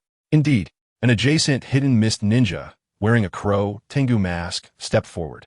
With fervent excitement, he declared, "Please wait, Lord Mizuki's. Lord Tengu will surely bring you the head of that blood-stained traitor." "I shall await with anticipation," Sokka replied with a slight smile. "Let's advance." At that moment, a gentle breeze rustled, lifting the Mizuki's hat and revealing Sokka's amiable and handsome visage. Just by looking at his face, one would hardly associate him with a ruthless figure who exacerbated the blood mist. Yet, the world is indeed wondrous. Some individuals can commit the most heinous acts while donning the most innocent of faces. As Chinyu faced wave after wave of hidden mist ninjas, she effortlessly parried an attack from the left with her left blade, while her right hand swept forth, sending a blade of wind that shattered a kunai rigged with an explosive tag, continuing its trajectory towards the assailant. The ambusher hastily dodged, while a replacement ninja prepared a lightning technique.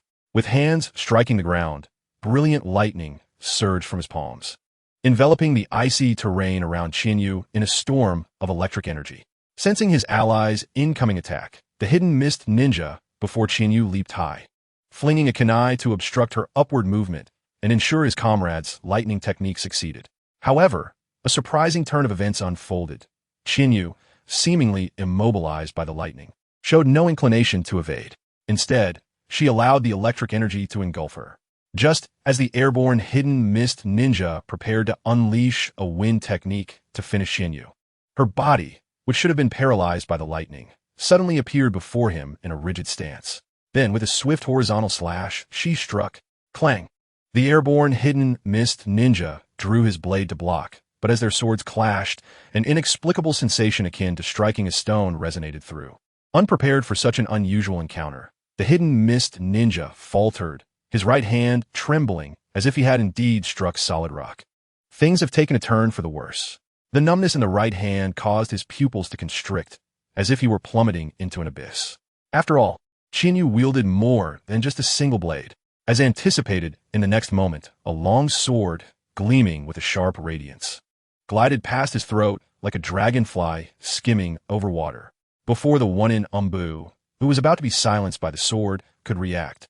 Chinyu delivered a decisive kick to his solar plexus, using the opponent as a springboard to deftly evade the oncoming hail of kunai, simultaneously pivoting to hurl a sword downward. The pure white sword light flashed like a meteor, piercing through the chest of a one-in Umbu, who was forming seals at Chinyu's landing point. How could this be? Watching the blood gushing from his chest like a torrent, the one-in Umbu could hardly believe. Does this fellow have eyes in the back of his head? How frustrating.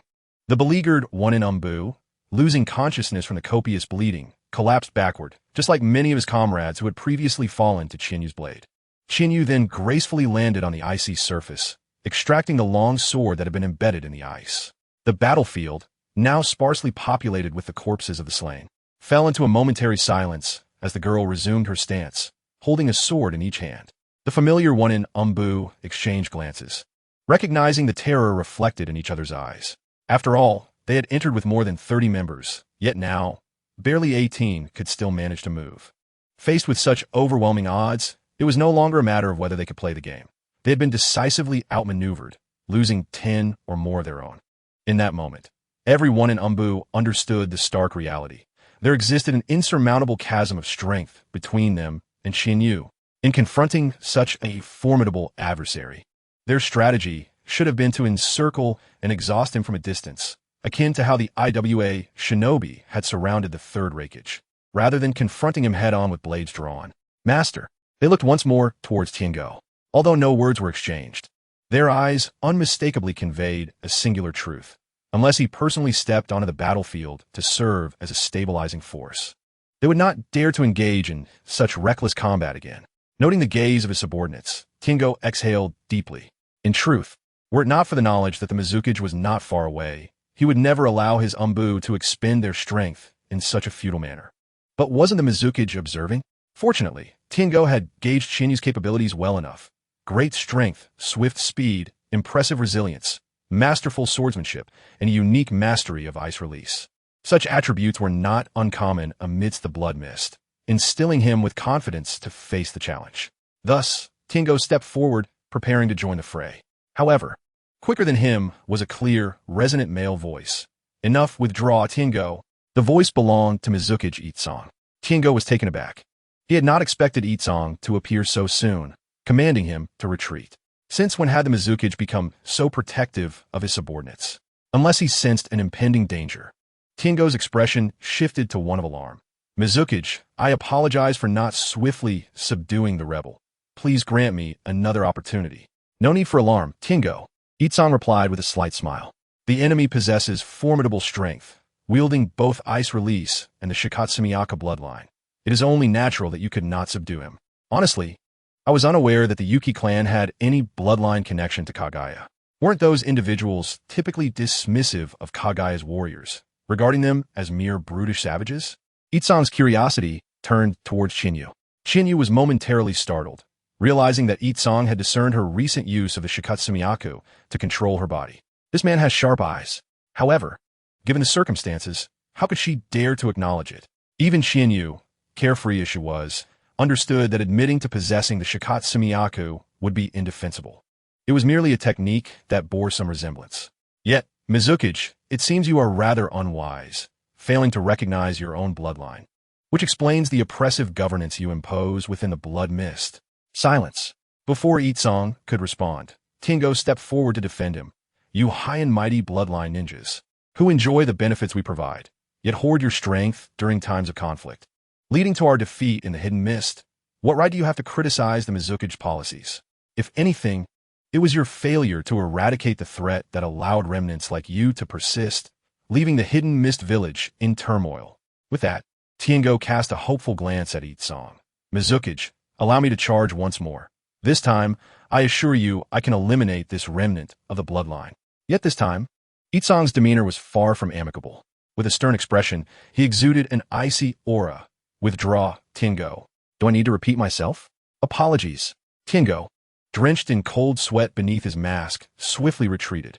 Itsong continued forward, not engaging in discussions about the righteousness of the blood mist. As someone of his stature, speaking would equate to defeat. Approaching Chinyu, Itsong spoke calmly. Your strength is impressive. It is a pity to see you aligned with the lesser ninjas of this village. I offer you a chance. Submit to me. Even as a member of the bloodline clan, I can absolve you of your sins. What do you say? Do you not value your clan above all else? I could even grant you the opportunity to rebuild the Yuki clan. His tone was enticing. Upon hearing his words, many of the surrounding Umbu displayed expressions of disapproval, yet the weight of Itsong's authority kept them silent. Facing Itsong's invitation, Chinyu wore a peculiar expression. Wasn't Obito intent on eliminating her? Why then was Itsong seeking to recruit her? Was this a product of Itsong's own contemplation? After all, Obito could not entirely erase Itsong's self-awareness. Rather, he could only distort Itsong's thoughts and influence him when necessary. Otherwise, would Itsong not venture out on his own? That said, previously when Danzo had extended an invitation, she had readily accepted, outmaneuvering Obito. If she agreed to Itsong's offer now, what would that imply? Moreover, her ostensible mission this time was to ascertain the situation in the hidden mist village. Wouldn't joining him mean she would learn everything? Thus, Chinyu quickly adopted a seemingly interested expression. Is it truly possible? I mean, to rebuild the Yuki clan. Of course. Itsong was surprised. He had merely asked casually before the battle commenced, not expecting Chinyu to genuinely express interest. This certainly warranted further discussion. Over the years, Itsong had gained substantial benefits by appropriating the resources of the original bloodline ninjas and utilizing the Blood Mist combat promotion system to secure loyal followers. Yet, he had also recognized a pressing issue. The Hidden Mist was not a land of heroes like Konoha. Relying solely on the ordinary ninjas of the Hidden Mist produced far too few high-level combatants, even if they were promising talents. They might not survive the trials of the Blood Mist. Thus, since the emergence of the Blood Mist, the elite talents of the Hidden Mist had dwindled, inadvertently shrinking its influence. Now, he sought to remedy that. As for the prior intelligence regarding Chinyu's identity within Konoha, Itsong was unconcerned. He trusted his own judgment. Ice Release could be learned, but the Shikatsumiaku could only be inherited through blood. Thus, Chinyu must be a descendant of those who fled the Hidden Mist long ago. With that connection and sufficient incentives, he had no doubt that Chinyu would remain. Yet, one question lingered. Are you not afraid that I might outwardly agree while secretly opposing you? Qin Yu inquired. Not all. Shu Chang, with an air of defiance, shook his head. I permit discordant voices to emerge as long as they fulfill my objectives. If you're the kind who prefers to resist through actions rather than words. He paused for a moment before continuing. In one village, the strongest becomes the Mizukage, and the eldest assumes the role of elder. This is a rule established by the First Lord. He left the rest unsaid, yet anyone could discern his meaning. If Qin Yu's strength were indeed to surpass his own, what would it matter if she became the Mizukage? In terms of ambition, Guju Shiwan was not inferior to anyone. After all, he had devoured several bloodstained shinobi clans, including those that had once produced a Mizukage, while maintaining his own dominion. At this moment, Qin Yu felt no uncertainty. Then I shall join. A wise decision. Shiwan replied with a satisfied smile. However, their agreement left the others, who had just been engaged in a fierce battle, utterly dumbfounded. She's joining just like that? Tiango was left speechless. With Qin Yu joining their side, all his prior efforts to encircle and eliminate her seemed utterly foolish. What was the point of his covert operations? To prove Qin Yu's strength? No. How could she simply join like this? You disgraceful wretch. In disbelief, Tiango approached Qin Yu, ignoring Shiwan. You are from the bloodstained shinobi clan. We had just slain so many of your kin. Do you truly not mind? I do not mind. Qin Yu replied with a perfect, infuriating smile. Those old relics. Isn't it better for them to die and make room for me? Tiango was left speechless. This reasoning was irrefutable. For those who had fought their way up from the blood, Mist shared the same sentiment. After witnessing Qin Yu's shamelessness, Tiango lamented that he had no leverage over her. In the blood mist, one could attack, but rebelling against superiors was not permitted. It was a rigid, bloody, and brutal hierarchy. Enraged, Tiango fell silent. If he, who could still utter a few words, was rendered speechless, the others were even more muted. Thus, this absurd encounter concluded with Qin Yu's incorporation into one village. A moment that could be described as profoundly blood-soaked, even surreal. Soon, news of Qin Yu's joining one village began to spread far and wide. The first to learn of this was, of course, Obito, who was en route to address the exposure of Baiju's actions. Upon seeing Baiju report to him, Obito's voice turned sharp. Who has joined one village? This individual. How is it that she joins upon every invitation? Obito was taken aback. The response of Qin Yu from the Phoenix Temple to Shiwan's invitation was something he had never anticipated. He couldn't comprehend why Shiwan would invite Qin Yu from the Phoenix Temple. Perhaps he needed to inquire directly to understand. However, that was no longer the pressing issue. The real concern was how to proceed with his plans now that Qin Yu had joined one in. Should he force Shiwan to retract, lure Qin Yu to a secluded spot, and then unleash 500 axe-wielding warriors? That was certainly feasible, but such an action would mean bidding farewell to Shiwan. To Obito, Shiwan was akin to a high-level AI whose highest privileges he had usurped. He could subtly influence the AI's choices and actions without detection. Yet he could not reveal his highest authority and declare, I am no longer pretending. You are my pawn, and you must act according to my will. For should he do so, the AI would recognize his presence and rebel, leaving Obito with no choice but to entirely erase Shiwan's consciousness. A mindless, shadow-level enforcer was not what Obito desired. Even a Hydra knows how to release a powerful ally. Therefore, if he wished for Shiwan to deal with Qin Yu, he needed a compelling reason. What a hassle. Obito lamented as he donned a mask of anguish. After some time, he turned back to Baiju and inquired, Is Kuroju aware of this matter? Just as he spoke, a yin-yang trap emerged from the earth. I have just learned of it. What do you suggest? Obito began to seek Madara's wisdom. Kuroju's response was succinct. 2 options. Either you disregard Shiwan and handle this directly yourself. After all this time, you should understand that Qin Yu from the Phoenix Temple is not someone to be underestimated. If you wish to confront her, it is best to avoid any extravagant schemes. What about the second option? Obito asked. The second option. Kuroju's expression grew peculiar. Why not directly invite her to join? Given Qin Yu's tendency to join upon invitation, I believe a direct invitation might actually succeed. Huh. Obito could hardly believe Kuroju would propose such a suggestion. Isn't that a bit too frivolous? Kuroju shrugged. Given the circumstances, why not give it a try? What if it works? What if? Obito crossed his arms, his fingers idly tapping against his arms. Clearly lost in thought, he could not deny that Kuroju's suggestion was indeed tempting. After all, as Kuroju pointed out, what if? The gambler's mindset surged within him. With a deep breath, Obito made his decision. Very well, I shall go and extend the invitation. Obito resolved to shift his approach. Meanwhile, Chinyu, under Shiwan's guidance, officially arrived at One In Village. A village enveloped in thick mist appeared before them. Is this truly One In Village? Such dense fog. Indeed, a fitting name for One In Village. This sentiment echoed in the live broadcast at that moment. Due to the stubborn mist and the bloody traditions of the Blood Mist, the architecture of One In Village was distinctly different from that of other shinobi villages. Rather than mere buildings, these structures resembled cylindrical stone fortresses. Remarkably, atop these cylindrical roofs, lush trees could be seen. Trees on the rooftops? Chinyu initially did not understand the significance of this. Did One In not fear that the vigorous roots would penetrate the roofs and cause leaks? Fortunately, the ever-watchful Linping Yuri, who was also there to monitor, grimaced as he explained. This is to dispel the mist. The fog in One In Village is so thick that normal life is quite troublesome. Thus, these trees have been planted to absorb the mist, preventing its flow and reducing its concentration. Such ingenuity. Chinyu felt utterly amazed, utilizing trees to ward off the mist. This was indeed the wisdom of the shinobi world. Understanding the purpose of the trees on the rooftops, Chinyu continued to follow the group deeper into One In Village. Upon entering the village, she was further astonished to discover that One In also boasted many high-rise buildings unseen in other villages. Towering cylindrical structures stood in succession. Although these edifices appeared to be mere enlarged fortifications, lacking tiles or glass, resembling abandoned buildings, they were nonetheless high-rises. Chinyu did not expect that this remote One In Village would turn out to be the most urbanized among the 5 great shinobi villages. At this moment, noticing the astonished expression on Chinyu's face, Linping Yuli also displayed a proud demeanor. Those tall buildings are impressive, aren't they? Linping Yuli remarked with satisfaction. We never had so many skyscrapers before. This entire area belongs to the great ninja clans. One In Village is small, forcing many ordinary ninjas to live outside.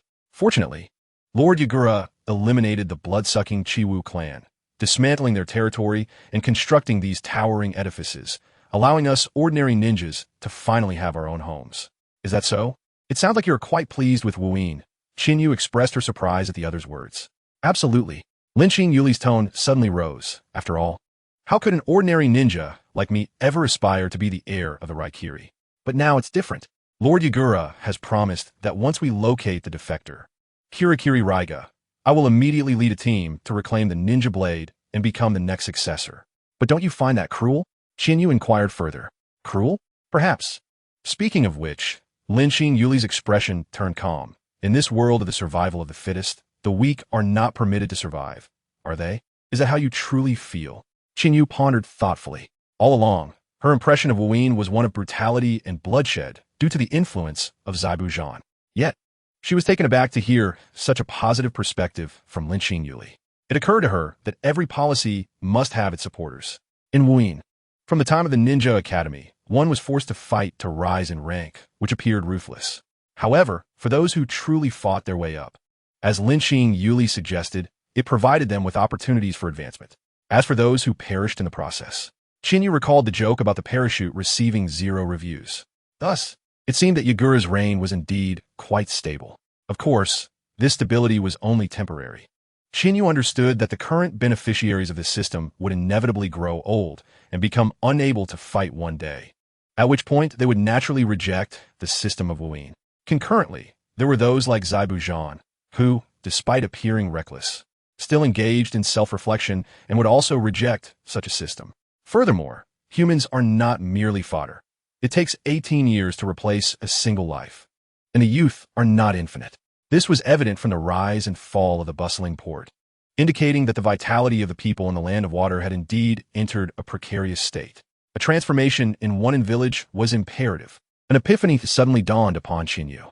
Yet, shortly after, she found it amusing. After all, she was not the Mizukage and had only just joined One In Village. Why contemplate so much? She set aside her concerns about the current state of One In Village, calmed her mind, and continued on her journey. Soon, under the watchful eyes of several One In Umbu, she arrived at the Mizukage Tower, where she was escorted to a reception room to wait. Before long, Yagura, who had disappeared shortly after arriving at One In Village, returned. Behind him followed several Umbu and 5 uniquely dressed ninjas, clearly sealed.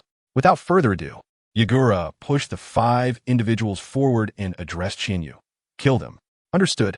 Chinyu responded decisively, drawing her blade and swiftly severing the necks of the 5 individuals with a flash of icy blue light.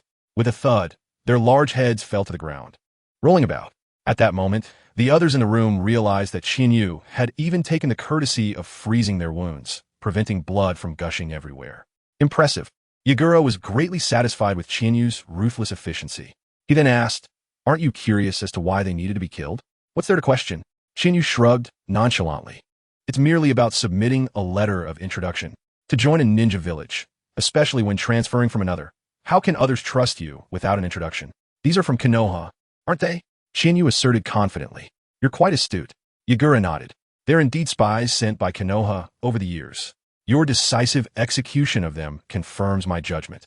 You are truly one of us in One Village." Yagura was immensely pleased. After all, Kagaya was insane, and the Yuki clan was cold. Chinyu embodied both traits. So killing a few Konoha comrades was hardly an issue. Having spent years in Wuin, he understood individuals like Chinyu well. However, Yagura had always believed Chinyu was capable because he knew she possessed the Shikatsumiyaku, assuming she was inherently a one-in ninja. At that moment, a figure resembling an advisor stepped forward, casting a dubious glance. "Lord Mizuki's, could this be a deception? Konoha's people are notoriously insincere. Those who emerge from there would never kill their comrades so decisively. Is that so?" Upon hearing his subordinate's words, Yagura did not express suspicion, but rather curiosity about how Chinyu would respond. He turned to her. "What do you think?" "Me?" Chinyu smiled indifferently, her gaze devoid of emotion. "If you want, you could send more people over, and I can continue to demonstrate my decisiveness for you. Then you will know whether I am truly resolute or merely pretending." Chinyu was genuinely unconcerned. From the moment these individuals entered, she realized they were all root ninjas sent by Danzo over the years. The aura of root was unmistakable. Capturing a few was effortless, and she felt no psychological burden in eliminating root ninjas. However, her demeanor evidently led to misunderstandings on the other side. In the face of such a killer, the advisor instinctively took 2 steps back, while Yagura grew increasingly satisfied. No need to continue killing. The Konoha spies we captured are all here and still alive. Since you genuinely wish to join One, I will certainly afford you the treatment you deserve. However, now that you have submitted your letter of introduction, I have one final question." Yagura's youthful face turned serious. "Who is the rebel you intend to contact upon returning from Konoha? That is the true letter of introduction, isn't it? How you interpret it is up to you." Yagura remained noncommittal. However, the Umbu beside him exhibited a confrontational attitude, clearly indicating that this was the real letter of introduction. If Chinyu was unwilling to reveal who her contact in One was, Yagura would indeed signal for 100 executioners to seize her. Realizing the gravity of the situation, Chinyu silently apologized to Zaibu-jan. "Gomenasai, Zaibu-jan-san. For the sake of Haku, you will surely forgive me, right?" After this insincere apology, Chinyu divulged the name. "It is Momochi Zabuza." Momochi Zabuza. Upon hearing the familiar name, Yagura's expression turned cold. It is he? This person was now in One Village? Yet, he had been completely oblivious. I see now. Some individuals must have concealed his whereabouts. How intriguing that someone in One could obscure my vision.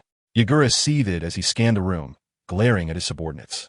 Those who met his gaze bowed their heads as if struck by an electric shock. Observing this reaction, even a fool like Shikura should comprehend certain matters. Well. He chuckled in exasperation, realizing they were oblivious. "No matter, once I conduct my search, everything will be clear." Shikura issued a command, effective immediately. Kirigakure would be under strict martial law, sealing off the village for a manhunt. I want to see him alive or his corpse. If I cannot find either, I fear I shall have to settle for your corpses. Yes. The members of the Umbu surrounding Shikura tightened their posture, hastily lowering their heads in response. Witnessing the deference from those whose interests aligned with his, Shikura felt a semblance of satisfaction. When he turned his gaze to Chiyu, his expression softened further. "From today onward, my residence in Tokai shall be yours. It contains scrolls I believe will pique your interest. Kyuki, escort her." "Yes, Lord Mizuki." A slender female Umbu stepped forward, gesturing to Chiyu. "Milady, please follow me." Under Kyuki's guidance, Chiyu departed from Mizuki's tower, arriving at the location referred to as Tokai. Tokai, in its literal sense, featured a stream flowing towards the ocean, boasting picturesque scenery and delightful weather. Such a locale is typically favored for upscale residences. Indeed, the house Shikura provided was a 5-story building. While its exterior retained the simplicity characteristic of Kirigakure, the interior was extravagantly adorned. It was furnished with leather sofas from the land of lightning, whalebone lamps from the land of water, gobi agate from the land of wind, and high-end appliances from the land of fire, an impressive array. This was merely the portion of decor Chiyu could recognize. More intriguing were the ancient paintings, calligraphy, and artifacts, evidently antiques, that had survived for countless years. Some appeared particularly archaic, possibly remnants from the era preceding Kagayaheim's arrival. Such valuable antiques and opulent dwellings were bestowed upon her without hesitation. One must concede that in terms of extravagance, Chiyu could not help but appreciate Shikura. Compared to Shikura, who had plundered numerous bloodline clans, and Tadu, who had only raided the Uchiha, albeit without acquiring everything, the former certainly held a more affluent status. Having come into possession of a mansion, Chiyu had initially intended to relish in the luxury of her grand bed. However, she recalled Shikura's mention of scrolls that would intrigue her. Promptly, she ascended to the study on the 4th floor, rummaging through the contents. After a while, she unearthed several ancient and fragile scrolls. According to Shikura's annotations, these scrolls originated from the Yuki clan. As Chiyu perused the scrolls, her previously indifferent demeanor gradually transformed. Soon, after thoroughly reading the scrolls, she set them down, rubbing her temples, which had begun to ache. Since the advent of the system, she had not engaged in such extensive reading, and this was her first encounter with scrolls provided by Shikura. The gravity of these scrolls was evident, as they compelled Chiyu's utmost attention. The ancient scrolls from the Yuki clan described a pinnacle of ice release known as Hayu no Tenshi, or Ice Heaven's Domain. The effect was straightforward. It allowed the air to freeze, liberating the wielder of ice release from the constraints imposed by moisture in the air, thus alleviating the dire conditions faced in regions like the Land of Wind. Upon reaching this realm, the wielder's ice release would not only serve both offensive and defensive purposes, but could also be executed at will, significantly reducing chakra consumption. Attaining this level would instantly elevate one to the upper echelons of the shinobi world, allowing them to stand shoulder to shoulder with the likes of Senju and Uchiha, who emerged only once every few decades. However, for the wielder of ice release, the most remarkable aspect of Hayu no Tenshi was the substantial increase in lifespan it conferred. According to the scrolls, the first to achieve this pinnacle, the progenitor of the Yuki clan, lived for over 260 years. Subsequently, whether out of boredom or curiosity, this ancestor chose to venture out to explore new lands, ultimately disappearing during a maritime disaster. To this day, it remains uncertain whether he perished or simply chose not to return. Following this progenitor, the second individual to attain Hayu no Tenshi, who also brought prosperity to the Yuki clan, lived for over 170 years, succumbing only to a latent injury suffered in youth. Regrettably, aside from these two, the Yuki clan has not produced another who achieved Hayu no Tenshi. At most, they reached a pseudo-ice heaven, requiring full exertion to freeze the air. Consequently, this pseudo-ice heaven does not extend lifespan and, in fact, offers less than that of an ordinary person, which is why the Yuki clan has not ascended to the status of the Senju or Uchiha in the Land of Water. Nonetheless, this was still an extraordinary feat. After all, the native shinobi may not understand, but she, having undergone 9 years of compulsory education, certainly did. The components of the air are limited. Nitrogen comprises approximately 78%, and oxygen about 21%, together accounting for 99%, with the remainder being trace gases, carbon dioxide, and water vapor. The air predominantly consists of nitrogen and oxygen, both of which have freezing points below negative 190 degrees, even dipping below 200 degrees. Such temperatures would freeze a normal person into a statue, rendering all life unable to survive. Thus, the explanation for the longevity of a Yuki clan's ancestor becomes clear. He did not possess such an extended lifespan. Rather, his body temperature was reduced to levels akin to a science fiction cryogenic chamber, suppressing metabolism and cellular activity, physically extending his life. Of course, Chiyu did not concern herself with matters of lifespan. With the system at her disposal, she had little fear of mortality. Instead, she pondered a singular thought. The Ice Heaven's domain, if utilized against Abido, seemed exceedingly advantageous. After all, Abido's phasing lasted only 5 minutes, during which he could not move. At least, not over considerable distances. Should a confrontation arise, she could simply freeze the air surrounding Obito, forcing him into a state he could not endure, and continue to freeze him from the outside. Moreover, with her Flying Thunder God technique, if things escalated, she could feign being absorbed by Obito, entering the Kamui space. Then, placing a Flying Thunder God mark within Kamui before re-emerging would allow her to employ a shadow clone for a pincer attack, ultimately eliminating Obito. This is splendid. Observing the scrolls in her hands, Chiyu felt elated at discovering a method to counter Obito. She had not anticipated that her new employer would present her with such a significant gift. Shikura, her employer, was indeed commendable. The sole concern lingered. She had just completed a significant endeavor. Although she had fought before arriving, it was still insufficient for her needs. After all, aside from Lin, Kyubi, and Yuri, her previous opponents were merely minions. How she wished Obito would appear now. Chiyu held onto this hope, unbeknownst to whether her prayers had been heard. As the night descended, just as Chinyu had finished her nightly ablutions and was preparing to retire to bed, a ghostly figure suddenly emerged from the ground. A silent chain expertly aimed at her slender waist. At that moment, Chinyu was still drying her damp hair, her loose nightgown revealing a hint of her delicate shoulder, exuding an aura of freshness and allure, seemingly oblivious to the impending attack from behind. In an instant, it appeared that she was about to fall victim to the sudden assault from Obito. Fortunately, a magical ice mirror materialized out of thin air, clashing loudly as it intercepted the chain aimed at her. Simultaneously, another ice mirror appeared behind Obito.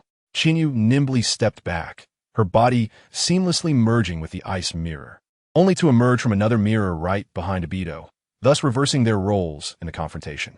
Noticing Chinyu's sudden appearance at his back, Obito furrowed his brow and twisted his body, attempting to repel her with a fierce Uchiha elbow strike. However, Chinyu's response was swifter. She extended her hands, and a sharp ice spear erupted from her delicate fingers, piercing through Obito's chest. A sound reminiscent of a piercing gasp resonated as Obito, impaled through the chest, froze in place, disbelief flashing in the Sharingan revealed beneath his mask. He could hardly fathom that he had been defeated so easily. Yet, just as the viewers in the live stream were deceived by Obito's performance, genuinely believing he had been vanquished, his demeanor shifted to one of mockery. With a sudden adjustment, his hand lashed out towards Chinyu's shoulder. As he moved, the ice spear embedded in his chest appeared to phase through him like an illusion, revealing his unscathed form. Witnessing this, Chinyu's brow furrowed slightly as she drew an ice sword from the void, slicing towards Obito's encroaching hand. To her astonishment, her ice sword, which could cut through anything, passed through Obito's hand as if he were but a phantasm. Simultaneously, Obito's hand reached near Chinyu's shoulder, seemingly on the verge of making contact with her tender skin. Fortunately, Chinyu's swift counterattack arrived just in time, aiming for Obito's neck, clearly intending to turn the tide of the battle.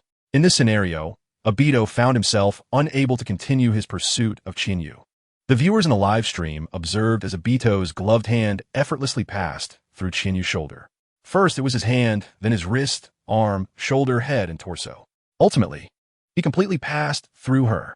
It was as though they existed in different realms, two living beings engaged in combat, yet one traversed right through the other, leaving the audience in a state of bewilderment. Questions erupted in the comment section. Confusion reigned. What just happened? How did he pass through Chinyu's body? What kind of ability is this? Some viewers, familiar with similar abilities, quickly deduced the nature of this power. It resembled that of a phantasmic ninja, allowing one to become ethereal, manifesting a corporeal form only during an attack. Such a formidable ability was met with astonishment from the audience, who marveled at the implications of such a skill. The focus shifted back to Chinyu, as everyone anxiously awaited her response to this new challenge. At this moment, Chinyu, having experienced the sensation of being penetrated, pursed her soft lips. If Sasuke were present, he would undoubtedly recognize this as a sign of her irritation. And indeed, she was not pleased. The sensation was akin to being blinded by an infrared beam while walking down the street. After a brief silence, Chinyu lunged forward once more, her sharp blade aimed directly at Obito's throat. This time, however, having revealed his ethereal ability, Obito remained unfazed, calmly standing his ground and awaiting the approach of Chinyu's blade. As anticipated, Chinyu's sword simply sliced through his form as if he were a mere projection. A smirk crossed Obito's face as he remarked, "Ineffectual. You cannot harm me." The chasm between us is as vast as the heavens and the earth, forever unbridged. Is that so? Chinyu replied, unperturbed by Obito's taunts. She had already deciphered the method to counter his ability, thanks to Conan's insights, and all that remained was for her to execute the plan.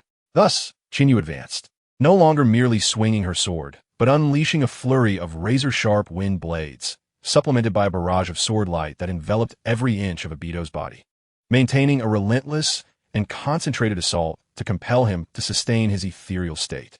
At this juncture, however, Obito, still in his phantasmal form, remained unaware of the gravity of the situation. He presumed Chinyu was searching for his weakness, attempting to discern if he could become intangible everywhere, a common trope among ancient ninjas, often possessing an invincible technique with a singular flaw that, once exploited, would lead to their downfall. Yet, the truth was that such a weakness often did not exist. The effort expended was futile. Perhaps, Chinyu replied, undeterred. But I can keep this up all day while only consuming 3 bowls of ramen. How about you? Obito's expression changed behind his mask. Realizing he had underestimated Chinyu's keen perception of his most critical vulnerability, the duration of his intangibility. Although previous intelligence from White Zetsu had indicated her astuteness, facing such sharpness in person still sent a chill through him. Fortunately, the mask obscured his expression, allowing him to maintain his composure. After regaining his composure, Obito smiled condescendingly, remarking, very well, as the intelligence suggested, you are quite perceptive, Chinyu of the Phoenix Temple. However, you underestimate me. He took a step back, and with that movement, his body began to shift. This scene perplexed Chinyu, as she distinctly recalled that Obito should only be capable of limited movement after becoming intangible. The realization dawned upon her as she scrutinized Obito's legs. He had not fully entered a phantasmal state. While his entire body may have been ethereal, his feet retained a minuscule connection to the ground. Had her keen eyes not detected the fine dust particles stirred by his feet, she might never have discerned this tactic. Very clever, Chinyu thought, seizing the moment as Obito's foot made contact with the ground. With a swift turn of her sword, she aimed downward. Taken aback by Chinyu's rapid insight into his ruse, Obito was momentarily stunned. However, for someone of his caliber, surprise did not hinder his actions. As Chinyu aimed for his foot, he lashed out with his iron chains, the sound of the steel slicing through the air heralding their approach. Such a powerful and overwhelming assault, even an average individual would likely meet a grim fate of shattered brain matter after taking a hit. However, Obito reacted swiftly, and Chinyu was even quicker. Just before the iron chains could reach him, a magical mirror of ice crystals, conjured from nowhere, materialized to intercept the chains. With a resounding crack, under Obito's heavy strike, numerous fissures appeared on the surface of the magical mirror ice crystals. Simultaneously, Chinyu, wielding an ice sword shimmering with a faint white light, struck the hard ground beneath Obito's feet. The collision produced a cacophony of shattering ice as the crystalline sword fragmented into razor-sharp shards that scattered in all directions. Observing this, a hint of disdain crept upon the corner of Obito's mouth beneath his mask. The notion of attacking during an instant of his own assault was an outdated strategy, one that had become irrelevant years ago. Having battled against Minato and endured years of rigorous training, he had long since mastered the art of controlling the parts of himself that needed to become intangible. Thus, aside from the portions that required intangibility, the rest remained corporeal. Under such circumstances, how could Chinyu possibly strike him? As these thoughts coursed through his mind, Obito looked towards Chinyu, preparing to declare himself as Uchiha Madara. No. However, just as he began to speak, his mind swiftly transitioned to the next moment. With a thunderous boom, several ice crystal shards, gleaming with a sharp white light, burst forth from the already presumed shattered magical mirror ice crystals before Obito, accelerated by an extraordinary speed. These ice shards appeared before Obito with a velocity that even the 3-Tomo Sharingan could scarcely register. In an instant, within the slowed perception of his Sharingan, it became evident that these ice shards were on a direct path to pierce through his eyes and into his brain. Fortunately, as the ominous toll of death rang out, Obito activated his Mangekyo Sharingan at an unprecedented speed. The sudden enhancement of his dynamic vision afforded him precious moments to react. He strained to turn his head. In the next instant, with a resounding crack, the swirling mask shattered. The fragmented pieces of the mask flew about, mingling with the second shattering of the ice crystals. Distinct scratches marred Obito's already scarred cheek. However, due to his head being turned and the perspective of the live stream, his appearance was obscured from Chinyu and the viewers in the live chat. As the camera shifted, Obito hastily shielded most of his face with his gloved hand, maintaining the final vestiges of his enigmatic persona. Yet, through the gaps of his fingers, the grotesque wrinkles of his right cheek, now marred by injuries, were exposed to all. Coupled with the menacing gaze emanating from his crimson Mangekyo and the trickles of blood seeping between his fingers, Obito's visage was undeniably fearsome. By the heavens, how hideous! Huh, a mask wearer. No wonder he concealed his face. Indeed, his appearance was jarring, prompting the viewers to swiftly divert their attention to Chinyu's alluring images to cleanse their eyes. As they beheld Obito's countenance, the audience in the live stream expressed their astonishment before shifting their requests for alluring images. Meanwhile, Obito had revealed a glimpse of his face due to Chinyu's assault. Discussions regarding his identity erupted, echoing the fervor present prior to Chinyu's journey into this realm. Yet, at this moment, Chinyu was too preoccupied to focus on this intriguing spectacle. For after shattering Obito's mask, an immense surge of chakra emanated from him, and the previously vague sense of threat escalated to its zenith. Obito was now serious. He had no choice but to be, for he had come to recruit Chinyu. But those who frequently captured her knew that one must first subjugate her to the ground before she could be compelled to submit. This was the plan Obito had devised. He intended to showcase a display of strength, exuding an aura of intimidation, making it easier to propose recruitment thereafter. He had employed this tactic with many members of the Akatsuki. However, he had not expected to be met with Chinyu's relentless barrage of punches, shattering his mask in the process. As a mysterious figure, what had been shattered was not merely his mask, but rather his very visage. In such a scenario, Obito's purpose for coming today had subtly shifted. Nevertheless, even after suffering a setback, he was not one to recklessly charge in. First, he procured a pristine, swirling mask to conceal his face, obscuring his battle-scarred cheek. Then he glanced behind him, his gaze traversing the magical mirror ice crystal used by Chinyu at the onset, extending towards the corner of the room. As anticipated, there stood another identical, magical mirror ice crystal in the corner. Ah, I see. Obito's mind illuminated with understanding. He had long been perplexed by the sudden appearance of ice shards from Chinyu. It turned out she had established another magical mirror ice crystal on the opposite side and transferred the shards through that. Initially, she feigned interest in the seemingly flawed opening he presented, then discreetly shattered her ice sword, launching the fragments at an astonishing speed towards the mirror ice crystal in the corner, exploiting his momentary lapse in perception. One must commend Chinyu for her intricate sequence of maneuvers. She was indeed a rare genius, both intellectually and in combat. Such a talent was worthy of his special attention. However, before subjugation, a mere child who merely played with cunning would receive a thorough lesson from an adult. Obito's right eye glinted fiercely as he activated his Sharingan, unleashing a barrage of formidable shuriken from his eye-like cannon fire. Without a glance at the outcome of his shuriken, he swiftly formed hand seals. The familiar sequence reflected in Chinyu's resplendent red eyes. Wait, that realization sparked an unprecedented sense of alarm in Chinyu as she widened her eyes. The blinding white light enveloping her body as she prepared to charge forward to interrupt Obito's technique. Yet on the other side, Obito was equally unreserved in activating his ocular technique once more. With the blood vessels creeping across the menacing whites of his eyes, the space before Chinyu warped abruptly. With no other option, Chinyu hurried behind the previous magical mirror ice crystal to synchronize her hand seals. Just as the explosive gust of wind, accompanied by the searing flames, surged toward her, with a sudden force, she struck the magical mirror ice crystal. Ice release. Ice age. The crystalline frost emanated rapidly from the center of Chinyu's hands, swiftly enveloping the entire room. Simultaneously, Obito's tempestuous flame barrage struck the magical mirror ice crystal with tremendous force. Faced with the impenetrable ice, akin to a wall of size, Obito's fire technique was predictably thwarted, rebounding and crashing against the frozen confines of the room, only to be repelled once more. However, in her attempt to shield her grand estate, Chinyu overlooked a crucial detail. The explosive flames, when artificially compressed and unleashed in a space already distorted, would yield what consequence? The answer was simple: an even greater explosion. In the next instant, A thunderous roar akin to the collapse of mountains echoed through the tranquil night of the hidden mist village. In the distance, countless ninjas instinctively rolled out of their beds in response to the explosive sound. Those nearest were particularly fortunate.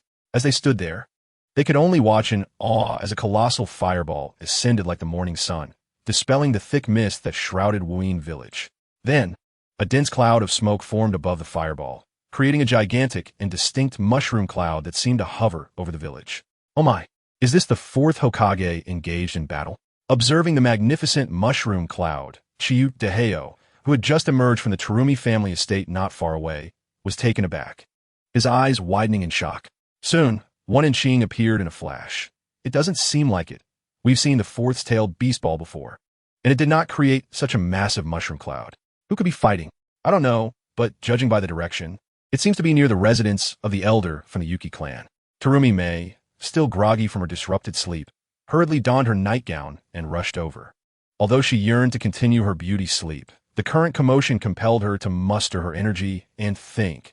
I remember that the Mizukage was recruiting that white individual over there today. As she spoke, Terumi Mei seemed to realize something and turned to Qing. What about Zabuza? Zabuza had claimed that the fourth Hokage was very thorough in his investigations, and he could easily conceal himself. No one could find him in the dense fog of Wuyin village, so they didn't need to worry about him. Qing instinctively replied.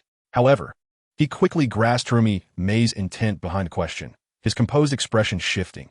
Are you suggesting that this might have been orchestrated by Zabuza? I don't know. Terumi Mei shook her head gravely. But I wager that even if Zabuza wasn't responsible for this, he is certainly lurking nearby. That could be disastrous. Hearing Terumi Mei's words, Qing gasped. Right now, the elite shinobi of Wuyin village are undoubtedly rushing towards that location. What should we do, Lord Mei? There is no other choice. Terumi Mei sighed helplessly, placing a hand on her forehead with a hint of exasperation. Zabuza's battle prowess and influence are still resources we cannot afford to overlook. Let us go. Terumi Mei took the lead, swiftly rushing toward the explosion site, with Qing and Chujuru closely following. The three figures moved like phantoms through the mist of Wuyin village. However, after such a stunning explosion, scenes like this were now commonplace in the village. The winds of change began to gather. Of course, after Obito's astonishing detonation, the arrival of others was merely a matter of time. Meanwhile, in the spotlight, Chiyu's battle had yet to conclude. Amidst the debris of the explosion site, a cacophony of sounds suddenly erupted as various fragments were trampled underfoot. A figure donning a swirling mask emerged over a half-destroyed wall, gazing ahead. Even amidst the scorching rubble, the icy presence of Bing Lao Tang Wu emanated, causing Obito to pause momentarily. I see, so you're hiding here. Even in such circumstances, he quickly regained his composure and activated his defensive ninjutsu once more. Should I say it is no surprise that he was the first in the shinobi world to discover by Ju? Compared to before, Obito's demeanor seemed slightly more relaxed. In his view, after this explosion, he had regained a semblance of face. Since he had regained his footing, it was time to initiate discussions. Thus, he introduced Bai Ju as a topic of conversation. With Chiyu's sharp wit, she would undoubtedly realize his purpose immediately. However, Obito was unaware that Chiyu had always played the fool with remarkable skill. Moreover, there was one thing that Chiyu could never accept. Why? Maintaining her guise as Bai. Chiyu lowered her head, her long black hair resembling a specter obscuring her face, rendering her expression indecipherable as a low and indistinct murmur emerged. What? Obito did not catch Chiyu's question at first, instinctively stepping forward. I said, why? Chiyu suddenly lifted her head, her obsidian-like eyes radiating a dangerous crimson glow in the night. In the next instant, she took a seemingly casual step forward, the red light in her eyes flaring up like two crimson moons suspended in the pitch-black sky. Simultaneously, an emotional roar erupted. Why did you blow up my house? That splendid house I had only just acquired a day ago. And I Haventy even slept on a luxurious, top-of-the-line rubber mattress provided by the daimyo of the Land of Fire. Hearing Chiyu's furious lament, Obito was momentarily dumbfounded. He stared incredulously at Chiyu. Is that really what you're concerned about? Although he did not understand how rubber could be made into a mattress, he felt that with their abilities, such things were easily obtainable. Coming from the Uchiha clan, Obito had never lacked for food, clothing, or shelter, and thus he could not empathize with Chiyu. He was oblivious to the significance a house held for her. Therefore, He completely failed to comprehend why losing an external possession, especially one that was never truly hers, was worth such a lament. Consequently, Obito could only simplistically interpret it as Chiyu still being immature. While her strength had grown, in many ways, she remained a teenage girl, placing great importance on material possessions. This understanding led Obito to dismiss Chiyu's concerns. He then spoke with disdain, condescendingly belittling her like a high-handed HR representative, laying the groundwork for future recruitment. It's just a building. Indeed, children will be children, fixated on trivial matters. Obito cut to the chase. All right, I don't want to discuss this insignificant building with you. You must have guessed why Chiyu of the Phoenix Temple have come here today. Obito paused slightly after the last word, a hint of confusion crossing his face. This was because in that brief moment, Chiyu had drawn a long sword from her wrist, enveloped in a white light, and with one swift motion, sliced through the defensive ice barrier of Bing Lao Tang Wu, followed by the blade gliding across his intangible neck. Only after the sword had swept across his neck did Chiyu's furious shout reach its delayed climax. So you, this peculiar little darling, blew up my house, did you? With that, Chiyu unleashed a torrent of sword light upon Obito, unleashing massive wind blade from the sharp edge of her sword, bombarding him like a barrage of missiles. Thud! Hud! Hud! Hud! The already crumbling ruins around Obito shattered further under the onslaught of the ferocious wind blades, turning bricks and stones into dust and debris. Under Chiyu's relentless assault, Obito could no longer maintain the low-energy, evasive state he had previously relied upon. The sturdy bricks, which were materials from the Yuki clan's elder, shattered, preventing him from conserving energy through evasion, all of which indicated one undeniable truth. Chiyu was serious. She no longer pretended to be bi, restricting her abilities. Aside from her appearance still resembling that of Zabu's subordinate, the current Chiyu had completely reverted to her true self. To unleash such fury over a destroyed house, was she truly serious? Obito found himself perplexed. As he observed the relentless Chiyu, he furrowed his brow, attempting to reason with her, to discuss his own matters. However, the ensuing scene unfolded as follows. Obito, stop it. Chiyu, chopping steel flash. Obito, taking a deep breath, I said, stop. Chiyu, whirlwind slash. Obito, slightly irritated, I told you, your attacks are useless against me. Chiyu, ice release, flock of birds, ice pillars. Obito, slamming the table in anger, I am talking to you. Chiyu, water release. Who repaired the dam? Obito, you blabbering fool. Amidst the haze, Daitu could articulate words. Yet his voice, muffled by the watery surroundings, transformed into indistinct murmurs. Faced with this predicament, Daitu found himself compelled to reverse the effects of his Kamui, drawing the water away from his vicinity. Subsequently, as the onslaught of Chinyu's assault approached, Daitu, shrouded in mist, brandished a colossal folding fan, for the first time proactively countering Chinyu's blade. The clash resonated with a powerful clang, as the Uchiha fan met the exquisitely forged chakra sword, resulting in a violent collision.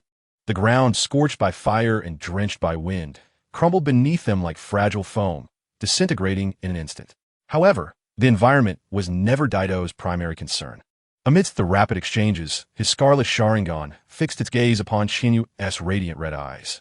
After filtering out the blinding crimson light, he successfully discerned a glimmer of clarity within her gaze. Thus, Daitu suddenly realized this individual was deliberately stalling for time. Initially, he believed Chinyu was too enraged to communicate. Yet now, it appeared that while she may have been angered at first, she swiftly masked her emotions with a facade, concealing her true intentions. Indeed, Chinyu was intentionally delaying their confrontation. The rationale was simple. With such commotion, the denizens of one village would undoubtedly be drawn towards their location, and with each passing moment, Daito's presence would be exposed to all. Although this revelation seemed inconsequential to her, it was an intolerable circumstance for Daitu. If the enemy could not accept it, then she ought to act. Certainly, it had nothing to do with her nostalgia for her grand residence being obliterated by Daito's fire technique. As she reminisced about her estate, Chinyu's grip on her sword tightened further. The blade, imbued with ice chakra, struck the Uchiha fan, producing a resounding boom akin to a bell, illuminating the night as a beacon for those hastening towards the scene. With Daito's heightened perception, he sensed the approach of several formidable chakra signatures, dangerously close. With one individual concealing themselves on a nearby rooftop, his presence had been compromised. However, the identity of this individual was peculiar. Being a rogue ninja, his exposure held little consequence. Yet this also indicated a pressing reality. He needed to depart swiftly. Nevertheless, Daitu sought an honorable exit, one that might still allow him to fulfill his objectives. Thus, as Qinyu's sword came crashing down, Daitu tightened his grip on the fan. Just then, something within his voluminous sleeves constricted, granting him a surge of power akin to an exoskeleton, enabling him to wield the fan with the might of an iron-wielding princess. With a powerful thud, the Uchiha fan met Qinyu's sword with a fierce gust of wind. The overwhelming force sent Qinyu spiraling uncontrollably into the air, though she quickly regained her composure, executing a nimble backflip to land gracefully on the ground. Yet, the ferocity of Daito's attack was undeniably eye-catching. After all, Qinyu was no longer the same as before.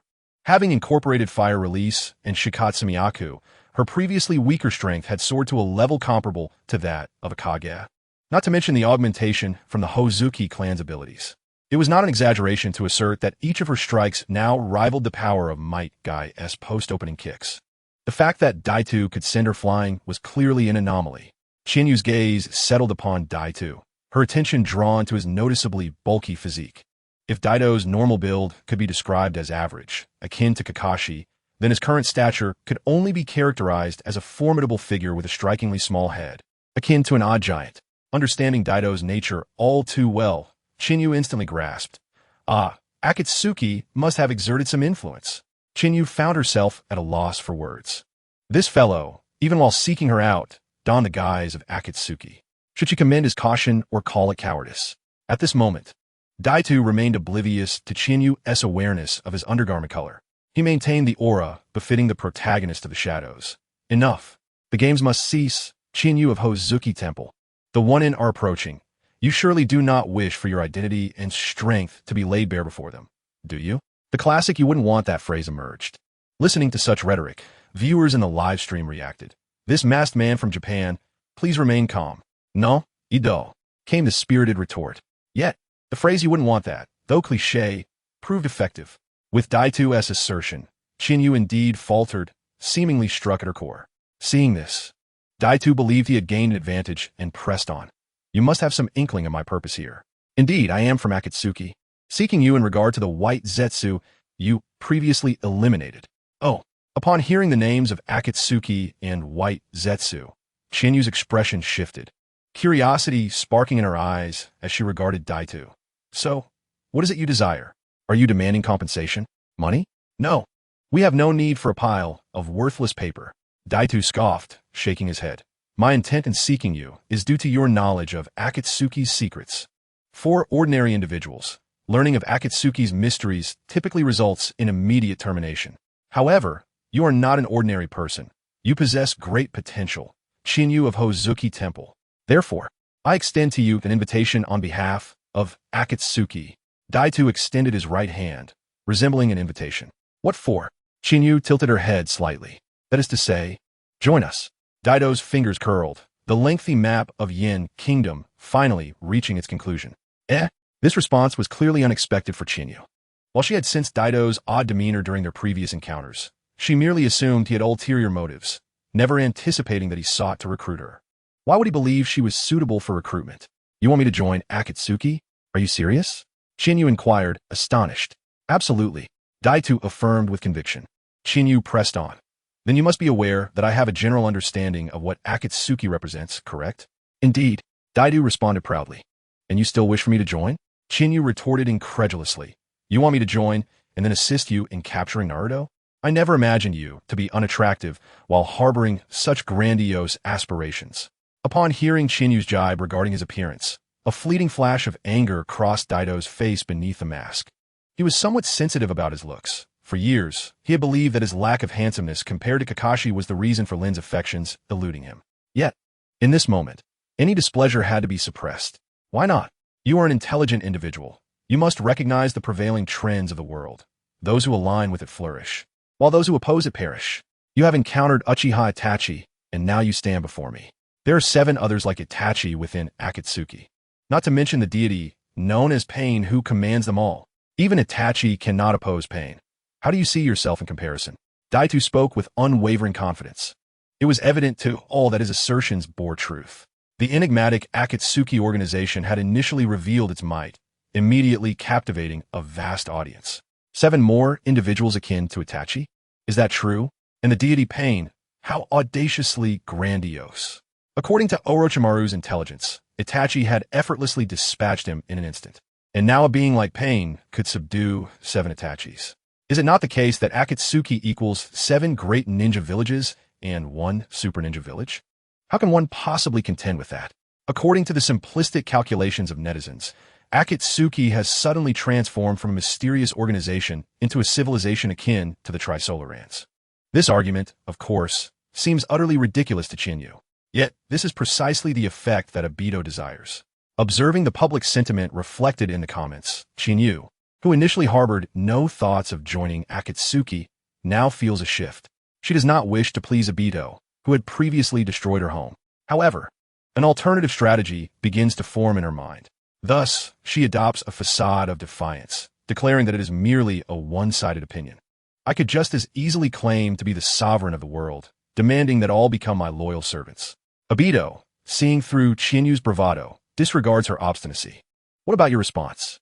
In reply, Chinyu does not directly address him, but instead brings up a seemingly unrelated matter. Do you know? Although Naruto may be foolish and lacking in emotional intelligence, he is genuinely a good person who would come to your rescue in times of danger and would lend a hand if you were in trouble. As for me, lacking family ties, I have always regarded the members of Team 7 as my dearest friends and brothers. Are you now asking me to join an organization that seeks to harm my beloved companions? Chinyu displays an expression of utter astonishment, struggling to comprehend the situation. Upon hearing this, Obito momentarily falters, though his instincts still sense something amiss. So, Obito steadies himself. Therefore, Chinyu's face turns slightly bashful as she averts her gaze. It will require additional compensation. Additional compensation? Obito is taken aback by Chinyu's response, never having anticipated such an answer. However, the audience in the live stream had long foreseen this turn of events. I knew it. Also, this is how it is. Indeed, when I first heard the phrase "dear companions," my radar started buzzing, and now it has come to pass. Thanks for the invite. I have already begun to laugh. Youth is indeed on your side, masked man. Surely, you should conduct a background check before hiring. It seems you are unaware of Chinyu's past, aren't you? Haha. I look forward to seeing Chinyu stir the pot within Akatsuki. There is nothing more to be said. May Chinyu join Akatsuki with her hands clasped in prayer, hoping they do not meet their demise. May they not perish, add 1. May they not perish, add 2. A chorus of benevolent viewers begins to pray for Akatsuki's well-being. Well, that should be considered a prayer, I suppose. Never mind, it is not important. Obito shakes his head, dismissing the strange malice he had just sensed. The crux of the matter is that Chinyu is indeed, as Kurizetsu had previously predicted, taking a stance that if you dare to invite me, I shall dare to join. Although her request for money seems somewhat peculiar, what of it? Money is merely paper. How much do you require? Obito inquires grandly. Chinyu remains silent, extending her small hand to form an okay gesture. 3 million? A trivial matter. Obito relaxes his brow, ready to fulfill her request on the spot. But at that moment, Chinyu shakes her head. Is it 30 million? Obito ponders for a moment, acknowledging that her words hold merit for such a price. Very well, allow me to make arrangements. However, Chinyu shakes her head again. Do you wish for 300 million? Obito's voice instinctively rises a notch, revealing a hint of difficulty behind his mask. After all, despite his constant declarations that money is merely paper, he retains a sense of prudence. What on earth do you need such a sum for? Obito inquires instinctively. For what purpose? This question momentarily stumps Chinyu, as she had merely intended to make a jest, having not thought through what she would do with the money. But as someone who has traversed dimensions, is spending money not a simple matter? I wish to invest. Chinyu responds. Invest. Obito is utterly astonished, never having expected to hear such words from a ninja. Indeed, Chinyu's confidence grows as she elaborates. I believe this world has reached a commendable state of scientific advancement. The future may still belong to ninjas, yet will undoubtedly be one rooted in science. Thus, I require funds to invest in the future. She smiles, adding, no matter how formidable you are, you will eventually grow old, just like the third Hokage. Indeed, Obito finds himself momentarily swayed by Chinyu's logic. Although he may not comprehend science, he certainly understands Orochimaru, who embodies this very principle. From this perspective, Chinyu's request for money becomes more understandable. Moreover, this aligns with Qianyu's characterization as a genius, for geniuses are always a step ahead. However, while Obito comprehends her reasoning, he cannot help but harbor a degree of disdain. He firmly believes that this world cannot reach the point Qianyu envisions. Nevertheless, it matters little. After all, the realization of the infinite Tsukuyomi signifies the fulfillment of Qianyu's dreams. Obito refocuses on the present, as Qianyu has presented her demands, yet he has not responded. I understand your perspective, but 300 million is still somewhat excessive, Obito suggests. Seeking to negotiate. In a ninja world, an A-rank mission typically caps at 1 million Ryo, sufficient to dispatch a ninja of Kakashi's caliber. 300 million, to put it bluntly, could easily fund a small-scale war waged by a ninja village. Is 300 million out of the question? Just that? It seems rather paltry for your organization. Hearing Obito's remarks, Qianyu pouts, her charming face displaying a vivid expression of disdain. This impudent demeanor causes Obito to clench his fists. Thankfully, although she has mocked them, Qianyu ultimately concedes. If 300 million Ryo is unattainable, then I shall accept this amount. Qianyu pinches her thumb and pinky together, forming a gesture for the number 3. Is figure 3? Obito fails to grasp Qianyu's intention. 3 what? Or is it 3 of something? You cannot comprehend this? Please, big brother, you are quite the simpleton. Qianyu pouts in a playful manner. I said 3, which is undoubtedly 3. Digga.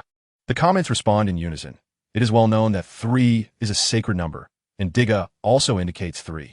Thus, what Qianyu desires is 3 Digos. Not 1 Digga, nor 2 Digos, but 3 Digos. With 3 Digos, the delectable Qianyu will immediately bring Digga back. Brothers, let's take action. Mischief erupts in the comments.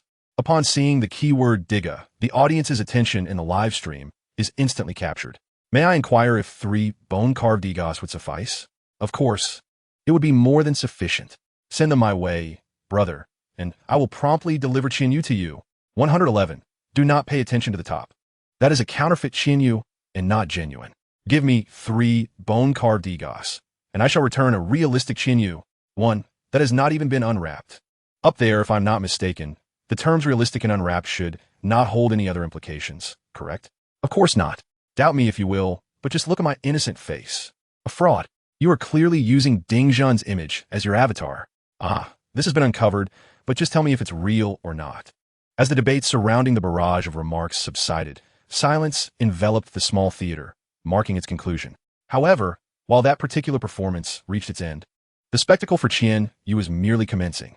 To her surprise, as someone who had also once transformed into light, she found her attention momentarily captivated when the keyword Digga was uttered. 3 Digos, Qianyu inadvertently blurted out, only to quickly amend herself. I meant the renowned Asuma. Asuma? Obito was left even more puzzled, questioning how this reference related to their monetary dealings. Qianyu elucidated. I recall that the bounty for Asuma, the Jonin, is 35 million Ryo. Given his stature as a member of the 12 Guardian Ninja and the son of the 3rd Hokage, I believe that 35 million Ryo is indeed substantial. Thus, you need only provide me with the equivalent of 3 Asuma bounties, which totals 150 million Ryo. 300 million is excessive, but surely 150 million is agreeable? Qianyu directed her gaze at Obito, who, understanding the implication, realized this was the lowest price she would accept. Although the sum was considerable, for the sake of recruiting Qianyu, it was a worthy investment. After all, a little hardship for Kakuzu was an acceptable trade-off, and Obito trusted Kakuzu's wisdom to manage any resulting backlash. Contemplating this, Obito slowly nodded, silently resolving the matter. It was evident that soon enough, Kakuzu would find himself uttering some rather unsavory words, yet Obito remained unconcerned. After all, the puppet master had his own burdens to bear, while the laborers below merely needed to toil for their earnings. Very well, Obito affirmed, I shall arrange for your payment tonight. However, let me make this clear. Joining Akatsuki means you must work for Akatsuki. You wouldn't want to discover the fate of a traitor. His words bore a heavy threat. Understood, Qianyu replied earnestly, though inwardly she scoffed, dismissing Obito's implication as if he believed no one was aware that Orochimaru had thrived for years after departing from Akatsuki.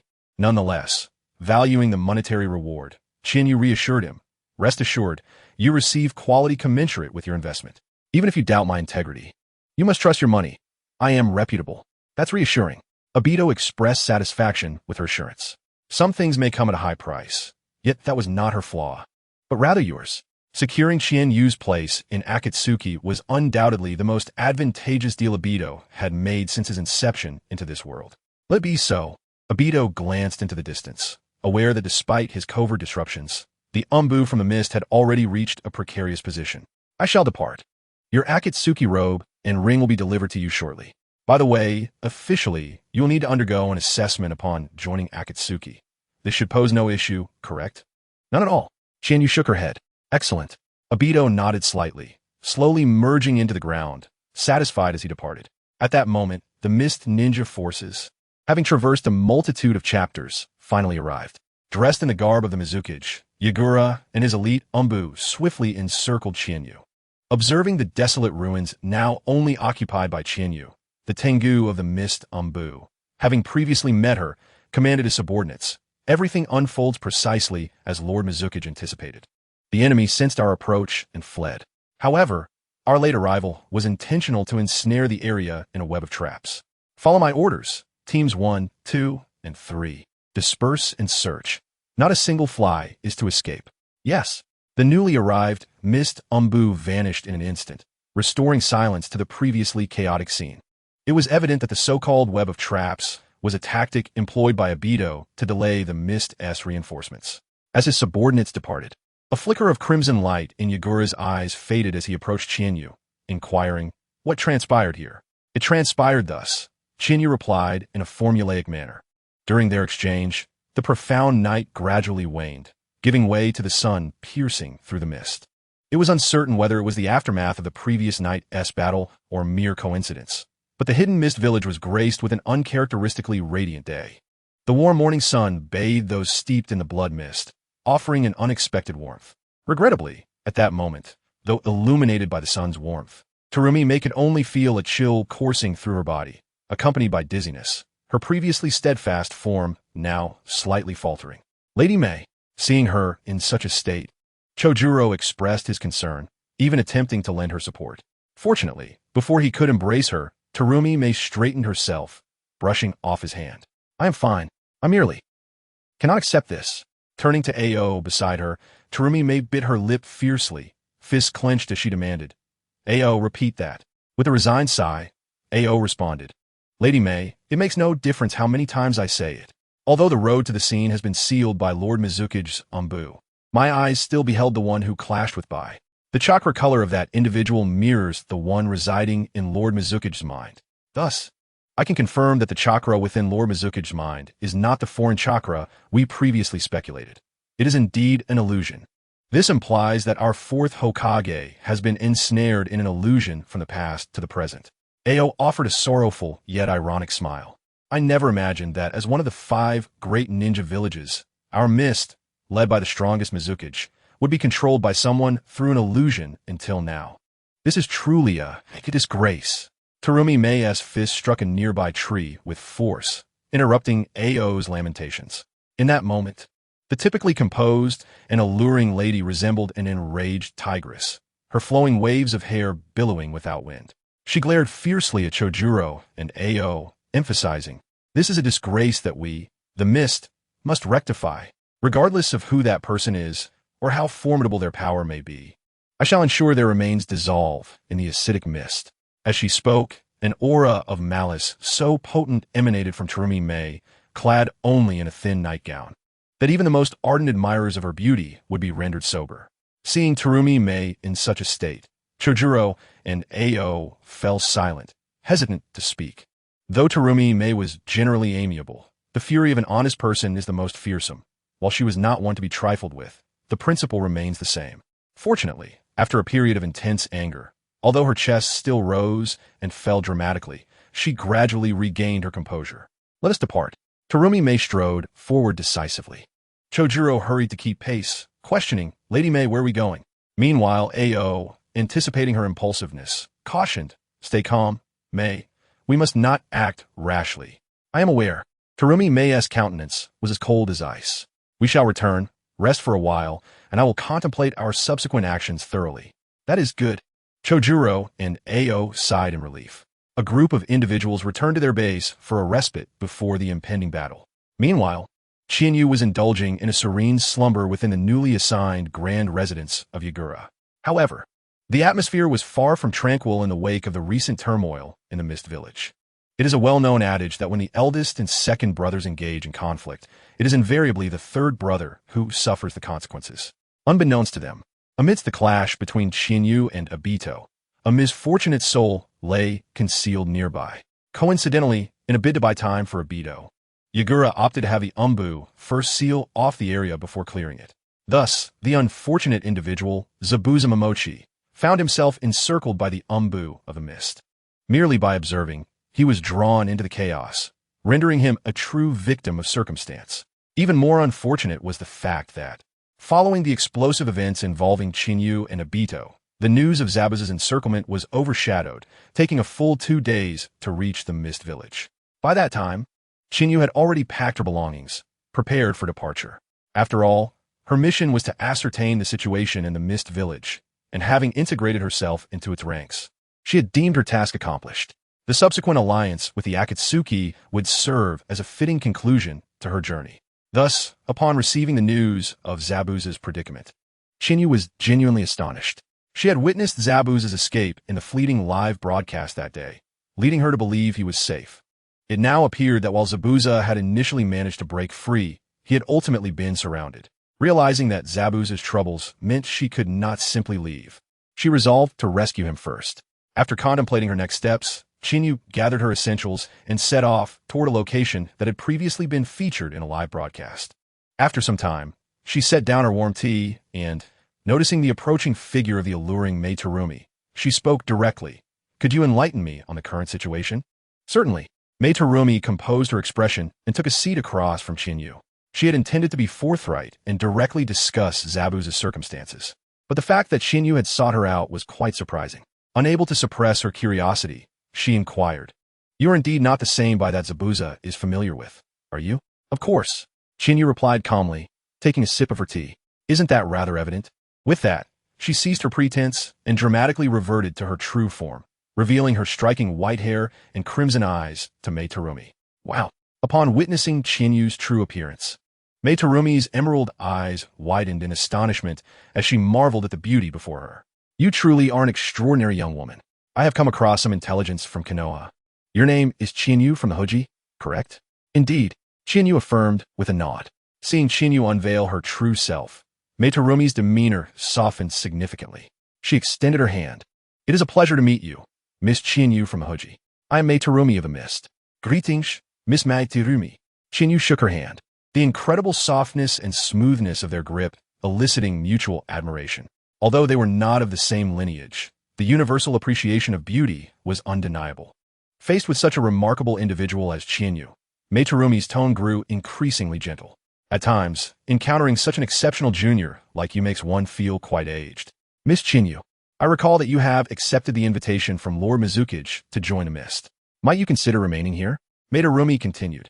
"While the conditions in the Mist may not be as favorable as those in Konoha, we also lack the abundance of talent and the arrogance that accompanies it.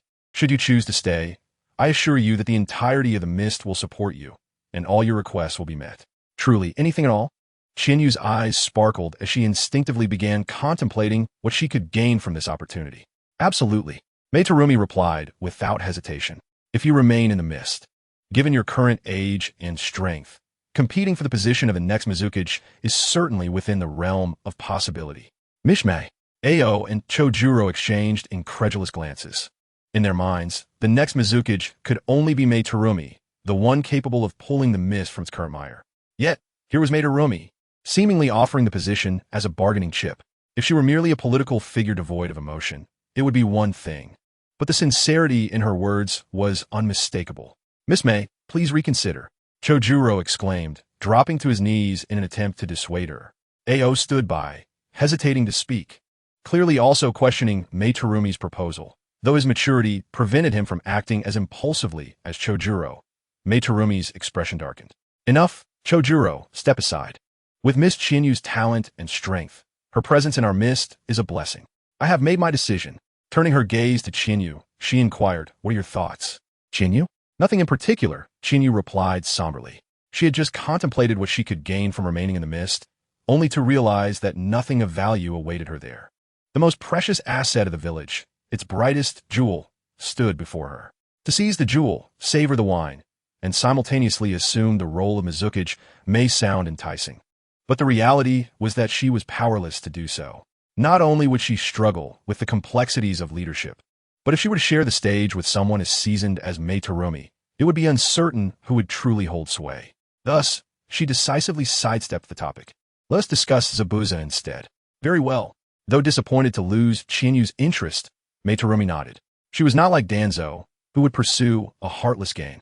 Therefore, she chose not to press the matter further, but before addressing Zabuza, she felt it necessary to clarify one aspect. Miss Qianyu, what is your stance in this matter? Taken aback by Mei Terumi's inquiry, Qianyu hesitated. The coldness of the question starkly contrasted with the earlier warmth of her invitation. However, she quickly recognized this as Mei Terumi's true demeanor. Fortunately, Qianyu had previously discussed her intentions with Bai, clarifying that she would be borrowing his identity to aid Zabuza. She had received Bai's authorization and request to assist Zabuza with the completion of her mission for Konoha, serving as a legitimate form of compensation. Indeed, I am here to assist Zabuza, Qianyu explained. As she concluded her explanation, Mei Terumi, having grasped the situation, began to relay the circumstances surrounding Zabuza. After a while, Qianyu finally understood the entirety of the situation. The situation is rather straightforward. On the day of the confrontation with Zai Bujan, he sought out a certain individual, only to be ambushed by the Umbu of the Mist Village. Despite his exceptional skills, Zai Bujan found himself unable to escape the relentless pursuit of the Mist Umbu.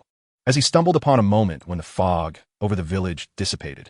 Ultimately, with no other options, he fled to a nearby isle named Wu Dao, where he concealed himself amidst the ever-present mist. In an effort to ensure Zai Bujan's demise, the current Mist Umbu has cast a comprehensive net, awaiting the arrival of reinforcements to capture him. Thus, if a rescue is to be attempted, it must be executed swiftly. A proficient team must be assembled to infiltrate before the Mist Umbu completes their preparations and extract Zai Bujan. At this moment, while listening to the discussions of Terumi Mei's team, Qianyu suddenly recalled something. Wasn't there a team of allies assigned to her? Not the foolish members of the 7th Squad, but rather the tools arranged by Danzo for this mission.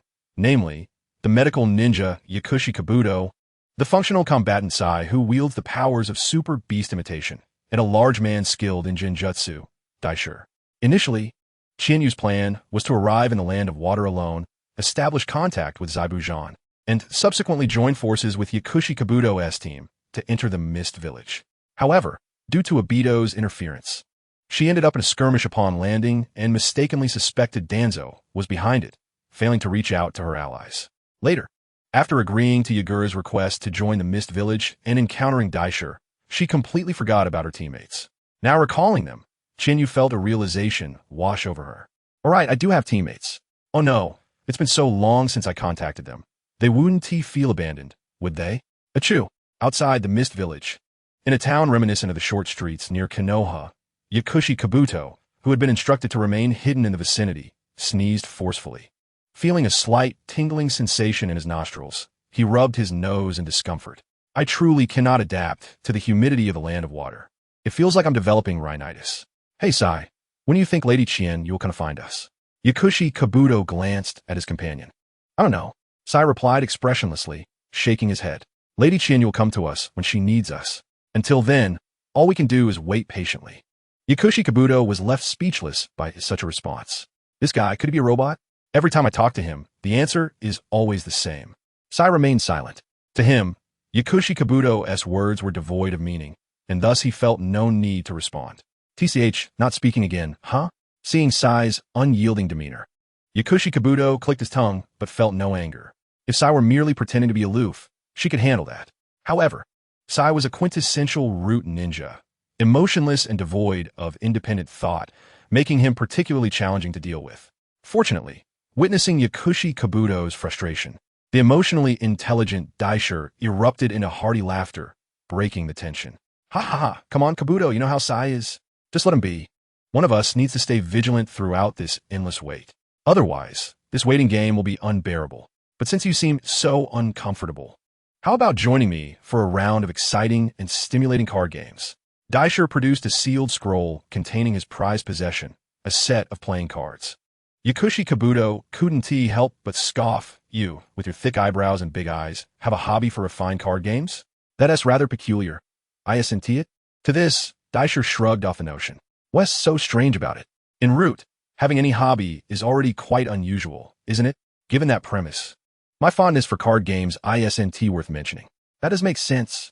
Yakushi Kabuto conceded, swayed by Daisher's reasoning. Furthermore, as a Jinjutsu user, Daisher held a certain privilege within route, which allowed him the freedom to express such opinions. Thanks to this light-hearted exchange, Yakushi Kabuto's attention was momentarily diverted. Yet, as her thoughts returned, she couldn't suppress a mournful lament. Lady Qianyu wouldn't have forgotten about us, would she? Such a fate would be unbearable. After all, Sai and Daisher had little interaction with Qianyu, whereas she was complicit in their endeavors. Given Qianyu's personality, one could never tell. However, if she truly had forgotten them, it would be torturous. They had been hiding in a subterranean hideout beneath route, facing one another in silence. If Qianyu had indeed forgotten them, Yakushi Kabuto would be stuck in that underground chamber for months, sandwiched between a stoic and a large man, with nothing to do but stare at one another. With that thought, Yakushi Kabuto lamented anew. Please come back soon, Lady Qianyu. I could do anything. Unbeknownst to whether she heard Yakushi Kabuto's cries or was drawn in by the promise of assistance, the door of their concealed underground room was suddenly pushed open with a resounding thud. A familiar voice, laced with jest, rang out. Can you really do everything? At the sound of that voice, Yakushi Kabuto turned in delight, and indeed, she saw the familiar figure with white hair and red eyes. Lady Qianyu, you've returned. Many events transpired during my initial time in the Land of Water, causing some delay. Are you all well? Qianyu inquired with concern. We're fine, Lady Qianyu. We are ready to undertake our mission at any moment. Daisher stood up abruptly, his demeanor now stern, completely contrasting the playful invitation he had just extended to Yakushi Kabuto. Such a dramatic change was enough to make Yakushi Kabuto marvel at the prowess of a seasoned professional. In contrast, Sai did not stand out as much. He simply rose and awaited instructions, embodying the typical role of one who speaks little but works diligently. With the route team now united, the time had come to execute the mission to rescue the formidable Zai Bujan. With the assistance of Terumi, Mei's Byakugan, and Sai's Super Beast imitation, traversing even the most elite encirclement of a mist village would be a simple task. Thus, despite the grand assembly of Terumi, Mei, Qianyu, and their team, the actual infiltration of Wu Dao proceeded rather ordinarily. They swiftly located Zai Bujan, assisted him onto the Super Beast imitation, and began their return journey. Everything unfolded with a calmness that was almost deceptive. That was until the moment they reached their rendezvous point, when a sudden, sharp scream pierced the air. The bodies of Daisher and several mist ninjas, resembling tattered sacks, plummeted from the treetops, crashing heavily before Qianyu and her companions. Daisher-san. As a medical ninja accompanying Qianyu, Yakushi Kabuto gasped and rushed forward, placing his glowing green hands upon Daisher's chest. However, after a brief moment of channeling her healing technique, she was forced to withdraw, shaking her head at Qianyu. His heart has been completely severed. I cannot help him. Is that so? How unfortunate. Qianyu's gaze shifted from Daisher to the area from which he had fallen. There, several members of the Mist Umbu slowly emerged. Undoubtedly, the most captivating spectacle was not the lurking Umbu of the mist, but rather the diminutive figure clad in the attire of the Mizukage. What an astonishing performance, Mei. I never anticipated that the one who has persistently opposed me within the village would be you. No, I should have foreseen this. Who else possesses the audacity and vision to rally a faction within the confines of my controlled Kirigakure? Why, Mei? Explain to me why. You too believe that Kirigakure requires transformation, do you not? Yagura inquired, visibly agitated. In response, Terumi Mei exhaled a weary sigh. Brother Yagura, I do indeed believe that Kirigakure necessitates change. However, the transformation needed is not one where out of 50 students, only 5 graduate. Instead, it should be a scenario where from 50 students, the top 10, the most gifted, emerge. Such a so-called transformation merely transitions us from one blood-soaked mire to another. And in fact, the current bloodshed is even more brutal. In the past, surviving in Kirigakure required merely resilience. Yet now, to continue living, one must shed the feathers of the soul and relinquish their true self. Like a crafted artifact, one must be meticulously shaped into the desired form. A Kirigakure like this, with shinobi like these, is devoid of a future. As she spoke, Terumi Mei grew increasingly fervent. Contrasting her passion, Yagura remained composed. Is that so? You consider this cruelty? Contrary to your perspective, I see it as efficiency. Compared to before, where vast resources were squandered by a multitude of bloodline clans. Now every ounce of resource is allocated to those deserving of it. What is wrong with that? Yagura countered with a perplexed expression. Behold the Umbu behind me, Mei. Yagura gestured toward his comrades. How do they compare to the Umbu of the Third, who merely occupied positions for power and wealth? With his words, the Umbu of the Mist stood tall, their bloodthirsty auras seeping from each individual. It was evident that each of them could claim 100 lives. From Shinobi's perspective, Terumi Mei had to concede that Yagura's Umbu, forged through bloodshed, were indeed formidable. But at what cost? Terumi Mei inquired calmly. What? Yagura's expression momentarily faltered. I am referring to the cost of nurturing your Umbu.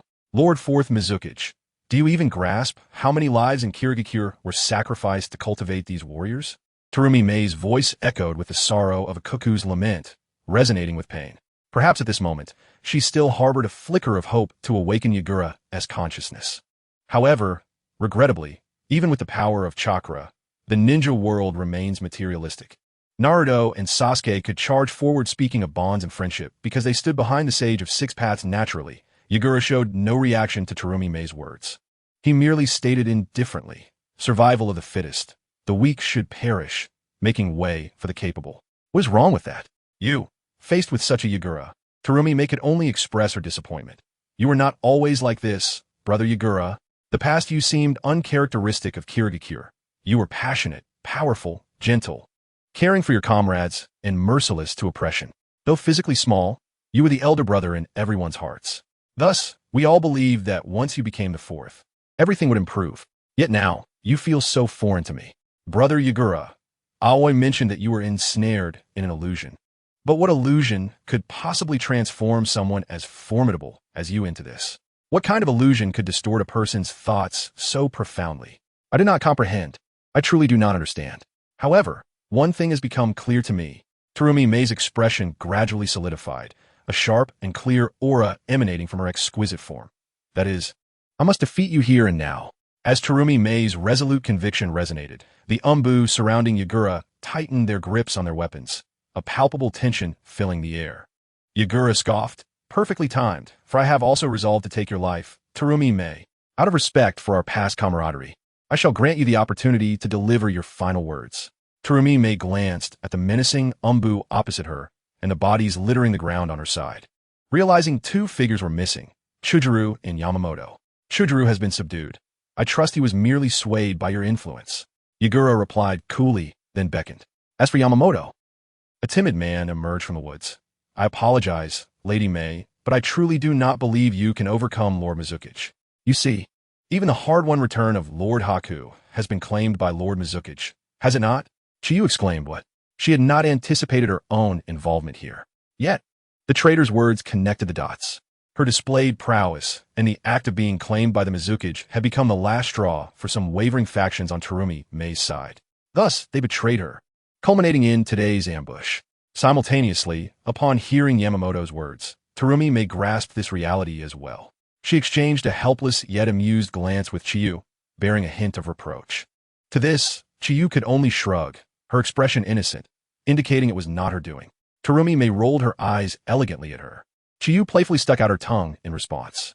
The whimsical interaction between the two beautiful women was broadcasted live, inciting a frenzy among the audience. Concurrently, this display of charm garnered Chiyu a substantial influx of impression points, leading her to muse that the allure of a sultry older sister indeed unlocks the secrets of popularity. Yet at that moment, the revelry in the live comments could not alter the tense atmosphere.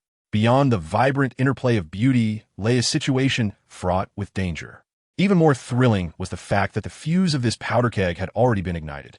Traitor, perish! As Yamamoto attempted to justify himself, the pent-up frustration of Zabuza exploded, his whirling decapitating blade aimed directly at Yamamoto's neck. In a bid to protect Yamamoto, several Umbu rushed forward, colliding with Zabuza in a fray.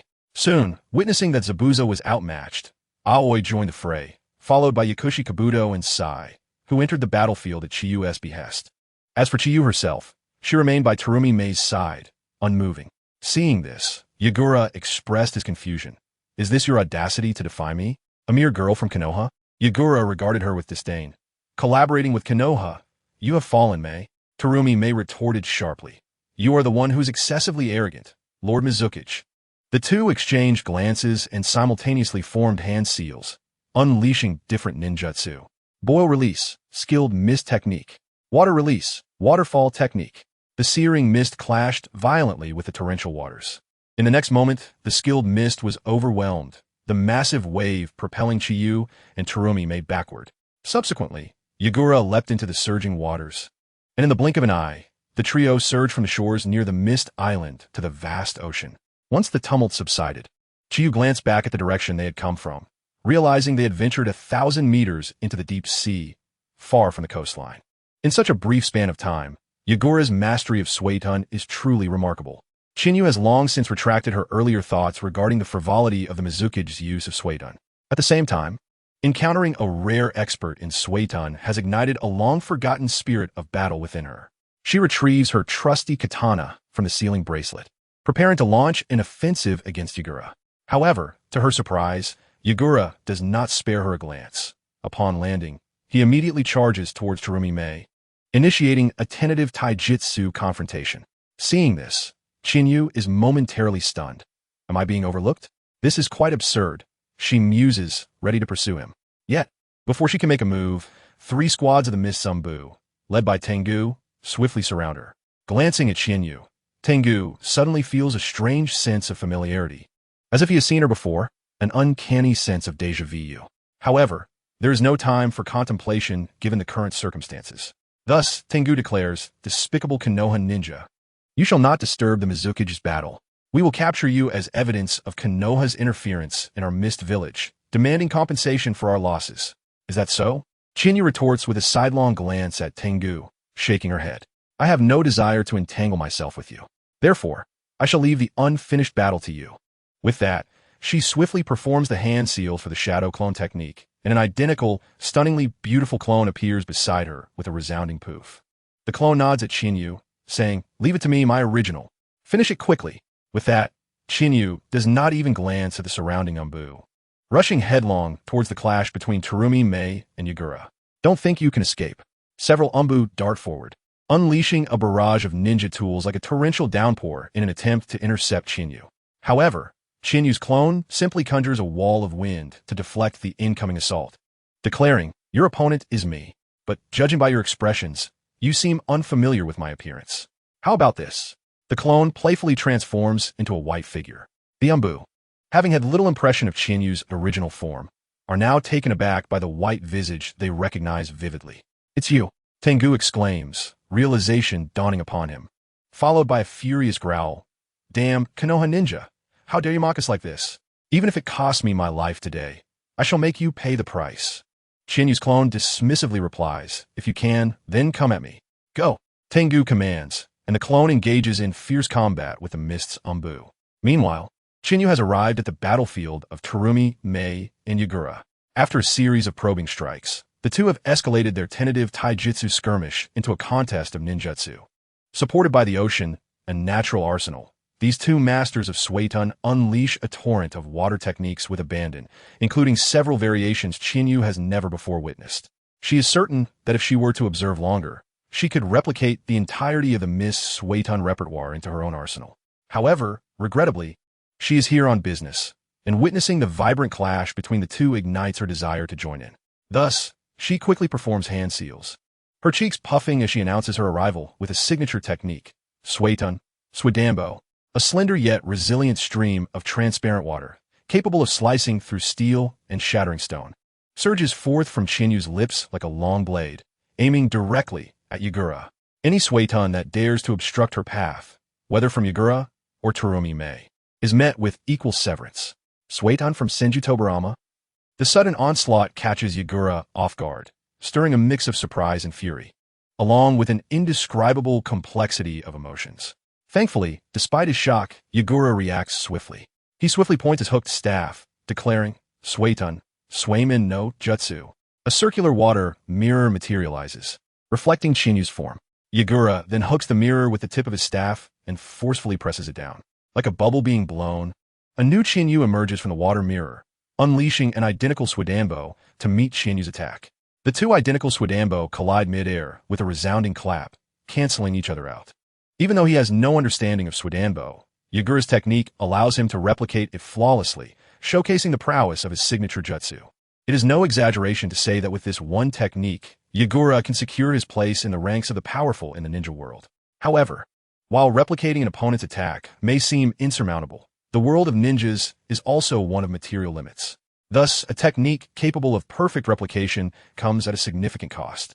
Although Yagura appears to have utilized a single jutsu, he has effectively employed two. Then how about this? Chinyu claps her hands upon the ocean's surface. Suetun, Suiryu, no Kobo. With a thunderous roar akin to an underwater volcano erupting, torrents of seawater surge upwards, soaring dozens of meters into the sky before coalescing into a majestic azure water dragon. The water dragon bellows defiantly, its five-clawed limbs extending, its powerful form swimming through the air as if celebrating its newfound existence. Subsequently, as the last stream of water from the ocean merges with the dragon's body, the formidable creature lowers its head and descends. This time, faced with Chinyu's assault, Yagura refrains from employing the water mirror technique, opting instead to evade. However, with Chinyu's precise control and unwavering gaze, Yagura's evasion proves futile. The magnificent water dragon lunges ferociously at Yagura above the sea. With a thunderous crash, the water dragon collides violently with Yagura, instantly creating towering waves that erupt, showering the surroundings with countless sparkling droplets that shimmer in the sunlight.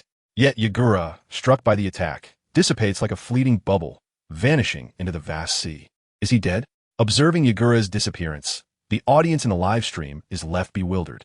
They could hardly fathom that the grandiose Yagura, who had boasted such confidence before the battle, could be so easily subdued by Chinyu's two Suedon techniques. Doubts about the Mizuki's prowess began to arise. Fortunately, Yagura quickly re-establishes his presence. As the scene shifts, deep beneath the waves, a newly emerged Yagura, adorned with a formidable tail covered in thick scales, appears before everyone. Tailed Beast Chakra Mode, activate.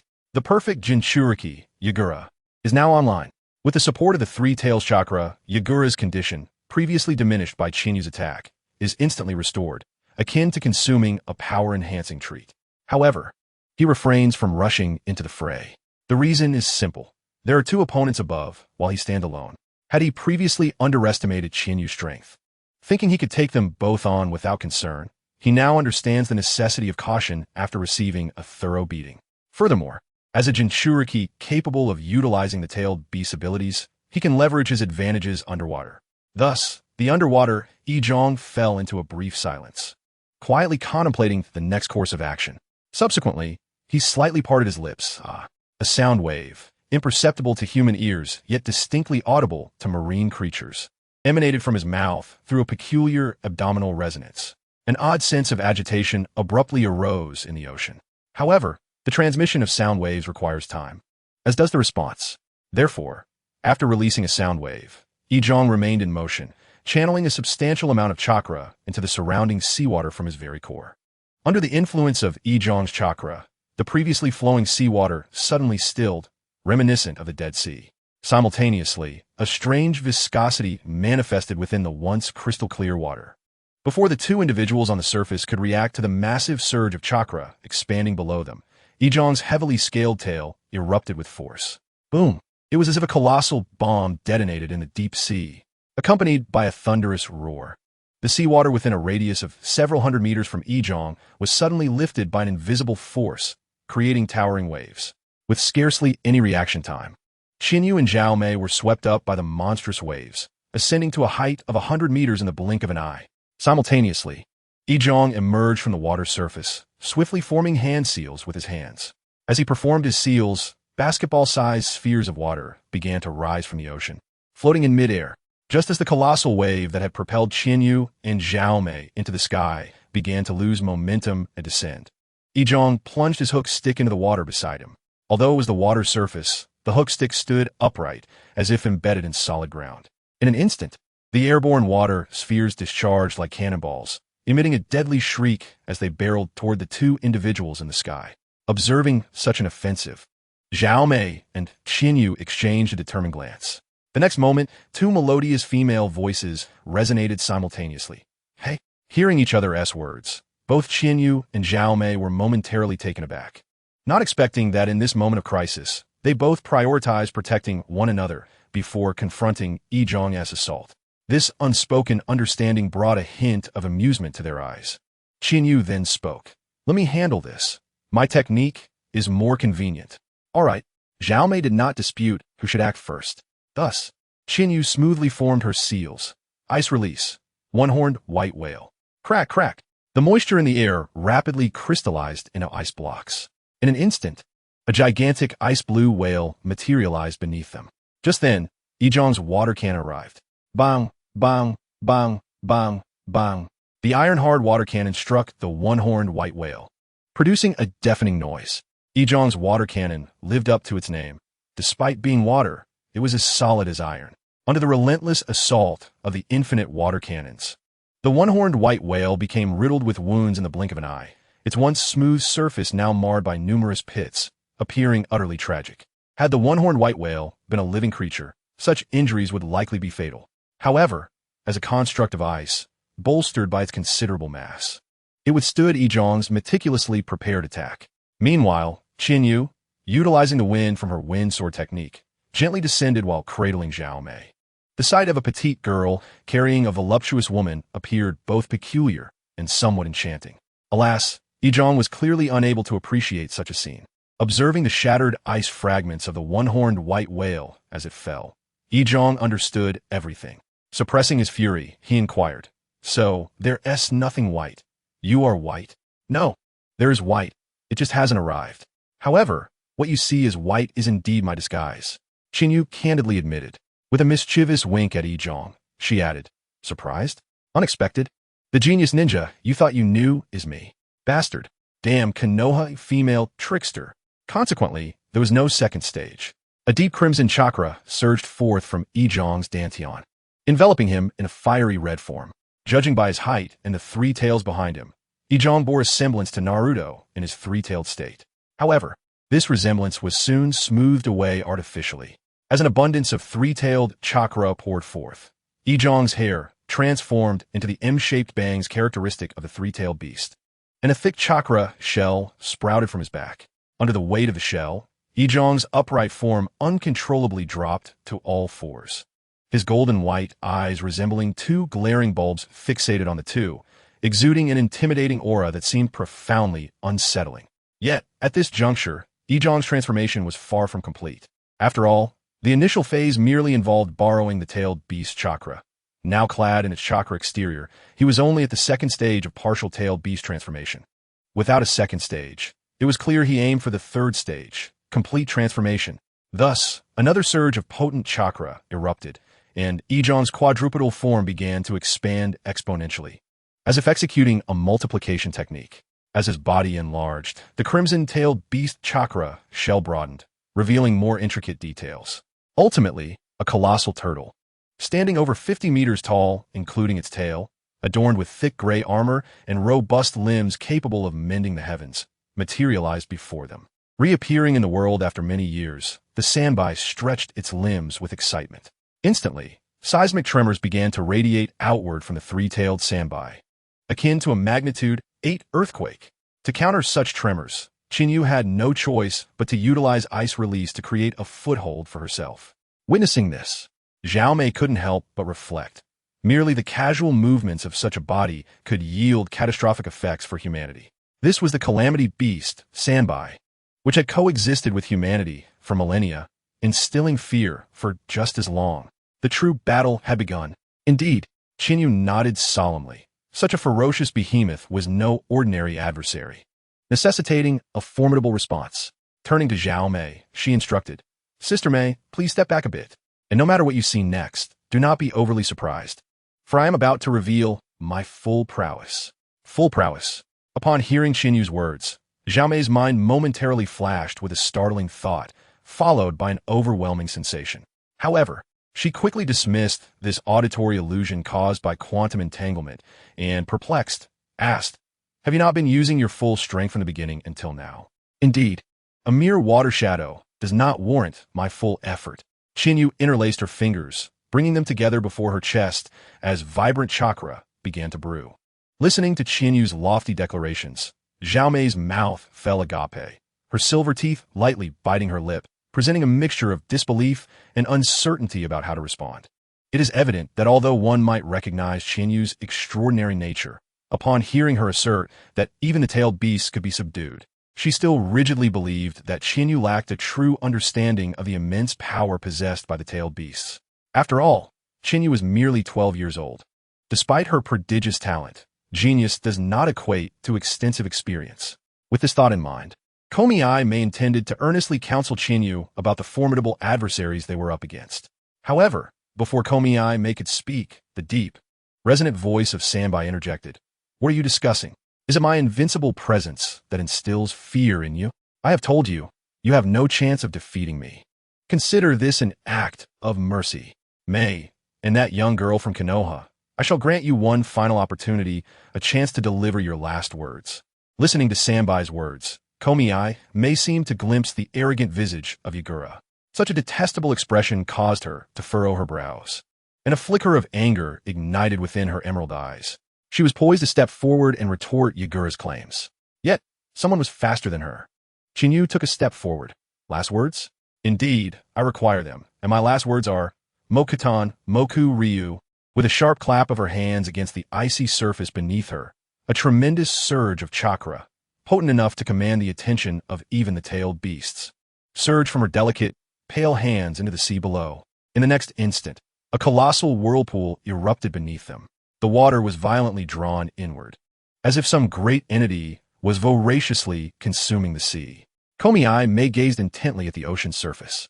She perceived a shadow, a long, dark figure, robust as a mountain. At a glance, she could not discern its end, only witnessing the area beneath her feet transforming into an abyssal blackness. Simultaneously, observing the shadow below, Sanbai, under Yagura's control, exhibited a hint of gravity. Nevertheless, he remained unconvinced of any threat. After all, they were in the ocean, the domain of Sanbai, fighting on his home turf. Could he truly be defeated? With a sense of overconfidence, Yagura commanded Sanbai to descend into the depths, eager to confront the challenge. Yet before he could do so, Qianyu's Moku Ryu ascended first. Amidst the shattering surface of the sea, an enormous dragon, composed entirely of resilient wood, manifested before them. Gazing upon the serpent-like form that coiled like a mountain, Komi Mei gasped in astonishment. How magnificent! In the next moment, the wooden dragon lunged forward, its fierce maw closing in on Sanbai, ensnaring it with astonishing agility. Subsequently, akin to a constrictor, the dragon tightened its grip. A searing pain surged through Yagura's mind. Although he was a turtle with a thick shell, capable of withstanding blades, it offered no defense against binding. Realizing the pain, Yagura snapped back from a shock at the sight of the wooden technique. "Cursed insect, release my body," he exclaimed, commanding Sanbai to thrash violently.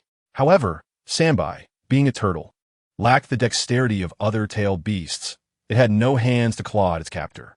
As the wooden dragon tightened its embrace, Yagura had no choice but to submerge Sanbai into the ocean.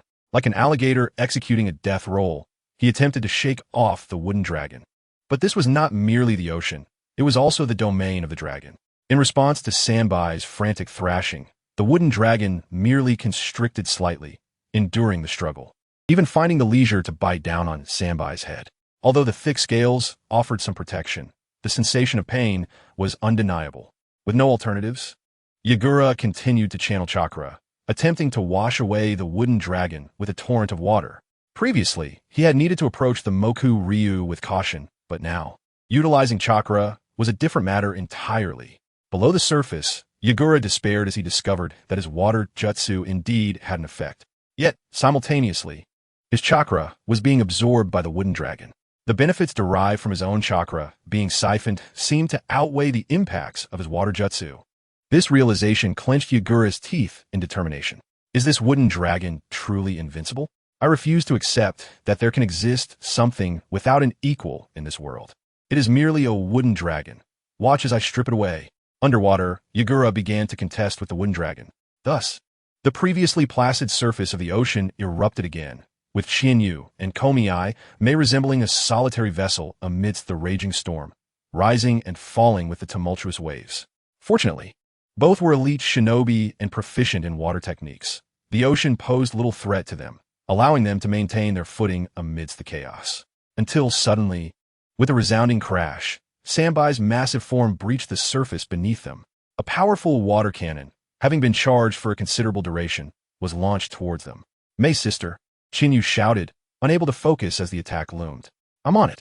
Komi-ai Mei, with her alluring figure, shielded Qianyu and swiftly performed hand seals. Suidan, Swearin no Jutsu. A deluge of seawater surged upward, forming a formidable marine barrier before them. The gargantuan water cannon struck the wall, causing a violent upheaval. Nevertheless, Sanbai's assault was ultimately thwarted. Dem Kamaime. Yagura seethed, his anger intensifying. Unable to eliminate the wooden dragon, he sought to eliminate Qianyu, the caster, only to have his sudden attack intercepted by Komi-ai Mei. As it stood, he could not bypass her to reach Qianyu. In light of this, he resolved to attempt a counteroffensive. Gritting his teeth against the pain, Yagura commanded Sanbai to open its mouth wide. Then, with a ratio of 2-to-8, he began to rapidly channel yin and yang chakra into Sanbai's maw. As countless tiny black particles converged, a dark, profound sphere, reminiscent of a black hole, materialized within Sanbai's mouth. Witnessing this, Qianyu's wooden dragon relentlessly battered and gnawed at Sanbai's head, striving to disrupt the incantation, but Sanbai's turtle-like endurance shone through. Regardless of the wooden dragon's relentless assault, Sanbai remained steadfast, enduring the pain, focused on gathering its tailed beast ball. Soon, a sphere imbued with an overwhelming aura of destruction was formed. The space around the obsidian sphere warped, and Komi-ai Mei, without needing to recall past accounts of the tailed beast ball's potency, recognized the formidable nature of the technique before her. This was not a technique that someone like her, whose skills were concentrated solely on offense, could withstand. Thus, she turned to Qianyu, who had been clasping her hands together since unleashing the wooden dragon. "Qianyu, if you have no contingencies, we must retreat. Do not fret, the countermeasure is at hand." Qianyu released her clasped hands and once again struck the surface of the sea, while simultaneously activating the 8 gates to the 3rd gate. In the next moment, accompanied by the soaring chakra column, Zhao Mei was astonished to discover that solid entities had emerged beneath her and were rapidly ascending. Torrents of seawater surged upwards, parting beneath this colossal figure. Simultaneously, Zhao Mei discerned the nature of the entity rising beneath her feet. It was a robust, brawny wooden arhut, with its hair standing on end and an imposing countenance. Standing atop the wooden arhut, Zhao Mei was taken aback to find herself at eye level with the Sanwei. This meant that this technique was indeed as towering as the Sanwei. In disbelief, Zhao Mei cast a glance at Qianyu, finding it hard to fathom that within the petite and delicate form of Qianyu lay such immense power. In the animal kingdom, size correlates directly with combat prowess, and it was evident that the beasts followed this principle. This gigantic wooden arhut bore striking similarities to the tailed beasts.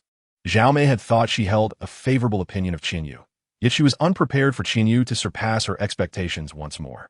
However, Qianyu's technique was not limited to this. As the wooden arhut emerged, the wooden dragon coiling around the Sanwei swiftly released its grip and propelled itself back to the wooden arhut, entwining itself around the wooden figure's neck like a tattoo. The chakra absorbed from the Sanwei now returned to nourish the wooden arhut. Instantly, the already towering wooden arhut began to grow even taller, as if inflated by a gust of wind. In mere moments, what had initially been a 30-meter-tall wooden arhut soared to an astonishing height of over 70 meters. Its majestic form loomed over the ocean, reminiscent of a legendary dragon descending from the heavens. Meanwhile, the ever-attentive live stream began to rotate its camera, revealing the frontal view of the wooden golem. The viewers were astonished to find themselves locked in the gaze of 2 pairs of golden, gleaming eyes. As for why there appear to be 2 pairs despite the golem being singular, it was because a wooden dragon coiled around its neck. The overwhelming presence of both the wooden dragon and the arhut directed their gaze towards the viewers, instilling a sense of dread and pressure that made everyone feel as if their very souls were electrified. Yet, after the initial shock, the audience quickly realized this was an illusion, a virtual display. Their trepidation transformed into primitive excitement, and a flood of comments obscured the screen. Was this what it looked like for the Leshan giant Buddha to rise? Mom, why am I kneeling to watch the live stream? Mom, come see the deity. Oh my goodness. One Arhut is already magnificent, and now there's a dragon coiling around its neck? This is simply too impressive. I can't believe it. I was merely captivated by Qianyu's form, but now I realize Qianyu can offer so much more.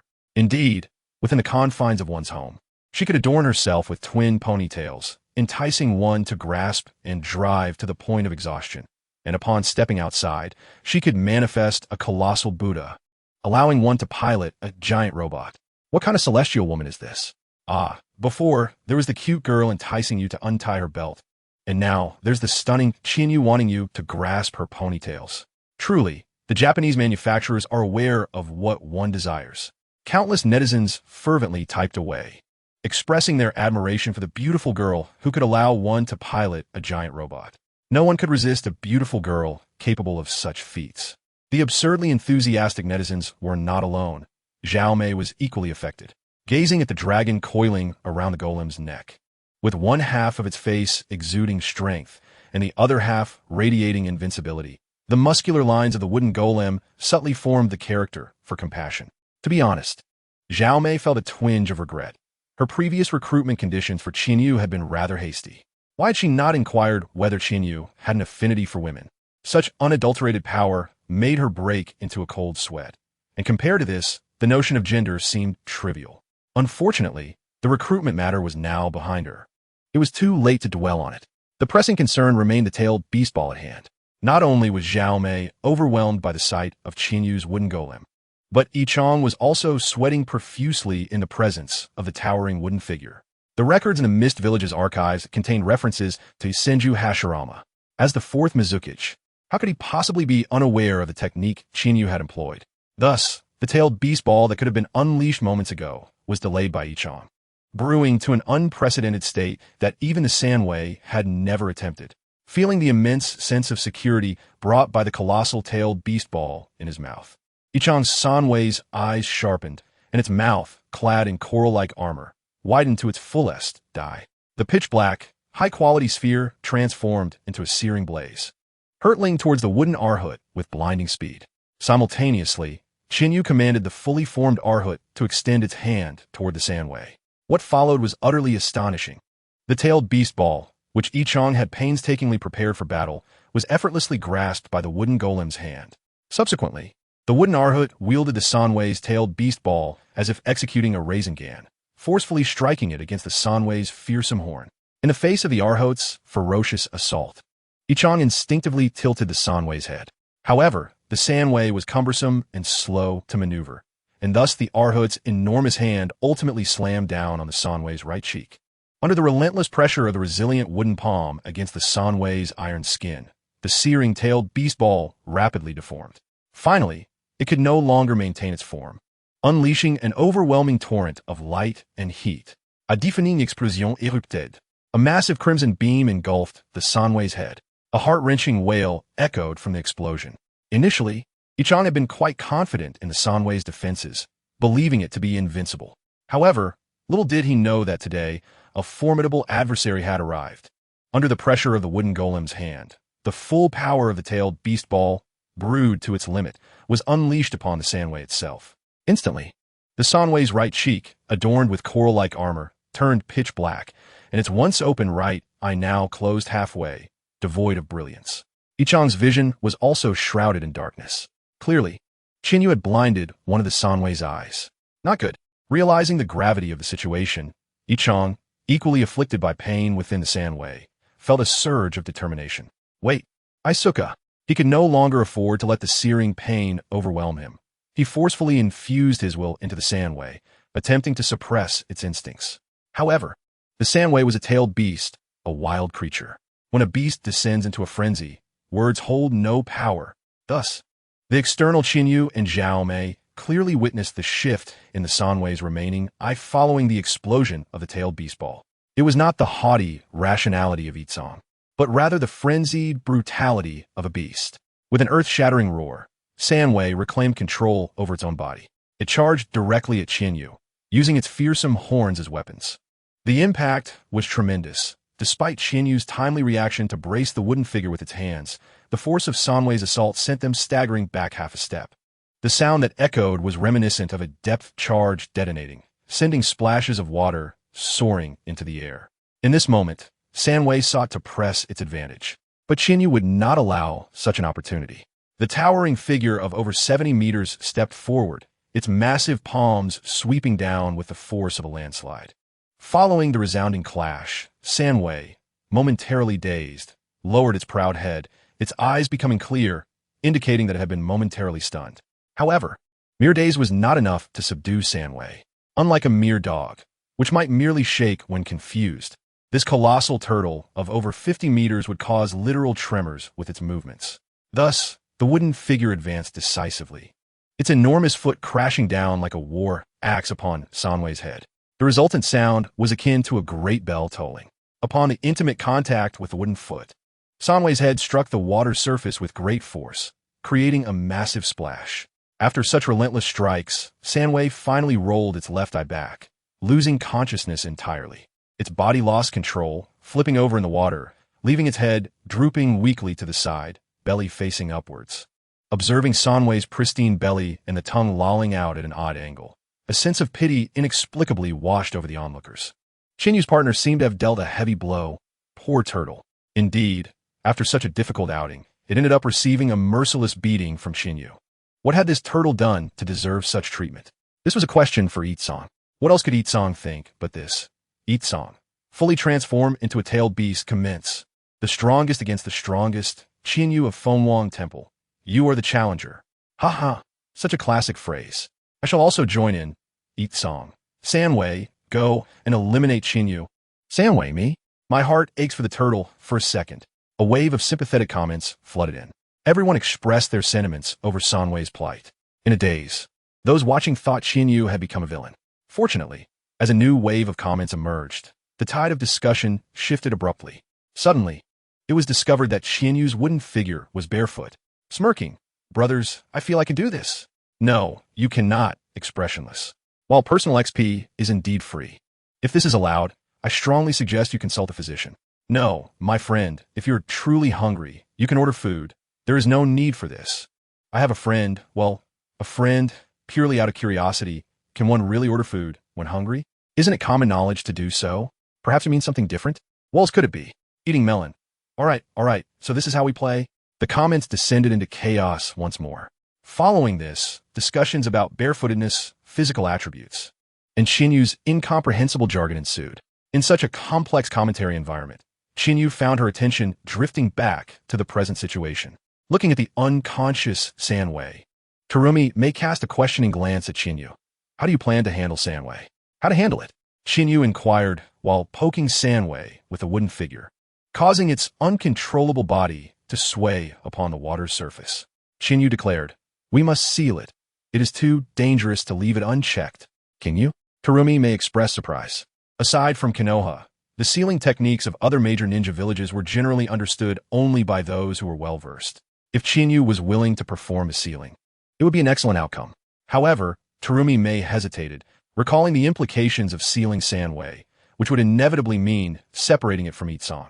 Under such circumstances, would Yitsong not be doomed? Although Yitsong had committed grave errors under the influence of Genjutsu, Terumi May did not wish for Yitsong's demise. After all, he represented a formidable power. Yet, Qianyu was well aware of Terumi May's concerns and reassured her, I understand your worries. Do not fret. It will be fine. Just trust in my sealing techniques. Listening to Qianyu's words, Terumi May nodded in relief. Thus, after a brief respite to gather chakra, Qianyu prepared for the sealing ritual, invoking the technique passed down from the first Hokage. A massive character appeared in the center of Qianyu's palm. Subsequently, she aimed to press her palm down onto the still Sanwei, intending to forcibly release Yitsong's tailed beast transformation by sealing Sanwei back within Yitsong's body. Unbeknownst to them, while Sanwei was indeed unconscious, Yitsong was not. Having absorbed the brunt of the attack, he retained a flicker of awareness. In this state, he vaguely heard Qianyu's intention to seal him. Thus, an equation emerged.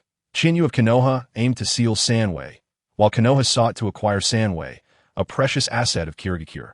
which must not be surrendered. However, he found himself devoid of the capacity to resist, leaving him to ponder how to prevent Konoha from acquiring Sanwei. The answer was simple. Tailed beasts possess a mechanism whereby upon death, they can randomly resurrect. Though he lacked the ability to resist, self-destruction was still within his reach. So, with a swift motion, Itsong plunged a blade into his own chest. Feeling the excruciating pain in his heart, a glimmer of determination flashed in Itsong's eyes. Sanwei, I absolutely cannot allow you to fall into their hands. Therefore, let us depart together, Sanwei. The power of the steam. A surge of chakra flooded into his heart, invoking a desperate technique passed down from the Hozuki clan, emanating from Itsong's body. In the next moment, Itsong's form transformed into a mass of scalding liquid. Thereafter, the chakra entwined within this boiling mass began to convert Sanwei's chakra, turning it into an abundance of water and rapidly heating it. A searing pain erupted from within Sanwei. Just as Chinyu pressed the sealing technique against Sanwei's head, she was startled to see the unconscious Sanwei thrashing violently as if trapped in a nightmare. Observing this, Terumi Mei stepped forward with concern. What is happening? Is the sealing not progressing smoothly? No. Chinyu shook her head, puzzled by Sanwei's condition. The sealing should be going smoothly. At this moment, Sanwei should be suppressed back into Itsong's body. What is going on? In her confusion, Chinyu instinctively glanced at the live stream, hoping to garner some information. What she witnessed was Itsong engaging in an act reminiscent of Daidara's antics. As the movements of Yagura unfolded, a remarkable transformation began to manifest in Sanbai. Its iron-like form appeared to sag, as though it were filled not with flesh and blood, but rather with water, swaying momentarily before submerging most of its massive body. Subsequently, the intense heat within commenced the evaporation of the water, transformed from Sanbai's chakra into steam. An abundance of vapor filled Sanbai, causing its body to expand like an inflated balloon. The sound of cracking echoed from its surface, reminiscent of firecrackers as the outer layer of Sanbai began to rupture. In mere seconds, under the influence of the steam, Sanbai, which had initially been only half the size of the wooden figure, surged to a height nearing 100 meters. From a distance, it resembled a colossal floating island suspended above the water. Witnessing this formidable sight, a profound sense of danger surged within Chinyu and Terumi Mei. This is bad retreat, Chinyu urged, swiftly pulling Terumi Mei as they leaped from the enormous wooden figure, sprinting in the opposite direction. Meanwhile, the wooden figure, seated in a meditative posture upon the sea, served as a shield, placing itself protectively before the two. However, their efforts were slightly too late. After growing for a few more seconds, a subtle fissure appeared on Sanbai's steam-thin exterior, and a wisp of white vapor erupted forth. In the next instant, an unprecedented explosion erupted above the seas of the land of water. The violent shockwave instantly reduced the surrounding marine life, seaweed, and coral to mere particles, merging them into the ocean. The wooden figure, facing the explosion head-on, was obliterated into massive fragments before it could even react, hurtling towards Chinyu and Terumi Mei with a piercing shriek. Moreover, they were not only pursued by the remnants of the wooden figure, but also by the scalding shockwave of steam and a cataclysmic tsunami. The magnitude and complexity of this event far surpassed Daidara's art, leaving even the likes of the mighty Sanbai in its wake. Chinyu could not help but exclaim, "No wonder this self-detonation harnesses the power of a tailed beast. Such high-level explosions often require only the simplest of materials. We must flee." Chinyu grasped Terumi Mei, preparing to employ the Flying Thunder God technique. She had never utilized this technique since acquiring it, having only set coordinates discreetly in the land of water to counter Toby. Yet, unexpectedly, she found herself resorting to it not against Toby, but in response to Yagura's self-detonation. However, just as Chinyu grasped Terumi Mei to initiate their escape, an immense resistance emanated from Terumi Mei. She was reluctant to leave. "Miss Mei, there is no time." Chinyu's urgency was evident as she regarded Terumi Mei, her expression betraying a rare moment of distress. "I understand."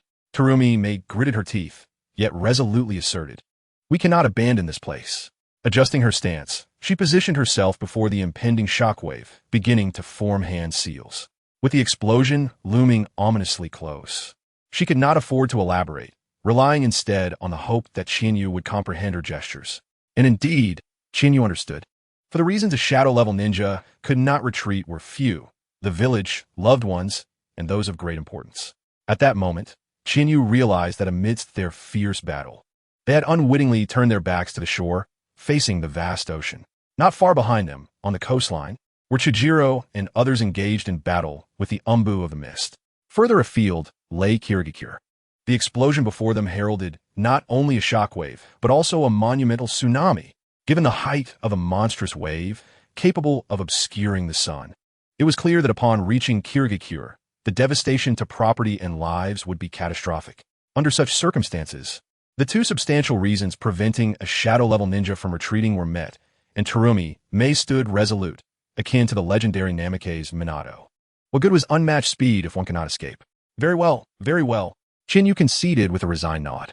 If Terumi Mei refused to retreat, then neither could she. She could not bear to witness Terumi Mei perish here. With the assurance of the flying thunder god technique, they would give a try. Chinyu halted, joining Terumi Mei in forming hand seals. The two synchronized, their hands striking the ground in unison. In a harmonious chorus, they exclaimed, "Water release. Combined water barrier."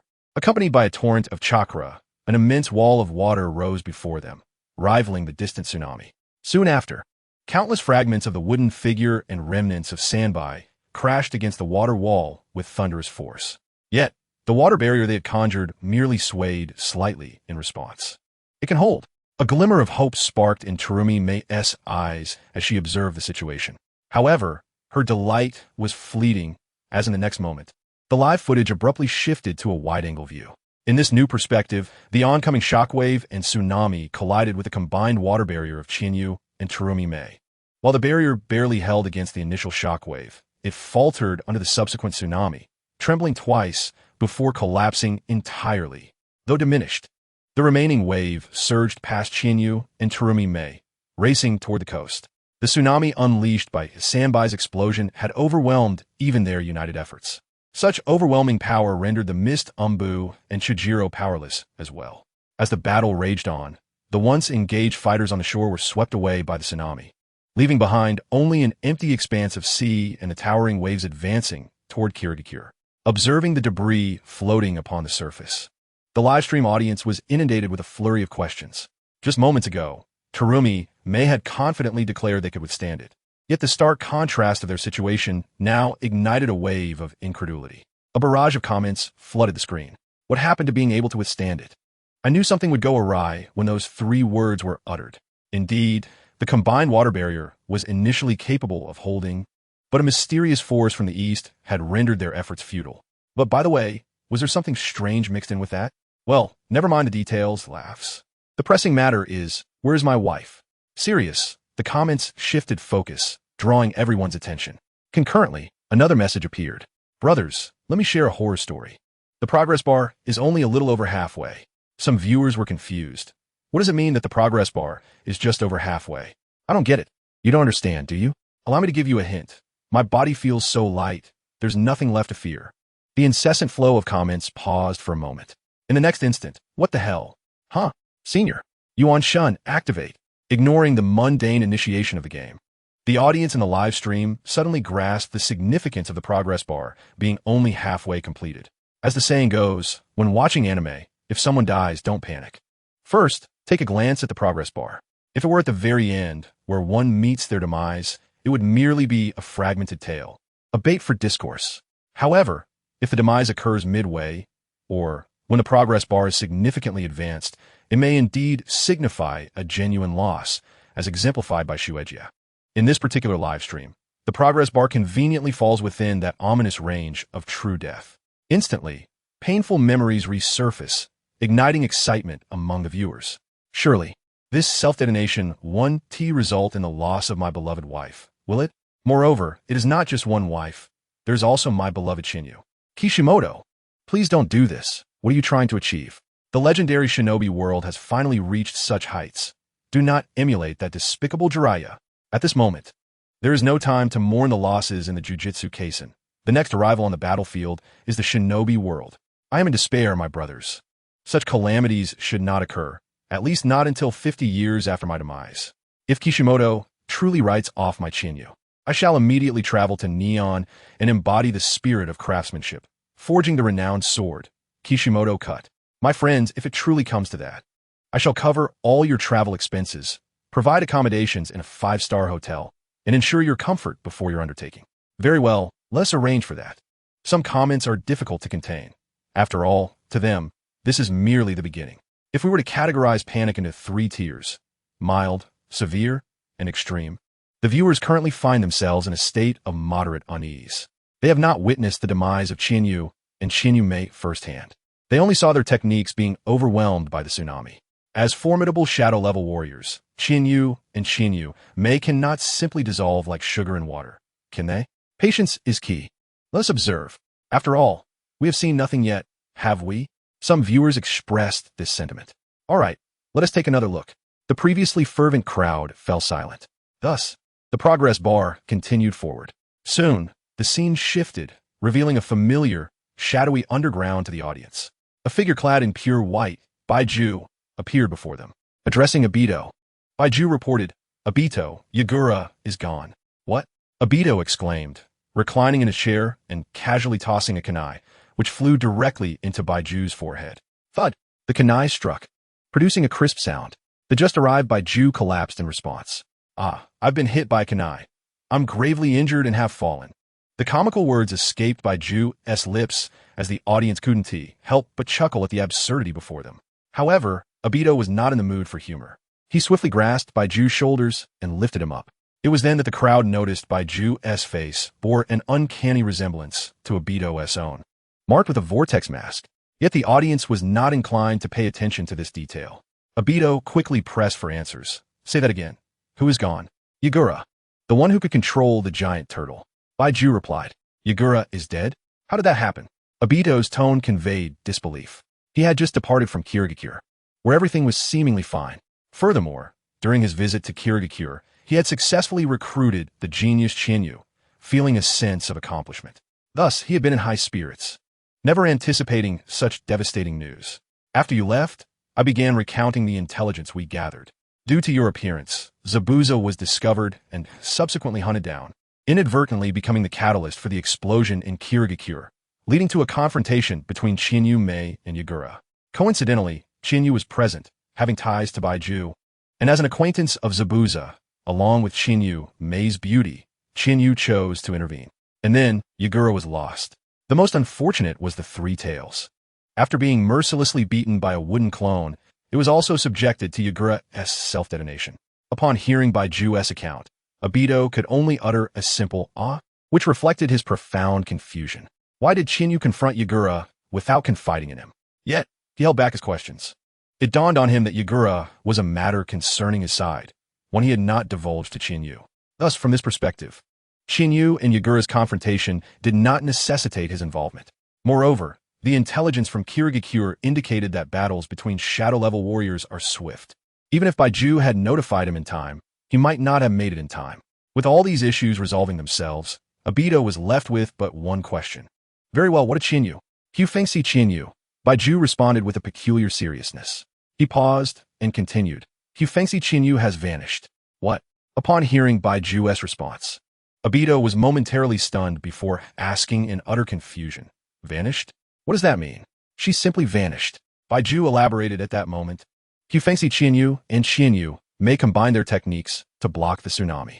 However, their techniques collapsed, and the tsunami engulfed them, leading to their disappearance. Yet, shortly thereafter, the supposedly missing Qianyu Mei bizarrely reappeared, having traversed hundreds of miles from a port in the land of water, returning to Kirigakure to manage the aftermath, while Qianyu, who had fought alongside her against the tsunami, remained untraceable. To uncover Hu Fengxi Qianyu's whereabouts, we even sent a surviving root Kunoichi to Kirigakure to inquire about her. However, Qianyu Mei's response was quite intriguing. She claimed to know nothing. "Know nothing?" Obito's voice rose sharply. "What does that mean?" "Know nothing," Baiju reiterated, noting that the root Kunoichi had also asked, yet Qianyu Mei remained tight-lipped, her demeanor peculiar. Baiju shrugged, "But I wonder, could there be a possibility?" "What possibility?" Obito pressed. Baiju remained silent, mimicking the actions of knocking someone out, dragging them away, and then burying them, as if he were in the midst of a crime scene. Observing Baiju's comical gestures, Obito pondered. "Are you suggesting that Qianyu Mei ambushed her while she was weakened from the battle?" It was not an impossible scenario. Indeed. Two ventured forth, yet only one returned. Isn't that what transpired with Danzo and Uchiha Kagami from Konoha? Baiju concurred. Thus, the cunning frog has always been probing your depths. Baiju confidently gestured towards the camera, striking a pose reminiscent of Conan. Yet, just as he was about to reveal the truth, Obito swatted his hand away, insisting, "There is only one truth here. Go find it. I refuse to believe that Hufengsi Chinyu has simply perished. I must see her alive or her remains. What if Chinyu Mei's bloodline limit was used to obliterate all traces of her?" Baiju inquired at an opportune moment. "Then we shall collect her hair and attempt a reanimation," Obito asserted with unwavering determination. "Must I teach you everything? In any case, I demand a resolution." "That is settled then." With a sweeping gesture, Obito submerged into the earth, evidently preparing to take action in search of Chinyu. His grand gesture marked the commencement of a monumental documentary, the Shinobi World's greatest mystery. Where has Chinyu vanished? Simultaneously, fans of the legendary Shinobi World, having concluded this segment of the narrative, began fervently expressing their opinions across platforms such as Bilibili, Weibo, and Honshu. Any video or article that touched upon the whereabouts of Chinyu inevitably sparked an immense wave of discussion. In a remarkably short span, the name Chinyu became synonymous with virality, achieving explosive popularity. However, amidst the vast sea of voices online, be it the analytical scholars or the casual commentators, there remained one question that no one could satisfactorily answer. Where exactly did Chinyu go? To unravel this mystery, we rewind the hands of time to the moment when a colossal tsunami thundered against the United Water Barrier. Wow!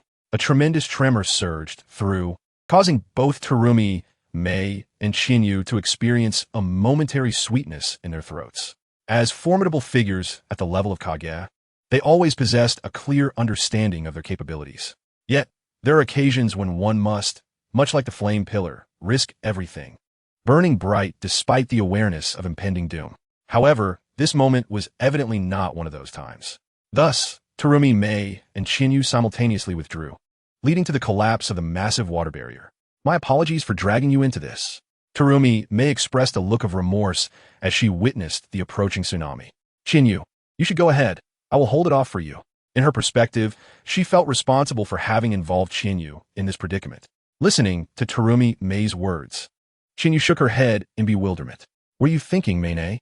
How could I possibly leave you behind? If we are to leave, it shall be together." With little time to elaborate, she declared proudly, "All you need to know is that I can use Hiration." Hiration? Terumi, Mei's eyes widened in astonishment and delight. She had never anticipated that Chinyu possessed the ability to perform Hiration. With his skill in play, the impending tsunami seemed trivial. Terumi, Mei, then extended her hand towards Chinyu, who grasped the soft palm, feeling the Hiration coordinates she had left at the inn. In the next instant, Hiration activated, and the two vanished from their original location. Terumi, Mei merely blinked, and suddenly they found themselves in the warm, bright inn. They had truly escaped.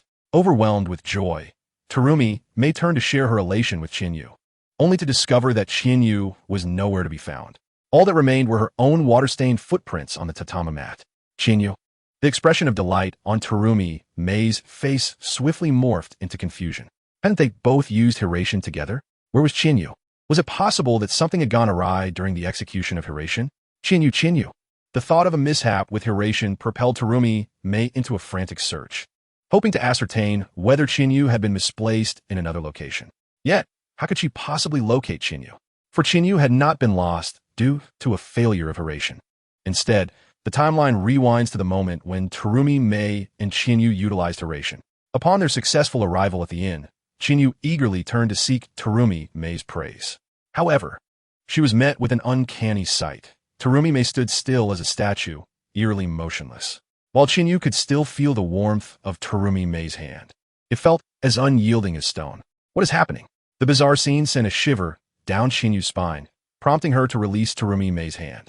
As she surveyed her surroundings, she soon realized that it was not Terumi, Mei who was in trouble, but rather everything around her exhibited a peculiar stasis.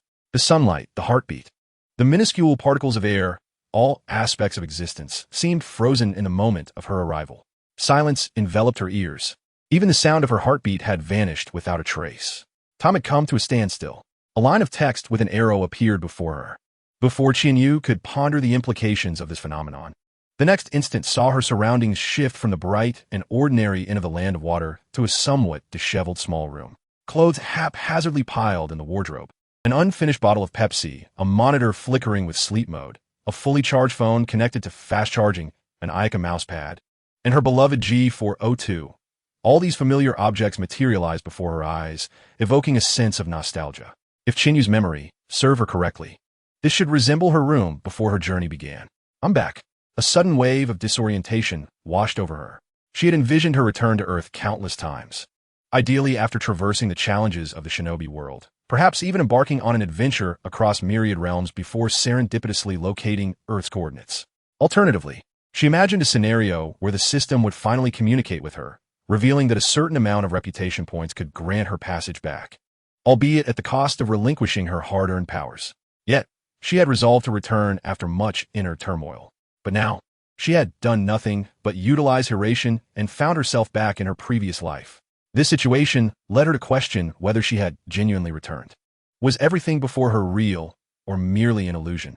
What if she had unknowingly fallen victim to Obito's limited Tsukuyomi?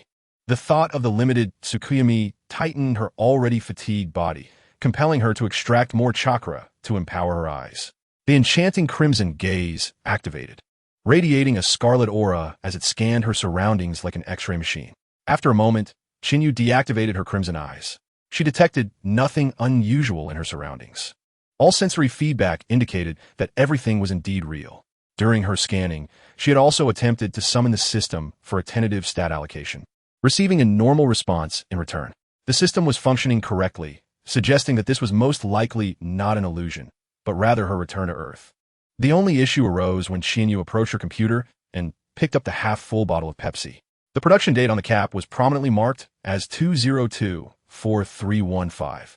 Upon illuminating her phone, the calendar revealed that today was 202-4613. 2024?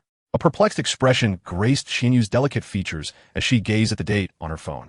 She distinctly recalled that she had crossed over in 2021. Logically, her return should have coincided with the moment of her departure. How had she transitioned from 2021 to 2024? Was it possible that she had not returned to her original world, but rather arrived in a parallel universe strikingly similar to her own? This implication suggested the existence of another version of her in this world, the self she had been before her journey. Such a notion was monumental. It entailed numerous complex ramifications. For instance, if she was Chinyu, then who was that other self? Moreover, the pre-transformation Chinyu had also been an avid fan of the literary arts, often fantasizing about the emergence of a female counterpart, someone identical to herself, which could lead to delightful encounters. The issue at hand, however, is whether she truly exists now and if she can indeed provide pleasure. The answer remains ambiguous. After all, the body dictates the mind. The past is but a memory, while the present is a reality. As a man, one might desire a female counterpart for indulgence. Yet as a woman, one might simply think, forget it. Chinyu found no interest in pondering such philosophical dilemmas. Moreover, the dilemma of whether or not to indulge seemed non-existent from the outset. In her perception, the room she occupied contained only 3 other presences, apart from herself. Among them were an elder, a youth, and a child, all of whom were female. These were Chinyu's mother, her younger sister, Chinchio, and the unexpected third sister, Chinjia, who had appeared before her crossing. Apart from these 3, Chinyu felt no indication of another version of herself residing in this space. As for the reasoning behind her conclusion of the absence of another self, she turned her gaze to her computer desktop, where a smartphone was charging. In contemporary society, no young person can function independently of their phone. Such a scenario perplexed Chinyu, as she distinctly recalled her crossing occurring in 2021, when she abruptly awoke in the world of Huaying. Now, in 2024, she surveyed the room, filled with the essence of life, where even the coffee remained warm, yet no one was visible, akin to a ghost ship. If this indeed represented the world prior to her crossing, then who had filled the void left by her disappearance over the past 3 years? A ghost, perhaps? Her intense curiosity compelled Chinyu to explore her phone. For contemporary youth, consulting one's phone to trace life's trajectory is the most suitable approach. Upon opening QQ and WeChat, she was fortunate to find that this phone was the same one she had used before her crossing, thus retaining all her records. What she discovered left her profoundly astonished. The The conversations on both QQ and WeChat could be summarized succinctly. One user, Longby, remarked, Banal 41, Saber, you all go ahead. All right. Longby continued with a question, and then noted a call duration of 0319. He encouraged, you've become invincible. Keep it up. Tiger General, destined to earn money, exclaimed, Hunt duel commence. Saber replied, you all go ahead. All right. Tiger General retorted, no, don't mess around. I know you're about to update. Hurry and churn out your 4,000 words in an hour. I'll play for a bit. An hour later, Tiger General asked, where is everyone? Saber responded, writing. Tiger General replied, you know what I'm going to say. Saber affirmed, I know what you're going to say. Tiger General continued, so, writing? Saber concluded, you've learned. From November 2021, after her crossing, the other version of herself had transformed into a relentless writing machine. Regardless of any friends inviting him to play, the response was perpetually limited to the 2 words, writing. Of course, he occasionally accompanied friends on weekends or when they arrived, but apart from that, it was solely about writing. Undeterred by this revelation, Xinyu opened her computer and logged into the back end of her writing platform to check the writing calendar. Moments later, she stared blankly at the crimson figures of 10,000 words recorded daily from January 1st to December 31st. And the completion of 8 books, totaling 1,000,000 words over 3 years. With a blank expression, she closed the computer. This must be false. How could the version of herself, a minor author before her crossing, possibly maintain such a rigorous pace of 10,000 words every day for 3 years? It seemed utterly implausible, even in a daydream.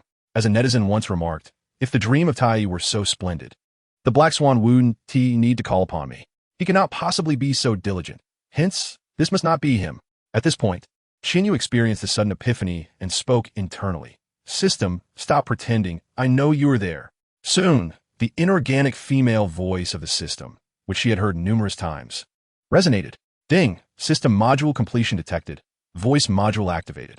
The system's inorganic voice infused emotion at the final moment, transforming into a soft, delightful lowly voice that emanated from within Xinyu.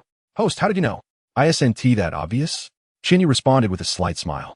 Let's not even mention the sudden shift from Hua-Ing back to this place. Who else besides you could facilitate such a transition? Moreover, considering that apart from essential social interactions, I have been laboring all day, it is evident that he has mostly existed as a mere shadow, right? The writing on the computer could be accomplished through data manipulation. Only real interaction necessitates a physical presence. If he were merely a shadow, adopting a strategy to avoid social engagement would indeed be understandable. To conjure data and fabricate a shadow's life trajectory, concealing it from relatives and friends, I find it hard to imagine anyone else capable of this apart from you. Indeed, the system, listening to Qinyu's elucidation, seemed suddenly enlightened. In its soft, lowly voice, it genuinely praised, you figured this out. Your reasoning is remarkable, host. Not bad, just average. Qinyu replied nonchalantly, yet internally, she felt a knot of unease. The deductions she had made were merely casual guesses, attempts to probe the system's capabilities. Yet they turned out to be true. This system felt somewhat lacking in sophistication. Moreover, based on its words and actions, it seemed a bit dim-witted. Could it be that her system was the infamous shameful system? She hoped it was merely a fleeting impression. Setting aside her speculations about the system, she continued, so, could you elucidate the current situation? What was that live stream about? And why did I suddenly return? Upon addressing these critical matters, the system's voice took on a cautious tone. In a fleeting moment, Xinyu seemed to envision a white-haired lowly standing before her, anxiously biting her finger. Then, that lowly mustered her courage, stomped her foot, and confessed, I apologize, host. I am currently rectifying an earlier binding error. The chatty lowly began her explanation. After some time, Qinyu's expression shifted as her suspicions were confirmed. Her system was indeed a shameful system. Simply put, the operational mode of her system was not as it currently functioned. She performed actions, which were then relayed to the live stream, garnering impression points here. Instead, it was supposed to be a conventional emotion value system, with the intended targets for emotion collection being individuals from the ninja world, not Earth.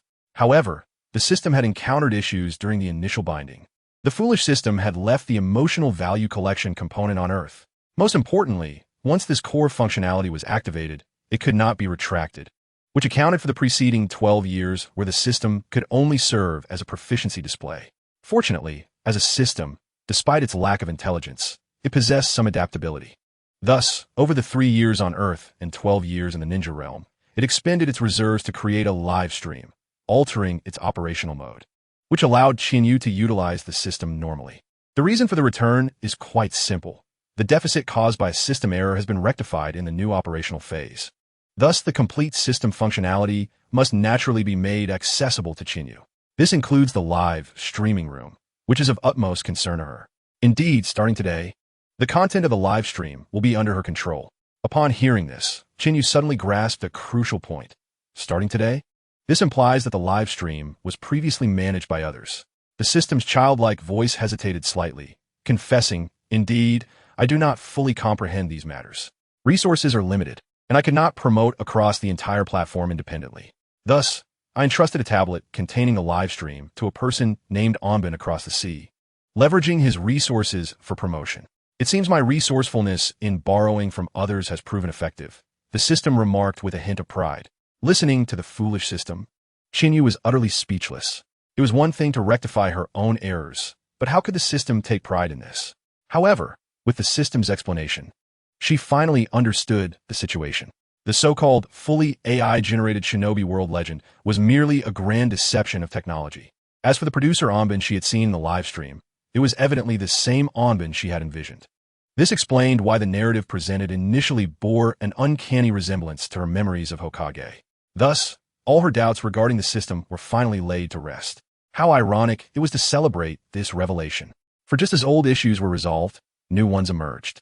Qinyu asked, somewhat awkwardly, "System, I have a question. Am I allowed to ask questions?" "Of course, host, feel free to inquire. There is nothing I cannot answer," the system responded normally. "All right, then I will ask. System, what exactly are you?" The system was taken aback by Qinyu's inquiry, replying in confusion, "Host, I'm not entirely sure I comprehend your meaning. I was originally an emotion value system, but now I am an impression value system. Is there a problem? That is not what I meant. I am asking about the legendary types of systems. Qidian, Feilu, Ziwei, SF. Which one are you? You must be the Ziwei system, right? Otherwise, why would I have transformed? I recall you never mentioned I would transform." Qinyu became increasingly convinced. Indeed, when it comes to embarrassment, the Ziwei system is unparalleled. Not only that, but she had also experienced a disastrous transformation, which was irrefutable evidence.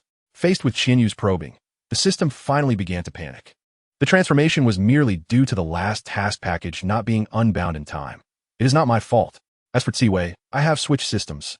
I am no longer with Ziwei." All right. Qinyu couldn't help but laugh at this ridiculous yet endearing system.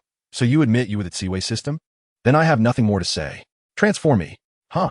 The childlike system responded, perplexed. "What do you mean?" "Quickly perform the traditional skills of the Ziwei system and transform me into a white-socked lowly to apologize." Qinyu gritted her teeth, feeling quite aggrieved at the prospect of transformation. Although she held no particular discontent towards the transformation itself, it did not absolve the system of its blunders.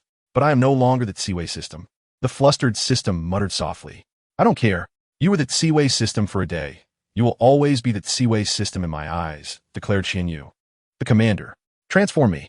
Yet the embarrassed system ultimately did not comply. It wasn't that it was incapable, but rather that the resources it typically utilized for corporeal transformations were now allocated for the live streaming room. How could one create what no longer existed? Nevertheless, Qinyu did gain something from the system, the authority to propose 2 minor requests, as long as the requests were reasonable and did not disrupt the current situation. The system would grant them. The only limitation was that these 2 requests had to be presented before the weekend.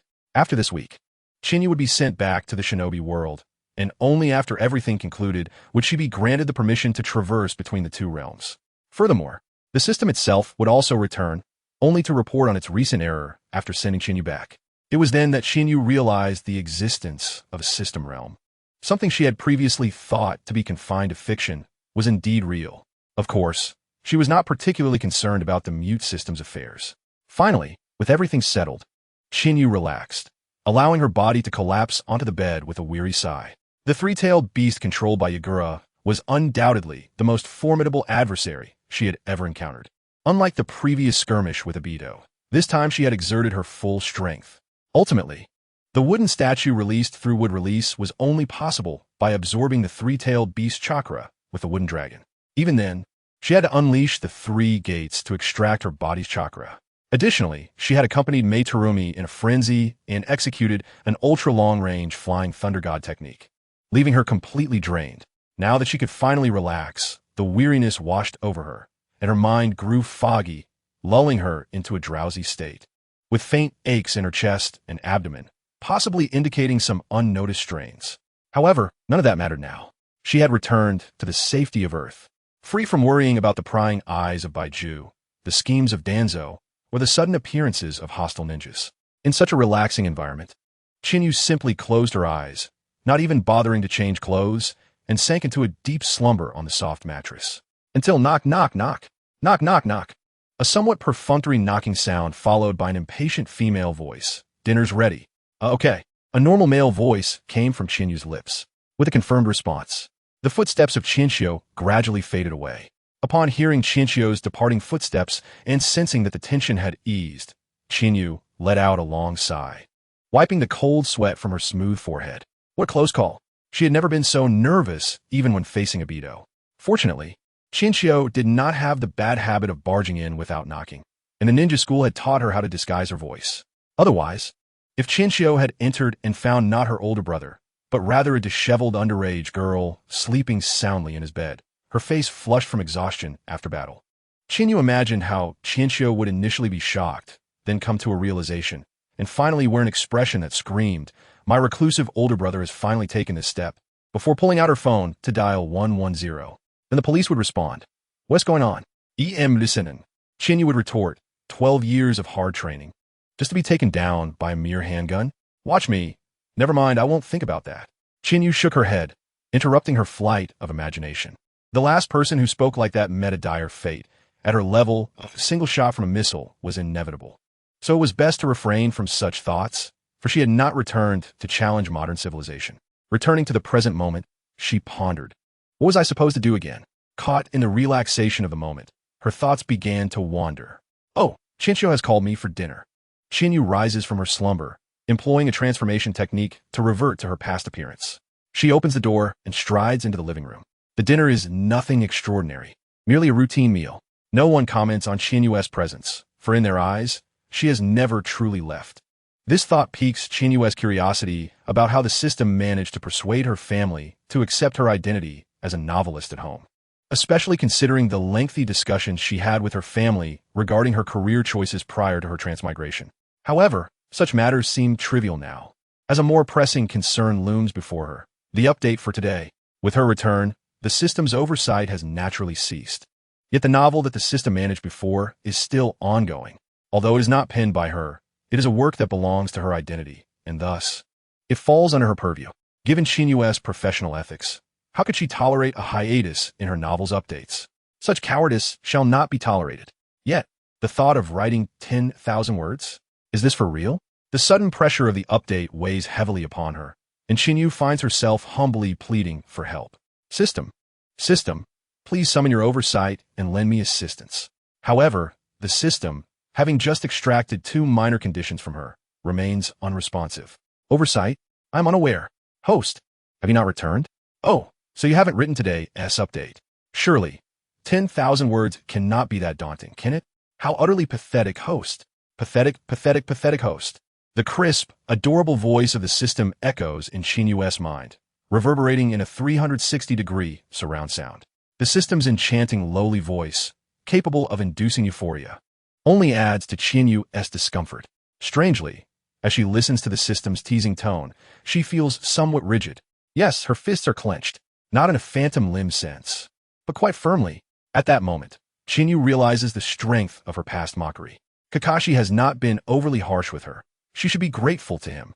With this in mind, she decides to bring back some delightful gifts for her dear Oni-chan. As for today's update, Chinyu logs onto QQ. Fortunately, the system's oversight aligns with her habits. Important groups are pinned at the top, enabling her to locate her current readership. After a moment's thought, Chinyu types out a message. Saber, epalogis dirvides. Author has transformed into the Phoenix TempleChiu, having just returned from the legend of the Ninja Village. I cannot recall what I wrote in the past. Thus, today's and the following day's updates will be temporarily postponed. Thank you for your understanding. She presses enter and sends the message. disregarding the instant uproar in the QQ group. Chinyu smoothly closes QQ with a series of swift keystrokes. However, upon reflection, she believed that an author must adhere to basic etiquette. Authors who leave their readers without a word deserve condemnation. Hence, Chinyu takes her phone, opens the camera, and snaps several perfect selfies. Even from the most unflattering angles, her beauty shines through without flaw. Afterward, she rummages through her wardrobe, finds 2 pairs of black stockings, and takes a few pictures of her legs adorned in them. As for where the stockings came from, that is a mystery best left unspoken. Finally, Chinyu opens QQ once more, types another message, and sends out the photos. Saber. Here are the photos as proof of Phoenix Temple Chinyu's beauty, along with the author's black stockings. In light of Chinyu's beauty and the stockings, I hope you can forgive me, Sasuke. Photo, photo, photo, photo. As soon as the photos are sent, the QQ group, previously filled with skepticism, erupts in excitement. Wait, are you serious, author? So Chinyu has traversed Earth, huh? I don't believe it unless you send me a few more photos for my appraisal. Indeed, author, this AI image is too lifelike. Did you steal my training data? What model did you use? Send it to me. Dude, your scheme is so transparent. I can hear it from Antarctica. But really, how come we never noticed the author had such skills? So this is fake? The author is actually Chinyu. Manual dog head, the perfect photos of her legs, combined with the authentic-looking images of Chinyu, cause an explosion of messages in the QQ group, pushing the message count to over 99. Simultaneously, a torrent of private messages floods Chinyu's phone, causing even her 4-year-old device to lag. Observing this, Chinyu scoffs, it's merely a few photos. Is there really a need for such a commotion? Yet, despite her words, the upward curve of her lips betrays her delight. Prior to her transmigration, these individuals would constantly shout for her to dress as a girl, critiquing others while comparing themselves. Now, having genuinely transformed and shared photos of her feminine attire, they reveal an entirely different demeanor. Alas, what can she do? Chinyu casually takes another selfie, captioning it "This girl is Chinyu," and posts it in the QQ group as a conclusion. After sending it, she fully exits QQ, leaving its affairs behind. For now, it is time for her long-awaited online exploration. Let me see what has transpired in the 3 years of my absence. Chinyu opens her computer, adopting a researcher's mindset to catch up on the events of her missing 3 years. And then, she is left astonished. What? Genshin Impact has become a B-game? What? The pandemic has been completely lifted? What? Are there still masters after the cattle driver? What? Teacher Defei can still achieve 4 championships? The wretched LPL is finally on the verge of collapse? How splendid. What? The Third World War has effectively begun, and the European War is in full swing? What? The Sheer brand oil-removing soap has received rave reviews? The failed artist states, I deliberately preserved a portion to help everyone comprehend my decision. Is this person truly capable of such a reversal? The overwhelming twists leave Chinyu questioning her very existence. However, she soon discovers even more. For instance, the 055 unit challenging the American aircraft carrier formation signifies a shift from a unipolar to a multipolar world. After absorbing all this information, Chinyu closes her browser, lost in a daze, as she struggles to comprehend the enormity of the changes that have transpired during her 3-year absence, not 30 years. Returning this time, she had hoped to utilize her newfound power for something grand, perhaps to establish a base in Neon or to sing atop Tokyo Tower, just as many predecessors had done. Yet now, she learns that her unique influence is no longer necessary, as the United States is on the verge of decline and Neon is in desperate need of aid. How utterly laughable! The stark contrast leaves Chinyu at a loss for words to express her feelings. She feels as if she is gazing about with a sword in hand, utterly bewildered. Ultimately, she can only sigh in resignation, acknowledging that indeed, the tides of change have arrived. In the midst of this shifting landscape, she merely needed to take care of herself and maintain a smile. With a playful spirit, she summoned a doppelganger to procure refreshing beverages and delightful snacks, while Chinyu herself joyfully engaged in gaming, sipping the cheerful drinks delivered by her doppelganger and savoring the snacks, thus embarking on a blissful gaming session. Naturally, amidst the joyous moments, Chinyu did not neglect to ponder some past perplexities, such as the true nature of Zhaoche, Wanchuan, and formulating her plans for the journey ahead. Thus, several days swiftly elapsed. After a delightful week of rest on Earth, Chinyu returned to the shinobi world. Concurrently, her live-streaming room, now entirely resembling her form, was also activated. The viewers from Earth beheld a scene still shrouded in thick mist, yet marked by numerous puddles and scattered ruins, where a few high buildings remained intact, revealing the devastated mist-hidden village. It was evident that this was the aftermath of the Great Flood. Upon witnessing this, the eager audience immediately began to inquire, is this the mist-hidden village? How tragic! Was the explosion of the Three Tails truly that devastating? However, the plight of the mist-hidden village was not their primary concern.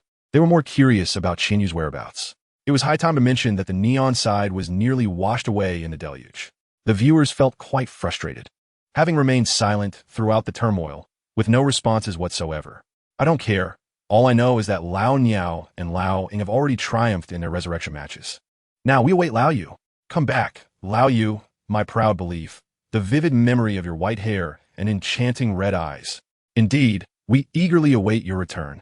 Amidst the audience's anticipation, the camera shifted, revealing a building that had evidently been well preserved, positioned centrally in the frame, with a deep blue water symbol denoting its significance. Clearly, this was the Mizukage Tower. The camera then zoomed in, bringing the viewers inside the Mizukage Tower, where Terumi Mei, adorned with the Mizukage hat, was issuing various orders to the ninja before her. In the close-up shot, the audience could clearly see the heavy dark circles under Terumi Mei's eyes and her weary demeanor. In stark contrast to her previous radiant self, Terumi Mei now evoked sympathy. Being the Mizukage was evidently no easy task, especially under such dire circumstances. However, with the arrival of a female Umbu from the mist, who whispered something in Terumi Mei's ear, her expression suddenly shifted. Ringo, are you certain? In a state of immense shock, Terumi Mei disregarded the Umbu's confidentiality and directly called out the visitor's name. Absolutely. Ringo Yukari nodded emphatically, delivering the startling news that jolted everyone. Mizukage-sama, we have located the person you asked us to find. Where is she now? Terumi Mei inquired urgently. Ringo Yukari replied. She is right at your residence. Let us go. After many days, finally hearing news of Qinyue, an ecstatic Terumi Mei chose to abandon her duties. A group of them hastily moved through the somewhat dilapidated mist-hidden village, drawing the attention of passers-by who speculated about the occurrence of yet another significant event. Yet, they had no inkling that Terumi Mei's urgency stemmed solely from her desire to meet one person. With the speed befitting a shadow-level ninja, Terumi Mei swiftly returned to her estate. In the tea room where they first met, the familiar figure with white hair and red eyes was delicately savoring tea from exquisite tea sets. Upon noticing Terumi Mei's arrival, Qinyue raised her cup, revealing a sparkling purple beverage within, inviting Terumi Mei, "Hey, Mei-chan, would you like some?" Faced with Qinyue's invitation, Terumi Mei remained silent. The next moment, a sudden waft of fragrant air enveloped her, and Qinyue felt as if her vision blurred, filled with the soft, snowy white. The gentle touch akin to cotton caressed her cheek, a cleansing foam, perhaps of exceptionally high potency. Taken by surprise, as her face was washed, Qinyue abruptly recalled the significance of her return to the shinobi world. Therefore, she refrained from resisting and instead listened to the rapid rhythm of Terumi Mei's heartbeat, quietly relishing the moment. After a while, an excited Terumi Mei finally calmed down, reluctantly releasing Qinyue and gazing at her with a hint of sorrow. Where have you been all these days? Do you have any idea how worried I was, almost believing you had perished, unable to sleep through the nights from guilt? Every time I closed my eyes, I saw the scene of us struggling against that tsunami. Next time such a situation arises, just leave if you must. Do not overexert yourself, understand? I'm sorry, Mei-chan, for making you worry. Qinyue humbly lowered her head, accepting Terumi Mei's concerned reprimand. Observing Qinyue in such a state, the pent-up emotions within Terumi Mei finally eased a little. Yet soon, Terumi Mei grew anxious again, because Qinyue, half curious, half jokingly asked, "But Mei-chan, wouldn't you be happy if something happened to me? I'm from Konoha, and with one less genius as a rival. It should be good for the mist-hidden village, right? After all, you are the Mizukage now." Chinyu's gaze lingered on the Mizukage hat held by Chijiro beside Terumi Mei for a few seconds. Hey, isn't that question a bit too fatal?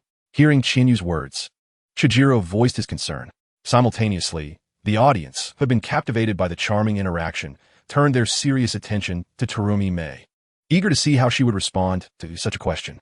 Under the collective gaze, Terumi Mei, her somewhat weary visage reflecting contemplation, eventually replied with a wry smile, "Perhaps, if I remain Mizukage for a long time, Although she had only been Mizukage for a little over half a month, still technically an acting one, she had already begun to grasp that occupying such a position required some cold, rational thinking.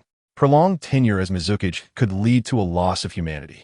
Yet, at this moment, the essence of Terumi may had not been entirely overshadowed by the Mizukage. She was not solely the Mizukage, but also Terumi May. In this context, she certainly wished for her dear friends to thrive together alongside her. As she spoke, Terumi May's expression gradually became resolute. Witnessing her determination, the viewers in the live-streaming room began to perceive her as a gentle yet strong figure, a woman of power who had not abandoned her convictions. Sister, you are so cool. No wonder you are my second wife. I love this. Our mist-hidden village has its own tsunade. Such comments flooded the chat. Seeing this, Chinyu revealed a satisfied smile. What a wonderful response, Mei-chan. Her earlier inquiry was precisely to elicit the audience's astonishment. Now that the live stream was under her control, she certainly would not allow the plot to unfold as it had before. Instead, she aimed to position herself at the center while occasionally showcasing the arcs of other characters. However, if the narrative solely revolved around her, it would undoubtedly become too monotonous. Thus, situations where she was present alongside the development of others were most beneficial for her. A true win-win scenario. If I were a man, I would undoubtedly fall for you, Mei-chan. With satisfaction blooming in her heart, Chinyu playfully wrapped her arms around Terumi May's slender waist, embracing her and openly enjoying the softness of the Mizukage. Meanwhile, Terumi May gently caressed Chinyu's smooth hair, creating a warm atmosphere. In such a scene, even the viewers who initially claimed otherwise found themselves thoroughly captivated. However, the tender moments shared between Chinyu and Zhao Mei did not last long. Soon, they delved into the pressing matter that Chinyu could not evade, where she had been during her absence. When discussing her recent whereabouts, a reminiscent expression graced Chinyu's face. She was well aware of the unavoidable topic of her recent adventures. Fortunately, she now had complete control over the system, rendering the situation far from troublesome. At that time, I had initially intended to use the Flying Thunder God technique to teleport us both. However, at the very moment of the transfer, it was unclear whether the explosion of the sandby had disrupted the spatial fabric or if my mastery of the technique was lacking. I soon realized that I had not arrived at the intended destination, but rather found myself in a realm of alternate space. Chinyu's voice flowed gently in the tranquil tea room. As she recounted her tale, the live stream abruptly transformed, revealing a bizarre, pyramid-shaped supergravity space. Just as Chinyu appeared through the Flying Thunder God technique, she was suddenly slammed to the ground by overwhelming gravity, causing her skirt to flip and reveal a tantalizing glimpse of her pure white undergarments. However, this captivating scene was fleeting, as the cameraman seemed to have indulged too much in a feast, testing the audience's reflexes. Thus, the moment vanished, shifting the focus to Chinyu's bewildered expression. The rapid camera shifts prompted many viewers to lament their slow reactions, claiming that the photographer acted unscrupulously, while a jubilant group celebrated their successful screenshots. Of course, there were also kind souls who provided timestamps. Consequently, a barrage of comments flooded the screen. Nevertheless, the exuberance of the comments did not hinder the progression of Chinyu's video. Once she adapted to the gravity of the supergravity space, she sat up and began to contemplate her current situation. Additionally, thanks to her practice of sealing techniques for supplies, she had no concerns about food or water in this unforeseen realm. Thus, well supplied, Chinyu embarked on an exploration of the space, eager to discover if anyone else was present. Given that this alternate space was situated around the ninja world, it was certain that no one else was there. After resting for a while and replenishing her chakra, while also showcasing the peculiarities of her surroundings to the livestream audience, Chinyu initiated a rapid flashback. Supergravity space, frigid icy realms, desert landscapes, and perilous lava terrains, as well as the acidic seas, sequentially unfolded before the viewers. Ultimately, upon arriving at a space that was entirely crimson with no other anomalies, Chinyu finally sensed the coordinates of the ninja world and executed the return via the Flying Thunder God technique. The video concluded alongside Chinyu's narration. Upon hearing her account, Zhao Mei displayed a look of astonishment. Could there truly be so many wondrous worlds beyond the ninja realm? Oh my, I hardly know what to say about your journey. Fortunately, blessed by the Sage of Six Paths, you have returned safely. Otherwise, in such circumstances, even if you had miraculously found a way to survive, your later life would have been filled with despair. As she spoke, Zhao Mei shuddered at the thought. She patted her soft chest, breathing a sigh of relief. However, in contrast to Zhao Mei's concern, Qinyu appeared utterly unconcerned. Don't worry, Miss Mei, I'm back now. It was merely an alternate space, nothing to fear. She exuded an air of fearlessness. After all, this was simply a fabrication of her experiences, a cleverly crafted video to fill the gap of her whereabouts during that time. She was grateful to the system. Had it not fully entrusted her with its powers, she would not have been able to accomplish such a feat. The most delightful aspect was that Qinyu had no fear of being exposed, as the spaces depicted were indeed real, capable of being observed by any incoming Otsutsuki, including Kagaya. Moreover, the purpose behind Qinyu's meticulously woven videos extended beyond mere deception. Sister Mei, look. Qinyu suddenly formed a hand seal, exclaiming, Katon, Katon. Zhao Mei responded with surprise. She straightened her back, awaiting Qinyu's subsequent actions. Qinyu continued, Katon, fireball jutsu. A small fireball, ablaze with black flames, erupted from Qinyu's mouth, hurtling toward Zhao Mei. Yet, Zhao Mei remained unfazed by the sudden assault. She casually took a sip of her tea, then exhaled, summoning a water barrier that formed instantaneously, shielding her from the ominous fireball. In the next moment, the black fireball collided with the water barrier. To the astonishment of the onlookers, Qinyu's fireball did not simply get extinguished like a small cart being crushed. Instead, upon contact with Zhao Mei's barrier, the fireball unleashed an astonishing surge of energy, expanding outward in a magnificent display, enveloping Zhao Mei's water barrier entirely, igniting the thin layer of black flames upon its surface. Subsequently, under the extreme heat of the Amaterasu flames, Zhao Mei's water barrier evaporated instantly, vanishing without a trace. Though Qinyu's fireball dissipated after consuming the water barrier, the effect was nothing short of remarkable. How is this possible? What kind of fire is this? Zhao Mei exclaimed, astonished by Qinyu's fiery prowess. Hee, did I give you quite a shock, Sister Mei? Qinyu chuckled mischievously, reveling in her successful prank. When I first encountered this flame, my reaction was quite similar to yours. What do you think? Isn't my Katon rather impressive? It is indeed astonishing. Zhao Mei replied with a wry smile, her slightly trembling hands lifting her teacup. If I am not mistaken, this fire of yours did not extinguish due to the depletion of energy from my water barrier, but rather because it had no target to sustain it, correct? Could this possibly be the legendary Amaterasu, which burns eternally once ignited? Zhao Mei inquired in astonishment. Indeed, Sister Mei, you truly possess keen insight as the Mizukichi. Qinyu nodded in satisfaction. But wasn't Amaterasu only summonable through the Mangekyo Sharingan of the Uchiha clan? How did you? Zhao Mei subsequently questioned, her emerald eyes brimming with curiosity. Such curiosity was echoed by the livestream audience. They were aware of Qinyu's previous acquisition of the sealing technique for Amaterasu from Jiraiya. However, they struggled to comprehend how the sealed Amaterasu had transformed into Katon. Qinyu swiftly began her explanation. This was a fortuitous discovery I made during my unplanned journey through those alternate spaces. In the lava realm, I sense an unusual yet familiar aura. Unsure of its nature, my curiosity compelled me to approach, only to discover a cluster of pitch-black flames. Qinyu gradually unfolded the tale of her newfound power, having tamed the Subsequently, the imagery shifted as the system-generated illusory visuals reappeared before everyone. However, this time, the recollection was not as visually captivating. It simply illustrated Qinyu's encounter with the Amaterasu flames, her recognition of the familiar energy, the discovery of the Iowa, and the signing of a spiritual pact to tame it. With the Iowa she acquired in the lava space, Qinyu thus gained mastery over the Amaterasu flames.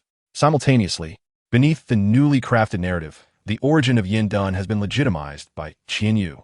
If this legalization proves successful, a plethora of abilities could similarly be legitimized before the audience in the live broadcast. This, indeed, encapsulates the essence of this tale. Upon concluding Qian Yu's exposition, Zhao Mei Ming expressed her profound sentiments. Ah, so that is the case. This time, what a fortuitous turn of events. She reflected further. By the way, since you can harness these flames through a spirit contract, Qinyu, is there a possibility that as the Mizukichi, I could perceive value from Amaterasu? Given that Kirigakure is severely lacking in elite combatants? If we could mass-produce the elusive masters of Katon in this manner, it would be nothing short of splendid. However, Qianyu was equally aware of this flaw and regretfully shook her head. No. Sister Ming, I understand your desires, but alas, the coordinates of those spaces are exceedingly chaotic. I have indeed placed flying thunder gods in each dimension, but upon returning, those once clear coordinates have become utterly disordered. Without a stroke of luck, simply teleporting could result in being crushed by the very fabric of space. Qianyu warned ominously. I see. Then I shall drop the matter. Zhao Meiming conceded. Dissuaded by Qianyu's words, her thoughts were not extinguished entirely. Rather, she recognized that Qianyu was reluctant to disseminate such power, and she herself lacked the means to develop it, thus relying upon Qianyu's willingness. As a friend, she had to respect Qianyu's choices. Moreover, this subject was indeed sensitive. Zhao Meiming adhered to propriety and refrained from discussing delicate matters with Qianyu. The ensuing time was filled with warmth and laughter. Under Zhao Meiming's hospitality, Qianyu enjoyed a delightful respite in Kirigikure for nearly a week before embarking on her journey back to Konoha. Of course, Qianyu wished to linger a while longer, especially with 3 years of narrative void looming ahead. However, Zhao Meiming remained steadfast, while a certain influential figure in Konoha was far from compliant. Indeed, although lacking precise intelligence from Qianyu, Danzo managed to glean information through Sai about Zhao Meiming's clash with Yakura for the position of Mizukage, culminating in the annihilation of the Mizukage's direct Umbu and the self-destruction of the Three Tails, leading to calamity for Kirigikure. Under the pretense of avenging their prodigy, Danzo was rallying the two elder statesmen to instigate a war against Kirigikure. Initially, Qianyu found it incomprehensible that Danzo would wish to attack Kirigikure. Do you not understand the current state of Konoha? Are we not akin to brothers, at the very least? Kirigikure is left with but a nominal Mizukage to uphold its facade. Yet what of Konoha? However, upon realizing it was Danzo's proposition, it suddenly made sense. Danzo's rationale was simple. Konoha may indeed be weakened, but Kirigikure is even more so. While Konoha has suffered, it has still dealt a significant blow to Sunagakure in the recent Konoha Collapse War. To the outside world, Konoha's might appears intact. If we can swiftly and decisively subdue Kirigikure, it presents an opportunity for Konoha to escape this period of vulnerability. Furthermore, in the past, such reckless schemes might have backfired, given that other ninja villages were always eyeing Konoha's position with envy. However, now Kirigikure was the target, and Sunagakure was even weaker, embroiled in internal chaos, only recently stabilizing under Chiyo's intervention. Thus, the so-called other ninja villages amounted to little more than a Wagakure and Kimogakure. The situation was further complicated by the long-standing enmity between these two, as during the Second Shinobi World War, the Third Reikage forces had aggressively invaded the land of Earth, prompting Inoki to bolster his military might, leading to a decisive strike against the Third Reikage in the Third Shinobi World War. In this context, the memories of past betrayals were still fresh, and the Fourth Reikage would have to tread carefully, considering the presence of a Wagakure. Hence, Konoha indeed had a rare window of opportunity. Moreover, if necessary, the currently tumultuous Sunagakure could be brought into the fray. After all, amidst the backdrop of multiple shinobi wars, who was not embroiled in vendettas? When the third Kazekage went missing, Kirigikure had journeyed far to plunder Sunagakure, culminating in a conflict that only ended when the new Kazekage ascended. If an opportunity arose to avenge the fallen heroes of Sunagakure while simultaneously diverting internal strife, it was unlikely that Sunagakure would refuse, especially with Chiyo at the helm. As a force of nature alongside the shadows of the ninja world, the young Chiyo was far from the benign image of a kindly old woman.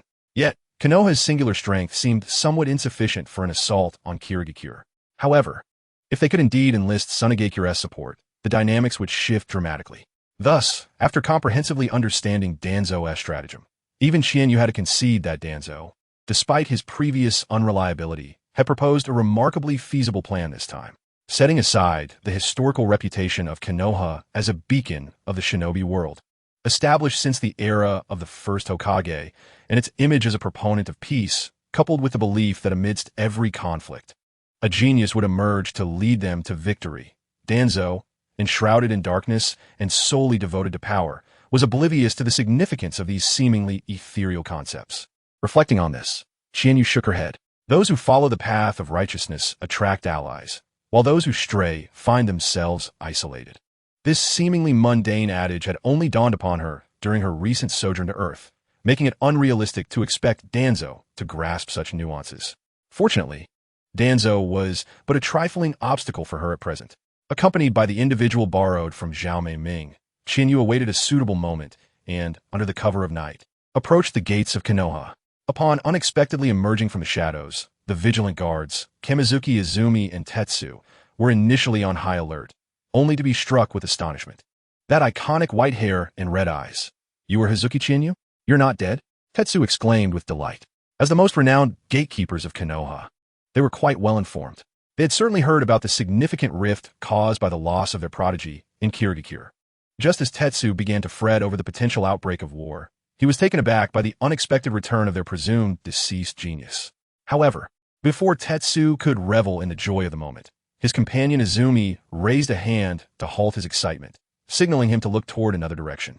Following his friend's cue, Tetsu finally noticed the imposing figure beside Qin Yu, marked distinctly by the flowing water design on his forehead protector above his eye patch. A Kirigakure ninja? Tetsu gasped in surprise. What business does a Kirigakure shinobi have in Konoha? He turned to Qin Yu, questioning. Hazuki Qin Yu, what does this mean? It means I wish to see Lady Tsunade. You must surely be aware of the discussions surrounding the village lately. Qin Yu shrugged. Had I not brought him along, I would have simply entered unannounced. Ah, well, Ganzitai and Shenyue Chuyin exchanged an awkward smile. It was evident that they were aware of the insignificance of their roles as gatekeepers. For local talents like Qin Yu or capable jonin, their presence was merely a formality. Was it not the case that last time, Uchiha Itachi swaggered back into the village, strolling all the way to the core street's dumpling shop, finishing his meal before Kakashi and others even noticed? Fortunately, even as gatekeepers, they served a purpose, demonstrating loyalty and the ability to directly request an audience with the Hokage. Otherwise, Qin Yu would not have waited until nightfall to come specifically at the time these two brothers were on duty. Shenyue Chuyin spoke earnestly. You wish to see Lord Hokage, correct? I understand. I will inform Lord Hokage immediately. Sai, keep watch. All right, Chuyin, go ahead without worry. Ganzitai nodded emphatically. The phrase go ahead without worry sounded somewhat peculiar to Shenyue Chuyin, who glanced at his close friend in suspicion, wondering if the other was subtly mocking him. However, after a moment as consideration, he shook his head dismissively. Never mind, I must take my leave now. After a few leaps, Shenyue Chuyun's figure vanished into the night. Shortly after, several of Tsunade's direct umbu arrived, escorting Qin Yu and Qing to the Senju ancestral home located in the heart of Konoha. Once again, Qin Yu beheld the legendary bounty of Tsunade, marveling at its conspicuousness despite the dim lighting of the evening. Instinctively, she compared Tsunade, clad in loose sleepwear, with Terumi Mei. Regrettably, although her rapport with Terumi Mei was closer, she had to concede that in terms of endowment, Tsunade was indeed superior. Was this the worth of the strongest kunoichi in the ninja world? Qin Yu found herself astonished. Following her astonishment came an overwhelming desire, an impulse entirely unrelated to anything inappropriate. Akin to a remarkably adorable cat performing flips before her. How could one possibly resist such charm? Just as the lyrics of a song resonate, your approach makes my heart race. A sensation I've never known. Before Qin Yu could succumb to this stirring feeling, a sharp and crisp reprimand interrupted her thoughts. Tsunade, observing Qin Yu lost in reverie, remarked dryly, enough of that. You will have such things in due time.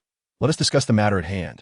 With that, Tsunade straightened her posture, shaking off the fatigue induced by her interrupted slumber, revealing an air of authority befitting the Hokage.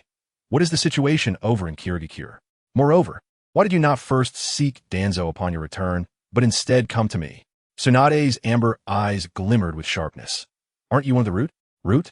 Hearing Tsunade's words, Qin Yu was momentarily taken aback, uncertain why Tsunade had made such an assertion. However, after some contemplation, she realized Tsunade was reproaching her for accepting a mission from Danzo and hastily heading to Kirigakure, which had led to a series of subsequent events. Indeed, she had not communicated with Tsunade before her departure, a lapse on her part. Nevertheless, she was unfazed. She possessed ample experience in managing such situations. Noticing Tsunade's discontent, Qin Yu widened her beautiful red eyes, adopting a naive and innocent expression as she said, You jest, Lady Tsunade. How could I possibly be associated with Root? In this room, my sole identity is that of your loyal subordinate. Is that so? Tsunade's expression was one of bemused skepticism. Indeed, Qin Yu nodded vigorously. her white hair bouncing as she insisted, "You must believe me." Yet, Tsunade merely smiled faintly, unwavering. Realizing her initial approach was ineffective, Chinyu resorted to her final tactic. She moved closer, wrapping her arms around Tsunade's, swaying gently while nuzzling her head against Tsunade's neck. The silky strands of her white hair tickled Tsunade's skin, soon disrupting the composed facade she had maintained. Perhaps Tsunade had intended for Chinyu to adopt a more contrite demeanor. After all, one should not exert excessive pressure on such a prodigy. Given that Chinyu had now expressed a willingness to distance herself from Danzo and was willing to follow her, it was only reasonable to forgive her. All right. You little rascal, aren't you feeling hot?" Tsunade rolled her eyes, playfully pushing Chinyu's head away. Chinyu chuckled. "Lady Tsunade, your body is so cool and tender. Truly the embodiment of ice and jade. How could one feel hot? You cheeky little thing." Tsunade pinched Chinyu's chubby cheeks, feeling the softness beneath her fingers. With a mix of wistfulness and admiration, she remarked, "To speak of ice and jade, that title suits you more. I always thought the descriptions of bewitching beauties were exaggerated until I met you. It's indeed not an exaggeration at all. Youth is truly a blessing." Chinyu remained silent, for she was not the oblivious Naruto who would dare to call Tsunade old lady. When it came to discussing a woman's age, silence was the wisest choice. Fortunately, Tsunade did not dwell on the matter. After a brief pause, she decisively set it aside. "Enough of that. Let us return to the matter at hand. What is the situation over there? Why did you bring a mist ninja back with you?"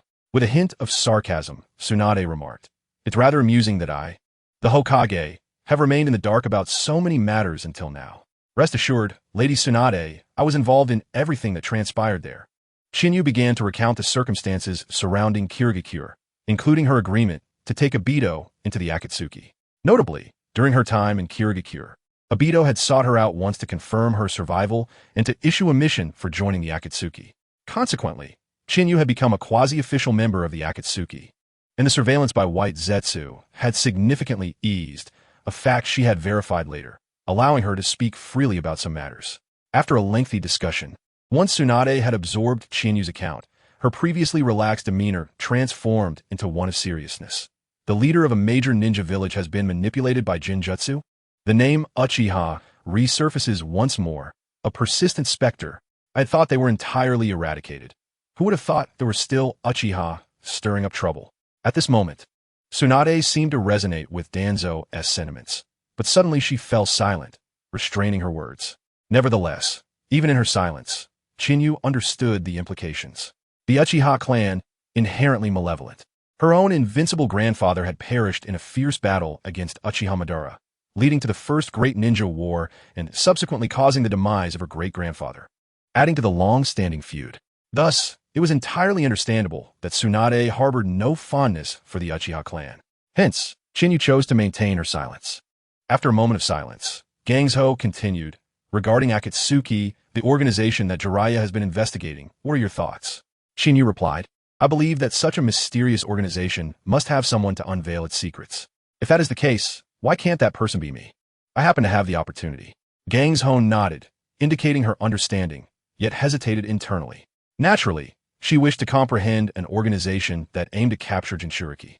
However, if the prize for this understanding was the potential future of her own talented kin, she would undoubtedly be unwilling. The current dilemma was that, while Chinyu was indeed a prodigy, he was also a matured one, and their relationship was not particularly deep, making it difficult to say definitively.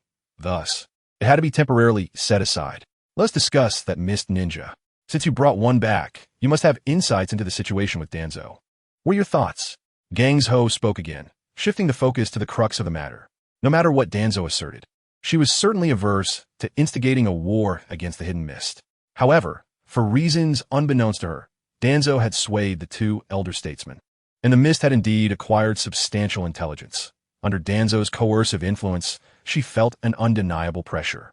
Therefore, she was somewhat eager about Chinyu's unexpected return. My perspective is quite simple. War is absolutely unacceptable, and Danzo must be restrained. Having experienced the Hidden Mist and returned to Earth before the Shippuden arc, Chinyu truly wished to avoid further conflict. Moreover, Danzo's premature actions did not align with her interests.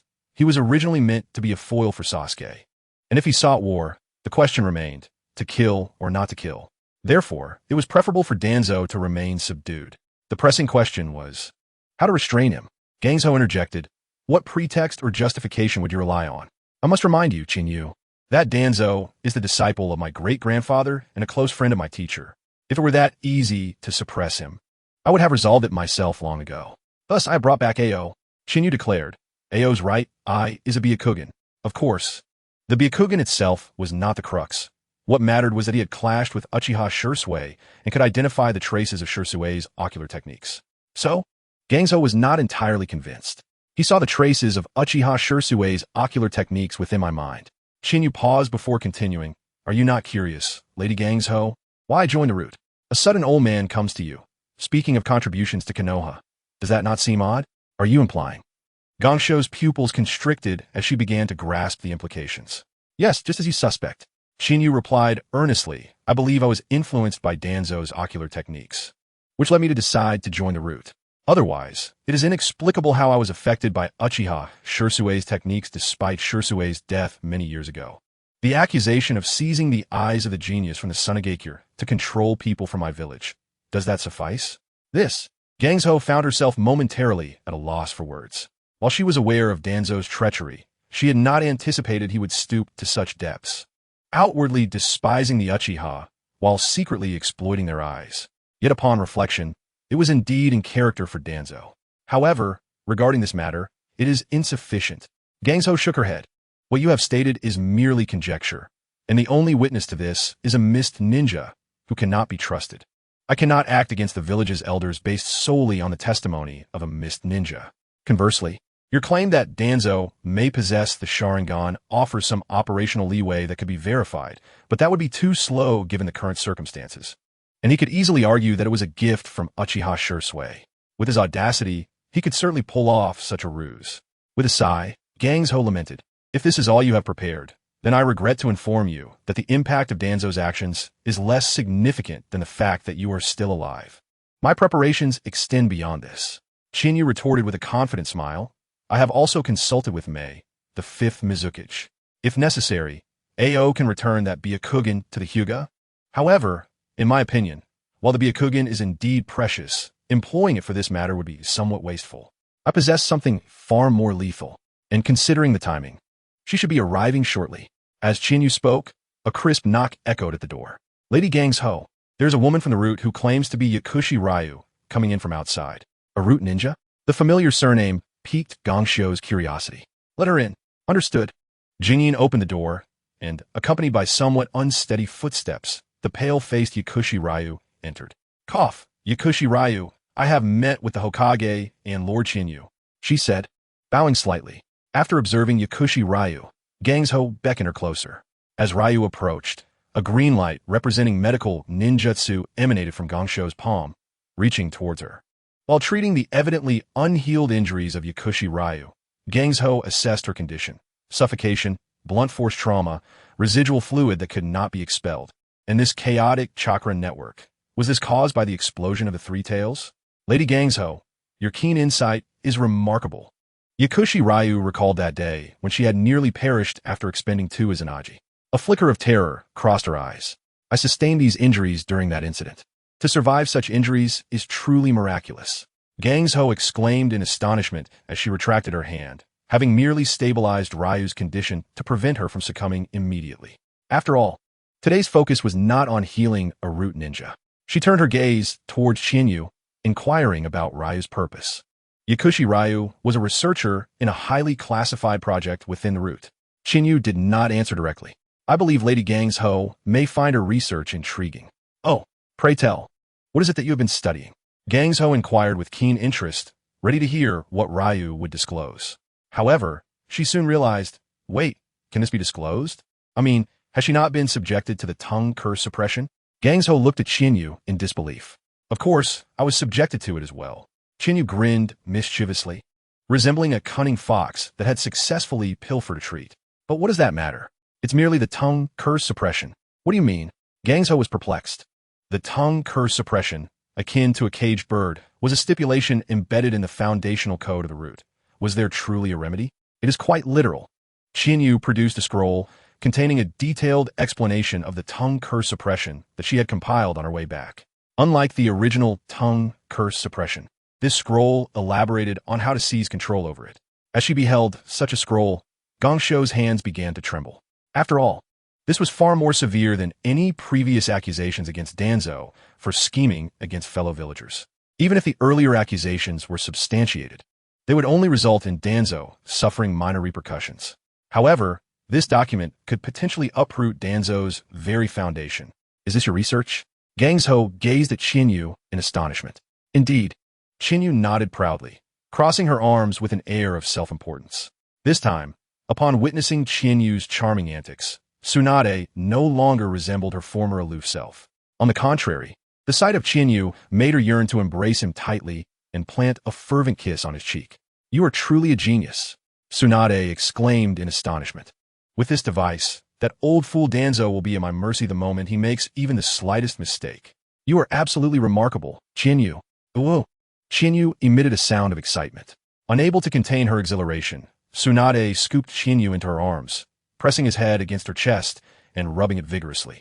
For a fleeting moment, akin to Meiterumi's treatment, Qinyu also experienced a unique version of facial cleansing. Tsunade continued her playful rubbing until Qinyu's face turned crimson, at which point she finally released him. Afterward, as her heart raced, Tsunade remembered that Yakushi Kabuto was still present nearby. Regaining her composure, she inquired, "Now tell me, what insights do you have regarding the research at the root?"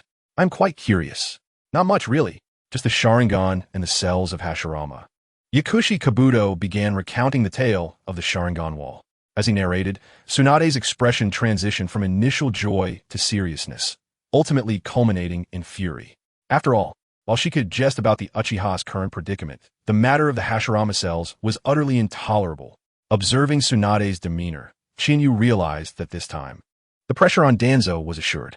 The subsequent developments regarding the Danzo incident unfolded as Qinyu had anticipated.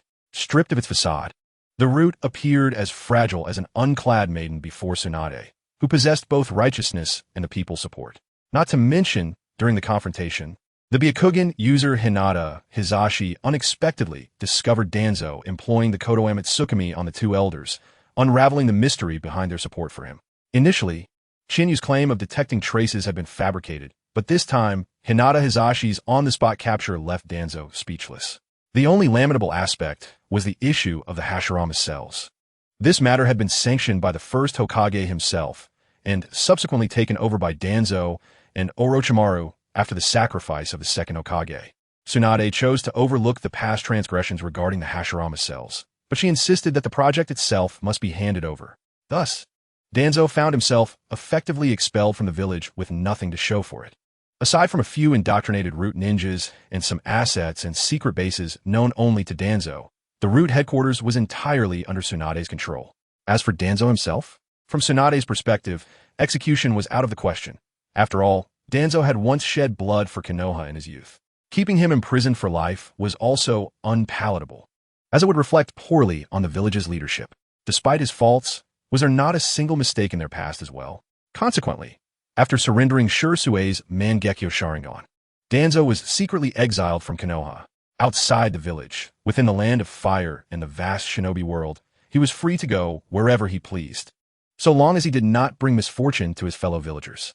Upon the announcement of this news, the various clans of Konoha celebrated as if it were a festival, adorning the village with decorations and hosting grand banquets to joyfully bid farewell to the plague. For Qinyu, who had significantly contributed to the expulsion of Danzo, the clans regarded her with admiration that needed no further elaboration. However, Qinyu was not particularly keen on their favorable attention. After all, the admiration of the average person often resembled this. "Oh, what a lovely girl.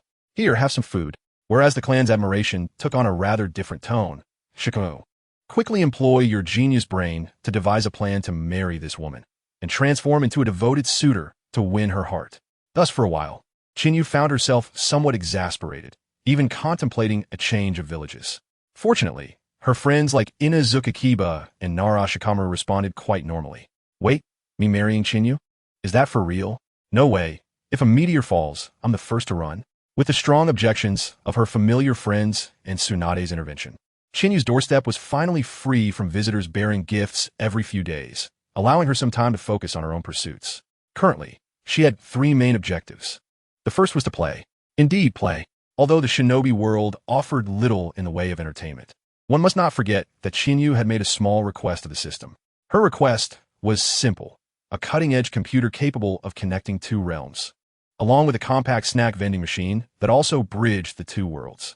With food and entertainment at her disposal, how could she not easily navigate 3 years of downtime? The second objective was to study. After playing, one must also learn. Balancing work and play, Chinyu did not intend to waste away her time entirely. As she prepared for what would be a 3-year summer vacation, the subject of her studies was equally straightforward: Tsunade's medical ninjutsu. In the shinobi world, being proficient in ninjutsu, taijutsu, and jinjutsu did not make one a true warrior. Only a well-rounded fighter could truly claim that title. Having ventured into the realm of shinobi, she aimed for perfection. Of course, amidst her play and studies, she could not neglect her serious business, which was the third objective, the Akatsuki's entry assessment. The content of this assessment was quite simple: retrieve the empty ring from Orochimaru. In the original story, although Orochimaru had left the Akatsuki, he retained the empty ring, whether as a reminder of his crushing defeat at the hands of Uchiha Itachi or as a secret connection to the organization despite his apparent disassociation. Yet, the plot progressed to its conclusion without ever utilizing this clear foreshadowing, as if it had been forgotten by Kishimoto. Now, the task of reclaiming the ring had fallen to Chinyu. After some time, she had only returned to live broadcasts a few times since her homecoming and the expulsion of Danzo. A lush forest appeared in the center of everyone's screens. Just as some viewers speculated it to be a location within Konoha, the keen-eyed among them discerned the discrepancy. The trees here were noticeably slender compared to the robust giants of Konoha.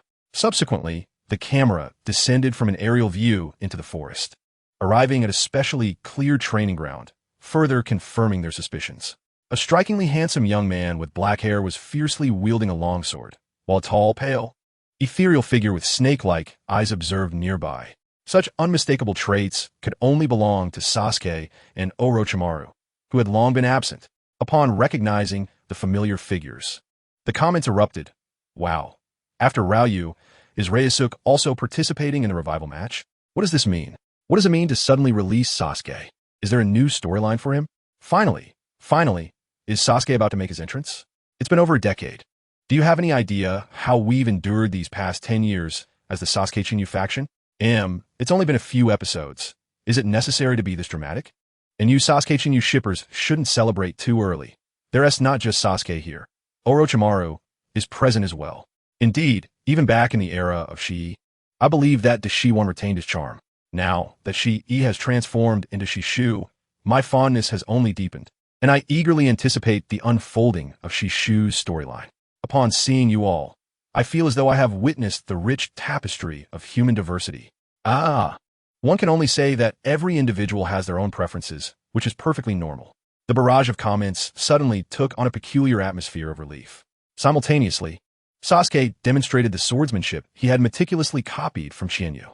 The crisp sound of applause resonated.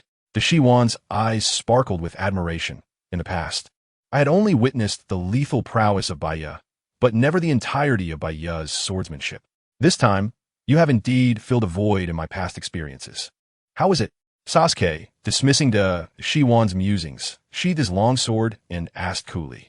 His haughty demeanor could easily mislead one into believing that he remained the esteemed heir of the Uchiha clan, while the Shi-1 was merely a steward. However, the Shi-1's virtue lies in his amiable disposition towards those of talent. Thus, he merely smiled and replied, "That suffices. You certainly do not require to learn swordsmanship from me. I shall assist you in refining and assimilating it, ultimately transforming it into a style uniquely your own. Of course, a thorough simulation would require some time. For today, let us continue your training in the Chidori flow. I shall prepare the materials for your next phase of training." With that, the Shi-1 turned to leave, and Sasuke too set aside his longsword, commencing the gathering of Chidori in his palm. Beyond the training itself, the two shared not a shred of superfluous conversation. This was precisely the training environment Sasuke desired: direct, efficient, and pure. Chinyu's advice had proven to be unfailingly astute. He believed that only in such an environment could he gain an edge and catch up to that distant silhouette that far surpassed him. Thus, immersed in his training, Sasuke remained oblivious to the fact that Shi-1 had only walked a short distance before halting, his expression darkening as he glanced aside. There, in Sasuke's eyes, stood a figure of beauty, brilliance, purity, and grace. Yet into Shi Wan's gaze, she appeared sinister and terrifying, as if an indescribable malevolent deity twisted its tendrils. In a gravelly voice, Shi Wan slowly uttered the name of the newcomer, Feng Huang Si Qianyu. Shi Wan could never have anticipated such an abrupt encounter with Feng Huang Si Qianyu in his core stronghold. He had just heard of Qianyu's remarkable achievements in resolving the tongue-lashing scandal, capturing the root of the issue that enabled Tsunade to seize power, forcing Danzo to flee. Danzo had always been a significant pest in Konoha. The only one in the entire village who did not consider Danzo a nuisance was likely his deluded teacher. This led Shi Wan to question whether Qianyu had come to address him as a sinner of Konoha. Yet, from his conversation with Sasuke, it seemed that Feng Huang Si Qianyu held an indifferent attitude towards him. Could a person's disposition truly be so capricious? TCH, a woman who has become a snake. Shi Wan clicked his tongue in displeasure, entirely forgetting that he had recently been a woman himself. Ultimately, under normal circumstances, would the ever-curious and science-seeking Shi Wan truly instigate the collapse of Konoha simply due to a sense of sympathy for his aging mentor and a desire to showcase his non-reanimation techniques? That remains a matter of perspective. Gazing at Feng Huang Si Qianyu before him, Shi Wan took a deep breath to steady his nerves and inquired in a low voice, "What brings you here?" "What brings me here?" Observing Shi Wan's tension, Qianyu smiled. "You are among the most astute individuals in the ninja world. Why not take a guess?" "Take a guess?" Shi Wan paused for a moment. He then scrutinized Qianyu closely, noticing that she merely stood with her arms crossed, her demeanor serene, not appearing to seek conflict. Thus, Shi Wan relaxed slightly. Though his words remained sharp, "I shall not guess. Following another's rhythm is a grave mistake in negotiation. If you have business, state it. If not, Sasuke-kun awaits me. Or perhaps you wish to meet Sasuke." "Ah, that is unnecessary." Qianyu's expression stiffened momentarily, and she forced a smile. "How about you handle your matters with Sasuke first? I can wait." "Oh." Qianyu's peculiar reaction intrigued Shi Wan, who narrowed his golden serpent-like eyes, pondering a few thoughts. The image of Tsunade flashed before him. Experience taught him that since Qianyu preferred not to mention it, it was best to refrain from doing so. Yet, experience also indicated that Qianyu's visit did not seem to bode ill.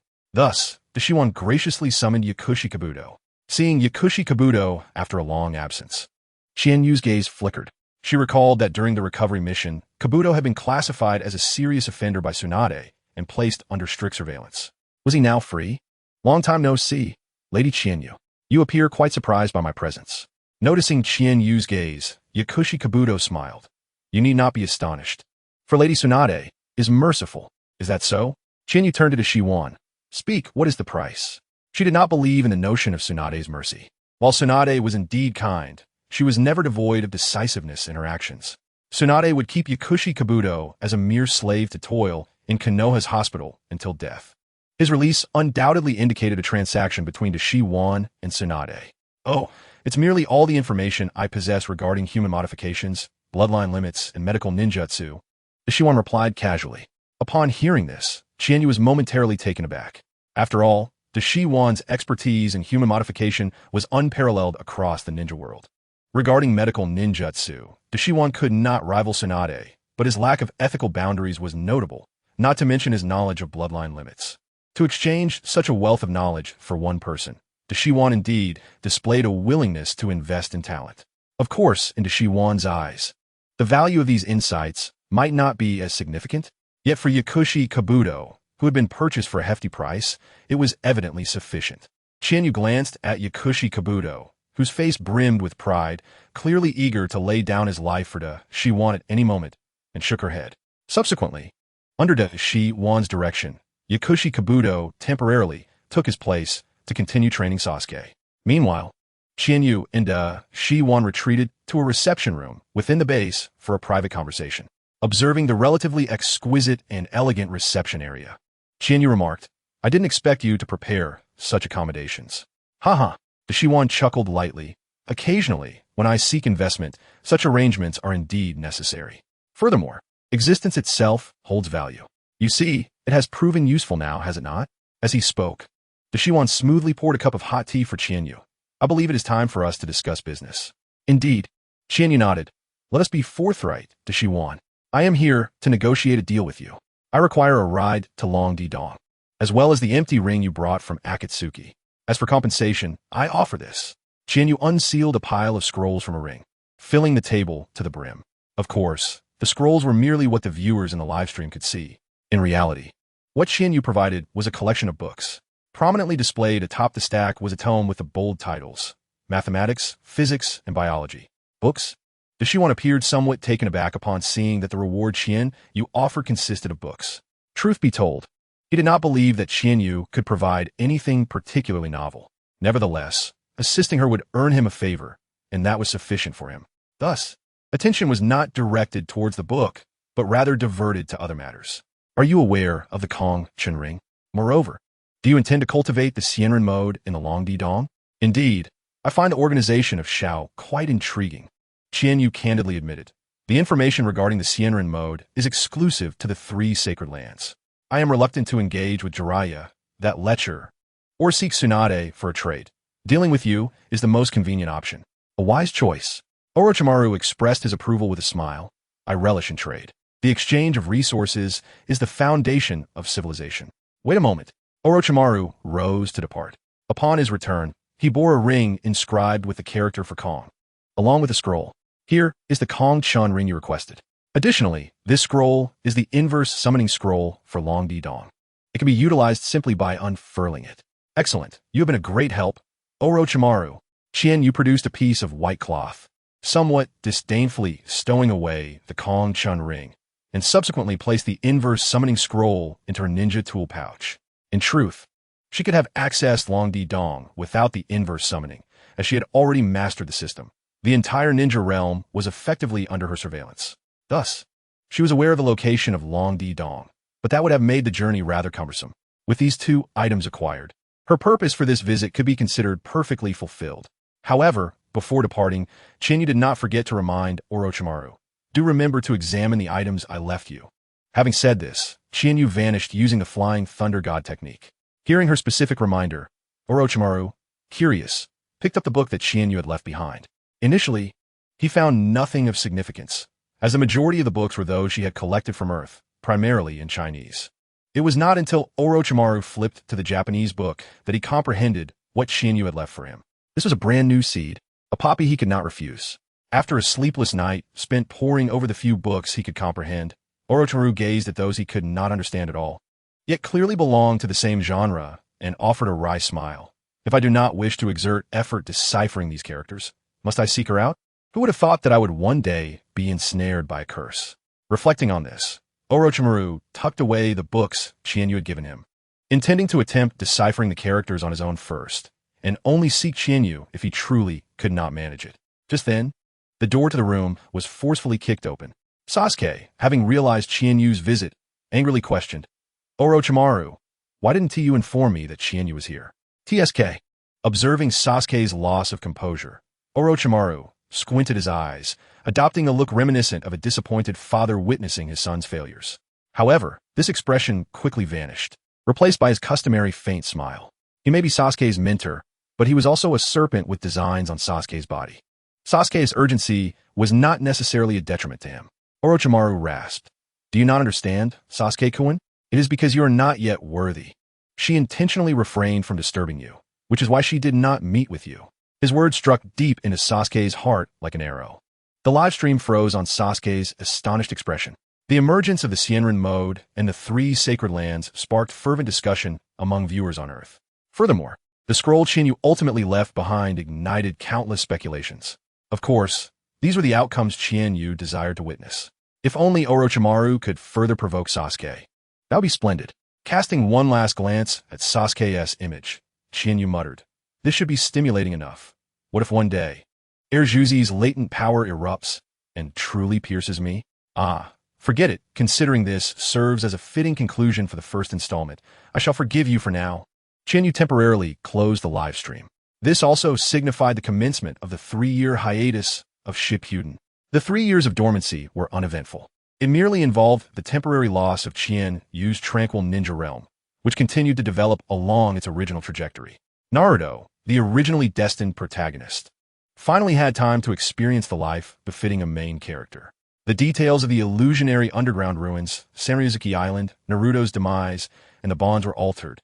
Yet the overarching narrative remained intact, unfolding in the theatrical adaptations. Regarding these adaptations, Qianyu, now in control of the broadcasting channels, treated them without any special considerations, opting instead to release them all. After all, the theatrical adaptations maintained the fervor surrounding the Ninja Village War, ensuring that audiences from Blue Star would not forget it. Undoubtedly, some may wonder, while the release of Naruto's theatrical adaptations sustains the popularity of the Ninja Village War IP, how does Qianyu maintain her impression value without appearing? How can Qianyu grow without participating? The answer is simple. I can fly solo. With that, Qianyu's intentions were no longer concealed, and a brand new series emerged on Blue Star. This series, titled Qianyu's Daily Life, was a lighthearted drama. Its content, as the name suggests, primarily revolved around Qianyu's daily activities, such as what she ate at what time and where, what she did at what time and where, and whom she met at what time and where. Occasionally, there would be small perks, such as close-ups of her wearing stockings, her adjusting her underwear, tying her hair with a scrunchie while showering and humming, or cozying up to other beautiful girls. Though the peaks of impression values collected from this series did not match those of the main storyline, the charm of the lighthearted approach had its own merits, appealing to audiences of all ages and ensuring a steady flow. Initially, Qianyu had only intended to create a short film based on her previous experience of being live-streamed in a bathroom. Yet, after 3 years, it unexpectedly amassed an astonishing amount of impression value. Fishing, dining, exercising, gaming, leveling up, sleeping, occasionally completing minor tasks, visiting Xiao, and planning how to conclude the Ninja Village War. Before long, 3 years had swiftly elapsed. After a year away from Konoha, Naruto returned. This signified the end of the dormancy, and the first episode of Shippuden was grandly launched. How nostalgic Konoha! As Naruto spread his arms in a gesture of embrace towards Konoha, eager viewers from Blue Star flooded back into the livestream. I'm back. Everyone has returned. The gods have returned to their places. The missing individuals have come back. After waiting so long, today has finally arrived. After dreaming for so long, I have finally realized my dream. The road ahead is long, but wait, why am I singing with you? Perhaps that is simply the whim of the moment? With a sly smile? Well then, can someone tell me if the plan of Xiao has commenced? Their scheme is rather audacious, you know? What the heck is that? With the abrupt shift in topic, some were caught off guard.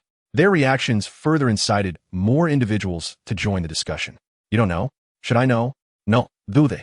Just a few days ago, Qianyu's Daily Life special episode, you missed the Xiao Daily Life, and you didn't TC the flood of marketing articles? What about Ultimate Momo people?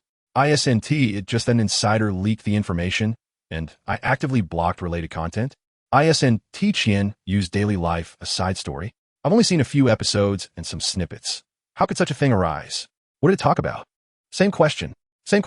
Plus 10, 000. Dear reader, it is suggested that you pause and take a moment to observe before returning. Following the enthusiastic advice of a kind-hearted elder, the livestream's latest barrage of comments suddenly diminished by nearly a third. Clearly, these individuals had overlooked the daily updates from Qianyu. Such a significant reduction in numbers did not go to waste, as Qianyu's unconventional methods of delivering important information began to yield dividends in terms of viewer impressions. As for the plans described by Xiao in the updates, they were rather superficial, merely outlining the intentions of the Akatsuki, led by Pain. While the audience busied themselves exploring the updates from Xiao, the narrative in the live stream continued to unfold normally. Upon his return, Naruto encountered Sakura, now an exceptional medical ninja, and Konohamaru, who had mastered the art of seduction. After greeting many familiar faces, he suddenly realized that there was one person he had not yet seen. Consequently, Naruto posed a pressing question to Kakashi. Teacher Kakashi. Where's Qianyu? Why isn't Tishi in Konoha? Where is she? Ah, Qianyu. Kakashi's smile faded slightly as he spoke of his most proud disciple and adopted sister, revealing an air of concern. He too was uncertain of Qianyu's whereabouts. After completing her graduation in medical ninjutsu under Tsunade, Qianyu had left the village under the pretext of personal training, returning infrequently, and even when she did, Kakashi was often unaware. In present-day Konoha, only Tsunade seemed to maintain a vague awareness of Qianyu's situation. It would not be an exaggeration to say that Qianyu had become more of a listener than a speaker, with her emotional state remaining an enigma. Naturally, Kakashi's trust in Qianyu prevented him from falling into deep worry. After all, Tsunade had spent many years away, yet returned to become Hokage. His concern stemmed from disturbing rumors he had encountered during his 2 years on missions. For instance, a new Akatsuki member, adorned with a fox mask and possessing white hair and red eyes, had emerged. However, Kakashi deemed it unnecessary to share these unsettling tidings with Naruto, who had just returned to the village. Shinyu is on a mission and has not yet returned. Perhaps after a few days of rest, you will see her, Kakashi said dismissively. Is that so? Naruto, oblivious to Kakashi's evasiveness, replied with a hint of disappointment. I was eager to see how much stronger I have become compared to her. Kakashi was intrigued by Naruto's statement. So, you believe you are quite strong now? Not exactly strong, Naruto chuckled sheepishly, scratching the back of his head. Yet, a flicker of confidence shone in his azure eyes as he declared, I might be able to match you, Teacher Kakashi. He did not wish to see his own spirit diminish. Though he refrained from articulating it, Kakashi understood Naruto's unspoken thoughts. Naruto no longer wished to feel powerless, like during Sasuke's departure. He was determined not to even lack the qualification to approach them. Thus, effort had been Naruto's mantra for the past 2 years. You have grown, Naruto. Kakashi felt a wave of pride and affection, unable to resist ruffling Naruto's hair. While a teacher should find joy in their disciples' growth, he could not ignore Naruto's remark about matching his strength. Come, Naruto, let us head to the training ground so I can witness your progress over the past 2 years. As Naruto exclaimed in excitement, Kakashi led him toward the training ground, where an enlightening session of teacher and student was about to commence. Meanwhile, another tale of love and mentorship had reached its conclusion. Before the audience could fully appreciate Naruto's achievements, the scene shifted. In a dimly lit underground base, a figure with blood-red eyes and a serpentine aura emerged. At that moment, as the sun set, the crimson rays illuminated Sasuke's equally red eyes. The long-absent sunlight, which should have been a source of warmth and comfort, instead felt blinding to him, causing him to squint instinctively, as a sense of disconnection washed over him. Since arriving at Orochimaru's lair, he had lost track of how long it had been since he had basked in the sun. His days were consumed with training and reflection. Finally, it was over. Sasuke let out a long sigh of relief. His time in Orochimaru's domain had concluded, and he finally possessed the power to pursue the vengeance he had long desired, to address the memories of a familiar visage he had not seen in ages. Gazing toward Konoha, he envisioned their reunion, momentarily lost in thought. He failed to notice the pair of exquisite red eyes observing him from a nearby tree. As Sasuke exited Orochimaru's base, lost in reverie, Chinyu's voice broke through. What is this? Slaying Orochimaru has made you so sentimental? Surely, you're not about to shed a few tears? Impossible, Sasuke retorted disdainfully, immediately grasping the implication of her words. He's merely Orochimaru. It was only then that he realized the source of the voice. Turning in astonishment, he beheld the playful silhouette lounging against the tree, her long, fair legs swinging gently, a bright smile gracing her features. It was none other than Chinyu. Compared to 3 years prior, she had grown significantly taller, her features more refined and radiant. If the former Chinyu had exhibited a youthful beauty tinged with naivety, merely budding, the present Chinyu was akin to a resplendent peony blooming in the spring. Observing her poised figure, Sasuke was almost entranced by her floral allure, as if compelled to cradle her gently and savor her essence. Captivated by the poetic vision of Chinyu, Sasuke found himself momentarily spellbound, a rare lapse in composure. Thankfully, at that moment, no one aside from Chinyu would notice his momentary daze. The audience in the live stream, however, was equally astonished by Chinyu's unexpected appearance, their excitement manifesting in a flurry of comments. Chinyu, prisoner of the tower. It felt as if she had forgotten her way home, as if she were a long-lost wanderer returning. Oh, how delightful. So you've returned, have you? Did anyone notice that Chinyu has changed her attire? This style resembles that of Ruan Mei. Her legs, her waist, her shoulders, and that heavy white slime. I'm utterly captivated. Indeed, Chinyu had transformed, not in a manner that exaggerated her physical proportions, but rather in a way that harmoniously accentuated her lithe figure. Observers, perhaps inexperienced in such matters, were at a loss, unable to comprehend the essence of her transformation. This was the chest of a young woman, distinctly different from that of Tsunade or Konan, evoking a unique appreciation. Strange knowledge acquirement. It is undeniable that, after years of experience, the seasoned observer is none other than Zuisho. He is not the first to glance at certain places. while others rush to examine them with magnifying glasses. They not only observe but also engage in discussions and summaries. Their keen eyes are indeed remarkable. Today, Qianyu did not don the ethereal, Miyu-style attire of 3 years past. Instead, she wore a pure and demure off-shoulder white dress, which she modified at the hem to resemble the petal-like style of Ruan Mei, artfully showcasing her increasingly elongated legs with age. As for her upper attire, she chose not to make any significant alterations. For examples like Luo Xia and Ganyu have shown her that full coverage does not diminish allure.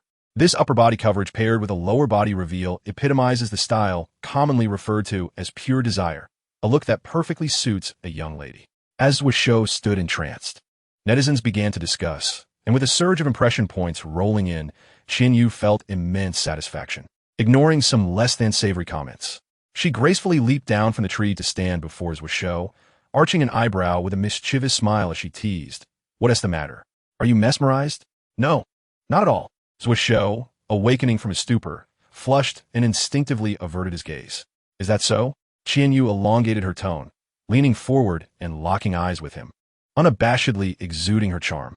Given that Wisho had previously struggled with even Qianyu's unintentional allure, this deliberate display was far more overwhelming. After a few seconds of inner turmoil, he sheepishly executed a French salute, conceding, "All right, I admit it, I was indeed mesmerized." He returned his gaze to Qianyu, who stood confidently, allowing him to observe her, even winking playfully when their eyes met. This bold demeanor certainly provided Wisho with a delightful experience, simultaneously igniting a wave of excitement among the long-dormant Qian supporters in the comment section. However, as the direct beneficiary of this encounter, Wisho felt an inexplicable pang in his heart. He scrutinized Qianyu with suspicion. "Qianyu, you seem a bit different."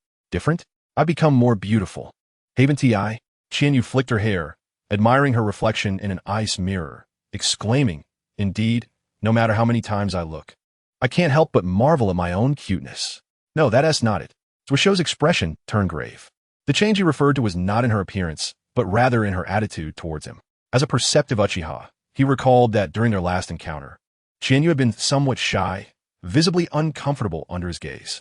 At times, she even unconsciously tried to conceal herself, a behavior she was unaware of at the time. This was when Qianyu had begun to sense his presence. Now, however, she exhibited no avoidance at all when meeting his gaze. This was a troubling sign. Concealment indicated concern. Her lack of it meant that Qianyu currently held no regard for him. This sudden realization cast a heavy shadow over Wisho's previously light-hearted mood. The reasoning was simple. If Qianyu cared, it indicated he still had a chance. But if she did not, then all hope was lost. "Qianyu," Wisho felt compelled to inquire. Yet, as he opened his mouth, he hesitated. What did he possibly ask? Why has your attitude toward me changed? Sounded far too desperate. He was Uchiha's Wisho, not Naruto. This hesitation caused him to miss the opportunity to ask, "What's wrong?" Qianyu, intrigued by Wisho's words, turned her gaze toward him. "Nothing." Wisho clenched his teeth, taking a deep breath to regain his composure, deciding to observe further. Perhaps it was merely an illusion? Curiously, Qianyu shot Wisho a puzzled glance, and then dismissed his odd behavior from her mind. Wisho's judgment was indeed accurate. Qianyu currently did not care about him. To say she was indifferent would be somewhat misleading, as the male second of the Hokage. Who could truly be indifferent to Wisho? Qianyu simply did not concern herself with his thoughts or feelings. She had long since come to terms with the fact that being so beautiful meant she would inevitably attract admiration. If Wisho liked her, let him. If he wanted to gaze, that was his prerogative. After all, she had previously dressed provocatively for the sake of impression points, so a few glances were inconsequential. It was not as if she could live in fear of the poor seeing her or the rich ignoring her. Dressing this way was intended for the eyes of others. There was no need for false modesty. As one person had remarked before her journey, if one would be kept, then there was no need to discuss independent character. Ironically, the person who had been awakened by this comment ended up being kept as well. After a brief silence, Qianyu turned to serious matters. "So, what about the spoils from devouring the Shiwan?" "Spoils?" Upon mentioning the results of his encounter with the Shiwan, Wisho's expression brightened with satisfaction. "Indeed, they are considerable. First, you should have noticed my chakra." Wisho released a portion of his energy. Qianyu nodded. If Wisho's chakra previously felt like a cold, clear spring with a smoldering fire buried beneath, Now his fiery essence remained, but had transformed through years of refinement into a cool flame, merging seamlessly with the spring's clarity. Beyond this, an additional quality of slickness and chill, reminiscent of serpents, had emerged, turning the spring into a deep mountain pool and significantly amplifying his chakra volume. Moreover, Zuosho suddenly reached out toward Qianyu, who instinctively blocked him, only for a beam of white light to shoot forth from his sleeve, wrapping around her wrist. As the light receded, the audience could see it was a charming, round white serpent. Qianyu, this is a true serpent, indicating a contract with the Dragon Cave. Qianyu raised her brow in surprise. I thought this was something you learned from Zuosho. I didn't realize it was a reward from your devouring. Of course. Zuosho smirked coldly. Zuosho merely needed a vessel for his cultivation. He was not genuinely nurturing a disciple to empower me for revenge. Why would he teach me these techniques? That makes sense. Qianyu nodded in understanding, realizing she had misunderstood. When she had watched Hokage, she believed Zuosho's ability to utilize the Shiwan snake techniques was due to the Shiwan's teaching, not realizing it was something Zuosho had seized for himself. No wonder he had not employed snake techniques after the Shiwan was pulled from a seal by Itachi, and why he had appeared so weakened in Naruto. Qianyu then inquired, is the power you obtain stable? Will it? Her gaze drifted towards the cursed seal on Zuosho's neck. Stable? Noticing her concern, Zuosho instantly understood her apprehension. It might be, but with your help, it won't be a problem. Orochimaru, at least the Orochimaru of that time, was utterly consumed, leaving no trace behind. The cursed seal had long been completely under my control. After all, I possess it. Is that so? Qianyu discerned what Sasuke had left unspoken, the Mangekyo Sharingan. It seemed that this specialized expertise posed a significant restraint on Orochimaru. The original Orochimaru, even when engulfed by Sasuke, could still evade within the cursed seal. However, faced with a Sasuke wielding the Mangekyo, Orochimaru was utterly powerless, completely devoured. Even Sasuke, despite the Mangekyo, could only ensure that the Orochimaru he consumed was entirely eradicated, but could not guarantee that Orochimaru could not resurrect, a point she felt compelled to critique. Is it fair to say, well done, Uncle Snake? Not only did he survive, but he thrived. Orochimaru is indeed quite remarkable, Qianyu mused, shaking her head. He truly is an extraordinary individual. Reflecting on Qianyu's visit, Sasuke nodded in agreement regarding Orochimaru's occasional experiments. Suddenly, on the subject of Orochimaru, Qianyu and Sasuke reached an unexpected consensus. Yet, their previous conversation had been so convoluted that this abrupt turn left the audience in the live stream utterly bewildered. Viewers, who am I? Where am I? What were they discussing? Why do I feel as if I've missed several episodes? No, Riddler, get out of the shinobi world. The audience was in a frenzy. However, observing their turmoil, Qianyu, seemingly eager for more excitement, spoke again. By the way, Sasuke, are you not curious as to why I have appeared here? Why? Sasuke was intrigued by Qianyu's topic, puzzled. Wasn't it for my sake? Perhaps sensing his words sounded odd.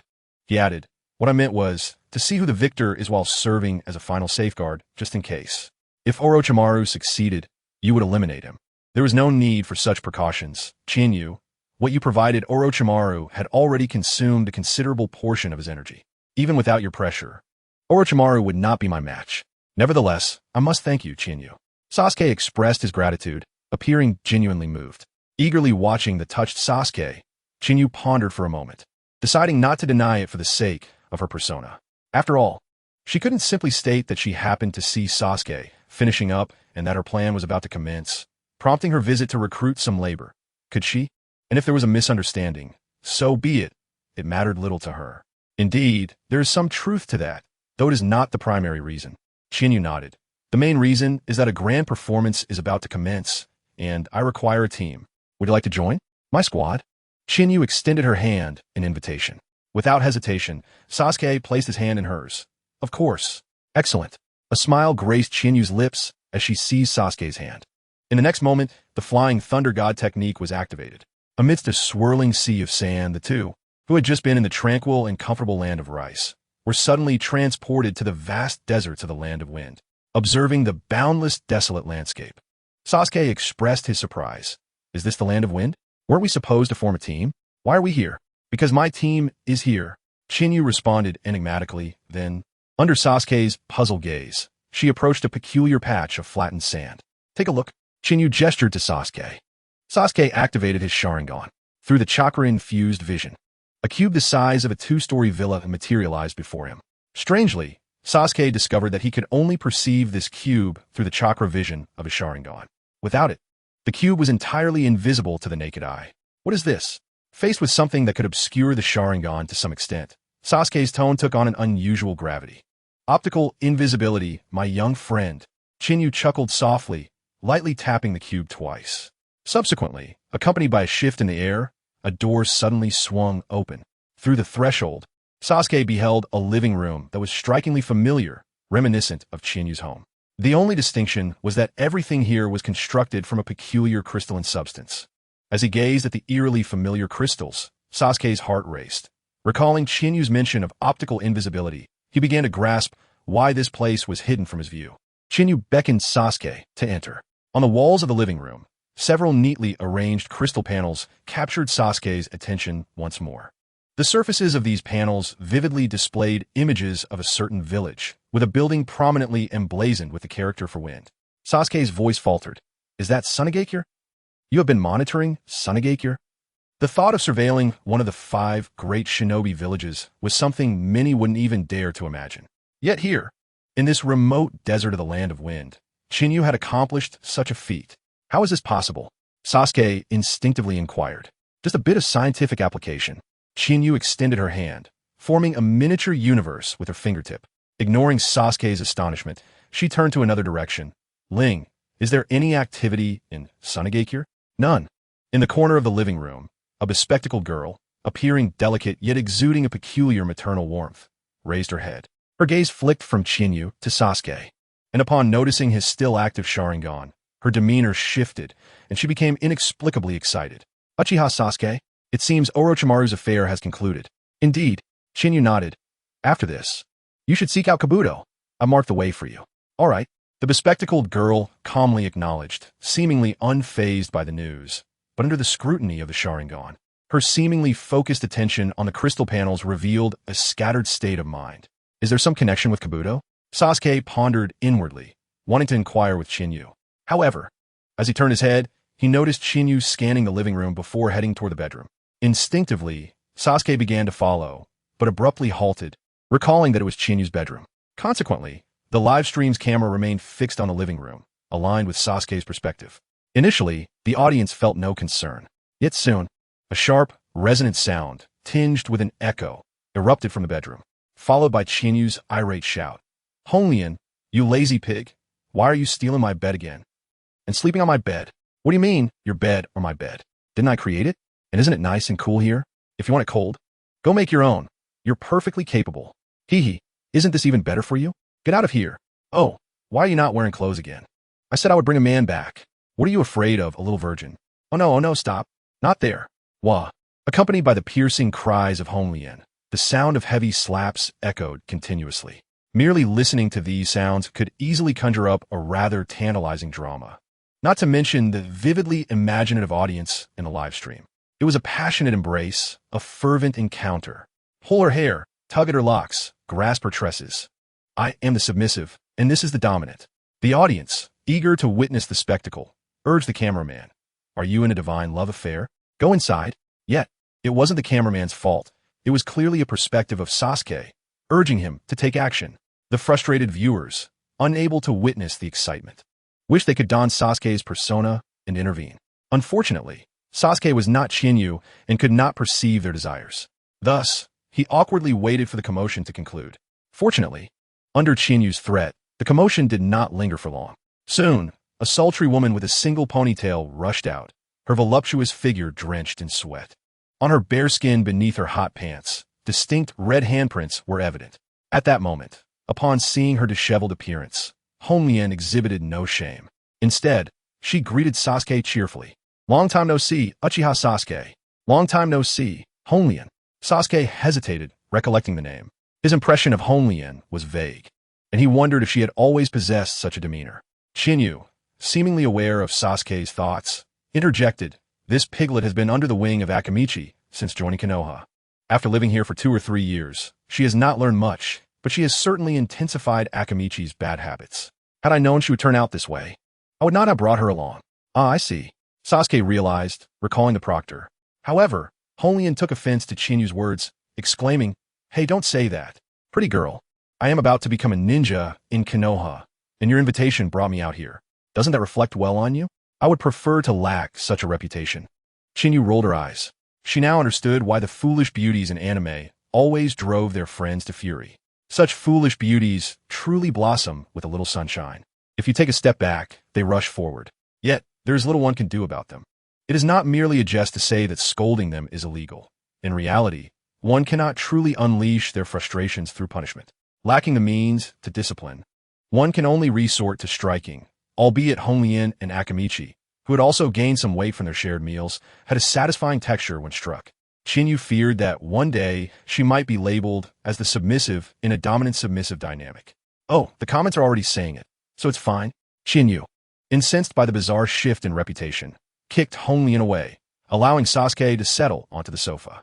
After composing herself, Qinyue continued, "In any case, Yakushi Kabuto, Honglian, and you and I make up the complete Phoenix Squad.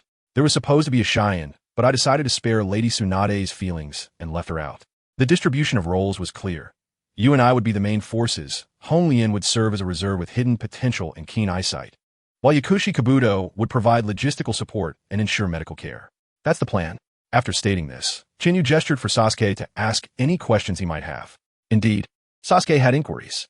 He glanced at Honglian.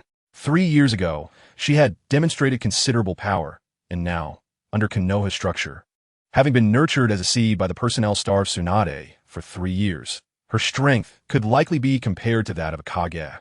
With Honglian at such a level, along with the obviously covert Yakushi Kabuto and himself alongside Qinyue, what was the purpose of their team? Were they to assault a certain ninja village? For instance, Sunagakure? A plan for its downfall? Sasuke inquired, gazing at the images transmitted by Honglian's crystal release on the wall. Certainly not. Qinyue chuckled, shaking her head. Where did you get that idea? I mentioned earlier, we are here to witness a grand performance and simultaneously attend to my affairs. As for the purpose of forming this team, I stated from the beginning that it is to assist me with certain tasks. However, assisting me is paramount. I am not a slave master and will not have you toil without recompense, so there will be exchanges. Qinyue turned to Yakushi Kabuto, stating, for instance, she has some connections with Yakushi Do, and by working for me, she seeks the power to independently eliminate him. Additionally, she finds herself in a somewhat awkward position in the village, so being with me provides her some protection. Indeed, I am very grateful to Lord Qinyue for offering such protection. Yakushi Kabuto replied with a gentle nod. Then came Honglian. Qinyue impatiently swatted away a hand attempting to snatch her water cup, saying, "This bee simply feels that Konoha is not suitable for her, unable to find a purpose in life. Thus, she seeks some excitement outside. Of course, there is also an unspoken sentiment regarding Orochimaru, a mix of nostalgia, resentment, and other emotions. Unlike Akamichi, who has moved on, she wishes to discover Orochimaru's current situation. Look, knowing I came to fetch you. She is anxiously pretending to sleep like an ostrich," Qinyue remarked, knowing full well that Honglian was wide awake. Honglian, blushing and indignant, retorted, "Qinyue of the Phoenix Temple, do you want to fight? All right, fine, I won't mention you anymore." Qinyue replied in a tone reminiscent of soothing a child. Sasuke looked at Honglian in surprise, not expecting that the seemingly carefree Honglian had such delicate inner feelings. However, he soon had no time to ponder over Honglian, as Qinyue turned her attention to him, saying, "Lastly, it is your turn." Sasuke's expression stiffened. Qinyue continued, "You seek vengeance, and I will assist you. Having spent 3 years isolated with Orochimaru, you must be quite eager for information about Danzo and Itachi. I know about Danzo's situation. As for Itachi," Qinyue gestured to a storage wristband on her wrist, and in an instant, she produced a wide Akatsuki cloak adorned with a black background and red clouds. She waved it before Sasuke, declaring, "Allow me to introduce myself. Qinyue of the Phoenix Temple, member of Akatsuki." "You actually joined Akatsuki?" Sasuke exclaimed, astonished by the cloak in Chinyue's hands. "Indeed, surprised, aren't you?" Qinyue smiled mischievously. "Over these 3 years, I have accomplished quite a bit. Is that so?" Looking at the Akatsuki cloak, Sasuke's expression inexplicably shifted to one of hesitation. "What's wrong?" Noticing Sasuke's apparent uncertainty, Qinyue inquired promptly. "No, nothing. Please continue." Sasuke's countenance turned serious, as if his previous hesitations had vanished entirely, evidently unwilling to delve into the matter. But who was Chinyu?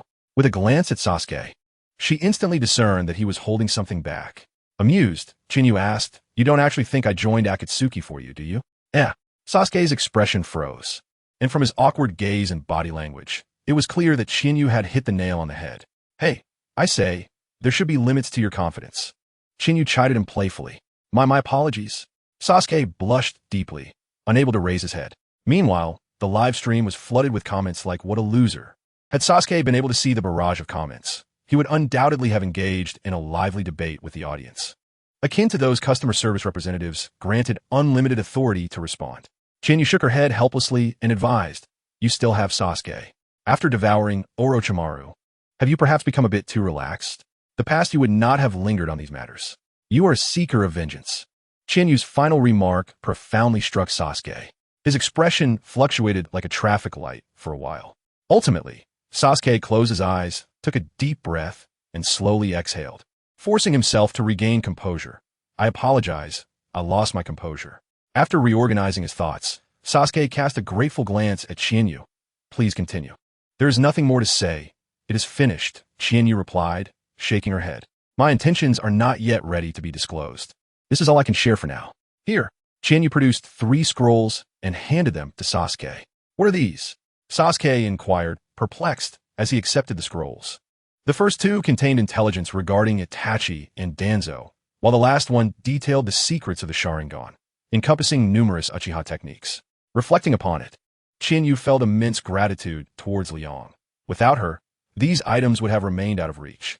The experiences of Izanagi and the Uchiha secret techniques were originally intended to be gathered during her confrontation with Danzo, but unexpectedly, those materials have been stored away by Danzo himself, leaving her with no means to acquire them.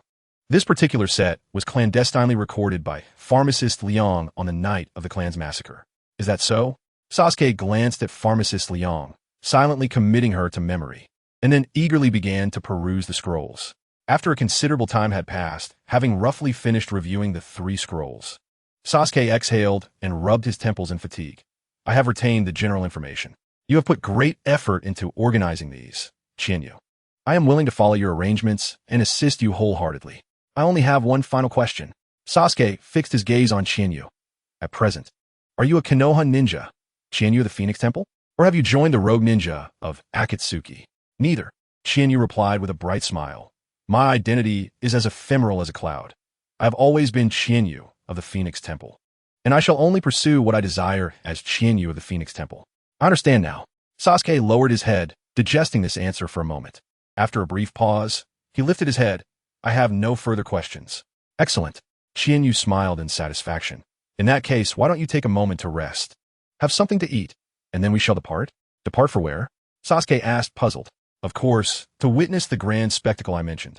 By the way, during this time, I will also explain to you what Akatsuki intends to achieve." Chinyu began to narrate to Sasuke, as she was imparting knowledge. The camera in the live broadcast slowly shifted, focusing on a screen embedded in the wall of the Crystal Dun cottage. As the camera zoomed in, the image on the screen expanded, revealing 2 figures clad in black cloaks adorned with red clouds, advancing slowly amidst the wind and sand. Simultaneously, on another screen, Temari, serving as the Kazekage, was attentively listening to Yura's report regarding Akatsuki. Unlike the original storyline where Gaara could swiftly make decisions and heed Yura's recommendations to bolster security, here, Temari lacked Gaara's authoritative control. Though deeply concerned for her brother, she could only turn to the elder Chiyo beside her. "What do you think?" Chiyo, appearing as if she had just awakened, opened her eyes. "Gaara is indeed indispensable for the current Sunagakure. However, to reinforce the village's defenses due to a mere organization and a few individuals seems rather excessive." Hearing Chiyo's words, Temari felt a tightening in her chest. Thankfully, Chiyo's next words arrived promptly. "Nevertheless, the safety of the Jinchuriki must be prioritized. In that case, let Gaara accompany me for the next few days." As she spoke, a glimmer of fierce determination, characteristic of Kunoichi, appeared in Chiyo's aged eyes. "I shall see what sort of scoundrels dare to plot against my Sunagakure's Jinchuriki." "Thank you." Temari's worry transformed into joy as she stood up and bowed. "I express my gratitude to Elder Chiyo on behalf of Gaara." "Enough, Temari. There is no need for such formality. You are the Kazekage. Chiyo shook her head, seemingly unconvinced by Temari's demeanor. Yet, her posture, firmly rooted to the chair, suggested otherwise. After relishing the sensation of being respected as Kazekage, Chiyo then addressed the others. All right, the meeting is adjourned. Let us return to our duties. With Chiyo's words, the spacious conference room erupted in a cacophony as it disbanded. Groups of Sand Ninja leaders hurriedly exited the room. Among them was Yura, a spy for Scorpion. Suddenly, while engaged in conversation with a colleague, Yura appeared momentarily dazed, pressing his head in distress. A middle-aged Sand Ninja nearby inquired with concern, Yura, what is the matter? It's nothing. I've just been overwhelmed with work recently and feel a bit fatigued, Yura replied, snapping back to reality and offering a vague excuse. Is that so? The middle-aged Sand Ninja gently patted Yura's shoulder. Then you should take a break. I will keep an eye on things for you. Rest assured, with Elder Chiyo around, nothing will happen to Sunagakure. Thank you, my friend. Yura expressed heartfelt gratitude. Oh, we've known each other for nearly 4 years. It is no trouble at all. Take care of yourself. The middle-aged Sand Ninja waved his hand and swiftly departed down the corridor. In his concern for the younger generation, he left with remarkable speed. Yet, observing the middle-aged ninja's retreating figure, Yura, who should have felt relieved, instead wore a bitter smile. But now, I am troubled precisely because Elder Chiyo is in Sunagakure. Just moments ago, he had activated a jutsu set by Scorpion, receiving an order from Scorpion to investigate the whereabouts of the Jinchuriki, Gaara, and report back. However, during the recently concluded meeting, Chiyo had explicitly stated that Gaara would be accompanying her, which meant that to track Gaara, he first needed to ascertain Chiyo's movements. Chiyo's whereabouts were indisputably well known 3 years ago, as she had remained a recluse in her home for ages. But had she not been drawn back into power by the 5th Kazekage, Temari, as the de facto ruler of Sunagakure, and one who had witnessed the disappearance of the 3rd Kazekage, how could one ascertain her movements now? It was entirely improbable. Who could say whether she might not want to orchestrate another Kazekage disappearance? As for attempting to infiltrate Chiyo's guards to gather intelligence, akin to what he was doing, that would be even more challenging. The counterintuitive reality was that although Chiyo held power now, and the current Kazekage, Temari, was merely a figurehead, Sunagakure was experiencing an upward trajectory. In fact, in comparison, Sunagakure today was considerably stronger than it had been during the 4th Kazekage, Raza's time. Yura himself struggled to comprehend how the traditionally factionalized Sand Ninja village had transformed into its current state. Upon reflection, he could only attribute it to Temari, in her benevolence, had chosen to set aside her own faction's interests to lower tensions that had been brewing into internal conflict. Then there was Chiyo. Although she wielded power and overshadowed the Kazekage, her intentions were sincere, genuinely aimed at the improvement of Sunagakure, without selfish gains. Lastly, there was Gaara, the most selfless of all. When his sister suggested mining, he diligently spent 3 years in the desert doing just that. Had it not been for Akatsuki's recent incursion, he would likely still be toiling in the sands. With Chiyo's strength and prestige stabilizing Sunagakure, coupled with Temari's mediating role and Gaara's financial support, the current state of Sunagakure could be described as unprecedentedly favorable. To speak frankly, had it not been for Yolyang's self-identified status as a member of the self-proclaimed Scorpion, he would have truly wished to continue his endeavors in the newly revamped Sunagakure. As for the present situation, it appears he must inform the family, or perhaps not. Never mind. Let it be Lord Scorpion. Unable to accomplish the task at hand, Yolyang resolved to pass the responsibility to Scorpion. He found Scorpion, who had already infiltrated, in a secluded alley of Sunagakure. Following Yolyang's account, Scorpion quickly grasped the circumstances. Is this truly Sunagakure? This was Scorpion's first thought after understanding the situation. How absurd it is for this Sunagakure to have transformed in such a manner. Indeed, creations of man cannot withstand the ravages of time. Thus, I must pursue eternity. This constituted Scorpion's second thought. As these musings turned, Scorpion severed his contemplations with a cold and unyielding rationality, redirecting his focus to the present. The elder Chiyo had gone into hiding, and with the Jinchuriki alongside her, locating them proves to be a formidable challenge. Meanwhile, the military strength of Sunagakure is overwhelming, making it impossible to force the Jinchuriki into the open through aggressive means. It appears to be an impeccable situation. Yet, does this vast Sunagakure truly possess no vulnerabilities? How could that be? A rigid smile crept across Scorpion's face, concealed within the form of his puppet, Hiryu. Chiyo, have you forgotten the most significant weakness of Sunagakure? Let us depart. With his plan solidified, Scorpion commanded Hiryu to move. Where to? Deidara inquired casually. Scorpion offered no response. Yet Hiryu raised its head and gazed toward the tallest structure at the center of Sunagakure.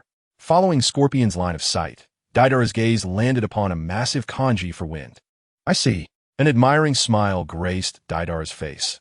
As expected of Brother Scorpion, your intellect is indeed sharp. In the minds of ordinary people, one who bears the title of Hokage would never be considered mediocre. However, to Akatsuki, the Hokage, and Kazekage, these so-called leaders of the 5 great shinobi villages, the 5 most powerful individuals in the world, are of little concern. Shortly thereafter, a resounding crash echoed through the air. In the astonished eyes of the Sunagakure shinobi, the Kazekage Tower, symbolizing the highest authority of Sunagakure, collapsed with a thunderous roar, accompanied by billowing clouds of dust. A colossal white bird ascended from the ruins of the Kazekage Tower. Clutched in its talons was a figure well known to all Sunagakure shinobi. It was their goddess Gaara, and the 5th Kazekage, Temari. What? The Kazekage has been captured by Akatsuki? Gaara has vanished into the desert, leaving no trace? In the Hokage office, Tsunade furrowed her brow as she listened to the reports from the Umbu. Indeed, according to the correspondence from Sunagakure, Gaara initially left them a message. However, that message was swiftly erased, indicating that Akatsuki possesses a keen understanding of Sunagakure's communication methods. The Umbu continued. Therefore, Elder Chiyo has requested that we dispatch an additional search team to aid in locating the whereabouts of Akatsuki's members. Naturally, their own search efforts will not cease. Just in case, Tsunade understood. Truly, this is typical of Chiyo. I recall that Team 10 is currently recuperating in the village. Tsunade turned her gaze to Shizen. Indeed, Lady Tsunade, Team 10 has been resting for a week. Shizen quickly stated, glancing at the documents in her hands. Very well, summon Team 10. Tsunade decisively commanded. Simultaneously, considering the vastness of the desert and the limitations of manpower, she added, also include Asuma's team. Asuma's team? Shizen looked at Tsunade with hesitation, but Lady Tsunade, Asuma's team has just completed an A-rank mission. No matter, they won't object. Tsunade waved her hand and then turned to the Umbu. Did Chiyo request any additional support? Yes. The Umbu nodded. According to the letter from Sunagakure, the surviving members of the Kazekage's guard have discovered an extremely troublesome poison. Chiyo finds it troublesome? Tsunade pondered seriously. Then let us also summon Sakura. Naruto, go find them. Yes. Multi-shadow clone technique. Finally receiving Tsunade's command, Naruto eagerly multiplied into dozens of copies and leaped from the window of the Hokage office. As Naruto departed, Kakashi seized the opportunity to voice his concerns to Tsunade. Lady Hokage, according to Sunagakure's intelligence, only 2 members of Akatsuki are attacking. Is it truly necessary for us to mobilize such a large force? What surprised him further was that Tsunade did not refute the notion of mobilizing a large force. Mobilizing a large force. Perhaps. I hope this time it is indeed a large mobilization, but I fear it may not be. Tsunade sighed helplessly. What do you mean? Kakashi's expression grew serious. Lady Hokage, are you suggesting that there may be other enemies? That is precisely the implication. Reflecting on the recent absence of Honlien, Yakushi Kabuto, and the intelligence gathered from Karen, Tsunade nodded. Who is the enemy? Kakashi pressed. Tsunade paused for a moment, then looked at Kakashi and sighed deeply. I do not intend to become a riddle master. But Kakashi, knowing certain things too early can become a torment for oneself. Just as, sometimes, overly explicit orders can hinder a commander's judgment while on the march. In any case, you will be the overall commander of this mission. Once we arrive at the scene, make your judgments based on the actual situation. Kakashi, I trust you. Tsunade concluded the unexpected conversation with these words. Since Tsunade had stated it thus, Kakashi felt it inappropriate to inquire further. Furthermore, as they set out, there would be arrangements for Guy's team to provide support. With the Konoha F4 gathered, even a single Akatsuki member, let alone 2 or 3, posed no threat to him. With such thoughts in mind, Kakashi set forth on his journey with ease. Until 3 days later, at the outskirts of the Sealing Cave in the Land of Rivers, Kakashi, who had been pursuing all along, beheld 2 figures that were all too familiar. You have too much faith in me, Lady Tsunade. Kakashi forced a smile and halted his steps. At the same time, The others noticed the blocking figures of Chiyu and Sasuke ahead, all displaying expressions of surprise. Among them, Naruto was the most excited. "Chiyu, Sasuke, what are you doing here?" As he spoke, an enthusiastic Naruto rushed forward to greet the blocking Chiyu and Sasuke. Fortunately, the ever-cautious Shikamaru had not yet gone offline, stopping Naruto. "Calm down, Naruto. Something feels off." "Off? What feels off?" A delayed Naruto scanned the surroundings, suddenly realizing that everyone's expressions appeared somewhat strange. "What on earth is going on, everyone?" Naruto remained perplexed. Seeing this, the irritable Kiba could no longer contain his temper. "You idiot, can't you pay attention to what Chiyu is wearing right now?" "Wearing?" Naruto turned to Chiyu and finally noticed that she was clad in a peculiar black robe. For some reason, he felt an uncanny familiarity with this black robe, yet he could not recall its origins. Fortunately, the perceptive Kurenai reminded him. Stepping forward, the poised and dignified Chiyu addressed him with a grave expression. "Chiyu of the Phoenix Temple, why are you wearing Akatsuki-esque attire? At this moment, in this location, wearing such attire and blocking our path. Chiyu, have you betrayed Konoha?" Kurenai's sharp gaze demanded an explanation. "Betrayed?" Hearing Kurenai's words, Naruto felt as if struck by lightning, jolting him to his core. Regardless of the circumstances, he could not associate the word betrayal with Chinyu. However, the striking black and red cloud robe worn by Chinyu was glaring at that moment. Unease, confusion, and agitation began to fester within Naruto. Observing Chinyu, who had remained silent since their arrival, he anxiously called out, "Chinyu, please speak." At long last, Naruto's desperate voice stirred Chinyu. She gently replied, "It is not betrayal." Before Naruto could display any signs of joy, Chinyu quickened her pace of speech. "I have merely chosen a path distinct from that of a ninja to pursue my own endeavors. You may regard me as the second Sasuke." The notion of a second Sasuke echoed in Naruto's mind as he pondered swiftly. Sasuke was his friend, yet he had departed from Konoha, becoming a rogue ninja. Now, Chinyu's admission of being the second Sasuke implied that she too had left Konoha like Sasuke. Naruto was taken aback. However, while Sasuke bore deep-seated grievances, it was perplexing. "I do not understand." Naruto's face flushed with frustration. "Chinyu, why? Are we not friends and comrades? Whatever it is you wish to accomplish, Kakashi-sensei will assist you. And so will I. Why must you align yourself with that group?" "Akatsuki?" Naruto exclaimed. "Have you forgotten how Sasuke was utterly defeated by that Uchiha Itachi?" He sought to argue that Akatsuki was malevolent, using Sasuke's suffering as evidence to criticize Chinyu's misguided choices. Yet, before Chinyu could respond, Sasuke's cold scoff interrupted. "That is a matter between Itachi and me. Even if I were to be beaten to death, it has nothing to do with Chinyu."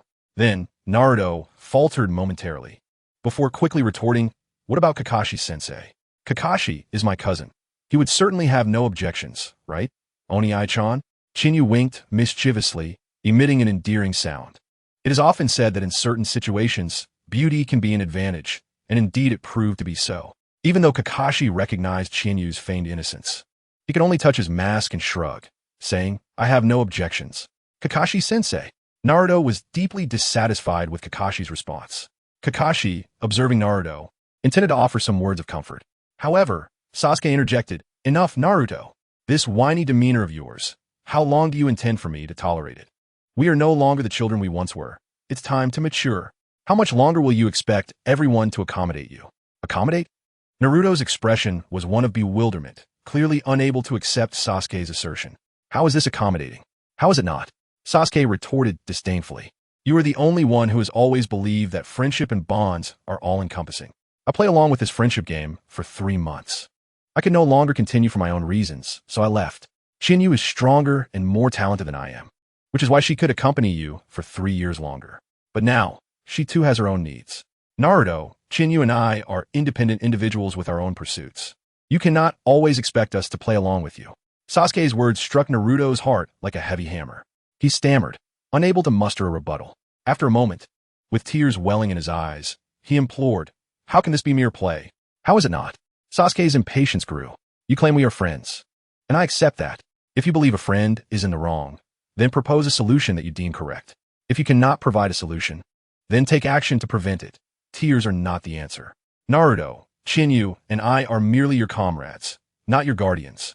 Stop thinking only about your own feelings." Sasuke's words were a crushing blow. In that moment, Naruto truly grasped the distance between himself and Sasuke, as well as Chinyu. What further distressed him was Kakashi's subsequent remark. Naruto, Sasuke, and Chinyu all possess clear objectives and understand how to achieve them. And they're willing to put in the necessary effort, even at a cost. What about you? Is your goal clear? Do you know how to realize it? Are you aware of how to strive and what sacrifices to make? This world cannot be conquered merely by fervor. Kakashi sighed deeply. Naruto fell into silence. It dawned on him that perhaps it was he who had been the immature one all along. I understand now, he exclaimed, wiping away his tears. Though I may still be confused about many things, at the very least, I will surpass you and rescue Temari and Gaara. Now that sounds more like it. Seeing Naruto regain his spirit, Sasuke displayed a satisfied smile. Noticing this, Chinyu teased, the one who scolds the harshest is actually the most concerned for Naruto. They simply cannot bear to see him like this. Sasuke feigned indifference. Chinyu did not expose Sasuke, but turned her attention to Naruto. Naruto, Sasuke and Kakashi have shared much with you, so allow me to say a few words as well. Unlike Sasuke, who is an Uchiha and inherently recognized as strong, I believe that right is right and wrong is wrong, regardless of strength. Take Sasuke's departure from village. He left because remaining in Konoha could not fulfill his growing need for strength and revenge against Uchiha Itachi. In such circumstances, if you wish to prevent Sasuke from leaving, you should seek ways to help him grow stronger rather than declaring his pursuit of Orochimaru as wrong. Orochimaru is too dangerous. I must forcibly bring Sasuke back. To put it bluntly, even if you succeeded in bringing Sasuke back, what difference would it make? It would merely be an imposition of your will upon him to fulfill your desires. Seeing the confusion in Naruto's eyes, Chinyu shook her head. In any case, I have conveyed what I wanted to say. I hope it offers you some inspiration. After finishing, Chinyu turned to the others. Let's hasten our actions, everyone. If we delay any longer, the ceiling will end. Hearing her words, the group's expressions grew serious. Kakashi stepped forward, earnestly inquiring, Chinyu, have you made your decision? Chinyu nodded. I have made my choice. Very well. Kakashi then glanced at Sasuke. And you? Understanding Kakashi's intent, Sasuke took a step back, this time. I am merely here to observe. Understood. Kakashi took a deep breath. Although they were down one enemy, he should have felt relaxed. Yet, the pressure within him only intensified.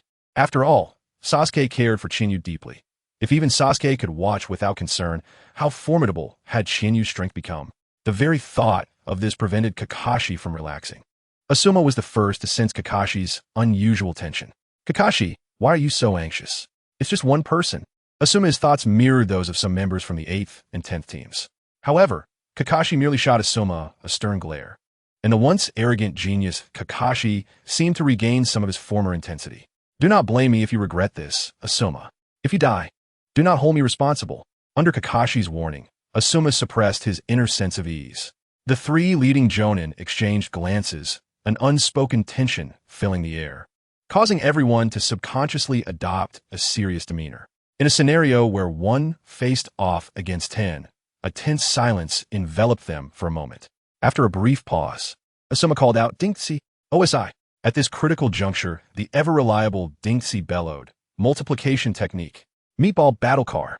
The ground trembled as the formidable meatball battle car initiated the grand melee. Spinning at high velocity, it hurtled towards Chinyu like a shooting star. As is customary, Dinxi's comrades, Luigi and Ino, were not to be left behind. Luigi, the brains of their trio, swiftly formed hand signs, shadow imitation technique. A shadow extended from Luigi's feet, creeping towards Chinyu. With his full concentration directed at controlling the shadow, Luigi prepared himself for the inevitable chase, recognizing that although they could not match Chinyu's speed, their objective was merely to compel Chinyu to reposition, thus creating opportunities for their allies. Given the disparity in strength, he focused intently on anticipating Chinyu's potential evasive maneuvers, hoping to influence the unfolding conflict. Yet, to Luigi's astonishment, the shadow imitation technique succeeded. His expression reflected disbelief as the technique, without any deviation, ensnared Chinyu, rendering all his prior contingencies moot. Though Luigi was uncertain why Chinyu had been so easily caught, he recognized this as a precious opportunity. Ino, he urged. I know. Ino responded instinctively, having internalized their strategy. As Luigi successfully controlled Chinyu, Ino executed her technique, mind-body switch technique. In an instant, Ino's spirit surged forth, targeting the now shadow-bound Chinyu. Logically, Qinyu should not have been susceptible to further control due to the shadow binding, which would lead to overlapping techniques. Additionally, Dingxi's assault had yet to reach its mark. Even if Ino managed to control Qinyu, she would still be at risk of injury. However, their opponent was none other than Feng Huanxi Qinyu, the epitome of excellence and beauty, unmatched even by their predecessors. Under such dire circumstances, Ino's spirit rapidly entered Qinyu's form, causing her original body to collapse limply. The mind-body switch technique had succeeded?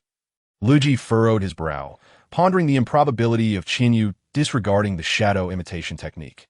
While it was true that the technique had limited effectiveness against powerful ninjas, the mind-body switch technique represented a direct mental confrontation, impervious to individual strength. Was Qinyu simply being careless today? Or was there a more insidious reason behind her apparent nonchalance? During this time, Dingxi's imposing meatball battle car had reached Qinyu. Luji swiftly cleared his mind of distractions, channeling all his energy into restraining Qinyu's body. No matter how feeble the shadow imitation technique might seem, it would not be so easily disregarded. Fine. Qinyu glanced at Luji, casually extending a slender finger. In the next moment, boom, her delicate digit, akin to jade, made contact with Dingxi's meatball battle car. To Qinyu, Dingxi's enlarged form was inconsequential, a mere trifle. Yet, with a gentle touch, she halted the onslaught of the meatball battle car. Not only did she stop its charge, but Dingxi found himself immobilized, lying at Qinyu's feet, gazing up at her as her fingertip rested upon his forehead. Huh?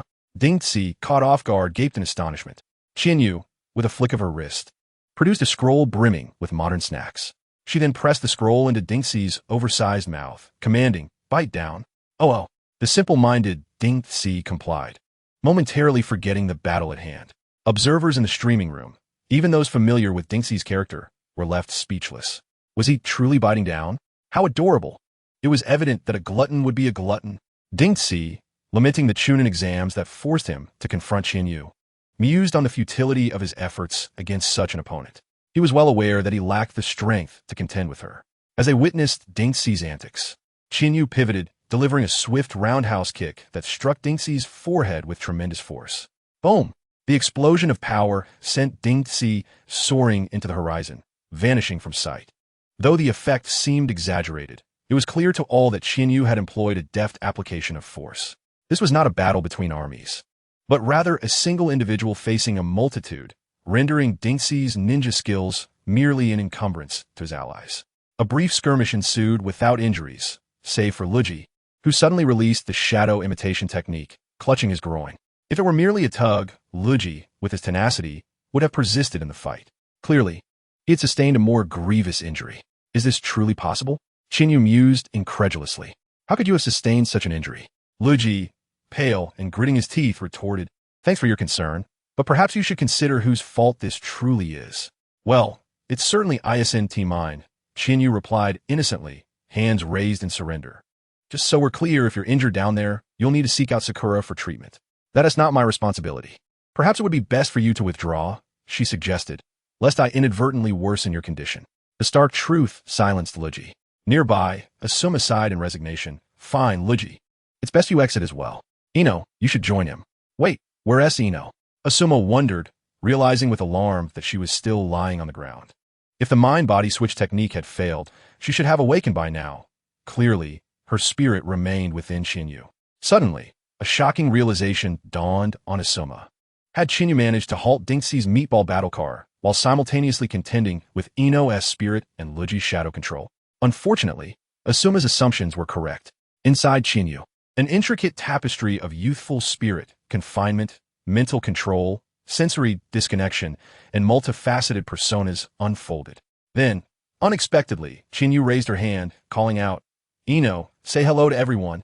As she raised her hand, Qinyu relinquished a portion of her bodily control to Jingye. However, the result was a profound silence. Clearly, as a member of the Yamanaka clan, known for their mental prowess, the technique had failed. Not only was she unsuccessful, but she had also been captured, leaving Jingye in no mood for frivolities.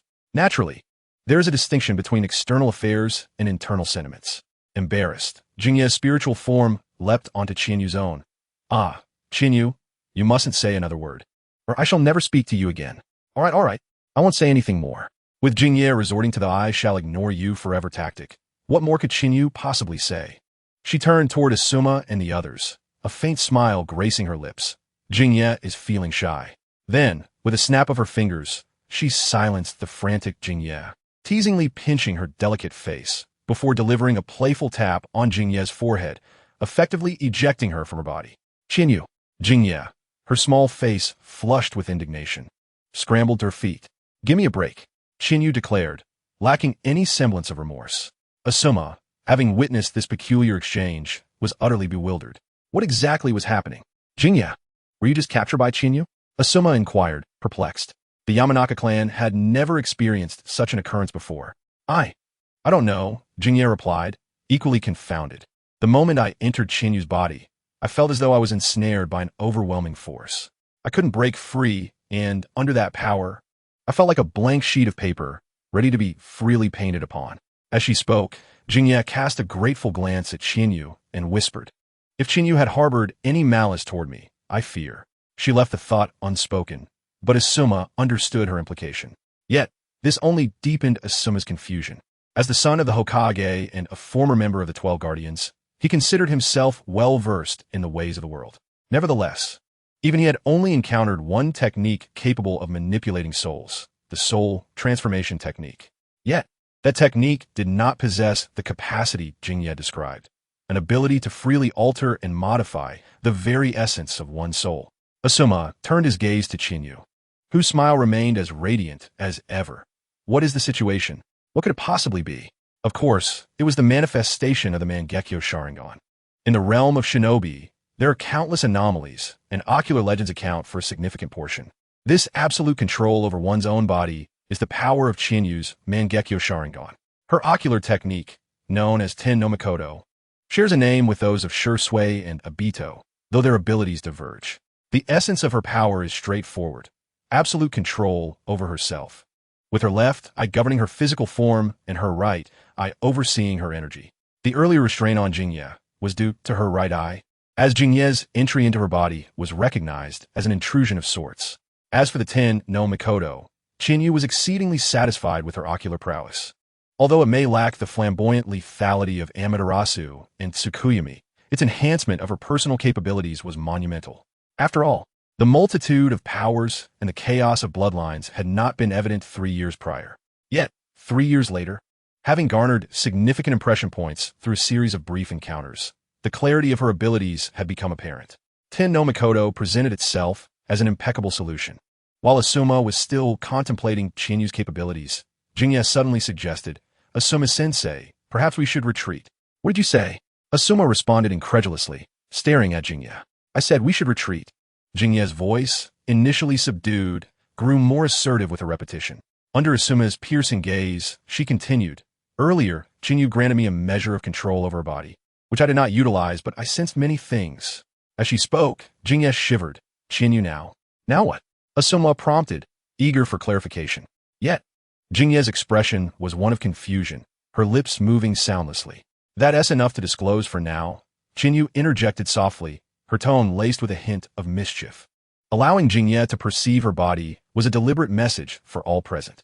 However, the dissemination of information must be gradual, a little at a time. Revealing everything at once would render it devoid of intrigue. "Very well." Observing Jingye's demeanor, Asuma sighed, recognizing that the subordinates would be of little use at this juncture. Moreover, they inherently bore an aversion to conflict, as they had once been classmates. The main combatants would solely consist of themselves, the elite shinobi, along with Naruto. Thus, Asuma decisively commanded, "All right, Hinata and Kiba, step forward to test the waters, then withdraw. Naruto, remain." Yuhi Kurenai signaled for Hinata and Kiba to proceed. In a manner reminiscent of Jingye's earlier fate, Kiba was sent flying by his own technique, while Akamaru was tossed aside. Hinata, though not knocked down, found her defense of the 8 trigrams forcibly interrupted, her cheeks pinched in a playful manner. Consequently, all subordinates, save for Naruto, retreated. Ji now observed. Meanwhile, Asuma noted a remarkable phenomenon. Chinyu had not moved an inch throughout. Could it be as I suspected? A glint of insight flashed in Asuma's eyes. Kakashi employed ninjutsu.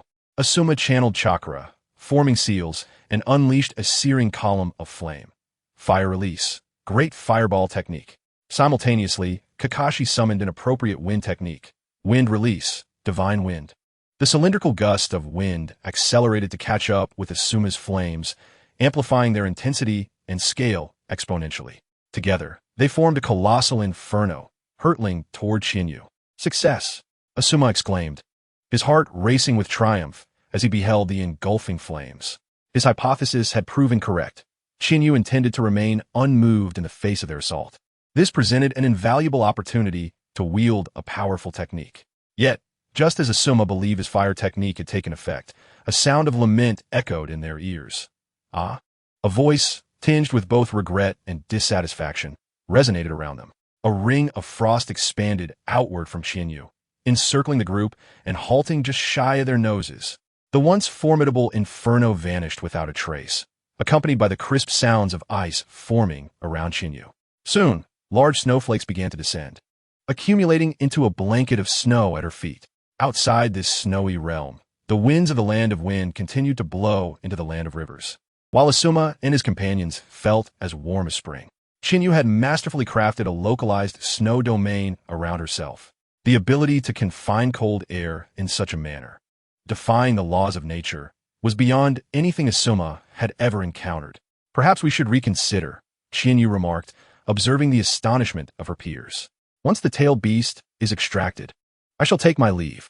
Gaara, Temari, and Sakura will manage the extraction. Let us refrain from fighting.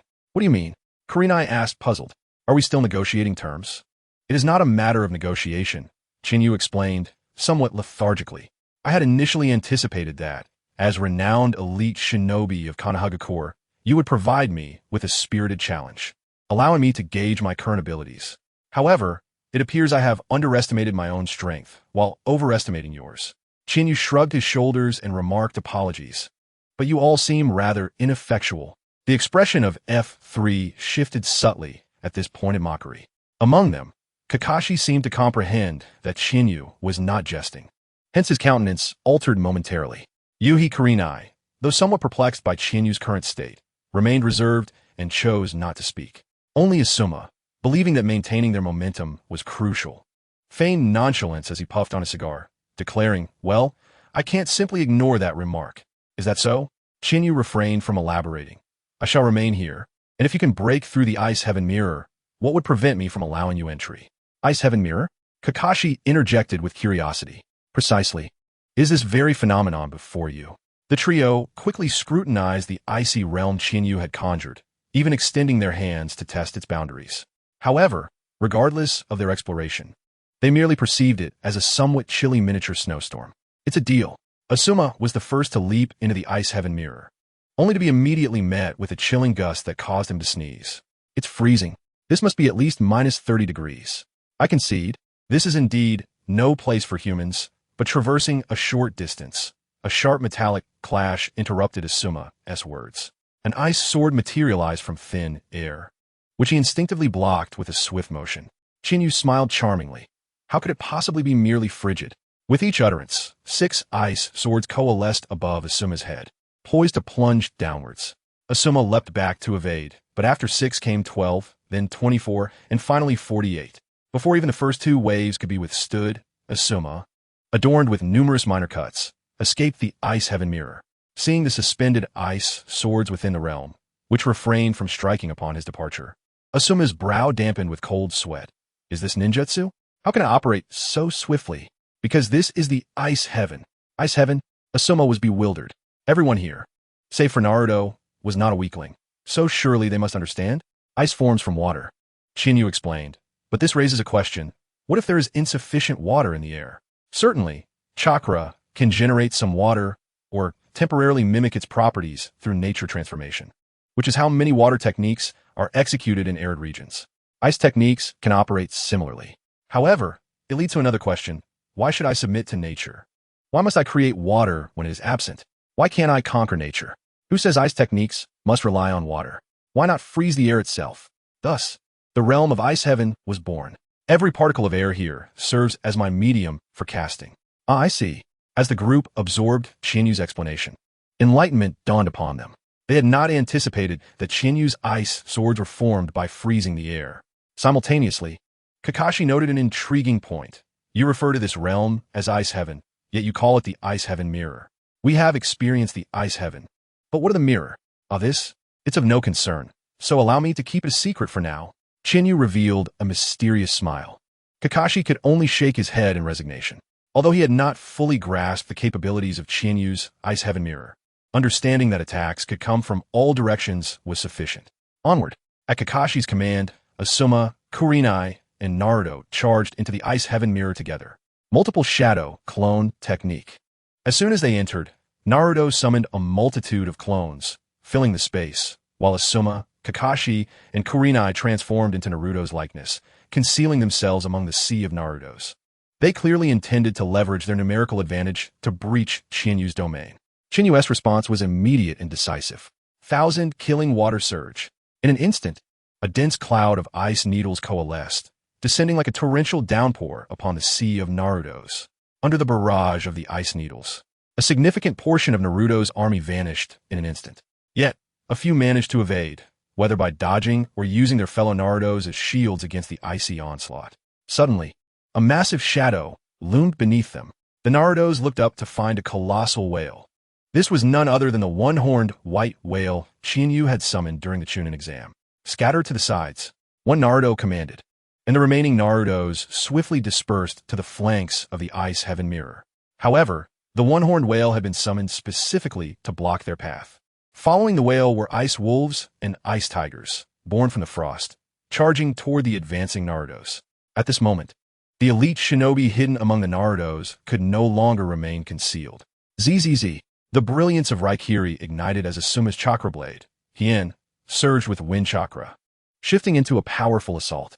Simultaneously, Kurenai, shielded by the Narutos, completed her hand seals. Illusion of falling cherry blossoms. Beautiful cherry blossoms drifted down amidst the snowflakes. Those ensnared by Mei Li's blossoms would be enveloped in a sense of drowsiness. Observing this, Chinyu could not help but commend, rather than deploying more lethal or binding illusions. You opted for a gentle hypnotism. How cautious of you, Kurenai. Unfortunately, you are up against me. In the astonished gaze of Yuhi Kurenai, the blossoms she conjured suddenly froze into ice. Amidst the swirling shards of ice, a pair of ruby eyes adorned with cherry blossom patterns slowly emerged. Gazing into those cherry blossom eyes, an overwhelming sense of fatigue began to seep into Kurenai's heart. So drowsy, so weary, I don't want to be a ninja anymore. I simply wish to find someone to marry, it's an illusion. Before Kurenai could react, her crimson eyes were also marked with the identical cherry blossom pattern. Thud! Kurenai collapsed in a slumber. Kurenai-sensei, Kurenai-sensei. Naruto's bewildered voice rang out. He could not comprehend how Kurenai, who had been casting jutsu just moments ago, had fallen asleep so suddenly. While Naruto, as an outsider, was baffled, Sasuke, an insider, understood the cause of Kurenai's unconsciousness all too well. Yet, this only deepened his astonishment. A jonin specializing in illusions could rebound from a mere gentle hypnotic technique and even amplify its effects. When did Chinyu's illusions become so formidable? Sasuke felt the familiar weight of pressure and inferiority return. He had intended to simply observe the battle, but now found himself activating his Sharingan, analyzing each moment frame by frame. Meanwhile, within the cavern, the extraction of the tailed beast was nearing completion. Why does it feel like the extraction is progressing rather rapidly? The oblivious Kisame scratched his head, having prepared for a 3-day endeavor, only to find it completed in less than 2 days. The sealing of the Illusion Dragon 9 seals requires 10 individuals. Thus, the rapid progress is to be expected, remarked Pain, who stood atop the fingers of the Outer Path's golem. Empty? Upon hearing this, the other members of the Akatsuki cast complex glances towards Chinyu, who stood beside Scorpion and Deidara. Initially, they had been resistant to Chinyu's inclusion. In those days, Itachi had indeed slaughtered a member of the Uchiha clan, whereas Chinyu had merely stirred up a little trouble in the village of Mist. What justified their inclusion in the same ranks? However, as subsequent encounters and beatings ensued, no one dared to utter a word against Chinyu. At this moment, Deidara, who maintained a relatively amicable relationship with Chinyu, jested, "Isn't it just Chinyu's former classmates and teachers outside the cave? Perhaps Chinyu is eager to host a gathering for friends and family." To this, Chinyu, with a smile that was more enigmatic than genuine, cast a glance at Deidara and then proposed to Pain. "Leader, Aren't we still in need of startup funds? Let us not send Kakuzu out running. We could simply package Deidara and sell him to Inoki. I believe Inoki would be pleased to see his beloved disciple. And Kuratsuchi would be delighted to reunite with her dear senior brother, making it likely that the Rock Shinobi would offer a handsome reward. As for the position of the Qinglong, I happen to know someone perfectly suited for it, ensuring no disruption to our subsequent plans. I find this feasible, Kakuzu interjected. As long as there's money, everything else can be disregarded. Hoshigaki Kisame grinned, revealing his sharp teeth. I have no objections. Coincidentally, I have grown weary of this fellow for quite some time, Scorpion remarked nonchalantly. Following this, Haiden laughed heartily. If the newcomer is willing to join the Akatsuki, then I have no objections either. The formal members of the Akatsuki numbered only 10, and suddenly, 5 votes were cast. Deidara was left utterly stunned. Wait, no. Why am I being expelled all of a sudden? Was it because of some detestable individual? Deidara raised his hand, attempting to awaken the collective conscience. And you too, Scorpion. Why would you say such a thing? If I return, who will discuss art with you in the future? Returning to the Rock Village, my art would wither away. Deidara emphasized the last word. Such art, withering away, is indeed the right outcome. I have stated before that only eternal beauty constitutes true art. Hey. When art was mentioned, Deidara was about to unravel the technique binding his hands to engage Scorpion in a serious discussion. Witnessing this, Pain, who had been observing with a cold gaze, abruptly halted the farce. Focus. Wrap it up. Under Pain's authoritative presence, everyone redirected their attention to their respective tasks. Some time later, outside the cave, Chinyu, having just subdued Naruto within an icy prison, momentarily froze, then released his grip. It's over. What do you mean? Naruto inquired, perplexed. But in the next moment he understood. A deep green figure suddenly appeared like a bolt of lightning, delivering a powerful kick that struck Chinyu's delicate, fair wrist, producing a deafening roar. Despite having remained relatively still throughout the battle, Chinyu was compelled to adopt a defensive stance under such force, causing the frozen ground to crack like spiderwebs. Gazing at the figure clad in an absurdly comical green jumpsuit, Naruto felt an unprecedented sense of reassurance. Teacher Guy, you've arrived. Finally here. I hope I'm not late. My guy's expression was grave. He glanced at Chinyu, retracted his foot, and asked in a deep voice, Chinyu, I require an explanation. In the world of Hokage, when the esteemed Kai demands an explanation, it is prudent to provide one.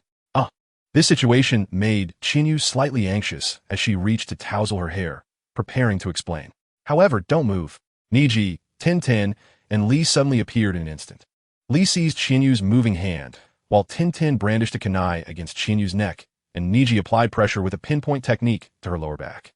Faced with such a solemn display from the trio, Chinyu found herself both amused and exasperated. Is this really necessary? I had no intention of doing anything. That is not certain. Lee's expression was grave, his eyes filled with concern.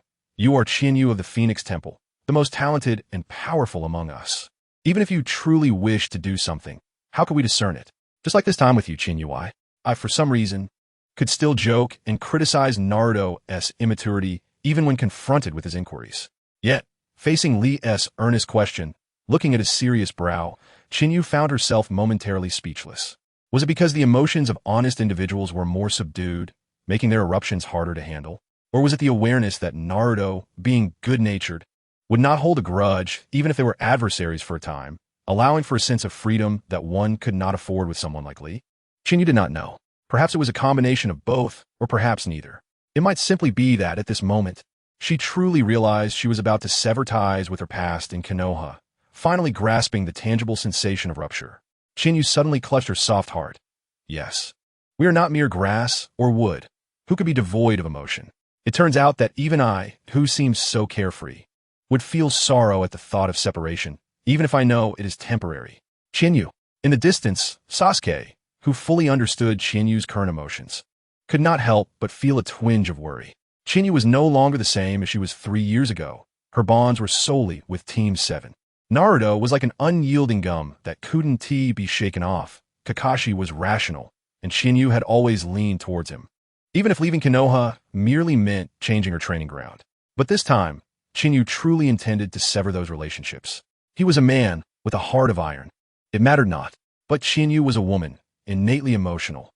Could she truly harden her heart? Wasn't he that a rhetorical question? Having been following the live stream, Chinyu inferred Sasuke's thoughts and mused inwardly. Who am I? Chinyu of the Phoenix Temple, a man among women. How could I possibly not harden my heart? If one were to ask why. Suddenly, the erupting bone spikes forced the trio from Team 10, who had turned pale, to retreat. Subsequently, Chinyu retracted the bone spikes, replacing her tattered clothes with a garment of bone armor formed from her Shikatsumiyaku. I seek to explore the origins of the ninja world to unveil the inception of chakra. Is this reason sufficient? Observing Chinyu's body, it was evident that the bone armor could only arise from the Shikatsumiyaku, leaving everyone astonished and horrified. Simultaneously, the audience in the live stream shared the same shock. Is this the Shikatsumiyaku? What else could it be? No, my friend, ice release, wood release, swift release. And that crimson eye are one thing, but how did the Shikatsumiyaku come into play? Others have bloodlines.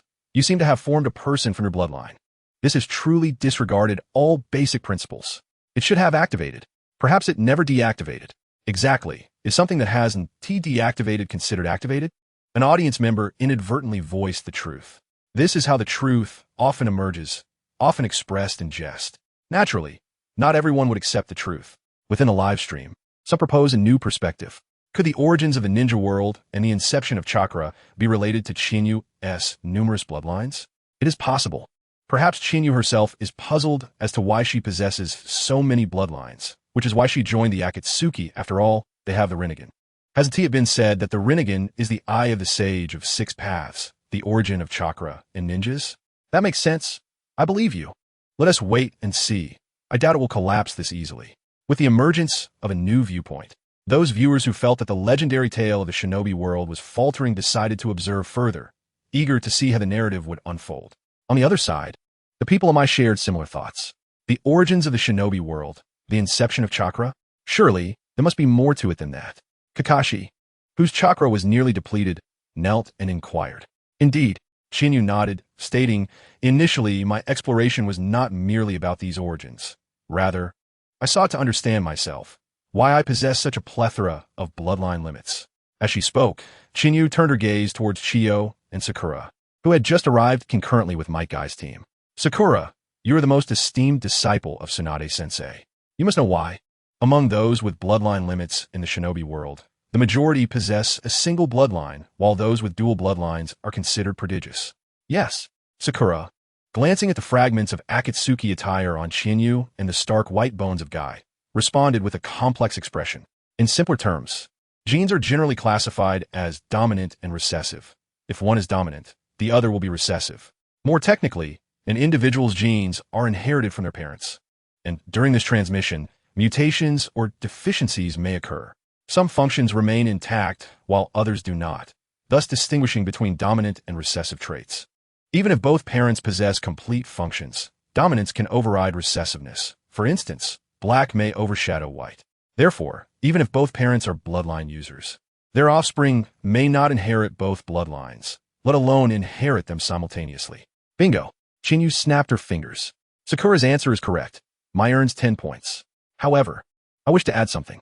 There exists a wondrous energy in the shinobi world known as chakra. Chakra can alter genes, enabling those without bloodline limits to cultivate and eventually inherit bloodline limits. Yet, this does not resolve my inquiry.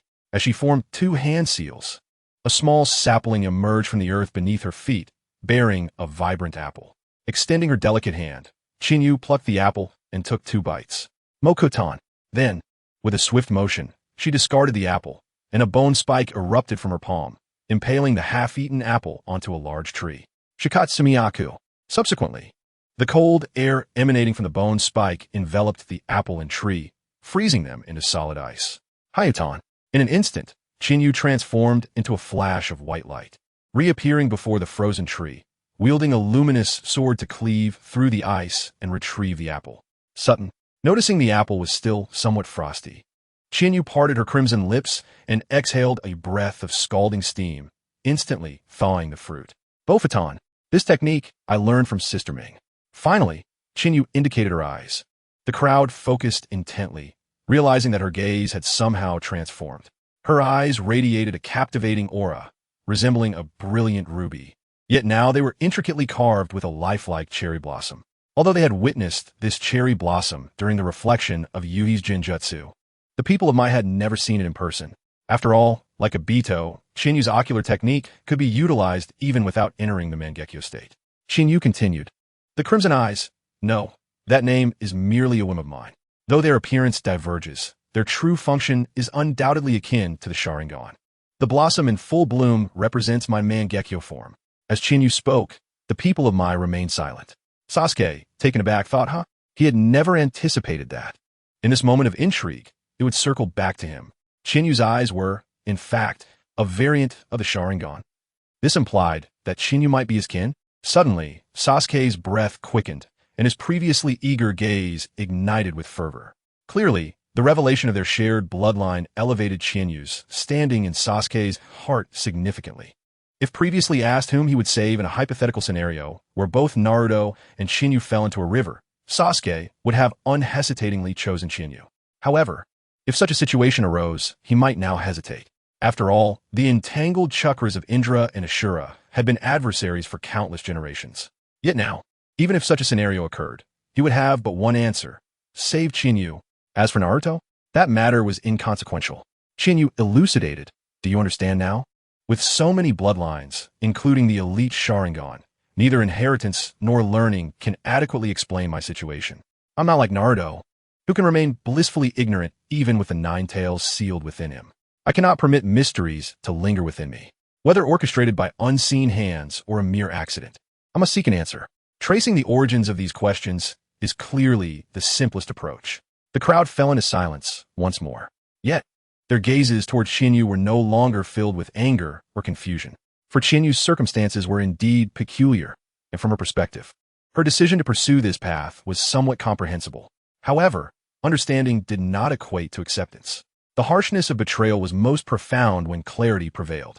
With a lucid grasp of Shinyu's intentions, the crowd also recognized her as a foe.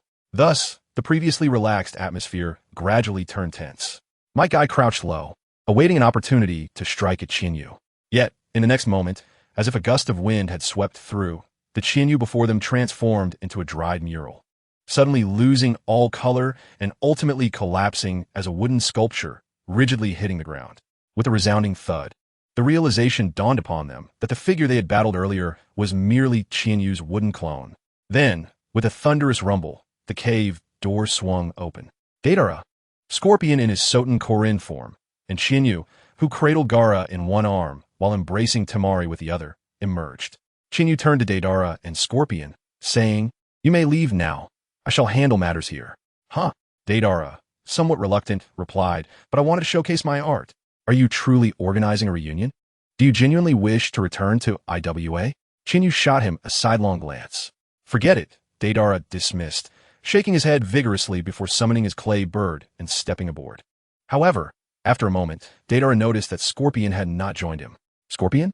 Deidara questioned, only to find Scorpion staring intently at an elderly woman with white hair and a petite stature.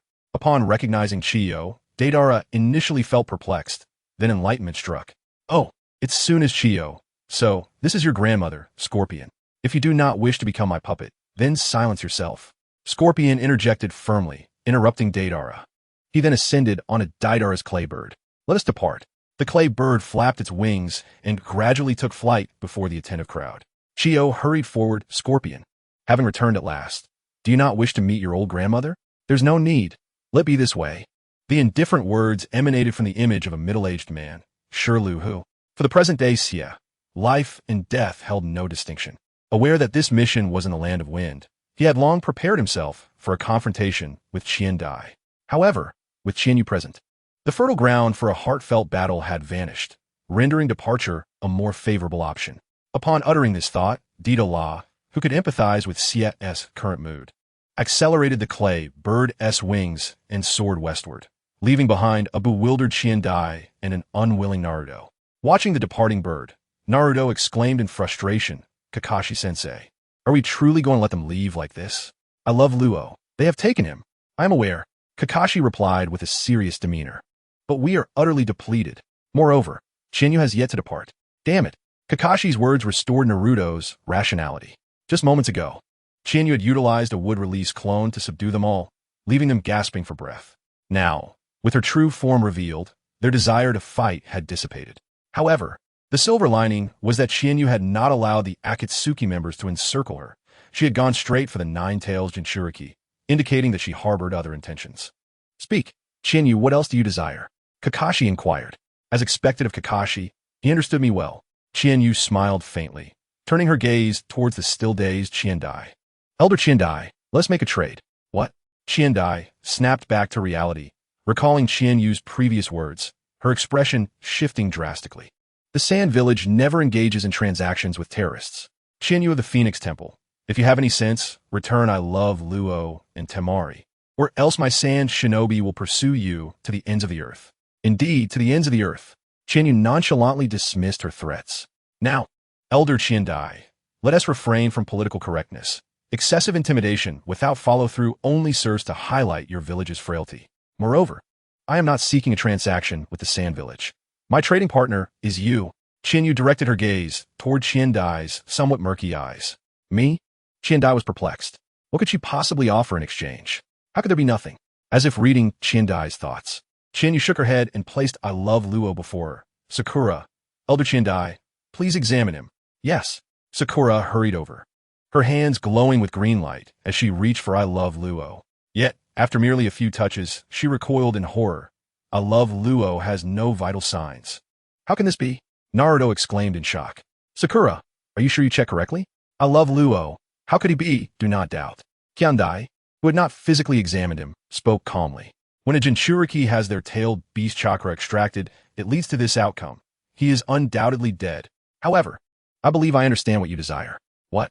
Naruto looked at Qiandai in confusion, uncertain of the riddle she and Qianyu were entwined in. Qianyu smiled gently.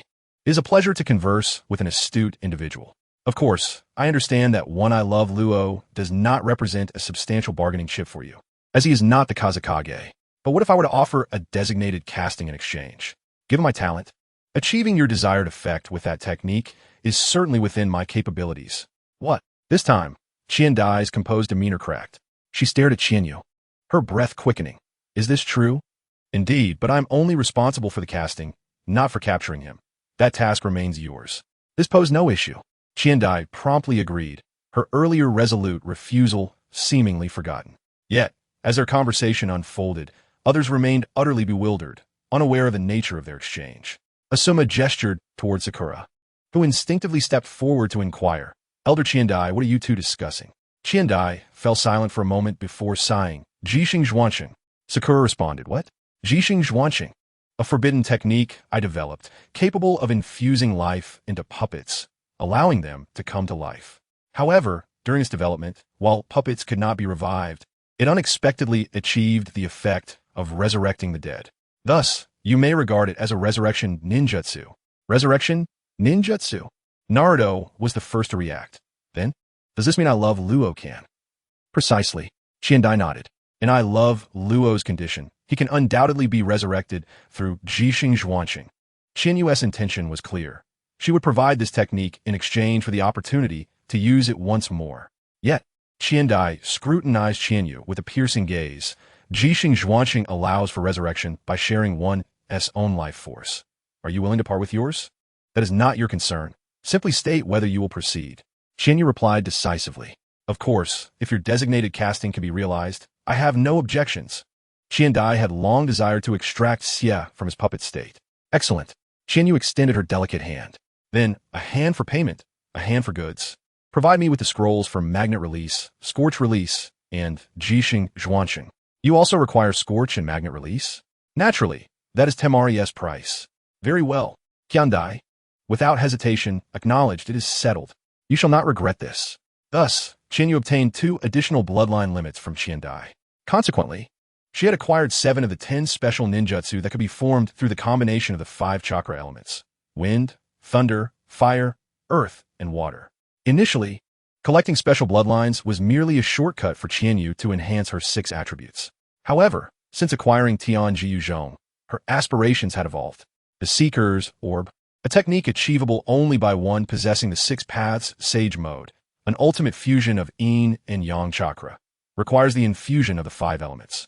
Currently, Qianyu had yet to discover a method to enhance this aspect. whether through the Sharingan or would-release Sage Body. Both naturally elevate one's proficiency in yin-yang ninjutsu. Thus, at this moment, she could not construct the Seeker's Orb, despite possessing Tianji Yuzhong, which enabled her to control her material and energy comprehensively. Nevertheless, she could not forge the ultimate technique of the ninja world, but could seek something new, the fusion of the 10 special ninjutsu. When she initially acquired Tianji Yuzhong, Qianyu had attempted a fusion of the 5 elements, resulting in an unstable sphere that obliterated a mountain. Even now, she sensed that this was not the pinnacle of its power. The fusion of the 5 special ninjutsu was exceedingly unstable, merely a product of the absolute control afforded by Tianji Yuzhong. Now that she had obtained Scorch and Magnet release, only the lava release from the combination of earth and fire, as well as the explosion release from earth and thunder, remained. As for the fusion of fire and thunder, 2 of the most explosive techniques among the 5 elements, Qianyu had yet to hear of anyone merging them into a bloodline. She would likely need to develop this herself. Having secured Scorch and Magnet release, and having shared her future aspirations, Qianyu had nearly achieved her aim. After utilizing Qiandai's Jixing Zhuanxing to revive I Love Luo, she bid farewell to the people of Konoha. "Will you not say anything more?" Sasuke inquired. Following Qianyu, "There is no need. I believe I have expressed everything I wish to convey to Mingren." Qianyu shook her head and remarked, "Furthermore, I do not believe that he is capable of change." Incapable of change? Sasuke expressed his skepticism regarding Qianyu's assertion. His own journey had been marked by significant transformation. How could Mingren not be capable of similar growth? Well, we shall see in due time. I sincerely hope he can change. Qianyu remained non-committal, as she had acquired some knowledge of Naruto prior to her crossing over, and found Mingren to be somewhat of a fool in that narrative. However, there was no need to share this with Sasuke. The entanglement of Indra and Ashura's chakra was a matter for another time. Let us not discuss this further. Are you not curious about our next destination? The next destination? Could it be? Sasuke felt his heart quicken. He sensed that Qianyu was about to reveal something of great significance. According to the promise she had made to him, once Qianyu completed her current undertaking, she would initiate the pursuit of his revenge. "You have not guessed incorrectly." Qianyu smiled and nodded. "It is time to settle the score with Danzo." Conveniently, he possesses a tailed beast. Kakashi-sensei, are you referring to the 7 tails? Indeed, Kakashi affirmed gravely.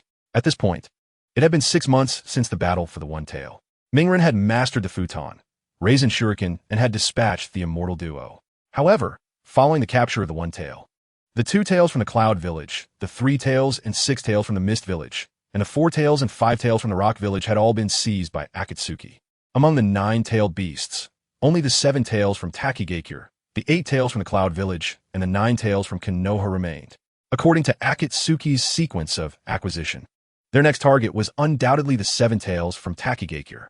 Upon hearing this, Mingren was filled with excitement. "Then let us hasten to their aid." With that, he began to stride forward. Yet, after taking a few steps, he abruptly returned, scratching his head awkwardly. "Kakashi-sensei, where's the 7 tails?" Kakashi sighed, covering his face. "I was just about to mention that. The current situation regarding the 7 tails is quite complicated."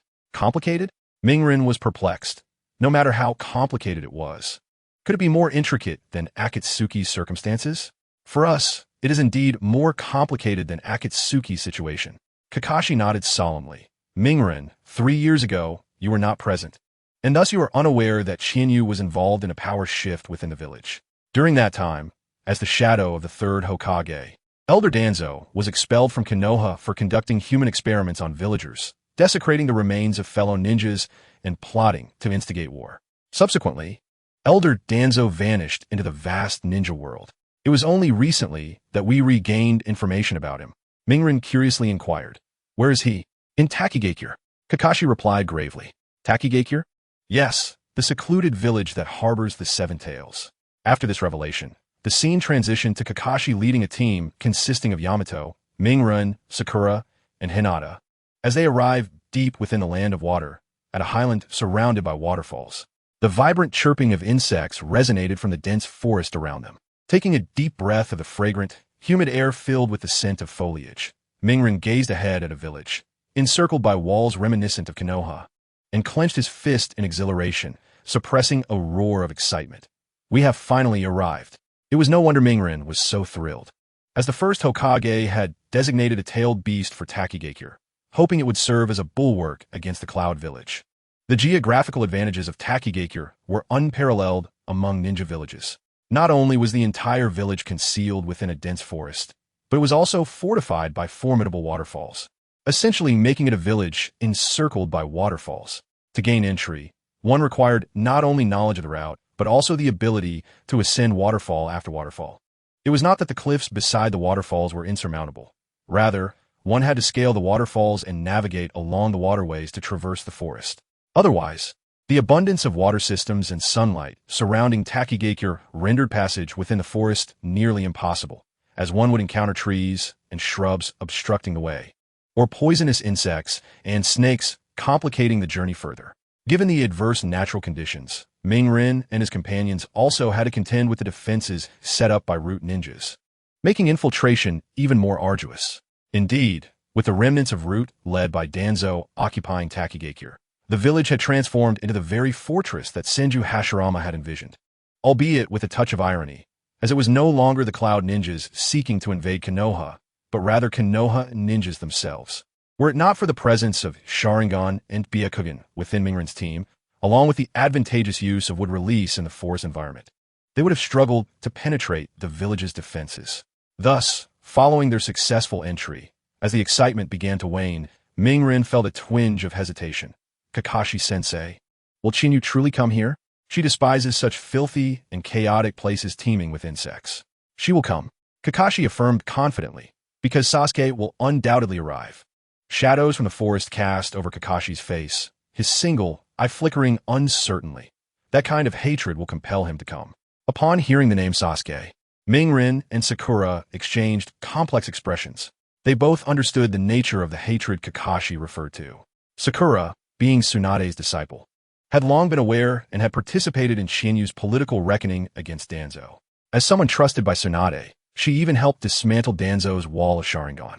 As for Mingren, after their last meeting, he realized his inadequate understanding of his companions and requested to study the Uchiha clan's massacre files, which was ultimately approved by Tsunade and supervised by Kakashi. Only after comprehending the depths of Danzo's transgressions did Mingren grasp why Chinyu deemed him immature. He also recognized that despite being an orphan, he had received considerable protection in his past. Consequently, as he contemplated this mission, Mingren's emotions grew increasingly complex. Kakashi-sensei, do we truly need to assist? Mingren did not specify whom they were to aid, yet everyone present understood. This is the life of a ninja. Mingren, Kakashi sighed with complexity. A ninja has no freedom to choose their missions. In truth, who among us wishes to assist Danzo? Yet, there is no other option. Observing Mingren's anger and confusion, Kakashi advised. To quote Chinyu, Akatsuki aims to gather all tailed beasts to create a superweapon. That is the primary conflict. While Danzo's actions were heinous and deeply detestable, they merely constitute a secondary conflict. Secondary conflicts must yield to primary conflicts, no matter how reluctant or resentful one may be. This is the essence of rationality. Mingren, this is the maturity you seek. However, it is undeniably cruel. Mingren exclaimed in distress. That Danzo is a villain. Then grow stronger. Kakashi's tone turned icy, revealing a side of him that Mingren had never witnessed. When you are weak, your words are nothing but empty rhetoric. Gazing at Kakashi in this state, Mingren found himself momentarily speechless. With students like Chinyu and Sasuke, and given the circumstances of their team, Kakashi's tolerance for Mingren had evidently diminished. Noting Mingren's silence, Kakashi dismissed further debate and issued a direct command. Continue the mission. Following this brief interlude, the team pressed onward. Although they had come to aid Danzo and prevent Akatsuki from seizing the Seven Tails, this did not imply they wished to appear overtly. Showing themselves openly would only render them expendable fodder for Danzo. Thus, they would lurk in the shadows, striking at critical moments. Little did Kakashi's team, who were currently marching in silence, know that their every move was being laid bare before a crystal lens. They even had to consider your emotions. After all, Naruto was quite amiable. The crystal surveillance house, akin to that of the Land of Wind, was casually remarked by Honglian. Fools indeed. Though he said this, a smirk tugged at Sasuke's lips. Observing this, Honglian inquired, they intend to stop you, yet you remain unfazed? If they can manage it. Sasuke scoffed, filled with disdain. Over the past 6 months, he had received personal training from Chinyu. With this rigorous training, if he were to be halted by the Konoha team, He might as well hang himself with a rope. Enough of this, he continued. Has the location of Danzo been confirmed? Confirmed, replied Yakushi Ryu. According to the supply route, they have hollowed out beneath Takigakure, and Danzo is right below. How remarkable! How could a place abundant in water be excavated? We'll find out once we descend. Chinyu shrugged casually. Phoenix Temple team, move. With that, the four within the crystal house vanished simultaneously. Shortly thereafter, amidst the astonished gazes of the Konoha team who had just arrived at the gates of Takigakure, a colossal serpent descended, crashing through the gates. Enemy attack! Enemy attack! The giant serpent, is it from Odonin?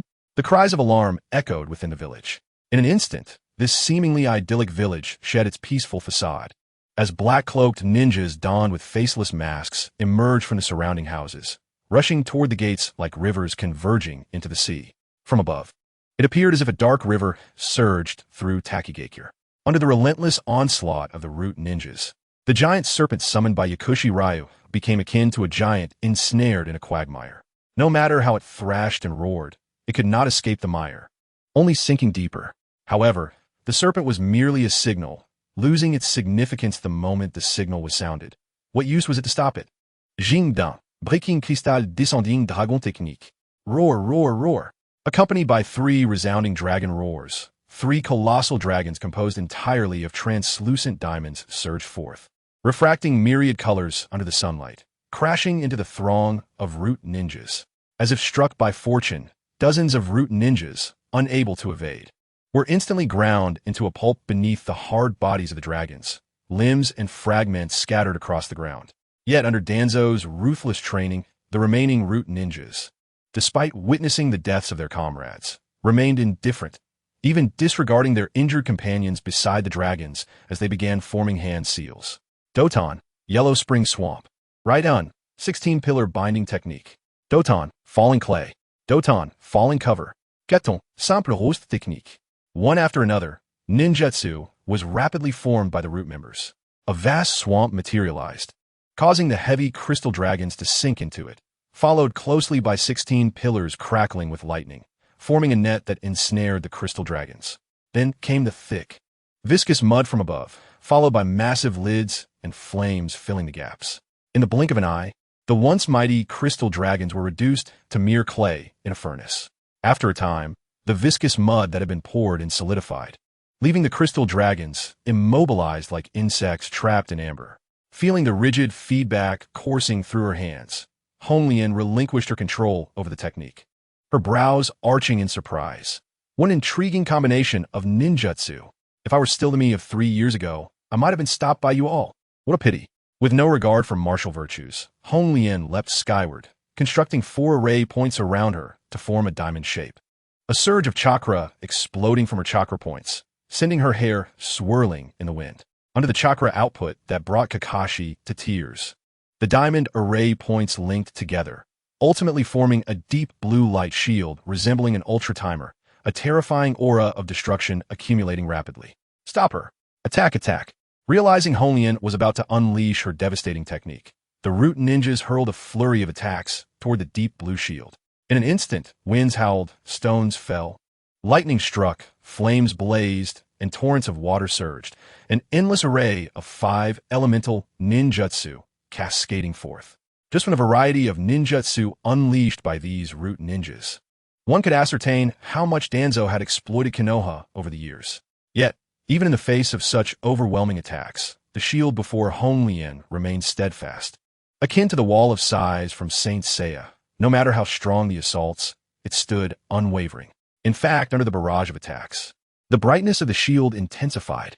Witnessing this, a sadistic smile crept across Honglien's lips. A bunch of fools. This is a new technique infused with Chinyu's ability to absorb chakra from the Earth Prison Hall. Only special ninjutsu will be effective. Alas, you have all been brainwashed by Danzo into becoming idiots. Why should I waste my breath on fools? I see no need, but since it was Chinyu's request, I shall comply. Murmuring to herself, a crystalline wand materialized in Honglien's grasp. She pointed the wand before her, and 6 resplendent and intricate magic circles manifested, spinning rapidly before the tip of the wand, which was also before the deep blue shield. Through the gaps in the rotating magic circles, Honglien gazed down at the root ninjas below, her voice resonating with authority as she chanted, "Cannon deployment complete. Photon particle furnace ignition complete. Chakra compression rate exceeds critical point. Target locked from West 12 to East 14. Capture complete, capture complete." And most importantly, Hoko Emperor Flame, fill in. A brand new chakra surged forth from Honglian's abdomen, merging with the light shield. The chakra aura of Chinyu seamlessly blended with Honglian's own. The next moment, let this apocalyptic light dissipate along with the scum of root. The projected decorative magic circle suddenly collapsed into pinpricks of light, radiating a fierce brilliance that illuminated the surroundings, as if a miniature sun had risen here, followed by a resounding roar that pierced the heavens. A 10-meter diameter pillar of blinding white light, enveloped in a phoenix-shaped golden-red pulse wave, surged forth, ionizing the air into countless purple arcs of electricity. The root ninjas, unable to form seals in time, were engulfed by the tidal wave of light. Their flesh and bones disintegrated into black ash. The ground resembled a divine plow, as newly constructed buildings vaporized upon contact with the light flow, revealing a molten lava-like foundation beneath. In an instant, half of Takigakure was obliterated. However, after unleashing such a devastating blow, Honglian's eyes rolled back, and she collapsed into a deep slumber. Yakushi Ryu helplessly moved forward to catch the unconscious Honglian. Meanwhile, deep beneath Takigakure, Chinyu halted her advance. Has she already utilized what I provided so soon? Honglian is far too impulsive. What's wrong? Did something happen to Honglian and the others? Sasuke inquired as he noticed Chinyu's pause. They are fine, but it seems the scheduled containment task may not be completed. Not completed? Chinyu was taken aback. After all, who said that eliminating all the enemies responsible for containment wasn't a form of containment? Well, they have accomplished their task, albeit in a rather chaotic manner. Chinyu helplessly shook her head and remarked, "Speaking of which, Sasuke, after my enhancement, Honglian's strength is quite impressive. Would you like to try some?" "Dummy." Sasuke decisively shook his head. He was well aware that the enhancement Chinyu mentioned involved injecting her highly refined cells, infused with sage chakra, into his body. While the cells of Hashirama were powerful, they were uncontrollable. Chinyu's cells, though not yet achieving the extreme vitality of Hashirama's, boasted considerable strength and, being part of the divine, would not spiral out of control, a truly perfect enhancement. However, even if he were to consider an injection, it would have to be him injecting Chinyu cells into himself. It made no sense for Chinyu to inject her cells into him. Despite the bleak prospects, Sasuke held a heart that surpassed Chinyu's. After this brief interlude, the two continued their journey in silence. Soon, they pushed open a heavy door, revealing a dimly lit and expansive underground space before them. The absence of light did not hinder either Chinyu or Sasuke, both of whom possessed night vision abilities. Thus, they could clearly see a certain white secretion covering the walls of the underground space, along with the occasional crawling of unknown small insects. Evidently, Danzo had used these unidentified secretions to block the water, allowing him to excavate such an underground space in the water-rich Takigakure. An odd, acrid odor mingled with the earthy scent wafted into their nostrils, causing Sasuke to pinch his nose in disgust. What is that smell? Could it be that Danzo had already begun to rot? Who knows? Chinyu shook her head. She only knew that, after leaving Konoha, Danzo had seized control of Takigakure and had likely become the Jinchuriki of the Seven Tails. However, she had not paid much attention to what Danzo had actually done. "Let us go inside and take a look." Chinyu began to step forward. Bah!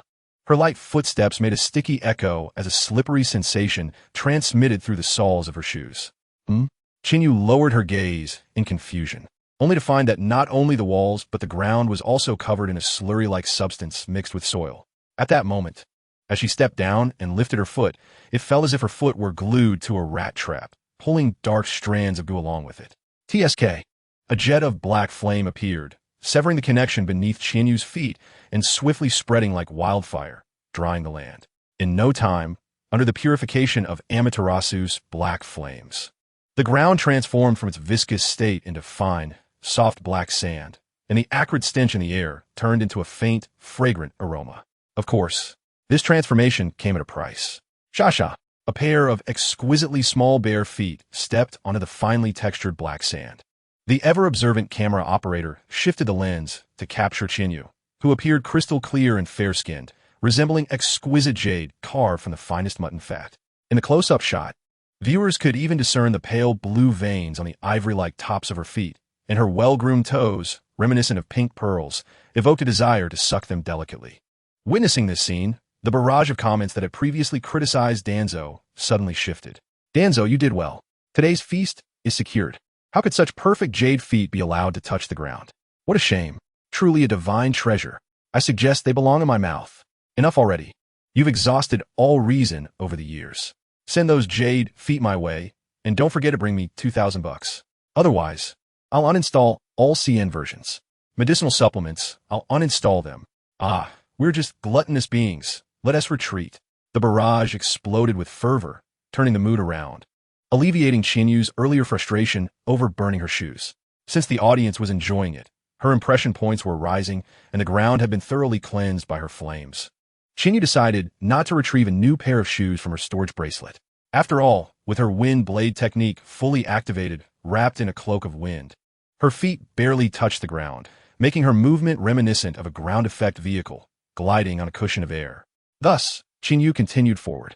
However, after taking a few steps, she realized Sasuke had not followed.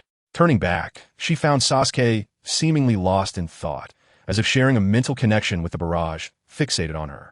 With a hint of annoyance, Qinyu placed her hands on her hips and suggested, "Shall we return first, so you can gaze to your heart's content before joining me?" Huh? Sasuke looked up in confusion, then realized what Qinyu meant, quickly explaining, "I was just observing the wind, watching the wind." For Sasuke, the greatest mystery was how much Qinyu had strengthened since 3 years ago. This was best discerned through the wind blade technique, which he had previously witnessed in action. Thus, he was indeed focused on a serious matter. Unfortunately, the barrage was not convinced. "Ah, yes, she is just my sister. Indeed, my relationship with my female companions is purely platonic. Ah, sir, I'm just a gold recycler. I got caught in the rain today.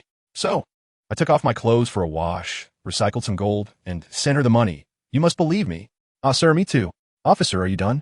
If so, it's time to leave." A small misunderstanding, fueled by the barrage commentary, became impossible to clarify.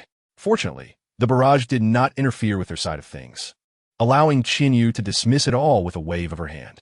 They continued onward, and after several small interludes, the two finally located their target. Danzo had not hidden away. He stood at the very center of this underground space, arms crossed, awaiting Qinyu and Sasuke. Upon hearing the footsteps behind him, Danzo spoke in a calm tone. "You have arrived?" "Indeed, we have. Qinyu of the Phoenix Temple. You should not have come, but here I am," Qinyu replied, lifting her chin in pride. "What do you wish to discuss?"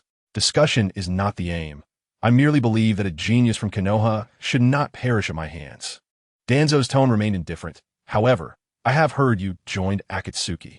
If you are part of Akatsuki, then so be it." With that, Danzo abruptly turned, revealing his Sharingan eye, now fully visible as it locked onto the two. The restless chakra of the tailed beast began to swirl around him. This way, I can eliminate 2 formidable foes for Konoha in one fell swoop. Listening to Danzo's words, Qinyu chuckled. "So, you are quite bold now, aren't you?" Danzo did not respond to Qinyu's teasing remark. Yet, from the hardened expression carved into his features, both Qinyu and Sasuke could discern the confidence he possessed at that moment. Such self-assurance puzzled Qinyu. How could Danzo be so blindly confident? "Awaken him, Sasuke." In an instant, Sasuke dashed forward. The next second, the black sand beneath Danzo erupted, and the Kusanagi sword, crackling with azure lightning, struck heavily against his wind-style vacuum blade. Danzo had no choice but to grip a kunai with both hands. Feeling the immense power surging from the bitter weapon, Tawanzo's face paled in astonishment. "Such strength! How could one of your age possess such might?" "Guess." Sasuke scoffed disdainfully, wielding his sword in his right hand while his left hand flicked like a serpent's tongue. Chinning duo shisho. In an instant, multiple twisted, colorful, venomous snakes shot forth from his sleeve like lightning. They bared their fangs, flicking crimson tongues, and with astonishing speed, sank their fangs into Tawanzo's body, forming an indomitable network of serpents that ensnared him completely, rendering him utterly immobile. As he struggled against the bindings of Chinning duo shisho, Tawanzo initially attempted to summon the tailed beast chakra to forcibly break free. However, as he began to mobilize his body, a chilling numbness swiftly spread from the puncture wounds inflicted by the snakes. In mere moments, a significant portion of Tuanzo's body succumbed to numbness. Tuanzo shuddered in shock. Is there poison as well? Of course. Sasuke chuckled scornfully, forming hand seals with one hand. A sharp bolt of lightning surged from his palm like a lethal arrow. Qianbird Ruiqiang. Fu, bound by Qianying Duo Shisho and paralyzed by the venom. Tuanzo offered no resistance as Qianbird Ruiqiang pierced through his chest. To ensure sufficient lethality, Sasuke heightened the output of Qianbird Ruiqiang and then twisted his wrist. Accompanied by the acrid scent of searing flesh, the Qianbird Ruiqiang began to ascend from Tuanzo's back. Evidently, Sasuke intended to slice Tuanzo in half with Qianbird Ruiqiang. However, whoosh. The Qianbird Ruiqiang swung through empty air as the venomous snakes from Qianying Duo Shisho fell to the ground. Just moments ago, Tuanzo had been before Sasuke, but he had suddenly vanished. He vanished? How did he disappear? Sasuke's brows knitted tightly. Tuanzo's disappearance was exceedingly abrupt. He had felt no indication of Tuanzo's vanishing. Such a method of disappearance could only lead him to contemplate spatial techniques. Hiraishin? Sasuke cast an inquiring glance at Chinyu. Yet, before Chinyu could respond, a sound akin to the rapid flapping of dragonfly wings filled the air, and a curved, blade-like appendage sliced through the pitch-black underground space, colliding with a purple rib. Susanoo. Tuanzo could not conceal his astonishment. How was I unaware that you activated your Mangekyo? He had a connection with Orochimaru, yet had never heard him mention that Sasuke possessed Mangekyo. You have yet to learn much. Sasuke sneered coldly, remaining motionless while a skeletal arm emerged from the surrounding purple ribs, delivering a powerful punch to Tuanzo's insect-like limb formed by the tailed beast. Bang! Under the immense force, Tuanzo was sent flying like a football struck by a powerful kick, producing a piercing shriek in the air. Subsequently, Sasuke rapidly formed hand seals. Katan, Hosenka no Jutsu. A shuriken merged into the fireball, and the high-speed Hosenka no Jutsu immediately unfurled like a net, pursuing Tuanzo in midair. Yet although his body was caught in inertia, Tuanzo did not lose his capacity to fight back. With the aid of the pairs of dragonfly-like wings manifested from his partially tailed beast-formed body, he rapidly flapped them, generating a thrust that countered his body's inertia. Like a flash step in a video game, Tuanzo suddenly created a series of afterimages, evading Sasuke's fire technique. Can you still fly? Observing Tuanzo in the air, Sasuke felt a hint of difficulty, surprised that the Seven Tails could still bestow Tuanzo with the ability to fly. Simultaneously, as he watched Tuanzo try to transform his limbs into insect-like appendages and grow wings, a new question arose in Sasuke's mind. Was Tuanzo truly a perfect Jinchuriki? However, according to Chinyu's intel, Tuanzo had only been the Jinchuriki of the Seven Tails for a maximum of 3 years, as the theoretical third tail beast. How could the Seven Tails lack such spirit? Curious as to why the Seven Tails listens to me so well. As though seeing through Sasuke's thoughts, Tuanzo grinned maliciously. Speaking of which, I must thank you, Uchiha. What? Sasuke was perplexed. Thank you, Uchiha, for providing me with such an exceptional eye. Tuanzo's face twisted with malice. Unfortunately, that coward Shisui only lost one eye to me before he threw himself into a river, refusing to part with the second eye. Otherwise today would not have unfolded as it has. If the two Mangekyo were united, Tuanzo would have been able to control Chinyu completely during that previous encounter. Why go through the trouble of forcibly using his 3-tomo Sharingan to control the tailed beast now? Bastard! Sasuke's anger flared as he gritted his teeth. The death or disappearance of Uchiha Shisui had long been a significant grievance within the Uchiha clan. The uproar surrounding Shisui's suicide note had been immense. Even he was aware of this matter. Yet he never anticipated that Tuanzo was the one who had caused Shisui's demise. How many more of my Uchiha's blood have you stained? Sasuke furiously interrogated. Quite a lot. Following the revelation of his right eye's Sharingan, Tuanzo decisively rolled up his sleeve. 1, 2, 3, 4, 5, 6, 7, 8. A total of 8 bloodied 3-tomo Sharingan appeared before Sasuke. And this was merely one side. The livestream's camera slowly shifted to reveal 8 more 3-tomo Sharingan adorning Tuanzo's arm, including the 8 on the front and the 1 previously expended.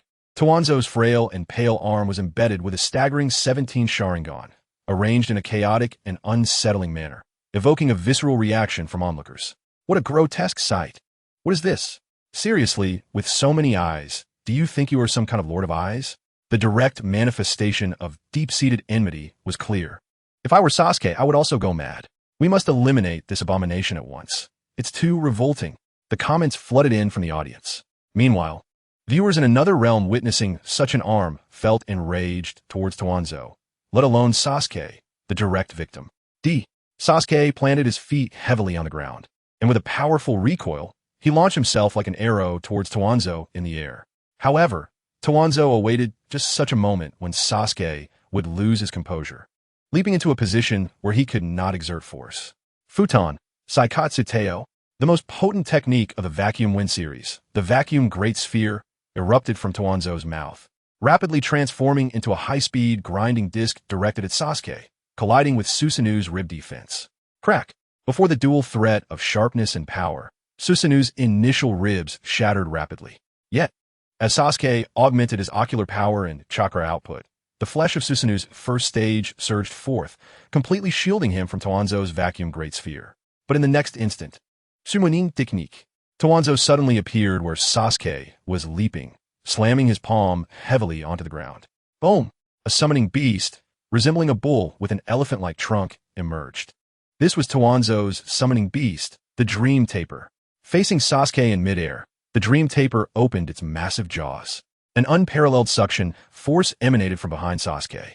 Caught between this pole and the Vacuum Great Sphere, Sasuke found himself ensnared like a small mosquito, held aloft between two thick fingers. To make matters worse, with the assistance of the suction, the cutting force of the Vacuum Great Sphere began to rise exponentially. Zzz. The Susanoo of Sasuke soon exhibited evident damage. Observing this scene, Chinyu found herself perplexed. Initially, after being bitten by the Kiryu's multiple serpents and pierced by the Chidori, it was understandable to escape using a single Izanagi due to unclear intelligence. However, why was Izanagi being utilized as a mere teleportation technique? It was not news that Danzo misused Izanagi. In the original work, there was even a memorable scene where a small dagger pierced the Susanoo, forcing him to reveal his Izanagi. Yet, while such dramatics may be amusing, the dagger incident could only be deemed a strategic blunder on Danzo's part, with Izanagi being the cost he bore. Directly employing a technique as powerful as Izanagi to seize an initial advantage was something Chinyu viewed with skepticism. She sensed Danzo's urgency and wondered what he was so anxious about. At that moment, as Chinyu was observing the situation, Danzo took further action. A cry of agony escaped his lips, uncontrollable and raw. Accompanying his wail, a viscous and scalding chakra, reminiscent of hot porridge, surged from his lower abdomen like a floodgate unleashed. With a reckless and almost suicidal fervor, he paid the price of his body being merely half-cooked and instantly completed his partial transformation into a tailed beast. A horned beetle-like protrusion appeared atop his head, while 7 dark red tails writhed violently behind his elliptical form. The moment they manifested, these tails began to vibrate at an alarming speed, akin to a swarm of bloodthirsty horseflies launching themselves towards Sasuke in the air. Under the ferocious assault, the air parted as if it were water, and the crimson trails illuminated the dim underground space. In the next moment, the 7 tails converged upon Sasuke's Susanoo.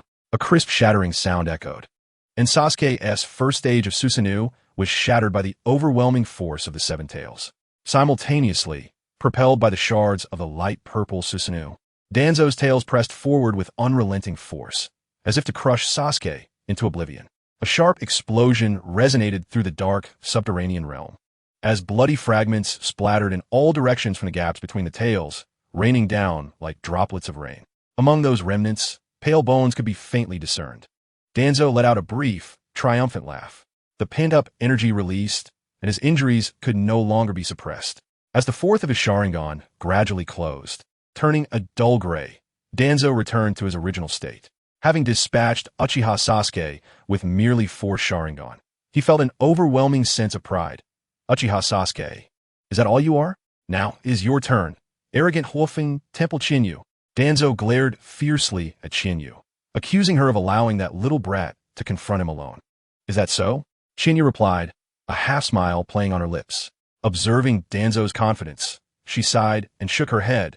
Izanagi, the ultimate illusion of the Uchiha, can erase the events of the past minute, resetting everything to its original state. However, The drawback is that the Sharingan responsible for hosting Izanagi will be rendered permanently blind. Moreover, the chakra expended will not be replenished. Yet compared to its formidable ability to reverse fate, such costs seem trivial. Nonetheless, Danzo, I must concede that Izanagi is indeed powerful. Yet, the price is rather steep. Is there not a simpler and more efficient technique of the same kind? Before Danzo could respond to Qianyu's inquiry, the barrage of comments flooded the screen. They're brothers, indeed. In response to the comments, the shattered remnants of Sasuke suddenly dissolved into hundreds of writhing gray-scaled serpents, which swiftly coalesced into a humanoid form. Soon after, the wriggling mass of serpents dissipated, revealing a calm-faced Sasuke, as pristine as if he had never moved. This iconic moment left Danzo bewildered. Orochimaru's snake substitution. How could you possibly know this? Orochimaru would never teach you. In fact, without the necessary modifications, even if he did, you would be unable to learn it. As a former partner and half-sponsor, Danzo was well acquainted with Orochimaru's skills. Do you not know? Orochimaru is dead. I consumed him, Sasuke declared with a sense of superiority. Danzo gasped at this revelation.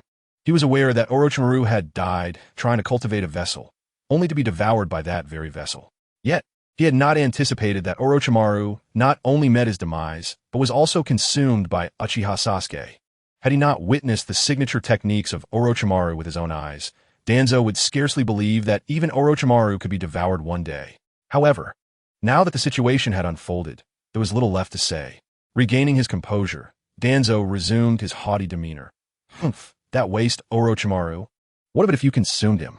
How many times can you utilize that substitution? With that, Danzo boasted, no one understands the chakra of the Uchiha better than I do. As a Jinchuriki, my chakra is boundless, while yours diminishes by the second. Another memorable quote emerged. I possess an abundance of chakra to outlast you.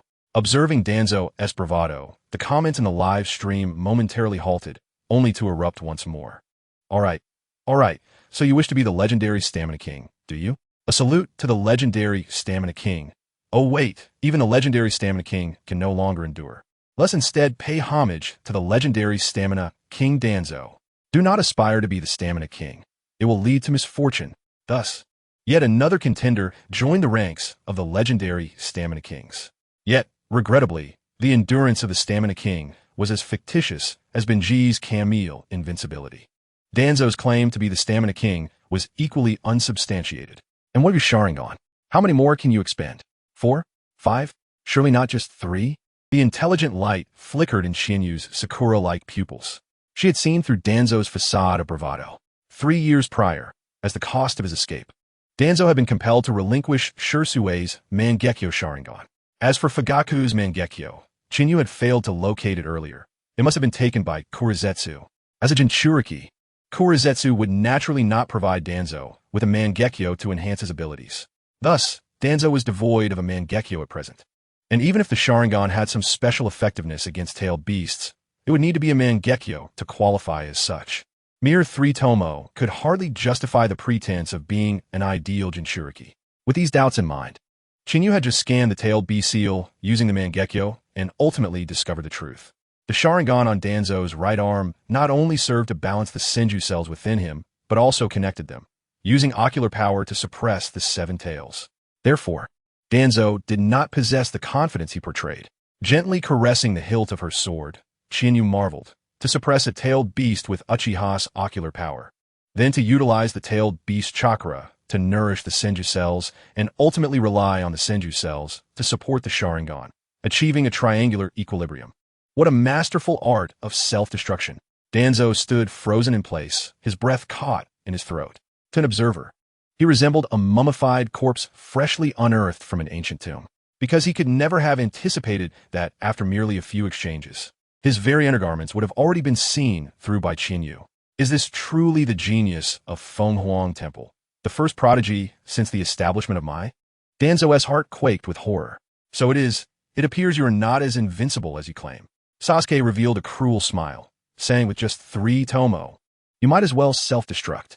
What? Danzo was momentarily taken aback, yet his body acted of its own accord. Thud! The sharp vacuum blade grazed his neck, severing the carotid artery, and an uncontrollable jet of blood spurted from Danzo's throat. The wielder of the vacuum blade was none other than Danzo himself. How could the hypnotic power of the Sharingan be so? Danzo clutched his neck, unable to fathom the situation. Everyone possesses the Sharingan. Sasuke's is merely a Mangekyo. So why is his 3-tomo utterly defenseless against the Mangekyo? Unable to comprehend, Sasuke scoffed disdainfully. Indeed, who are not of the Uchiha clan and cannot even master the Sharingan, could never grasp the profound disparity in our ocular power. Continue, I did not say to stop. As soon as the words fell, the six-pointed star in Sasuke's eyes began to rotate slowly, and his ocular power surged like a tide, flooding into Danzo's brain through his eyes. Before Danzo could react, the merciless six-pointed star enveloped his 3-tomo, a natural suppression of the Mangekyo over the 3-tomo. A case of the high crushing the low, of defeating the fool. When Danzo next regained consciousness, thud, the dark, sharp tip of a kunai had already pierced through his back, the searing blood from his heart dripping onto the ground, splattering into a pool of crimson mist. Thud! Danzo, gravely injured, fell to his knees. With both his carotid artery and heart compromised, a torrent of blood flowed from him, swiftly chilling him to the bone. Yet colder than his body was Sasuke's unyielding command. Continue. Danzo's arm rose uncontrollably, as if manipulated by invisible threads, the kunai glinting coldly under the moonlight. Its point aimed directly at his right eye Sharingan, poised to stab downwards. But just as Danzo was about to pierce himself, whoosh, his broken body suddenly dissipated into the wind, reconstituting in a direction away from Sasuke. As a price, another Sharingan on Danzo's right arm faded to a grayish-white, slowly closing. Seeing this, Sasuke shook his head. Why bother? Wouldn't it be better to die like this? Must you cling to life with Izanagi? Allow me to enlighten you. Under absolute disparity, no amount of struggle can alter your fate. The detestable Uchiha, the dark kunai pierced through Danzo's throat, silencing any further words. Just as before, the one who pierced Danzo's throat was still Danzo himself. Did I grant you permission to speak? Sasuke looked at Danzo as one might regard a filthy and contemptible insect. Proceed, from this moment forth, as long as I do not say stop. You must continue to stab yourself. Yes. An eerie howl was forcibly squeezed from Danzo's damaged vocal cords, and under Sasuke's command, he lifted the kunai. 1 stab, 2 stabs, 3 stabs, 4 stabs. Danzo's body twisted into grotesque positions under the control of the Mangekyo, the kunai repeatedly piercing and withdrawing from vital points, blood gushing forth like a fountain. The dull thud of the kunai entering flesh and the splattering of blood intertwined, echoing quietly in the silent underground space. Soon, a thick pool of blood accumulated beneath Danzo's feet. Yet the powerful regenerative abilities granted by the Hashirama cells and Jinchuriki ensured that he would not perish before his life force was completely drained. A torturous scene akin to falling into the realm of Tsukuyami unfolded in reality. Such a bloody spectacle vividly showcased the might of the Mangekyo Sharingan to all present. The livestream's comments surged. Haha. Minors are advised to watch under adult supervision. Alright, I want to see this. Danzo must bleed out all the Uchiha blood today. Yet, one might ponder, is the suppression of the 3-tomo by the Mangekyo too overpowering? After all, Kakashi was swiftly defeated due to being caught in a Jinjutsu, whereas this was a complete hypnosis. It indeed seemed so. As doubts arose, the audience, who had initially relished Danzo's suffering, began to wane in enthusiasm. At this moment, external commentary became necessary. Is it due to the nature of the Mangekyo Jinjutsu? Shinyu mused. Generally speaking, the Mangekyo can impose suppression on the 3-tomo, but the suffocating pressure should not be this intense. No matter how inept Danzo is with the Sharingan, his ocular power, even if diminished by the tailed beasts, remains that of the 3-tomo, if not more. However, if Sasuke's Mangekyo is of the Jinjutsu type, then it would not be surprising. Historical records from Mai indicate that after awakening his Mangekyo, Shursui could cast Jinjutsu from a distance, even without the mist ninjas seeing him. Thus, it is not unprecedented for a Mangekyo of the Jinjutsu type to enhance the user's Jinjutsu capabilities, especially considering that Sasuke had thoroughly absorbed Orochimaru, significantly boosting his mental strength and ninjutsu skills. Could it be possible for Sasuke to awaken a Jinjutsu type of ocular technique? Shinyu recalled the peculiar actions Sasuke had taken that night, feeling a bit embarrassed as she touched her delicate nose. Very well, having lost my beloved, all is in ruins. If Sasuke's desire at that time was to reverse all phenomena, he might indeed awaken a Jinjutsu type of ocular technique. The ability to alter reality with Izanagi is precisely a Jinjutsu type, after all. Thus, the logic aligns. Yu could never have anticipated that Danzo's suffering ultimately stemmed from her actions. I am indeed a wicked woman, Yu lamented. Meanwhile, on the other side, after Danzo had inflicted dozens of self-stabs, his flickering life force finally reached its end. The instinct for survival allowed him to break free from Sasuke's control and instantaneously activate Izanagi. Wounded and battered, Danzo once again vanished before their eyes. However, this time, Danzo had learned his lesson. He did not resurrect in front of Sasuke, but instead chose to respawn underground. Aware that he stood no chance of confronting Sasuke in his normal state, he gritted his teeth and enveloped himself once more in the scorching chakra of the tailed beasts. With a mighty roar, a colossal creature emerged from the ground, its upper body resembling a gray-armored rhinoceros beetle, with a tail that bore dragonfly-like wings at its end, shaking its blade-like limbs at Yu and Sasuke. Though the fully transformed form of the Seven Tails was indeed unique among the tailed beasts, both Yu and Sasuke, with their Mangekyo, sharply noticed something amiss about the Seven Tails. That was, beneath its knight-like mask, the left and right eyes of the Seven Tails emitted distinctly different colors. The cherry blossom patterns in Yu's eyes flickered slightly, capturing the chaotic flow of chakra within Danzo's body. With a Jinchuriki as an ally, both quickly understood Danzo's condition. The substantial consumption of Sharingan power rendered him incapable of suppressing the fully transformed tailed beast state. Was the tailed beast now seizing control of the body? Before it could even exert force, the balance had already shattered. How fragile. Yu scoffed. At the same time, aware of his limited time, Tuanzong manipulated the massive form of the Seven Tails and charged at the two. Seeing Tuanzong finally desperate, Yu quickly shouted a warning. Be careful. We must subdue him at once. Do not give him the opportunity to execute the Li Si Xiang seal. Indeed, Tuanzang's Li Si Xiang seal was intended to capture the Seven Tails, which he had deliberately delayed until the arrival of Yu and Sasuke. Akatsuki had grown impatient waiting for the Seven Tails to resurrect for 3 years, and so had Yu. All right, Sasuke nodded.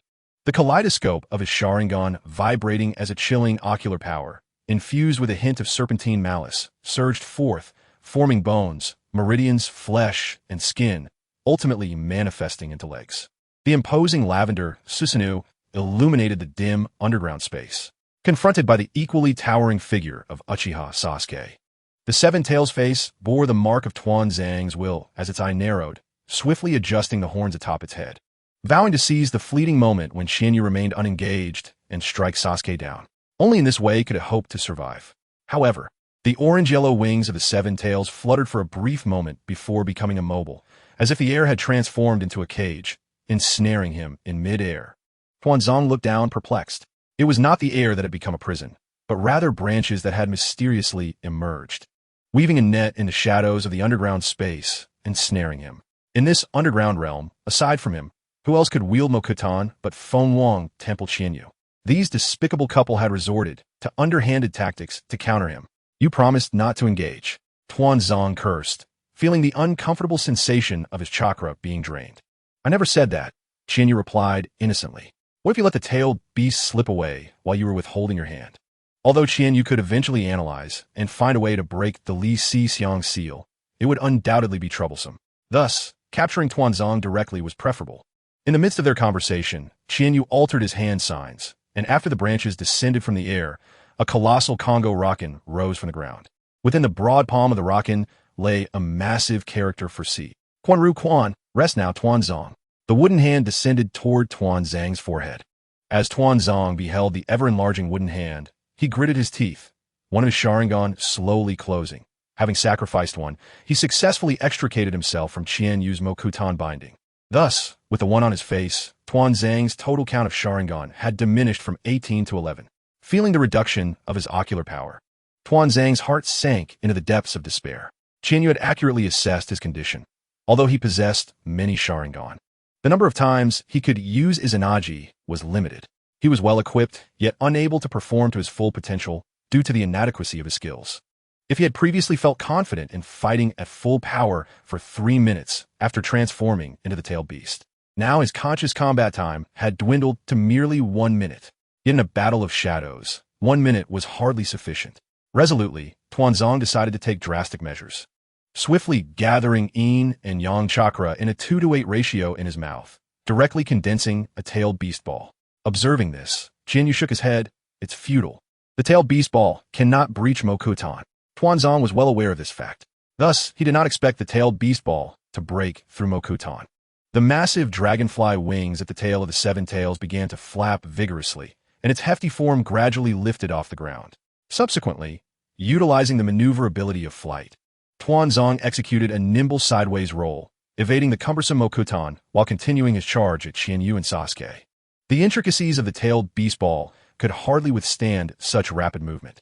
Consequently, the tailed beast ball began to visibly wobble and expand. Sasuke, still processing the situation, was momentarily taken aback, but Qianyu had already grasped Tuanzang's intentions. This is bad, like a Deidara from Takigakure. Sasuke, summon the fivefold summoning gate. All right. Qianyu's command was resolutely executed. Sasuke quickly bit his finger, manipulating the Susanoo to perform 5 hand seals per second, then smacked the ground. Fivefold summoning gate. The dark array spread forth, with 5 enormous summoning gates in red, yellow, blue, green, and purple standing before the seven tails. With a resounding crash, the seven tails collided with the gates, akin to a mosquito struck by an electric swatter, producing a tremendous explosion. However, bolstered by the Susanoo's state, the foremost gate merely deformed severely without breaking. At this moment, Sasuke had the opportunity to turn and inquire of Qianyu. Yet, in the next instant, a brilliant light, bright enough to turn the dark underground space into daylight, suddenly erupted from behind Sasuke. Following that was the deafening roar of a colossal explosion, accompanied by an overwhelming wave of scorching heat.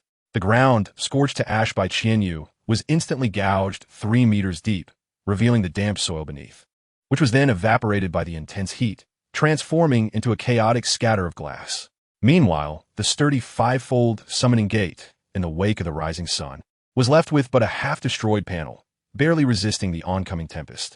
Sasuke, controlling the Susanoo, reverted to a state devoid of legs yet clad in the armor of the Tengu, shielding Qianyu within.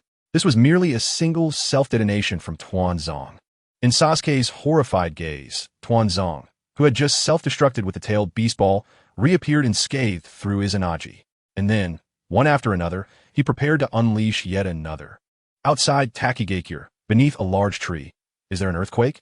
Hong Lian, just awakened from treatment by Yakushi Kabuto, looked puzzled towards the center of Takigakure. Is there an earthquake? Yakushi Kabuto, lacking Hong Lian's perceptiveness, followed her gaze but noticed nothing. Just as she was about to look away, suddenly, a circular shock wave emanated from the epicenter of Takigakure, sweeping outward. Under the influence of this shock wave, some buildings that had previously been weakened by Hong Lian but had not yet collapsed crumbled like a camel succumbing to the last straw. Fortunately, both were formidable ninjas, and the shock wave dissipated after some attenuation. Thus, they merely consumed chakra to adhere themselves to the tree, weathering the impact. Is it that intense over there? Did they create an earthquake? Hong Lian mused, wishing she had sent a shadow clone to observe. It's not too late to send one now. How about I create a shadow clone and bring your crystal for observation? Yakushi Kabuto suggested. That is entirely feasible. Hong Lian quickly expended a small amount of chakra to conjure a crystal, preparing to hand it to Yakushi Kabuto. However, their actions abruptly halted, for in that instant, the center of Takigakure erupted as if someone had delivered an uppercut to the earth, with debris of soil, bricks, and building foundations bursting forth like a fountain. Heavens! What on earth have Qianyu and the others done down there? Gazing upon the terrifying scene at the heart of the Longren village, Yao Shiliang and Hong Lian exchanged silent glances. At that moment, no one uttered the desire to witness the battle. It was simply impossible to observe, utterly beyond comprehension. Following the eruption of the earth and stone geysers, an even more explosive event unfolded. With a resounding roar, a colossal mound of earth and stone suddenly rose in Longren village. Soon, 2, 3 mounds followed suit. The surface of Longren village appeared as if it had been viciously clawed by a monstrous beast, with gnarled ravines crisscrossing and hills swelling ominously. From a distance, it seemed as though Longren village was not a hidden settlement within a waterfall, but rather a village nestled within a valley. In an instant, the roads of Longren village were torn apart, houses collapsed, and the few fortunate structures were filled with the despairing expressions of the root ninjas. They had no choice but to succumb to hopelessness. For at this moment, the swelling of the earth's surface in Longren village was merely a temporary phenomenon. It was akin to riding a roller coaster. The root ninjas atop the mounds had just taken flight, still engulfed by the sensation of uncontrollable ascent, only to be captured again by gravity, the terrifying feeling of weightlessness enveloping them as they plummeted downward. At that moment, some root ninjas, unwilling to perish, banded together in an attempt to create a shelter using Doton techniques. Yet, just as the shelter began to take shape, the ground beneath them shattered into fragments during their descent. It's over. The root ninja, who had momentarily felt a glimmer of hope, turned ashen and ceased struggling. But just then, the technique of wood release, great forest. With a thunderous roar, branches of wood release sprouted from the sky, weaving a net of life amidst the debris, capturing numerous root ninjas. Wood release? Is it Lord Danzo? Upon seeing the branches at their waists, the root ninjas were filled with excitement, believing they had been saved. However, the expression on Yun Vlogma's face was complex. He recognized that this form of wood release was not something Danzo could produce. Compared to Chinyu, it lacked grandeur and scale. Thus, the answer became glaringly evident. Taienzo. No, you should be called Yamato now. Yun Vlogma sighed deeply. As anticipated by Yun Vlogma, it was indeed Kakashi's team that had infiltrated Longren Village to rescue these root ninjas. Fortunately, with Hinata on their team, her Byakugan, the purest of Hyuga's bloodline, granted her a vast field of vision, allowing her to perceive the battle below without needing to approach too closely, thereby enabling her teammates to protect Yamato while using wood release to save others. Seizing the opportunity amidst the cascading boulders, Kakashi hastily inquired of Hinata. Hinata, what is happening below? Hinata, her eyes half closed in discomfort, had tears glistening at the corners of her eyes, while Sakura, her hands shimmering with green light, gently placed them at Hinata's temples.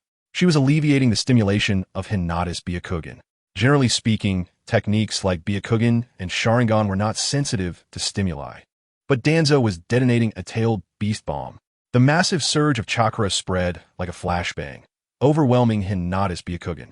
Fortunately, with Sakura's healing and given Hinata's resilient nature, she persevered through the blinding light to discern the current situation. Has it already concluded?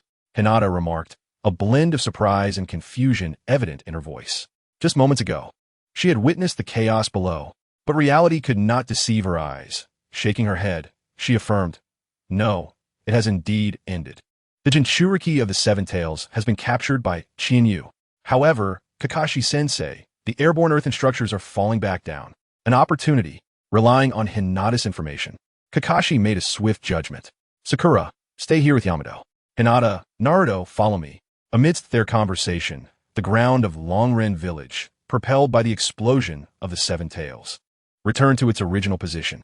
The earth trembled violently once more, revealing a massive pit that encompassed 2/3 of Longren Village. Kakashi, along with Hinata and Naruto, navigated the remnants of crumbled walls, making their way toward the center of the pit, approaching the location of Chinyu and Sasuke, as observed by Hinata. They were all capable individuals, and soon the three arrived at the bottom. Simultaneously, the soil and debris at the pit's base shifted slightly, and a dusty Sasuke, along with Chinyu, emerged from the earth, dragging Danzo with him. Sasuke appeared largely unchanged, merely covered in dust and fatigue from expending a significant amount of chakra.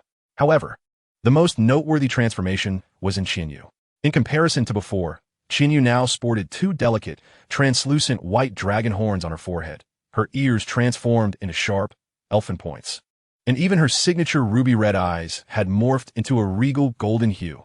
Several pale, golden dragon scales adorned Chinyu's lower eyelids, revealing her current state. Clearly, Chinyu had entered the sage mode of the dragon cave, completing her transformation into a dragon. It was precisely due to the formidable power of sage mode that she had managed to forcibly seize Danzo before his sixth self-detonation, averting further catastrophe. Though Chinyu was somewhat displeased about being forced into sage mode after a period of concealment, she was far more curious about the audience's reaction to her new appearance in the livestream. However, upon her first glance at the comments, she was met with remarks such as, Chinyu, why are your horns so pointy?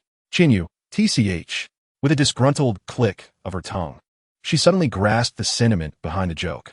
Fortunately, aside from a few abstract comments, the vast majority of viewers held a positive view of her new image. Moreover, her dragon form was garnering attention. It was akin to this. When I saw AO Run's face, I knew she must have her reasons. I hadn't thought so before. But now that I see Chinyu, it's indeed the case.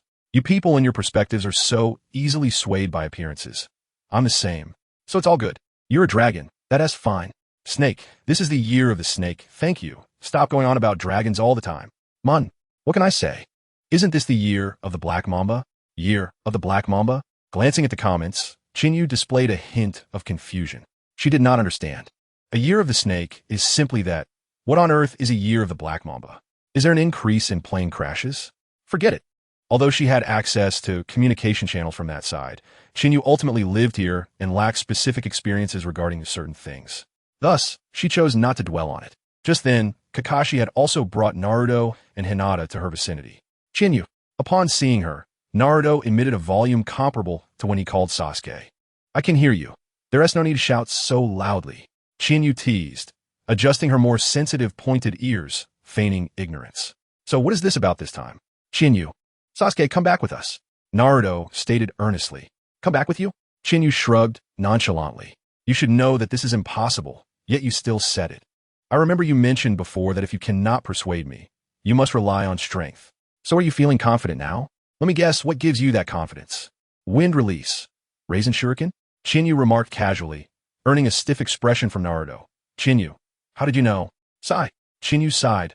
I told you, don't underestimate my intelligence network. I admit that your wind release. Raisin shuriken indeed possesses unique merits. Regrettably, it is still insufficient for me. As she spoke, Chinyu extended her delicate, alabaster hand. In the astonished gaze of the Konoha crowd, a cerulean sphere materialized in the palm of Chinyu's hand, followed by a subtle tempest beginning to swirl around that azure orb. The fierce wind pressure sliced through the faces of the onlookers like a blade. In the blink of an eye, the winds spiraling around the cerulean sphere coalesced into the form of pure white shuriken. Observing this all-too-familiar scene, Naruto rubbed his eyes vigorously, murmuring as if in a trance, Futon, Rasen Shuriken. Indeed, this is the Futon, Rasen Shuriken. I cannot be mistaken about its cutting prowess. Kakashi had, unbeknownst to him, already raised his forehead protector, his Sharingan spinning wildly, attempting to capture every detail of the technique, yet all he could perceive was a blur of indistinct shadows. Is this the perfected version of the Futon, Rasen Shuriken? He pondered, recalling the dismal state Naruto had been in while practicing this technique. Gazing at Chinyu, his eyes were filled with astonishment and admiration. After staring for a few seconds, Kakashi relaxed his tense battle stance and sincerely remarked, as expected of Chinyu, even the Futon, Rasen Shuriken cannot hinder you. Kakashi was entirely convinced by Chinyu's capabilities. If he had previously harbored a hint of intention to issue commands, now he simply wished to take a back seat. Meanwhile, Hinata had long since abandoned the thought of battling Chinyu 3 years prior. Only the stubborn Naruto remained reluctant, questioning why. Why can you also perform this technique? I struggled so hard to master it. Is the Futon, Rasen Shuriken truly that difficult? Chinyu tilted her head in confusion, her light-hearted words silencing Naruto's protests. It is merely a combination of nature transformation and shape transformation. Chinyu was well qualified to make such a statement. Over the past 3 years, the vast accumulation of experience had elevated most of her essential abilities to the pinnacle of the ninja world, and her wind blade technique, which she had started from scratch, naturally fell within the realm of enhancement. For her now, controlling the wind and even transforming it was well within her capabilities. Thus, she was fully equipped with the ability for nature transformation and wind release. As for shape transformation, it was a fundamental skill that she had seamlessly integrated with her other abilities. Naruto, you surely haven't forgotten that 3 years ago, I was already adept at manipulating wind. How could you possibly surpass me? Upon finishing her statement, Chinyu casually waved her hand, and the azure sphere traced an elegant arc, warping the very fabric of space as it passed. The distant structures were reduced to dust upon contact, yet not a shred of excess chakra leaked out. Naruto, Chinyu's voice carried a hint of pity. You're not still attempting to endure the backlash of this technique with brute force, are you? Kakashi covered his eyes, unwilling to witness Naruto's expression. The same technique, in Naruto's hands, could only serve as a self-destructing truck, inflicting 1,000 casualties upon enemies while suffering significant self-damage. But in Chinyu's hands, it was as precise and lethal as a homing missile. The disparity was staggering. The harsh reality shattered Naruto's confidence like a hammer. Fortunately, he was still in the naively obstinate phase, recognizing the gap yet still determined to pursue it, unlike the Naruto from the final movie who, overwhelmed by knowledge, faced despair at the hands of Otsutsuki Kinshiki. Hence, Chinyu paid Naruto no further heed and turned her gaze directly to Kakashi. I can roughly surmise your intentions for coming here. Let us proceed with the formalities. Very well. Kakashi nodded, adjusting his expression before stating, Chinyu of the Phoenix Temple. Uchiha Sasuke, your days of misdeeds and reckless abandon have come to an end. Surrender the seven tails Jinchuriki. Chinyu's voice was grave. If you desire it, then come and take it yourself. You know the rules. Kakashi replied, I anticipated you would respond in such a manner. Chinyu made an unintelligible series of rhythmic sounds, akin to a playful drumbeat. After this brief, comedic interlude, the two exchanged glances for several seconds, the atmosphere growing increasingly tense, as if a grand battle were imminent. Ultimately, however, Kakashi was the first to avert his gaze and retrieved his special tool, the lover's paradise, retreat. Naruto, who had been engrossed in the standoff, was caught off guard. Kakashi-sensei, why? Because our purpose here was primarily symbolic rather than practical. Kakashi responded casually while observing the lover's paradise. Tsunade dispatched the Jinchuriki not because she realized her efforts were needed, but rather to assure other ninja villages and their citizens that she was indeed striving. All right, let us depart. With that, Kakashi leaped away, seeking Yamato to assess their gains.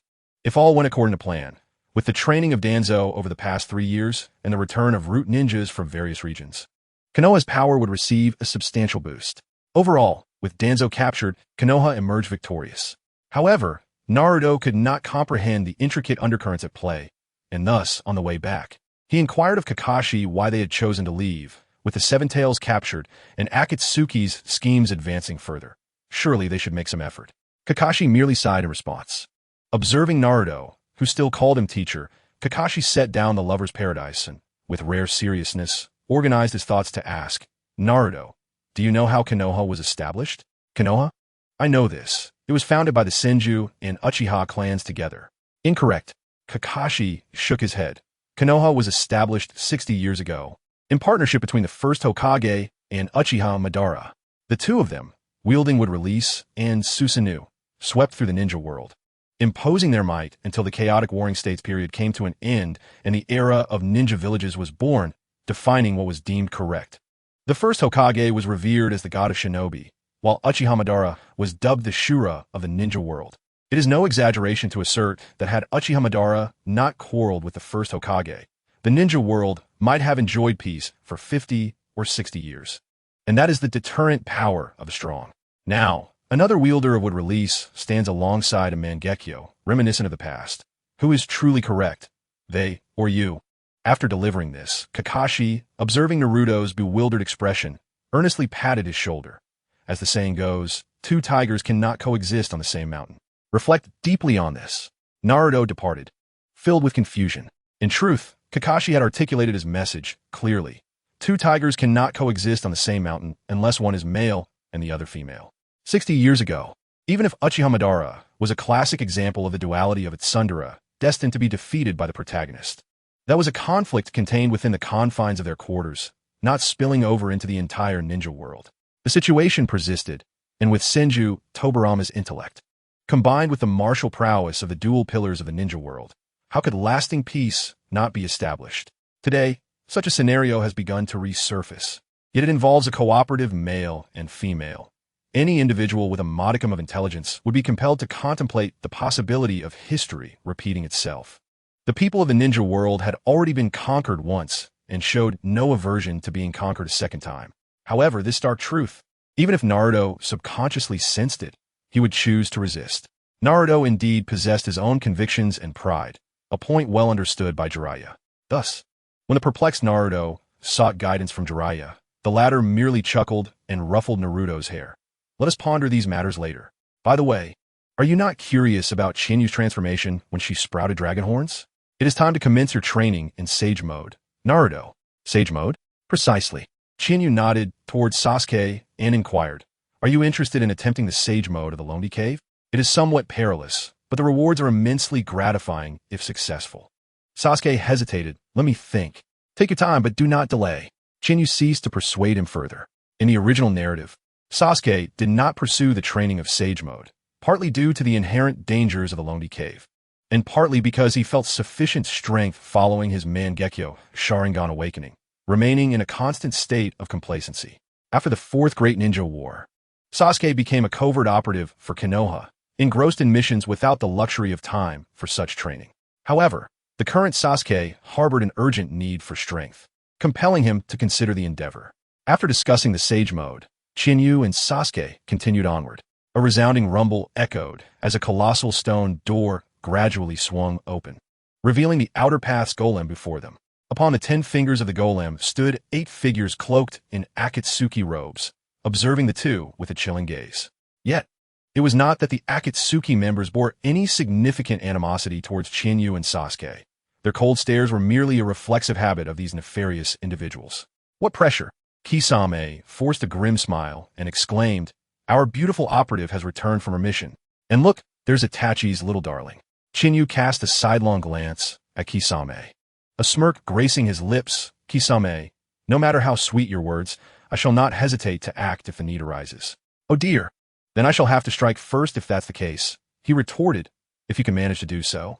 Chinyu lightly brushed past Kisame and leapt onto the finger where Konan stood, unabashedly wrapping his arms around her slender waist, burying his face in her chest, and inhaling deeply, exclaiming with a hint of infatuation, "No matter the time, I can never tire of the scent of Sister Konan."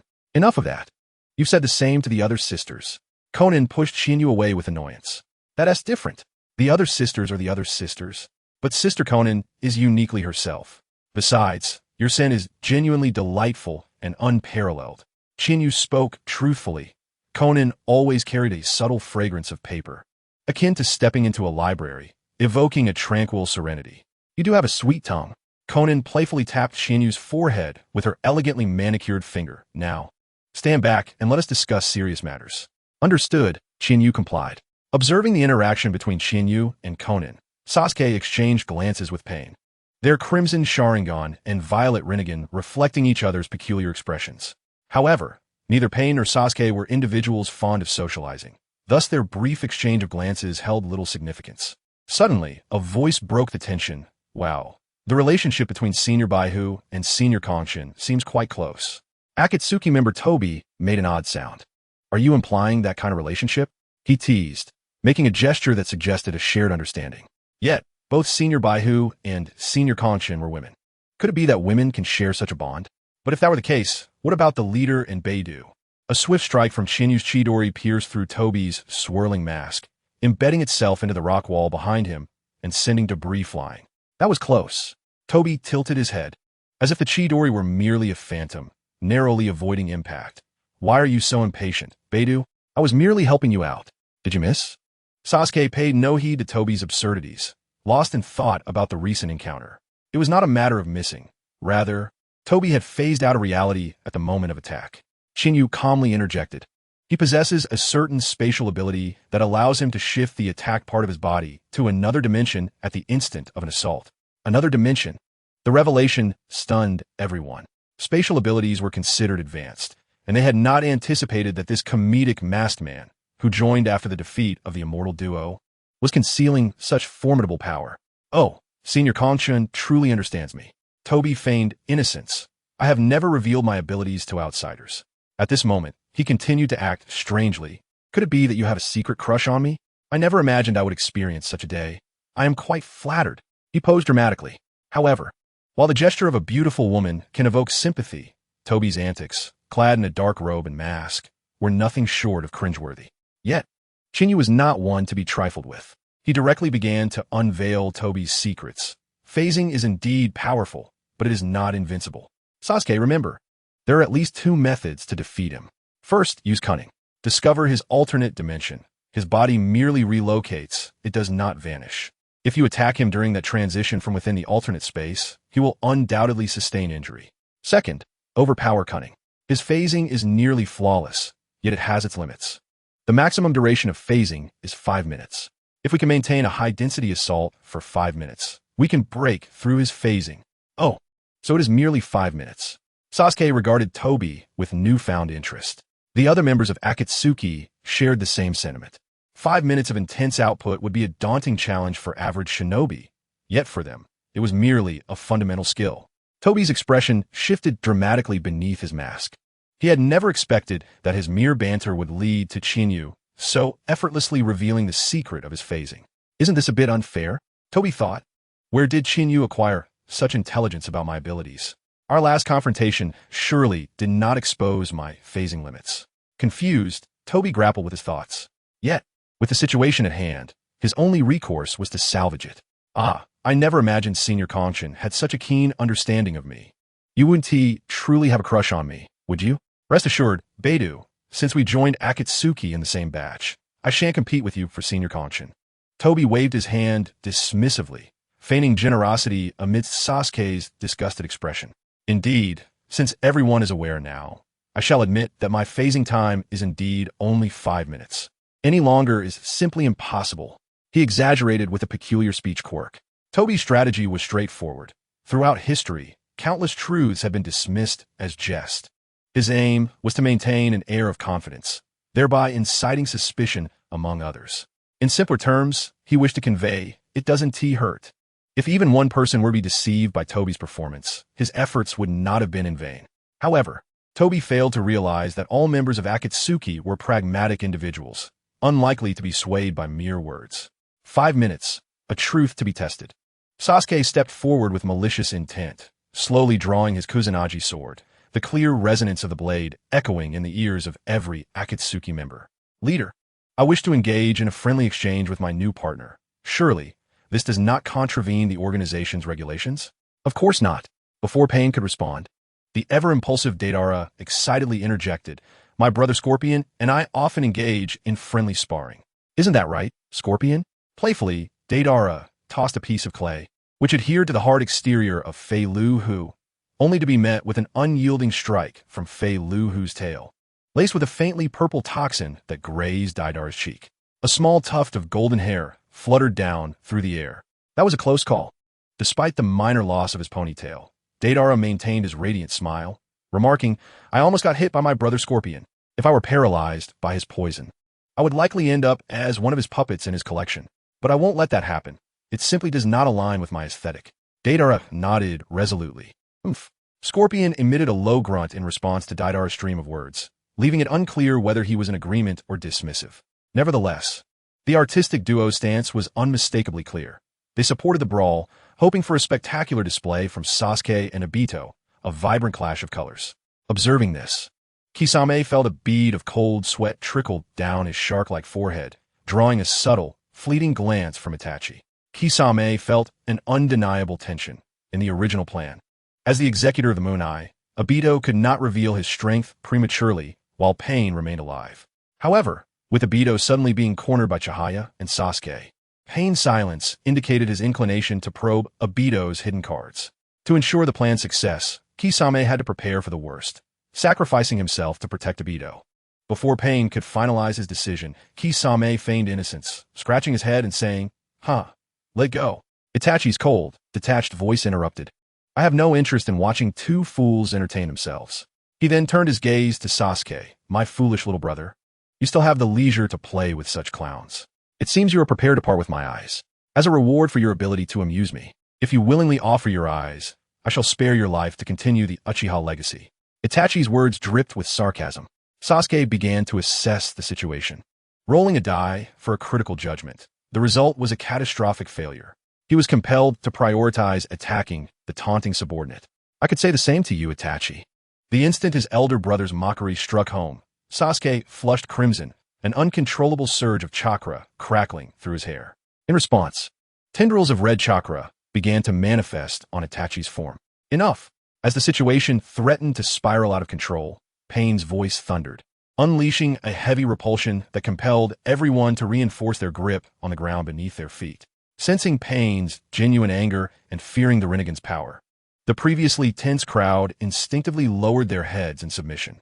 Observing this, Obito, reluctant to concede defeat, remarked, as expected of the leader, the moment the Rinnegan speaks.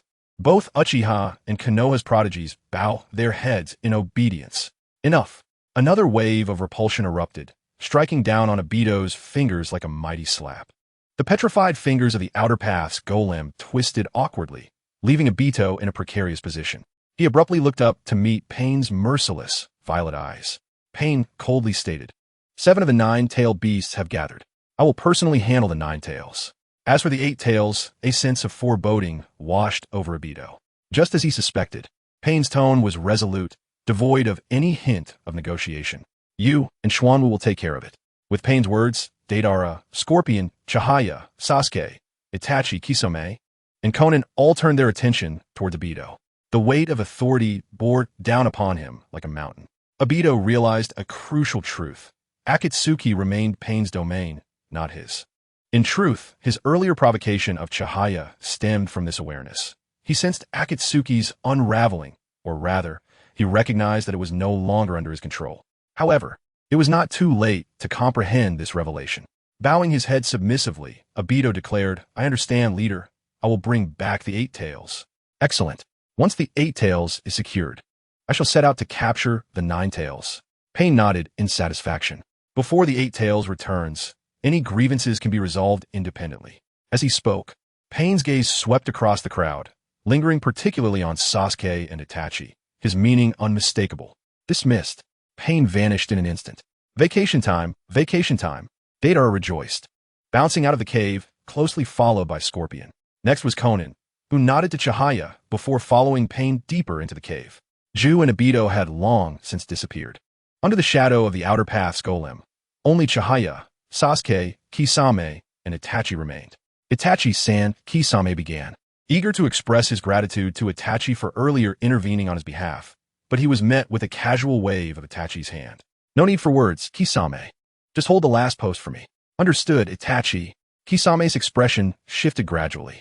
Sometime later, at the Uchiha secret base, Sasuke and Itachi stood facing one another. Both activated their Sharingan, scrutinizing each other.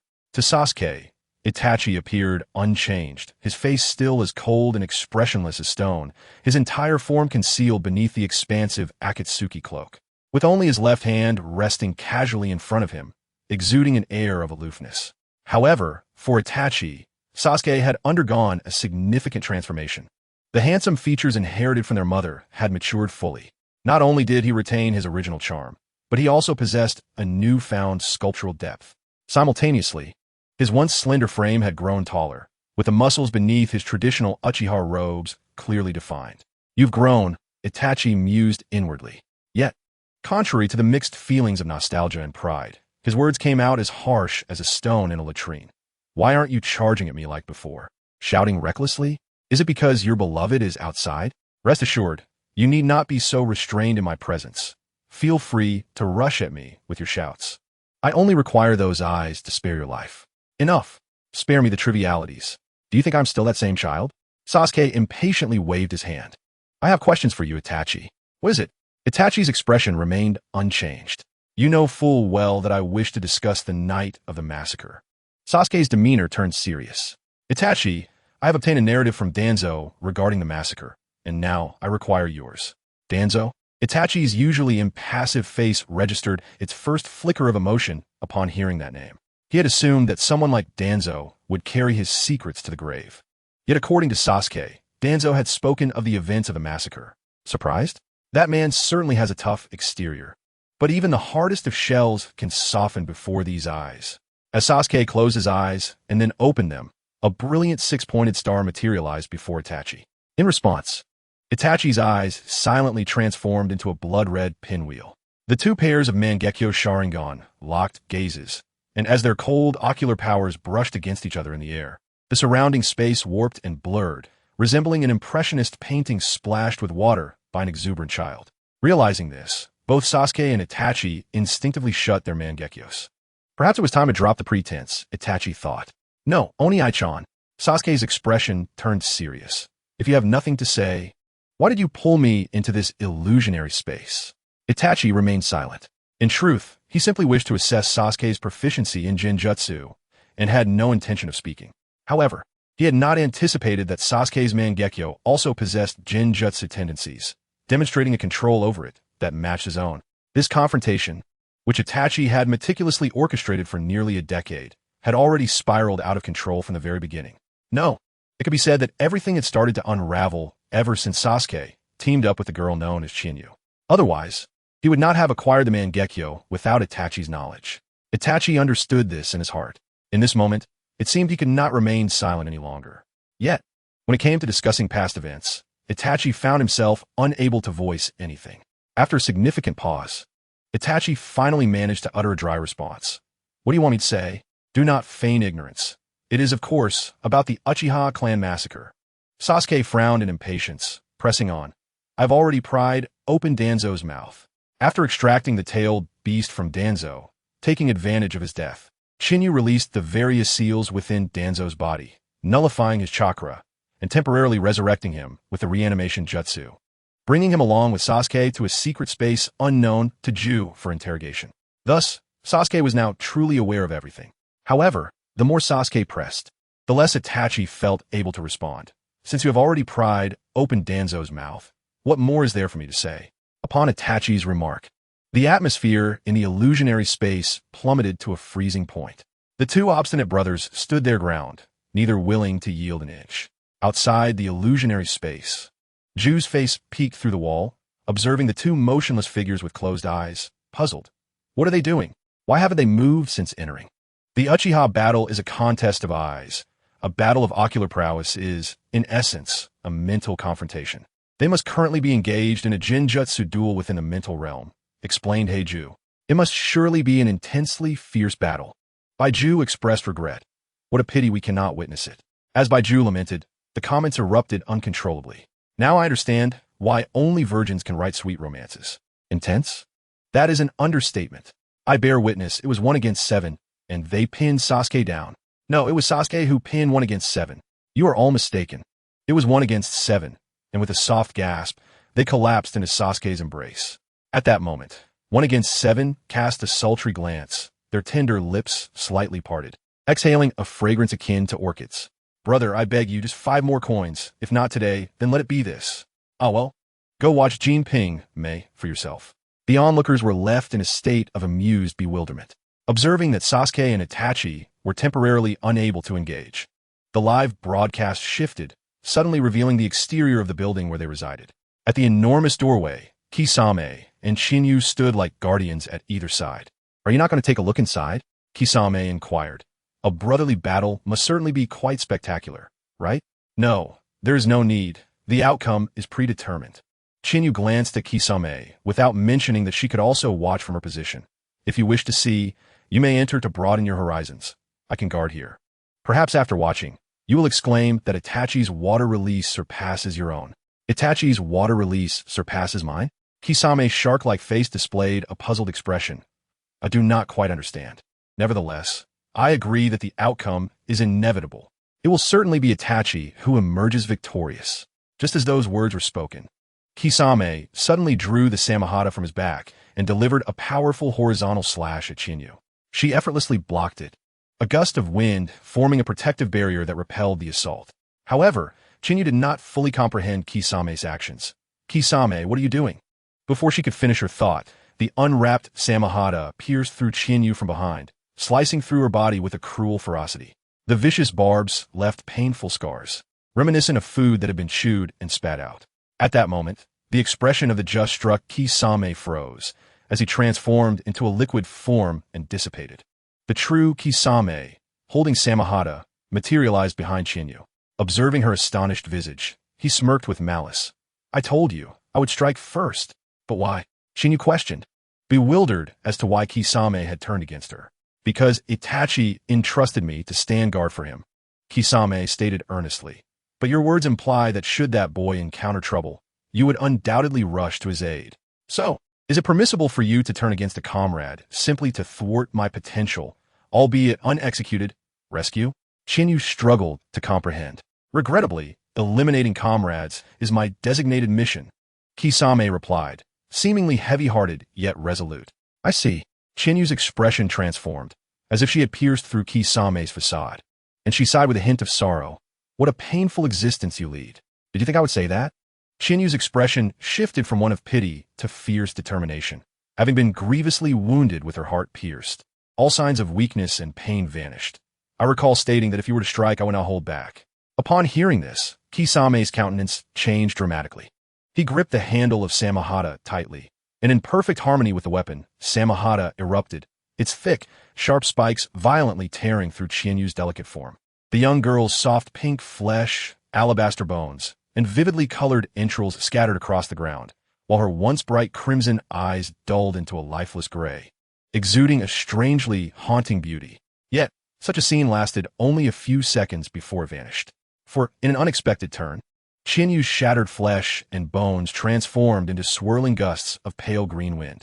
In Kisame's astonished gaze, as the gentle breeze drifted away and reassembled, Qianyu appeared unscathed, as beautiful as ever. The familiar scene left Kisame exclaiming in shock, "Jinjutsu? When did this happen? You think this is Jinjutsu?" Qianyu tilted her head in confusion, but soon grasped why Kisame thought so. "Oh, you must be referring to Uchiha Itachi's crow clone, right? That form is indeed quite similar. However, I do not possess the passive ability of Uchiha Itachi to transform a disadvantage into Jinjutsu when he finds himself in peril.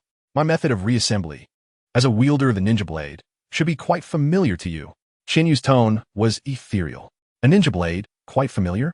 Kisame furrowed his brow in contemplation, quickly recalling a similar scenario from his own memories. Kisame. "Bingo, you got it right. Well done." Qianyu clapped gently. "If the Hozuki clan represents water transformation, then my technique should be termed wind transformation. However, wind transformation does not have a nice ring to it. So I have given my technique a more elegant name, Immortal Wind Cloud Body Technique. What do you think?" Goijiao did not respond to Qianyu's playful remarks. At this moment, his shark-like visage was filled with solemnity. The ability of the Guizhi clan's water transformation technique to render one immune to physical harm was already quite extraordinary. However, since it was a bloodline limit, it was somewhat acceptable. After all, bloodlines are inherently noble and thus not entirely surprising. Yet here was Qianyu, who had achieved a bloodline-like effect through her techniques. Such prodigious talent was truly astonishing to Guijiao. For her part, Qianyu remained unfazed, as her accomplishments were solely the result of her own hard work and a touch of strategic enhancement. The Xianfeng Yuntai technique and even the ability to ride the winds were merely byproducts of her mastery over the wind sword technique at an advanced level. She possessed several such byproducts. "Ban, you really have given me a daunting task," Guijiao thought with a wry smile as he observed Qianyu, with the character for enemy inscribed on her left cheek and none on her right, while the word was etched upon her forehead. However, there was no option but to adhere to the rules. A ninja must complete their mission regardless of the circumstances, a principle established long ago. Guijiao steadied his breath, clenched his shark-like muscles, and charged directly at Qianyu, igniting an internal conflict among the Akatsuki members. Meanwhile, on the other side, "Forgive me, Sasuke, I do not wish to speak." After a prolonged standoff, Itachi finally broke the silence. Proud as a member of the Uchiha clan, he could not acknowledge his mistakes without experiencing death or a true defeat. "But what if I insist you speak?" Sasuke unsheathed the Kusanagi sword. "Then defeat me." "Very well," Sasuke replied with an indifferent nod. In the next moment, the freshly drawn Kusanagi sword pierced Itachi's heart from behind. Caught off guard by Sasuke's swift action, Itachi's normally expressionless face momentarily displayed astonishment. However, just as Qianyu had pointed out, Itachi possessed the passive ability to transform adverse situations into illusions. The momentary shock on Itachi's face solidified, and soon, glossy black crows emerged from his eyes and mouth, transforming into a large figure that dissipated into crows, leaving only the Akatsuki cloak pierced by the Kusanagi sword. Hanging from the gleaming blade, the acrid scent of exploding tags wafted through the air. Not good. Sasuke's expression changed dramatically as he abandoned his sword and retreated. The Akatsuki cloak, adorned with red clouds on a black background, fell, revealing that within its folds, 2 explosive tags had been affixed unbeknownst to him. The specially crafted explosive tags burned with astonishing speed. Sasuke had barely jumped away when boom, boom, a fiery explosion engulfed him. Moments later, Sasuke emerged from the flames, his body billowing with smoke. Yet, at that instant, Itachi was already waiting by his side. Fire release, Phoenix fire technique. A barrage of fireballs erupted, accompanied by a flurry of expertly thrown shuriken. Sasuke felt as if he were a mosquito ensnared in a spider's web, surrounded by an overwhelming sense of pressure. Was this the true power of Itachi? Sasuke mused inwardly. Before the battle, Chinyu had taught Sasuke a simple method to gauge whether Itachi was truly exerting his full strength. Observe the fire release technique, particularly whether Itachi performed hand seals. If he did, or if it was visible that he was making seals, it indicated he was holding back. The Phoenix Fire technique before him appeared to be executed without seals. Chidori Stream. The crackling lightning extinguished the flames and deflected the shuriken, maintaining its momentum as it surged towards Itachi. A variation of Kakashi's Chidori? Itachi furrowed his brow as he formed hand seals with one hand. Rat, ox, tiger, snake, horse, monkey. What is this? Though skeptical, Sasuke quickly recognized the familiar seals and felt the chakra flowing within Itachi. He swiftly retracted his attack, canceling the Chidori Stream's release. Sasuke's decision proved wise. The next moment, a formidable water dragon erupted from behind Itachi, soaring through the air to absorb Sasuke's Chidori Stream, ultimately redirecting the electric current back toward him. Water release, water dragon bullet technique. Lightning water dragon bullet. Fire release, great dragon fire technique. Boom. The clash of water and fire generated a dense cloud of steam, enveloping the interior of the building in a blinding white haze. Seeing this, Itachi frowned and stepped into the thick mist. The scene shifted to Sasuke, who leaned against a stone tablet, drenched in sweat as he channeled chakra to soothe his numb body. His great dragon fire technique had neutralized Itachi's water dragon bullet, but it had not completely evaporated it. Thus, the residual water, still charged with electricity, struck him. Sasuke was genuinely unaware that his elder brother possessed such formidable water techniques. The disparity in intelligence had cost him a minor setback. Yet, even in the face of adversity, Sasuke laughed. He laughed heartily, finding joy in the thrill of battle. This is what makes it interesting, Itachi. Sasuke called out into the mist. In response, a volley of kunai, each attached with explosive tags, came hurtling towards him. Hearing the sharp whistling of the kunai slicing through the air, Sasuke's gaze sharpened as he drew two kunai from the sealing scroll on his wrists, preparing for a thrilling confrontation of ninja tools. However, before he could pinpoint the kunai's location through sound, a series of metallic clangs resounded, preceding his actions. As those sounds reached his ears, a memory flashed before Sasuke's eyes, recalling his childhood when he had watched Itachi train with shuriken. Understanding Itachi's intent, Sasuke retracted his kunai and formed hand seals. Earth release, earthquake technique. As if standing on an elevator, the ground beneath Sasuke's feet began to descend rapidly, pulling him down along with it. Clang, clang, clang. As anticipated, Itachi's kunai scattered around the stone tablet. At the same time, the explosive tags ignited. The resulting explosion shattered the stone tablet and tore through the earth, momentarily clearing the mist and transforming Sasuke's former position into ruins. Yet, even as the area was reduced to rubble, Itachi sensed no movement from Sasuke. Where'd he go? Itachi's mind raced as his keen Sharingan scanned the surroundings, front, back, left, right, up, down, down. Itachi suddenly looked down as a powerful hand emerged from the ground, seizing his ankle. Earth release, heart cut technique. Sasuke's furious shout echoed from below. A tremendous force propelled Itachi's body downward, until only his head remained above the surface. Did I succeed? Sasuke gazed at Itachi's head, a hint of doubt creeping in. No, I have failed.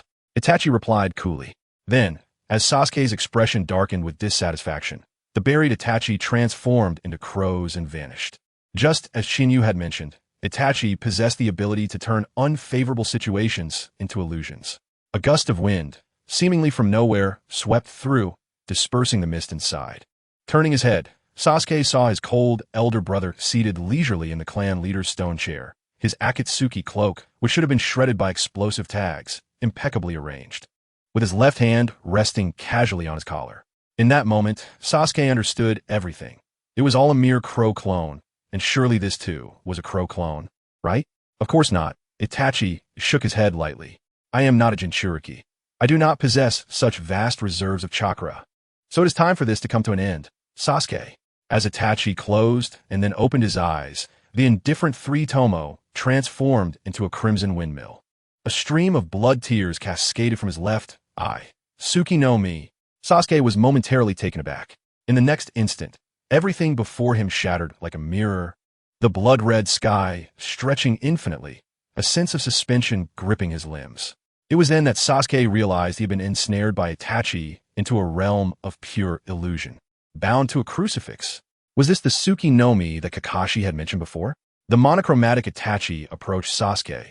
That was Kakashi's first encounter with Tsuki no Mi, but it was not yours. Impossible. Sasuke exclaimed, his eyes widening in disbelief. You guessed correctly. Itachi nodded. The scene you witnessed on the night of the massacre was what I implanted in you, through Tsuki no Mi. The Avenger's role was a script I had penned for you. Originally, I had planned for today to be my demise, which would awaken your Mangekyo Sharingan.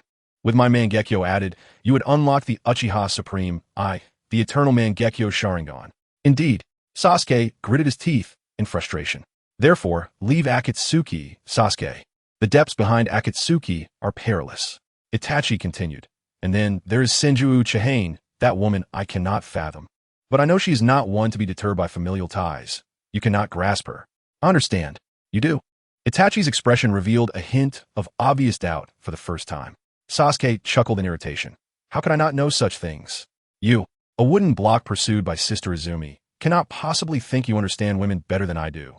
Sasuke launched into a barrage of banter. The damage type was determined to be real damage. A weak point was struck, a critical hit. Itachi found himself momentarily speechless. Witnessing the normally cold and composed Itachi being hit where it hurt by his younger brother was quite the spectacle, and the audience erupted into laughter. The so-called real damage is the most genuine of injuries. Itachi asserted, we are merely brothers. Let us discuss matters without crossing boundaries. It is comical. Really, a veteran virgin and a young virgin, discussing women without even having kissed one. Indeed, there are even those online who have yet to find someone they fancy. For a moment, silence reigned both in and out of the narrative. Fortunately, unlike the viewers, Itachi possessed an extreme mental state, allowing him to quickly regain his composure. He inquired, then why do you still? That is my goal. Sasuke replied earnestly, his tone sincere. If one lives without lofty aspirations, is it not a futile existence? Itachi fell silent once more. He acknowledged that Sasuke's words bore some truth. Indeed, life requires a semblance of purpose. However, to claim one's objective is to pursue a woman. What kind of goal is that? Itachi could not accept such an ambition. He scoffed. I see you have been led astray by that white-haired, red-eyed woman. Think what you will. Sasuke shrugged off the comment. Looking disdainfully at Itachi, I know that throughout my journey, it has been Chihane who has supported me, when no one else understood or backed me. She was the only one who did. My path of growth is filled with her presence, not yours. If being understood, supported, and aided by someone is being harmed, then let it be said, I have been harmed by her. Itachi's grip on his sword tightened. The external temptress was truly detestable.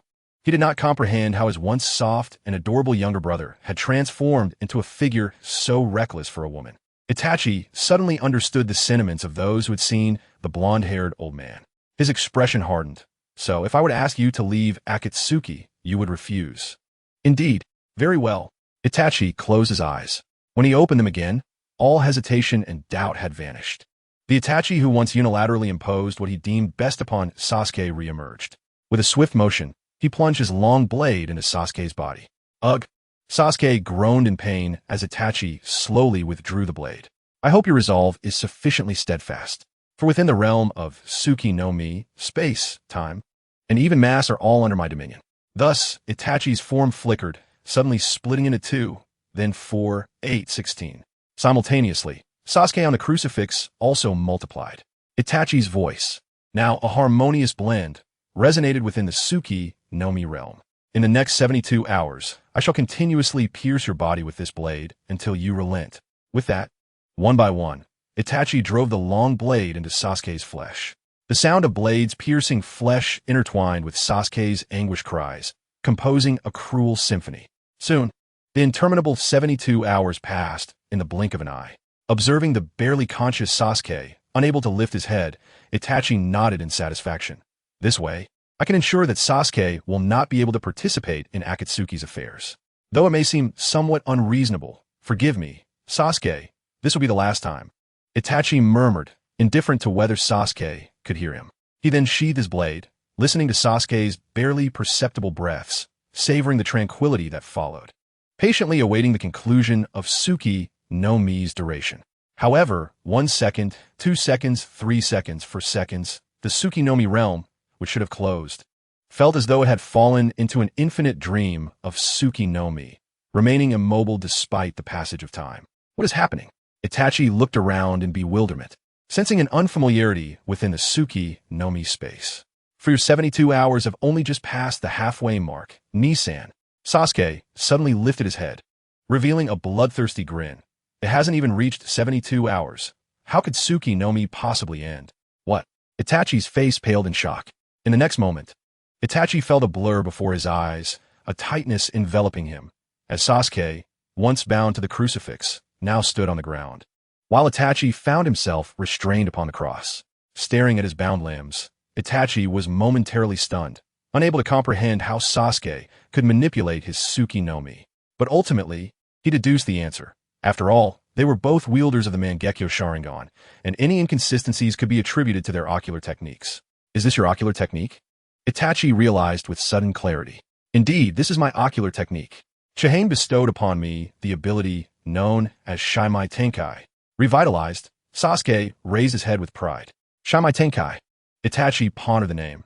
Many Mangekyo techniques reflect their functionality through their nomenclature, and Sasuke's was a quintessential example.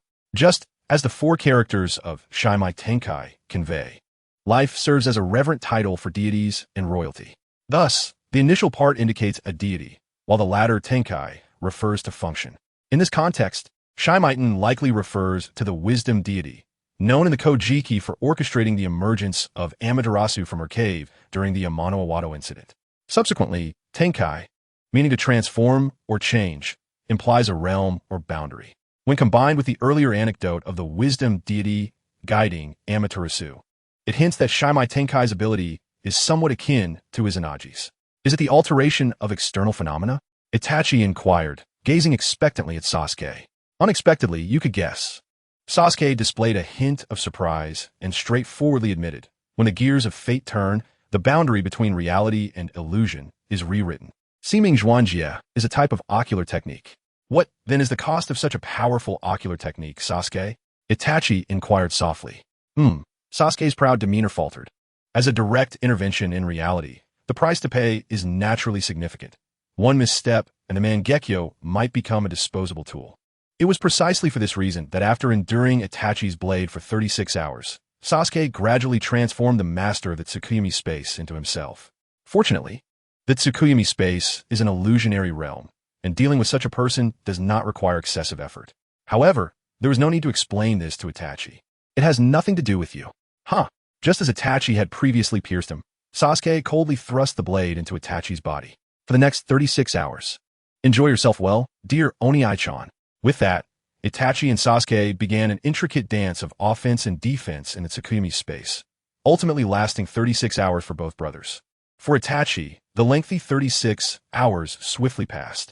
Outside, amidst the discussions between White Zetsu and Black Zetsu, Sasuke suddenly buckled at the knees and knelt on the ground. It's over. White Zetsu's spirit jolted. I told you, Itachi's Tsukuyomi is unmatched in the world. It indeed seems so. Sasuke was still a bit too inexperienced. Black Zetsu nodded in agreement. Let us hurry and call Itachi to assist Kisame. He is on the verge of collapse. Black Zetsu maneuvered the body and swiftly approached Itachi using the fleeting technique. However, before the rapid fleeting technique could arrive, Itachi's eyes widened. Blood tears streaming from the corners of his eyes as he fell back, a mouthful of old blood erupting like a fountain, splattering several meters away. White Zetsu and Black Zetsu were suddenly alarmed. What is going on? White Zetsu was puzzled. Didn't Sasuke fall under the Tsukuyomi? Why is it Itachi who is spitting blood? That would likely require asking what Sasuke's Mangekyo technique was. Black Zetsu reacted swiftly, controlling White Zetsu's body to hide once more. Remember hiding? Are you suggesting? Both White Zetsu and Black Zetsu began to speculate about Sasuke's ocular technique. Meanwhile, Sasuke had already risen again. It seems this time I have one, Itachi. The backlash of the Tsukuyomi being seized, combined with the consumption and damage from the Tsukuyomi, has simultaneously triggered your internal wounds. I imagine standing up is now a challenge for you. Cough, cough, cough. Itachi's words were abruptly interrupted by a fit of coughing. In that moment, he seemed to transform into a moonlit gale. Despite his considerable strength, a single asthma attack would render him entirely powerless. Such a state only further validated Sasuke's claim. Yet even so, Itachi still struggled to stand. Sasuke shook his head helplessly. The curse mark's fiery patterns crept up his body. and the fatigue and pain caused by the Tsukuyami instantly dissipated. He darted forward, delivering a heavy punch to Itachi's abdomen. The purple skeletal framework of Susanoo flickered momentarily, but ultimately the red framework was shattered by the purple. Wow! Itachi spat out another mouthful of blood, leading one to question if he was on the brink of death. Nevertheless, his stubborn right eye, the Mangekyo, remained locked on his Sasuke, the undying eternal flame about to erupt.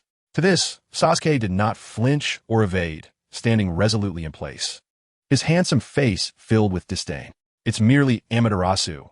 I have encountered it before, something that can be evaded with a simple Yamada no Orochi technique. What is there to fear? He was still in a state where he could utilize the Yamada no Orochi technique. But whether Itachi could still afford to use Amaterasu was uncertain. Sasuke understood this. Itachi also comprehended. Even if he could still use Amaterasu, what good would it do to activate Susanoo at the cost of his life? He possessed Susanoo, but did Sasuke not? The moment that Tsukuyami was unraveled by Sasuke's ocular technique, he had already lost. Alas, the breath of resolve within Itachi dissipated, and the strained state he had maintained could no longer endure. He instantly rolled his eyes back and fell into unconsciousness. Thud! His heavy body collided with the ground, producing a solid thud. Did I win? Although he had known this beforehand, witnessing Itachi fall and seeing his once omnipotent brother close his eyes, the sensation of victory flooded Sasuke's heart. I truly won. An unprecedented exhilaration surged within him, the burdens of many years dissolving in an instant. Sasuke felt entirely unburdened. Even the pain in his eyes had vanished. Right? Chiyu is still waiting for me outside. Remembering Chiyu, an excited Sasuke was eager to rush out and share the joy of defeating Itachi. However, just as he took a step, he was halted by Itachi's unconscious body. Sasuke then recalled that he had yet to decide how to handle his brother. Should he kill him for revenge, or as Chiyu had jested during the prior conversation, imprison him to expand the Uchiha clan? Sasuke could not yet determine. He had a vague new idea, but needed to discuss it with Chiyu. After contemplating, he hoisted the unconscious Itachi and moved towards the door. Yet upon stepping outside, he did not see Kisame and Chiyu standing guard, but rather a scene filled with battle scars, the icy landscape littered with ice swords. Noticing Sasuke's emergence, a large ice block housing Kisame in his fused form, with ice swords embedded in his back and limbs, turned his minuscule shark eyes to gaze at Sasuke. On your shoulder is Itachi-san. How is it possible that he was defeated by his brother? This is nothing strange, right? Sitting beside the ice block, Chiyu leisurely tossed an ice shuriken in play. They were both Mangekyo users. Itachi's information had long been exposed, yet Sasuke's Mangekyo had never been revealed, hence losing was to be expected. Nonetheless, Chiyu had not anticipated Sasuke's Mangekyo technique to be so extraordinary. Siming Zhuanjie, a variant of Izanagi. If Izanagi signifies a change in oneself, Siming Zhuanjie represents a transformation of the external. Clearly, this ocular technique was born from Sasuke's intense desire to reverse the state of life and death. Did I pretend to commit suicide and stimulate Sasuke to such an extent? Chiyu clicked his tongue. The Sharingan, upon awakening, has a fixed effect, even amplifying the user's extreme mental state. The Mangekyo is the pinnacle of this. It is no wonder Sasuke could manifest such an ocular technique, making it understandable why he is so obsessed with her. It is all the fault of the ancient dragon, writing about the Huahua Shijin record, where the wife, concerned for her husband before he departs, ends her own life, left a deep impression on me. Chiyu sighed inwardly. This time, I truly can no longer engage in abstraction. Kisame was oblivious to Chiyu's inner monologue. Upon hearing Chiyu's explanation, he immediately concurred. After all, a ninja's battle is a battle of information. I see. Kisame's hope of escaping the ice prison shattered. His body, which could barely resist the cold, instantly lost most of its sensation. Feeling the rigidity in his body, a hint of resigned bitterness emerged on Kisame's ice-laden face. It seems we cannot return this time, Itachi-san. You once said that one can only realize who they are at the moment of death. Have you come to that realization? Farewell, Itachi-san. The despairing Kisame relinquished his will to survive, and the ice that had only reached his waist began to creep up his face at a visible pace. Observing this, Chinyu had to temper the temperature of her ice ninjutsu, while saying, all right, don't be so hasty. Uchiha Itachi is not dead yet. Not dead? Kisame's spirit jolted, the glimmer returning to his shark-like eyes.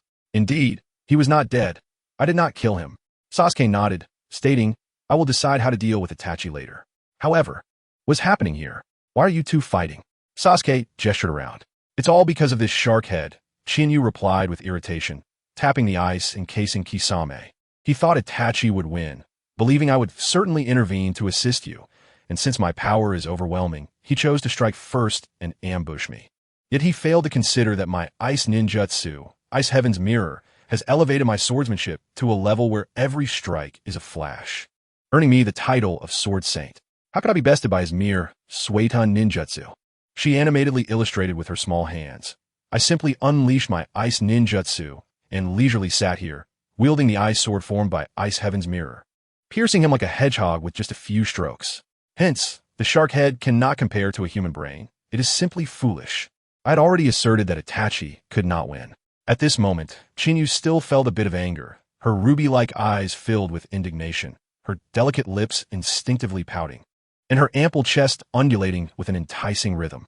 After all, she had no intention of finishing off Kisame there. It was Kisame who insisted on provoking her. However, after a brief complaint, Chinyu noticed that Sasuke had fallen silent. Turning to look, she found Sasuke gazing at her with a smile reminiscent of a loving aunt. Checking the barrage of comments, she saw yet another wave of excitement. Angry Chinyu is so cute. All right, it's all bad Kisame's fault. Let's beat him. Calm down. Dear wife, anger is detrimental to lactation. I fear our future son may not have milk to drink. You are not the only one who drank it all. Impossible, absolutely impossible. Brother, you understand me. I only provide gentle care, and the only thing pure will be the pacifier. Brother, you know me, if it were me, the only thing pure would be small. All right. I know you both possess extraordinary skills. If we delve further, we may become unfit for scrutiny. Let us talk about something else. Okay, let me take a turn. Chinyu, darling, are you perhaps acting a bit spoiled? Is it that time of the month for you? Chinyu? Chinyu exclaimed. Gaia. She had remained unaffected by the previous comments. But this remark about her being spoiled and the mention of her monthly cycle caused her to lose her composure. For if her previous cuteness was merely to enhance her impression, this time she truly felt a bit upset. It still appeared to be acting spoiled in the eyes of the public. Moreover, the latter was indeed a reality. This had been a consistent occurrence since last year, without any unusual symptoms. However, the fixed blood loss debuff was inescapable, and it bore no relation to her strength. The ninja system was not akin to the cultivation system, and there was no concept of slaying the Crimson Dragon. This indicated something significant. It demonstrated that she was truly experiencing the trials of womanhood. Enough. Chinyu shook her head in resignation, delivering a swift kick to Kisame's icy prison. Cracks began to spread from the point her foot touched, creating a web of fissures. Moments later, the ice shattered, and the frigid Kisame collapsed to the ground. Shark head, you ambushed me, and shall not be spared. However, in light of our camaraderie, I offer you a new choice. Accept the curse mark, and become a gift I present to Sister May, returning to the village hidden in mist to live as a compliant shinobi. I am well aware of the current Mizukage Tsurumi May's capabilities. I can assure you she is vastly different from her predecessor, so you may rest assured. Therefore, choose death or submission. To Kisame, this posed no challenging dilemma. Returning to the village hidden in mist brought forth a fleeting nostalgia in his large shark-like eyes. Yet, this brief reminiscence was swiftly extinguished. Had he heard such words upon initially defecting from the village hidden in mist, he would have undoubtedly agreed without hesitation. I have learned of Tsurumi May. She is indeed unlike others. Kisame sighed heavily. Alas, it is too late. I am weary and seek only a simple and direct path, having lost the strength to rebuild and strive. Kill me. Death is merely a release for me. By the end, Kisame's expression had settled into serene calmness, resembling a monk who had seen through the vicissitudes of life. Very well, Chinyu replied lightly. For this true man of the shinobi world, she held a measure of respect.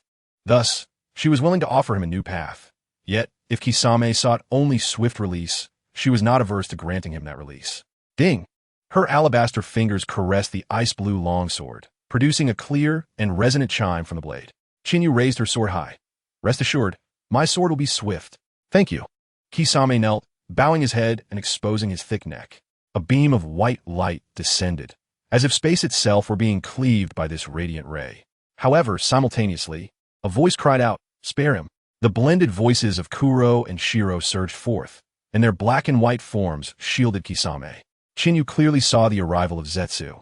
Yet when he appeared, her sword did not falter. Instead, she intensified her strike, the swift white light enveloping the blade. Thwack! Kuro and Shiro split apart, falling to either side of Kisame. At that moment, surprise flickered across Chinyu's face, as if she had only just noticed Zetsu, her expression dropping. "Zetsu, how did you end up here?" "Oh no, I just struck you down with my sword. What should I do?" "Relax, I'm fine," Kuro's somber voice resonated.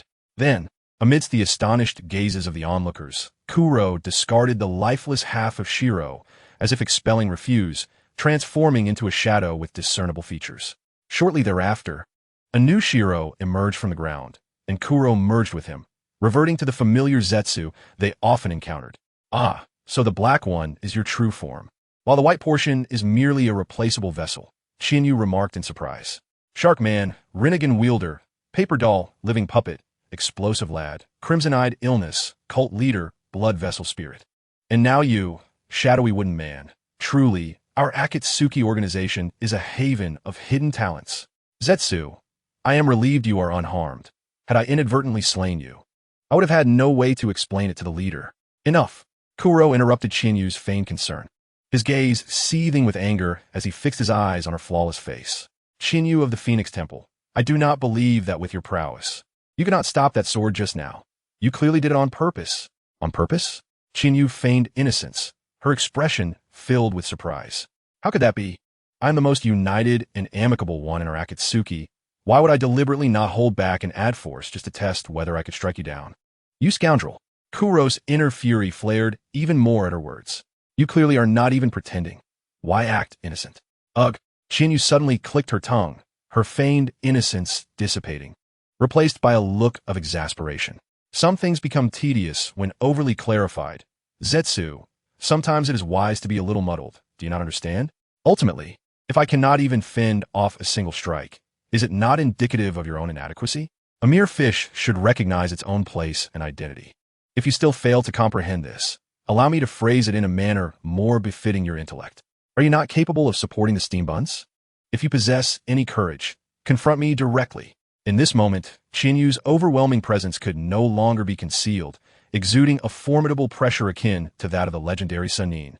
Thousands of hands manifesting a force that bore down upon Heiju like an unyielding mountain, silencing all its grievances and complaints. The sheer fury of Heiju stemmed from the truth that Chinyu's sword had indeed inflicted pain upon it. Often, the most honest truths are cloaked in jest. Chinyu's intention was to test whether he could sever a single strand of Heiju's essence, and he had managed to do so with remarkable precision, leading to Heiju's surprise and subsequent wrath. Its thoughts were simple. "Even my mother has never struck me." However, upon reflection, it seems Chinyu did not act with malice. Moreover, even if Chinyu had erred, did it not also bear some responsibility for its sudden appearance? It was a festive occasion, after all, and being children, perhaps it was best to let it go. Heiju lowered its gaze in silence. Observing this, Chinyu wrinkled her delicate nose and let out a haughty snort. Subsequently, she deftly shifted the topic. "Your unexpected intervention to save someone. Does that imply that Kisame is one of yours?" Heiju looked up in surprise, uncertain of how Chinyu had arrived at such a conclusion. "I have repeatedly warned you not to underestimate my network of information," Chinyu remarked casually. "Given my relationship with Xiaonan, is it truly so difficult to discern that there are two factions within Akatsuki? Is that so?" Heiju cast a sidelong glance at Chinyu, caught between the desire to retort and the reluctance to challenge her. Did it not know Chinyu? As a subject of great interest, every interaction she had with Xiaonan was under the watchful eye of Baiju. This flirtatious girl was either kissing, hugging, or cuddling, indulging in every whim to win her elder sister's favor. While the matters concerning Obito remained shrouded in secrecy within Akatsuki, Xiaonan had not even hinted at them. Thus, it was impossible for Chinyu to have gleaned any information from Xiaonan. The only plausible explanation was that Chinyu, with her beast-like intuition, combined with Xiaonan's subconscious cues and her encounters with Obito, had deduced this revelation. Contemplating this, Heiju felt a chill run through its core. Such an ability to infer information, coupled with an inexplicable strength, rendered Chinyu a formidable opponent that warranted caution. Heiju donned a conciliatory smile. Since you have discovered us, there is little left to conceal. Indeed, Kisame is one of our own. Wait, a voice interrupted. Heiju had anticipated it to be Sasuke, but it was Chinyu instead.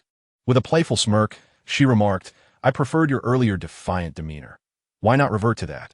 The expression of Heiju, formed from shadows, froze. Sasuke could not suppress a laugh. Observing this pair of bickering individuals, Heiju's face contorted in frustration, torn between reprimanding them and holding its tongue. Ultimately, it could only stifle its rage, producing a cacophony of colorful exasperation. After a moment of restraint, Heiju relented, waving dismissively. Ah, I was merely jesting. Now, continue with your affairs, Chinyu replied dismissively. In truth, there is little of significance to discuss. Heiju continued. It was the leader who, alongside a companion, established Akatsuki. However, the previous incarnation of Akatsuki was too weak and naive, ultimately falling victim to an ambush by Hanzo the Salamander. Thus, our involvement transformed Akatsuki into what it is today.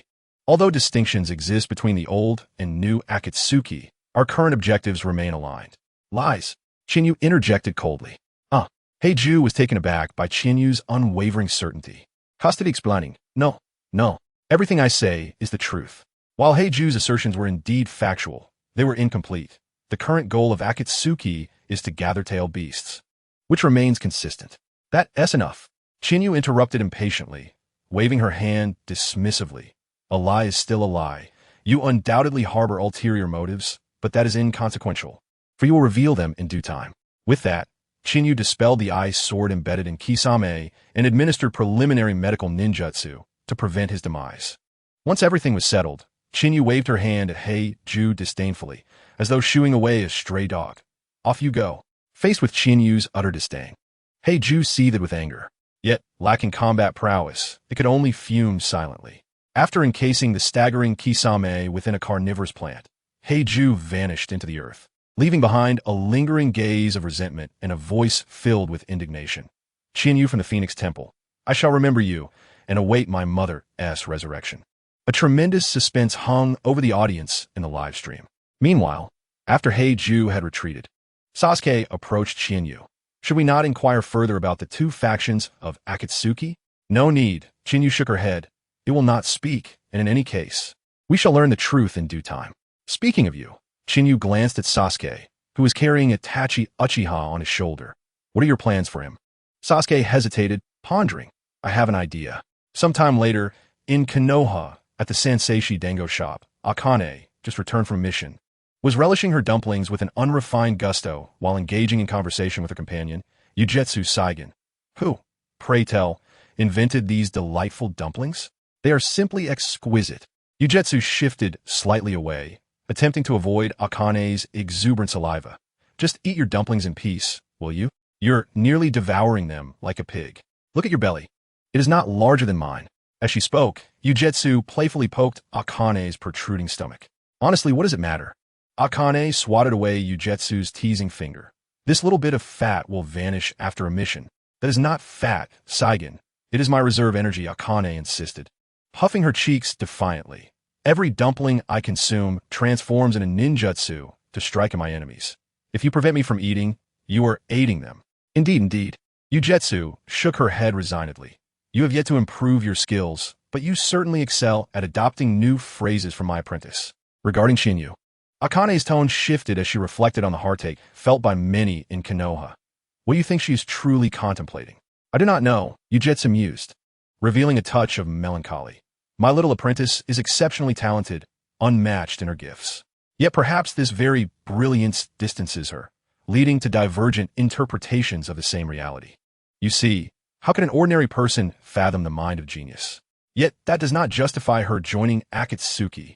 Akane protested indignantly, recalling Asuma's demise at the hands of the organization.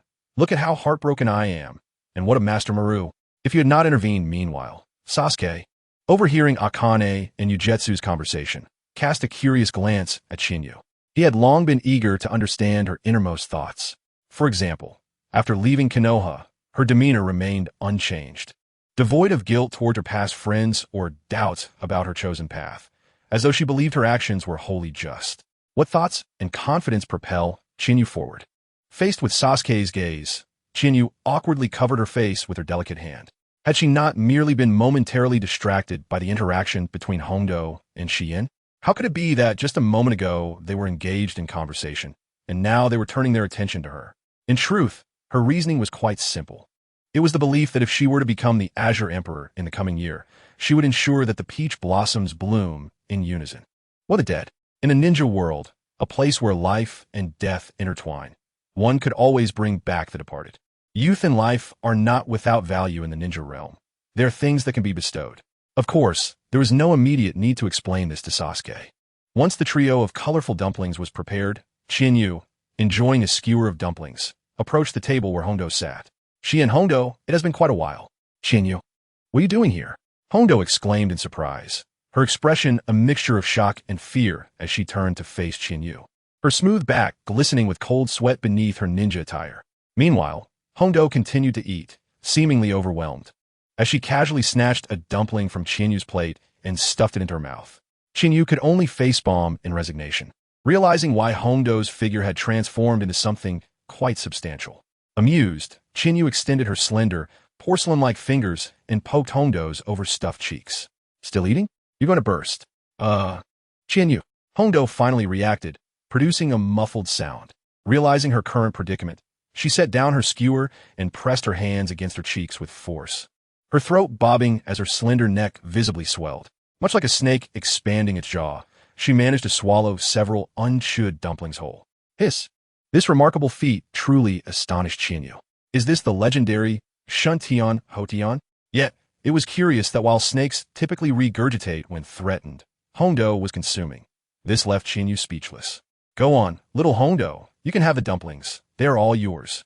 Chinyu placed the plate in front of Hondo, gazing at the dumplings before her. Hondo struggled to swallow. Chinyu, this plate of dumplings is not enough to win me over. I demand at least this price. The shameless Hondo gestured with her hands, prompting Shiin to erupt in exasperation, slamming her hand on the table. Hondo, all right, Shiin, I know you're eager, but please hold on. Hondo raised her hands in a placating gesture. As they say, early indulgence leads to enjoyment, while late indulgence requires persuasion. I am merely steadfastly implementing Chinyu's teachings. Huh, is that so? Shiin's lips twitched, her expression cracking as she regarded the theatrics of Hondo, an ominous aura creeping up her cheeks. Unable to contain herself any longer, Shiin lunged at Hondo. You glutton, I shall take you down today. Hey, Sigen, no. Yemai, that is not allowed. The two close-knit kunoichi from Konoha became entangled in a spirited scuffle. In no time, they were pulling each other's hair and straps, creating quite the spectacle. It is well known that Chinyu has a fondness for watching women fight. Everyone enjoys watching such displays. Thus, under Sasuke's unperturbed gaze, Chinyu found herself unwittingly drawn into the altercation. As their playful tussle continued, Hondo and Shiin exchanged glances. The next moment, Chinyu found herself facing an onslaught. Chinyu, watch out. In an instant, both Hondo and Shiin attacked with their respective skills. Observing the advance of both Hondo and Shiin, Chinyu let out a soft sigh. She had believed their quarrel to be genuine, yet it turned out to be a performance. Must there always be such theatrics? Could we not have a touch more sincerity? As the attacks approached her, Chinyu, enveloped in solitude, extended a single, pristine finger. The next moment, clang, the tip of her finger met the blade, producing a sound akin to metal striking metal. In Shiin's astonished gaze, Chinyu's finger, which should have been soft and delicate, now felt as firm as a fortress wall. The wall stood resolute against her blade, and no amount of force could breach it. How is this possible? Shiin instinctively uttered in disbelief. She understood that Chinyu was stronger, yet the notion that she could halt a blade with her finger surpassed her comprehension. Thankfully, while Chinyu intercepted Shiin, she did not stop Hondo. I did it. In Hondo's gleeful eyes, her serpentine technique's fangs sunk into Chinyu's skin. If this bite connected, the venom would surely incapacitate even a seasoned shinobi. However, it seemed that fate had other plans for Hondo today. The fangs struck Chinyu, but instead of penetrating, they produced a dull thud against an unyielding surface.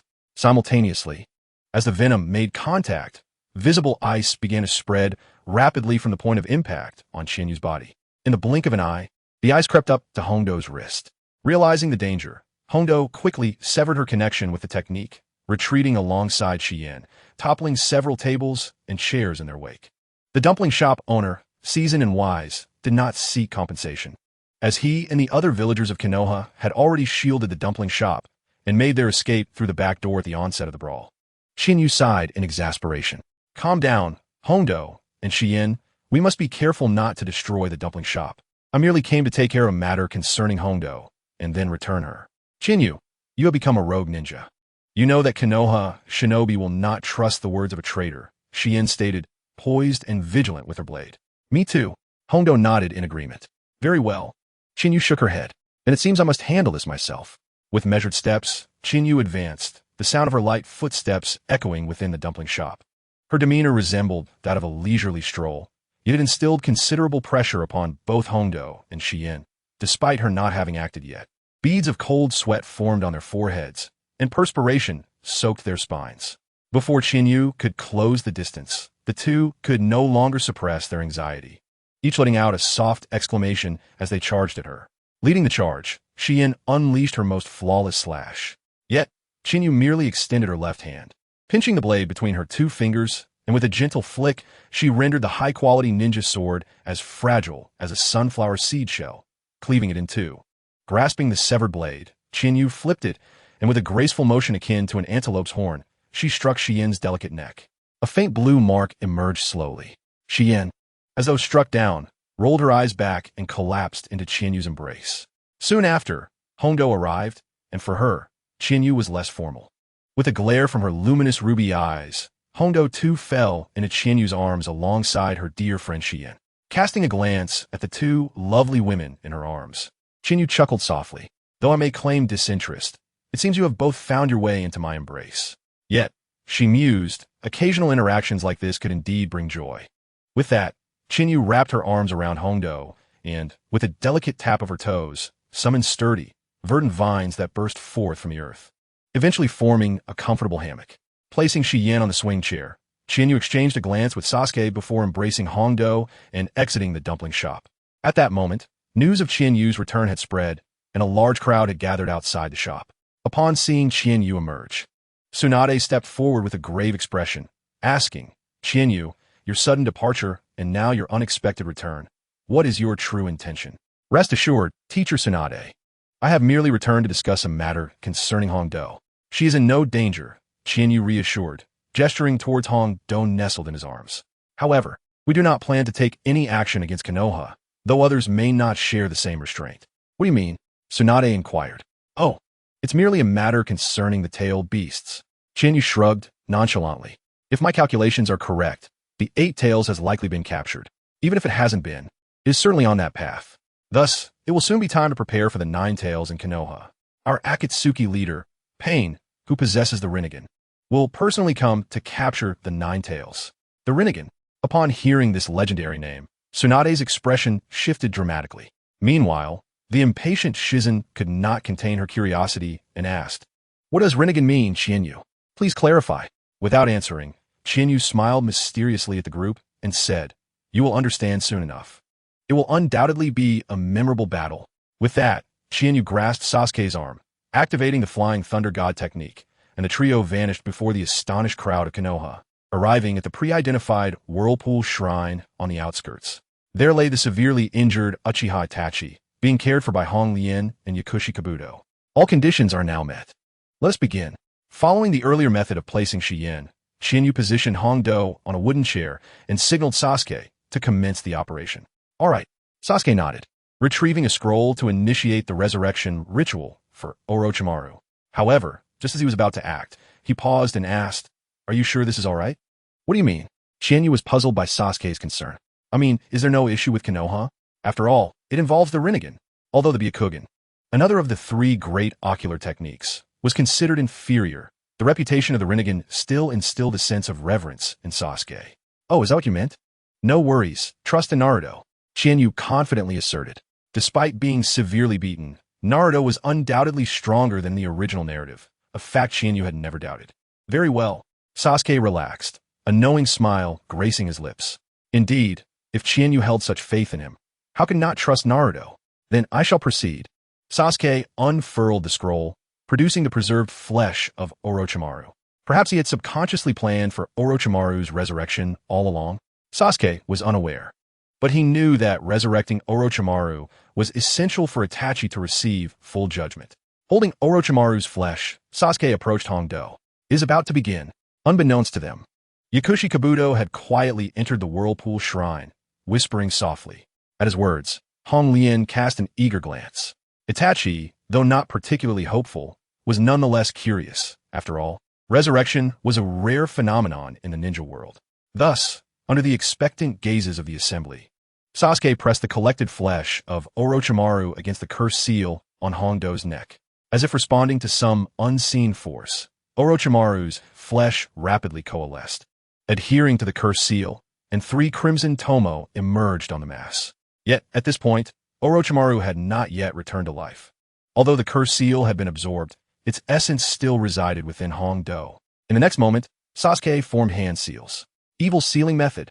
With a thundering sound, Hongdo's body trembled twice, as if a powerful heartbeat reverberated within her. To the astonishment of the onlookers, a massive white serpent erupted from the gathered flesh, emerging vibrantly. The serpent opened its jaws wide, mimicking Orochimaru's snake-like appearance, as the slick substance that enveloped him dried rapidly, and within less than a minute, the sinister, coldly charming Orochimaru stood before them once more. Is this really the completion of the resurrection? The crowd was left astounded. This is even faster and smoother than my own experiences. One could only marvel at Orochimaru's undying ambition, as he had indeed achieved immortality. Invincible. Witnessing this scene, the audience was left in shock. The onlookers were equally bewildered. Had it truly been accomplished? Gazing at the familiar figure of Orochimaru, Hong Lian's lips parted in astonishment. Unable to close, she had come to witness Orochimaru's resurrection, partly to look down upon the defeated, and partly to confront the past when he had cast her aside. Yet, unexpectedly, it was Orochimaru who left her in awe. This must be the completion, Yakushi Kabuto murmured. Orochimaru's biological research claims to be second in the ninja world, with few able to contest that title. His regeneration and reconstruction are exceedingly rapid. Unlike normal individuals, his body is a product of extensive modification. This is not a matter of gestation, but rather an assembly line of production. Orochimaru nodded appreciatively at Yakushi Kabuto. You must be Yakushi Kabuto. Would you care to join me as my assistant? I can tell that you are different from Kabuto. For him, knowledge is merely a tool to achieve his ambitions, whereas you possess a pure pursuit of knowledge. Yakushi Kabuto did not respond to Orochimaru's invitation, but silently took 2 steps back, indicating his stance. Seeing this, Chinyu playfully chided, Hey, Orochimaru, I'm still here. Why are you recruiting my people? Our relationship is not that close yet. Indeed, Orochimaru agreed, surveying the surroundings. Upon seeing Itachi, he displayed a flicker of surprise and intrigue, though he quickly masked it. With a composed demeanor, he spread his arms and stated, However, I believe that since you have resurrected me, it implies that I still hold value for you. Does it not? Speak freely. What do you require of me? Orochimaru's demeanor was relaxed, displaying an impressive adaptability to his altered identity. Perhaps it would be more fitting to describe his current mindset. You see, Sasuke is my disciple, and we share a close bond. I have known Chinyu for a long time. He is extraordinarily powerful. I believe that together, our trio could yield remarkable results. Though sometimes making decisions can be difficult. After many nights of contemplation, I have decided to lend my talents to the Phoenix Shrine team, and I can hardly wait to don their uniform. As for Konoha and the Sound Village, I wish them all the best in the ninja world. The rapidity of Orochimaru's shift in allegiance took everyone aback, leaving Hong Lian's hopes dashed. She had anticipated Orochimaru's staunch resistance, and had even prepared to chastise him with a whip, only to find that he had surrendered faster than anyone else. Hey, why did you give in so easily? Hong Lian asked, feeling disheartened. Is there anything strange about that, Hong Lian? Orochimaru cast a sly glance at Hong Lian, his tone oscillating between the realms of light and shadow. I have merely made a choice akin to yours. The veracity of time shall reveal the wisdom of this decision. Besides, considering that even Itachi has fallen into your clutches, how could I, who was vanquished by a mere glance from him, hope to resist? He concluded with a hint of self-deprecation. How infuriating! Hong Lian, brimming with unspent ire, kicked a small stone away and sulked to the side. Chinyu chose not to attend to Hong Lian's emotions, addressing Orochimaru instead. In the ninja world, there exists an ancient adage. Those who recognize the times are the true heroes. You possess this insight, which is commendable. However, I'm not the one here to seek you today. Oh, Orochimaru replied, his expression one of surprise as he turned to Sasuke. It is I, Sasuke affirmed, locking eyes with Orochimaru. To be succinct, Orochimaru, I require your assistance in performing the Edo Tensei on a few individuals. This is the flesh and blood necessary for the ritual. With that, he unfurled a storage scroll, releasing a cacophony of sound as several Sharingan, some still possessing their ocular powers while others were completely blind, along with various labeled flesh samples, emerged. As he observed the flesh, the prominent name Uchiha Fugaku caught Orochimaru's attention, prompting a frown of astonishment. These are the elite jonin of the Uchiha clan who awakened the three Tomo Sharingan, including clan leader Fugaku and Uchiha Shursui.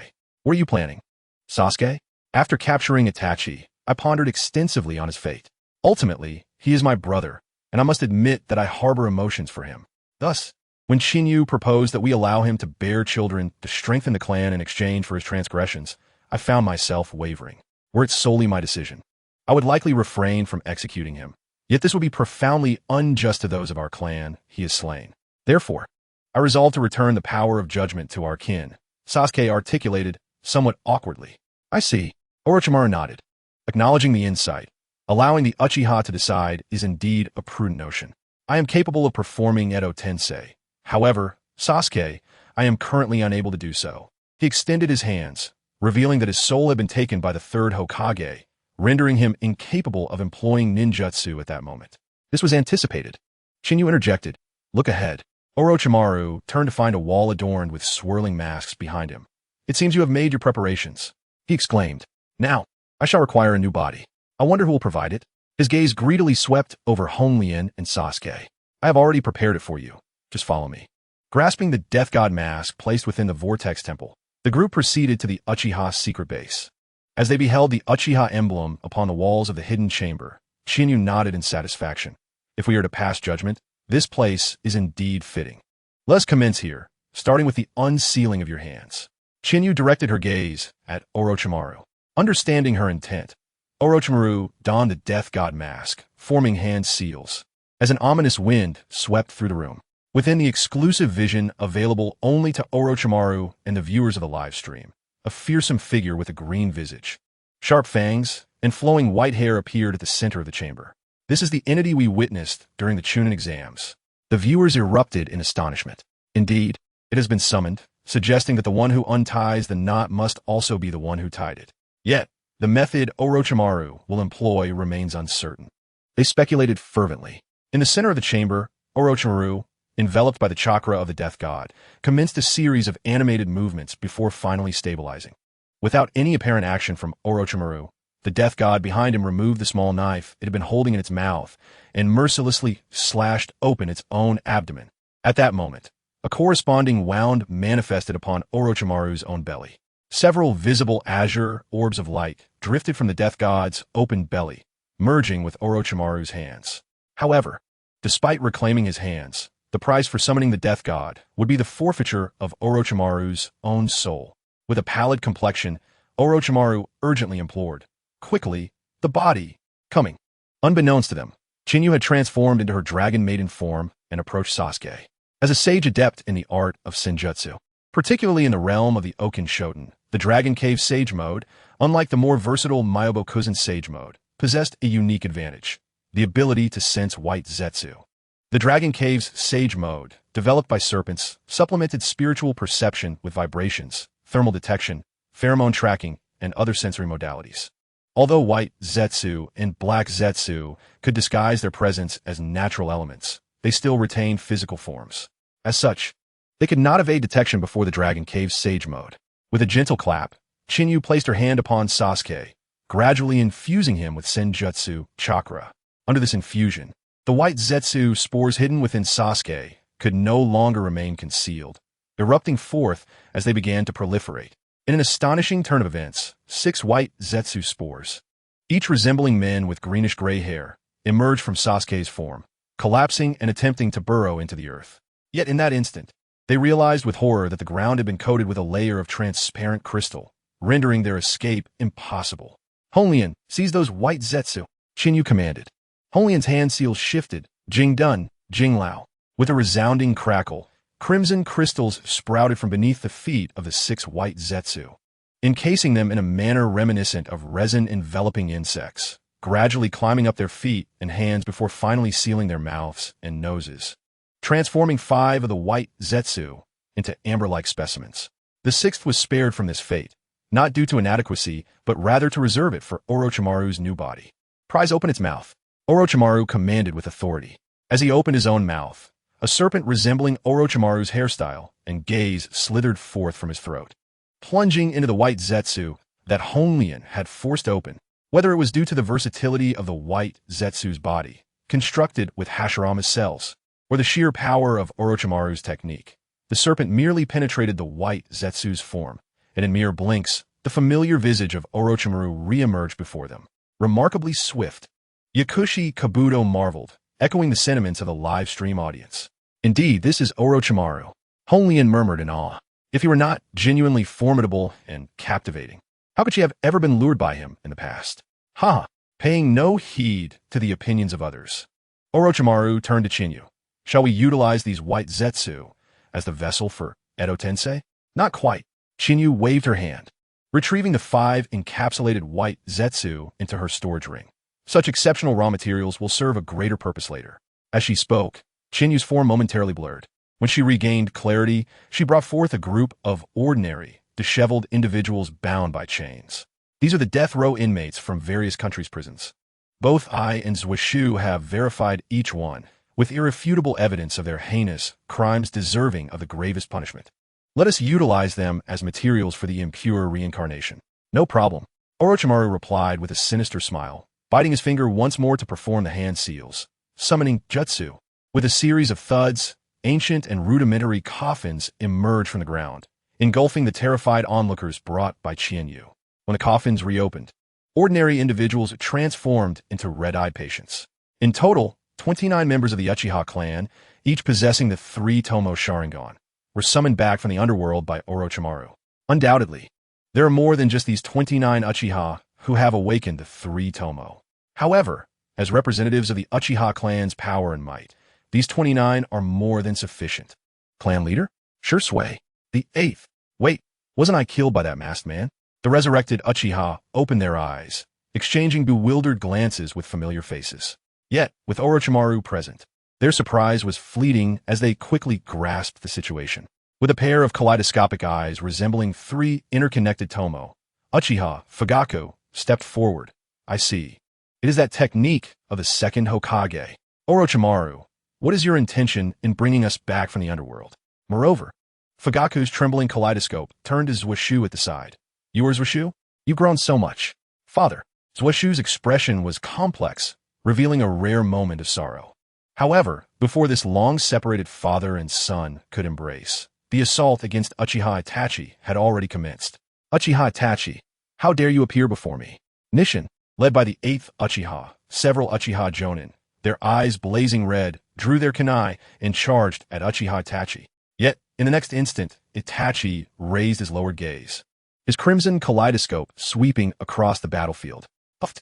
The once tightly knit Uchiha Jonin had inadvertently plunged their kunai into their own comrades, shouting phrases like Itachi die.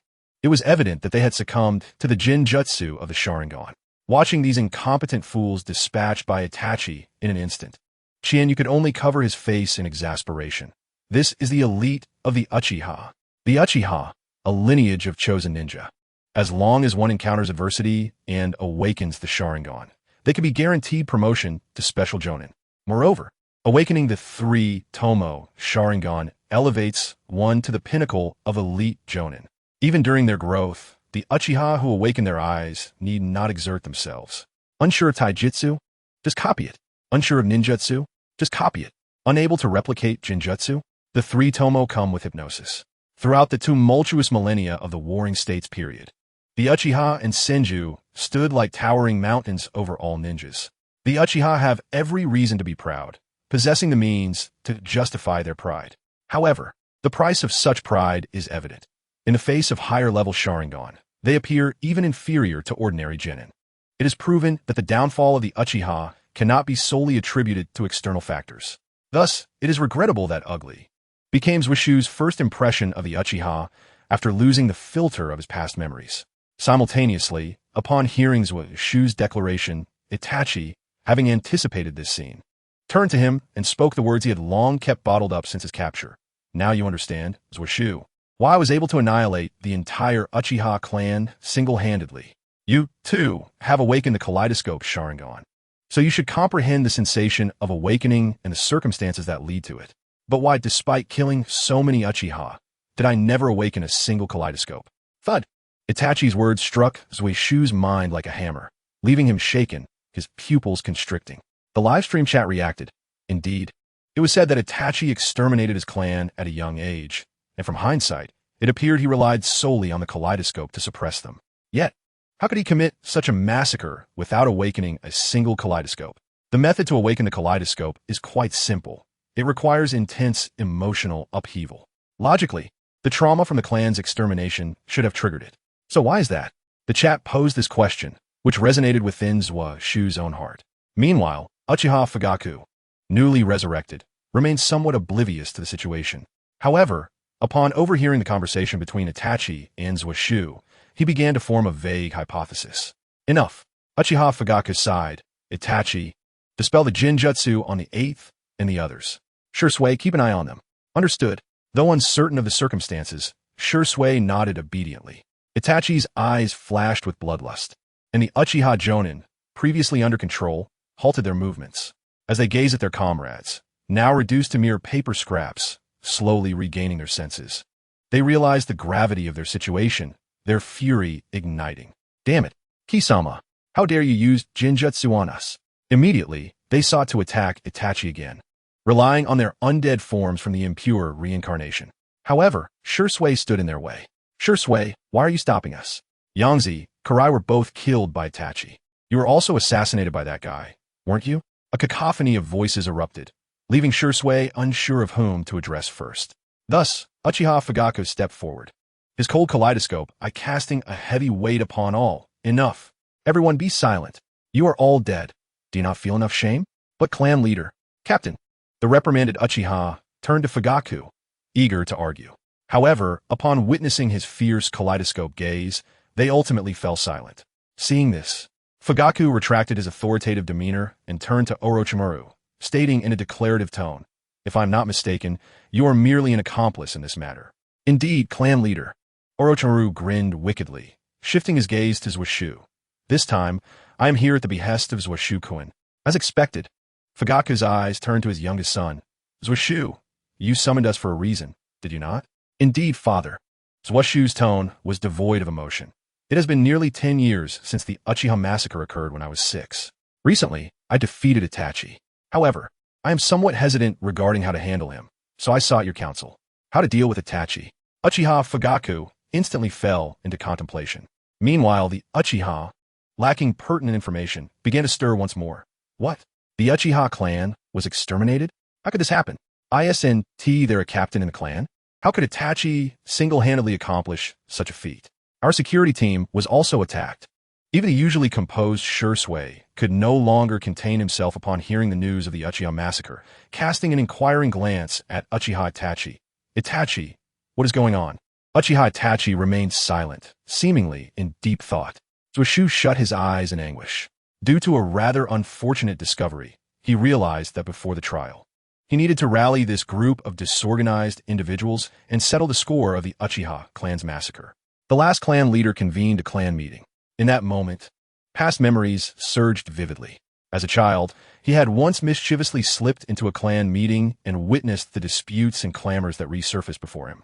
Sasuke suddenly recognized that summoning so many Uchihas for a meeting might indeed be a grave mistake. He looked to Chinyu for assistance, but Chinyu, of course, was unable to help. The path one chooses must be walked to the end, even through tears. Keep going, young one, I believe in you. Chinyu patted Sasuke's shoulder and, cradling Hondo, strategically moved towards the exit. Meanwhile, Hongen, Yakushi Kabuto, and Orochimaru accompanied Chinyu, leaving Itachi, who was caught in the midst of it all, behind. Itachi remained with his eyes closed, seemingly detached from the turmoil, clearly not intending to involve himself in this mess. Upon exiting the Uchiha's secret base and glancing at the clear blue sky outside, Hongyan puzzledly asked, "Is this the Uchiha?" Chinyu interrupted him, saying, "No need to wonder. The Uchiha's ethos of valuing strength has always been problematic, yet there remains a sense of pride. However, this pride was shattered when Uchiha Madara left Konoha, and they did not follow him. This situation is perfectly normal. Let us go have a meal. It will take some time for Sasuke to finish here." The group then proceeded to prepare food. The subsequent developments unfolded as Chinyu had anticipated. It was not until 2 full days later that a visibly exhausted yet relieved Sasuke found Chinyu again. "Have you finished?" Chinyu asked with a smile, observing Sasuke's weary but liberated demeanor. "Yes, I have completed it." Sasuke sighed heavily. "What was the outcome? Did you not predict it?" "I did not kill Itachi. All he is left to do is to propagate the Uchiha clan until his dying breath," Sasuke replied indifferently. "As expected." Chinyu nodded. "Though I had a feeling this would be the outcome, I am still curious about how you ultimately made that decision." "It was my father who enlightened me," Sasuke revealed with a hint of warmth. "He said they are all dead. The affairs of the living must be handled by the living. I must make choices that align with my interests. Entrusting Itachi with the responsibility of expanding the clan is the choice that aligns best with my interests. Moreover, the Uchiha have always had a tendency to obey the strong." As he spoke, Sasuke shook his head, of course. "The main reason is that I had already begun to waver before." He fixed his intense gaze on Chinyu. "You once said that the Uchiha are a family of love. They understand love, and losing love is the Uchiha's way of awakening." "Did I say that?" Chinyu momentarily appeared bewildered, unable to recall when she might have let that slip. "You did," Sasuke affirmed with certainty. "Therefore, when Itachi annihilated the clan, the Uchiha did not produce any Mangekyo Sharingan. I do not deny that the scarcity of the 3 Tomo Sharingan played a significant role. However, on the other hand, it was also because the clan at that time did not understand what love was. Their hearts were filled with dissatisfaction, resentment, and hatred, which is clearly wrong. Of course, Itachi's actions were wrong as well, so I cannot assume that one side's wrongdoing justifies the other. Thus, I will have Itachi bear the burden of atonement by siring offspring, and then I will educate a new clan." Sasuke's expression was resolute. "What a grand ambition!" Chinyu applauded. However, she expressed doubt about whether Itachi's frail body could endure long enough to propagate the clan. After all, Itachi had always appeared sickly. What if he perished before fathering any children? It reminded her of a video she had seen before her transmigration, featuring a robust bull leaping from a truck, declaring, "I will take on 10, only to be surrounded by far more than 10 cows." The bull turned back towards the departing truck, lamenting, "I haven't even boarded yet." If he couldn't hold on, that would be his retribution. A rare, mischievous smile crept across Sasuke's face at the thought of his aloof, stoic brother who would now have to engage with women he had previously deemed unworthy. Naturally, he recognized the necessity of addressing Itachi's physical condition. As a master of Uchiha's fire techniques, swordsmanship, Jinjutsu, and shuriken techniques, Sasuke required Itachi to remain alive as a teacher for the future of the Uchiha. Therefore, I shall remove his eyes. A significant part of Itachi's frail condition stemmed from his early fame and the ensuing strain. As long as the Mangekyo was removed, that would suffice. Sasuke continued. As for his combat prowess, Shursui said Itachi can utilize his Mangekyo. "It seems you have everything arranged," Chinyu observed, her heart swelling with pride as she noted Sasuke's remarkable growth under her influence. "After all, my goal is to catch up to you," Sasuke replied, his words laden with double meanings. "Have you made your decision?" "Yes, Chinyu, please help me unlock the Eternal Mangekyo Sharingan." "Right now?" "Right now." "Very well." Accompanied by Sasuke, Chinyu sought out a hidden chamber to commence the procedure for the Mangekyo transplant. The unlocking of the Eternal Mangekyo Sharingan is neither overly difficult nor overly simple. The secret lies in the fusion of 2 sets of closely related Mangekyo powers. This fusion does not occur merely by placing the 2 sets of eyes together, causing one to dissolve into blood and merge. Rather, it necessitates the actual removal of one's own eyes, followed by the transplantation of another set, then guiding the original ocular power within the brain to merge with the new eyes, ultimately absorbing the original eye's power. Only then will the original eyes naturally fade away. For ocular power possesses a unique quality. This is a highly intricate process. Thus, time gently passed as Sasuke's eyes underwent fusion. Amidst Obito's pursuit, Killer Bee found himself trapped with no escape, and the special clone of the 8 Tails could not evade White Zetsu's watchful gaze. leading Akatsuki to successfully capture the Eight Tails. The illusionary dragon seal was once again unleashed. 9 phantom figures re-emerge upon the fingers of the Outer Path's demonic statue. Noting the absence of Itachi, Pain furrowed his brow and inquired of Sasuke, "Did you kill the Juke?" "No," Chinyu responded. However, after battling Sasuke, Itachi's eyes became sustenance for Sasuke, rendering him unable to continue his role as a member of Akatsuki. Nearby, Kisame breathed a sigh of relief. "You must have heard the legend that Uchiha Madara transplanted his brother's eyes." "I see." Pain's gaze swept over Sasuke's tightly closed eyes before subtly glancing at Obito. "I will not interfere with the internal conflicts among members. Yet, such disputes must not impede Akatsuki's grand ambitions." Pain's cold ocular power bore down upon Chinyu. Though merely a projection, Chinyu still sensed a slight pressure from the lofty Rinnegan, which surprised her. "I understand. Thus I would like to recommend someone to the leader." With light footsteps echoing, a carefree Honglian strided into the cave. Observing the current form of Dita La standing on the Outer Path's demonic statue, along with Pain and others, Honglian cheerfully greeted, "Ohio, Mina-san, I am Honglian, the wielder of Jingdun." "Jingdun?"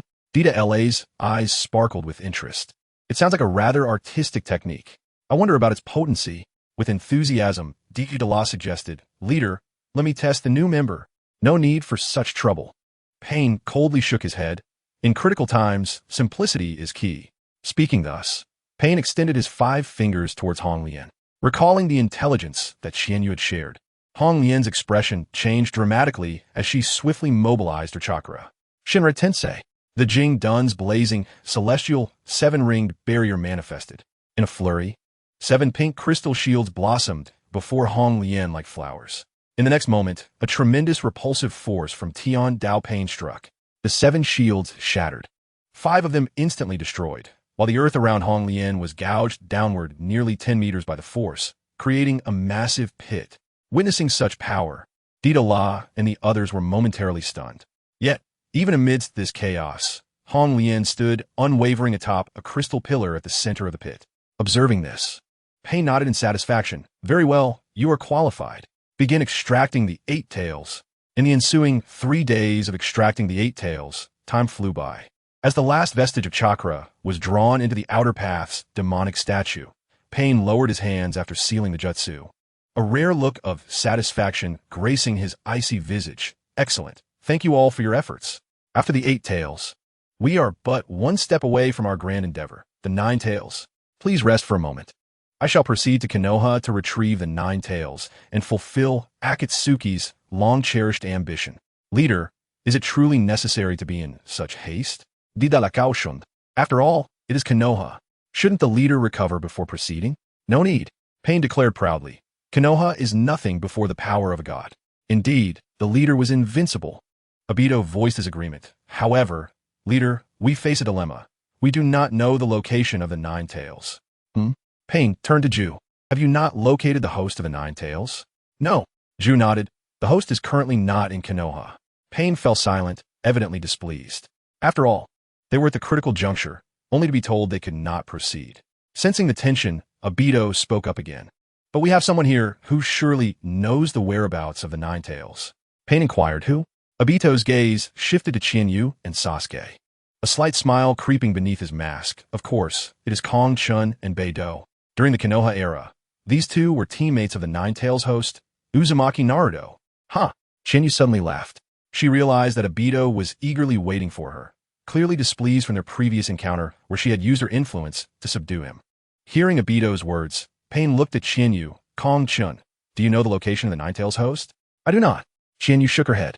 "But that is of little importance, for I have already prepared the 9 tails." "What?" Chinyu's declaration turned heads among the crowd. What did she mean by having already prepared the 9 tails? Did she place a flying thunder god mark on the host? Pain inquired, puzzled. "Not at all," Chinyu replied. "It is a user of the flying thunder god, who happens to be the 9 tails host." With that, she gestured to Honglian. "Bring it forth." "All right." Honglian produced a sealing scroll and unfurled it. With a resounding bang, a golden figure with lifeless eyes appeared before everyone. This is... As they beheld the face of the golden figure and the characters embroidered on its cloak, a wave of shock swept through the crowd. For at that moment, Hong Lian had unsealed none other than the fourth Hokage of Konoha, Namikaze Minato. The world only recognized Naruto as the host of the Nine Tails, unaware that he was merely half of it. When the sealing occurred, the fourth Hokage had split the Nine Tails in two, one half sealed within Naruto, and the other within himself, ultimately taken into the belly of the Shinigami. Thus, when I helped Orochimaru regain his hands not long ago, I conveniently performed a reanimation on the fourth Hokage and sealed him, perfectly compensating for the current lack of the Nine Tails. Upon finishing her explanation, Qianyu cast a scornful glance at Obito, as if to say, "You think you can contend with me?" Yet at this moment, the subtle rivalry between Qianyu and Obito was no longer the focal point of everyone's attention. "Qianyu, you accounted for this as well?" Dita Lam murmured in astonishment. "This is incredibly powerful."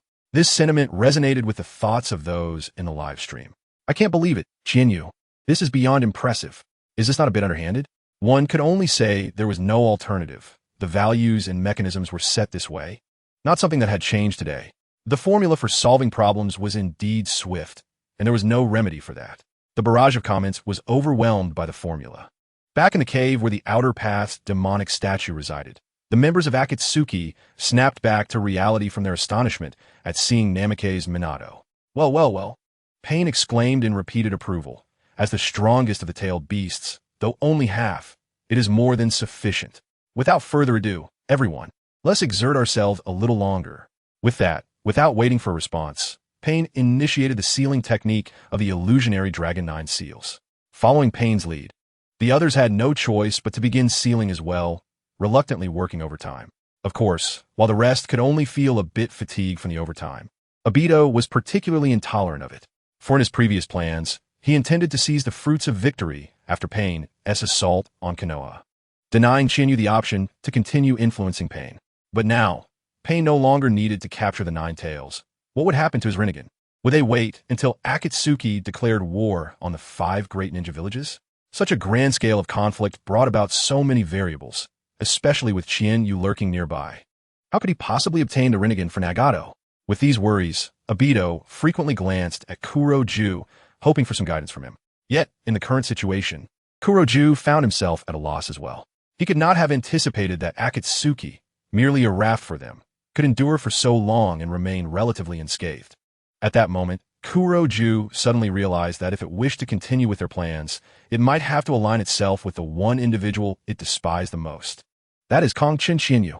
Coincidentally, at that moment, Qianyu also looked over, revealing a knowing smile. A flash of lightning surged through Kuroju's mind. It understood everything, for this was precisely the outcome that Qianyu sought.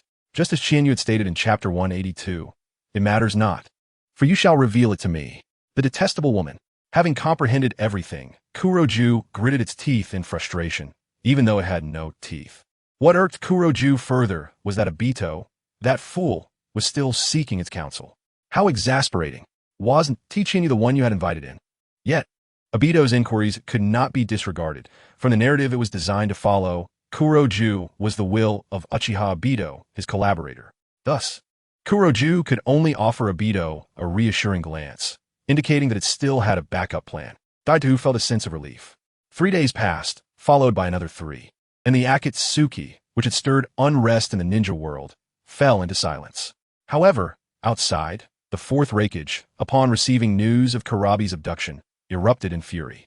In accordance with the fourth Raikage directive, a formal letter from Kumogakure was delivered to Tsunade's desk at Konohagakure. An emergency meeting of the 5 Kage. Why the sudden urgency? Tsunade gazed in astonishment at Samui before her. The attack by the Akatsuki was indeed abrupt. Samui maintained a poised yet cold demeanor, stating, "Approximately 3 days ago, an Akatsuki member possessing Sharingan launched an assault on the Kumogakure Thunder Gorge and abducted Lord Killer B.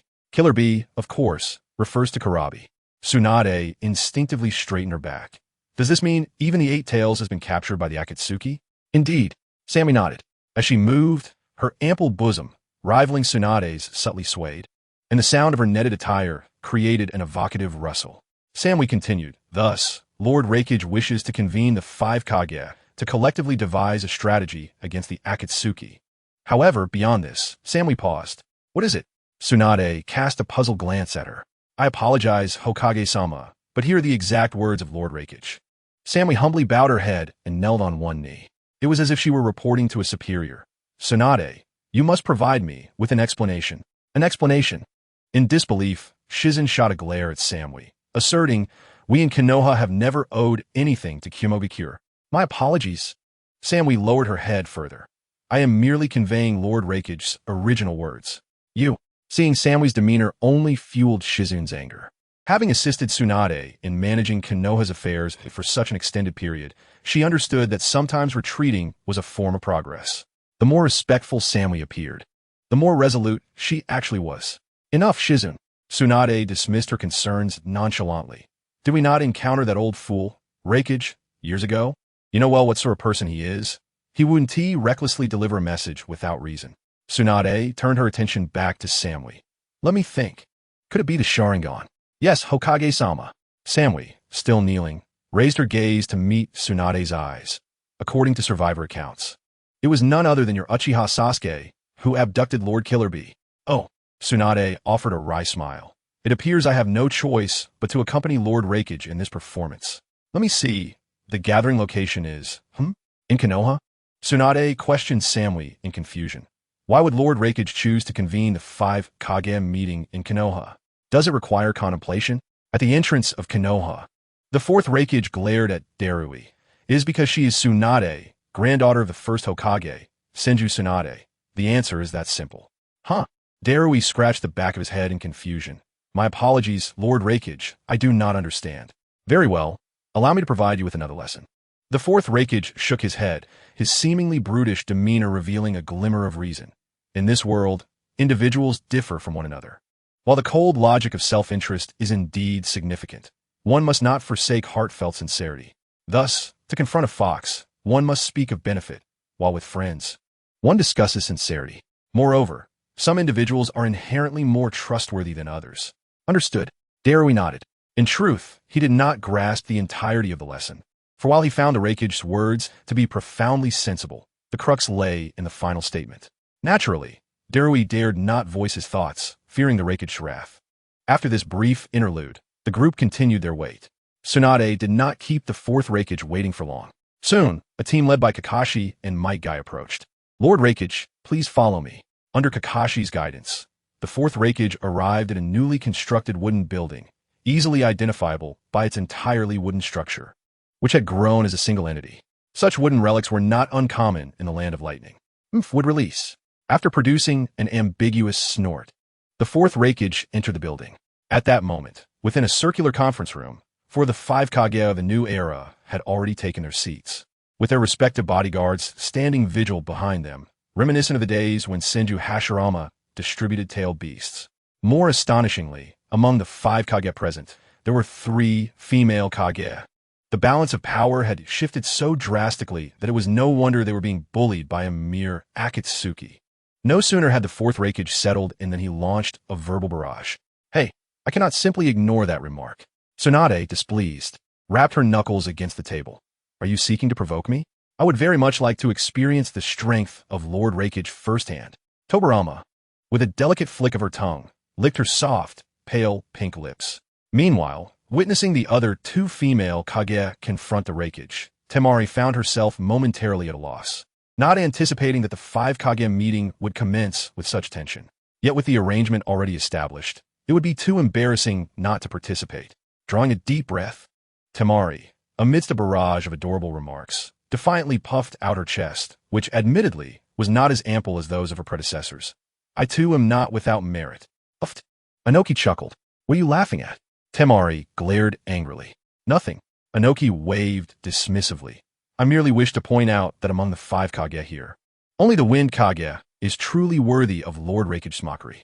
Frankly speaking, that fellow behind you, without eyebrows, is far more suited to the Wind Kage position. Why not let Chiyo take the role? After all, isn't Chiyo the one overseeing the affairs of the Sand Ninja? Lord Tsuchikage, hearing such a scathing remark, Kankuro, standing behind Temari, turned pale with rage. Kankuro. Temari restrained Kankuro from losing composure. Having regained her composure, she fixed her verdant eyes upon Inoki, unflinching. That information from Lord Tsuchikage is erroneous. Elder Chiyo is a highly respected figure in Sunagakure, who has dedicated herself to teaching and nurturing us younger generations. Everyone in the village holds her in high regard, unlike certain power-hungry old fools. Such sharp-tongued remarks struck in a sensitive spot. Inoki's face darkened. For he wasn't particularly driven by a thirst for power. He too wished to retire gracefully, but alas, the land of Earth was as barren of talent as its land was. After finally encountering a prodigy like Deidara, even his granddaughter had been prepared, only for her to vanish. Had even half of the talent and effort exhibited by Konoha's ninjas been present in Iwagakure, he wouldn't need to struggle as he had. Fuming, Inoki shot a glare at Temari. I hope your strength is half as formidable as your tongue. The atmosphere in the conference room grew increasingly tense, and Tsunade, unable to tolerate the rising tension, stood up and seized a chair from behind her, smashing it down upon the center of the round table with great force. Enough! With a resounding crash, the unfortunate chair splintered under the strain, sending debris flying like bullets toward the remaining 4 Kage. Protect the wind, Reikage, Tsuchikage, and Water Kage. Noticing the impending attack, the guards behind the Yings swiftly sprang into action. In an instant, a formidable barrier composed of yellow sand, earthen blocks, dual blades, and a web of swords was erected before the Yings. The sound of splintering which striking the defense echoed ominously. Tsunade cast a cold glance at the 4 Yings before her. Are you calm now? If not, Konoha can provide the venue. You may step outside for a battle and return afterward. How about the Valley of the End? It is a historic site after all. If that seems too distant, the Forest of Death will suffice. Enough, Tsunade. There is no need for such sarcasm. The 4th Reikage pushed aside the sword that Darui had placed in his path. Am I the one being sarcastic, or are your actions overly reckless? Tsunade glared at the 4th Reikage with her beautiful apricot-colored eyes, her irritation palpable. Especially you, Reikage. It was you who convened the 5 Kage summit, and it was you who incited this quarrel. Are you the host, or am I? Of course it's me. The 4th Reikage remained unfazed by Tsunade's reproach, as if it were merely a gentle breeze. Then you should promptly demonstrate your responsibilities as the host. Tsunade waved her hand impatiently, and behind her, Yamado stepped forward to weave hand signs, using Mokutan to create a round table anew, simultaneously clearing away the remnants of the shattered wood. Soon after, Shizen brought 5 cups of steaming tea and placed them before the Yings. Within a minute, the previously chaotic conference room transformed back into a pristine state. As he gazed at the steaming tea before him, the 4th Reikage lapsed into silence for a moment before finally lifting the cup to take a gentle sip. The exquisite quality of the tea, combined with Shizun's exceptional brewing skills, filled his senses with its fragrant aroma. In contrast, Onoki, having also tasted the tea, instinctively exclaimed, "What a splendid tea!" Even Onoki, the eldest and most discerning, acknowledged its excellence, clearly indicating that Tsunade had indeed procured Konoha's finest to entertain the 5 Kage. Regrettably, the 4th Reikage was in no mood to savor the tea. He slammed the cup heavily onto the table, causing the newly crafted table to emit a pained groan under the stress. Yet the increasingly enraged Reikage remained oblivious. He fixed his furious gaze on Tsunade. Tsunade, it is not that I do not wish to discuss matters amicably, but there are certain issues that must be clarified before we proceed. What issues? Tsunade furrowed her brow in inquiry. The Akatsuki. Upon mentioning the Akatsuki, the 4th Reikage's fury erupted. Konoha, Iwagakure, Sunagakure, Kirigakure. Do not think I am unaware that the Akatsuki is composed of ninjas from your villages. Your sand ninjas include Sasori of the Red Sand. Your mist ninjas have Kisame Hashigaki. Your rock ninjas have Deidara, who was personally trained by you, Tsuchikage. Most infuriatingly, you Konoha have not 1, but 3. Uchiha Sasuke, Uchiha Itachi, and Senju Kagaya. The 4th Reikage pounded the table vehemently, oblivious to the table's distress, as he glared at Tsunade. I have investigated, and since the Akatsuki began capturing tailed beasts, fewer than 10 individuals have been involved, yet Konoha has provided 3. Should I not conclude that the Akatsuki was secretly established by you Konoha? After all the Jinchuriki from the 4 great ninja villages have been captured, leaving only your Konoha's Kyubi. Ultimately, from the past to the present, only your Konoha's Senju Hashirama and Uchiha Madara had the capability to control tailed beasts without becoming Jinchuriki. The 4th Reikage rose abruptly, his voice booming. Such accusations were undeniably severe. Listening to the 4th Reikage's words, the other 3 Yings directed scrutinizing gazes toward Tsunade. Witnessing this, Tsunade's expression changed drastically. Reikage, you must tread carefully. Konoha has never engaged in such practices, nor will it in the future. And we hold no desire to use such means to collect tailed beasts. Moreover, if Konoha truly intended to gather tailed beasts, we could have done so long ago. Why wait until now? Oomph. The fourth Reikage snorted dismissively at Tsunade's explanation. Precisely because of this, I am the only one present today, not the might of the Cloud Village's military. Very well, I can understand the existence of rogue ninjas. Which village is free from them? Given that the 5 great ninja villages are the strongest, it is only natural that the Akatsuki comprises a majority of rogue ninjas from your villages. However, to maintain such a terrifying organization and still fund it, that is beyond my comprehension. The fourth Reikage fixed his wide eyes upon Anoki, the meaning clear. Temari, too, clenched her fists tightly, her concern evident as she inquired. Reikage, what do you mean by suggesting that someone is financially supporting the Akatsuki? Go back and ask the old-timers in your village. Wind Shadow. The fourth Reikage huffed in dissatisfaction. In my investigations, your Sunagakure is a major financier of the Akatsuki, generous in their contributions and swift in their payments, always settling in gold. TSK, gold payments. You make me want to accept your Sand Ninja's commission. The fourth Reikage mocked with a smirk. Impossible. Temari could hardly accept such an assertion. After all, it was Gaara who struck gold in the desert, and the gold was handed directly to her. Strength may falter, but one must possess the intellect to compensate. Thus, financially, Temari was indeed in control. Even at the most humble beginnings, the Sand Ninja was not entirely under Chiyo's regency. In this situation, her ignorance indicated not a flaw on her part, but rather a shortcoming of the previous generation, her father, the fourth Kazekage. Is this so difficult to comprehend?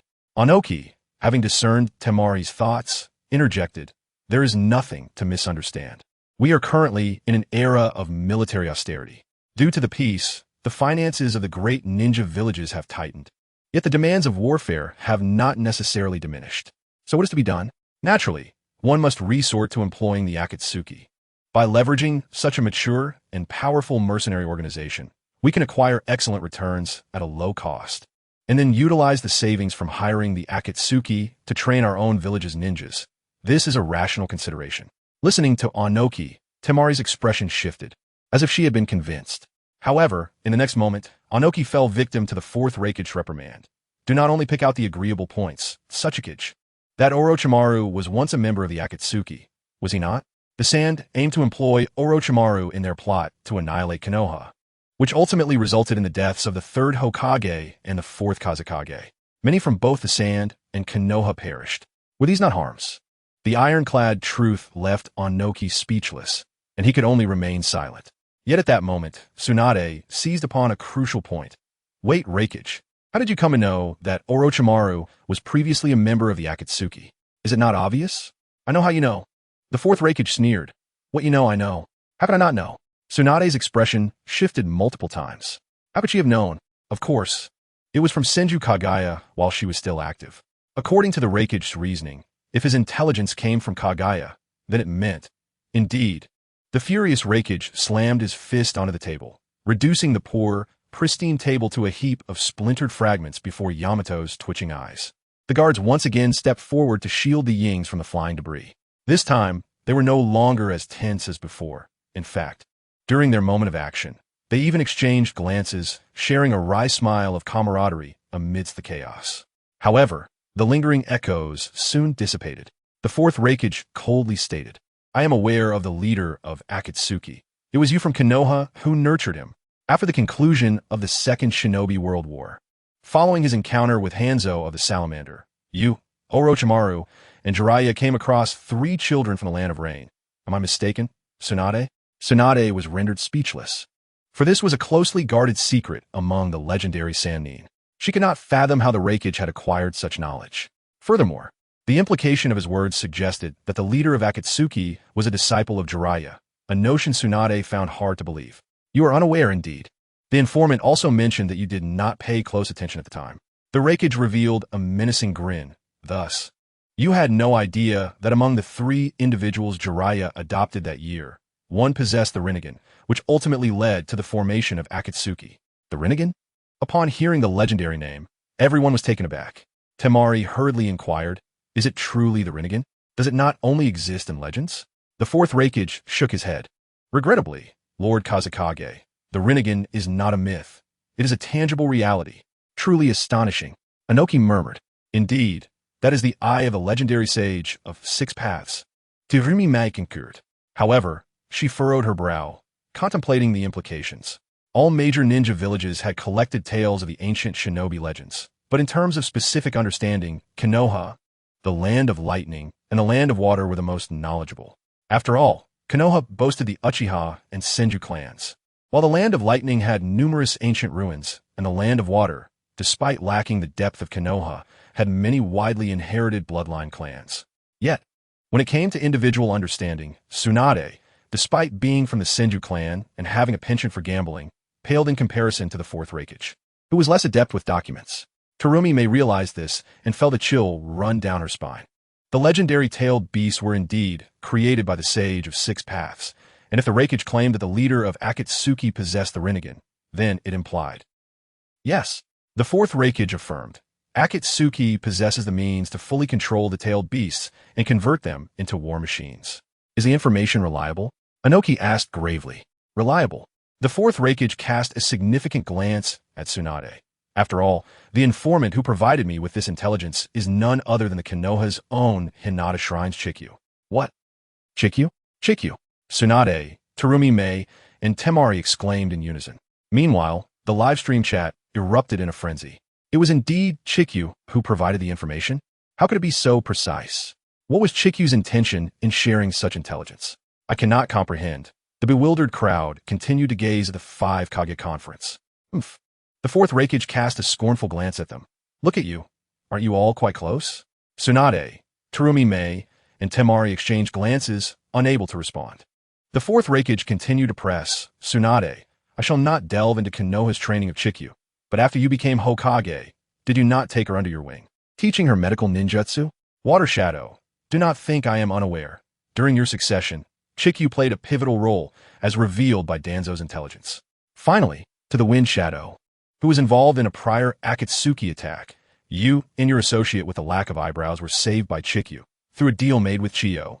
Tsunade, Terumi Mei, and Temari found themselves at a loss for words. The audience, both the bodyguards and those watching the live stream, exchanged peculiar glances. It turned out that the massive organization of Akatsuki was not only guided by Konoha, but also intertwined with various ninja villages. Were they facing an external enemy or an internal traitor? It was impossible to discern. Huh. Inoki, observing the unfolding drama, chuckled coldly. I see now. The enemy is not external, but rather here, among us. Upon hearing Inoki's words, the 3 shadows of fire, wind, and water felt a weight in their hearts. However, what Inoki did not anticipate was that while he mocked the fourth Reikage, the latter did not take offense, but instead retorted loudly. Enough. Do not feign superiority, Lord Tsuchikage. Have you not had dealings with Chikyu as well? Huh? The fourth Reikage declaration left others stunned. What do you mean by dealings? Temari looked at Inoki in confusion, her gaze seemingly asking, did you also participate? Inoki's expression darkened, and he remained silent. Dealings, of course, meant transactions. The fourth Reikage shocked them all. Since we are on the subject, I too have made a deal with Chikyu. What? This time, the audience was genuinely astonished. Even Inoki was taken aback. They did not expect the fourth Reikage, with his fierce demeanor, to reveal himself as a participant in such dealings, portraying himself as an innocent victim when he had also been involved. Is it really that hard to understand? The fourth Reikage's cold gaze swept over the crowd. A transaction involved an exchange of mutually desired items. Killer Bee was captured, but the 8 tails cannot perish. The intelligence on Killer Bee and Akatsuki, that is what I require. So, when Chikyu approached me, I did not hesitate to agree to her terms. What did Chikyu gain from you? The composed Tsunade inquired. Right on. The Reikage answered succinctly. He then turned to Inoki. Very well, it was the explosive release, the most orthodox form, so orthodox that the IWA village has no air for it. Understanding the question behind the Reikage's gaze, Inoki shrugged and spread his hands. Apologies, she offered me an irresistible price. Humph. The fourth Reikage coldly snorted at the blunt Inoki, but ultimately chose not to pursue the matter further. The bodyguards behind the Kage exchanged glances, their expressions reflecting shock and realization. It turned out that everyone had been involved. The true enemy in the shinobi world was not external, but within their midst. Among this very gathering, after the revelation of their shared complicity, the atmosphere in the conference room of the five Kage grew silent for a moment. However, after a brief period of silence, the previously tense and confrontational atmosphere dissipated. It was a simple principle. If everyone was guilty, it equated to no one being guilty. With everyone tainted, no one could cast stones at another. Through this shared complicity, a foundation of trust began to form. The fourth Raikage maneuver displayed a remarkable level of intellect, revealing the economic acumen of the five great ninja villages. The other four Kage, all shrewd individuals, soon recognized this fact after a brief silence. Let us return to the matter at hand. Tsunade gestured, and the beleaguered Yamato stepped forward, setting up a round table once again. Subsequently, Shizen brought in 5 cups of fresh tea, and everything seemed to revert to its original state. The fourth Raikage raised his teacup and downed its contents in one gulp, seemingly dissatisfied with the small size of the cup. He called for Shizune and snatched the teapot from her hands, pouring the tea leaves directly into his mouth. Having satiated himself with tea, the fourth Raikage wiped his mouth and turned to the others. Let me set the tone. Akatsuki is no longer an ordinary terrorist organization. We must strike hard. Any objections? None. Temari shook her head. Neither do I. Terumi Mai nodded gently. The Rinnegan truly warranted their attention. Daemu reminisced about the past, recalling the scenes where he and the second Tsuchikage fought together, only to be ruthlessly trampled by Uchiha Madara, who possessed the Mangekyo Sharingan. If the Mangekyo Sharingan was already that formidable, one could only imagine the power of the Rinnegan. I will immediately summon Jiraiya to provide an explanation, he declared. Tsunade added, if the Rinnegan wielder is truly one of my disciples, I will ensure he takes responsibility. As for Akatsuki, no one understood their threat better than I do, Tsunade sighed. Excellent. Upon witnessing the 5 Kage reach a consensus, Raikage nodded in satisfaction. Now, only one final matter remains. Who shall serve as the commander of this allied force? Upon hearing the term commander, the 5 Kage, who had been serious, heightened their focus. Yet, their responses varied. Temari shrank back, clearly aware that her strength and experience were insufficient. Terumi Mai crossed her arms, supporting her ample bosom, and sighed softly. While she had the ambition and vigor to contend for the position of commander, the weakened Mist Village could not bear the burden of being the main force. Daemu's cunning eyes darted about. He too wished to be the commander, but regrettably, whether during the Second or Third Shinobi World War, Iwagakure had not amassed enough accomplishments. The strongest, Konoha and Kyumobikure, would not submit to him. However, if a conflict were to arise between two parties, Daemu glanced at Tsunade and Raikage. Temari and Terumi Mai also directed their gaze towards Tsunade and Raikage. Noticing the 3 pairs of eyes upon her, Tsunade smiled slightly. Raikage, it appears the position of commander can only be chosen between the two of us. Indeed, Hokage. Raikage's expression remained calm, as if he had not contemplated anything. Yet the shift in address from Tsunade to Hokage indicated his current stance. Seeing this, Tsunade chuckled lightly. Then, I entrust the position of commander to you, Raikage. What? Tsunade's concession caught Daemu off guard. The Tsunade he remembered was not one to act this way. Is there anything strange about that? Tsunade naturally interlaced her fingers, resting them under her chin. In truth, I am better suited to support roles rather than direct combat. After all, I am fundamentally a medical ninja. Daemu fell silent. To be fair, this was indeed true. Then let us continue discussing the matters of the Allied force. Raikage disregardait Daemu et surprise. Our purpose in this expedition is twofold. First, to eradicate the terrifying organization known as Akatsuki, and second, to reclaim the tailed beast from the major ninja villages. Akatsuki's base is located in the Land of Rain, a place we are all familiar with. Thus, the route of attack requires no further elaboration. The only issue left for us to deliberate is the Land of Iron. Terumi Mai frowned. Do you intend to involve the samurai of the Land of Iron? But they will not join us, will they? Temari raised an objection. While Akatsuki indeed poses a threat to the entire ninja world at its core, this is still a ninja affair. That is not incorrect. Raikage nodded in agreement. However, Akatsuki's aim is to utilize the tailed beast to forge a superweapon and establish a system of deterrence that promotes equality among all, even a Land of Iron. A neutral nation cannot escape this fate. Mu is a clever individual, Daemu interjected. In that case, allow me to make a trip. After discussing a few minor matters, Daemu soared away, stepping on the stones. Thus, the first 5 Kage summit concluded successfully, and the war machines of the 5 great ninja villages, which had rested for over a decade, once again began to operate at high speed. Meanwhile, through the information relayed by White Zetsu, Pain had just completed the capture of the Nine Tails when he received the news. The 5 great ninja villages have united? Upon hearing this, Pain's expression remained unchanged, but internally he felt a surge of tension. The name of a person is the shadow of a tree. After all, it involved the 5 great ninja villages that wielded the highest violence in the ninja world. To suddenly learn that they had all united against him was enough to make anyone feel anxious. Indeed, Pain, what do you plan to do? Obito inquired. They intend to invade the land of rain. Invade the land of rain?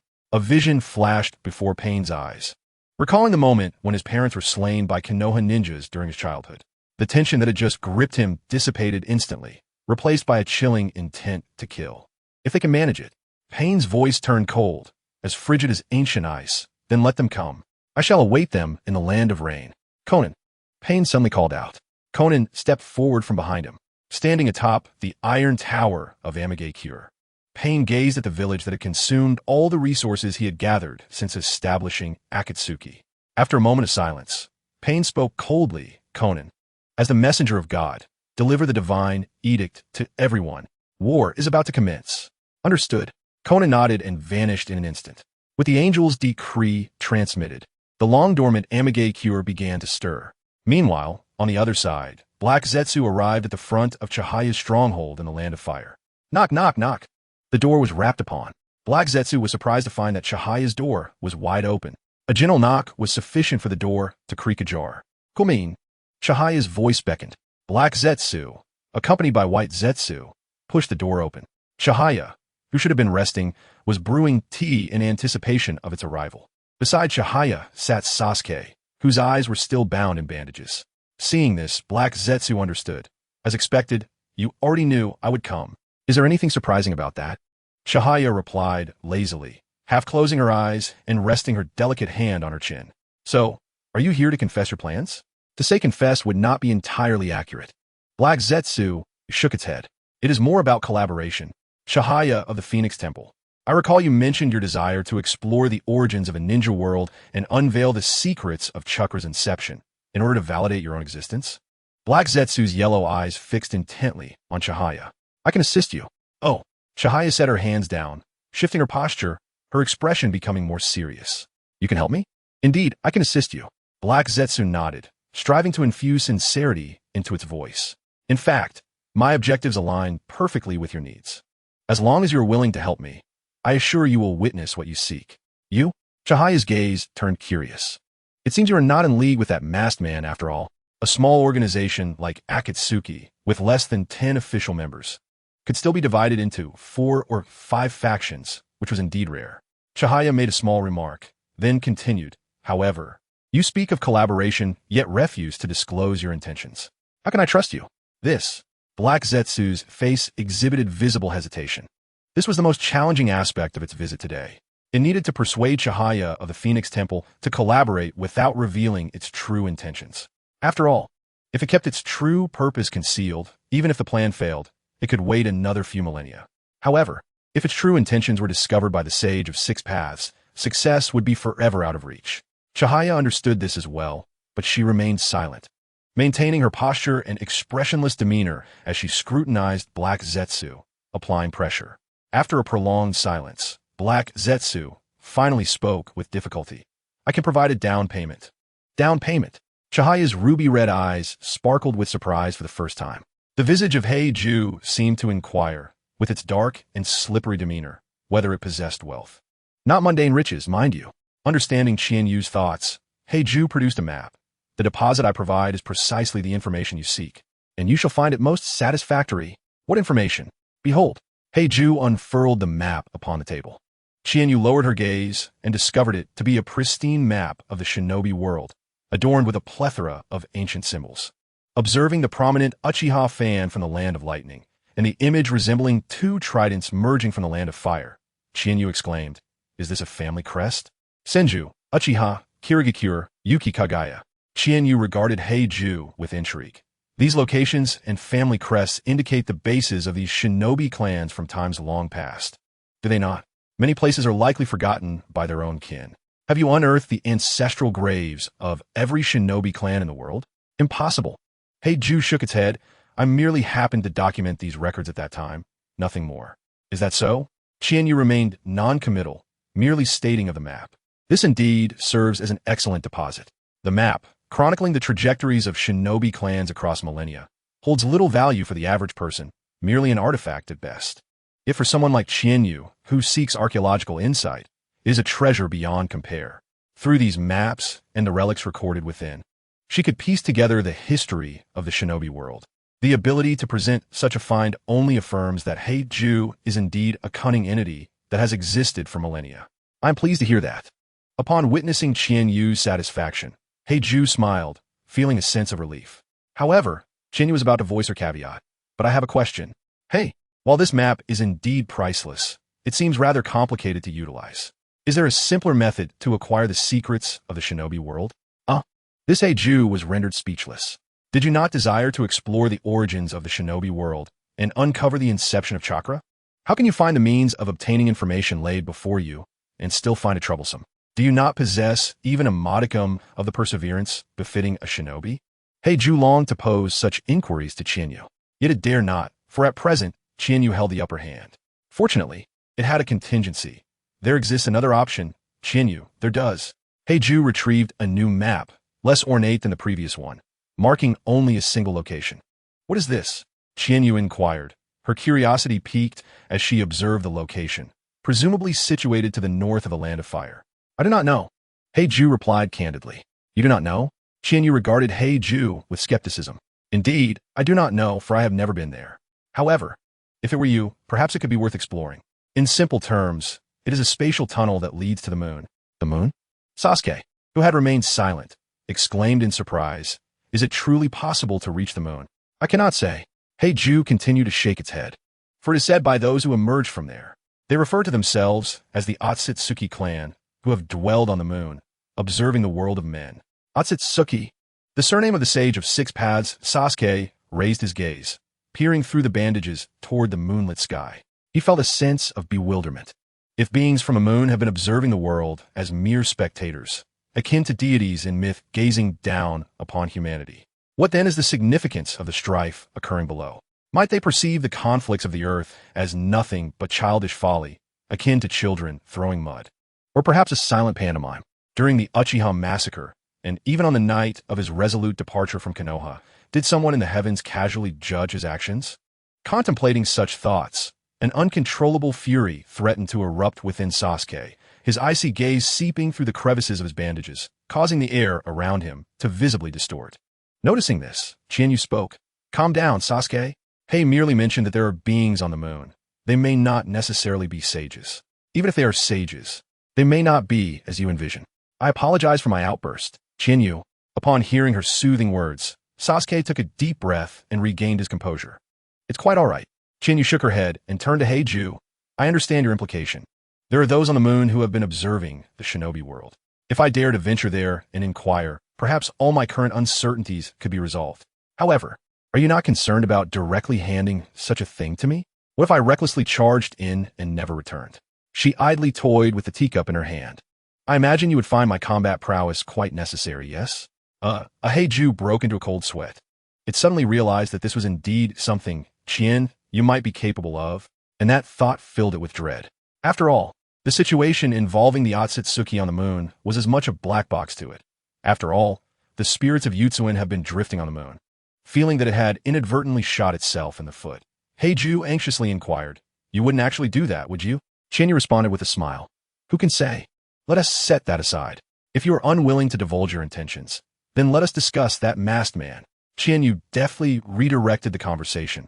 In my original plan, although Akatsuki remains under Pain's control, you would not be so eager to seek me out. What has gone awry? Her curiosity was genuine. Let me begin with that individual Moon Eye plan. Heiju sighed deeply and began to recount the tale. The grand vision of the moon eye unfurled gradually. Upon hearing of the audacious scheme to project the power of the 10 tails onto the moon to cast infinite Tsukuyami upon all, even Sasuke, the last of the Uchiha, found it overwhelmingly audacious. As Heiju narrated, the predicament faced by both it and Obito was laid bare before Qianyu. Their challenge was straightforward. They lacked the strength from their side. Initially, they intended to present Nagato as a pawn to confront the 5 great shinobi villages. Then, at a critical moment, they would betray Nagato, allowing him to resurrect Uchiha Madara. Of course, Heiju would not be so forthright as to disclose Madara's existence. Thus, it merely mentioned that it and Obito would betray Nagato at a pivotal moment to seize the Rinnegan and control the Ten Tails. However, now, Pain was neither dead nor depleted, and they were to proceed with the original plan to utilize the Outer Path Golem, this super weapon, to strike against the 5 great shinobi villages. While initiating an assault was not inherently problematic, the issue lay in the irreversible process of awakening the Outer Path Golem. This meant that once the plan commenced, the golem would gradually yet inexorably transform into the Ten Tails, evolving into the Divine Tree. At that point, even if Nagato were to remain oblivious, he would eventually realize he had been deceived. Moreover, Nagato would be utterly incapable of controlling the Ten Tails, meaning it would spiral out of control. The objectives of Obito and Heiju, one seeking the Moon Eye and the other aiming to resurrect Kagaya Otsutsuki, both hinged upon the premise of the Ten Tails as a Jinchuriki, an uncontrollable divine tree that sought to gather all chakra from the shinobi world was counter to their interests. Furthermore, amidst the chaos of warring against the 5 great shinobi villages, there existed the risk of the Rinnegan becoming irretrievable. Blackjaw and Dato are unable to completely overpower the Ninja Alliance, nor allow the Akatsuki to dominate them entirely. Moreover, they must reclaim the Luoyuan and gain control over the Shiroi before its full resurrection. This time frame is exceedingly brief and requires meticulous maneuvering. After listening to Blackjaw's exposition, Chinyu comprehended the situation. In essence, they are lacking the necessary resources, correct? Is Pain's Amage cure insufficient? Before the traverse, there were persistent inquiries regarding the whereabouts of the funds earned by Pain through the Akatsuki, with some jesting that they were entirely expended on purchasing explosive tags for Konan, causing Kakuzu to lament in despair. However, Chinyu, now a participant in the narrative, understood that Pain had devoted all the resources gained from the Akatsuki to sustain Amage cure. The architectural style of Amage cure reveals much. A series of steel spires erected upon a water body, resembling Venice, where boats are the primary means of transport. It is evident that such towering steel structures could not have been maintained by the formerly destitute and dilapidated Amage cure in an era where technological advancement is at its peak within the ninja world. Thus, it is not an exaggeration to assert that this new Amage cure is indeed a village ruled by divine beings, with Konan appearing as a veritable angelic investor to the villagers. As for the original Amage cure's fate and the origin of the sea where Pain and Jiraiya clashed, those inquiries lead back to Pain's Cho Shinra Tensei. Unlike Konoha, Amage cure does not possess the advantageous geography that allows it to thrive amidst inundation.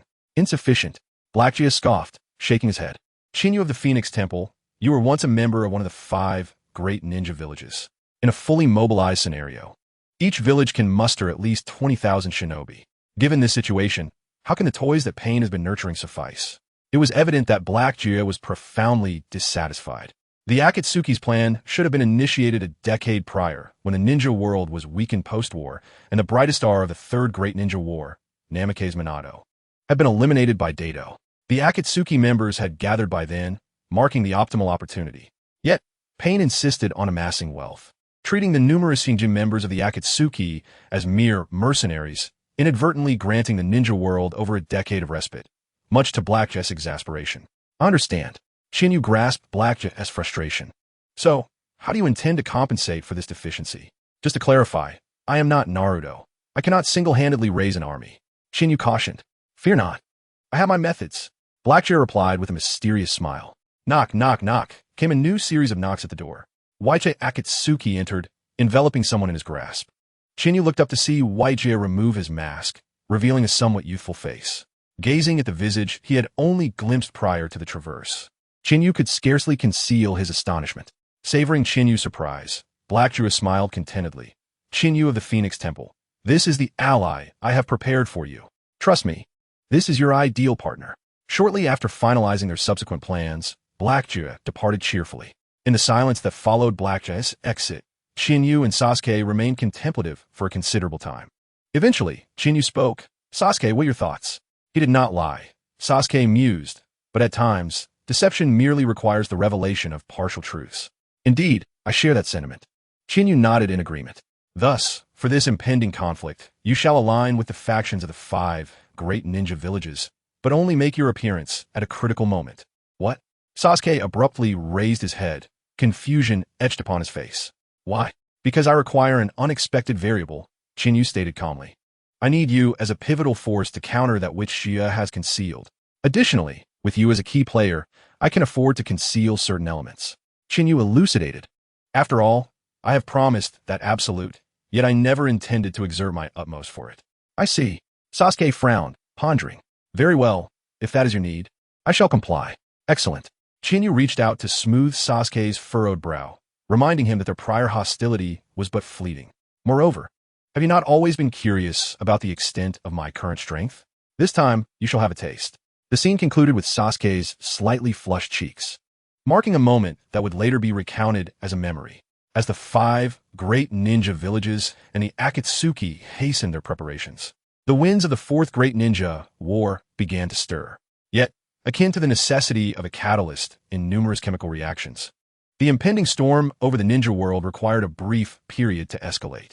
Therefore, even as the audience in the live stream grew increasingly anxious for the impending conflict, the first figure to appear on the screen after a 7-year hiatus was none other than the lecherous sage. You've returned. What way to put it? Jiraiya scratched his face awkwardly. You make me sound like a husband neglecting his family, gallivanting outside. Isn't it so? Naruto huffed, hands on his hips, casting a glowering gaze at Jiraiya. You left to train in sage mode, claiming to investigate something, yet you have produced no intelligence whatsoever. Meanwhile, Tsunade has been receiving a steady stream of information. So, what exactly have you discovered? About that, Jiraiya stammered, feeling sheepish. In truth, his investigation in Amage Cure had yielded no results. There was little he could do, as Chinyu had been providing information at such a rapid pace that often Tsunade would inform Jiraiya to cease his inquiries before he could even begin. I can't shake the feeling that I exist within Chinyu's shadow, Jiraiya confessed. Noticing Jiraiya's silence, Naruto grew increasingly irate. This time, I'm definitely going to tell Tsunade about your escapades under the guise of gathering intelligence. Wait, please. Jiraiya, suddenly pained by the mere mention of Tsunade, hastily pleaded. This time, I actually have something to show for my departure. Look, Jiraiya performed a summoning jutsu, and a frog the height of a person appeared, promptly expelling a burly man. Who is he? Naruto inquired, bewildered. Zahomaya o ninchuriki, oaru raza, za originario o ninchuriki, kirabi. Karabi appeared somewhat solemn. He surveyed the rugged mountains and rainforest surrounding him before turning to Jiraiya. Where am I? Why wasn't I sent back to Kimoga Cure directly? That was my intention, but somehow I ended up summoning you to Myobo-Kuzan, Jiraiya replied, shaking his head and reassuring Karabi. In any case, it is safe here. Besides, Naruto need a little time to prepare before we can leave together. Sage Shima and Sage Fukasaku, who had been silent until now, exchanged glances at Jiraiya's mention of them. The great Sage Fukasaku has awakened. Sage Fukasaku addressed Jiraiya and Naruto. He wishes to see you. The great Sage Fukasaku? For some reason, Jiraiya felt a sudden tightness in his chest. Ignoring Naruto's incessant inquiries about the identity of the great Sage Fukasaku, Jiraiya urgently asked Sage Fukasaku, what could this summons entail? Surely you have already deduced it. Young Jiraiya. Sage Fukasaku sighed heavily. It concerns the prophecy. Prophecy. Jiraiya's demeanor shifted to one of gravity. Subsequently, under the guidance of Sage Fukasaku, Jiraiya and Naruto ventured into the depths of Myobo-Kuzan. An aged yet formidable brown-skinned toad sat majestically upon an enormous chair adorned with the character Shin. Upon sensing the arrival of Jiraiya, the great toad sage opened its murky eyes, remarkably refraining from its usual trick of forgetting the identity of its visitor. Young Jiraiya, the prophecy has changed. What? Jiraiya's heart trembled at the confirmation of his suspicions. How could the great toad sage's prophecy change? Surely, there was a mistake. I cannot accept this. The great toad sage shook its head solemnly. Regrettably, the prophecy was derived from dreams of the future, and since those dreams have altered, so too must the prophecy. Jiraiya urgently inquired, what has it changed into? I have seen, the great toad sage began to elaborate. Wait, hold on. A bewildered Naruto interrupted the dialogue between Jiraiya and the great toad sage, exclaiming, could someone please explain this prophecy to me? TSK. Jiraiya, feeling impatient, glanced at the great toad sage, who remained silent, evidently permitting him to explain first. Jiraiya suppressed his inner annoyance and began. The great toad sage is a legend of Myobo Kuzan, possessing an extraordinary ability to foresee the future. In the past, the sage foretold that my disciple would be the prophesied child destined to lead the shinobi world towards peace. This is why I've been reluctant to remain in Konoha, wandering outside until now. Initially, I believed that child to be Nagato. Then I thought it was Minato, but now it appears to be you. Jiraiya glanced back at the great toad sage, asking, "Is something wrong with Naruto?" "No," the great toad sage replied, shaking its head. "It is a girl with white hair and red eyes. Many such girls. They gathered densely, and ultimately, one absorbed the chakra of the entire shinobi world, leaving behind a powerful-eyed black-haired boy. That Uchiha boy, with his Mangekyo Sharingan transforming into the 6th Tomo Rinnegan, holds 9 sealing orbs, planting a new divine tree." The great toad sage's voice resonated like a thunderous bell. Young Jiraiya, before the last black-haired boy with formidable eyes, the shinobi world perished. Jiraiya stood in stunned silence, unable to articulate a response to the great toad sage's words. Fortunately, the observing Fukusaku sage interjected with a question. "Then, great toad sage, what about the prophesied child? Where has the child you saw gone?" "I do not know." The great toad sage slowly shook its massive head, its tone laden with confusion. "I cannot see. Darkness. So dark. Rinnegan, Naruto, seek out that octopus-like child. You must swiftly master the 9 tails." Suddenly, it appeared as if something struck the great toad sage, causing its head to tilt, and it fell into a deep slumber. Great toad sage. Upon witnessing the sage's state, those present became frantic. Fukusaku and Shima, the 2 sage toads, hurried to the great toad sage's side to examine it. A faint snore echoed. Fukusaku and Shima breathed a sigh of relief, concluding, "The great toad sage is asleep." "Huh?" Naruto, perplexed, exclaimed, but it hadn't finished speaking. "There's no helping it. Naruto, the great toad sage, is old. Waking is a rarity, while slumber is the norm," Fukusaku sighed. "We shall wait until the great toad sage awakens next time." After hearing the strange prophecy, Naruto departed from Myobo Kuzan. Although he wished to inquire further, he was not the type to press when circumstances were beyond his control. Thus, after leaving Myobo Kuzan, he followed the path to Kumogakure, accompanied by the enigmatic Killer Bee, preparing to undergo training to fully master the 9 tails. Meanwhile, Jiraiya returned to Konoha, burdened with the great toad sage's prophecy. 1,000 feathers. Many thousands of feathers. What does this mean? After listening to Jiraiya's account, Tsunade was particularly concerned about this detail. Could it be that 1,000 feathers will split into many selves like the slug sage? Are you envisioning a split akin to that of the slug? Jiraiya contemplated the slug's division. The summoning realm comprises 3 sacred sites, Shibakuzan, Myobo Kuzan, and Ryukido, each distinct. If Myobo Kuzan and Ryukido are the territories of toads and snakes, then Shibakuzan belongs solely to the slug sage. The entirety of Shibakuzan embodies the slug's essence. This uniqueness leads to those who have signed a summoning contract with Shibakuzan always calling forth the divided forms of slugs, varying in size according to need. Inspired by this, Jiraiya extended his thoughts. The slug sage's division arises from necessity. So could the 1,000 feathers division also stem from need? The Akatsuki still lacks something? The Akatsuki organization. And so forth. Suddenly, an idea struck Jiraiya, and he turned to Tsunade, who was also looking at him. Their familiar gazes met, and they spoke in unison. Military strength. Indeed, military strength. Jiraiya nodded emphatically. The Akatsuki organization lacks lower-tier combat power. They possess sufficient upper-tier strength, but require troops. A small rain village, inherently disadvantaged, cannot nurture forces capable of waging war against the 5 great ninja villages. Thus, this implies that 1,000 feathers must divide into tens of thousands of entities to counter the military advantage of the Shinobi Alliance. Jiraiya found this incredulous. Could a person achieve such a feat? To split into tens of thousands of entities? Not even Naruto could produce 1,000 shadow clones. I do not know. Tsunade's expression mirrored that of concern. By conventional reasoning, she too believed this to be beyond human capability. However, considering Chiyu's abilities, Tsunade recalled the time she had guided Chiyu in the sealing and medical ninjutsu. Chiyu grasped concepts effortlessly, even without explanation, if it were Chiyu. We cannot be careless. Tsunade rapped the table, turning her gaze to Jiraiya. Noticing Tsunade's intense look, Jiraiya instinctively recoiled.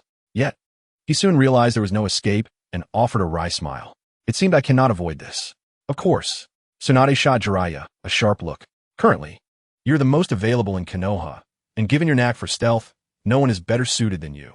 All right. Jiraiya rubbed his forehead. What do you want me to do? I will provide you with the red team. You will have no official position within the main ninja army. Your sole objective is clear, Tsunade declared resolutely. Find Chiyu and uncover the truth of this matter. Leave it to me, Jiraiya jested. Using my name as the author of Pervy Paradise, seeking out beauties is my forte. Oomph. Observing Jiraiya's antics, Tsunade scoffed lightly, sparing him a rare smile. Well then, I entrust this to you. Accompanied by Hinata, Kiba, and Shino, Jiraiya embarked on a quest to locate Chiyu. Meanwhile, hidden beneath the earth of the Land of Rain, within the Outer Path's golem, Chiyu raised an eyebrow in surprise upon witnessing the scene through the live stream. I never imagined my actions would be prophesied by the great Toad Sage. This is no ordinary Toad from the era of the Six Paths. However, starting the search for me now is somewhat late. Chiyu gazed ahead at the massive space. Nearly 100,000 white Zetsu hanging from the roots of the Outer Path's golem, swaying gently like leaves.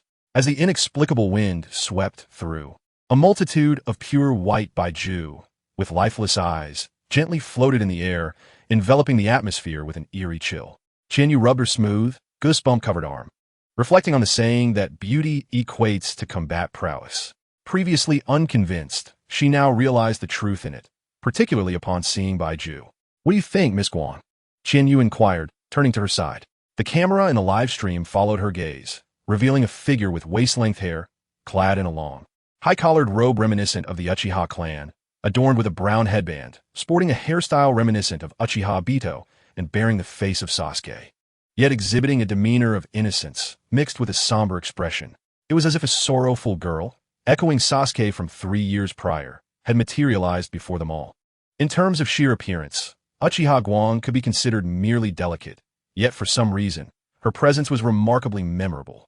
Moreover, at that moment, Uchiha Guang was radiating a pair of kaleidoscopes, each featuring a triangular pattern formed by 3 interlocking shurikens. The audience in a live stream, familiar with the concept of the kaleidoscope, quickly deduced its significance. A new Uchiha? No, it must be a new kaleidoscope. But hadn't all the Uchihas been wiped out? Clearly, this was a person unearthed by that black Zetsu. Just moments ago, Jiraiya and Tsunade were discussing Qianyu's split. Could it be? It was indeed as one might suspect. The kaleidoscope of the Mangekyo Sharingan was astonishing. The viewers, now grasping the implications of Qianyu's impending actions, felt a surge of alertness, dispelling their earlier boredom.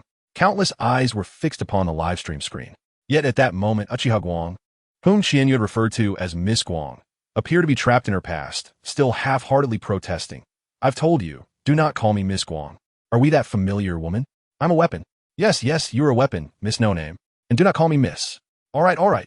Observing Uchiha Guang, who resembled a little hedgehog, Qianyu raised her hand in a mock military salute. The Uchiha clan had this flaw. When not acquainted, they were unbearably cold and proud, incapable of normal communication. However, their advantage was equally evident. Once one managed to break through their exterior, they revealed a softer side.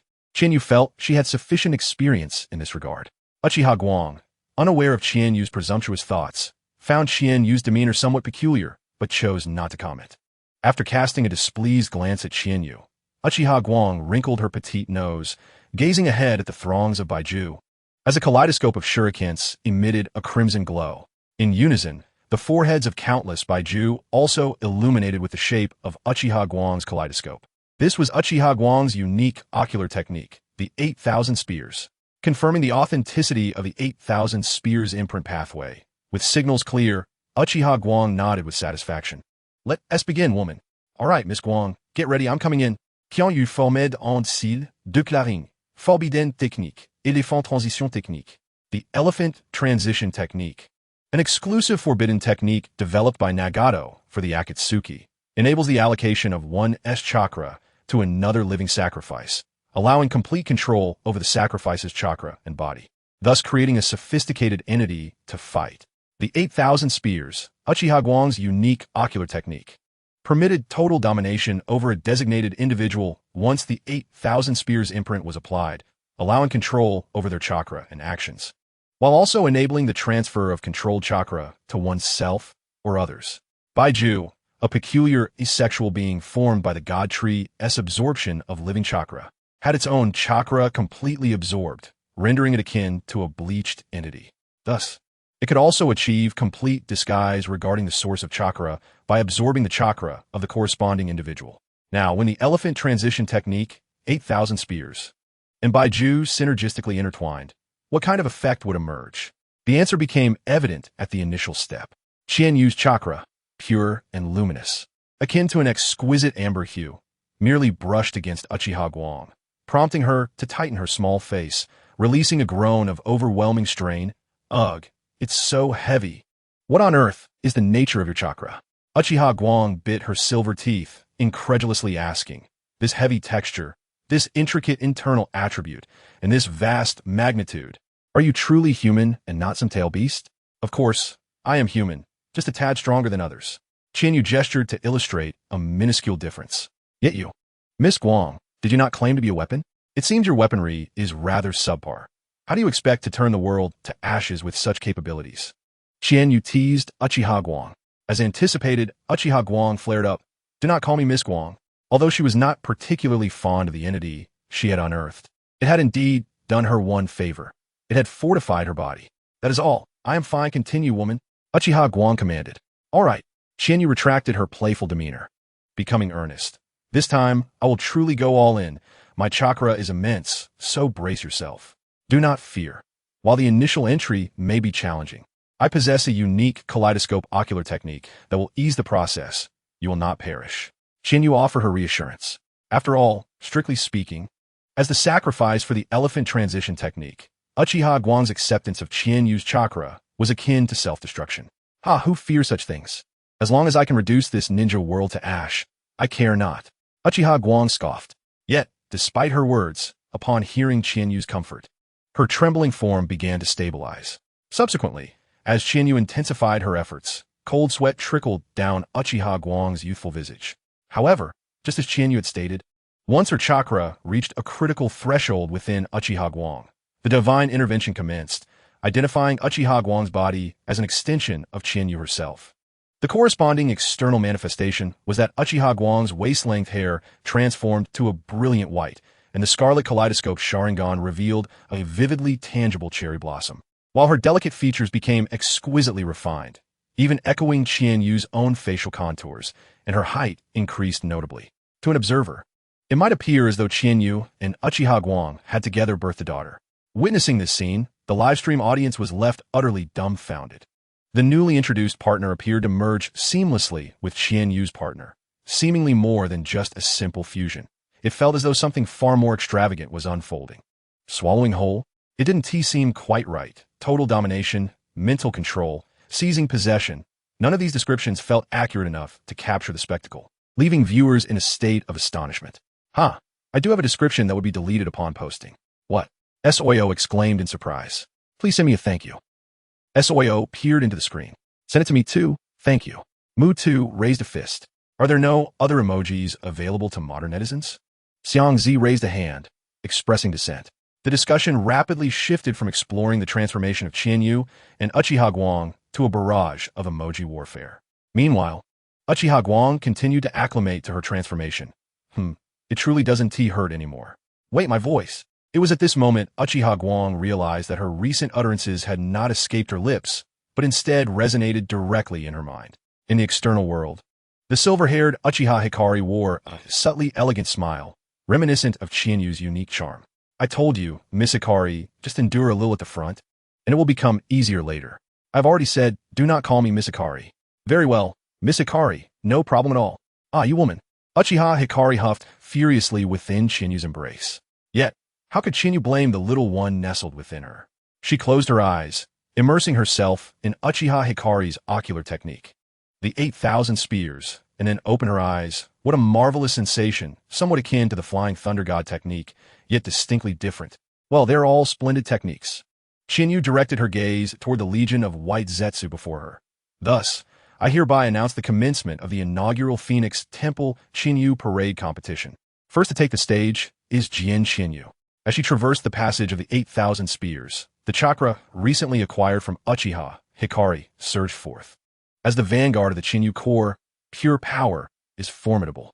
Therefore, Shikatsunaku, wind blade technique, and the single Tomo Sharingan, accompanied by Chinyu's soliloquy. The front line of 100,000 white Zetsu, approximately 20,000 in number, underwent a sudden transformation. Their gray-green, unkempt hair faded, grew, and their default masculine appearances softened into a more delicate form, their flat chests becoming full. In mere seconds, the front line of 20,000 white Zetsu resembled figures reshaped by the finest 3D printer, transforming into silver-haired, crimson-eyed swordsmen adorned in loose, black kimonos reminiscent of the Shinigami. Jin Shinyu, akin to Chinyu's emphasis on the sword, and Shikatsumiyaku, possessed a pallid complexion akin to Kagaya's kin, exuding an imposing aura. Warriors were ready, and next came the mages. Chinyu's gaze shifted beyond Jin Shinyu to the rear. Ice and water techniques. Another 20,000 white Zetsu began their transformation, revealing the ice Chinyu, clad in classic white kimonos inspired by the Ukiana. As for the water technique, Chinyu's eyes twitched at the sight before her, a head of pure white hair intricately braided into a conservative bun, yet sporting only a snug bra on the upper body, fully exposing her alluring waist, with defined abs clearly visible, and a blue skirt adorning her lower half. The water Chinyu. Water Chinyu, wait, this is too revealing. Chinyu lamented.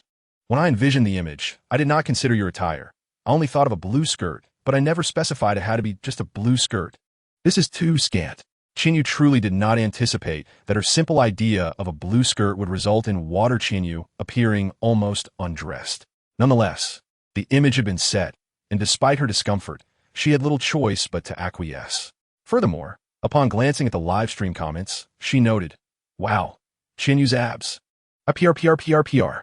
Is it a swimsuit? It should be considered a swimsuit, right? This attire looks like something you'd wear for beach volleyball. Chinyu, haha, so many Kianyas. I could definitely sneak away with one, right? I'm not greedy. I just want the original one. Send it over. I have no objections. This Mizutsuki Ruriko. I can do without." The praise came pouring in. With the emergence of the Chinyu army, a significant influx of impression points flooded in. Chinyu, being a person of practicality, decided to stick with the current attire since so many viewers had no objections. At this point, 100,000 white Zetsu had transformed, with the triangle of combat, magic, and healing nearly complete, and the next step would be the priests.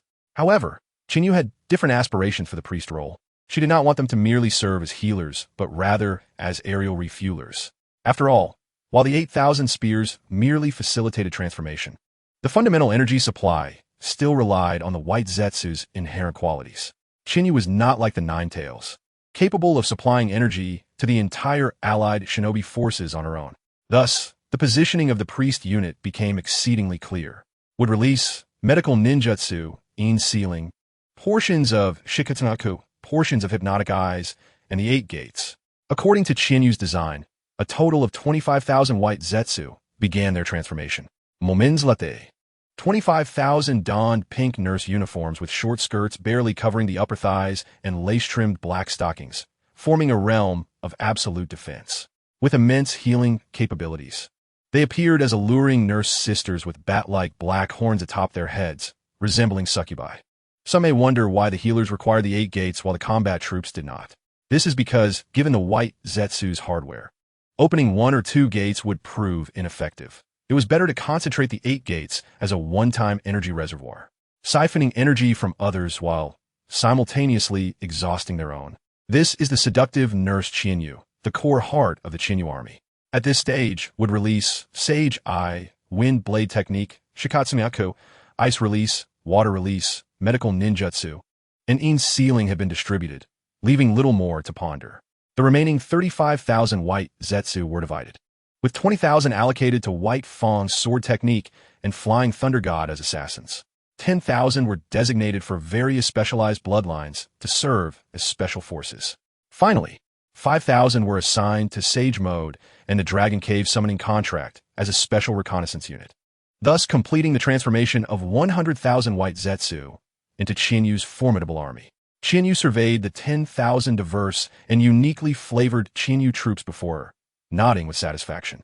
If she were to voice any dissatisfaction, it would pertain to the eyes of these Qianyas, since she had infused them solely with form, without imbuing them with spirit. Each Chinyu's beautiful ruby eyes appeared lifeless and dim. Thus, at last, she would bestow upon them their spirit. Occupying Uchiha Hikari's body, Chinyu turned, her alabaster fingertips gently pressing against the center of her original form's brow, still holding the seal. Thump! An invisible ripple began to emanate outward from Chinyu's original form. At the forefront of the waves, the Jian Qianyas, touched by the ripples, ignited like torches, their crimson eyes radiating brilliance. In response, curved branches sprouted from the earth, tenderly enveloping Chinyu's original form. Subsequently, these wooden branches transformed into gleaming, transparent crystals. Chinyu's original form thus lay in slumber within the upright crystal coffin. The crystal coffin emitted a radiant glow in the pitch-black underground, akin to a new sun, as the soft rustling of delicate garments filled the air. Illuminated by the new sun, the myriad Qianyas began to unfurl their branches and leaves, striving to absorb as much sunlight as possible. Although no longer the original form, the Uchiha Hikari version of Chinyu, or the prototype, the inaugural creation, remained dominant. It was truly marvelous to have fragmented oneself into 100,000 parts. The initial Chinyu softly marveled, no longer merely a unified highest will, but they, as members of a vast system, shared thoughts and feelings. Yet the controllable tendrils could no longer extend beyond the body. This sensation, even for her, was remarkably novel. However, the initial Chinyu had not considered that when Naruto divided into dozens of shadow clones, they would engage in battle, while her thoughts were far more intricate than Naruto's. In such circumstances, what would transpire if every fragment of thought, no matter how absurd or bizarre, was manifested as a separate entity? In the rear of 100,000 Chinyu, a charming succubus Chinyu sniffed the fragrance wafting from her own body, then seized a water Chinyu in front of her. Ignoring the resistance reflected on the water Chinyu's face, she forcefully buried her chest into it, inhaling deeply. "Sister, you smell divine. Please don't do this." The water Chinyu blushed furiously, attempting to push the succubus away, clearly uncomfortable with such intimacy. However, another succubus Chinyu swiftly grasped the slender wrist of the water Chinyu from behind. Sister, stop resisting. You, being so fragrant and soft, are destined to be devoured by us. Battle. The sword Chinyu unsheathed her blade in a close-up. Battle. The killing Chinyu tugged at her skirt dramatically. How exhilarating. It was truly a chaotic scene. The ice Chinyu, with her icy demeanor and pristine beauty, covered her face as if unable to bear the sight. Yet, the fingers peeking through her hand clearly disagreed. "I must commence the operation immediately." By long, Chinyu exclaimed, "You wish to perish, is that it? Very well. I'll explode with you. Then let us battle." The twin fiery Chinyu revealed their slender and elegant fingers. Strikingly, instead of fleeing, they brandished their weapons and approached me. The storm Chinyu's hair crackled with energy, exuding a readiness for action. What was once a wholesome gathering of the Wang Wang team was on the brink of transforming into an indescribable, chaotic spectacle due to the antics of these erratic Chinyu. "Enough. In public, this is utterly disgraceful." The initial Chinyu interjected. "But there is no public here, it's just us." A lowly dragon girl Chinyu inquired, perplexed. Indeed. The surrounding Chinyu echoed in unison. Seeing this, the initial Chinyu could no longer contain her rising blood pressure.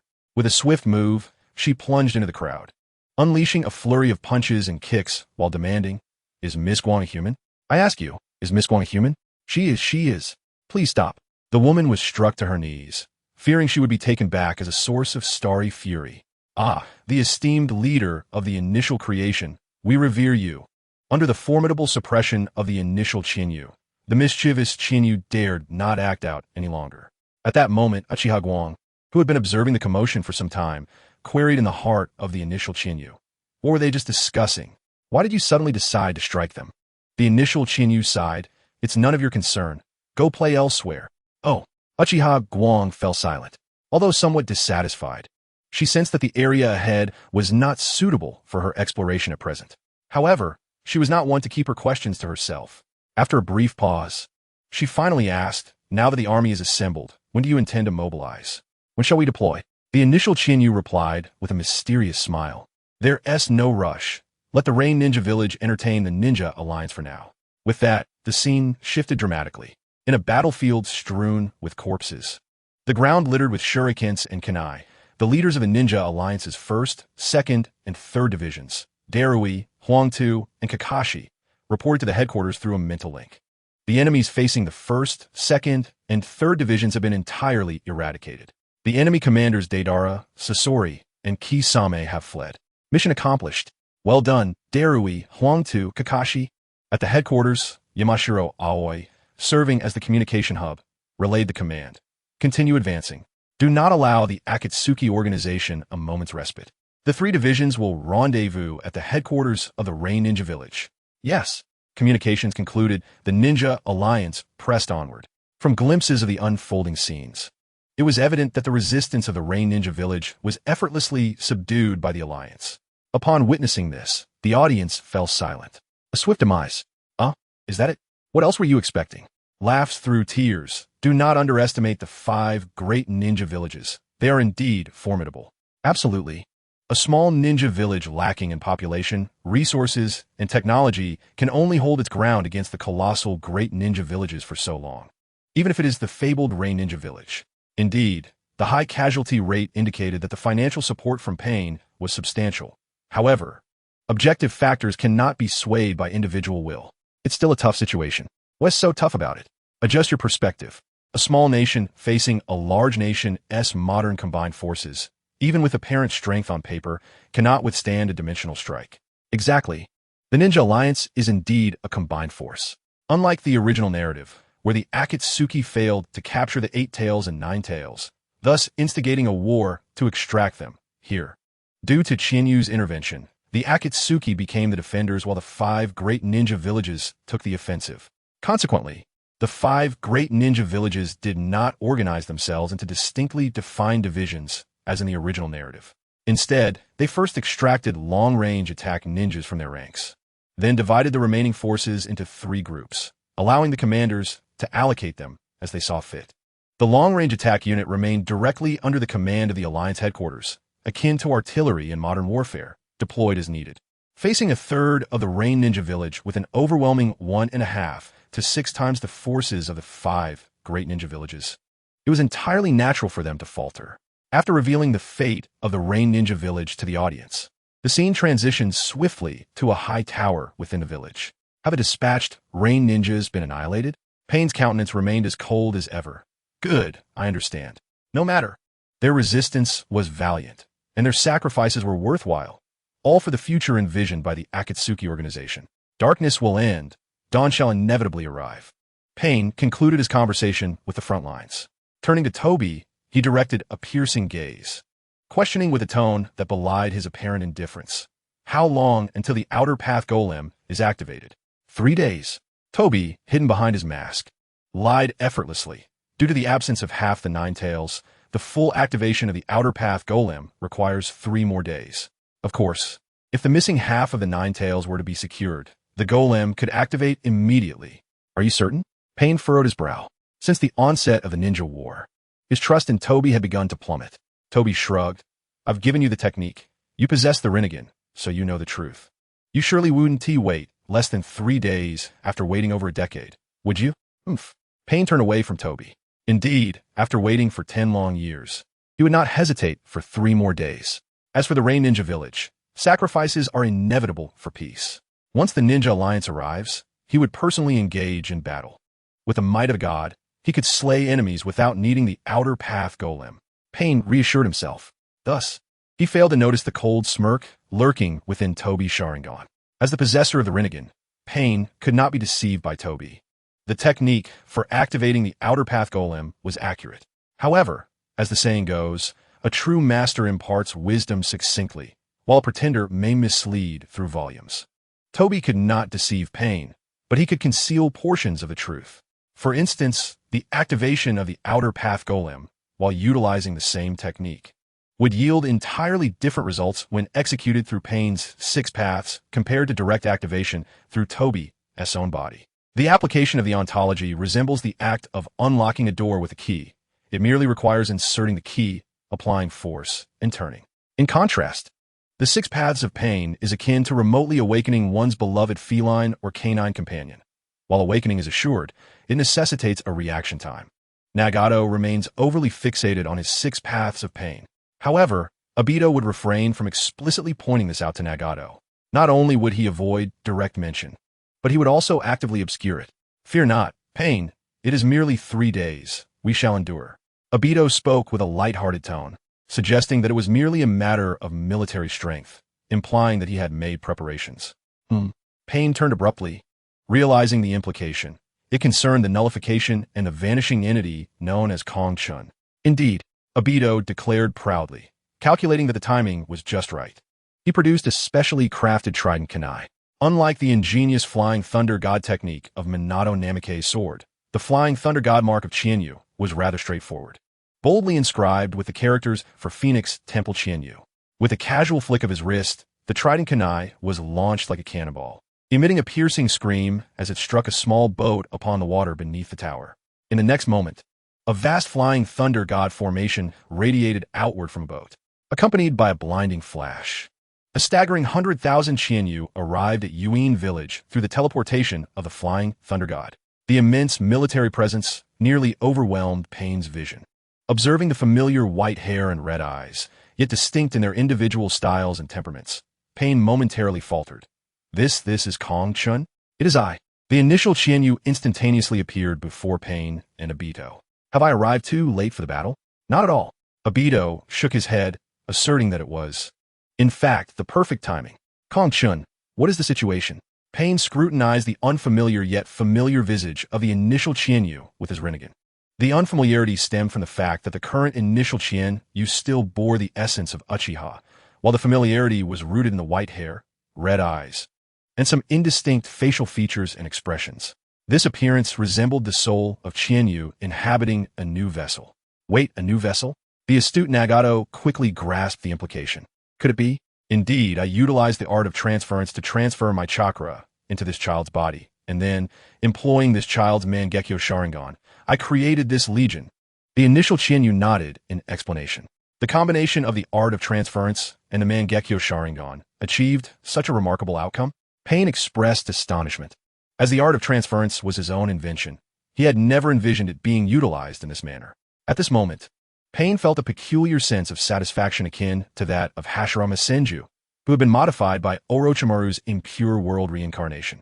This was not solely reliant on these two factors. The nature of White Zetsu is equally extraordinary. The initial Qianyu elucidated. White Zetsu. Upon hearing this new term, Pain turned his contemplative gaze toward Obito. Clearly, this White Zetsu was Obito's concealed power, and given its half-black, half-white appearance, it was likely that Black Zetsu also existed. However, such matters were trivial. Pain was unconcerned as the grand undertaking was about to unfold. Pain continued to inquire, Kong Chun, what is the average combat capability of this legion? An average elite Chunin level, I would say. The initial Qianyu replied. However, if the leader were to relax restrictions, I could also manifest some special individuals. What restrictions? Pain asked, puzzled. Shortly thereafter, in Yuin village, the anxious new residents received a new directive to assemble for rewards, sans armor. Although apprehensive about the impending arrival of the allied shinobi forces, the Yuin villagers were still willing to repay Kakashi's kindness if they could obtain some compensation. Unfortunately, when the remaining Yuin ninjas arrived at the assembly point, money was indeed present.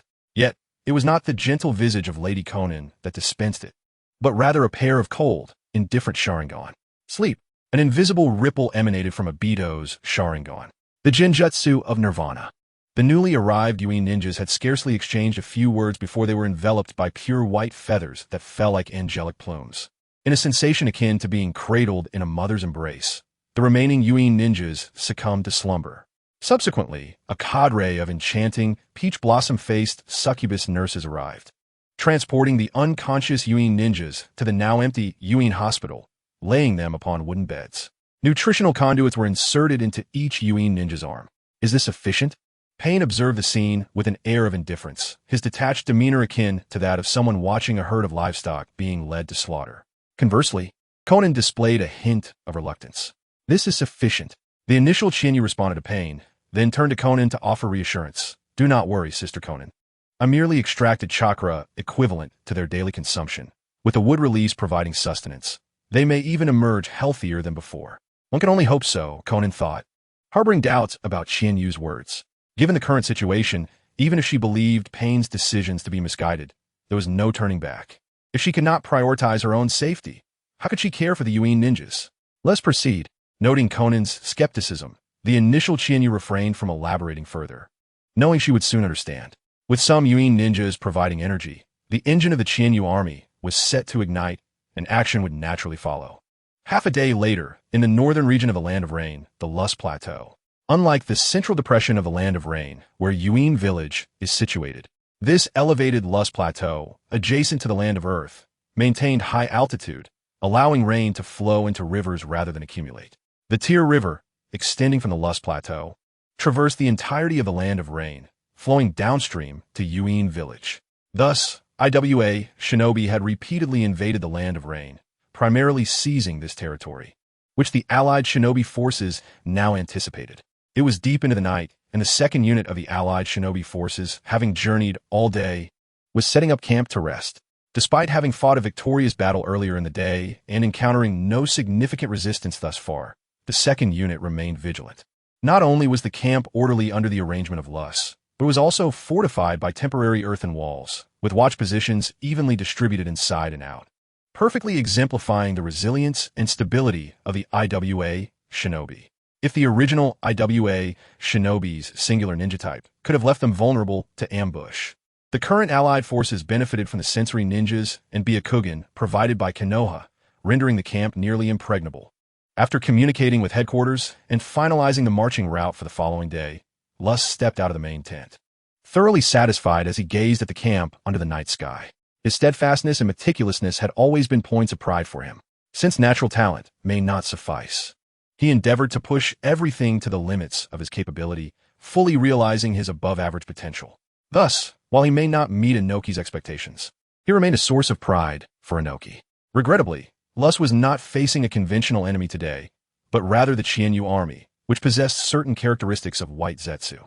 Deep within the camp, out of sight from Lus, a slender, fair snake emerged from a mouse hole, casting a glance around to ensure she remained undetected.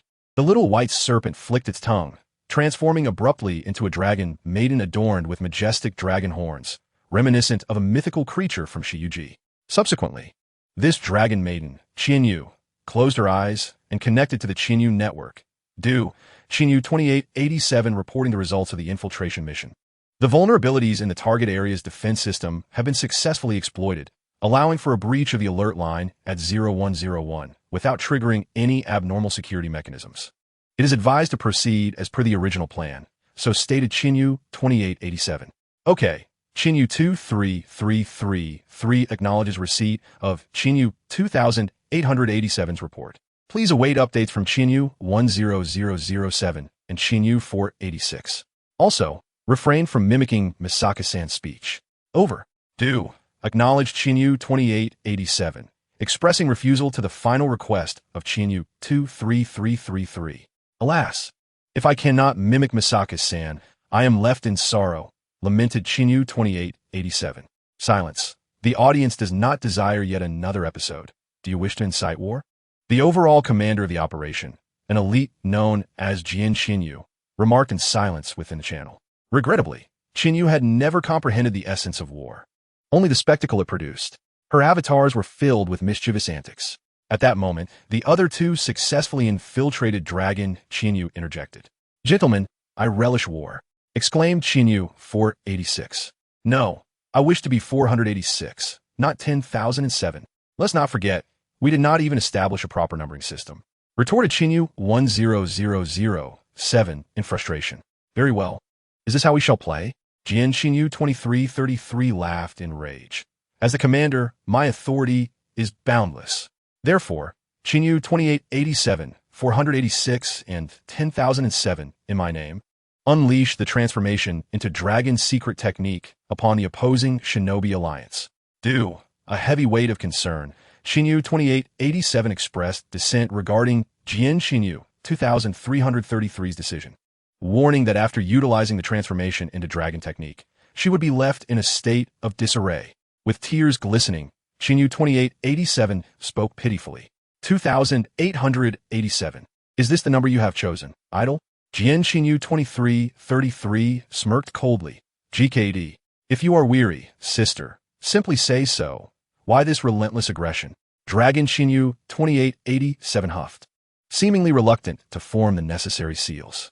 Yet, the radiant smile on her face betrayed her true eagerness. After several seals, Xinyu 2887's flawless visage trembled, and the dragon horns atop her head melted like wax under the sun, cascading in white liquid down her satin-like hair, staining her pristine robe, where the white liquid flowed. Delicate scales began to emerge upon the jade-like skin of Dragon Xinyu. As these scales densely covered her form, a sudden dragon's roar reverberated through the night sky of the allied camp, rousing the slumbering ninjas. What is happening? A nearby IWN exclaimed, pushing aside the tent, only to find an inexplicable pristine white wall within the camp. In the dim light of night, the IWN momentarily believed he was still inside his tent, facing the fabric curtain. However, upon raising his gaze, he was met not with the profound night sky, but with a pair of crimson eyes. The small, car-sized red dragon eyes glimmered ominously in the night sky, instilling a primal fear within the human psyche, as if being targeted by apex predators. Faced with this colossal being, nearly 30 meters long, the IWN trembled uncontrollably, nearly fainting from terror. Fortunately, the transformation of Xinyu 2887 paid little heed to the IWN before her. The time window for the transformation into dragon technique was precious. Though it promised transformation, its core was a chaotic manifestation akin to the Sage of the Dragon Cave, akin to the Eight Gates, a one-time explosive technique. As it was a fleeting spectacle, it had to be magnificent, fixating on the protective walls of the allied camp. Dragon Xinyu 2887 charged forth from the innermost circle of the IWN. Stop her! Do not let her breach. At that moment, the unprepared alliance hurriedly formed seals, aiming to obstruct Xinyu 2887 from breaking free and permeating the entire camp. Yet, simultaneously, two resounding dragon roars echoed. Then, to the despairing gazes of the allied forces, two colossal dragons suddenly appeared, hurtling toward the armory and granary like shooting stars, one left and one right. Before the white dragon transformed from Xinyu, the guarding ninjas of the armory and granary could not mount even a semblance of resistance, swept aside like leaves in an autumn breeze. Then came two deafening explosions. Boom! Boom! The inky black flames of Amaterasu erupted from within the white dragon, raining down upon the two storages like droplets. The armory and granary of the allied forces ignited instantly. The flames in the night shone like guiding lights, illuminating the path for the Xinyu army outside the camp. Without a moment's time to mourn the loss of their supplies, the alliance was immediately confronted with the advancing Xinyu army. Under the astonished and confused stares of the Hinata clan ninjas assigned to watch over, the empty white-eyed vision revealed Xinyu forces seemingly materializing from the dense forest.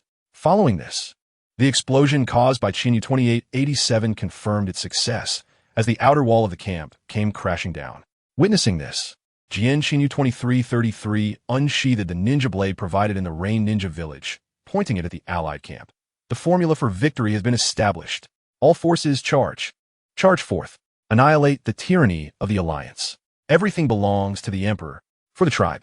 Demacia. The cacophony of battle cries erupted outside the allied camp. Fortunately, after the self-destructive actions of 3 Dragon Kianyas, the allied ninjas managed to regroup, consolidate, remain calm, stay collected, under the rallying shouts of several esteemed Chunin. The ninjas who had lost their outer wall relied on their tents to form a crescent-shaped defensive formation. Should the Earth-style ninjas of the IWN-led allied forces fully deploy, the incoming 20,000-strong Xinyu army would find it exceedingly challenging to overcome them. Regrettably, the Xinyu army was merely chaotic in their shouts. Their attacks, however, were anything but disordered. Suiton, Suiridan no Jutsu. The water dragon bullet technique re-emerged in the world, as the Xinyu forces began forming seals. The reflexive defensive seals of the allied ninjas were barely in place when a torrent of spirited water dragons surged forth like a flood. Following the deluge came the ice. Iton, Aisu note. A barrage of chilling ice spikes descended, followed by violent explosions. The allied ninjas, just now dazed from the water dragon barrage and drenched, were immediately encased in ice, rendered incapable of resistance. The first makeshift defensive line of the alliance collapsed like a line of dominoes. The second line followed suit. The third line, however, did not shatter at first touch. Yet, this was not due to a waning intensity in the Qinyu army's assault. Rather, the overall commander, Huang Tu, had arrived. Dotan, Manri Doryuhei. The imposing earthen walls of Huang Tu rose before the legion of Qinyu, obstructing their path. Under the pristine moonlight, Huang Tu gazed at the countless faces of Qinyu, all eerily similar yet distinct in attire, his astonishment palpable. Is this the Qinyu of Fenghuang temple mentioned in the intelligence reports? So many of them? The unmistakable visage of Qinyu loomed before him. Beside Huang Tu, Ningxi's eyes glimmered with a fierce intensity, indicating he had maximized his Byakugan's perceptive abilities. Yet he noted the meager chakra reserves of these Qinyu. Captain, I suspect this is some form of multiple shadow clone technique. Ningxi remarked to Huang Tu. Multiple shadow clones. You say? Huang Tu nodded in understanding. I see now. They VE split themselves due to insufficient manpower, but this number is quite excessive. Nevertheless, he thought, let's engage them. With a confident flourish of his sleeve, Haitu declared, Father, I shall lead the charge. Without awaiting a response from Huang Tu, he leapt from the towering earthen wall. How decisive you are. Huang Tu chuckled at his daughter's boldness as she vanished from view. His expression shifted to one of determination as he directed his gaze at the Qinyu army below. The Qinyu of Fenghuang Temple aims to rally as a single unit against our entire coalition. They certainly underestimate us. He shouted, You youngsters, follow me. Forward. Huang Tu leapt from the wall, followed by the coalition's ninjas who followed suit.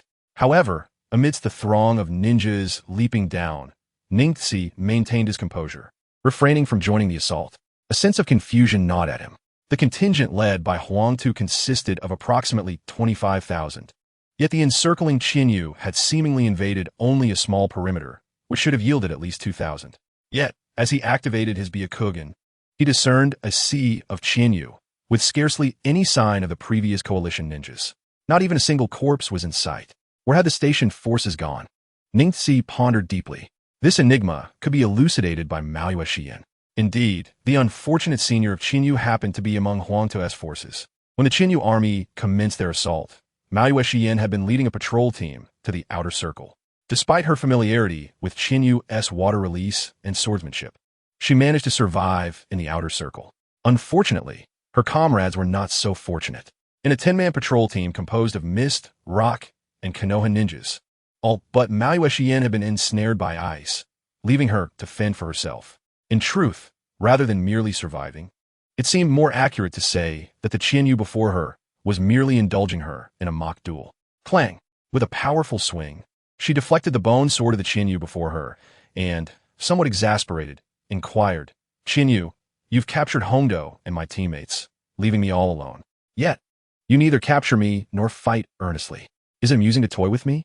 Indeed, it is quite amusing. The sword-wielding Qinyu responded, a reply that caught Xian off guard. After all, your troubled expression is a delightful sight. Of course, I jest, Xian-senpai, as she clenched her teeth, seemingly on the verge of tears. The sword-wielding Qinyu finally retracted the bloodthirsty expression. So, is there a possibility, a chance, that I am indeed your equal opponent? Huh. Xian gasped in disbelief at the sword Qinyu's proclamation. The very next moment, as if corroborating the Qinyu's words, a chilling female voice resonated from behind her. Earth release, earth spear, swoosh. Dozens of sharp stone spears erupted from beneath the feet of the sword Qinyu, encasing her in a deadly embrace. Faced with an onslaught from all sides, the sword Qinyu struggled to fend off the seemingly infinite barrage of stone spears. Ultimately, she was no match for the overwhelming numbers. With a sickening sound, several spears pierced her abdomen, emerging from her back and lifting her high, blood pouring forth like a torrential waterfall. In the blink of an eye, the once formidable sword Qinyu had transformed into a witch condemned to a medieval pyre. Are you all right? A melodious voice floated from behind Xian. Turning, she beheld a youthful girl clad in traditional rock ninja attire, her elegant right arm exposed, and her short black hair framing her striking features. Haitu? Xian recognized her. Yes, it's me. Haitu nodded, approaching Xian and observing the pierced sword Qinyu with a mixture of caution and curiosity. I've noticed that while these Qinyu of Fenghuang Temple appear intimidating, their individual strength is surprisingly lacking. However, it seems they compensate for this by operating in teams of 3. What about the others? Haido's question was laden with implication. They were taken by those Qinyu. Xian comprehended Haido's meaning. They seemed more focused on capturing than engaging in combat. Is that so? Haido's brows furrowed in contemplation. What could they possibly want with their captives? She turned her gaze to Xian. Are you still able to fight? Of course. Xian's expression hardened. What do you propose we do? My father and the others are still engaged with those Qinyu, and I arrive here swiftly, finding this area relatively clear.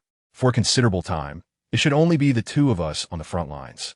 I intend to press forward alone and discover what they intend to do with their captives. Haitu articulated her plan. Very well, I shall accompany you. Xian, once a member of the Umbu, readily agreed, eager to uncover the Qinyu's intentions. As they prepared to move, the idea of Qinyu capturing ninjas to drain their chakra seemed improbable for an initial confrontation. With a sudden cough, the sword Qinyu, now resembling a porcupine, spluttered blood while grasping at Haido's earthen spear, forcibly extricating herself from the stone prison. As a consequence, a gaping wound the size of an infant's head marred her slender abdomen, blood cascading down, staining Haido's dark attire crimson, pooling at their feet. Despite her grievous injuries, the sword Qinyu persisted in her struggle for life. You're still alive after all this? Haido stared in disbelief at the tenacity of the sword Qinyu. The sword Qinyu stuck out her tongue playfully, grinning as if the battlefield were merely a friendly gathering. How delightful. Haido couldn't help but be drawn in by her antics. Yet, Xian remained unfazed, having observed the sword Qinyu closely since her descent. Haitu, take a closer look at Qinyu's wounds. Xian's tone turned grave. Haitu followed Xian's lead, her heart sinking as she realized the horrifying truth. The gaping wound in the Qinyu's abdomen was utterly hollow. There were no organs, no intestines. The very womb of the Qinyu was absent. Through the wound on Jian Qinyu's lower abdomen, one could see that she was akin to a solid piece of rubber, punctured as if by a pencil. However, upon reflection, it seemed not so dire. After all, the multitude of Qinyu could not be explained by any conventional means. Rather, they could only be interpreted as peculiar artificial beings. If they were indeed constructs, the absence of human organs would not be particularly alarming. Yet with this line of thought, too suddenly realized the gravity of the situation. The front lines. Amidst the chaos behind too, anguish cries erupted. The sound of unprepared coalition ninjas being ambushed by the supposedly fallen Jian Qinyu. Have you figured it out? Jian Qinyu smiled finally, Kao pupe technique, sous le ripping technique. Call what you will. The principle likely involved absolute control over the skeletal structure through the corpse bone pulse, allowing one to continue fighting as long as there was chakra, regardless of injuries sustained. Surprised, were you not? How outrageous. Too ground her teeth in anger at Jian Qinyu's mockery. Yet, Xian maintained her composure. Even so, even if your body differs from that of a normal person, lacking many vital points, the sheer volume of blood loss cannot be deceived. Do not resist, conserve your strength, and lie down. You've seen through me. Very well. I concede. With that, Jian Qinyu slumped forward. The scene shifted as she fell, transitioning to the sky. In the frame, Jian Qinyu lay face down, her left arm outstretched, finger pointing forward, the blood that had previously dripped from her flowing backward, forming a blood-red path. Such a clear composition immediately sparked a wave of banter in the comments. Captain, what are you doing? Don't stop. As long as you keep moving, the path will continue to extend. Killer too. How can you force hope like this? Qinyu's clones are truly a bunch of quirky little spirits. 3 years ago, Qinyu was a mischievous little spirit. 3 years later, her army is filled with quirky little spirits. Seems perfectly reasonable. Wait, that BGM. Suddenly, the teasing in the comments ceased. They faintly heard a female voice singing. Drifting in the distant universe, there exists a planet that can fulfill wishes. Should we venture there? Now, believe in the path you hold dear. Only because the flower of hope binds people together. As the pure and melodious voice resonated, the camera shifted again to reveal Shui Qinyu, hands clasped at her chest, head slightly bowed, her expression one of compassion. Today, hope resides within our hearts. The bonds forged by the flower of hope will transform into strength and bloom tomorrow. Clearly, the BGM everyone was hearing was sung by this Shui Qinyu. If there had been any doubt about the quirky little spirit persona of Qinyu's army, it was now dispelled.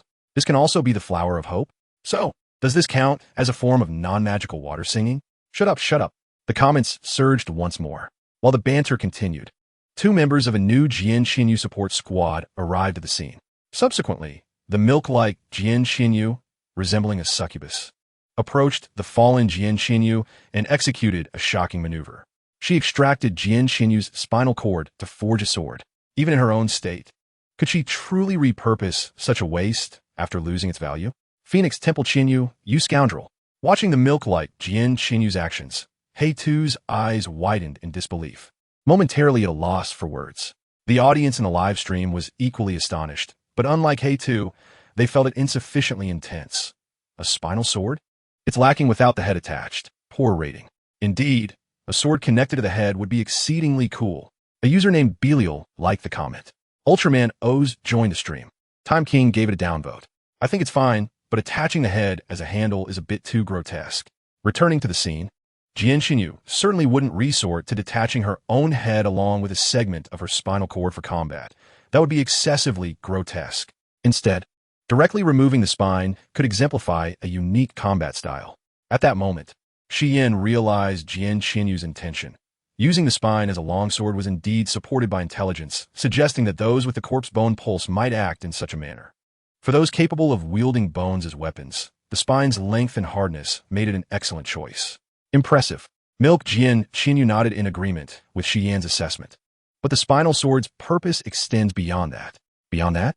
Shi Yan's expression turned inquisitive. She then observed as Milk Jian Xinyu handed the spinal sword to another arriving Jian Xinyu. The moment Jian Xinyu grasped the spinal sword, several slender bone tendrils pierced her palm, connecting her to the sword. Instantly, a modest yet significant amount of chakra surged into Jian Xinyu's being, roughly estimated at half a card. With this infusion of chakra, Jian Xinyu, who had previously exuded only the pressure of an elite chunin, suddenly ascended to that of a special jonin. What on earth? Heitu was perplexed by Jian Xinyu's abrupt enhancement. She sensed an elevation in Jian Xinyu's chakra.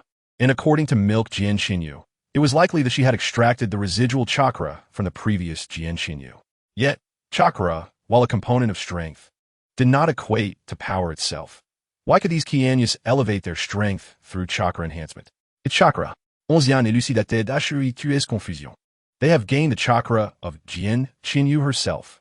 In that fleeting moment, Jian Xinyu's aura felt strikingly closer to that of the original. A glimmer of wisdom shone in Shi Yan's bright purple eyes. These Qianyas were likely created by distributing chakra from the original Jian Xinyu. Therefore, reclaiming the chakra allocated to them would naturally enhance their strength. Such a realization dawned on Heitu, who then bit her lip in frustration, recognizing the complications of this model. But isn't that rather underhanded? After all, the coalition is risking their lives in this battle, while the Qinyu army merely sacrifices mass-produced replicas. With each replica's demise, the remaining ones only grow stronger. That is the nature of war. Shi Yin spoke solemnly. War will never be absolutely fair, especially when faced with the brilliance of a genius like Jian Xinyu, a peak that our mediocrity can never hope to reach. In comparison, the fact that we can still fight for our lives is quite commendable. Hearing Shi Yuan's words, Nai Qinyu lightly clapped her hands, praising her senior sister's enlightened resolve. After all, now that you are privy to so many of my secrets, I simply cannot let you go. With that, Nai Qinyu silently advanced, wielding her spinal sword, the blade extending rapidly towards Shi Yuan. Steel slash. The attack, unexpected and swift, caught Shi Yuan off guard. Fortunately, she had a teammate. Earth release, rock fist technique. With a resounding crash, Heitu swung his fist, encased in solid rock, shattering the edge of Qinyu's sword. Alas, the price was that Haitu's right fist was also sliced deeply by the unexpectedly sharp spinal sword. The sound of dripping blood echoed as crimson droplets fell. Can't even stop my rock fist. Haitu gasped in pain. Are you all right? Shi Yuan swiftly positioned herself in front of Heitu. The injury was not severe. Heitu retrieved a bandage, quickly tending to his wounded hand. However, it seems we won't be able to escape. Glancing around, Heitu sighed ruefully. During this brief moment, another trio from the Qinyu team had arrived at their location. Moreover, one of the mages in the other Qinyu squad was Bing Qinyu. At the same time, two blood-sucking vines emerged from beneath their feet, ensnaring their delicate ankles. Sharp wooden thorns pierced their skin, drawing forth their sweet, crimson blood, heralding a bitter struggle under the moonlight. By the time the sun rose, The Qinyu army had retreated, leaving behind a devastating situation for Huangtu. The daughter, Haitu, alongside 4,000 ninja from the allied forces, was declared missing. In exchange, the night raiding Qinyu army left behind over 3,000 corpses, drained of chakra, reduced to a state of wretchedness as white zetsu. Upon hearing such reports, Huangtu crushed a hard rock slab beneath his foot. Missing? What does that mean? You must translate this for me. What exactly constitutes missing? It means that there are neither living nor dead to be found. In the Ninja Alliance Command Center, Tsunade wrapped her fingers on the table, surveying the other 4 Kage, particularly casting a glance at the Tsuchikage. This disappearance is rather ambiguous, Tsunade emphasized. According to some survivors, many were on the brink of death following the initial assault by the Qinyu, yet the final reports from the battlefield merely state they are missing. We must seriously contemplate the implications behind this. A loud bang interrupted Tsunade's discourse. It was Anoki, as the smallest among the Kage. Anoki now emanated the strongest aura of resolve. If you wish to study, then continue your deliberations. Investigating intelligence is indeed vital, and understanding the enemy's information is correct. But the old man believes it doesn't suit me. Therefore, I will use these hands. Anoki clenched his fists fiercely. We will extract the intelligence. As he spoke, a chakra as solid as stone erupted from Anoki's diminutive figure, conveying his determination and will to all present. This was a declaration, not a request or negotiation. After delivering his statement, Anoki turned away, never looking back even as the door to the meeting room slammed shut behind him. Witnessing this, Tsunade rubbed her temples in frustration. Truly a formidable elder. No wonder he remains active in the field at nearly 80. Humph, with such an age, his temper remains foul. One might worry he will be angered to death. Rakage scoffed disdainfully, appearing visibly displeased. However, the fact that the table remained intact before him indicated that he actually held great admiration for Anoki's fortitude. This alignment was also noted in the original narrative, suggesting their collaboration was among the best of the Kage, even though Anoki could be considered the murderer of his father. This internal dynamic clearly reveals a complex emotional trajectory. Nevertheless, Terumi May did not seek to delve into Rakage's internal world. Instead, she expressed her concerns that Tsuchikage has somewhat lost his rationality. Can we afford to follow him now? If we do not, our current alliance may crumble instantly. Yet if we do, rushing into the unknown could lead to catastrophic losses. Temari bit her lip, sighing heavily. That Tsuchikage has indeed presented us with a formidable challenge. Indeed, Terumi May nodded in agreement. Subsequently, both Terumi May and Temari directed their gazes towards Tsunade and Rakage, evidently placing the decision-making power in their hands. Noticing the attention of the other 2 Kage, Tsunade turned to Rakage, and upon realizing he had no intention of speaking, she released a weary sigh and briefly closed her eyes. However, when she opened them again, her previous fatigue had vanished, and Tsunade spoke with conviction. In truth, we do not find ourselves in a state of complete uncertainty. What do you mean? Temari inquired, puzzled. Presently, while the Qinyu army has launched a surprise attack on Huangtu's forces, causing significant casualties, there remains much intelligence that can be gleaned. Tsunade explained. Moreover, the Qinyu from Huafeng Temple was once affiliated with Konoha. Although she has orchestrated numerous diversions, her fundamental capabilities do not extend beyond Konoha's understanding. As it stands, the Qinyu forces can be categorized into 4 types: sword techniques, ice release, water release, and medical ninjutsu. Each team consists of 3 individuals, selecting one from the ninjutsu categories to pair with the other 2. These trios work seamlessly together, functioning as a singular entity. However, their overall strength is ultimately constrained, averaging only at the level of elite Chunin, with rare exceptional individuals failing to reach the level of Kage. This implies that the Qinyu merely counterbalance the original military advantage of the alliance, while suffering in high-end combat capabilities. This point is reflected in Huangtu's report, indicating that most of the losses among the allied ninja occurred during the first wave of attacks. Once the battle extends into a prolonged confrontation, the high-end combatants will begin to exert their influence, leading to rapid attrition among the Qinyu forces. Even if subsequent losses arise from intelligence deficiencies, such occurrences will not be repeated. Everyone present, having reviewed the battle reports, understood that Tsunade was referring to the Qinyu who were initially thought to have perished but unexpectedly rose to continue fighting. With Tsunade's interpretation, Temari and Terumi Mei immediately grasped Tsunade's and Reikich's intentions. Terumi Mei spoke with a hint of hesitation. Do you mean, Lord Hokage? Not only to fight, but to fight fiercely, swiftly. Therefore, Wind and Water Kage, you shall join as well. Before Tsunade could respond, Reikage, unable to contain his thoughts, expressed his command as the leader. Alongside the Tsuchikage, each of you will lead a unit, launching a three-pronged assault, pressing forward without hesitation. Thus, it is decided. With a thunderous crash, the meeting of the 5 Kage concluded as Reikage smashed a new table with his fist. Following the sudden ambush, the Ninja Alliance clearly did not intend to prolong the night, but was prepared to leverage their numerical superiority. Yet this move was also anticipated in the calculations of Obito, Kagaya, and even the Chinyu, such as the current situation. In the Rain Village, Chukianyu concluded her report to Pain. My army is undoubtedly a formidable force, yet the lack of high-end combat capability remains a significant concern. After the initial experimental raid, although a number of chakra batteries were captured to empower some Jonin, it remained insufficient for the entire allied forces. Nonetheless, it was still commendable.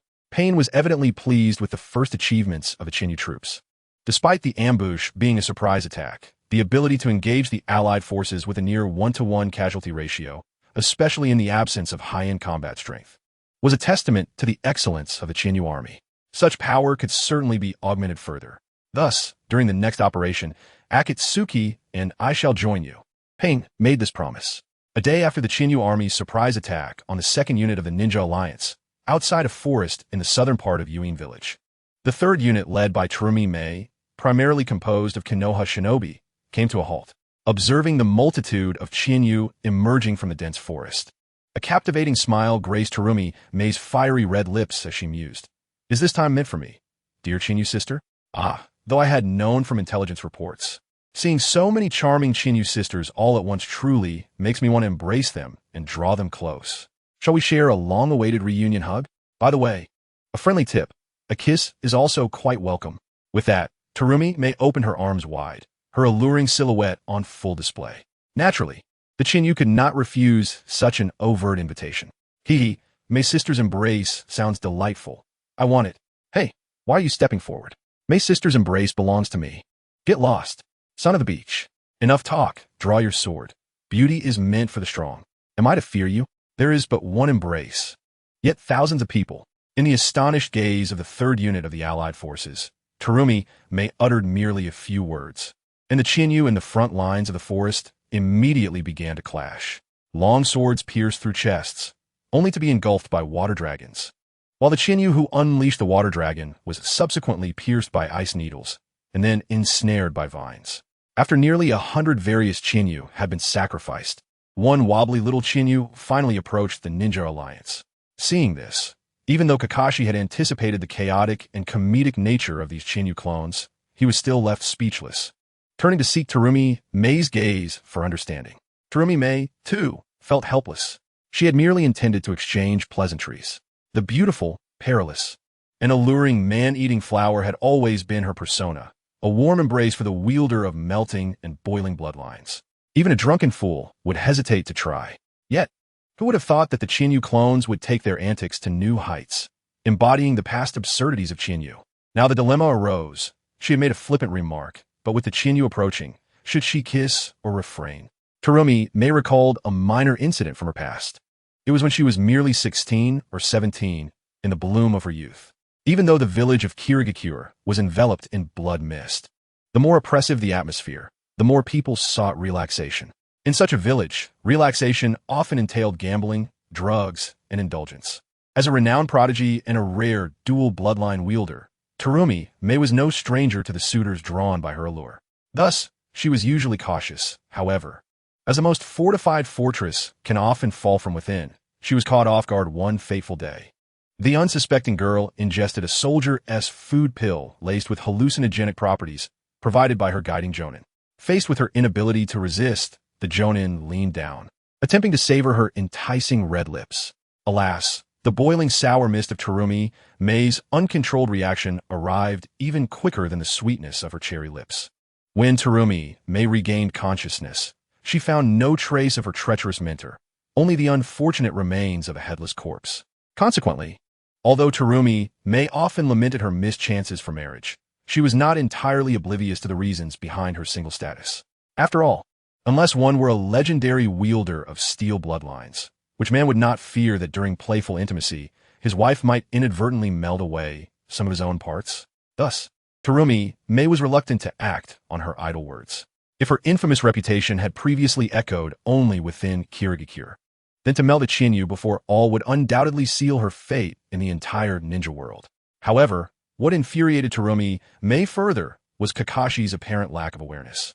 Seeing her maintain her seemingly playful demeanor, he simply stepped aside and allowed the Chinyu clone to approach, observing the little Chinyu's innocent grin as it drew nearer. Terumi May's eyes narrowed, her smile unwavering, yet her words dripped with barely concealed irritation.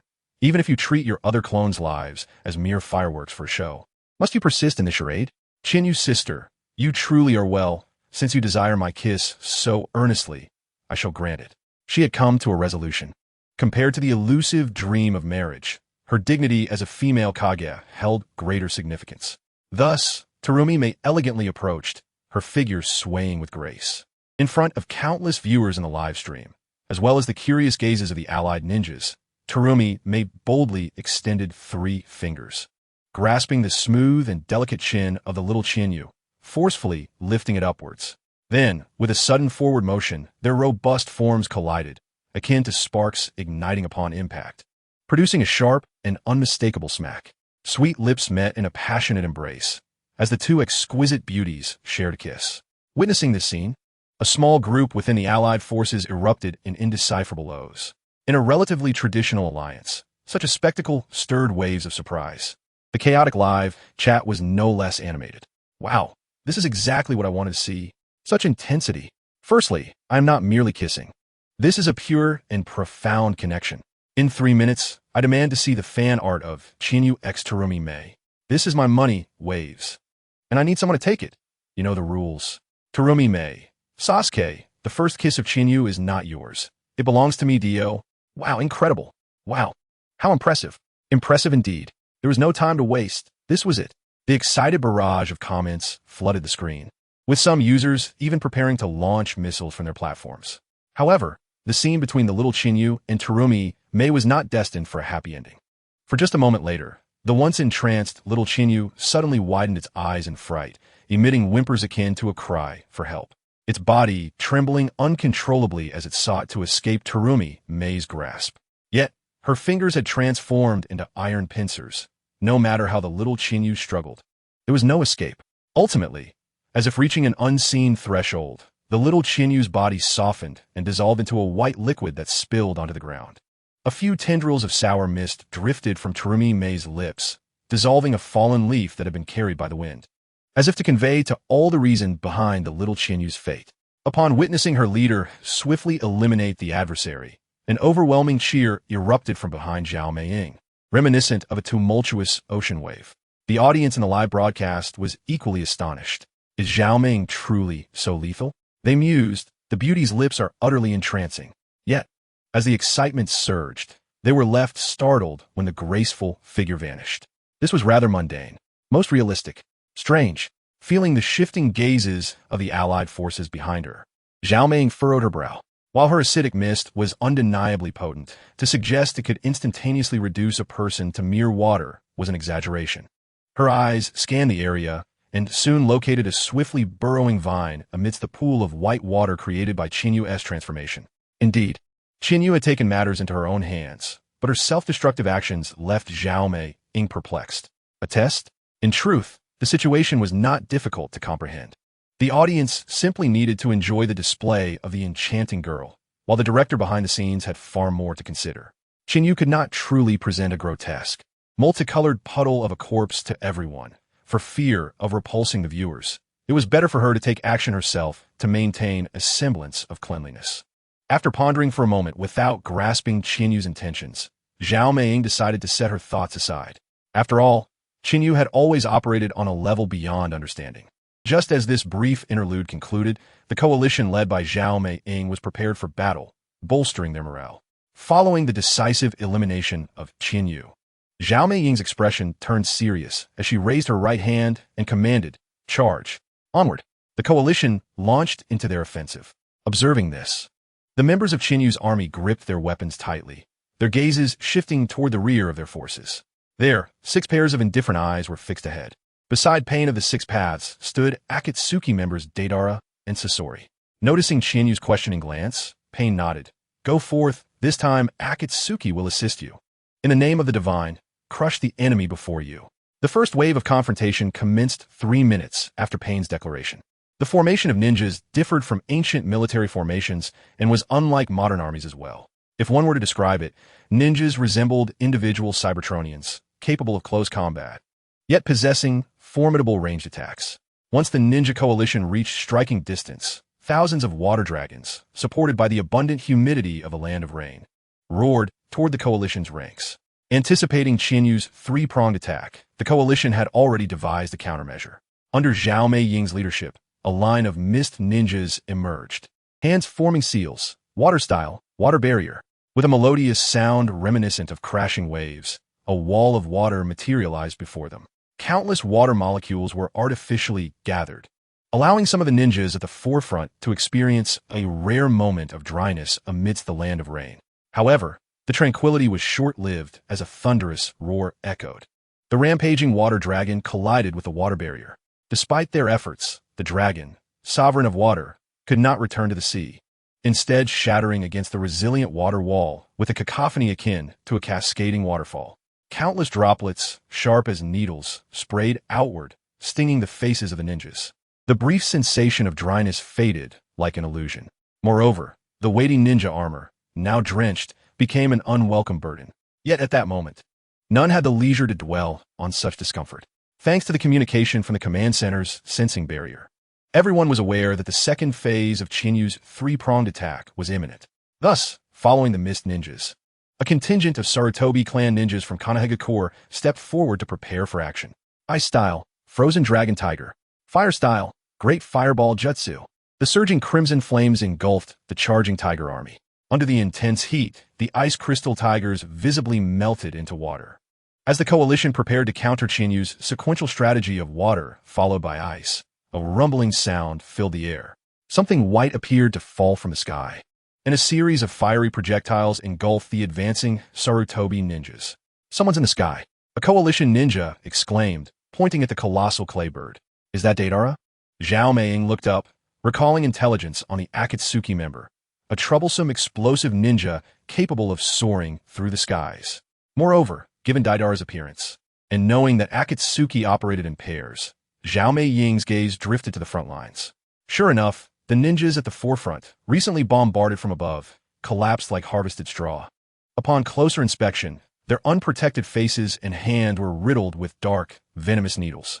At that moment, Sasori retracted the mechanism of his left arm. Clearly, that previous assault had originated from him. Alarmed, a sand ninja cried out, Sasori of the Red Sand. The name alone, synonymous with the most ruthless rogue ninja in recent years, who had even captured the Kazekage, instantly caused many sand ninjas to instinctively retreat several steps. The terror of one man's reputation was palpable, yet the members of Akatsuki were far from finished. As if to amplify the chaos, a shark-faced figure approached, revealing a sinister grin to the mist ninjas who met his gaze. This time, it was the mist ninjas who retreated, and in substantial numbers.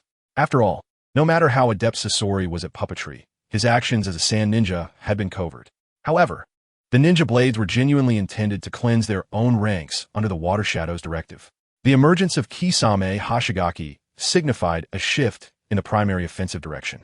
Zhao Meiying beamed with delight, feeling fortunate. Simultaneously, sensing the new chakra signature from Akatsuki, the command center of the coalition received a message from Yamashiro Kaiba. Please hold on. Water Shadow, Wind Shadow, and Earth Shadow are en route to your location. The arrival of Akatsuki's main forces presented an opportunity. Understood. Hurry.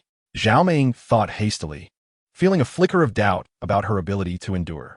Amidst the conversation, a girl with a high ponytail and exquisite features descended from the sky, summoning the signature 3-headed hellhound of the animal path. Following the animal path, the Azura path, human path, hell path, and hungry ghost path descended upon the coalition, instantly igniting a scene of carnage. The Rinnegan had arrived. News from the front lines reached headquarters. Tsunade and the fourth Raikage were both taken aback. The Rinnegan. Has it manifested so soon? What shall we do? Tsunade inquired, casting a questioning glance at the fourth Raikage. Logically, when kings face kings, generals face generals. The emergence of the Rinnegan necessitated a response from them, the Kage. However, the fourth Raikage merely shook his head. Do not move. Let your flying Thunder God team from Konoha deliver the Earth Shadow. Not advancing to the front lines? Tsunade hesitated. Do not worry, Tsunade. The fourth Raikage spoke sternly. When we act, it must be decisive. Until we ascertain that it is truly the leader of Akatsuki, we shall remain still. Understand. Under the persuasion of Lei Ying, Tsunade regained her composure. She turned her gaze towards Yamashiro Kai. Let us respond to the front line in this manner. With the configuration of Lord Mizukichi, it should be able to hold for a while. Understood. Yamashiro Kai nodded and conveyed the message to the front line. As Tsunade had stated, the third division led by Terumi Mei was indeed the strongest among the three. At that moment, before the formidable Kakashi could capitalize on the fear that the mist ninjas had of him, he was sent flying by a colossal foot, a size 45, that struck him with great force. Meanwhile, Chiyo stood protectively in front of Sasori, accompanied by Hozuki. Kakashi, utilisant ses super beast imitation technique, confrontait Deidara. The recently emerged elite members of Akatsuki each faced their respective adversaries. Shortly thereafter, the diminutive Inoki descended amidst the entourage of the Flying Thunder God team, immediately spotting the Hellhound that had just undergone a division. Division? One intriguing ability. I hope that once you dissolve into dust, you can continue to divide. Inoki brought his hands together. Doton, original world separation technique. A pure white cube materialized between Inoki's palms, swiftly enveloping the divided Hellhound. Within the radiant light of the pure white dust technique, the troublesome divided Hellhound vanished into oblivion. In a brief introduction, unexpectedly traversing into the world of Hokage, and transforming into a cute girl with white hair and red eyes, TempleChiu initially believed her life would remain as such. However, she did not anticipate awakening the impression value system, which allowed her to gain impression points simply by leaving an impression on others and being remembered. The only issue was that her so-called impression points were not acquired through the narrative characters, but rather through the Blue Star audience in a Hokage live broadcast. Without waiting for Chinyu to call out for bonds, friendship, or the future to attract attention,